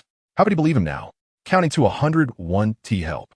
At that moment, Killian resembled a mythical lava giant, roaring as he lunged at Tony. 5, 4, 3, 2, 1. Speaking rapidly, Tony rolled to the side, dodging Killian's attack, and then watched as an Iron Man suit was knocked away by him. "I told you, this is the price of not believing me," Tony taunted sarcastically, then spread his arms and entered an Iron Man suit. Killian, furiously grabbing the suit that had been knocked away, glowed intensely red all over, and within seconds, he destroyed the entire Iron Man suit, but he also fell down due to the melting ship's deck beneath him. Seeing this, Tony ignored him and flew upwards. In the sky, a group of varying Iron Man suits had appeared at some point. They were arranged in a zigzag pattern, quietly waiting for their master's command. "Jarvis, eliminate all heat sources targeting the ultimate augment." Tony commanded the iron suits he had built during his anxious days, then opened his arms towards the red lights flashing all over the ship and shouted, "Merry Christmas!" Dozens of iron suits, under Jarvis's control, charged toward the augmented soldiers on the ship. In an instant, the entire ship erupted with continuous booms and screams, as one soldier after another was eliminated by the iron suits. Many iron suits were damaged by the soldiers' high temperatures during close combat, and several were destroyed by the soldiers' self-explosions before dying. However, overall, the numerous, agile, and powerful iron suits successfully destroyed all the augmented soldiers. "Jarvis, have you found Pepper?" After observing for a while, a relieved Tony asked. "Yes, sir." Jarvis displayed a dynamic image, and Tony flew directly toward the Pepper in the image. "Pepper." Seeing Pepper trapped under a pile of debris, Tony rushed over anxiously. "No," Pepper shouted, but Tony continued to push forward. Boom! As Iron Man ran halfway, a crimson fist suddenly emerged from the steel plate and knocked him away, followed by Killian breaking through the steel plate and stepping out. Keep running. He sat down on the fallen Iron Man, his fists radiating terrifying heat as they continuously struck Iron Man eject. Tony shouted, launching himself out of the suit just in time to dodge Killian's punch that pierced through the chest armor. Buddy, I think you should calm down. While shouting, Tony ran outside and put on a new suit. Hearing this, Killian's anger was reignited, and he roared as he punched at Iron Man. Do you think your cold jokes are funny? This suit couldn't withstand the intense heat, being quickly dismantled by Killian's fiery fists. No, my mistake, Tony yelled, escaping from that suit again. Quick, give me another suit, Jarvis. A nearby suit was directed by Jarvis to fly toward Tony, but Killian leaped up and pierced through it. The suit and Killian fell to the ground, leaving Tony with a slightly grim expression. Let me see how many tricks you have left. Killian sneered, charging forward with great momentum. A shield flew from a distance and knocked Killian down. Can you melt my shield? Captain America ran out from the side, picked up the shield, and struck Killian fiercely. Killian roared, his entire body seemingly igniting, the already terrifying temperature around him rising several degrees, causing everything in the eyes of the onlookers to start distorting and deforming. He grabbed the shield, his palm reaching the highest temperature he could transform into, but the adamantium shield showed no signs of change. The shield could hold, but its owner couldn't. Captain America grunted, letting go of the shield and retreating. I'm going to kill all of you. Whoosh. An arrow shot over at just the right moment, but Killian, sensing it, caught it in his hand. The slender arrow instantly turned to charcoal in his grasp, and Killian coldly snorted, "What trick is this?" Boom! A deep sound echoed, and a burst of intense, white light dazzled Killian, making him see stars. You! Killian waved his hands, blindly grasping at the air in front of him. His face manic. I will burn you to ashes. Next time, not far away, Tony said casually, while a specially made iron suit had already approached Killian from behind. This iron suit spread its arms and split open in the middle, wrapping Killian inside. What are you doing? Killian's tone became somewhat frantic as he realized he couldn't easily melt through this iron suit. Let me go. He let out a loud roar, only to be silenced by a flying steel helmet part that blocked his mouth. Jarvis, blow him up for me, Tony ordered expressionlessly after retrieving Pepper. All right, sir. The others exchanged glances and quickly rushed out. Bang! A violent explosion completely blew apart the control room of the ship, leaving even those who had taken cover earlier shaken. Tony, can I still turn back? Pepper asked desperately, having already accepted the transformation. No problem, Tony replied confidently. After all, that formula was something he had come up with in just a few hours. If he was willing to spend time on it, he could definitely crack the entire formula. Trust me. Just then, Jarvis's voice suddenly rang out. Sir, I must remind you. There is no need for it to say more, as everyone had already spotted the swaying figure walking towards them through the sea of flames. No need for disguises anymore. You said you wanted to find Master Man, and you were looking at him. As he spoke, his tone grew more and more fervent, and he finally shouted, I am Master Man. Puff! The flames that had been roaring around Killian suddenly extinguished, and he fell to the ground like a torch doused with water, blackened, cold, and heavy. The thing that extinguished Killian's explosive torch was a handful of clear, beautiful water. At that moment, this handful of clear water seemed completely unaffected by gravity, flowing freely in the air. Those who dare to impersonate me shall perish. An old, distant voice said in a language that was hard for everyone to understand. They all turned to the source of the voice and saw not far away in the high sky a rugged man dressed in peculiar ancient clothing with an unhappy expression. On his 10 fingers, he wore rings of various colors that radiated divine light. Is this your friend? Pepper asked curiously in the ensuing silence. No. Captain America shook his head, his eyes fixed tightly on the rings on the strange man's hands. Tony, do you know what he just said? Was that ancient Chinese, Jarvis? Tony asked uncertainly. Sir, the language spoken by this gentleman is ancient Chinese, meaning, those who dare to impersonate me shall be killed, Jarvis replied. Ancient Chinese, Tony muttered to himself, suddenly realizing something was off, and asked with a strange expression, why do you call him Master? Because Jarvis's tone unusually elongated as it projected an image to Tony. According to the records, he should be the real Master Man. The real Master Man? What does that mean? Isn't Master Man fictional? Hearing Jarvis's explanation, Tony's pupils began to shake. It might have been true before, sir, but as of now, Master Man indeed exists. This Master Man could be of mixed Mongolian and British descent. He has self-taught many magical spells and possesses 10 rings containing infinite mysterious powers, having caused many wars, dating back even before the Middle Ages. Jarvis quickly recited the information about Master Man, leaving Tony feeling dizzy. The Middle Ages? So he has lived for 1,000 or 2,000 years. Although, emotionally, he found it hard to accept that this seemingly 40 or 50-year-old man might have lived for over 1,000 years. Reason told him that it was likely true. After all, he himself had a divine teammate who had lived for over 1,000 years and still acted like a fool. So what does he want to do now? Jarvis's voice was loud enough for those around to hear clearly. After hearing about Masterman's background, Captain America was the first to ask. Before Jarvis could answer, Masterman spoke. Since you already know my identity, there's no need for me to waste more words. As he spoke, he lightly waved his hand, and the ring on his right thumb shone brightly. As the ring glowed, the handful of clear water suddenly transformed into vapor, dissipating into the air. Submit or die. As soon as the words fell, everyone felt their limbs become as heavy as if filled with lead. Pepper and Hawkeye collapsed to the ground under the pressure, while Captain America gritted his teeth to hold on, and Tony pushed himself to stand firm. Gravity? Tony's face turned grim. Is that water's transformation also the ability of those rings? Deep in thought, Tony directed his gaze towards the flying Iron Legion. Jarvis, send this gentleman a Christmas gift. Understood, sir. Under Jarvis's control, the Iron Legion, which had completed the cleanup task and was still hovering in the air, flew towards Masterman. In midair, Masterman, with long hair flowing wildly, watched with interest as Tony summoned the Iron Legion, showing no intention to stop it. Let me see how far technology has developed now, he murmured softly, extending his left hand towards the overwhelming Iron Army. Instantly, 3 rings on Masterman's hand shot out attacks of fire, lightning, and frost, hitting a large number of Iron Legion. Flames and lightning intertwined, causing violent explosions that destroyed the seemingly indestructible Iron Man suits one by one. The frost froze everything, turning the fast-moving Iron Man suits into ice sculptures that fell to the ground. Even the various projectiles fired by the Iron Man suits were intercepted by the firepower net woven from the 3 elemental attacks, unable to strike Masterman at all. Amidst the majestic display of natural forces, Masterman calmly annihilated all the Iron Men. Then, he lowered his left hand, speaking disdainfully. Is this level all you have? There's no progress at all. As he spoke, Masterman waved his fingers towards the few people on the ground and said, I heard you're a superhero team? Is this all the ability you have?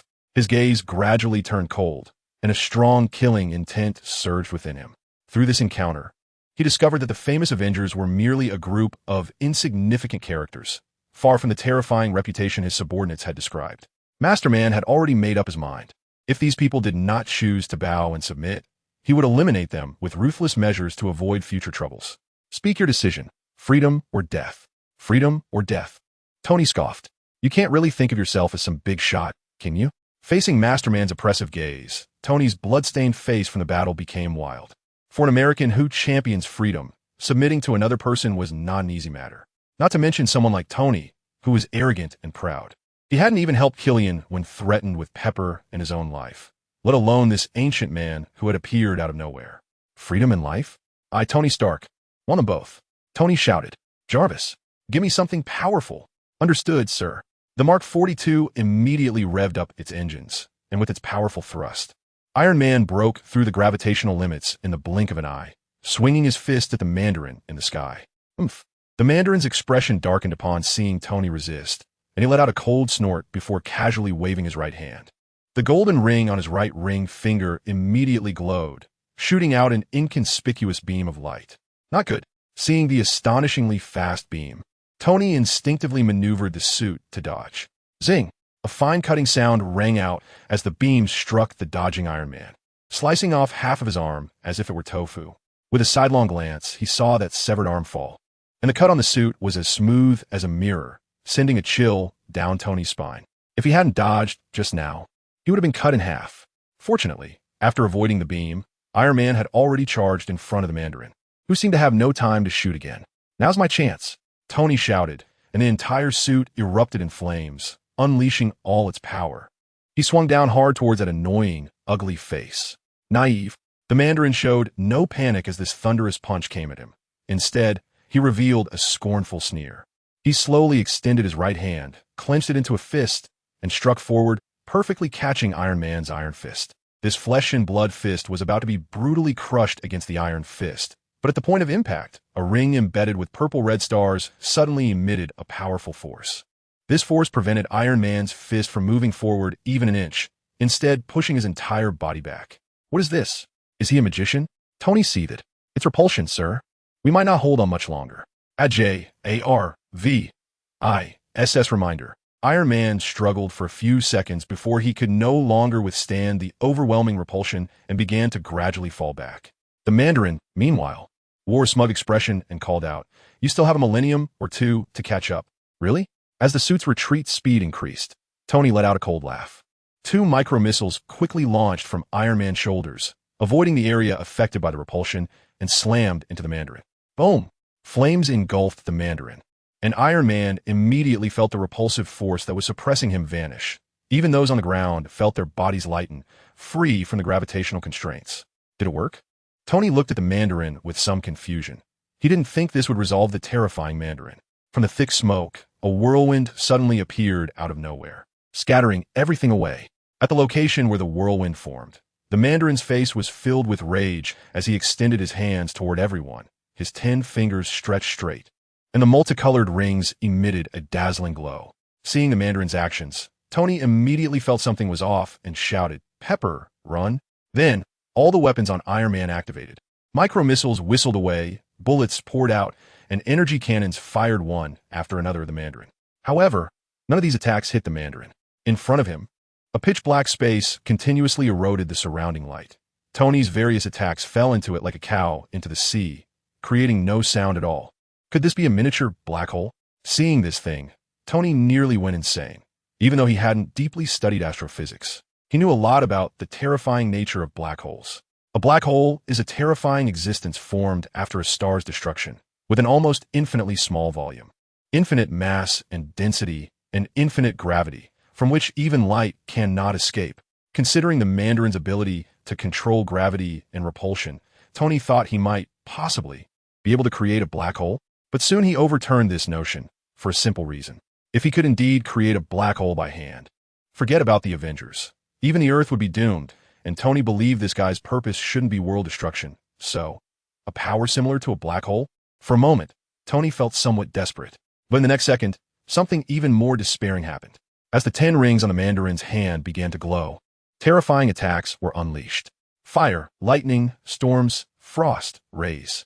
The world began to change violently under these powers, with storms and lightning raging, and the sea surged.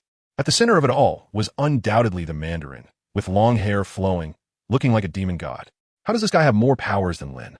Iron Man barely dodged the various attacks in the air, when suddenly he felt his body become heavy. Oh no! The Mandarin's powers were now affecting Iron Man, significantly slowing his speed, and several terrifying attacks quickly caught up to him. Faced with these rapidly approaching bolts of lightning, flames, and ice spikes, Tony's eyes widened in despair. Countless images flashing through his mind like a revolving lantern, finally settling on one person. Pepper, I'm sorry. In the end, I still couldn't give you the life you wanted. Filled with regret, he closed his eyes. 1 second, 2 seconds. Tony suddenly opened his eyes wide, his face filled with surprise. Hey, how are you going to thank me? The figure in front of Tony turned around and teasingly replied, "You wish. At most, I won't pursue those nonsensical things you said to me." Tony laughed heartily in response, and everyone present, upon seeing this figure, naturally felt relaxed. This was all because he was Super Kid Lin. The one who has arrived is Lynch, who has disappeared for more than 200 days and was transported to Earth through the means of the Deluo Tian immortal clan. In fact, Lynch has been on Earth for some time.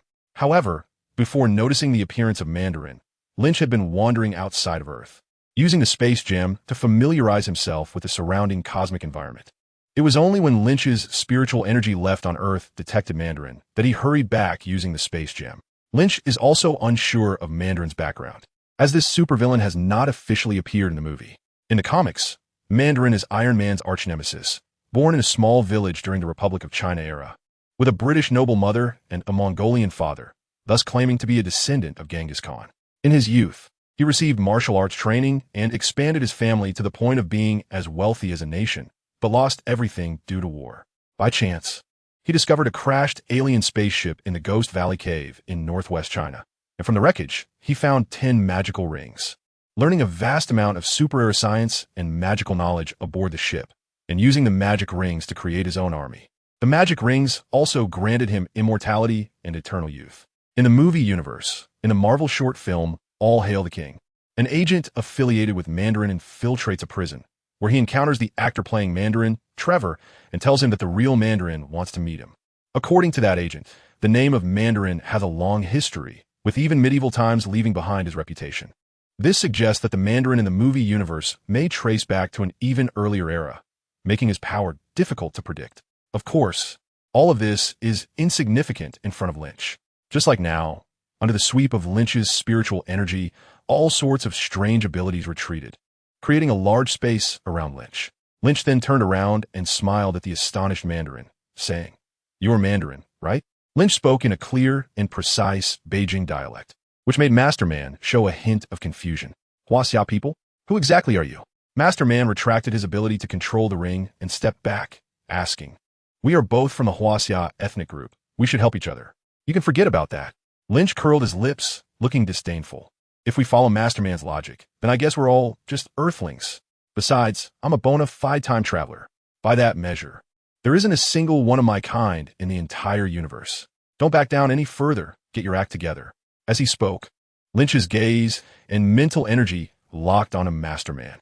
Just as Master Man was about to sneak away, his body suddenly stiffened, and an inexplicable sense of overwhelming fear welled up within him. Having lived countless days and nights, to the point of becoming cunning with age, Master Man immediately abandoned any thoughts of rash actions and replied with a stiff neck, "I don't understand what you mean by getting my act together." "You don't understand?" Lynch let out a soft sigh, and with a move of his foot, his body appeared in front of Master Man, as if he had teleported. Before Master Man could realize Lynch's movement, he reached out his hands and grabbed Master Man's 10 fingers, which were adorned with sparkling rings. "Your magic rings. I heard they have all sorts of functions. Come on, show me," Lynch said with a grin while holding Master Man's hands. Master Man, caught at a critical point, immediately began to struggle in panic. But despite exerting all his strength, his hands remained completely still, as if they had grown onto Lynch's body. "Let go of my hands," Master Man said in a fierce yet cowardly tone. "Otherwise, I won't be polite." "Very well." Lynch laughed heartily, releasing Master Man and taking a few steps back with a mocking expression. "Please don't be polite." Master Man shook his hands, his expression gradually turning sinister. By this point, he had come to understand the situation. If he didn't take action today, there would be no way for him to leave here. The only way to survive was to take advantage of this guy's complacency, launch a surprise attack, and eliminate him. With this thought in mind, Master Man's face remained unchanged, but his hands began to move rhythmically. Suddenly, his 10 fingers trembled, all pointing at Lynch, as he shouted loudly, "Die." Lynch glanced indifferently at the flashy attacks in front of him, silently identifying them in his mind. The flames were emitted from his left index finger, the lightning from his middle finger, the ice storm from his pinky, the laser beam from his right index finger, and the storm from his middle finger. There were also some abilities he couldn't identify the source of, such as the gravity and mental influence he felt. After completing his identification, Lynch did not dodge and instead received all the abilities with his body. Since he couldn't determine the true power of these abilities just by visual observation and mental probing, he decided to test them with his flesh. After all, these abilities were unlikely to break through his defenses. To make a long story short, but Master Man's movements were as fast as lightning, and these abilities struck Lynch in an instant, making it seem as if he hadn't reacted at all. Oh, did Lynch not react? Pepper tightened her grip on Tony's hand and asked in surprise. Tony shook his head and said casually, "I guess he's testing Master Man's ring's power." "With his body?" Pepper looked puzzled, thinking to herself, "Is it me who has a problem, or is it these superheroes who have a problem?" Tony pondered for a moment, glanced at Lynch, who was submerged in attacks, leaned close to Pepper, and whispered sneakily, actually Lynch's mind. "What's wrong with my mind?" Hearing Tony's attempt to undermine him, Lynch directly squatted in front of the two, looking at Tony with a beaming smile. Tony's expression changed in an instant, and he praised, "Lynch is the smartest and wisest person in this world." Lynch looked at Tony with a gaze similar to "Young man, you have a bright future," and then nodded in satisfaction. In the next second, he flashed in front of the doubting Master Man. "Hey." Lynch's voice echoed from somewhere in the air, but his figure was nowhere to be seen. Master Man, highly tense, was startled by the voice and, in a fit of anger, launched several attacks towards the sound. Unfortunately, these attacks landed in empty space, and once again, Lynch had disappeared from Master Man's sight. Just when Master Man was nervously searching for Lynch, A hand gently rested on his shoulder. Here. Masterman's face first showed fear, then turned to shame and anger, ultimately becoming pure rage. How dare you humiliate me? He huffed and puffed, his eyebrows, beard, and hair trembling from the fury on his face, while the magical rings on his 10 fingers began to emit a breathtaking glow. I want you dead. Oh no. Seeing Masterman finally losing his temper, with all 10 rings unleashing far greater power than before, Lynch, who had stepped aside, felt delighted. As a villain, since he could never outplay the protagonist, wasn't it a good opportunity to enjoy himself before the enemy powered up? Just be happy. Yes. Don't hold back. Let all your anger out. Facing Masterman, who was charging up, Lynch casually directed him. Damn it. When the power reached a certain peak, Masterman let out a low roar, fully activating the magical rings and launching a wave of attacks that changed the color of the heavens and the earth. The sky began to wail, and the ocean started to roar. Everything was going quite well. Lynch murmured to himself. Even though he didn't think much of Masterman at the moment, he had to admit that Masterman should be considered the strongest enemy he had ever encountered. There's no need to mention the likes of Iron Tyrant and the Abomination. Even one of the 5 heralds of Thanos, the supergiant, was difficult to compare to Masterman's current strength. The supergiant was merely a sorceress, relying on mind control abilities like those of Mage. Without the Mind Scepter, her true power couldn't affect Lynch at all.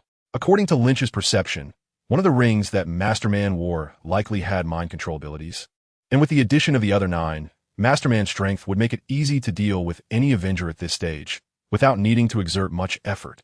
If Thor and Hulk were here, perhaps the Avengers could put up a slight resistance against Masterman, but ultimately, Masterman was on a different level from the villains originally portrayed in the movie's plot. He shouldn't have appeared at this time. He was a big shot that came into existence early due to Lynch's butterfly effect. However, in Lynch's eyes, he was just a villain character with a label of justice written on his forehead. That should be enough. Lynch muttered softly, his figure flickering as he instantly crossed the space between him and Masterman. Then his eyes lit up. Masterman let out a cry of despair as all 10 of his fingers snapped and were pulled away by an invisible force. No. The magic ring he relied on was taken away, causing him even greater pain. Without the magic ring, he was just an ordinary old immortal. How could he still be considered a master? Not to mention, he now had to face a ruthless person who had stolen his magic ring. Why are you shouting so loudly? Lynch dug into his ear and then reached out to catch 10 uniquely shaped magic rings. What kind of ring should a big man wear? Saying this, Lynch extended his hand and put on the 10 magic rings. Of course, excluding the handsome one. Lynch wiggled his 10 fingers with delight, then carefully examined them for a while, his expression slightly changing. It turned out that these 10 rings were called the magic rings, which were actually taken from an alien spaceship by Masterman, and they were purely technological creations. With his supervision, Lynch could see the secrets contained within the rings, even though he, being uneducated, could not understand the underlying principles. But it didn't matter that he didn't understand. Even Masterman could use them.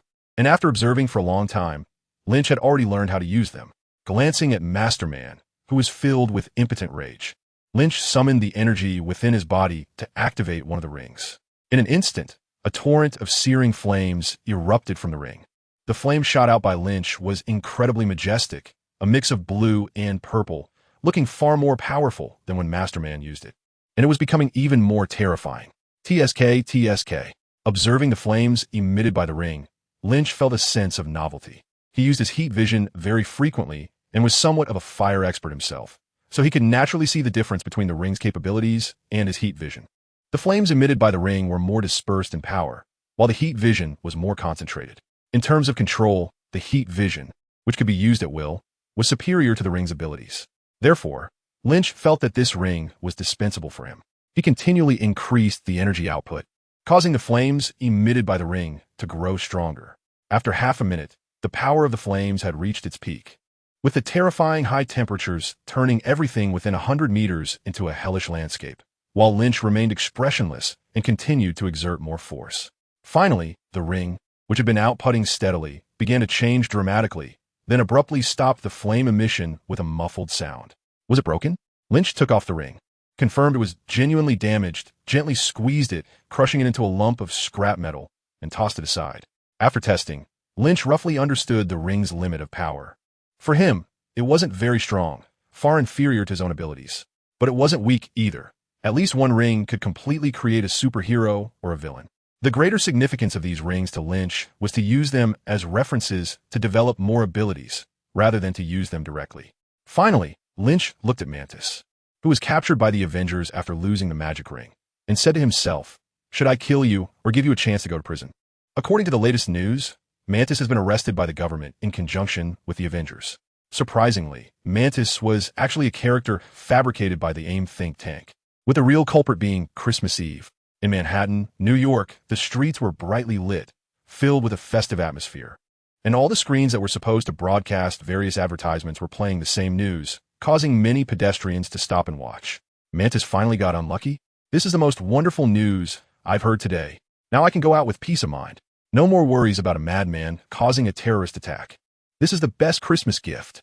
Many people cheered at this news, and the shadow cast by the frequent terrorist attacks in New York over the past period finally dissipated. In the streets and alleys, there were crowds celebrating because of this news. After all, Mantis' series of operations had successfully left a deep impression on the arrogant Americans. Now that Mantis was defeated, the public naturally felt proud and celebrated. The host on the news channel paused for a moment and then said with a warm smile, "Later today, the government and the Avengers have prepared a Christmas gift for the people of New York. Stay tuned." At the SHIELD headquarters, in a special ward, inside a closed special instrument, a beautiful woman with long hair covered in wounds lay quietly encased in ice. Outside the instrument, Lynch, Tony, and a female doctor in white were discussing in front of the screen, displaying the internal effects of the instrument. "We've done some processing, but I regret to inform you that the situation is not optimistic. Her cells have all suffered some degree of damage," the female doctor explained with concern, occasionally casting curious glances at Lynch. "I know, I can see it," Lynch replied in a calm tone. After dealing with Masterman, Lynch immediately took Tony to see Natasha without hesitation. Although he was somewhat mentally prepared, seeing Natasha's condition with his own eyes still made Lynch feel a deep sadness. With his supervision, he could clearly see through layers of obstruction to observe Natasha's physical condition inside the device. Due to the urgency of the situation at the time, Lynch, in a state of confusion, directly froze Natasha, but this approach was too rough and reckless. In reality, human cryonics exists, where some wealthy individuals or celebrities are frozen due to terminal illnesses or other reasons, hoping to be revived when medical technology advances in the future. However, there has not been a single successful case of reviving a frozen person. Reviving a human body from a frozen state, as well as the freezing process itself, is a significant technical challenge. Although a body in a frozen state is essentially paused and does not change, the cooling and warming processes inevitably cause bodily damage. If this damage exceeds a certain extent, the body will lead to death. When Lynch froze Natasha, he actually inflicted irreparable damage on her body. Even though Tony and Dr. Zhao, the Asian female doctor, attempted to remedy the situation afterwards, Lynch could still see clearly that Natasha's bodily functions were weakening. In such a state, it was likely that as soon as Natasha was awakened from her frozen state, she would lose her life. Not to mention, this world, like the real world, does not have the technology to safely awaken a frozen human body. The Marvel Cinematic Universe is filled with advanced technology, and any superhero or supervillain that appears often brings some groundbreaking new technology. But those who understand know that technology often fails when it is needed most, making it extremely difficult for everyone to save Natasha in her current state. However, Lynch was prepared.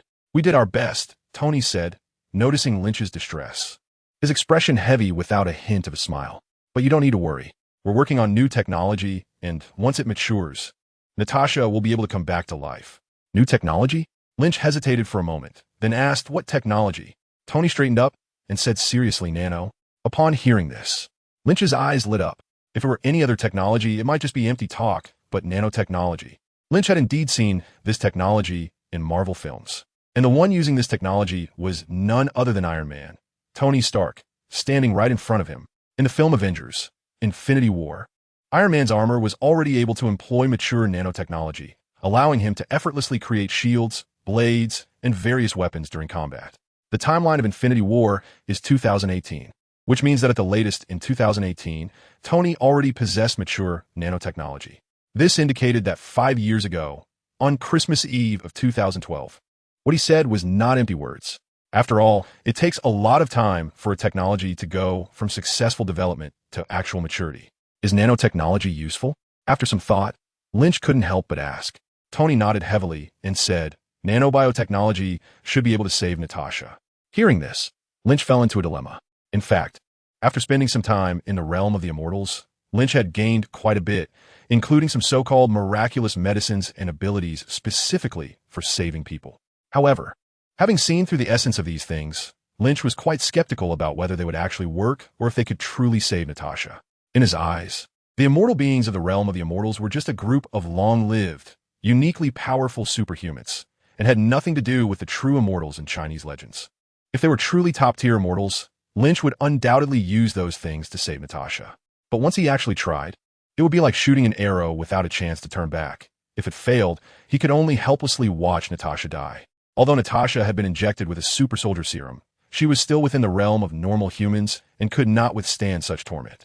Should he wait for Tony's nanotechnology to make a breakthrough, or take a risky gamble? After a brief contemplation, Lynch made his decision. He looked seriously at Tony and said, Tony, to be honest, I have thought of some methods, but they are too risky. I trust you. I know. Tony chuckled softly and patted Lynch on the shoulder. Leave it to me. I'll bring her back. Just then, a short ringtone sounded. Mr. Stark. Dr. Helen Zhao turned off her timer and walked over to Tony, asking, the scheduled time is up. Do you still want to stick with your choice? Yes. Tony turned his head and smiled, a look of relief on his face. Why not? In the operating room, Tony calmly looked at his open chest as several doctors busily worked around him. Lead surgeon Dr. Zhao Helen carefully used forceps to reach into Tony's chest and extract a piece of shrapnel.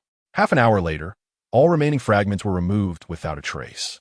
This was an important decision Tony made after defeating the Mandarin and with the return of Loki, removing the bomb fragments from his chest. The fragments originated from the first act of the Iron Man story, when Tony was attacked by the Ten Rings while demonstrating his weaponry to the military in Afghanistan, resulting in shrapnel embedding into his body when a shell exploded nearby. In the cave, a doctor used an electromagnet to keep the shrapnel away from Tony's heart, allowing him to survive. Later, to contain the fragments, Tony developed a reactor and became Iron Man. Over the years, the fragments, along with the pressure they brought, tormented him like a nightmare. He could remove the fragments, but could not alleviate the stress he faced. So he preferred to keep the pieces inside as a constant reminder to stay alert and prepared for danger. However, his near-death experience at the hands of the Mandarin enlightened Tony. He suddenly felt that life should not be this way. He realized he should not overlook the precious things in front of him due to unknown troubles that had yet to arrive. Therefore, he decided to remove the fragments, rid himself of anxiety, and face the future with a more open-minded attitude. And this was just the beginning.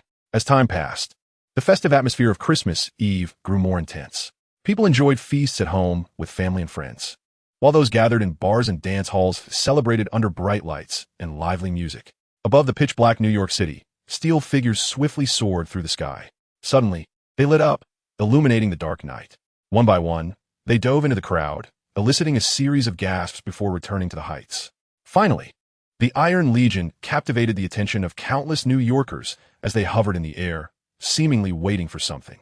Was that Iron Man? No, it was his iron suit. What were they doing? Was it a Christmas performance? Was this the surprise mention on TV? As people buzzed with excitement at the top of the Avengers Tower, Tony issued a command to JARVIS. Soon, the Iron Legion sprang into action. Various iron suits began initiating self-destruct sequences, transforming into brilliant fireworks that lit up half of New York's sky. Beneath the fireworks, Tony personally placed a necklace made from the shrapnel around Pepper's neck, and they embraced and kissed. On TV, the host excitedly began reporting on the fireworks show. This was a special gift prepared by Iron Man, Tony Stark. But according to him, this gift was far more than that, as a long-lost hero had recently returned. The superhero who mysteriously disappeared in New York 200 days ago, Kid Hero. Meanwhile, the hostess' image shrank as a video of Lynch battling the Mandarin was played. At that moment, Lynch silently stood by Natasha's side, his eyes piercing through to see the fireworks, and a hint of a smile appeared on his face, reminiscent of the good times in the past. At the top of the Defender's Tower, the Defender's base, Lynch stepped into the space for the first time since his return, meeting the two superheroes he hadn't seen in months. After sharing some recent experiences, Lynch began to get to the point. Matt, how about something challenging lately? Lynch squinted at Daredevil and said. Daredevil was taken aback for a moment, then hesitantly replied, What? He didn't dare to speak confidently. knowing that the challenging things Lynch could say were definitely extraordinary. Seeing this, Lynch stared meaningfully at Daredevil for a while before speaking. Matt, do you remember where you learned all your skills? Huh. Daredevil was somewhat surprised by this remark, a hint of nostalgia appearing on his face as he fell into thought. Of course. After a long time, Daredevil frowned and replied, "Does it have anything to do with him?" "Yes." Lynch nodded and continued. "The old man who trained you belongs to an organization called the Holy Order, which is a long-established, notorious rival of a killer group." "A killer organization?" Daredevil muttered, asking, "Is this the challenge you mentioned?" Lynch didn't answer, smiled, and then asked, "So you accepted it, right?" Daredevil shrugged and said helplessly, "Can I refuse?" Lynch laughed and then looked at the eager Jessica. "Go ahead. Dealing with gangsters and thieves every day is getting boring," Jessica said, rubbing her fists. "Okay." Lynch put away his smile and said solemnly, "This assassin organization is called the Hand." Then, Lynch educated the two about the history of the Hand. In the Marvel Cinematic Universe, the Hand is an evil assassin organization founded by 5 individuals, Alexandra, Madame Gao, the Sound, and Murakami, who were exiled from Kunlun. In the Defenders and Daredevil TV series, they wreak havoc in New York to obtain what they call Dragon Bones to extend their lives. Opposing them is the Holy Order, a legitimate ninja assassin organization from Japan, as well as superheroes like Daredevil and Iron Fist. Choosing to deal with the Hand was a new plan that Lynch came to after careful consideration. This plan is related to justice points, which Lynch confirmed only after defeating Wilson Fisk. After taking down Fisk, Lynch discovered that he had gained nearly 10 million justice points, almost comparable to the rewards from the Battle of New York. This gave him a new understanding of how justice points are acquired, indicating that villains and events with similar influence may not necessarily yield the same amount of justice points. Lynch originally had high hopes for the Battle of New York, but the amount of justice points it has provided so far has fallen far short of his expectations, probably only around 10 to 20 million, at most no more than 30 million. Long ago, Lynch had learned that there were major ways to acquire justice points. One was to directly eliminate villains that pose a threat to the world, and the other was to promote his superhero activities. The justice points gained from directly eliminating supervillains depend on the magnitude of the threat they pose. For example, the threat of Iron Tyrant is far less than that of Abomination. This is because Iron Tyrant is actually chaotic evil and does not intentionally harm society and the world, while Abomination was born out of hatred for this world and sees world destruction as its mission. Similarly, due to differences in abilities, the threat posed by Abomination is far less than that of the Supergiant and the Chitauri army, and also less than that of the Mandarin, who intends to rule or destroy the world. Therefore, by eliminating figures like Iron Tyrant, Abomination, and Supergiant, the justice points that Lynch acquires gradually increase, with differences of tens of thousands, hundreds of thousands, or millions. The other method, promoting the image of superheroes to inspire people's sense of justice, is not as stable, but sometimes it can yield unexpected rewards. If calculated, Lynch's gains from the Battle of New York are not unacceptable, as he was once controlled by Supergiant and committed killings in New York City, although news related to this incident and various voices were suppressed by the government. And some people even appreciated this brutally honest action. Such behavior undoubtedly affected Lynch's superhero image in the eyes of most people, thus reducing the justice points he earned. Thinking about it this way, it seems that Lynch's justice points gained from the Battle of New York are quite substantial. However, the nearly 10 million justice points Lynch obtained from defeating the Mandarin gave him a different perspective on his previous gains from the Battle of New York. Because although the Mandarin's power is astonishing, possibly even half a tier stronger than Supergiant without the Mind Stone, in reality, the Mandarin has not yet shown a significant threat to the world. Compared to the overwhelming force of Supergiant, the Mandarin, who is hiding in the shadows, has only just begun to dream of world domination, and the level of threat cannot be compared. After all, no matter how powerful the Mandarin is, he cannot suppress the entire world by himself. Therefore, Lynch feels that the justice points gained from defeating the Mandarin are somewhat excessive, to the point of being unreasonable. In this situation, Lynch has a speculation. Perhaps the justice points are also related to the original plot trajectory. Events that exist and occur in the original plot, to which Lynch participates, may not yield as many points as events that did not occur in that plot. Lynch had been careful not to change the course of events, and for the most part, the plot unfolded as he wished. At most, it was just that he ended up creating a more terrifying villain, but in the end, good triumphed over evil. For a results-oriented perspective, Lynch's existence was actually inconsequential. However, the events that originally did not occur were different. Lynch genuinely eliminated these potential threats. Therefore, Lynch speculated that following the plot, his gains were far less than eliminating those potential threats. Previously, he had not realized this and lacked the power, but now, after awakening, his strength had reached 80 Superman through complete exchange, and he could finally make a change. In summary, it could be boiled down to one phrase: make trouble, make trouble, make trouble. Besides causing trouble, Lynch also wanted to collect the Infinity Stones. After holding one Infinity Stone, Lynch became even more eager for the others. To be honest, even if the Infinity Stones in the Marvel Cinematic Universe are somewhat underwhelming, they're still the most incredible treasures in this universe. If one Infinity Stone is used to its full potential, its power can reach the ceiling of this universe. If he could collect several more, Odin, Ancient One, Dormammu, all would be like younger siblings. Therefore, even with the system, Lynch could hardly ignore the allure of the Infinity Stones. According to Lynch's own estimation, Superman's power might only match the power of one stone. This is because the Infinity Stones represent the power of rules. For example, with the Space Stone, no matter how fast Superman can fly, the stone's user can directly teleport him to another dimension. How can he fly out of that? Most of the other Infinity Stones are similar. For instance, the Reality Stone can reshape reality like playing Minecraft. How can one counter that? Even if Lynch cannot use these stones perfectly, he must have them in hand to prevent Thanos from collecting them to deal with him. Seeing that he could only exchange for the Superman template, Lynch still felt somewhat intimidated by these stones, but he had no other choice. If he could exchange for a silver Superman, what would he have to fear? At that point, he could probably manipulate the entire universe at will. Unfortunately, at the current pace, there was no way to think about Silver Superman. The only opportunity was to prevent Thanos from becoming the Cosmic Population Control Committee and erasing half of the universe's life. Even if this event existed in the plot, Lynch believed he would undoubtedly gain countless points of justice. After all, he was eliminating the threat to the entire universe and saving countless lives. However, before that, Lynch still needed to collect the Cosmic Stones in exchange for the remaining templates. By the time Thanos arrived with the system, Lynch would become a complete Superman while holding several stones. How could Thanos, with only the remaining stones he could collect, not be utterly defeated? Of course, this was just the first step of the plan, the Hand Union, although the plot had not yet reached the point of launching the Hand Union's plan in New York. And even Lynch and the Hand Union had no conflicts. One could say there were no grievances in the past and no enmities in the present. But who said Lynch was a superhero and they didn't learn their lesson? Do superheroes need a reason to fight evil? Don't ask. The answer is dedication. Love your job. We are just passionate about the cause of justice. So how should we find them? After hearing Lynch's introduction, Daredevil asked. There are people from their organization in the New York gangs. Lynch paused for a moment and then instructed. They had contact with Jean before. You should be able to find out. Let me know after you do and wait for my news. Daredevil nodded and said, Do you have other things to do? Lynch smiled and turned his gaze to the distance. I need to visit someone I should have met a long time ago. Nepal, Kathmandu.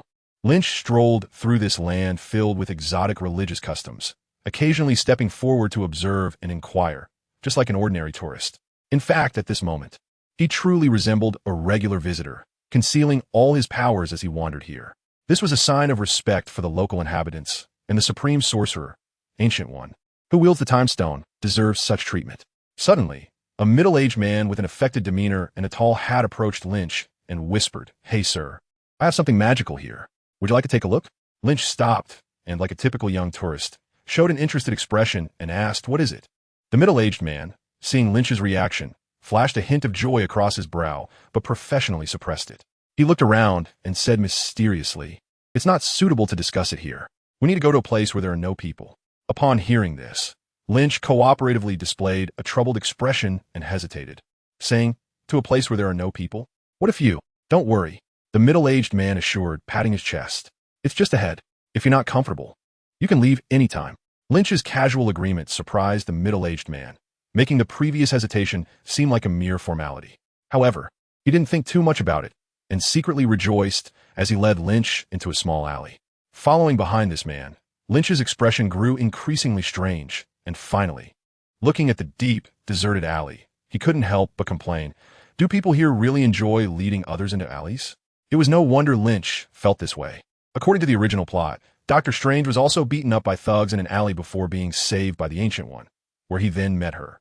While he was grumbling, Lynch noticed a few sneaky figures vaguely appearing at the end of the alley. He wondered if after dealing with these thugs, he would be able to meet the Ancient One. As he pondered these odd thoughts, Lynch kicked down the middle-aged man, who had stopped and was about to turn around to say something. "Please, no more nonsense. It's making me want to vomit." Seeing this, several guys crouching across the alley immediately rushed over, chattering in a mix of languages. A second later, they all lay unconscious on the ground. Meanwhile, Lynch, who hadn't moved from his spot, clapped his hands and nonchalantly walked out of the alley. This plot doesn't seem right. Why hasn't Mordo shown up? Is it because I... Just as he was halfway through his thoughts, Lynch sensed something and looked up ahead. A thin, androgynous, bald figure in monk's robes stood smiling in the middle of the road. He appeared calm and composed, exuding an otherworldly aura, standing there as naturally as a tree or a blade of grass. The surrounding crowd clearly did not notice this special presence, but as they approached, they naturally avoided him, as if the surging crowd and bustling market belonged to two different worlds. After being surprised for a moment, Lynch spoke up. "The Supreme Sorcerer, the Ancient One? Welcome to Kamar Taj, Lin." In a quiet room within Kamar Taj, the Ancient One personally poured Lynch a cup of tea she had brewed herself, then sat down beside him. "I understand your purpose for coming." "Oh." Lynch paused the tea at his lips and looked towards Ancient One. Meeting this great deity was a decision Lynch had hesitated over for a long time. Despite appearing invincible on Earth, in the presence of Ancient One, Lynch felt a bit intimidated. Not to mention the mysterious Ancient One, even the newly minted Sorcerer Supreme, Dr. Strange, was able to toy with the dimensional overlord Dormammu using the Time Stone, trapping him in a time prison and forcing this once invincible dark god to retreat through endless cycles. How formidable could the Ancient One, who had a long lifespan, truly understood the secrets of the Time Stone and had traversed the vast universe, be? Although Ancient One's overall performance in the movie was somewhat lacking, there were still many impressive moments. Otherwise, why do you think Ancient One died? It was simply because the special effects for Ancient One were extremely costly. A few minutes of footage could burn through hundreds of thousands of dollars, which was something the Marvel Film Company couldn't sustain. Thus, the screenwriters decided to have Ancient One meet her end, not wanting to delay her journey into the astral realm. However, this did not affect Ancient One's status as a peak power in the Marvel Cinematic Universe. Compared to the more lackluster performances of other big shots in the films, Ancient One still managed to maintain her prestige, showcasing the grandeur expected of superpower. Therefore, when faced with a figure of such caliber, Lynch felt pressure. Because in front of Ancient One, no matter how great the power, how fast the speed, or how solid the body, it would all be useless. From a conventional standpoint, no matter how powerful the force, it couldn't break the cycle of time. No matter how fast the speed, it couldn't catch up with the passage of time. No matter how hard the body, it couldn't resist the changes of the years. To summarize, at this stage, Lynch couldn't compete with the Sorcerer Supreme Ancient One. Yet, Lynch still took the initiative to come forward, and the reason was hoping the sorcerer could temporarily lend him the Eye of Agamotto. After saving the person, he would certainly return it in its original form. Putting down the tea in his hand, Lynch earnestly pleaded with Ancient One. Ancient One did not respond, waving his right hand, and a long line appeared before them. Then, he looked at Lynch and said softly, "I can understand your thoughts, but before that, I must make you aware of some things." Saying this, his expression grew serious, and his voice took on a solemn tone. "Do you understand time?" "Time?" Lynch frowned. He seemed to understand to some extent. Upon hearing this, Gu-E smiled as if she had anticipated it, then said, "It seems you still don't understand very well." She waved her hand towards the glowing thread, which suddenly expanded and then burst apart, transforming into numerous small, changing images. Time in our universe is continuous. The past cannot be changed, and the future cannot be predicted, even for those who possess the Eye of Agamotto. Hearing this, Lynch nodded. This explanation had already been covered in Avengers Endgame, referring to the theory of parallel universes. In simple terms, events that have already happened cannot be altered. For instance, traveling back in time to kill a young Thanos will not change the Thanos of your own universe. The universe you arrive at after traveling through time is already a parallel universe to your own. Killing the young Thanos, that will only affect the future of that universe, not the history of your own. Similarly, the future cannot be predicted because it is infinite. By the time you have the thought or action of predicting the future, a brand new, unknown future has already been created. I understand all this, so how does it relate to saving people? Lynch still didn't quite understand what the Ancient One meant. Because he remembered that using the time stone to alter localized time, or even to save someone had appeared in the movie. For example, in the movie Doctor Strange. Doctor Strange used the time stone to reverse and restore the streets and the temple during his battle with enemies. Even Thanos used the time stone to resurrect Vision, who had been killed by Scarlet Witch, in order to obtain the Mind Stone from Vision's forehead. Therefore, Lynch thought that using the time stone to reverse Natasha's time to before her death shouldn't be a problem, right? It had never been an issue before. But one day, everything changed. The Ancient One's tone was drawn out, and her deep-set eyes fixed on Lynch. Because of me? Lynch asked with a puzzled expression. But inwardly, he couldn't help but recall the words of an old priest. Yes. Ancient One nodded gravely and continued, from the day you appeared. The future has become a true chaos of the unknown. I don't understand. Hearing again the statement that Odin's future became chaotic because of him, Lynch still felt a bit lost. In Lynch's view, the future was already infinite and chaotic. What difference does it make if there's one more of me? It's just that an infinite future has become a larger infinity due to an added variable. How significant is that? Isn't the future inherently chaotic and disorderly? Why would I have any impact on it? Seeing Lynch's utter confusion, the Ancient One sighed lightly and shook her head, saying, "It's because your existence is fundamentally absent from the infinite future." What? Lynch's eyes widened in shock, leaving him speechless. What the hell does this mean? All those futures follow the original plot, and not a single one has me in it? Am I not recognized by the Marvel Universe? So only this timeline where I exist counts, and I don't even deserve to have a real parallel universe? What the hell is this crappy system? The localization is just too poor. Lynch cursed inwardly, and the superbrain quickly analyzed the meaning of what Gu-E said. So you mean that the time stone is likely ineffective for Natasha? Yes, Gu-E said softly. If you use this power on her, either you'll have a problem, or she will have a problem, and worse, the entire world could fall into chaos because of it. After a pause, he continued, I've never encountered this situation before, so I can't make a judgment. All right, I understand. Lynch answered with a serious face.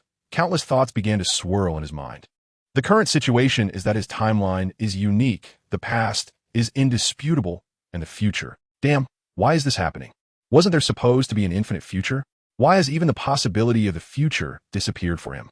Why is it like this? Is his past and future predetermined? Everything. Is it all meticulously planned, like in a movie? In his contemplation, Lynch faintly felt a tremendous terror, something called fate. In the end, Lynch gave up on the idea of using the time stone to bring Natasha back to life and returned to New York with complicated thoughts. In Hell's Kitchen, a party had just ended, and the attendees were leaving one by one.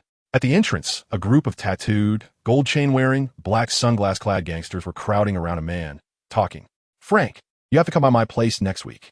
I have a rare bottle of wine just waiting for you. A burly, fierce-looking black man laughed. Another tall, skinny white man with a sinister smile retorted, Don't bring up that bottle of yours. You've kept it hidden for so many years. Who knows if you'll even bring it out? Frank, when you have time, I can arrange any kind of beauty you want. Rick, stop bragging. Another flashy-dressed black man scoffed. Last time you couldn't even handle a third-rate actress. I had to pay for it myself to be reliable. This group of gang leaders in Hell's Kitchen took turns flattering the short, chubby, unremarkable middle-aged white man at the center, who simply chuckled in response. And when the time was right, he bid farewell to everyone. Finally, this man got in his car and quietly closed his eyes in the back seat. As one of the apparent leaders of the Hell's Kitchen underworld, Frank's status was self-evident. With the power he held growing stronger, every day, countless young men eager to make a name for themselves sought to become his underlings.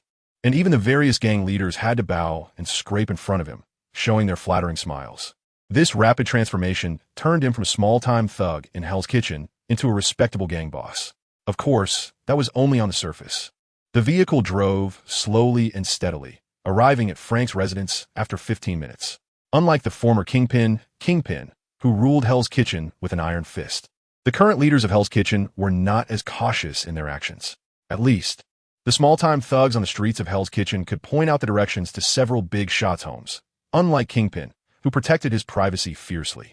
However, they didn't think much of it and even believed that the deceased Kingpin was too cowardly as the supreme, uncrowned king of Hell's Kitchen. Their thinking was simple. In Hell's Kitchen, if you don't even dare to report your home address, how can you be a big boss? If you have the ability, come and find trouble. Do you think my dozen fully armed men at home are just for show? Are my 100 little brothers just there to shout? That's called presence. It must be said that, as fellow gangsters, luck determines survival, and vision determines achievement.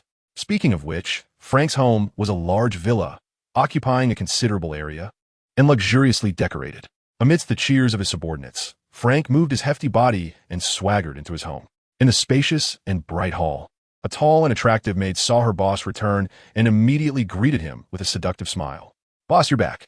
The soft and alluring voice, paired with her model-like height towering over Frank, made the Hell's Kitchen gang boss, who had been putting on a FAAD in front of a bunch of old men, feel overwhelmed and unable to resist reaching into her short skirt. Is the wife not here?" The maid playfully pushed Frank away, which made him stop his actions. "Where's Caitlin?" Frank brought his hand to his nose, sniffing with a lewd smile, but spoke in a serious tone. The maid, seeing that Frank had stopped, felt a bit displeased but dared not show it, only pointing to the staircase leading upstairs, saying, "She's upstairs. She's been here for a while, but hasn't made a sound." Frank nodded, wiped himself down, and walked upstairs. "Caitlin?" He climbed upstairs, arriving at the bedroom door, and found it pitch black, so he called out, "Are you there?" "Caitlin?" Frank raised his voice to ask again, but after a while, there was still no response. "What's going on?" He muttered in confusion and stepped into the bedroom without any guard. In the next second, a shadow fell from the ceiling and instantly pounced on Frank's body. Frank felt a flash before his eyes, and his entire body was firmly controlled, unable to even scream for help. "Don't move." A low, dark voice came from behind him, making his legs go weak instantly. He might have been lacking in vigilance, but being in this position for so long meant he wasn't stupid at all. The ability to silently cross his subordinates' defenses at night and appear in his second-floor bedroom, along with that voice. Frank naturally thought of the demon of Hell's Kitchen, Daredevil. Upon realizing this, Frank quickly nodded like a chick pecking at rice. "Good. I'm here to ask some questions. If you cooperate, there won't be any danger, understand?" Daredevil continued. Frank nodded without hesitation. Wise choice. Seeing that Frank was willing to cooperate, Daredevil slightly loosened his grip, allowing him to catch a few breaths. Then Daredevil asked, "Who do you work for?" Hearing this, Frank was stunned for a moment, then nervously replied in a low voice, "I don't understand what you mean." "Don't play dumb with me, Frank." Daredevil interrupted him roughly, speaking in a harsh tone. "Do you think I would believe you transformed from a nameless thug on the street into a big shot inheriting Kingpin's power just by strength? Do you know what the cost of lying is?" Saying this, a cold gleam flashed in Daredevil's hand, and a chilling weapon was pressed tightly against Frank's back. Okay. Calm down," Frank shouted nervously, his body twisting and struggling to evade the approaching blade. When Daredevil stopped his actions, Frank swallowed hard, fear written all over his face as he spoke. "I don't know who she is, I just know they." Soon, Daredevil learned everything he wanted to know. The candid Frank was now facing the most torturous moment, praying in his heart that Daredevil would spare him, and if he could, he would definitely do more good deeds for Hell's Kitchen in the future. Sweet dreams. Just as he waited nervously for the judgment of Daredevil, that terrifying, deep voice entered his ears. Then, he lost consciousness and fell softly onto the bed. A smile appeared on Frank's face because he heard that Daredevil had no intention of killing him. Lying next to him was his wife, Caitlin, and when dawn came, he might even doubt that all of this was just a nightmare. Meanwhile, Daredevil had already left with the intel, disappearing into the night. The next day, at the Defender's headquarters, after listening to Daredevil's account, Lynch nodded and walked over to the familiar floor-to-ceiling window. "So Hell's Kitchen has actually fallen under the control of the Hand, has it?" "You could say that," Daredevil replied calmly. Lynch looked at the many arrogant little thugs below and couldn't help but sigh. The local gang in Hell's Kitchen isn't doing too well, huh? With Kingpin down, no one is stepping up to take the lead. According to Daredevil's investigation, the biggest gangs in Hell's Kitchen are all more or less connected to the Hand. Although they don't know that the people behind them are the same, there's no doubt that Hell's Kitchen is basically under the complete control of the Hand. Even though Lynch didn't think much of these incompetent local gangs, he had to admit that it was easy for the Hand to infiltrate the underworld of a region with their strength. Not to mention those 5 old guys who betrayed Kunlun. Just a large number of rogue ninjas under the Hand was enough for them to dominate any dark world. After all, superheroes and supervillains are still a minority. The vast majority of people in the underworld are just ordinary folks, making it hard to compete with professional assassins like ninjas. These Hand members control all the sources of business, human trafficking, drug factories. Daredevil ignored Lynch's complaints and seriously counted the crimes of the Hand. "I can't believe I never noticed their existence before." "Matt, don't blame yourself." Sensing Daredevil's guilt and remorse, Lynch turned around and smiled. "Such things will always exist. It's just that this time the source happens to be in Hell's Kitchen. What about us? Daredevil asked with a hint of expectation. No, Matt, if they just want to do some small business quietly in Hell's Kitchen, I couldn't care less. Lynch snorted and squinted into the distance, saying, they have ulterior motives, and their plans will endanger all of New York. Daredevil frowned, finding it hard to accept. However, upon further thought, it seemed that if they were only engaging in some simple illegal activities, there was no need for Lynch to worry too much. With just one message, S-H-I-E-L-D, or Daredevil could resolve the situation. What plans? What do they want to do? Daredevil asked in confusion. New York is not what it used to be after the Battle of New York. Who doesn't know that this city has a group of superheroes who can fly and do anything, and even a Superboy who is like a god? To still dare to cause trouble in New York at this time, how bold must they be? Or rather, how important must their target be to them? It's very simple. Lynch said lightly. In order to survive, a few timid old fools are willing to risk everything to stir up trouble in New York. After speaking, Lynch turned his head slightly, his gaze piercing through numerous obstacles, and saw a secret construction site underground. Unfortunately, they were merely ringing the death knell for their own demise. Somewhere in Hell's Kitchen, an elderly Asian woman with a short staff listened calmly to her subordinate's report. After a long while, the subordinate finished speaking and stood quietly with his head lowered.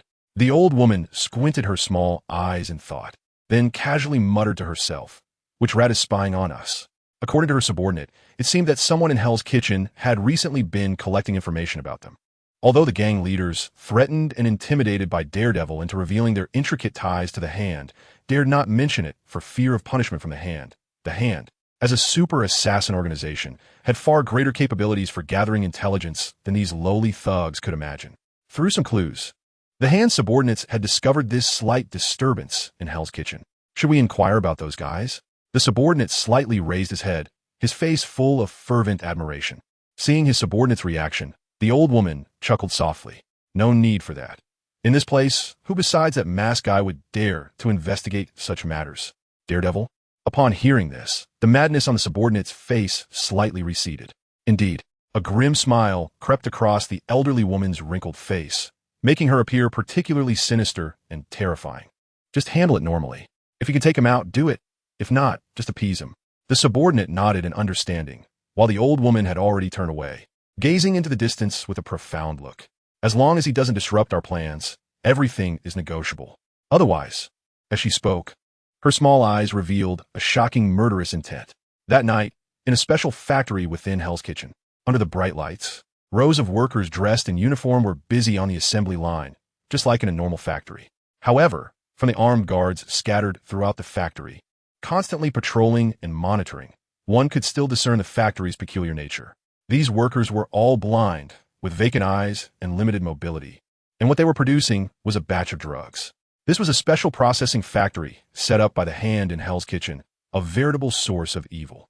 The products that flowed out of here were constantly eroding the land, sucking the marrow from innocent people, and harming the conscience and justice of normal individuals. Fortunately, all this would come to an end tonight. With a dull sound, the entire factory lost its light. What's going on? Is there a power outage? What the hell kind of lights are these? The factory was thrown into chaos as the guards cursed and turned on their flashlights, trying to regain control of the situation. However, most of the factory remained in darkness, an environment where it seemed a long-hidden demon was about to break free. Damn it, this piece of junk broke down at this moment. In the darkness, one guard angrily threw the malfunctioning flashlight to the ground and cautiously made his way toward the distant flashlight beam. Suddenly, a shadow lunged out from the darkness behind him, knocking him to the ground. He didn't struggle much, panicking for only half a second before swiftly losing consciousness, lying on the ground in a stupor. The figure emerging from the darkness was Daredevil, who turned his face toward the light and revealed a suppressed smile. Time ticked by, and when most of the guards had gathered together, 5 minutes had already passed. Using their flashlights, they discussed among themselves and sent messages to their superiors. Suddenly, one guard carefully looked around at everyone and frowned, saying, "Why do I feel like we're fewer in number?" Fewer in number? It seems true. Richard is missing. Richard? Richard? Damn it, where are they? Just then, bang, bang, bang. As they panicked, several knives, appearing from nowhere, shattered the flashlights, plunging them into darkness. Someone's sneaking in. At this point, even the dullest guard should have understood that someone was causing trouble. Which son of a bitch came to die? A tough-looking guy clicked off the safety on his rifle, glaring around. The next second, his head jerked to the side, and with a look of astonishment, he collapsed. Over there! Shoot! Rat-tat-tat. 10 minutes later, the sounds in the factory gradually quieted down. Daredevil grinned as he walked among the unconscious guards, occasionally giving those feigning unconsciousness a swift blow to the head, knocking them out cold. After a while, Daredevil paused, took a deep breath, and then loudly declared, "Stay here and don't move. Someone will come to rescue you shortly." After a long pause, Daredevil prepared to leave and continue to the next location. Just as he turned around, he suddenly heard a sharp whistling sound behind him and quickly rolled to the ground, then sprang up into a combat stance. Behind him, a man dressed in a black outfit similar to Daredevil's uniform emerged. Daredevil tilted his head as if realizing something.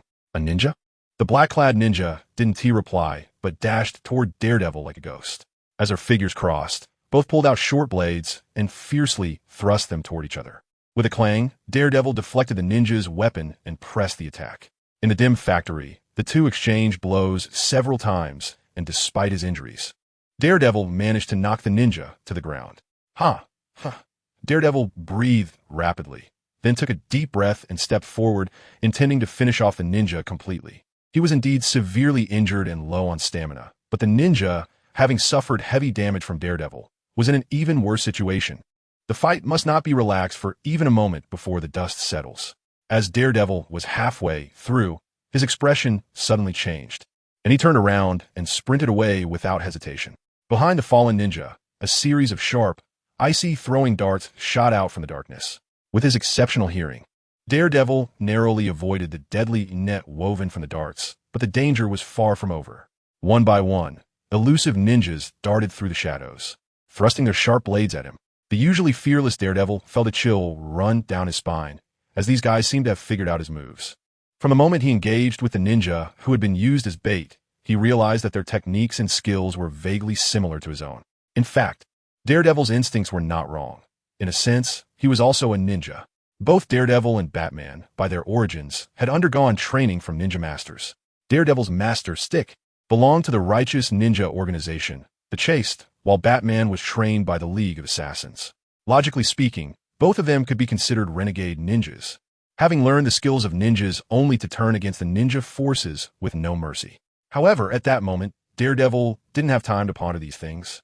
As the deadly threat was closing in the darkness, the ninjas revealed their fangs and unleashed various sinister tactics. Under the overwhelming killing intent, Daredevil held his breath and then shouted loudly, "Lynn." This phrase acted like a spell, instantly freezing all the ninjas in their tracks. The next second, Lynn's lazy voice rang out, "Matt, you're not doing well. I thought Jessica would have issues, but it turns out you couldn't hold on first." Daredevil wiped the sweat off his face and carefully stepped out from among the frozen ninjas, then remarked with a hint of emotion, "These guys are indeed formidable. It's hard for me to handle them alone."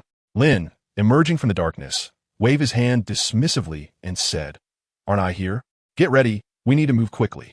Daredevil nodded, and the two quickly ascended into the sky, disappearing into the night. Meanwhile, the old lady frowned as she reviewed a series of bad news. As she continued to read, her anger surged, and she forcefully poked the floor with her cane, coldly stating, "How could this happen? That masked kid can take down so many of my places?" Not far away, the old lady's subordinate trembled as he answered with difficulty, "He has helped that super-powered girl. They often act together, even calling themselves the Defenders." Ridiculous. The wrinkles on the old lady's face twisted with anger, her voice laced with contempt. Do they think that just because they have a name like the Avengers, they are real superheroes? Just two clowns. The subordinate dared not interject, allowing the old lady to vent her anger at Daredevil and Jessica for quite some time. Although these underground businesses were insignificant compared to the overall plans of the Hand, the income was entirely under the old lady's control, and now that it had been completely destroyed, she was understandably furious. Once her breathing calmed, she cautiously asked, "Should we send someone to know?" The old lady, having regained her composure, sneered repeatedly and continued, "Let them bask in their glory for a while. Once the plan is complete, we'll send them to their deaths." "Hey, did you hear that? She said she is going to send you to die." The sudden voice startled the old lady, turning her surprise and anger into a face full of terror. "Who? Me?" As the words fell, Lynn walked in with Daredevil and Jessica. The old lady, who had been shocked and angry, froze in place, her heart beginning to fill with infinite fear. "Don't even start with your plastic mandarin. It makes me sick. Lynch cast a disdainful glance at the grotesque old lady Gao and said impatiently, I'll give you a chance to live. Call the other 4 old geezers here. If you're willing, just blink. He slightly loosened his mental power restraint and stared into the old lady's eyes. But the old lady Gao showed no signs of appreciation, not even blinking, not giving up. Huh? Lynch snorted coldly, and with a flick of his finger, a ring glowing with a strange light flew out. Let's use you to test this ring. Hurry, pour it in. Be careful, don't spill it. Move a little slower. In a dark and eerie room, a group of black-clad ninjas, under the command of their leader, were pouring barrels of a strange-smelling substance into a large container. This container was square and resembled a coffin, filled with bizarre materials that sent chills down one's spine at first glance. Even more unsettling was that at the bottom of this container lay a naked woman. Yet the ninjas acted as if they were oblivious, each diligently adding various items into it. Before long, the leader saw that preparations were nearly complete. He pushed open the door to the room, passed through a dim, narrow corridor, and arrived at another room. Inside, a white elderly woman, sensing someone's presence, turned around and coldly asked, How is it? The ninja leader bowed slightly and replied, It's almost ready. Upon hearing this, the elderly woman's face revealed a hint of joy. Good. She praised her subordinate and then waved him off, murmuring to herself with uncontainable excitement, Black Void. Meanwhile, Lynch had arrived at a mansion with a group of people. This mansion, located in Japan, was more accurately described as a small estate. At the entrance of the house, a small wooden sign bore the surname of the owner, Murakami. Lynch looked at Daredevil, Jessica, the controlled old gal, and the 2 unconscious old guys, then lifted his foot and kicked open the door. Are you home, Murakami-kun? Lynch swaggered in and greeted in Japanese with a wicked sense of humor, then turned his mouth down in displeasure. This was because he saw that Murakami in the house was already on guard, even holding a long knife waiting behind a certain door. How the times have changed.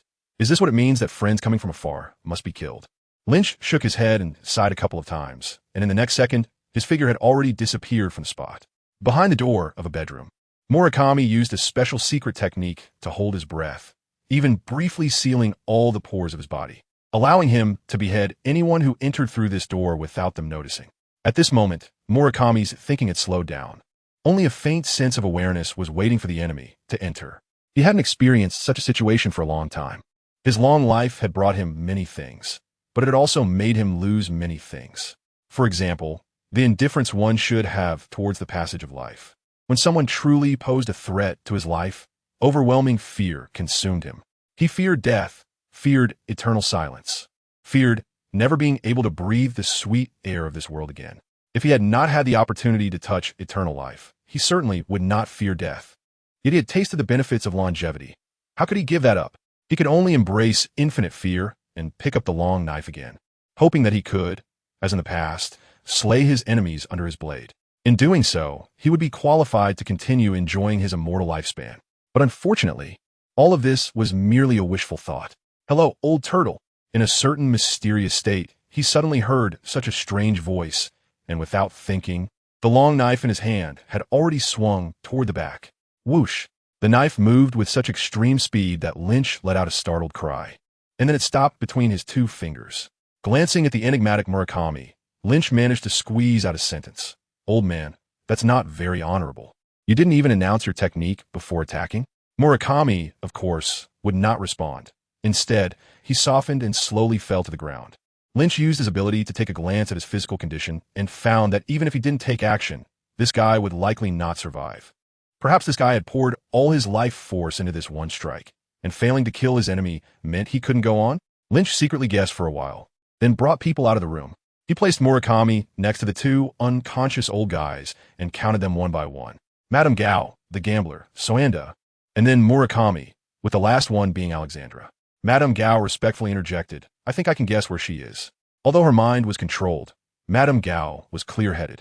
She viewed her controller as her master and willingly dedicated everything to him, thus selling out her teammates without hesitation. Well, not bad. Lynch nodded and soon thought of something. In the Marvel Cinematic Universe, the 5 immortals who created the hand actually involve many supervillains and superheroes. For example, the superheroes and the Defenders, like Daredevil, Jessica, Iron Fist, Luke, Night Nurse, and the Punisher, among others, as well as many supervillains and factions, such as the Hand. However, Lynch is not very interested in these minor characters anymore. After visiting the Ancient One, he has seen a much broader world. Lynch stayed in Kamartaj for more than a day.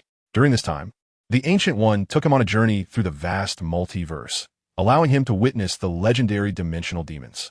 Although Lynch had some understanding of the world beyond Earth, there is a significant difference between hearsay and first-hand experience. Those incredible beings made Lynch feel small and narrow-minded. Therefore, Lynch decided to let go of those insignificant people and matters, focusing his time and experiences on things worth pursuing. Erasing the hand would likely not yield a significant amount of justice points, but it was not a trivial matter either. Moreover, Lynch had some other plans. With these thoughts in mind, Lynch instructed the Ancient One, "Take me to find her." In the basement, under the expectant gaze of the last remaining founder of the hand, Alexandra, the naked woman, slowly rose. "Who am I?" she asked, looking confused at the only old woman in front of her. "You are my child," Alexandra exclaimed excitedly, her eyes filled with unmasked desire. "You were once taken from life by a powerful enemy, and I gave everything to bring you back to life. What is my name?" The woman furrowed her brow and continued to ask. "You were called Erica?" A voice filled with shock and disbelief interrupted the conversation, and both women looked in surprise at the source of the voice. The newcomers were, of course, Lynch and his companions, with Daredevil being the one who spoke. "You guys?" Alexandra's excitement instantly cooled as her gaze fell on Lynch and the familiar figures at his feet. Without much thought, she turned and began to run wildly, not forgetting to instruct Erica. "They are the enemies. Take them down." But halfway through, she trembled and stopped in her tracks. "What are you still busy with? Can't you see your other friends are quietly with me? Just lie down and relax," Lynch said expressionlessly. Meanwhile, Daredevil's legs uncontrollably moved toward his old lover, which made Lynch slightly curl his lips. "Be careful, Matt. Erica is no longer the lover you once knew. She is now the ultimate weapon of the hand, Black Sky." Upon hearing this, Daredevil slowed his movements. "What exactly is going on? Lynn, can you tell me?" Lynch did not hide anything and told him everything in detail. Daredevil and his girlfriend Erica were originally both disciples of Stick, but they fell out with him because they could not understand why Stick killed a young boy who was a vessel of darkness. Later, Stick discovered that Erica was targeted by the hand and would become the next generation of darkness. Unable to bear harming Erica, Stick sent her to a remote countryside. But unfortunately, the hand still found her and killed her, taking her body away. Recently, the hand faced a severe crackdown from Lynch, and in her fear, Alexandra placed all her hopes of resisting this invincible hero on their ultimate weapon, reviving Erica. Unfortunately, even darkness could not save the hand. Just like the five fingers that created the hand, the evil forces they worshipped were still insignificant in front of Lynch. "All right, Matt. I will help you take care of this matter. First, deal with the hand." Daredevil's expression improved upon receiving Lynch's assurance, and he nodded. Lynch used his mental power to move Alexandra in front of him, then woke up the three unconscious old men one by one, and then spoke in a flat tone. "Now, all five of your fingers are here." As he spoke, Lynch stretched out 2 fingers. "You have 2 choices. One is to be completely eliminated by me, and the other is to obediently follow my orders, hoping that I can spare your lives. So, make your choice." After saying this, Lynch released his mental grip. "No one can command me. I will never." The gambler among the 5 shouted first as he rushed towards Lynch, only to fall down even faster, losing his vital signs. "Who's next?" The old man Gao was already under mental control, and Lynch's gaze swept over the remaining 3. Facing this gaze, Murakami sighed softly and accepted his fate. Sawanda and Alexandra, on the other hand, neither wanted to die nor become Lynch's puppets. How could Lynch let them have their way? 3. He extended 3 fingers, and Sawanda and Alexandra began to feel that intense suffocation again. 2. Sawanda and Alexandra looked panicked, as if drowning individuals struggling for survival. 1. "I submit," Alexandra shouted, and the next moment, she was relieved to escape the threat of death. But Sawanda was not so lucky. After hesitating for half a second, he swallowed his last breath with endless regret. "Very good." Lynch smiled and clapped his hands lightly, then shot a ring. Just like before, the mind control ability emitted by this ring quickly enveloped Alexandra. After a moment, with a look of deep respect, Alexandra bowed to Lynch and said, "Master." Lynch nodded and threw the ring to Daredevil. "From today on, the hand will be yours. You can handle it however you want." Before Daredevil could respond, Lynch had already left with Old Lady Gao. "Master, where are we going now?" Old Lady Gao asked in a comical Mandarin. Lynch chuckled softly and looked into the distance, saying, "To the place of your origin." Somewhere in the Himalayas, Lynch and the old lady Gao were leisurely strolling through the icy landscape. Here stood the world's highest peak, covered year-round by thick ice and snow, with countless beautiful and captivating myths and legends. Lynch came here for one of those legends, Kunlun.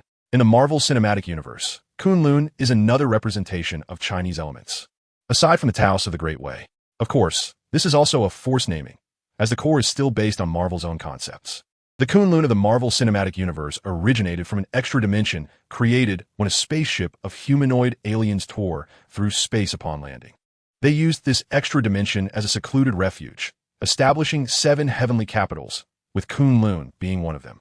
The people of Kunlun revere martial arts and select their warriors and immortal weapons, known as the Iron Fist, through special rituals. The 7 capitals of heaven are secret city-states scattered around the world. Every 88 years, these cities merge into one, creating the center of heaven. They hold the Heavenly City Championship, where each city sends its best warriors, all of whom are members of the immortal weapons. As the strongest among the 7 capitals of heaven, the Dragon City of China, Kunlun, is indeed the most powerful. Kunlun is managed by the Jade Emperor. Though this Jade Emperor shares only a name with the one from the Great Way, in reality, the two are vastly different. It is a mysterious lost city, hidden in the Himalayas, with access to the gates of Kunlun only available once every 10 years.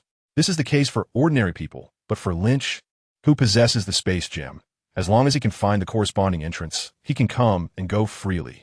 Soon, the old lady Gao brought Lynch to the place from her memories. "It's here," she said, looking down, a complex expression appearing on her aged face. "Do you want to take me into Kunlun with you? Time has passed, and the world has changed." Perhaps she never imagined she would return to her homeland in this way. Lynch nodded slightly, not caring about the emotional fluctuations of the old lady Gao. She was just a guide.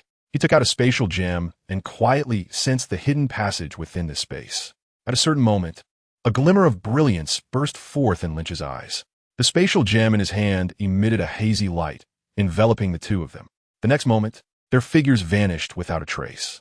This was a golden holy city centered around secret arts and martial arts, filled with light and peace, built upon flames, blood, and steel. It was filled with the oldest wisdom and the harshest laws. The name of this city was Kunlun. Today, Kunlun was bustling with activity, as countless residents emerged from their homes just to witness the rare event that occurred once every 100 years. Today, someone would challenge the guardian of Kunlun, the immortal dragon Shoulao. If he succeeded, he would regain the immortal power of Kunlun that had been lost for decades, the Iron Fist. In a hidden area of the city, a resolute blonde young man was quietly listening to the teachings of a person before him. The person in front of him had his head wrapped in a tightly fitting black hood, with only a few strips of cloth clinging to his muscular upper body, while his lower body was clad in black tights, and behind him was a formidable weapon. These two were the main characters of the day, the Iron Fist challenger Randall and Lei Gong, who was responsible for training martial arts in Kunlun. Randall was originally a wealthy young man from New York. After a family tragedy, he fell into Kunlun, where he was saved by the Jade Emperor and Lei Gong. After that, the awakened hero template Randall diligently practiced martial arts in Kunlun, eager to gain the power of the Iron Fist and descend the mountain to uncover the truth behind the accident. Finally, through relentless effort, Randall gained recognition from Lei Gong and qualified to challenge the immortal dragon Shoulao. Soon, Lei Gong informed Randall of the important points to note when challenging Shoulao. To become the master of Kunlun's Iron Fist power, the challenger must fight Shoulao and answer his questions. Only after passing would they be able to take the dragon's heart and obtain the immortal power. The immortal dragon would die once his heart was taken. But this was not a concern, as Shoulao could be resurrected. Each generation of Iron Fist inheritors was accompanied by a rebirth and death of Shoulao. And before Randall, it had already cycled 65 times. Randall was the 66th candidate for the Iron Fist, also known as the weakest generation of Iron Fists in the original world. After their conversation, Lei Gong turned around, his covered face revealing no expression, but his eyes showed hints of seriousness, because next, he would summon the guardian of Kunlun, the immortal dragon Shoulao. Shoulao was the mountain god dragon of Kunlun City, the source of the title of Kunlun Dragon City, and the reason why Kunlun ranked first among the 7 heavenly capitals. Although Randall was a candidate he was very optimistic about, his time training in Kunlun was still too short, and challenging Shou Lao was extremely dangerous. After all, every Iron Fist was forged from Shou Lao's passionate blood. Even if Shou Lao had no special malice toward challengers, he could not casually allow someone to win the challenge. To obtain the immortal power and become the inheritor of the Iron Fist, one must possess immense strength and an indomitable spirit. As time passed, under Lei Gong's summoning, the entire city began to tremble slightly. In the astonished gazes of countless people, a massive fire dragon, as large as a mountain, rose into the air and danced in the sky. This giant dragon was bright red all over, radiating an aura of terrifying heat from its whiskers and hair. And its enormous wings stirred the winds and clouds. But to everyone's surprise, this dragon did not look at Randall and Lei Gong. Instead, it turned its head and stared with its lantern-like eyes at a certain void. What was happening? Randall asked Lei Gong with a puzzled expression. Lei Gong straightened his body, his sharp gaze directed towards the direction Shou Lao was looking. It seemed that a visitor had arrived. As soon as the words were spoken, Shou Lao opened his massive mouth and spewed out an incredibly violent fireball, targeting a certain spot in the void. Boom! In the explosion that shook the entire Kunlun, two barely perceptible figures flashed by. What was that? Randall was stunned as he barely caught a glimpse of something moving amidst Shou Lao's attack. He could hardly imagine how anyone could survive in such terrifying flames. What kind of existence was that? Why had it arrived in the lost city of Kunlun at such a critical moment? Originally excited about the Iron Fist trial, Randall gradually became anxious. Given the current situation, he might not be able to challenge Shou Lao because there was an even more terrifying presence challenging the immortal dragon, even the entire Kunlun. In the sky, seeing that his attack had not been effective, Shou Lao cautiously coiled his body, and between his massive jaws, he unexpectedly spoke. Rebellious one, how dare you return to Kunlun? Do you think your life is too long? Facing the astonished gazes of countless people, Lynch suddenly appeared before Shou Lao, completely unaware as he examined the giant dragon. In the Marvel Cinematic Universe, dragons were quite rare beings, let alone such a powerful dragon. In Lynch's perception, the life force of this dragon was so intense that it could suffocate an ordinary person. This terrifying fire dragon required no action. Merely passing through the sky could trigger a disaster. Perhaps this was what was known as dragon might. Unfortunately, this dragon did not resemble the dragons of Chinese legend, but rather looked more like a Western dragon. The immortal dragon, Shou Lao, resembled a lizard with enormous wings, uneven skin covered in wrinkles, and fleshy whiskers from its head to the middle of its body. In the eyes of Westerners, dragons were seen as evil, mutated beasts, greedy for treasure and lustful, leading to the enduring tales of heroes defeating dragons to save princesses and acquire treasures. In the eyes of some, dragons could be tamed and utilized, and Shou Lao was a manifestation of this belief. Therefore, as the guardian of Kunlun, Shou Lao did not hesitate to attack when faced with intruders, especially when one of them was a former traitor. Unfortunately, such a breath of flame had no effect on Lynch. The current Lynch was a monster capable of bathing in magma. How could Shou Lao's breath harm him? What Lynch did not expect was that he would coincidentally stumble upon this generation's Iron Fist trial. Goodness, given this situation, did he have to work for the so-called weakest Iron Fist? However, it seemed like an acceptable outcome. After all, this Iron Fist was originally part of the Defenders Alliance.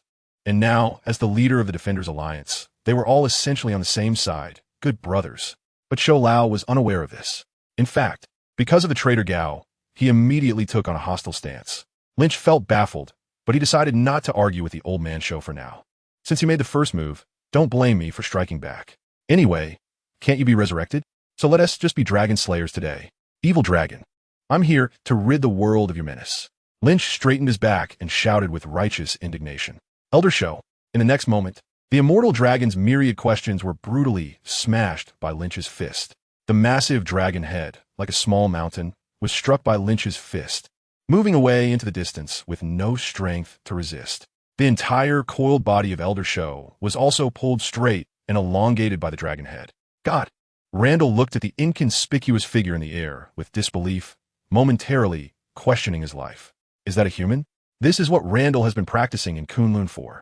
A normal New Yorker would have probably jumped up and shouted, "Super Kid, YYDS." In the air, Elder Shou, feeling dizzy, barely managed to control his body, and an unprecedented fear appeared in his dragon eyes.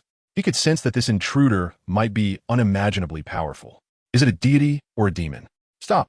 Elder Shou's voice was like thunder, but his tone was exceptionally humble. What exactly are you? Me? Lynch raised his fist in front of the old man Shou and said sternly, just a nameless hero. Without giving Shou any time to react, he punched down. Shou, you son of a. Half a day later, Lynch and the Kunlun group had reached a friendly consensus. Although Shou was knocked out by Lynch's punches, he still allowed Randall to obtain the power of the Iron Fist. According to Lynch's own statement, this result was obviously not much different from the original script. From the perspective of justice points, Lynch's thoughts were also reasonable. By eliminating the hand, which should have been dealt with by the 4th Street heroes of the Defenders, Lynch only earned 3 to 4 million justice points. By taking down the old man Shou, who guarded Kunlun, Lynch only received just over 1 million justice points. As for why taking down Shou would yield justice points, reasonably speaking, where in this world are there characters without a dark side? Even the superheroes of the Avengers each have countless unjust stories behind them. Iron Man was once America's most famous arms dealer. Did the weapons he created not harm innocent civilians? Not to mention, Scarlet Witch and Quicksilver are living witnesses of Tony Stark's dark history. Captain America, when fighting for his country, did he truly represent justice? Even if he defeated the evil Axis powers and saved most of the people, who should the innocent civilians in the defeated countries blame for their misfortunes? Hulk, Thor, Hawkeye, Black Widow. These individuals need not be mentioned further. The blood on their hands is probably too much for them to count. Even Lynch does not consider himself absolute justice. In fact, Lynch often darkly muses whether someone could gain justice points by taking him down. Therefore, in front of Lynch, the system's embodiment of justice, everyone poses a threat to justice. Taking down anyone could yield corresponding justice points. The only difference lies in the quantity of those points. This is also Lynch's deep understanding of the system, something he had already figured out when he was influenced and darkened by the superstars. However, Lynch has always suppressed this realization, not wanting to become a slave to the system.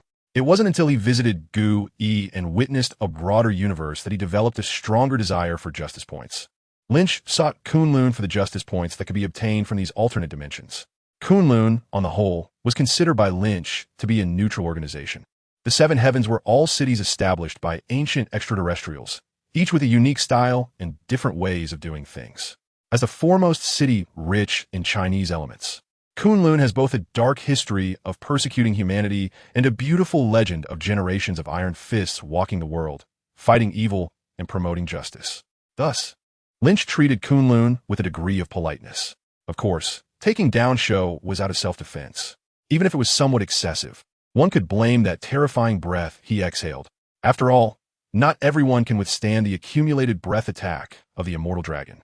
After dealing with Shou, Lynch extended a hand of reconciliation to Thunder God, who wanted to attack him.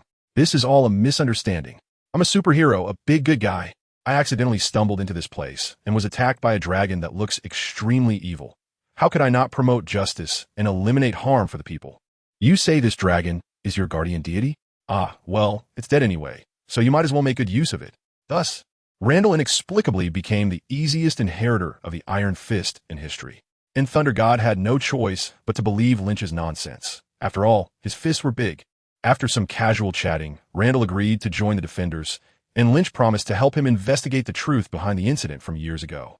Additionally, through subtle hints, Lynch successfully learned from Thunder God about his next destination. That place is called the City of Cranes, Coons.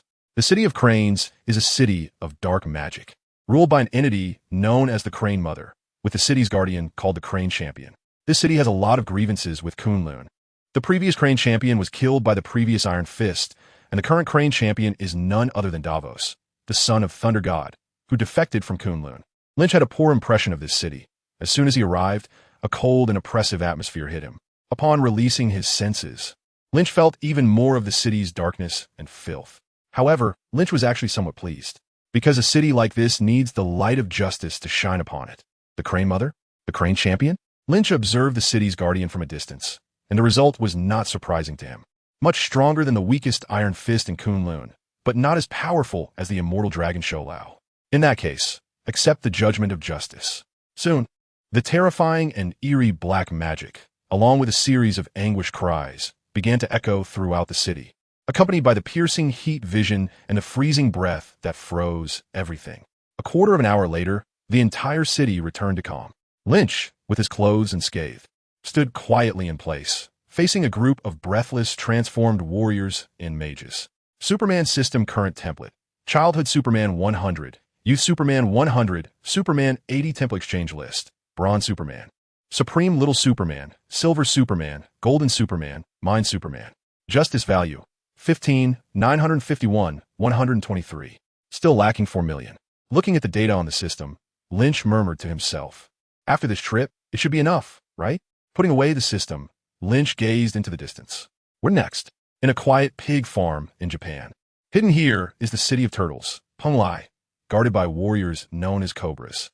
The latest cobra, due to his pig-like obesity, was nicknamed Fat Cobra, and in front of Lynch, he ultimately turned into a dead fat pig. The city of tigers is located in a beautiful tropical paradise, reminding Lynch of Wonder Woman's Paradise Island in DC. Here, women cater to every whim of men, out of gratitude for the protection the men provide for them in their beautiful city. Its guardian is the Tiger Beauty, and Lynch did not make a move against them. Relying on indescribable skills, the Tiger Beauty successfully repelled Lynch, protecting the city of tigers. The city of spiders. The kingdom is located in the Dark Kingdom of Nepal, and the entire city is covered in spider webs. It is protected by 9 spider mothers, whom Lynch prefers to call spider spirits. This time, Lynch did not hold back and directly flattened the disgusting city. The city of dogs, the lower realm legend, lies beneath the hometown city of all truly lost people. It is the hometown of Brother Dog, who often searches the world to rescue people and bring them there. Lynch was moved by the city and left after exploring it. The city of monkeys is located in the darkest jungles of Africa, and it is the home of the orphan prince. It is a city that evokes pity, and Lynch contemplated for a while, but did nothing. The 8th city is hell, or rather prison. Interestingly, it holds a special guy. That guy is Sun Wukong. That's right, this unruly monkey exists in the Marvel universe as well. Although there is a significant difference in power, he looks quite true to form. Lynch casually let him go and then left the place with him. This was Lynch's final stop. After finishing these locations, his justice points were enough to exchange for the remaining Superman templates. Thus, carrying the true power of Superman, Lynch returned to Earth. On Earth, Lynch stood side by side with a scratching monkey in the air. After a moment of thought, Lynch asked, "Where are you planning to go?" The monkey tilted its head and thought for a while, then replied, "I once encountered a boy who was searching for my power. I gave him some power, and I can find him through that power." Oh, Lynch was not surprised. He knew that Marvel had a hero named the Monkey King, based on Sun Wukong. This guy was once a gang member who embarked on a quest for the Golden Staff after hearing the legend of the great sage equal to heaven. Eventually, his perseverance paid off, and he found traces of Sun Wukong in a cave. After deciphering a phrase left by Sun Wukong, he successfully gained powers from the monkey, including super strength, speed, and endurance. Coupled with his foundation as a martial arts master and a low-tier version of the 72 transformations, he became a superhero in China. When you think about it, there are quite a few Chinese heroes in the Marvel universe. There is even a superhero organization in China that has a name opposite to S-H-I-E-L-D, the Spear Bureau. It's just uncertain whether they exist in this world. With that thought, Lynch activated his supervision, scanning the land of China, and then revealed a faint smile. Beside him, the monkey with a sinister look on his face felt a bit uneasy from this inexplicable smile. After all, he was not the great sage equal to heaven from Journey to the West who could shout that it was his turn to take on the heavenly palace this year. His strength could not compare to that of the great sage. Otherwise, he wouldn't have been suppressed in hell. After being suppressed in hell for many years, his temperament had long been worn down. At the very least, when facing the mysterious and powerful Lynch, who could flatten hell and rescue him from a seal, the monkey knew how to respond. "What about you? What are your plans?" he asked with a grin. "Together with you." Lynch withdrew his gaze and smiled. "Together?" The monkey was taken aback. "Yes, let's go to Huaxia." After saying that, Lynch turned and flew off into the distance. A quarter of an hour later, Lynch and the monkey arrived at a bustling city. The monkey looked around in amazement at everything unfamiliar in this modern city, his ears twitching as he picked up word from nearby passersby to learn about these new things. "Does it feel strange?" Lynch laughed heartily. It seems that this monkey's background was also inspired by the real Sun Wukong. From a very distant era, the monkey was sealed and suppressed in hell. Therefore, this Sun Wukong has little understanding of modern society and finds everything novel.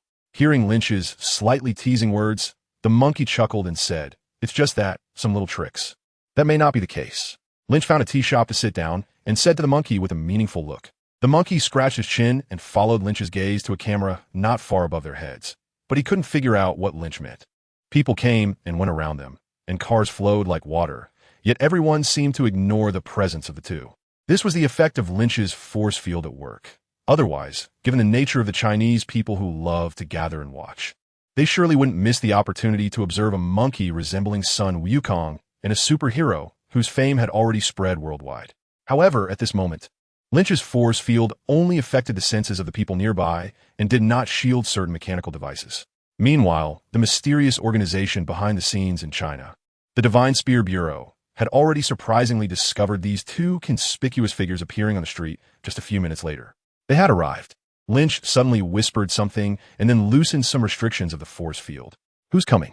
The monkey was enjoying a lavish spread of supreme beverages, milk tea from the 21st century. Times have progressed, and with the army of food lovers spreading across the world, the foods that can now sweep the globe have long surpassed the ancient delicacies that were limited by scarce ingredients and singular methods. Upon hearing Lynch's words, the monkey thought an enemy had appeared and quickly started to look around. Who?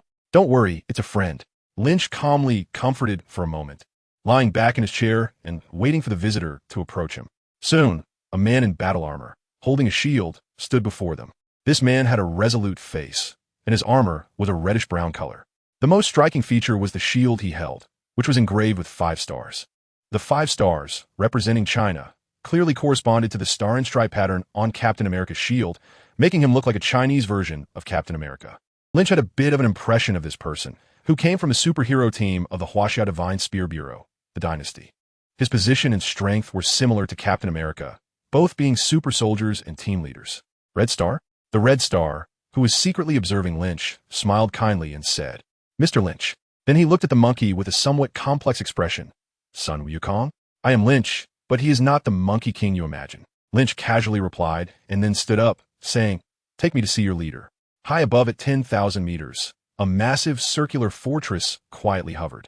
Thanks to special technology, conventional satellites and detection methods found it difficult to discover such a giant existing in the skies of China.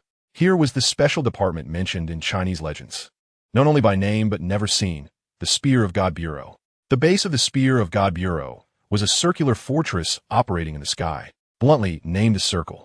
Inside, 150,000 elite members of the Chinese government were stationed, with professions including analysts, operators, maintenance technicians, field agents, and equipped with 16 airborne battleships and a scientific department. The Shield Bureau is a United Nations organization, but China believed it needed to establish an institution composed entirely of Chinese members to ensure safety while also safeguarding China's maximum interests, which gave rise to the Spear of God Bureau. The most famous superhero team in the Spear of God Bureau is the Dynasty, whose members include Red Star, with abilities similar to Captain America, Weather Witch, with powers akin to Storm from the X-Men, the reformed Alien Destroyer, a mysterious figure known as the Military Knife, who wields 2 lightsabers and wears armor, Vector, who can control dark energy for short-distance invisibility teleportation, and the inheritor of the monkey, the martial arts master Sun Wukong, possessing super strength, speed, endurance, and other abilities. Of course, Lynch felt that this Sun Wukong might consider changing his name when facing his mentor, the real monkey. This was not his wild conjecture. It was something happening right before his eyes. As soon as he entered the Spear of God Bureau, a burly man in a bodysuit with long braids rushed over, knelt in front of the monkey, and shouted, "Master." Lynch couldn't help but exclaim, "Wow," as he had never seen a monkey being called master after so many years of watching artistic works about Journey to the West. However, the atmosphere became friendly with the meeting of the master and disciple. The well-prepared and disciplined Dynasty team began to communicate warmly with Lynch. To be fair, they were all superheroes, and Lynch spoke fluent Mandarin, which naturally created a sense of familiarity. At least Lynch felt that way. He had nothing to be nervous about. The Dynasty members were also quite curious about this famous superhero from America, who was speculated to be of Chinese descent. After chatting for a while, several Chinese heroes became even more excited. Who would have thought that the Pride of America was actually a Chinese person at heart? After chatting casually with a few Chinese heroes, the real commander of the Spear Bureau appeared. He was dressed in a sharp suit, slightly slender in build, with a confident and determined expression. "Mr. Lynch, my name is Zheng Xian, and I manage the Spear Bureau. Shall we chat over there?" Lynch nodded and sat down in a quiet corner with Zhang Xian. How do you feel about this place? Zhang Xian asked with a big smile. It's pretty good, Lynch replied. Lynch spoke frankly. Seeing that Lynch's attitude was good, Zhang Xianshun half-jokingly said, how about coming to work here? We're quite free, and there's not much going on most of the time.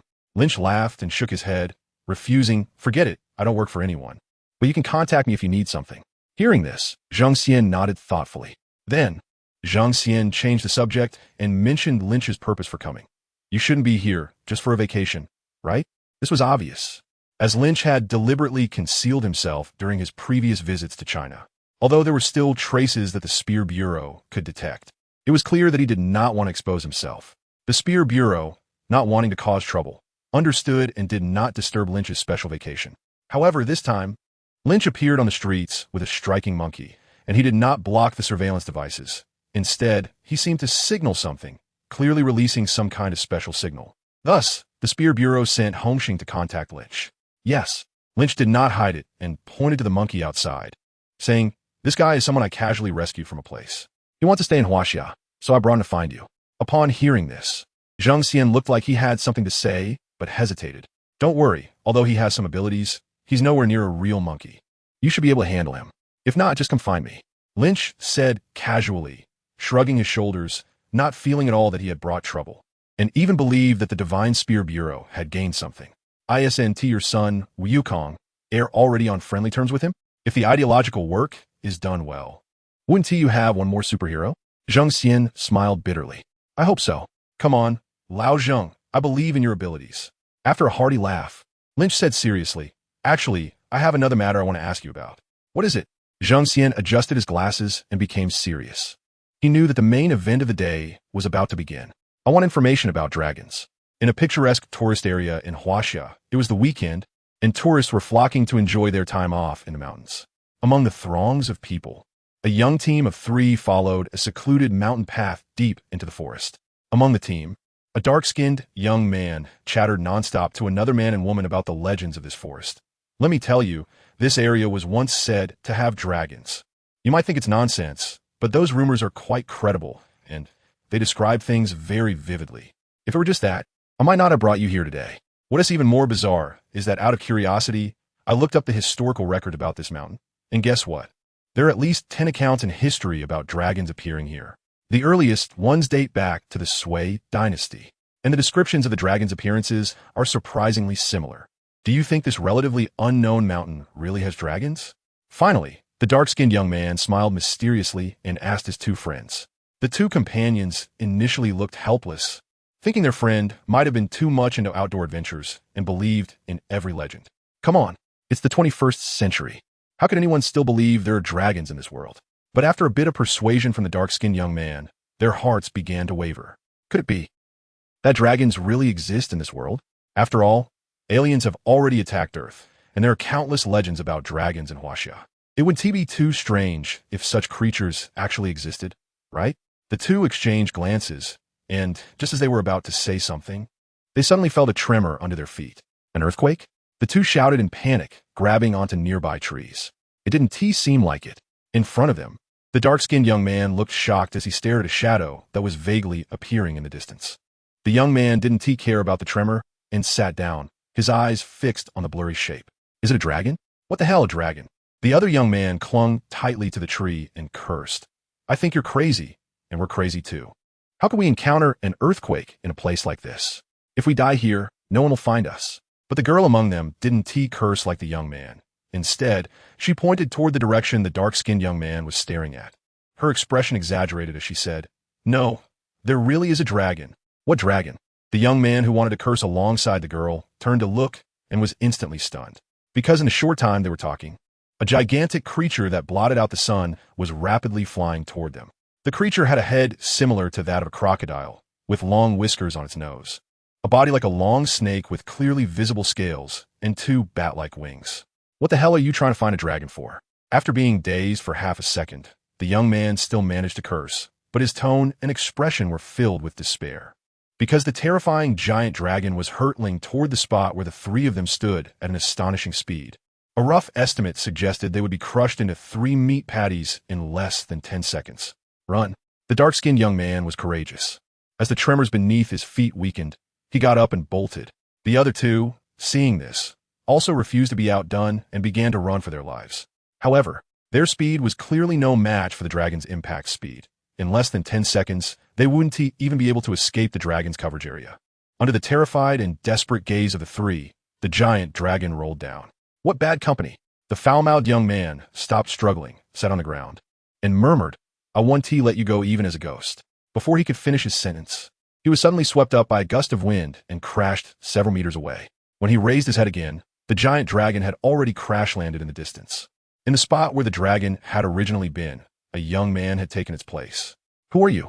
the foul-mouthed young man asked in confusion, as the bizarre events of the day had almost shattered his innocent heart. "Me?" Lynch in the air smiled and dropped the line before flying away. "Just an ordinary dragon hunter." "Dragon hunter?" The foul-mouthed young man was left speechless, starting to doubt the reality of this world. Could this so-called dragon hunter be something very common? Otherwise, why would he be so calm when he said that? "Super kid." At that moment, the dark-skinned young man exclaimed beside him. "Yes, that superhero from America." Next, the well-informed, dark-skinned young man took out his phone and began to educate his two companions by pointing at various photos and texts on the screen. Meanwhile, Lynch Fei had long since dragged the dragon corpse out of the trio's sight. Shortly after, Lynch Fei returned to New York after dealing with the last dragon of Huaxia. These dragons in the Marvel Cinematic Universe are, of course, far from the dragons of Huaxia legends. They are merely creatures that fit the Marvel worldview. The true identity of these dragons is that of a certain alien race, related to a famous villain dragon. Lynch Fei is certain that this villainous dragon exists in this world. It had appeared as an Easter egg in the form of a drawing in the Iron Man movie. That is why Lynch Fei was able to obtain information about the dragons from the Godspear Bureau. All of the villain dragons can have transformed into dragons within Huaxia's elements, hiding beneath the land of Huaxia. Even the legendary beast Nian from Huaxia is one of them. Thinking that he had nothing better to do anyway, after sending the monkey home, Lynch Fei decided to take care of these beings as well. Now, Lynch Fei intends to eliminate the last member of this clan, the Extraordinary Dragon. In the comics, the Extraordinary Dragon is immense and possesses astonishing destructive power, having battled many heroes as a supervillain. The Extraordinary Dragon was originally the leader of the Dragon People clan, who landed in ancient China aboard a spaceship with the intention of conquering Earth. Unfortunately, the Dragon People's plan failed, and many of these dragons were eliminated by local Earth gods or mortals. The Extraordinary Dragon did not participate in this war.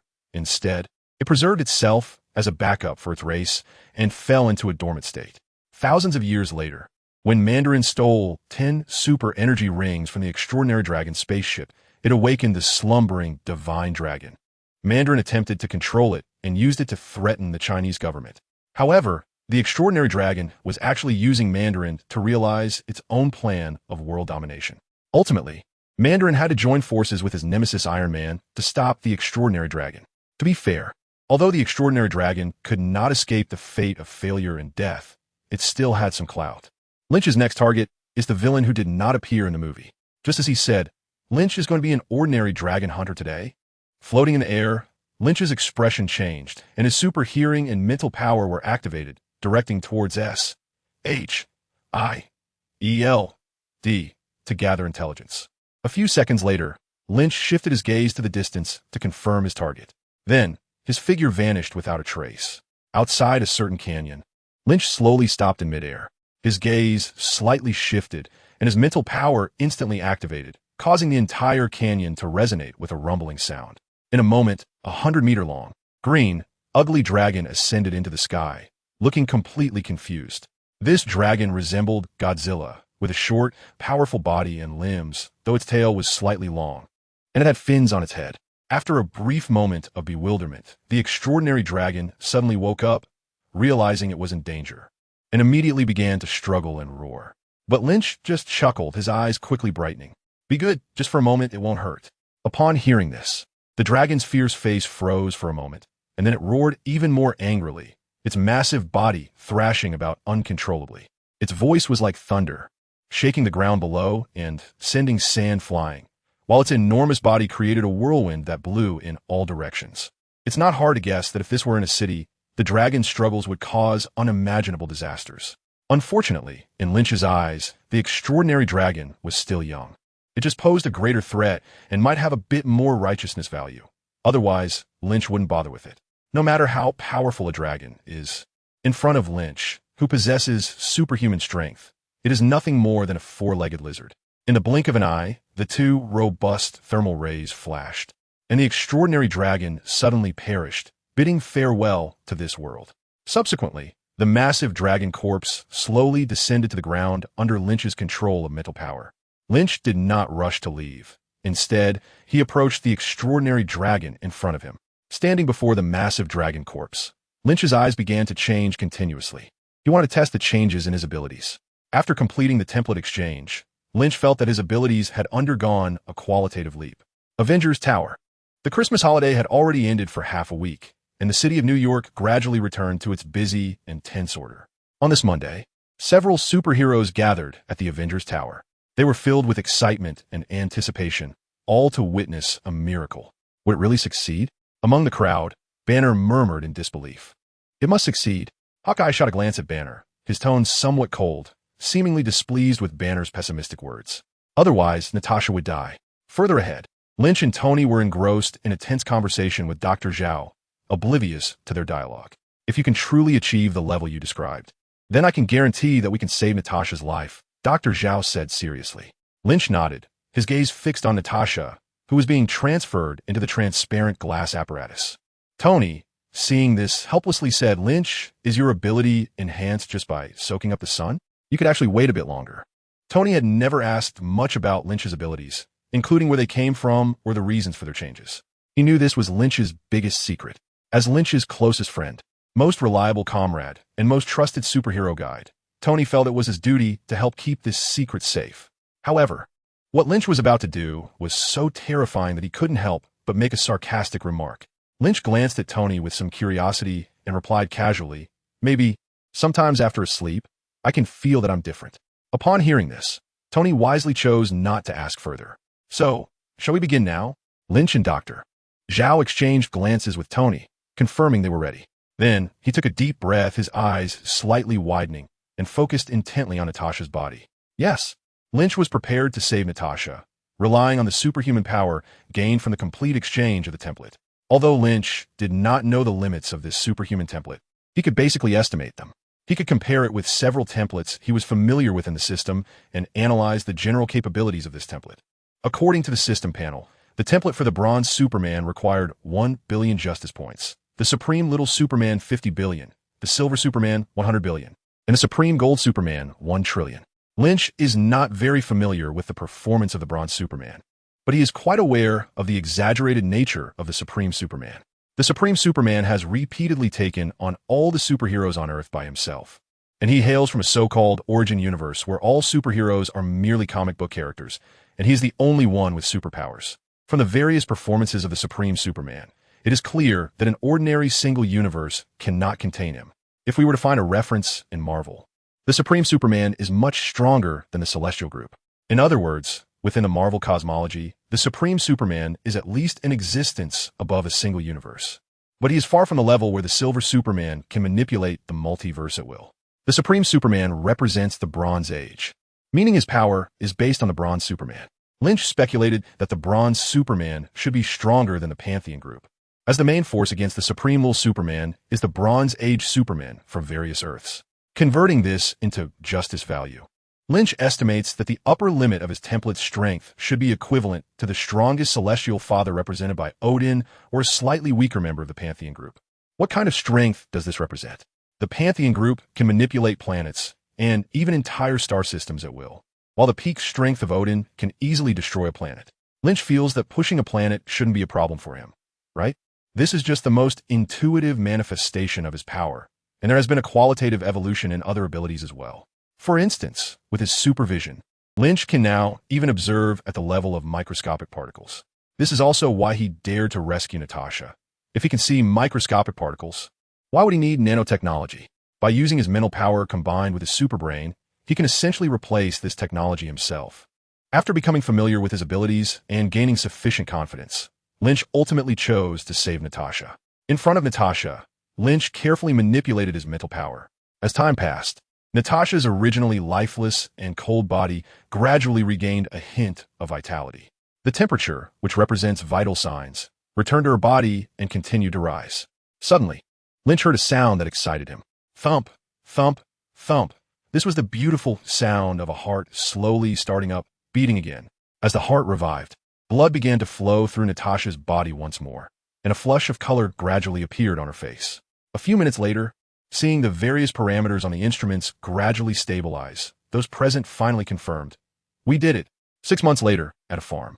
Over here, Lynch shouted, herding a group of quacking ducks to the side. Under Lynch's driving, the ducks jumped into the pond one by one. The fish and turtles that had been poking their heads up to breathe were startled and dove underwater without looking back. Lynch leisurely made his way back along the same path, stopping to pet the big yellow dog following him. After walking slowly for a few minutes, Lynch arrived in front of a house. As he pushed the door open, he called out, "Natasha, what's for dinner tonight?" Inside the house, Natasha, wearing a blue apron and looking like a housewife, replied in fluent Chinese while stirring the food in the pot. Mapo tofu, braised pork, dompa. When she mentioned dompa pork, Natasha couldn't help but pause for a moment. This term, which is quite difficult for many Chinese people to pronounce, was still something Natasha struggled with. Pork knuckle. Lynch responded with a laugh, sitting down with the dog in his arms. As he rocked in the recliner, petting the dog, Lynch gradually began to doze off. Suddenly, a distant rumble of thunder echoed, failing to wake Lynch. But right after, a loud thud from a heavy object falling nearby exploded in his ear like a bomb, causing him to slip off the recliner. "Who is it?" a groggy Lynch shouted angrily, looking towards the door. The next moment, a strong and imposing figure pushed the door open. "Thor?" Lynch glared at Thor with annoyance, then sat back down in the lounge chair, comforting the frightened dog. "Can't you come a little quieter? Next time you make such a big noise when you come to find me, I'll throw you to the moon."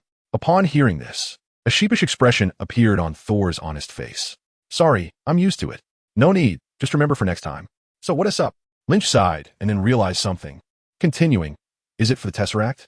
Thor nodded and said, "Yes, Asgard needs the Tesseract to repair the Bifrost, and now the 9 realms have begun to be in turmoil." "Is that so?" Lynch squinted his eyes and thought for a moment, then took out the space stone and tossed it to Thor. "Take this, the Tesseract is gone. But this should still be useful, right?" "This." Thor caught the space stone, examined it for a moment, and, after a brief pause, he solemnly put it away. "Is there anything else? You can handle the rebellion yourself. You don't need to call me," Lynch lazily said. He thought Thor wanted him to help suppress the rebellion in the 9 realms, so he didn't pay much attention. If it were in the past, Lynch might have agreed. However, apart from the Dark Elves, there weren't any particularly formidable figures in the 9 realms, and the contribution of justice points seemed insignificant at the moment. So Lynch was too lazy to take action. Lynch's current plan is to collect the Infinity Stones to confront Thanos and gain massive justice points from cosmic-level disasters. But Thor shook his head and said seriously, "Not that. There is something I must tell you. Heimdall recently discovered that Nidavellir has been slaughtered. From the survivors, we learned that the murderer is..." Hearing this, Lynch suddenly opened his eyes wide and said syllable by syllable, "Thanos?" A few days ago, in the dwarves' homeland of Nidavellir, dark red blood had already congealed and hardened, forming a thick layer on the ground. On top of this, the bodies of large, short-statured dwarves were scattered everywhere. A foul wind blew from the distant, gradually extinguished core of Nidavellir, revealing the disaster that had once befallen this place. The murderer responsible for all this was now calmly looking down at the last surviving dwarf, wearing a strange glove with 6 grooves on his massive palm. "Very good." Thanos flexed his fingers, feeling the infinite possibilities contained in the glove, his tone flat. "You can live, Father." The green-skinned Gamora slightly bowed her head and stood before Thanos, saying, "Keeping him will expose us."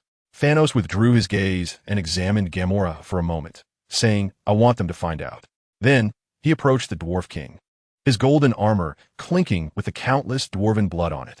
"You go tell that kid on Earth that I will be back." With that, Thanos turned and left, and his entourage quickly followed. "Father, where are we going?" Nebula, with her half-mechanical head, asked coldly. Thanos paused, extending his right hand, wearing the Infinity Gauntlet, his gaze sweeping over the 6 grooves. "Go fill in the blanks on this." "This guy." Thor looked at the dead and cold Nidavellir, his face filled with anger. According to their agreement, Nidavellir provided weapons and equipment to Asgard, and Asgard was to protect Nidavellir. Now that Nidavellir had been destroyed, how could he, as the heir to the throne of Asgard, not feel furious and guilty? "Thanos." Thor clenched Mjolnir tightly, raising it high above his head, as lightning appeared out of nowhere. "I will kill you." Thor. Lynch frowned and pulled Thor, continuing, "Calm down." That said, seeing such a hellish scene, Lynch couldn't help but feel disgust towards Thanos.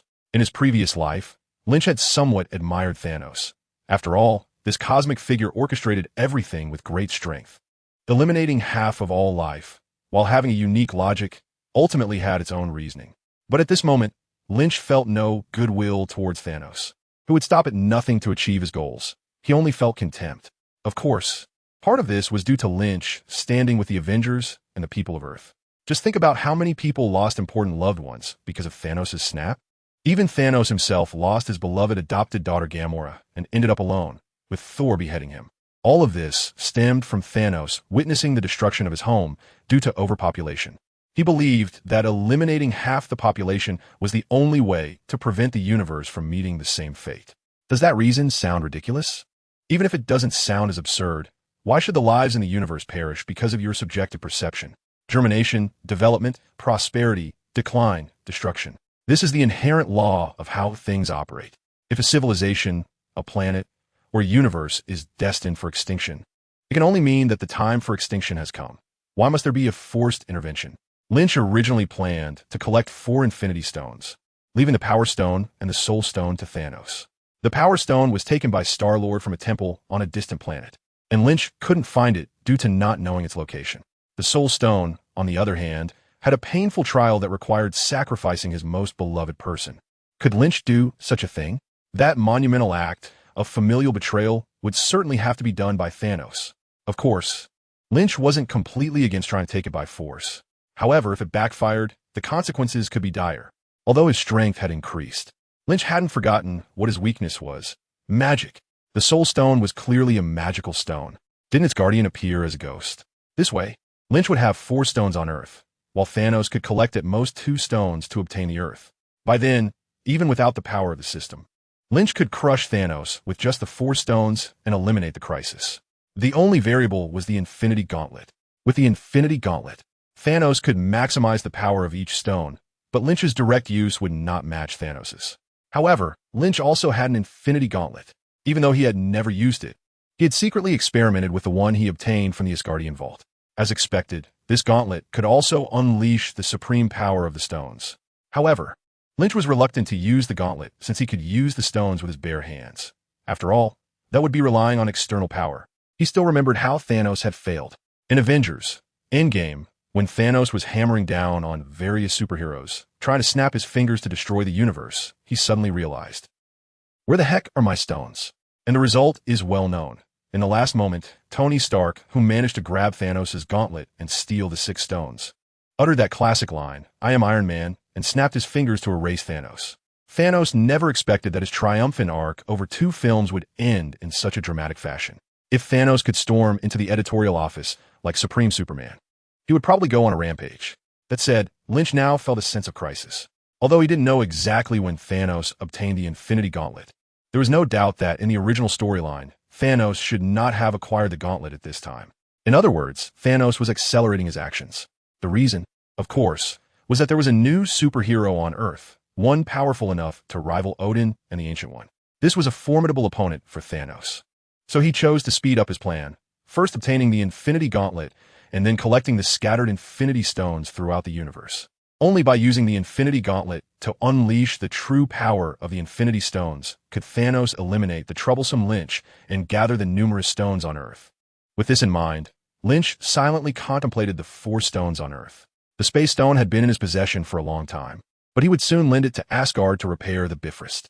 The Mind Stone had been taken by Hydra with his tacit approval, and it was likely that it had already successfully activated Scarlet Witch and Quicksilver. The Time Stone was held by the Ancient One, and in 2 years, it would be passed to the next Sorcerer Supreme, Doctor Strange. According to his agreement with the Ancient One, it would be his if necessary. The Reality Stone was in the hands of the Dark Elf leader, Malekith. Lynch suddenly realized that it seemed to be time to obtain the Reality Stone. The Reality Stone first appeared in Thor, the Dark World, when the Dark Elf King Malekith, holding the Reality Stone, saw the Bifrost Bridge destroyed and Odin in decline. Believing the time was ripe to make his move. In the timeline of Thor, the Dark World seems to be set in the year 1314, right? As he pondered this, Lynch's eyes lit up. Since he was already here, and the space stone was about to make an appearance, why not get a reality stone to play with? Thor. Lynch stepped forward and patted Thor on the shoulder, saying, "Don't be angry. How about we go defeat those rebels?" Upon hearing this, the God of Thunder looked a bit confused. "Didn't you say those guys I could handle?" "Yes." Lynch chuckled. "But when facing certain guys, you'll need my help." Noticing the subtle meaning in Lynch's gaze, Thor felt an inexplicable panic in his heart. He wasn't foolish. He wasn't a purely reckless brute without brains. But most of the time, he was too lazy to think too much. When necessary, he could be quite perceptive and even clever. Just like at this moment, Thor suddenly recalled what Lynch had once said to him. Could it be that he was about to face misfortune? Home destroyed, people fleeing, brothers turning against each other. Parents lost, girlfriend dug. Thor slapped his forehead hard, driving those ominous thoughts out of his mind. He looked at Lynch with determination and a solemn expression, saying, "Thank you." "Lynch, no need." Lynch was somewhat surprised, not expecting Thor to be so sensitive. "This is what I promised you." After speaking, Lynch took out the blue crystal space gem and controlled the energy input into it. He took one last look at the devastated Nidavellir and softly said, "Remember this scene in your heart, if you don't want such things to happen in our homeland." In the next moment, a blue light flashed, and the dead star returned to silence. On the ground, several armored warriors were engaged in battle with a tide of alien soldiers. The warriors of the Celestial Palace were incredibly brave, dominating the battlefield with confidence, and even though they were outnumbered, they fought fiercely against the army. Suddenly, a thunderbolt fell directly from the sky to the ground. Holding the meow hammer, the spirited Thor slowly rose from it and then leaped up. The meow hammer struck the ground instantly, and the explosive lightning swept away a circle of enemies, sending them all flying. Thor, with a casual swing, Sif, looking elegant and heroic, turned to Thor and said with a smile, "We have the situation under control. You are too slow." Thor laughed heartily and charged into the crowd like a demigod. In the air, Lynch quietly observed the fierce battle below, not intervening. Suppressing the rebellion of the Nine Realms was the necessary path for Thor to become the king of Asgard and the lord of the Nine Realms. During this process, Thor could demonstrate his strength and reliability as the heir, gaining the trust and support of everyone inside and outside. If Lynch rashly intervened, Thor would lose this great opportunity. And who knows when the next one would come. After a long time, the balance of the battle below gradually tilted towards Asgard with Thor's involvement. After Thor personally defeated the strongest enemy warrior, all the rebels abandoned their resistance, dropped their weapons, and crouched down to express their submission to Thor. Thor raised the meow hammer high, his gaze sweeping over the dark crowd in front of him, his expression confident and joyful. Seeing this, Lynch stood beside him. "Congratulations, the new king of Asgard." Thor smiled broadly. "Your reputation has spread across the Nine Realms, and everyone has witnessed your strength and bravery. Not enough yet." Thor reined in his smile and asked with a hint of concern, "There are still challenges waiting for me, aren't there?" "Yes." Lynch appeared nonchalant and casually said, "Have you heard of Dark Elves?" "Dark Elves?" Thor was taken aback. "I know of them, but weren't they exterminated by my grandfather thousands of years ago?" Lynch shrugged his shoulders, unable to answer Thor's question. "I don't know. I only know they will return and bring disaster." Thor's expression changed several times, as if he was contemplating something. "We can go find Heimdall. He should be able to discover something." In Asgard, within the resplendent castle, a celebration was in full swing for their next king, Thor, who had successfully pacified the Nine Realms. However, the main character of this feast had quietly slipped away to the control center of the Rainbow Bridge. As soon as he entered, Thor heard Heimdall's ever-calm voice. "You seem unhappy." Thor walked over to Heimdall's side and forced a smile. "Sometimes joy is harder to bear than war. It's your way of finding joy that's the problem." Heimdall remained still, his eyes fixed on the void ahead. Thor chuckled softly. "Maybe." In front of them was a dazzling expanse of stars, incredibly beautiful. "How are the planets?" "Still twinkling." Heimdall paused and looked at Thor. "From here, I can see the Nine Realms and countless beings. Do you remember when I told you about celestial bodies?" Thor nodded and said, "I remember. All the realms lined up. It's coming, isn't it?" Heimdall stepped down from the control console of the Rainbow Bridge, his expression serious. "Since I began my watch, I've never seen such a cosmic wonder. Few know of it, even fewer have seen it. Despite the risks it poses, it is indeed breathtaking." As he spoke, the beauty of the stars reflected in Heimdall's eyes. "I can't see it." Thor looked worried. He knew this astronomical phenomenon connecting the Nine Realms must be related to the disaster Lynch mentioned. "Maybe it's not the kind of beauty you're pursuing." The two exchanged a knowing smile. "How is she?" Halfway through his laughter, Thor suddenly asked, "Your human girlfriend is very intelligent. Although she doesn't understand celestial bodies yet, she is studying them." Thor pondered for a moment and then looked up. "You know about the Dark Elves, right?" "Dark Elves?" Heimdall stopped, turned around with a puzzled look, "Of course. They're a bunch of lunatics who want to plunge the entire universe into darkness." At this point, Heimdall's eyes, which could see all things in the world, fixed on Thor. Why bring them up all of a sudden? Because they are about to return. In the cold and desolate starry sky, at the center of a cluster of planet fragments that had drifted for thousands of years, the king of the Dark Elves quietly awakened. His skin was pale and delicate, with long, pointed ears, deep-set eyes, and white hair clinging to his scalp. At first glance, this leader of the Dark Elves, Malekith, resembled a vampire. He broke free from his restraints and weakly leaned against the wall as he walked out of the room. Outside the room, the vast spherical building contained small rooms housing sleeping Dark Elves. His gaze swept over his Dark Elf subordinates as they emerged one by one from their small rooms. Soon, Malekith and his Dark Elf army announced their return. "The ether has awakened us. The celestial bodies are gathering again." A cold smile flashed across Malekith's face, evoking memories of the eternal darkness in the starry sky. A few days later, in Vanaheim, Malekith bent down to scoop up some of the soil. This is the homeland of the Dark Elves. They haven't been able to return since they were defeated by Thor's grandfather, Bor. Beside him, the Dark Elf commander, the last cursed warrior, Algrim, approached. "This is my legacy, Algrim." Malekith, half squatting on the ground, sighed. "I almost forgot what it was like to live without light." Algrim placed a hand on Malekith's shoulder and comforted him. "Our revival is your greatest legacy." At these words, Malekith suddenly stood up, angrily declaring, "The suffering we endured must be repaid tenfold by the warriors of the Elven realm. I will restore our world. I will completely end this corrupted universe." Algrim, seeing Malekith invigorated, couldn't help but excitedly nod. Just as the two were immersed in the fervor of revitalizing the Dark Elves and achieving a great renaissance, a voice suddenly interrupted. "Thor, did you hear? They want to take revenge on you." "Who?" The two Dark Elves jolted awake, instantly turning their heads and adopting a combat stance. Thor tightened his grip on his hammer. "Amurderu ora rising." "Asgardians?" Malekith surveyed Thor with alarm and fury. Algrim, not one for many words, immediately launched an attack on Thor. "Calm down." Lynch's body flashed, and he held two Dark Elves in his hands, saying calmly, "Don't be impulsive." The spicy chicken shreds and Algrim struggled wildly, but they felt the restraints on them tightening even more. In just a few seconds, the two Dark Elves had wrapped themselves up and couldn't move at all. "I warned you."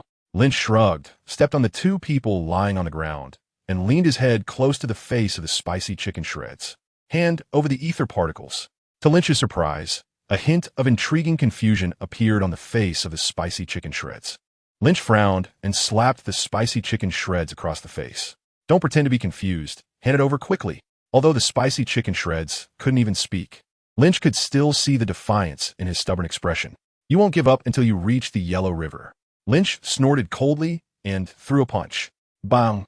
The spicy chicken shredded flew like a cannonball, instantly soaring into the distance.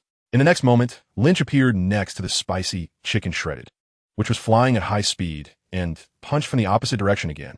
Boom!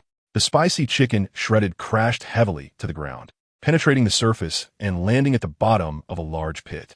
3 minutes later, Lynch clapped his hands, and in front of him lay the unrecognizable spicy chicken shredded. "So, have you changed your mind?" The spicy chicken shredded on the ground struggled to move its colorful cheeks, its lips constantly mumbling something.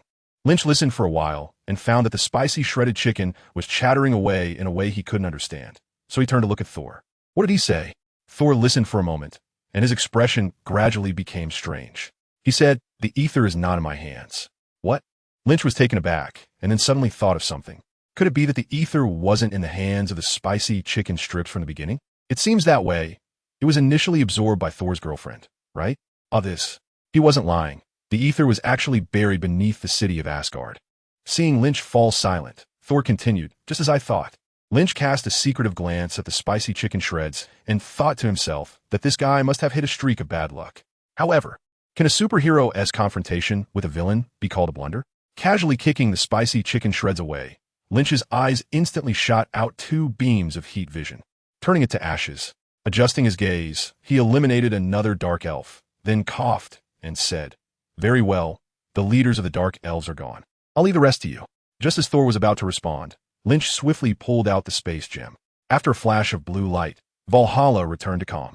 In London, inside an abandoned building, Thor's hot girlfriend Jane held a simple device and cautiously walked through the building wrapped in strange forces. Suddenly, a gust of wind swept through the corridor, lifting the fallen leaves off the floor. Jane frowned, sensing something was amiss.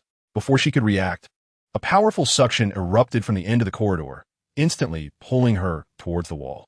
Just as she was about to crash into it, a flicker of illusory waves flashed, swallowing Jane whole.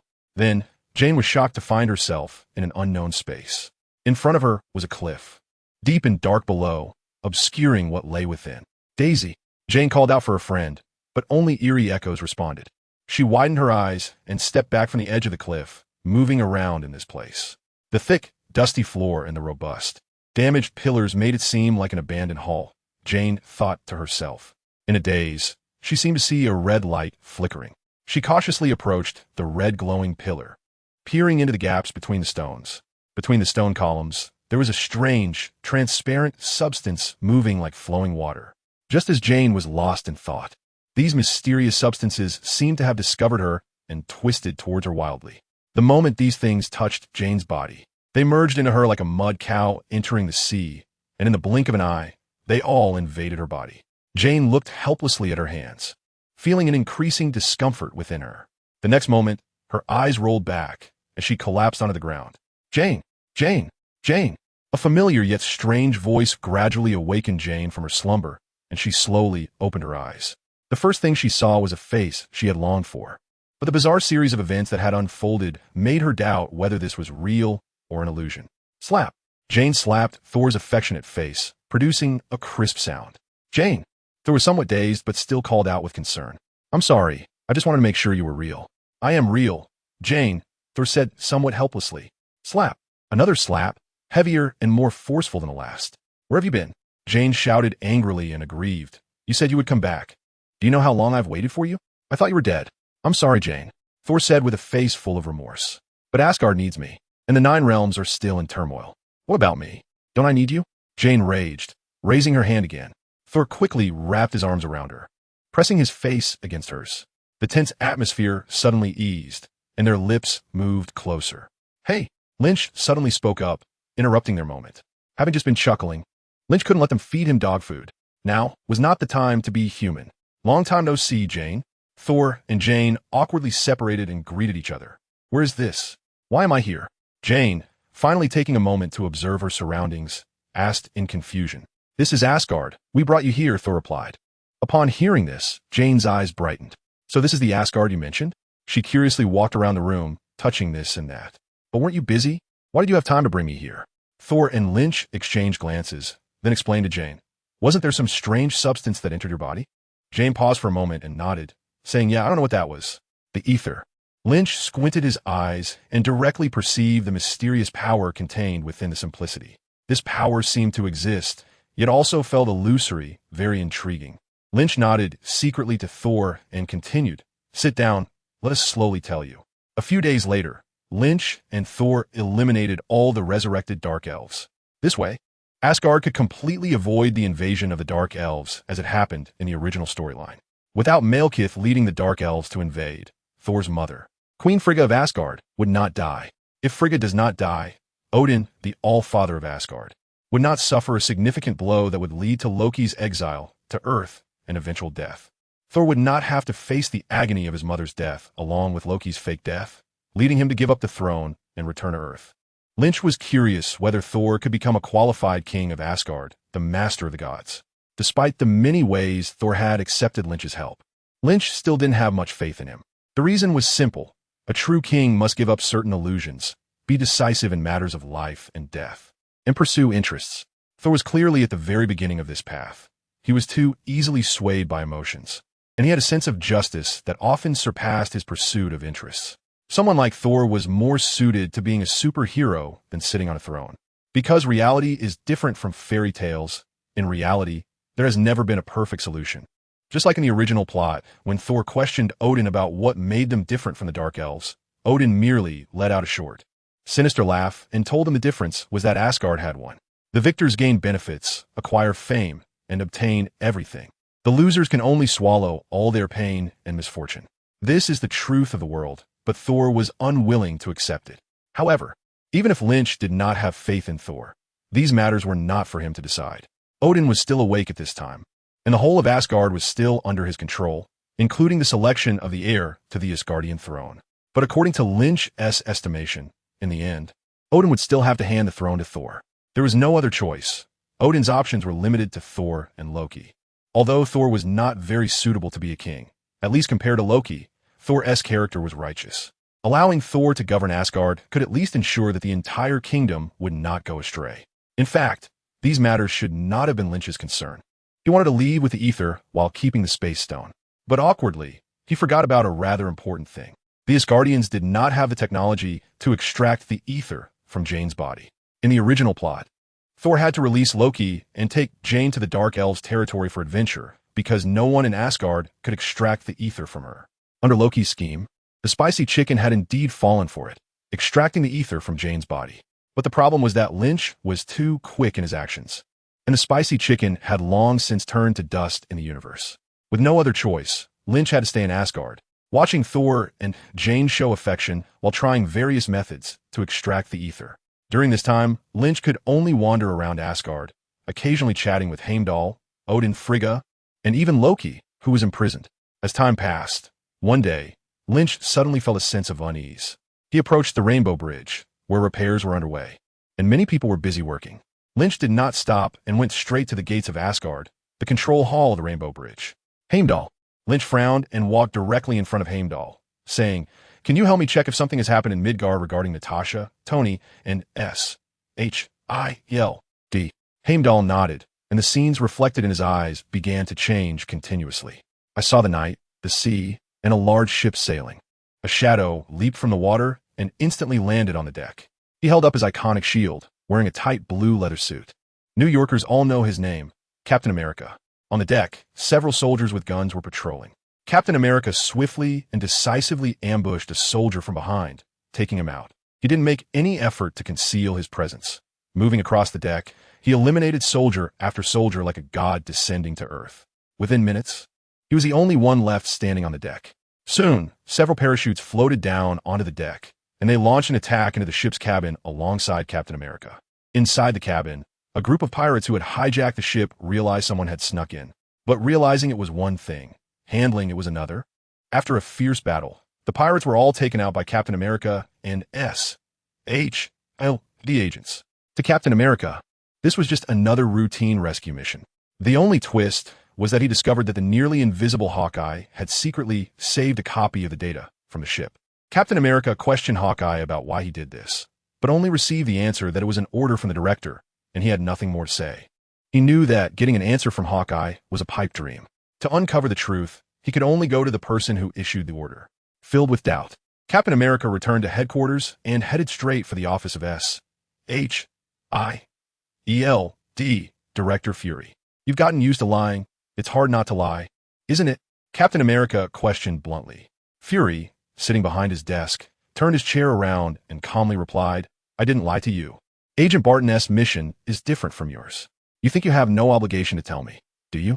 Captain America continued to press. "I have no obligation to do anything," Fury replied without changing his expression. "Those hostages might die." Fury responded nonchalantly, "To avoid that, I sent the greatest warrior in history to carry out the rescue mission. Warriors should trust each other. That's how you have an army." Captain America's expression was serious, not buying Fury's flattery. Otherwise, it's just a bunch of rabble running around with guns. Fury, seeing that Captain America was relentless, stood up angrily and said with emphasis, "The last time I trusted someone, I lost an eye." Captain America was left speechless, and Fury continued, "Listen, I didn't intend to make you do something you think is over the line. That's why I entrusted this to Agent Barton. He was willing to do it. If everyone is focused on their own tasks, then I can't lead the team." Seemingly enraged by Fury's words, Captain America retorted angrily, "That's called compartmentalized management. No one will leak secrets because no one knows all the secrets." Fury's single eye stared intently at Captain America, as if trying to see through him. But Captain America showed no fear, simply snorting coldly, "Except for you, right?" Fury remained silent, and the two fell into silence. After a long while, Fury averted his gaze, lowered his head, and said softly, "You misjudged me." Then he raised his head, his gaze sincere. "I can tell you if you want to know." A few minutes later, Fury took Captain America into an elevator.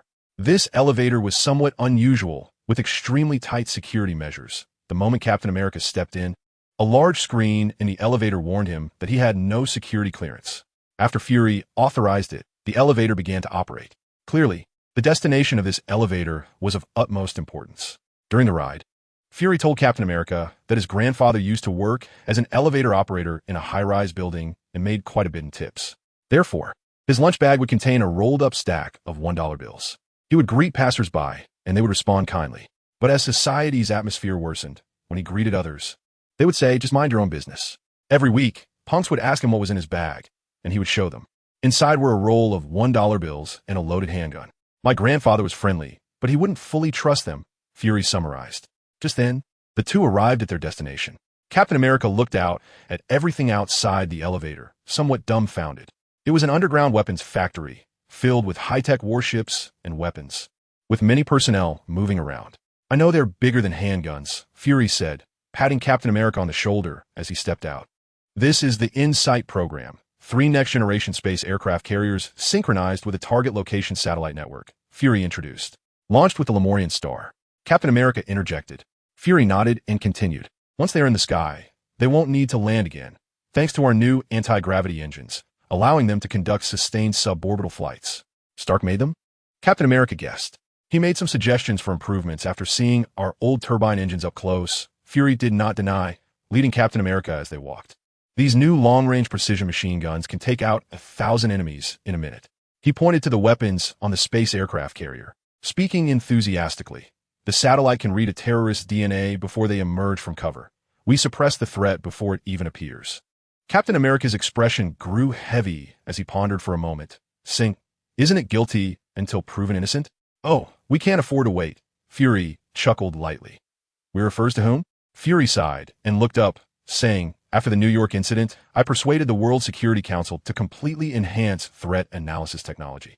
After a pause, Fury lamented, "At least this time, we are one step ahead." Pointing guns at the whole world while claiming to protect it, Captain America said, his brow furrowed. Fury was not surprised and faced Captain America directly, saying, "You know what? I've seen the files from the Strategic Scientific Reserve, the greatest generation. You all have done some dishonorable things." The Strategic Scientific Reserve was the predecessor of SHIELD, and Captain America had served in that organization. "Yes, we compromised." In the face of accusations, Captain America did not back down. "Some things keep us up at night because of our conscience, but we did it to ensure people could be free." Saying this, he pointed to the space aircraft carrier behind him. "This is not freedom. This is fear." SHIELD views the world realistically, not idealistically. You should recognize the situation and stop always singing the opposite tune, Captain. Fury's tone was cold. Captain America's expression remained steadfast, his thoughts unwavering. "Don't hold your breath." After saying this, Captain America turned and left, while Fury, who remained in place, showed a contemplative expression. In the office, Fury, back into space, stood by the window for a long time. A sealed office. Suddenly, Fury ordered, under the control of the system. The doors and windows of the office were locked. Fury turned around, took a USB drive from his pocket, and plugged it into the computer.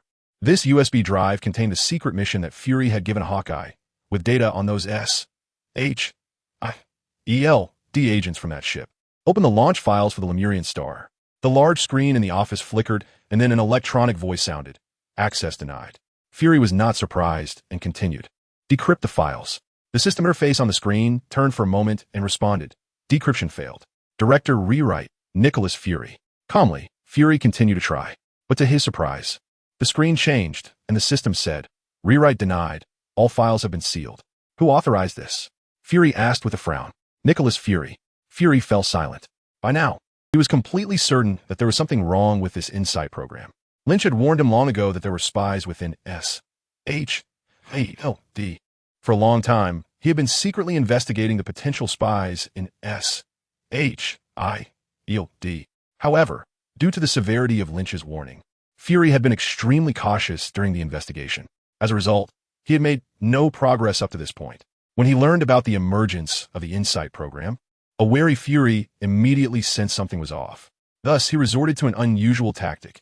He hired a group of pirates to hijack a SHIELD ship related to the program and secretly dispatch Hawkeye to gather information about the Insight program while sending rescue personnel.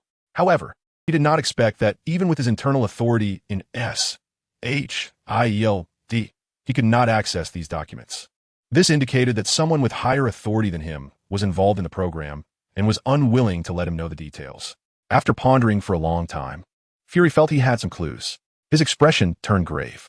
If Lynch had not exaggerated back then SHIELD might really be in danger. Meanwhile, Captain America, having left SHIELD headquarters, felt somewhat troubled. After wandering for a while, he arrived at a special place. After disguising himself, he walked through a historically rich hall to a room. Lying on the bed was an old woman with chicken skin and gray hair.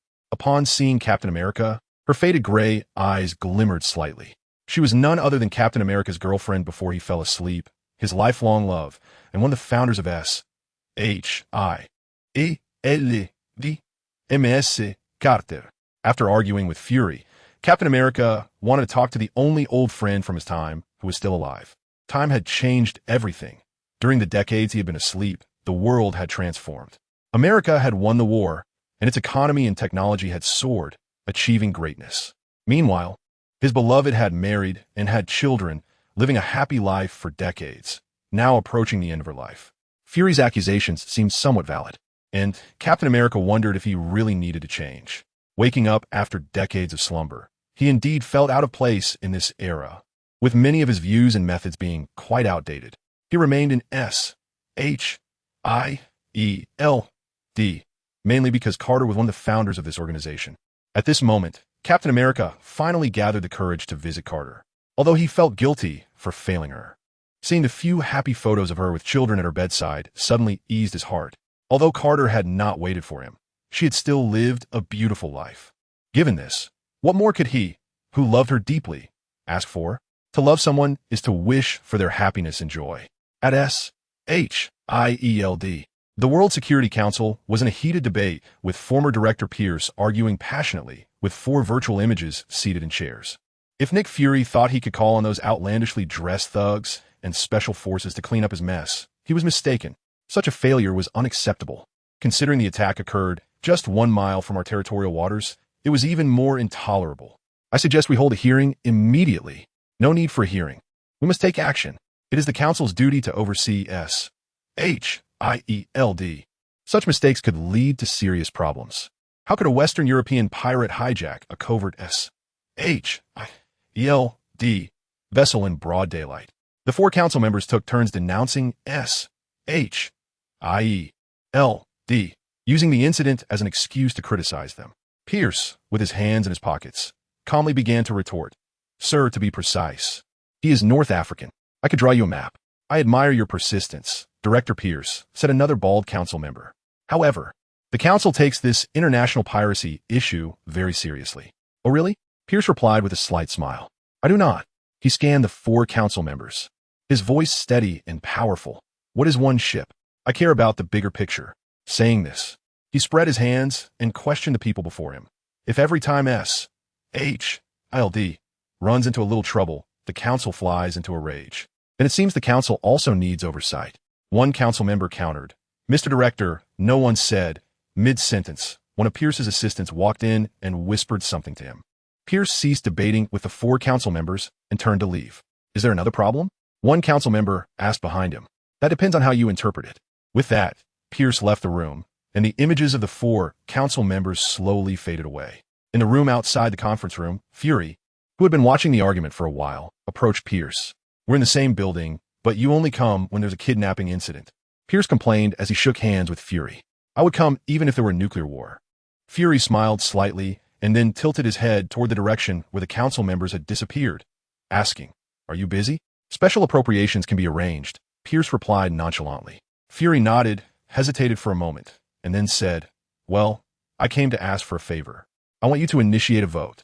The Insight program must be postponed. Pierce replied, maintaining a composed demeanor. That requires a hearing. It might take a long time. It might be fine. I think it should be no problem. I just need time to confirm. Fury stated seriously. What if there's a problem? Then we will all be glad the helicarrier hasn't launched. Upon hearing this, Pierce stared at Fury for a moment without saying a word. All right. Pierce withdrew his gaze, indicating his agreement. However, you need to invite Iron Man to my nephew's birthday party. Thank you, sir. Fury extended his hand, and the two shook hands firmly. You can't just swing by. You need to join in the fun. Pierce smiled and turned to leave. The moment he turned his head, his expression suddenly darkened, and a chilling murderous intent flashed in his eyes. Nick Fury, you truly live up to my expectations. Since you don't want to live, then let me send you to your death. At the intersection, Fury sat in the car, expressionless as he watched two white police officers in a patrol car beside him. Do you want to see my driver's license? Fury said coldly, meeting their unabashed scrutiny. The white police officer in the driver's seat appeared somewhat displeased, pressed the siren, and then drove away. Seeing this, Fury snorted coldly, not overly concerned. In this so-called land of freedom and equality, the prejudice and discrimination brought by skin color had never truly diminished. The streetlights ahead had turned on, and Fury continued driving. The next moment, a speeding patrol car came barreling towards Fury's car. Bang! In an instant, Fury's car was hit and spun around, the airbag in the driver's seat deploying. But that wasn't the end of it. 3 more vehicles quickly surrounded Fury's car from all directions, blocking him in tightly. The onboard smart system detected a fracture and began to alarm, displaying an image showing that Fury's left arm was broken, blood streaming from his nose. Fury glanced around in a daze before quickly regaining his composure. Recommend injection of anesthetic. Under the intense pain, Fury could only grit his teeth and follow the onboard smart system's guidance, bending down to retrieve the anesthetic from the storage compartment and injecting it into his fractured arm. Outside the car, in addition to police cars, several black armed vehicles carrying special forces had also arrived. The police and fully armed soldiers had completely sealed off the area and were cautiously advancing in a net formation. The Washington Police Department currently has no manpower in this area, the onboard smart system reminded him, prompting Fury to curse inwardly. What a useless system. Don't you see these guys are all police special forces? You think they want to help me call for backup? Save it. These guys must be related to Pierce. Fury thought to himself. The anesthetic he had just injected into his arm quickly took effect, rapidly dulling the intense pain that had made movement impossible.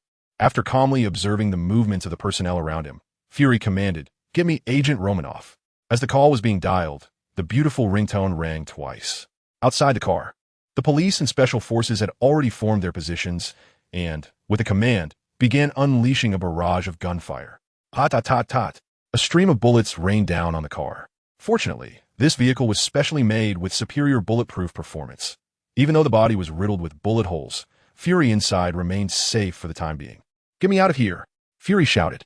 "The propulsion system is offline. Restart it quickly." The onboard smart system began to reboot the vehicle's propulsion system. And after the bullet storm outside had continued for several seconds, it abruptly stopped.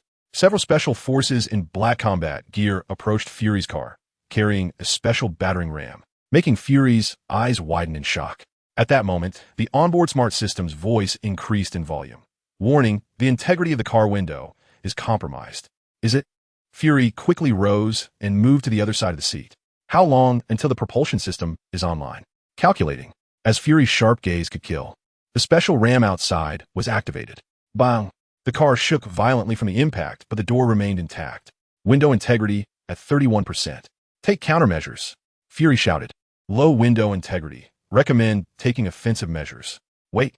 Another hit came down, and, as Fury swayed inside the car, he focused intently on the people outside, silently calculating the timing. Bang! Another strike, and the entire car door was nearly destroyed. Window integrity at 1%. "Now's the time," Fury shouted, grabbing an assault rifle that had risen inside the car and began firing madly at the people outside. Rat-a-tat-tat, taken by surprise. Large groups of enemies were directly swept down by Fury, falling to the ground. Just then, the vehicle propulsion system, which Fury had been waiting for, was also rebooted. Accelerate to full speed. The car, which had been stalled for a long time, finally roared to life, first reversing to gain speed and then surging forward, crashing through the vehicles ahead, racing away with Fury covered in wounds. In the battered car, Fury took a deep breath and commanded, "Initiate vertical takeoff. The flight system is damaged." "Then activate the navigation camera." Fury yelled and returned to the driver's seat. "Let me drive." Fury pressed hard on the accelerator, and the car's speed suddenly increased, weaving through traffic at a rapid pace. Contact Romanov. The communication array is damaged. Fury's face darkened, and he snapped. What else isn't damaged? The air conditioning system is operational, the emotionless AI replied. Fury nearly spat out a mouthful of blood, but he knew it wasn't the time to relax, because he noticed that several cars behind him were blaring their sirens in pursuit. This wasn't even the worst part. If they could mobilize the police and special forces.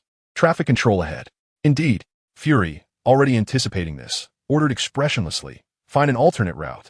17th Avenue, 3 blocks away, is clear. Glancing at the rapidly approaching cars in the rearview mirror, Fury no longer hesitated and crashed into the vehicles moving normally on the road, speeding away into the distance. The powerful, high-performance special vehicle shot out like a wild horse, covering several hundred meters in an instant. However, soon ahead appeared a dense cluster of cars, nearly completely blocking the road. Fury had to slow down, struggling to weave through them. Behind him, the pursuing cars had arrived, and a line of police soldiers poured out. Fury shot a cold glance at the approaching men and slammed on the gas. Rat-a-tat-tat. These men fired at Fury without regard for the surrounding ordinary soldiers. Get me out of here. Bullets hit the already shattered windows of Fury's car, forcing him to lean down and shout angrily. The car's speed remained slow, but the police officers firing their guns were gradually closing in on Fury. Facing the increasingly close enemies, Fury's eyes widened, and he reversed the car, directly knocking several guys away while turning into a side street. This side street was much clearer than before, and Fury quickly accelerated, trying to shake off his pursuers. But several police cars quickly followed with their sirens blaring. Fury swiftly swerved the steering wheel, crashing into one of the pursuing police cars. He quickly snatched the other person's gun and took them out. Other police cars seized the opportunity to encircle Fury, and just as he was about to employ the same tactic, he heard the onboard smart systems alert. Warning, there is an intersection ahead. Fury slammed on the brakes, and the car's speed decreased sharply. The police cars, however, failed to notice the danger of the intersection and continued forward without slowing down. Bang! At that moment, it was a red light, and a large truck coming from the left instantly crashed into the police cars. Don't take me on the main road. Fury let out a roar, bypassed the accident scene, and seized the opportunity to escape while the pursuers were all finished. The vehicle drove through the bustling city for a while, then turned into a small road, gradually slowing down. Just as Fury wanted to catch his breath, he was horrified to find a strange person in front of him. The person had long hair and a mask covered all but his cold, eerie eyes. He wore a black combat uniform similar to that of the previous pursuers and was holding a submachine gun. Realizing something was wrong, Fury quickly reversed the car. But the next moment, he felt the world spinning. A specially designed bomb exploded under his car, flipping the entire vehicle over. Amidst the swirling shadows, Fury, dazed by the shockwave from the explosion, found himself upside down, vaguely seeing the strange soldier walking towards him. Move, Fury. You can't die here. Fury roared in his heart, but his body was completely immobilized, leaving him to watch helplessly as death approached closer. The soldier silently walked to the front of Fury's car and forcefully tore off the damaged door. He pulled out a sharp blade and swung it towards Fury's chest. No! Fury howled hoarsely, but he couldn't stop the deadly blade from coming closer. He stared fixedly at the blade, his mind blank. In an instant, the blade made contact with Fury's heart. However, the pain Fury imagined did not come. To his shock and confusion, the blade exploded the moment it touched him. Even more bizarrely, after the blade exploded, it transformed into candies the size of silkworms, crystal clear and colorful, looking incredibly delicious. For a moment, both Fury, who had narrowly escaped death, and the cold-hearted Winter Soldier were stunned. What was going on? Fury certainly didn't think this person was performing some kind of magic. This strange situation seemed to be something only one person could create, right? Soon, an expected voice rang out. Hey, tired from the fight? Want some candy to relax? Suddenly appearing beside them, Lynch Fei popped 2 candies into his mouth and placed a hand on the Winter Soldier's shoulder. Just as the Winter Soldier was about to resist, he felt his body completely out of his control and even extended his hand to take the candy Lynch Fei offered, tossing it into his mouth. Good boy. Lynch squinted and smiled, directly activating his mind control ability. A strange mental force descended upon the Winter Soldier, completely sweeping away the shackles that bound him. After regaining control of his body, the Winter Soldier looked bewildered, as if he had just woken up from a deep sleep. After freeing the Winter Soldier, Lynch turned to Fury and said, "Director, shall we talk somewhere else?" It turned out that Fury's call had been connected by Natasha, but it was quickly disconnected due to an attack on their vehicle that damaged the communication system. During the brief call, Natasha heard a series of gunshots and violent collisions. Immediately sensing that something was wrong, Natasha had basically severed ties with SHIELD, and she rarely contacted Fury or Hawkeye anymore. But now Fury was sending out a distress signal to her. Natasha couldn't help but recall Lynch's warning to Fury when she was present. If it weren't for the SHIELD spy incident, which left Fury with no one trustworthy, how could he possibly call an outsider like her? Yet Natasha felt powerless. From the sounds on the phone, it seemed Fury was on the verge of being taken out. How could she help from so far away? After thinking it over, Natasha used her last resort, summoning Lynch. Sensing Natasha's call through his mental powers, Lynch immediately returned to Earth from Asgard, saving Fury just in time. At that moment, he held the Reality Stone, while the Space Stone remained in Asgard. The Reality Stone can distort reality, turning the illusory into reality and the real into falsehood. Even if Lynch could only wield a fraction of the stone's power, he could still change small aspects of reality like magic. For example, turning a knife into candy, transforming a car into Bumblebee, or turning animals into spirits. It sounds quite absurd, but distorting reality comes at a cost. Matter and energy cannot be created or destroyed, and the difference can be called backlash. This backlash must be borne by the user, but fortunately, Lynch's strong body and abundant energy mean that minor backlashes cannot harm him. Leaving the backlash aside, the Reality Stone is essentially a universal gem. Those who can wield the Reality Stone are nearly akin to true gods. Just like the nearly lifeless Fury, who, with a wave of Lynch's hand, was revitalized. Such a terrifying power. Fury squinted his single eye, observing the mysterious stone in Lynch's hand, speaking in a deep tone. Having witnessed Lynch use this stone to turn a blade into candy and completely heal himself, Fury could easily imagine how incredible the stone's powers were. If it fell into the hands of an ordinary person, could they turn a handful of dirt into diamonds?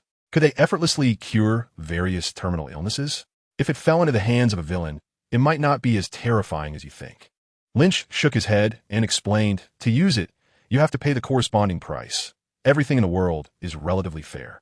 Fry pondered for a moment and felt that Lynch's words seemed to make some sense. Such a magical treasure must require some cost to use, right? Putting aside his curiosity about the gem, Fry turned to ask, can you tell me what you know about the traitor in SHIELD? Lynch casually nodded and said, the mastermind behind the SHIELD traitor is your former boss, the former director of SHIELD, Pierce. Fury listened expressionlessly, not saying a word. This scene mainly takes place in Captain America, the Winter Soldier, where Hydra intends to dominate the world through the helicarrier and an intelligence system. The main Hydra figures responsible for this plan include the bald Hydra agent Sitwell, who has appeared multiple times in the film and is secretly embedded in SHIELD, as well as the traitor Pierce, who has managed to infiltrate and become the former director of SHIELD,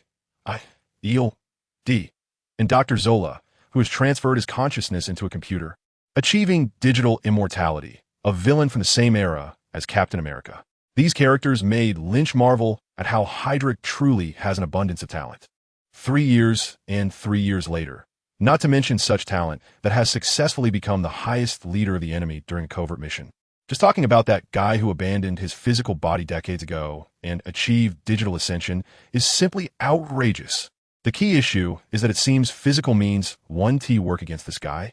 Even if he can destroy all the computer equipment in the place where that guy is located, can Lynch destroy all electronic devices in the world? However, Lynch wasn't too worried. He still had some ideas, just needed to verify them. With that in mind, Lynch said to Fury, let's go resolve this matter. Upon hearing this, Fury wanted to ask something but saw the surroundings changing rapidly, so he quickly closed his mouth. At the SHIELD headquarters, the bald Hydra agent Sitwell was reporting something to Pierce. After finishing the report, Pierce frowned and asked suspiciously, what does disappeared mean? Literally, sir, Sitwell awkwardly explained. The scene only left behind some of this. Saying this, Sitwell reached into his pocket. After rummaging around, he took out a piece of candy and handed it to Pierce. What is this? Pierce stared at the item with disbelief. From the outside, it looked just like a piece of candy. As you can see, sir, this is a piece of candy, Sitwell answered, bracing himself. This is not funny at all. Pierce instantly exploded with rage. What the hell? Are you playing hide and seek with the king of hell here? Are you trying to say they all turn into candy? Did Majin Buu come out? Sir, Sitwell weakly explained, but apart from the car, there was only a ground full of suddenly appearing candy left, and this all happened suddenly. There must be some connection. Then go investigate thoroughly and report back to me. Pierce's old face twisted in anger as he pointed to the door, indicating it was time to leave. Sitwell could only respond a few times, lowering his head as he walked out. After taking just 2 steps, Sitwell suddenly felt a blur in front of him, and a person appeared ahead. Upon closer inspection, a chill ran down his back. Hello, is this the way to Pierce's office? Lynch seemed unaware of Sidwell's unusual behavior and asked with a smile. Sidwell quickly regained his composure and put on an appropriately surprised and friendly expression as he replied, Yes. Super Kid, do you need something from the minister? Just a little thing. Lynch chuckled as he walked past Sidwell. When he saw Lynch heading towards Pierce's office, Sidwell's expression instantly became serious. He hesitated for a moment, took out his phone, and wanted to send a message to Pierce. All right. After taking a few steps, Lynch suddenly turned around and smiled at Sidwell, who was fidgeting. I might come looking for you later, so you can prepare a bit. Huh? Sidwell was taken aback for a moment, then casually replied, No problem. I'll be waiting for you in the executive area. Lynch nodded, turned, and quickened his pace, instantly crossing dozens of meters to arrive in front of Pierce's office. Knock, knock, knock. Who is it? Pierce asked from inside the office. But Lynch did not respond and directly pushed the door open. Hello, Pierce. Lynch greeted with a smile. Pierce glanced at Lynch, his expression somewhat stiff. Lynch's behavior was hardly polite, and the timing of his visit was quite clever. From what Pierce understood, Lynch, the superhero with incredible powers, had a significant friendship with Fury. Could it be that he rescued Fury? As someone who had managed to become the director of S.H.I.L.D.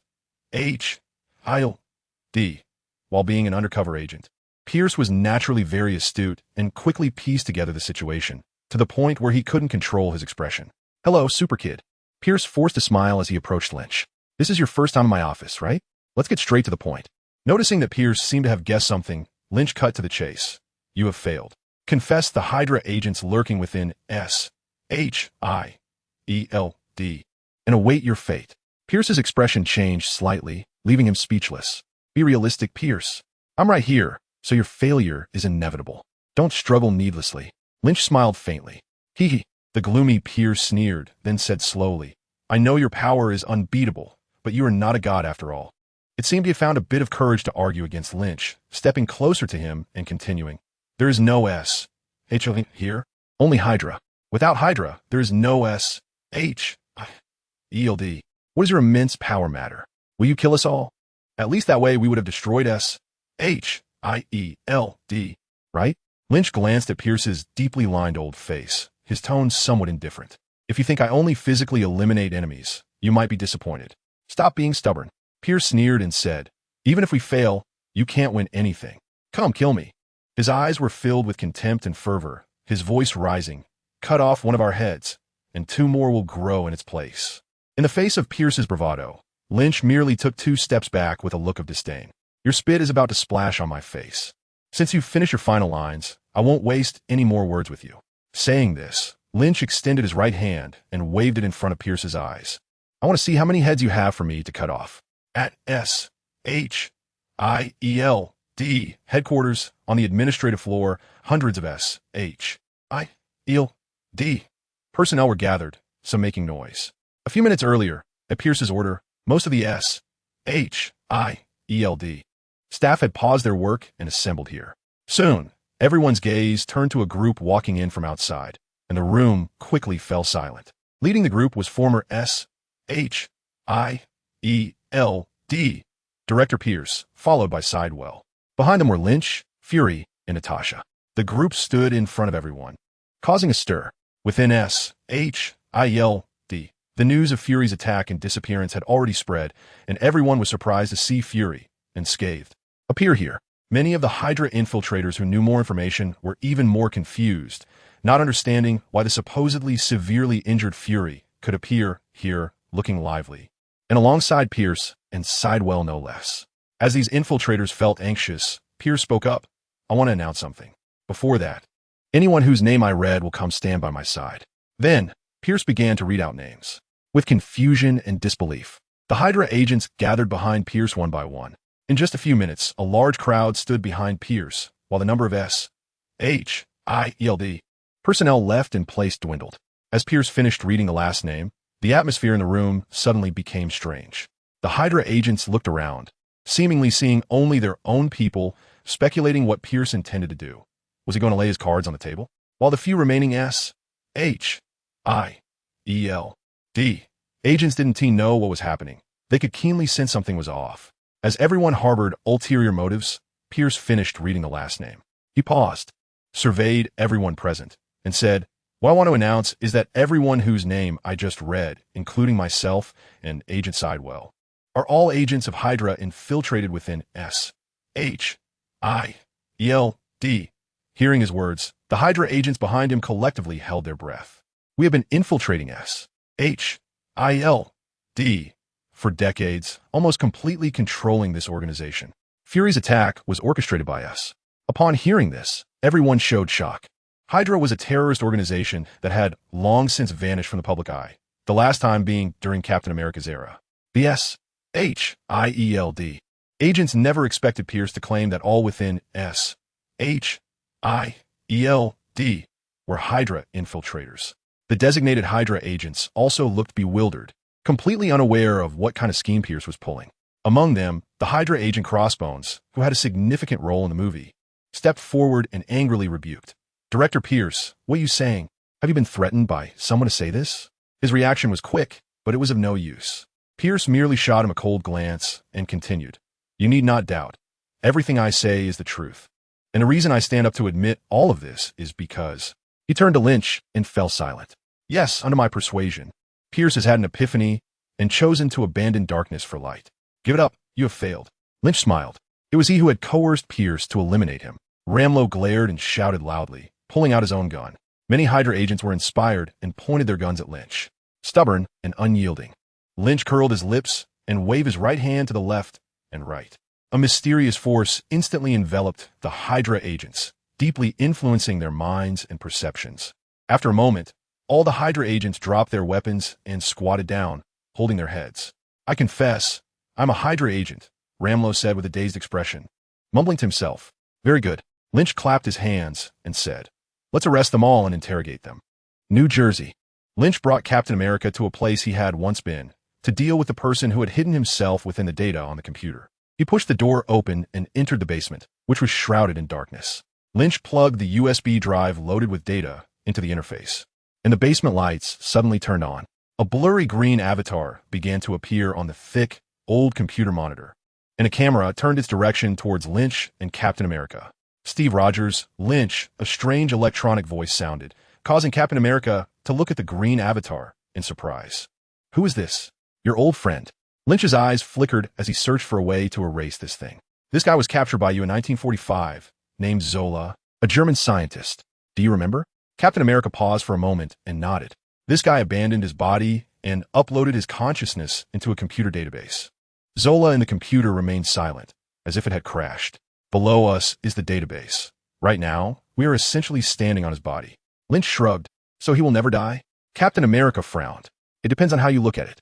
I believe he died when he lost his human body." Lynch shook his head and then looked at Zora's green head, saying, "Why don't you greet me? Is it because you can't find a way to deal with me at all, even with such a big brain?" Upon hearing this, Zora's image twisted in a very human-like manner and then emitted a special electronic sound. "Lynch, your power is indeed godlike, but I must say, physical means are completely ineffective against me."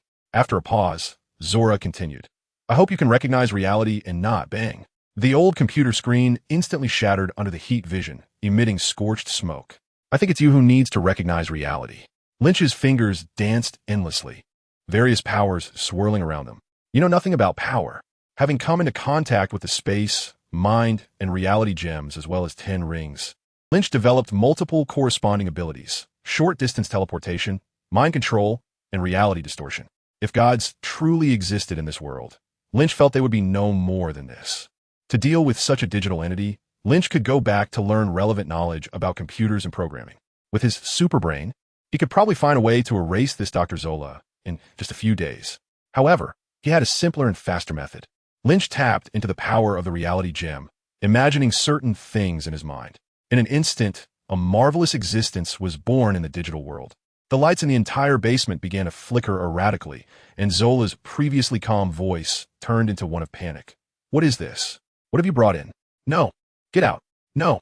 Zola's eerie scream lasted only a few seconds, and the sound that echoed in the basement turned into a hissing, chaotic electronic noise. Half a minute later, the basement returned to normal. A computer screen suddenly lit up, revealing a red avatar. Hello, Captain and my master.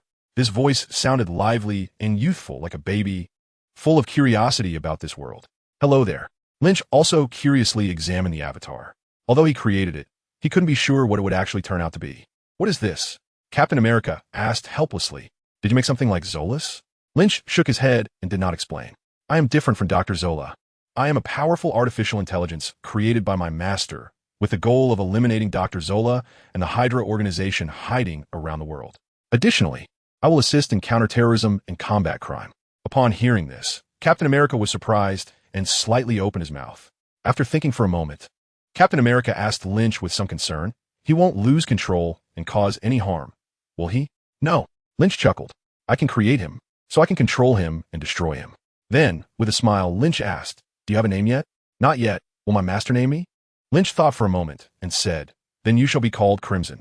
In Sokovia, within the Hydra Castle stronghold, the Scarlet Witch and Quicksilver, the sibling duo, walked through a dimly lit corridor and entered a secret room.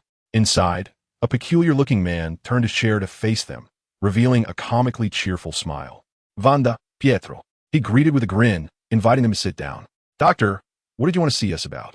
After sitting down, Wanda and Pietro exchanged glances and asked the man referred to as the doctor. Of course, the doctor maintained his silly smile, but his tone began to grow serious. Do you remember who your enemy is? At this, Wanda's pretty face darkened, and her gaze turned fierce. How could I forget? I remember every letter on that missile that fell in my home. Wanda's tone was icy, and as her emotions fluctuated, dark red energy began to swirl around her hands and eyes. Tony Stark, I will return the pain I've suffered to him tenfold. Seeing Wanda get angry, Quicksilver nervously squeezed his sister's hand. Good, the doctor said, clearly satisfied with Wanda's reaction. He continued, what I want to tell you is that the opportunity has come. What do you mean? Wanda asked, her eyes fixed on the doctor, a bit anxiously. Didn't you say the timing wasn't right?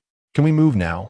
The doctor nodded and shook his head, explaining, it's not about going after Tony Stark, but targeting his most powerful ally, his closest comrade. Who? Upon hearing that it wasn't about Tony, Wanda frowned.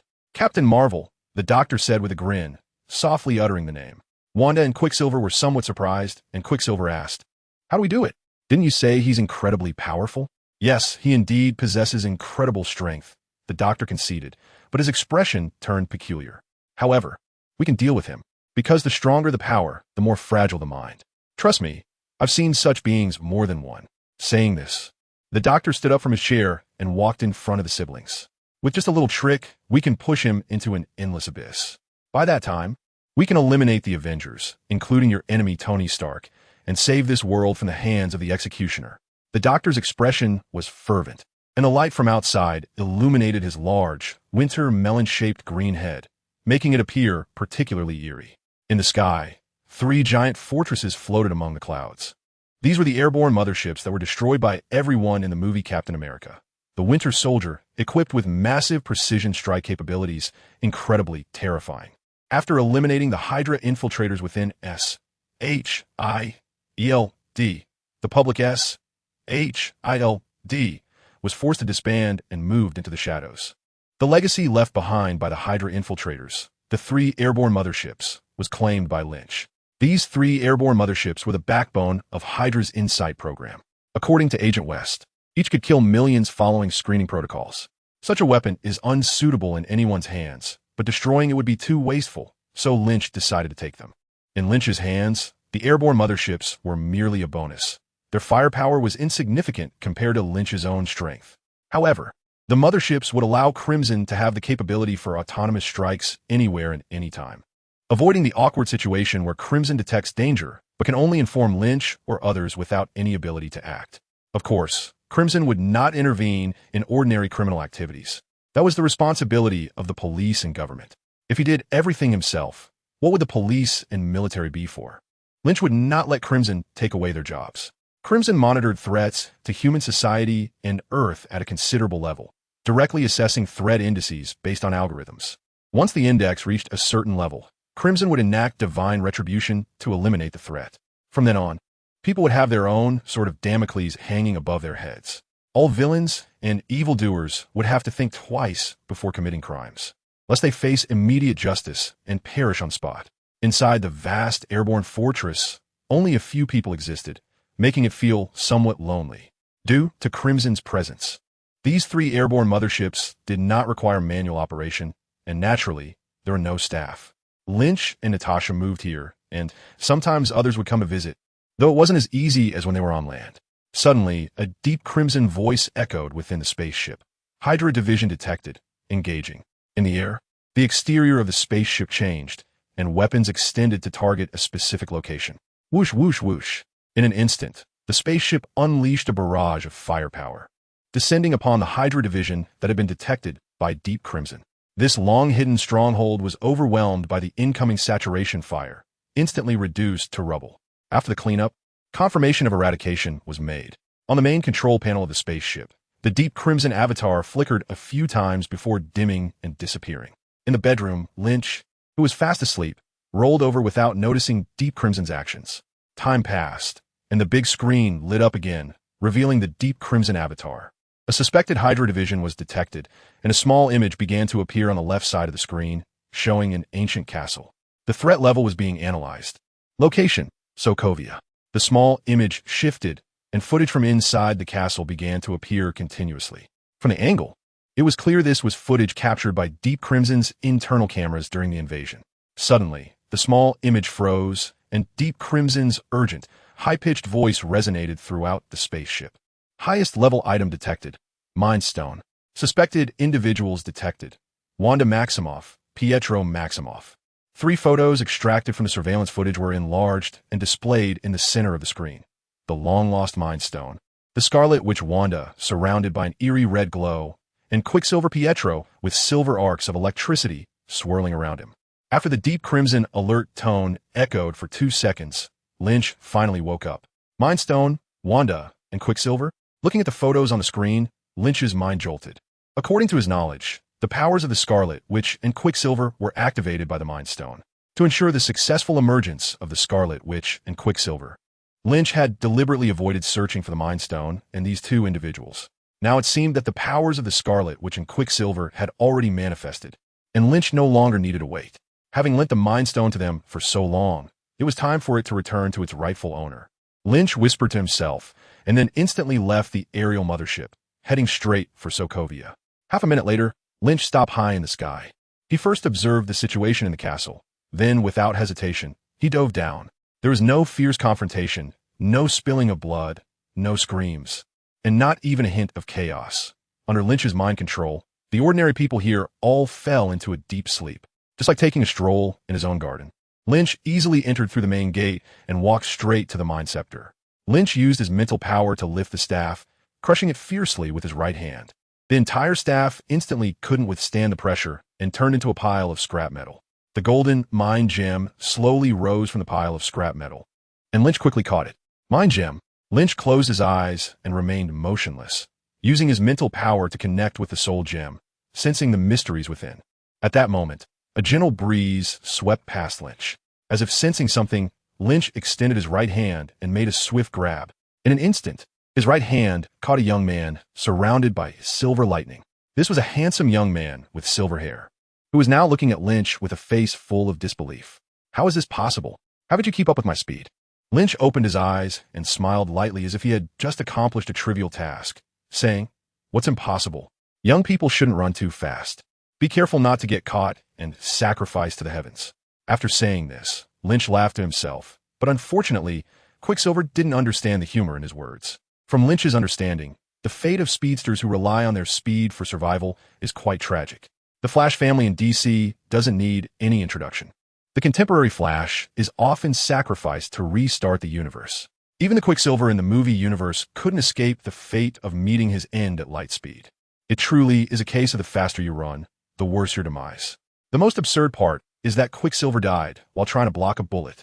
Honestly, Being shot to death is probably the most disgraceful way for a speedster to die, right? Isn't this just the screenwriter deciding you die this minute, with no one daring to let you live to the next second? However, Lynch noticed that Quicksilver's speed wasn't very impressive. At the very least, Lynch felt that he could easily outpace him with the speed he had a year ago, let alone now. There was no way he could compare to the Flash, who possessed Speed Force. According to the official DC speed rankings, the Flash's speed surpasses Superman's. After all, he has the Speed Force, which allows him to defy the laws of physics and literally lift Newton's coffin when he runs. But Quicksilver didn't know any of this. As he realized that his most proud ability was defeated by Lynch, he began to contemplate the meaning of life. At this moment, his sister was not pleased. Beside Lynch, the Scarlet Witch Wanda suddenly appeared, her hands glowing with red light as she aimed at Lynch's forehead. This was a magical power that struck at the heart, extremely terrifying. The Scarlet Witch Wanda is an emotional powerhouse, having nearly single-handedly defeated Thanos with all the Infinity Stones in a state of extreme anger and hatred. Seeing her brother being restrained, Wanda was naturally filled with worry and hatred, and this magical attack was not to be taken lightly. Lynch's expression froze for 2 seconds, as if he had really fallen for it. But just as the two of them let out a sigh of relief, Lynch suddenly turned his head to look at Scarlet Witch and said, "Wanda, that kind of greeting isn't very polite. Watch out. Quicksilver, quick in speed and reaction," immediately shouted in urgency. "Take it easy." Lynch grabbed Quicksilver with one hand and wrapped his other arm around Scarlet Witch's shoulder, speaking as if chatting with an old friend. "Let me go," Scarlet Witch shouted while struggling.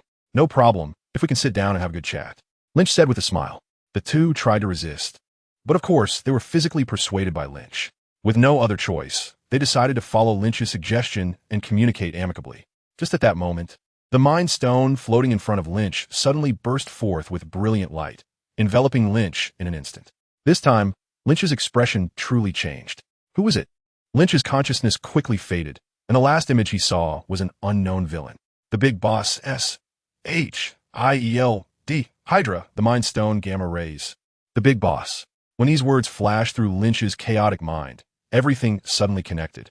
The Big Boss, who was forced to serve S-H-I-E-L-D,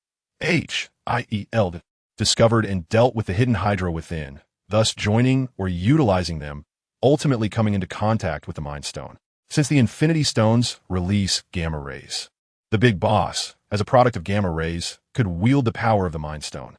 This is similar to how Hulk, another gamma monster, stepped up in Avengers Endgame, donned the Infinity Gauntlet, and snapped his fingers to bring back half of the universe's life. They were both masterpieces of gamma experiments, capable of resisting the backlash of the stones.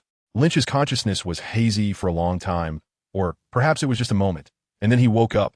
However, everything in front of him made him realize that the influence of the Mind Stone had not dissipated. A tall monster with thick limbs, a twisted face, and covered in spikes was staring intently at Lynch, its chaotic pupils a deep red. Doomsday? Lynch's expression darkened, and his heart began to race after a long time. From this guy, he sensed a terrifying threat of death. It felt as if he had encountered a predator from the upper levels of the food chain in nature. No matter which version of Superman, Doomsday is Superman's archenemy, having confronted and even killed Superman multiple times. How could this not send a chill down Lynch's spine? No. Lynch's body tensed as he surveyed his surroundings. Was this an illusion that forced him to confront his greatest fears? Using his supervision, Lynch discovered that he was on a strange version of Earth. It was strange because this Earth was scarred, as if it had been plowed over and over again by a powerful monster. Cities lay in ruins, nations had fallen, and the remaining humans could only struggle to survive among the debris. The culprit behind all of this was undoubtedly the Doomsday in front of him. However, Lynch recalled the illusions faced by the Avengers in the movies. Black Widow, Captain America, Tony, they had all fallen into illusions where they encountered their deepest fears. There were regrets from the past and omens of the future. But fundamentally, this was still a form of psychological attack, trapping one in the most terrifying scenes from which they could not escape. So, does that mean my greatest fear is Doomsday? Lynch let out a cold laugh and instantly charged towards Doomsday. I'm not Superman. At an incredible speed, immense power was unleashed, crashing down in front of Doomsday in an instant.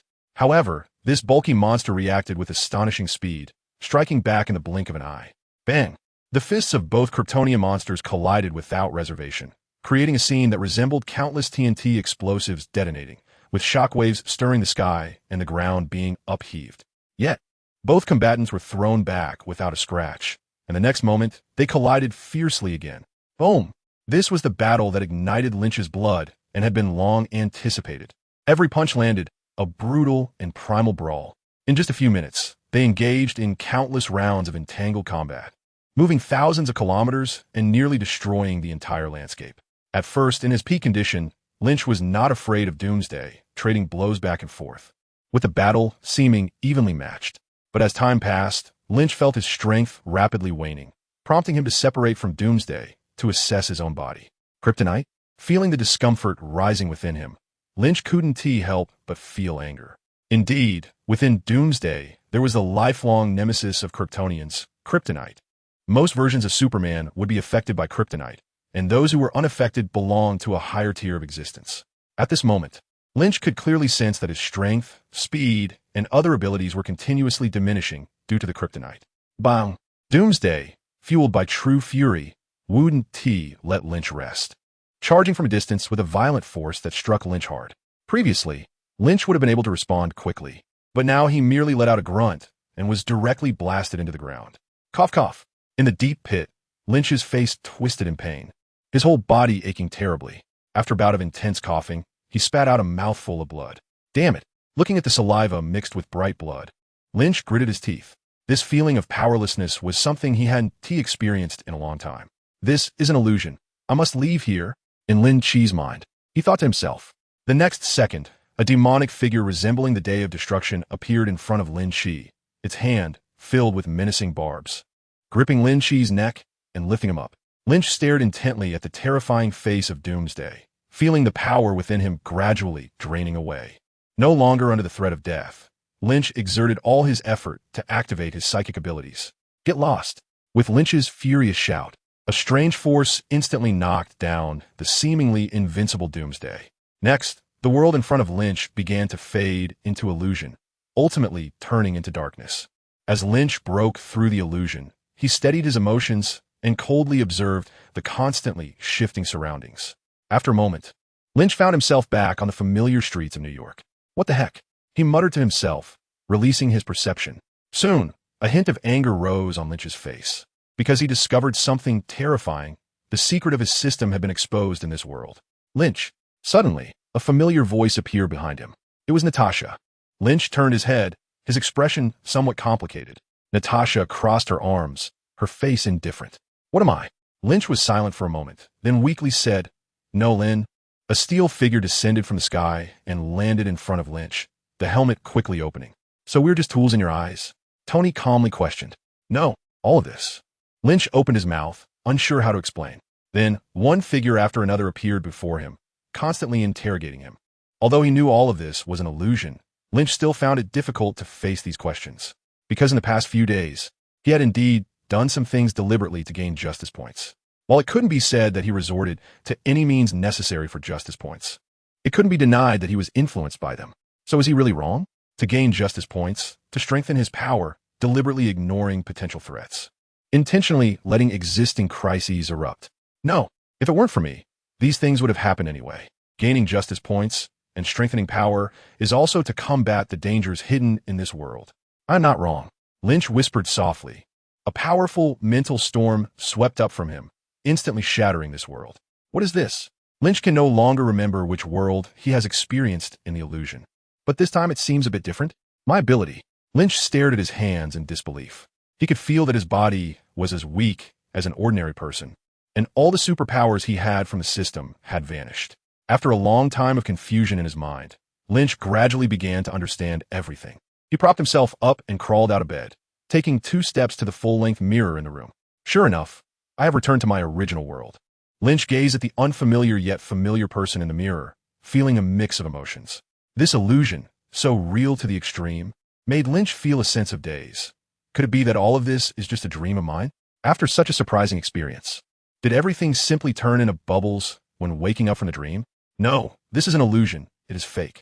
Lynch clenched his fist, his expression darkening. No matter how hard he tried to summon his strength, there was no response. Was he really afraid of becoming that ordinary, mundane, depressed, and lonely boy again? Just then, Lynch felt something vibrate in his pocket. He took out his phone and saw a message from a classmate. The message was from his closest friend and roommate from college, inviting him out to hang out. Lynch glanced around the room, went into the bathroom to wash his face, and then came out. Facing a friend he hadn't seen in years, but who was familiar in his memory, Lynch tried hard to act like his usual self. But for some reason, his friend kept scrutinizing him, looking somewhat puzzled. "What's wrong? Have you changed your tune recently? My feelings for you are very pure, you know." "Oh, please. The girls are way better than you," Lynch's friend retorted, rolling his eyes. However, after his sarcastic comment, he said seriously, "You look a bit different today. You seem a bit sick. Why are you throwing out such cheesy lines?" Lynch snorted, looking disdainful. "What on earth?" His friend shouted angrily. "Seriously? Don't you think your temperament has changed?" "Temperament?"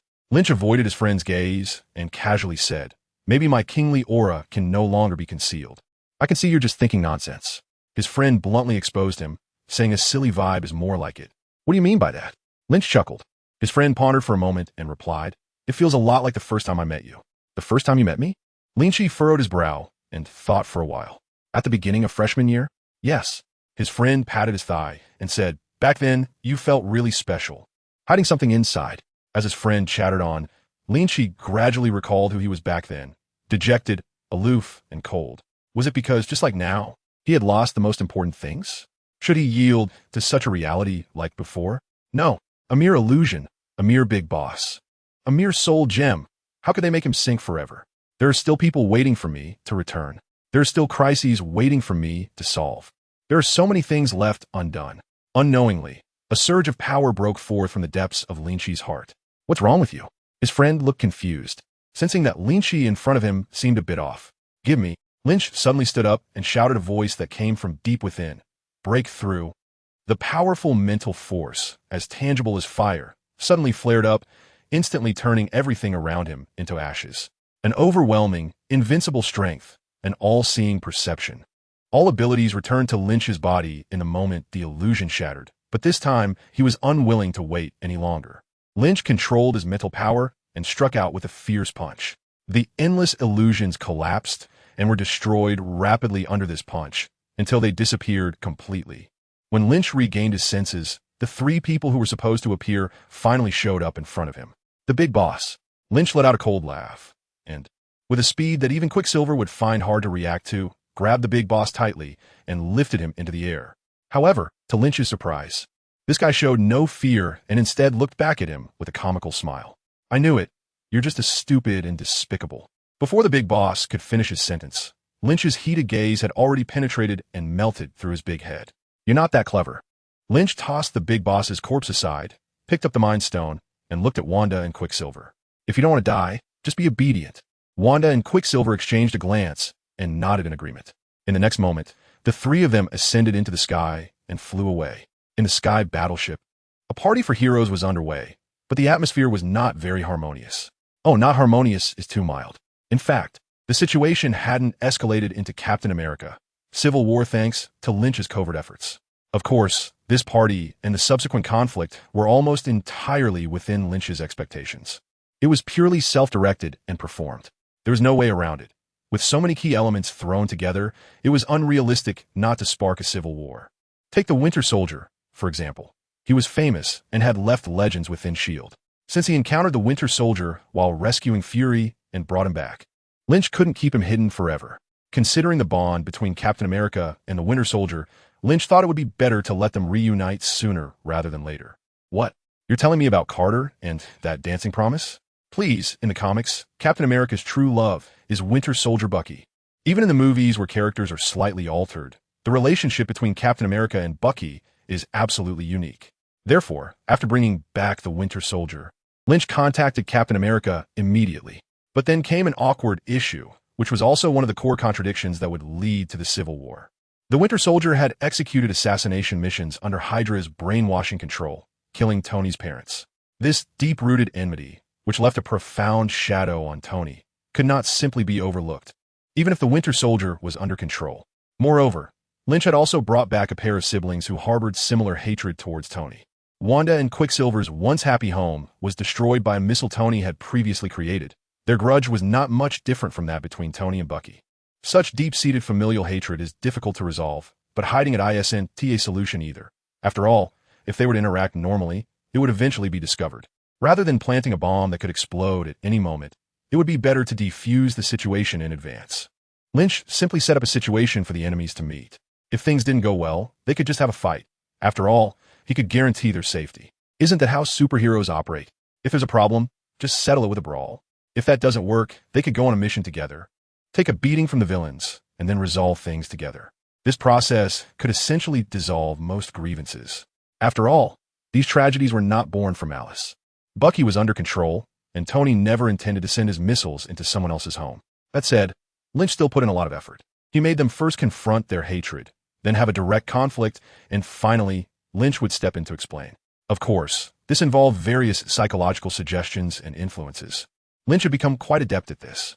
By the time the party was only halfway through, the situation was almost out of control. First, Tony accidentally discovered the video of Bucky killing his parents, and then seeing Captain America and Bucky being so close, he flipped out right there. Back when he was good friends with my brother, they called me Nini, but now they abandoned me to be with my enemy. Captain America quickly tried to explain, but Tony wouldn't listen at all, forcing Captain America to choose him or Bucky. The outcome was predictable. Captain America gave an answer without answering. Tony felt betrayed by Captain America and acted out violently. Just then, Wanda and Quicksilver showed up. The siblings immediately accused Tony of creating weapons that destroyed their home, making Tony feel guilty. Even though he had disbanded his weapons department and no longer dealt in arms, Tony knew he had indeed brought pain and sorrow to many families. He had always felt deep guilt about this. But time had passed, and no one could come before the world-saving superhero Iron Man to accuse him of past mistakes. Until now, when a pair of young people showed up. In that moment, Tony suddenly understood Bucky's feelings. Guilt, pain, even though none of it was caused by his own will. So, Tony let Bucky go. If he couldn't let go of his hatred, how could he persuade those young people to do so? Perhaps forgetting it all was a good choice. Faced with the united Captain America, Bucky, and Wanda, Tony no longer lingered and directly left the aircraft carrier. After the party, Thor found Lynch to talk. "What's wrong?" Lynch casually remarked, "You seem troubled. What's bothering you?" Thor smiled wryly and shrugged. "Yes, all sorts of things." He sighed and continued, "Recently, my father's health hasn't been great, and he often pulls me aside to talk about impending disasters and such." Lynch glanced at Thor and asked, "Is your father doing well? Are you making him angry?" Running to Earth every day, he doesn't even want to inherit Asgard anymore. Thor hesitated for a moment and said, "To be honest, I do have that thought. However, if I don't take the throne of Asgard, whether it's Loki or someone else, I'm really afraid they will mess things up." Lynch fell silent for a moment, thinking to himself that whoever ascends to the throne probably won't fare much better. In fact, it wouldn't matter who took the throne after Odin, as Asgard would ultimately be destroyed in Ragnarok. In the original storyline, just after Odin's death, Hela would come out to wreak havoc. Who, besides someone like Lynch, could stabilize this throne? Being able to hold it for half a day would be impressive. After all, Hela, the goddess of death, could crush MJ Mjolnir with one hand. Thanos would be considered a junior in front of Hela, both in age and power. In the end, it was Loki who summoned Surtur, directly triggering Ragnarok, using poison to counter poison, and sacrificing their homeland to defeat Hela. Seeing Thor's conflicted expression, Lynch comforted him. "You can take your time to think about it. There's no rush. Just follow your heart. What is meant to be destroyed will be destroyed, so there's no need to constantly worry. What is meant to exist will exist, so there's no need to fret over it." Thor nodded silently. After hesitating for a moment, he said, "Actually, my father hopes that you will send one of the gems to another place, so that the two gems won't be together." He said this would invite disaster. Upon hearing this, Lynch chuckled lightly and said, "Your father is a wise man with great foresight. His intuition is not wrong. However, I must refuse." Before Thor could respond, Lynch continued, "Disasters can strike at any moment. We can't always think about escaping, but rather we must be prepared. In China, there is a saying, when soldiers come, the general will block them. When water comes, the earth will drown. It means that as long as we make the necessary preparations, any difficulty can be resolved. And right now, I'm doing just that." Thor was taken aback for a moment. Lynch stood up, walked in front of him, and asked with great interest, "If I give you a gem to be kept safe, where would you send it?" "To a collector," replied a thunder god. "Oh." Lynch chuckled and said, "Can you take it to find him?" A few days later, a spaceship entered a circular, cyberpunk-style interstellar city. The city was made up of various hollow high-tech buildings, with countless strange creatures walking around. This was the infamous void in the Marvel Universe, which, according to legend, was the severed head of an ancient divine artifact. The so-called ancient divine artifact refers to the pantheon of gods in Marvel. Many organizations sent people here to mine the minerals formed from the heads of the pantheon, gradually creating a city. These minerals were highly valuable, leading to the establishment of a black market inhabited by numerous outlaws and lawless individuals. The mysterious collector, an elder of the universe in the Marvel movies, resided here and secretly collected the Infinity Stones. Of course, this guy didn't collect the stones out of a desire for their immense power. He simply did it for the sake of collecting, drawn to the rarity of the stones. This was because collecting was a hobby of this elder of the universe, and also a means for him to continue surviving. The elders of the universe were the earliest created species of the pantheon. Most of them had short lives, but did not experience death in the traditional sense. The last person of each race became what is known as an elder of the universe, achieving a form of virtual immortality. However, the long life often caused them to lose the joy of living, leading them to abandon life itself. So they each had their own hobbies to extend their existence. Among them, the Grandmaster from Thor, Ragnarok, had a passion for gambling, while the Collector in the Void enjoyed collecting treasures. In the original plot, the Collector tasked Yondu with collecting the Power Stone, which Yondu then entrusted to Peter Quill, the protagonist of the Guardians of the Galaxy. At the beginning of the movie, Quill arrives on the planet that housed the orb, or the Power Stone, to steal it. However, that planet was often submerged in water, and Quill could only retrieve the orb when the waters receded. Therefore, Lynch became interested when Thor mentioned the Collector and wanted to experience the aliens and the Elder of the Universe. After some time traveling through space, the two finally arrived at the Void. Upon stepping onto this land, Lynch found it quite fascinating. It was filled with thieves, robbers, gamblers, mercenaries, and all sorts of scoundrels, none of whom appear to be normal. Not to mention the various lizard people and snake people. Even those resembling normal humans had skin of every color, referencing Gamora with her green skin, Nebula with her blue skin, and some red skin scrolls. However, the two didn't wander much and headed directly to the Collector's location, taking in the exotic scenery along the way. After all, for Lynch, observing anything required no effort to walk over. He could see everything clearly from where he stood. Soon, they arrived at the Collector's residence, where an alien in a red-skinned, white-made outfit was already waiting. Asgard naturally knew how to contact the Collector and had made arrangements in advance. Guided by the Collector's maid, the two entered the Collector's residence. Along the way, Lynch and Thor were like Lu Lao Lao entering a grand garden, marveling at everything. Lynch has limited knowledge, but he can still discover many items related to characters that have appeared in Marvel Comics, but have not been shown in the movies. Thor, on the other hand, is quite knowledgeable, having been the Prince of Asgard for thousands of years, able to recognize many rare items. However, both of them find it strange that many common items, which hardly have any value, are being carefully displayed alongside treasures. It is at this point that Lynch begins to think that the Collector might indeed just want to collect the Infinity Stones as rare treasures, rather than using them to stir up trouble or engage in some conspiracy. It seems plausible. What else could a cosmic elder with infinite lifespan be interested in aside from their own hobbies? Over the long years, they must have experienced countless things beyond their interests, leading to boredom. The question remains, is this infinite lifespan truly infinite, or is it just a facade? For example, if Superman were to punch him, would the Collector still survive? With this question in mind, the two followed the maid to stand before the Collector. Let me formally introduce you to. The maid said respectfully as she bowed. Tannelir Tyven, the Collector. The Collector wore sunglasses, his eyes dark and brooding, with white hair on top of his head, and a dark line drawn from his chin to his mouth, making him appear quite peculiar. He scrutinized the two for a while, before suddenly breaking into a smile. You are the son of Odin from Asgard, Thor? Thor chuckled and nodded, saying, Yes, my father has spoken of you, praising you as a wise elder. Oh really? Upon hearing this, the Collector seemed quite pleased. However, when his gaze fell on Lynch, the Collector's smile faded. Thor, can you introduce me to your friend? Thor glanced at Lynch silently for confirmation before remaining quiet. Lynch smiled and looked at the Collector, saying, You can call me Lynn, Mr. Daifan. Oh. The Collector pondered for a moment and asked, Is there something you wish to discuss with me? Of course. Lynch's expression changed, and he pretended to be profound as he said, The esteemed Collector must have heard the legend of the Infinity Stones, right? The Collector gazed deeply at Lynch and remained silent for a long time. Lynch did not rush, as he knew what the Collector was thinking. Under his probing, there were no secrets left about this mysterious cosmic elder.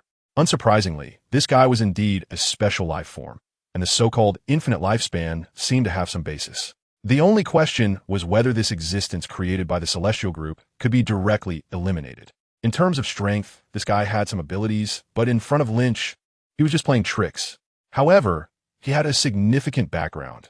The reputation of the celestial group was known throughout the universe, and even Lynch was not sure if he could confront these cosmic deities. Therefore, Lynch was uncertain whether beings like the Cosmic Elder could be taken down. Logically speaking, if they could really be easily eliminated, wouldn't that make the concept of infinite lifespan a false proposition?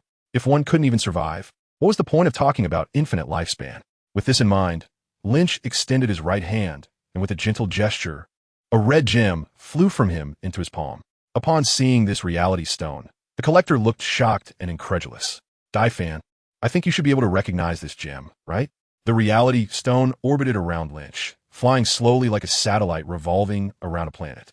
Lynch said calmly, speaking slowly, the reality stone, also known as the ether particle, possesses the power to distort reality, turning the unreal into the real. What I want to know is, where's the power stone that was once borrowed by ancient deities? In the early universe, the power stone was used by the Celestials to destroy life planets they did not approve of. Later, they deemed it too dangerous. So they sealed it in a cosmic sphere and sent it to a temple on a certain planet. This temple is where Quill obtained the Cosmic Traveler Sphere and is likely provided to him by the Collector. The Collector himself is an early creation of the Celestials and has lived to this day, so it is normal for him to know the secret location of the Cosmic Sphere. Otherwise, how could someone like Quill, who survives by petty theft, possibly come into contact with such a high-level treasure? At this moment, the Collector, faced with Lynch's questioning, did not know how to respond. He was quite eager for the stone, but he was not skilled in combat. Instead, he relied on the capital accumulated over the long years to hire others to do his bidding. Furthermore, he sensed a dangerous aura from Lynch, a threat to his life that he had almost forgotten. I don't know. I'm also searching for the Infinity Stones. If I knew, I would have collected them by now, the Collector said in a deep voice. Lies. Lynch smiled faintly. You just haven't obtained it yet, because the time isn't right. His expression turned cold, and the reality gem that was originally spinning suddenly stopped, emitting a faint glow. As punishment, let's have you experience the power of the gem. Lynch's gaze searched the Collector's room and finally landed on a space duck. Morag, many years ago, the Celestials placed the orb of cosmic power in a temple on this planet. Now, this temple was submerged beneath the water. At this moment, a massive spaceship was quietly hovering above the water surface. In the control room of the ship, Thanos, clad in golden armor, stared out at the endless water and suddenly spoke. Go retrieve the orb of cosmic power, my children. Behind him, the green-skinned Gamora and the blue-skinned Nebula respectfully bowed their heads in response and then sprang into action. Thanos continued to gaze into the distance, murmuring to himself, Soon, I will obtain this most powerful force. Soon, Gamora and Nebula exited the ship on a small aircraft. Nebula, equipped with diving gear, coldly glanced at Gamora and said, You don't need to go down. I can handle it alone. With that, she leapt directly into the water, creating a splash. On the surface, Gamora's expression shifted slightly, her green hue deepening. This was not due to Nebula's disrespect. She had long grown accustomed to her half-sister's abrasive attitude. Rather, it was because Thanos was about to acquire the first Infinity Stone.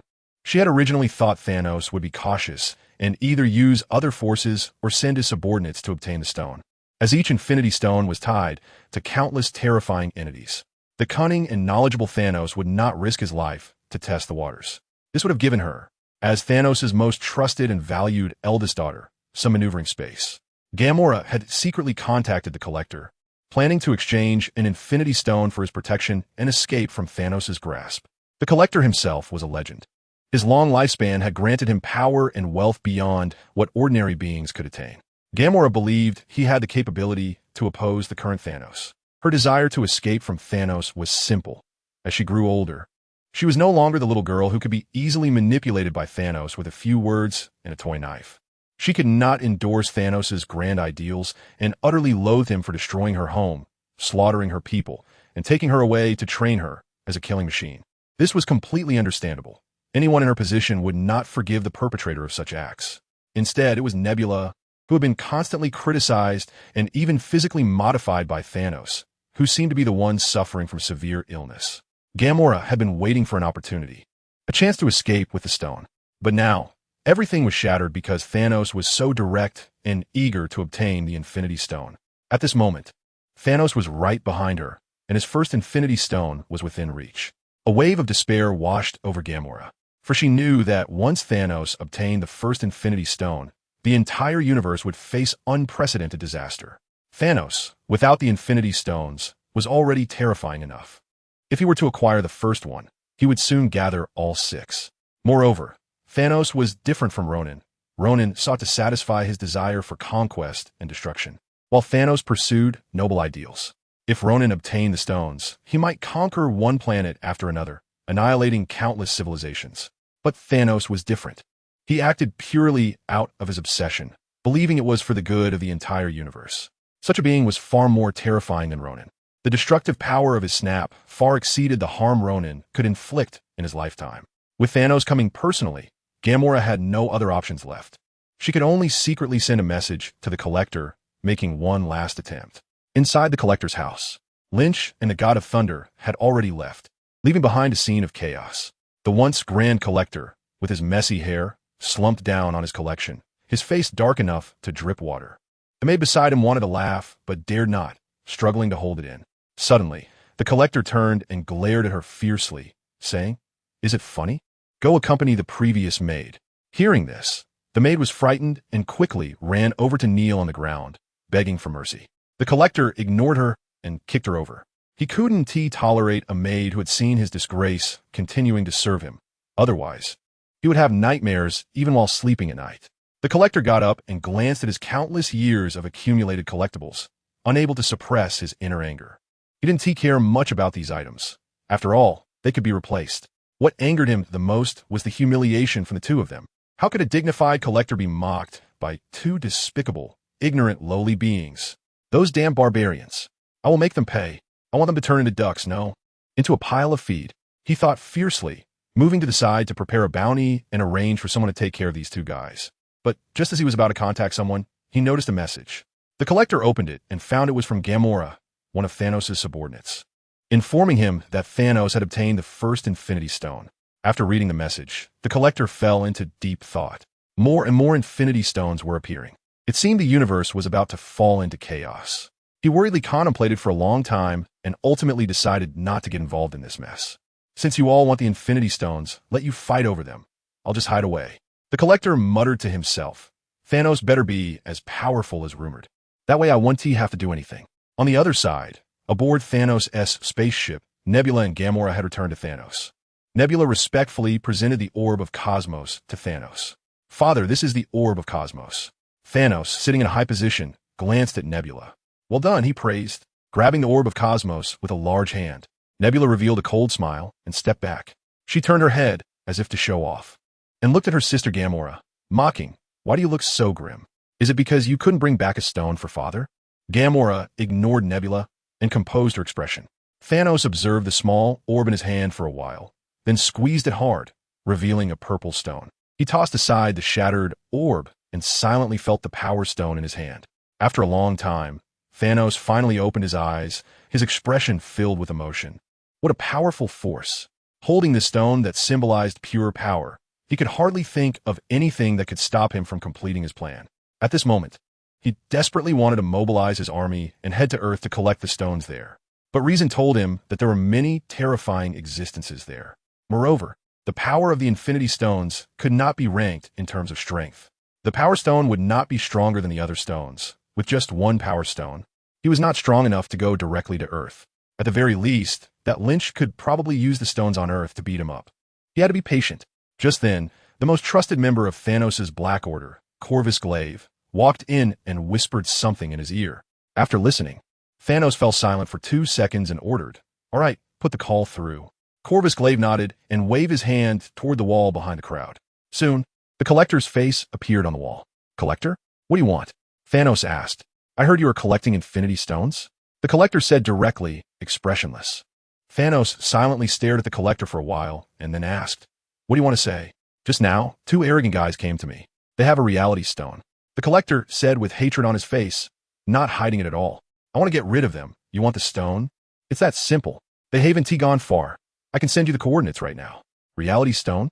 Thanos' expression grew serious. What kind of people are they? The one holding the stone is a very young, ordinary-looking guy, and the one with him is Thor, the Prince of Asgard, the Collector explained with a sullen face. Don't you want this stone? Thanos did not respond immediately. It was only after more than 10 seconds that he softly said, "Send me the coordinates." Saying this, Thanos raised his hand, revealing the power stone in his hand that was glowing faintly. You better not play any tricks, otherwise you will regret it. Inside the Asgardian spaceship. Isn't it a bit rude to treat people this way? Thor shook his head and said, "What's wrong with it?" Lynch scoffed, disdainfully saying, "These old geezers are no good. Didn't you see there's even a living maid among his collection? It's pretty lucky for him to be spared a life." Indeed, according to Lynch's own thoughts, it would be fortunate for the Collector to be let go in the end. After all, what kind of good character could someone who has lived this long in the Marvel Universe be? Lynch could guess that taking this guy out would earn him quite a few points. However, the points might not be that much, because the Collector is just into small collections and has no desire to engage in villainous activities. On the contrary, if he really kills this guy, there would still be some trouble. Not to mention, his brother, the Cosmic Elder and ruler of Sakaar, the Grandmaster, would definitely hold a grudge against Lynch. But that is not a big deal, because if Lynch could take out the Collector, he wouldn't be afraid of the Grandmaster either. What he is most wary of are the potential existences behind these Cosmic Elders, the God-tier beings of the Marvel Universe. Even though the God-tier beings have not truly appeared in the Marvel Cinematic Universe, some Easter eggs and scattered clues suggest that these big shots definitely exist. The void that Lynch came to is a special star domain formed after the death of the Celestial Group. The fact that this corpse can sustain a large number of lives indicates that the strength of the Celestial Group cannot be weak. Although the Cosmic Elders are early failures of the Celestial Group, what if they are still watching these guys? When the Celestial Group descends, Lynch doesn't intend to confront them head-on right now. Waiting for Thanos to come to him will allow him to gain countless justice points and embark on the path to invincibility. Why should he fight the Celestial Group to the death? Thor smiled helplessly and said nothing more.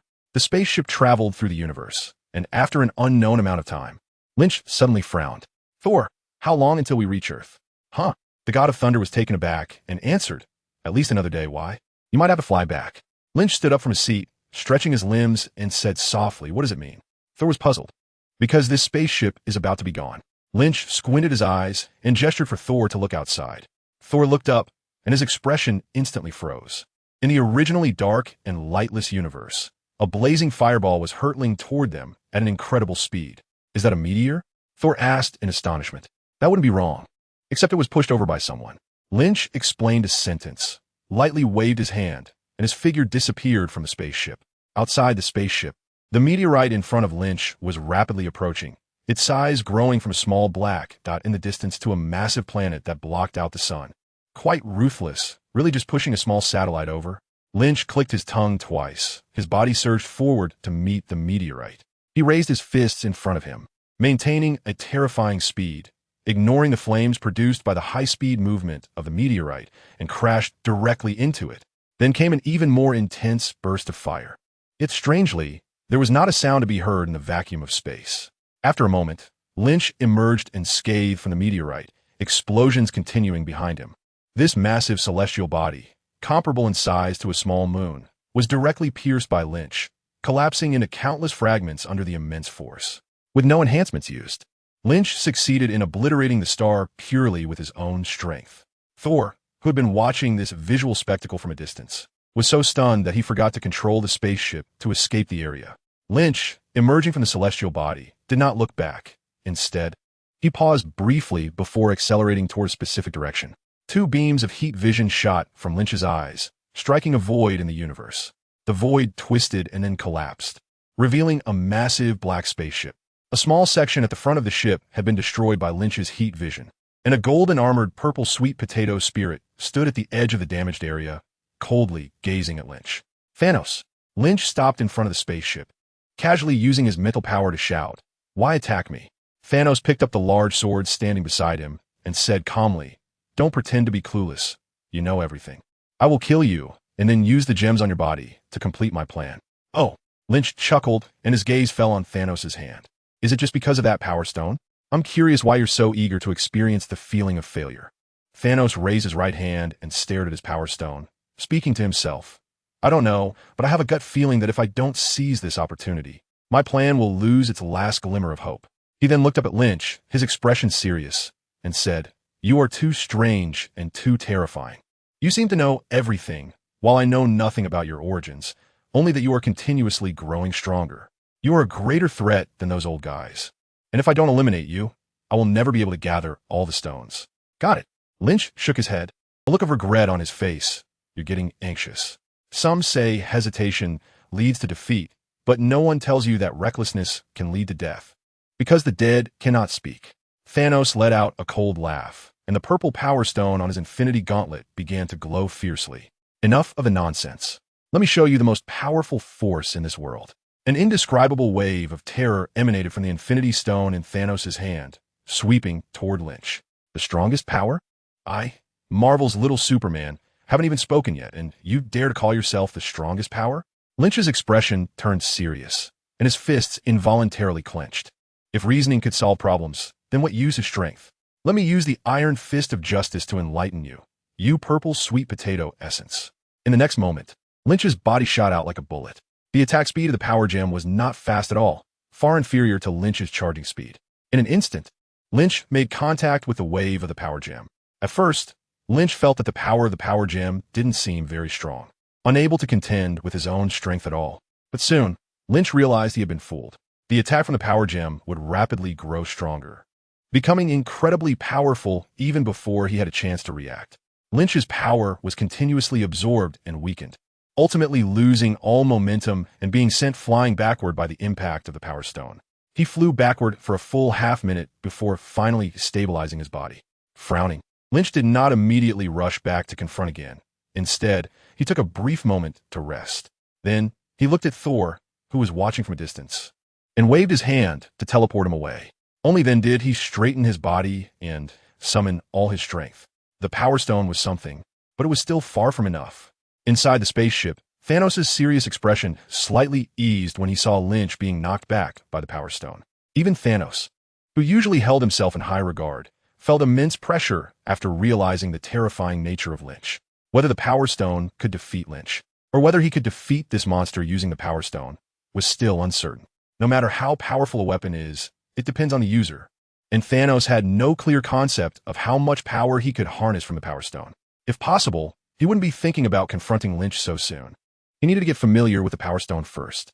However, Lynch's appearance outside Earth was a huge temptation, as it meant he would receive no help from anyone, and Thanos would only need to engage in a battle of kings.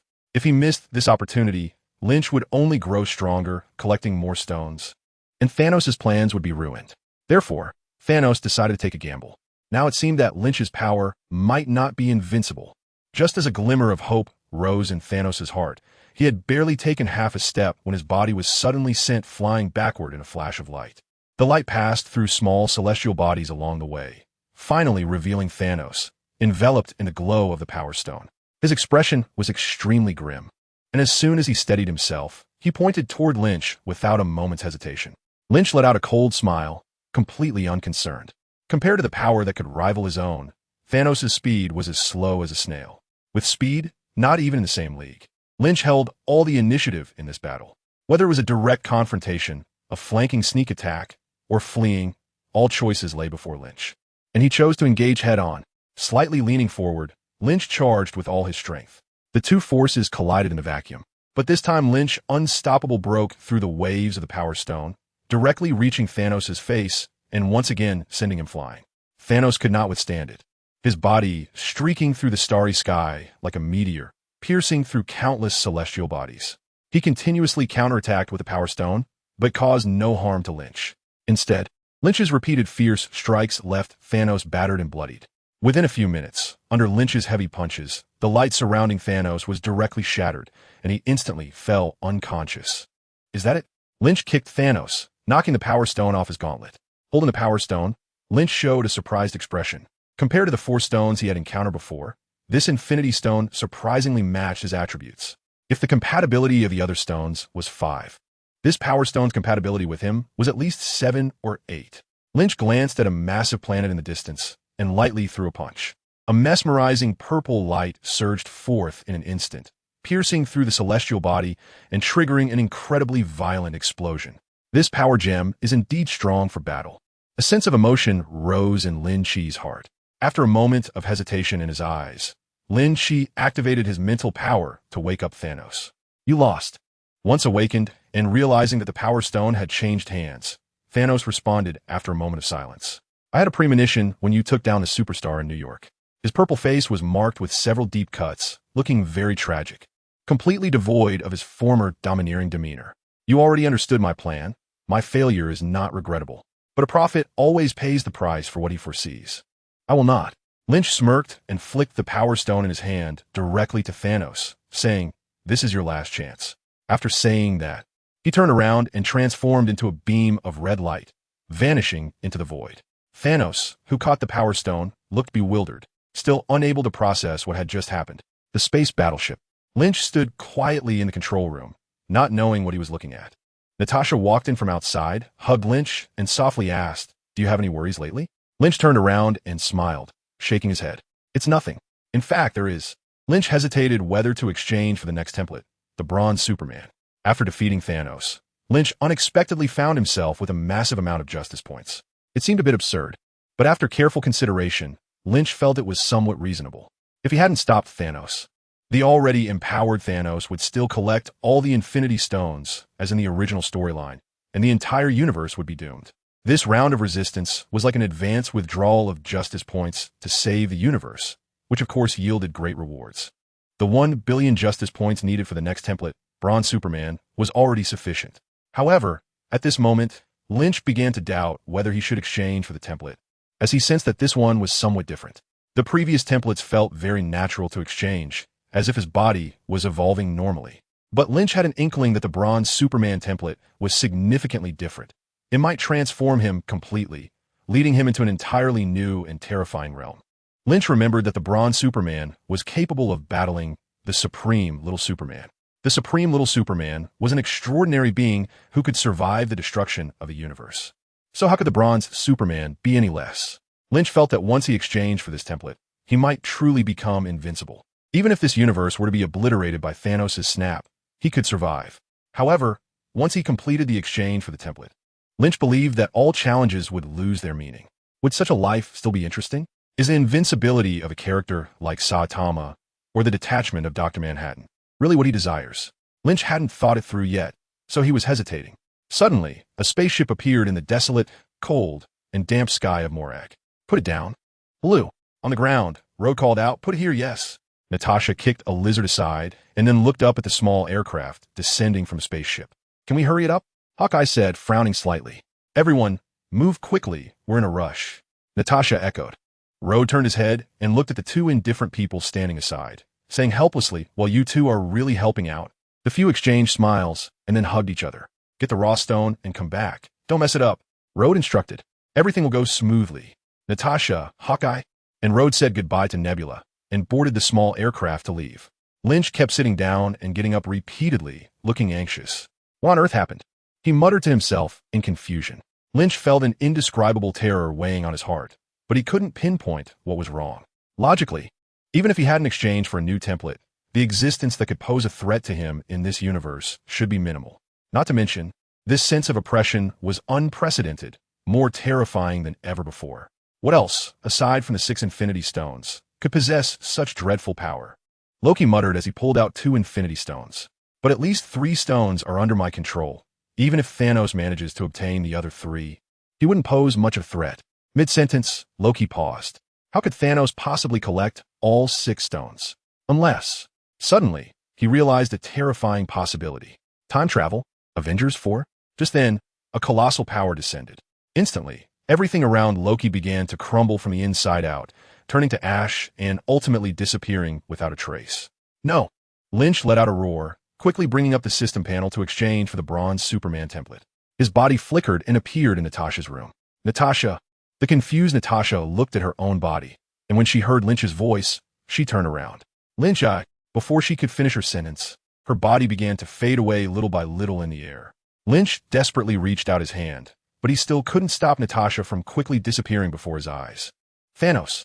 His face twisted with rage, his body surrounded by a terrifying yellow-red light, resisting that horrifying power. "I will kill you." Lynch's body surged, traversing space, and in an instant, he arrived in the starry sky beyond Earth. Thanos extended his hand, his fingers still in the position after snapping. On his right hand, he wore the Infinity Gauntlet, with 6 Infinity Stones radiating mesmerizing beams of colorful light. In just a few seconds, the vast Earth had completely vanished, disappearing without a trace. More terrifyingly, the space beyond Earth was also a void. In the entire universe, only Thanos and Lynch remained. Seeing the furious Lynch, Thanos' expression turned grave. He could not understand why his snap, capable of destroying the entire universe, had not erased Lynch. However, with the 6 Infinity Stones in hand, he did not panic. Because if one snap didn't work, he could use 2. In the face of the 6 Infinity Stones, all so-called powerful forces were meaningless. Everything was over. I have completed my plan, and you have lost, Thanos said calmly. No. Lynch clenched his fists, feeling the power within him continually expanding and growing stronger. I'm still alive. He had fully understood what had happened. This was the plot of Avengers Endgame. In Avengers Endgame, the Avengers discovered new hope through Ant-Man, using time travel to collect the 6 Infinity Stones, allowing Hulk to snap his fingers and bring back half of all life in the universe.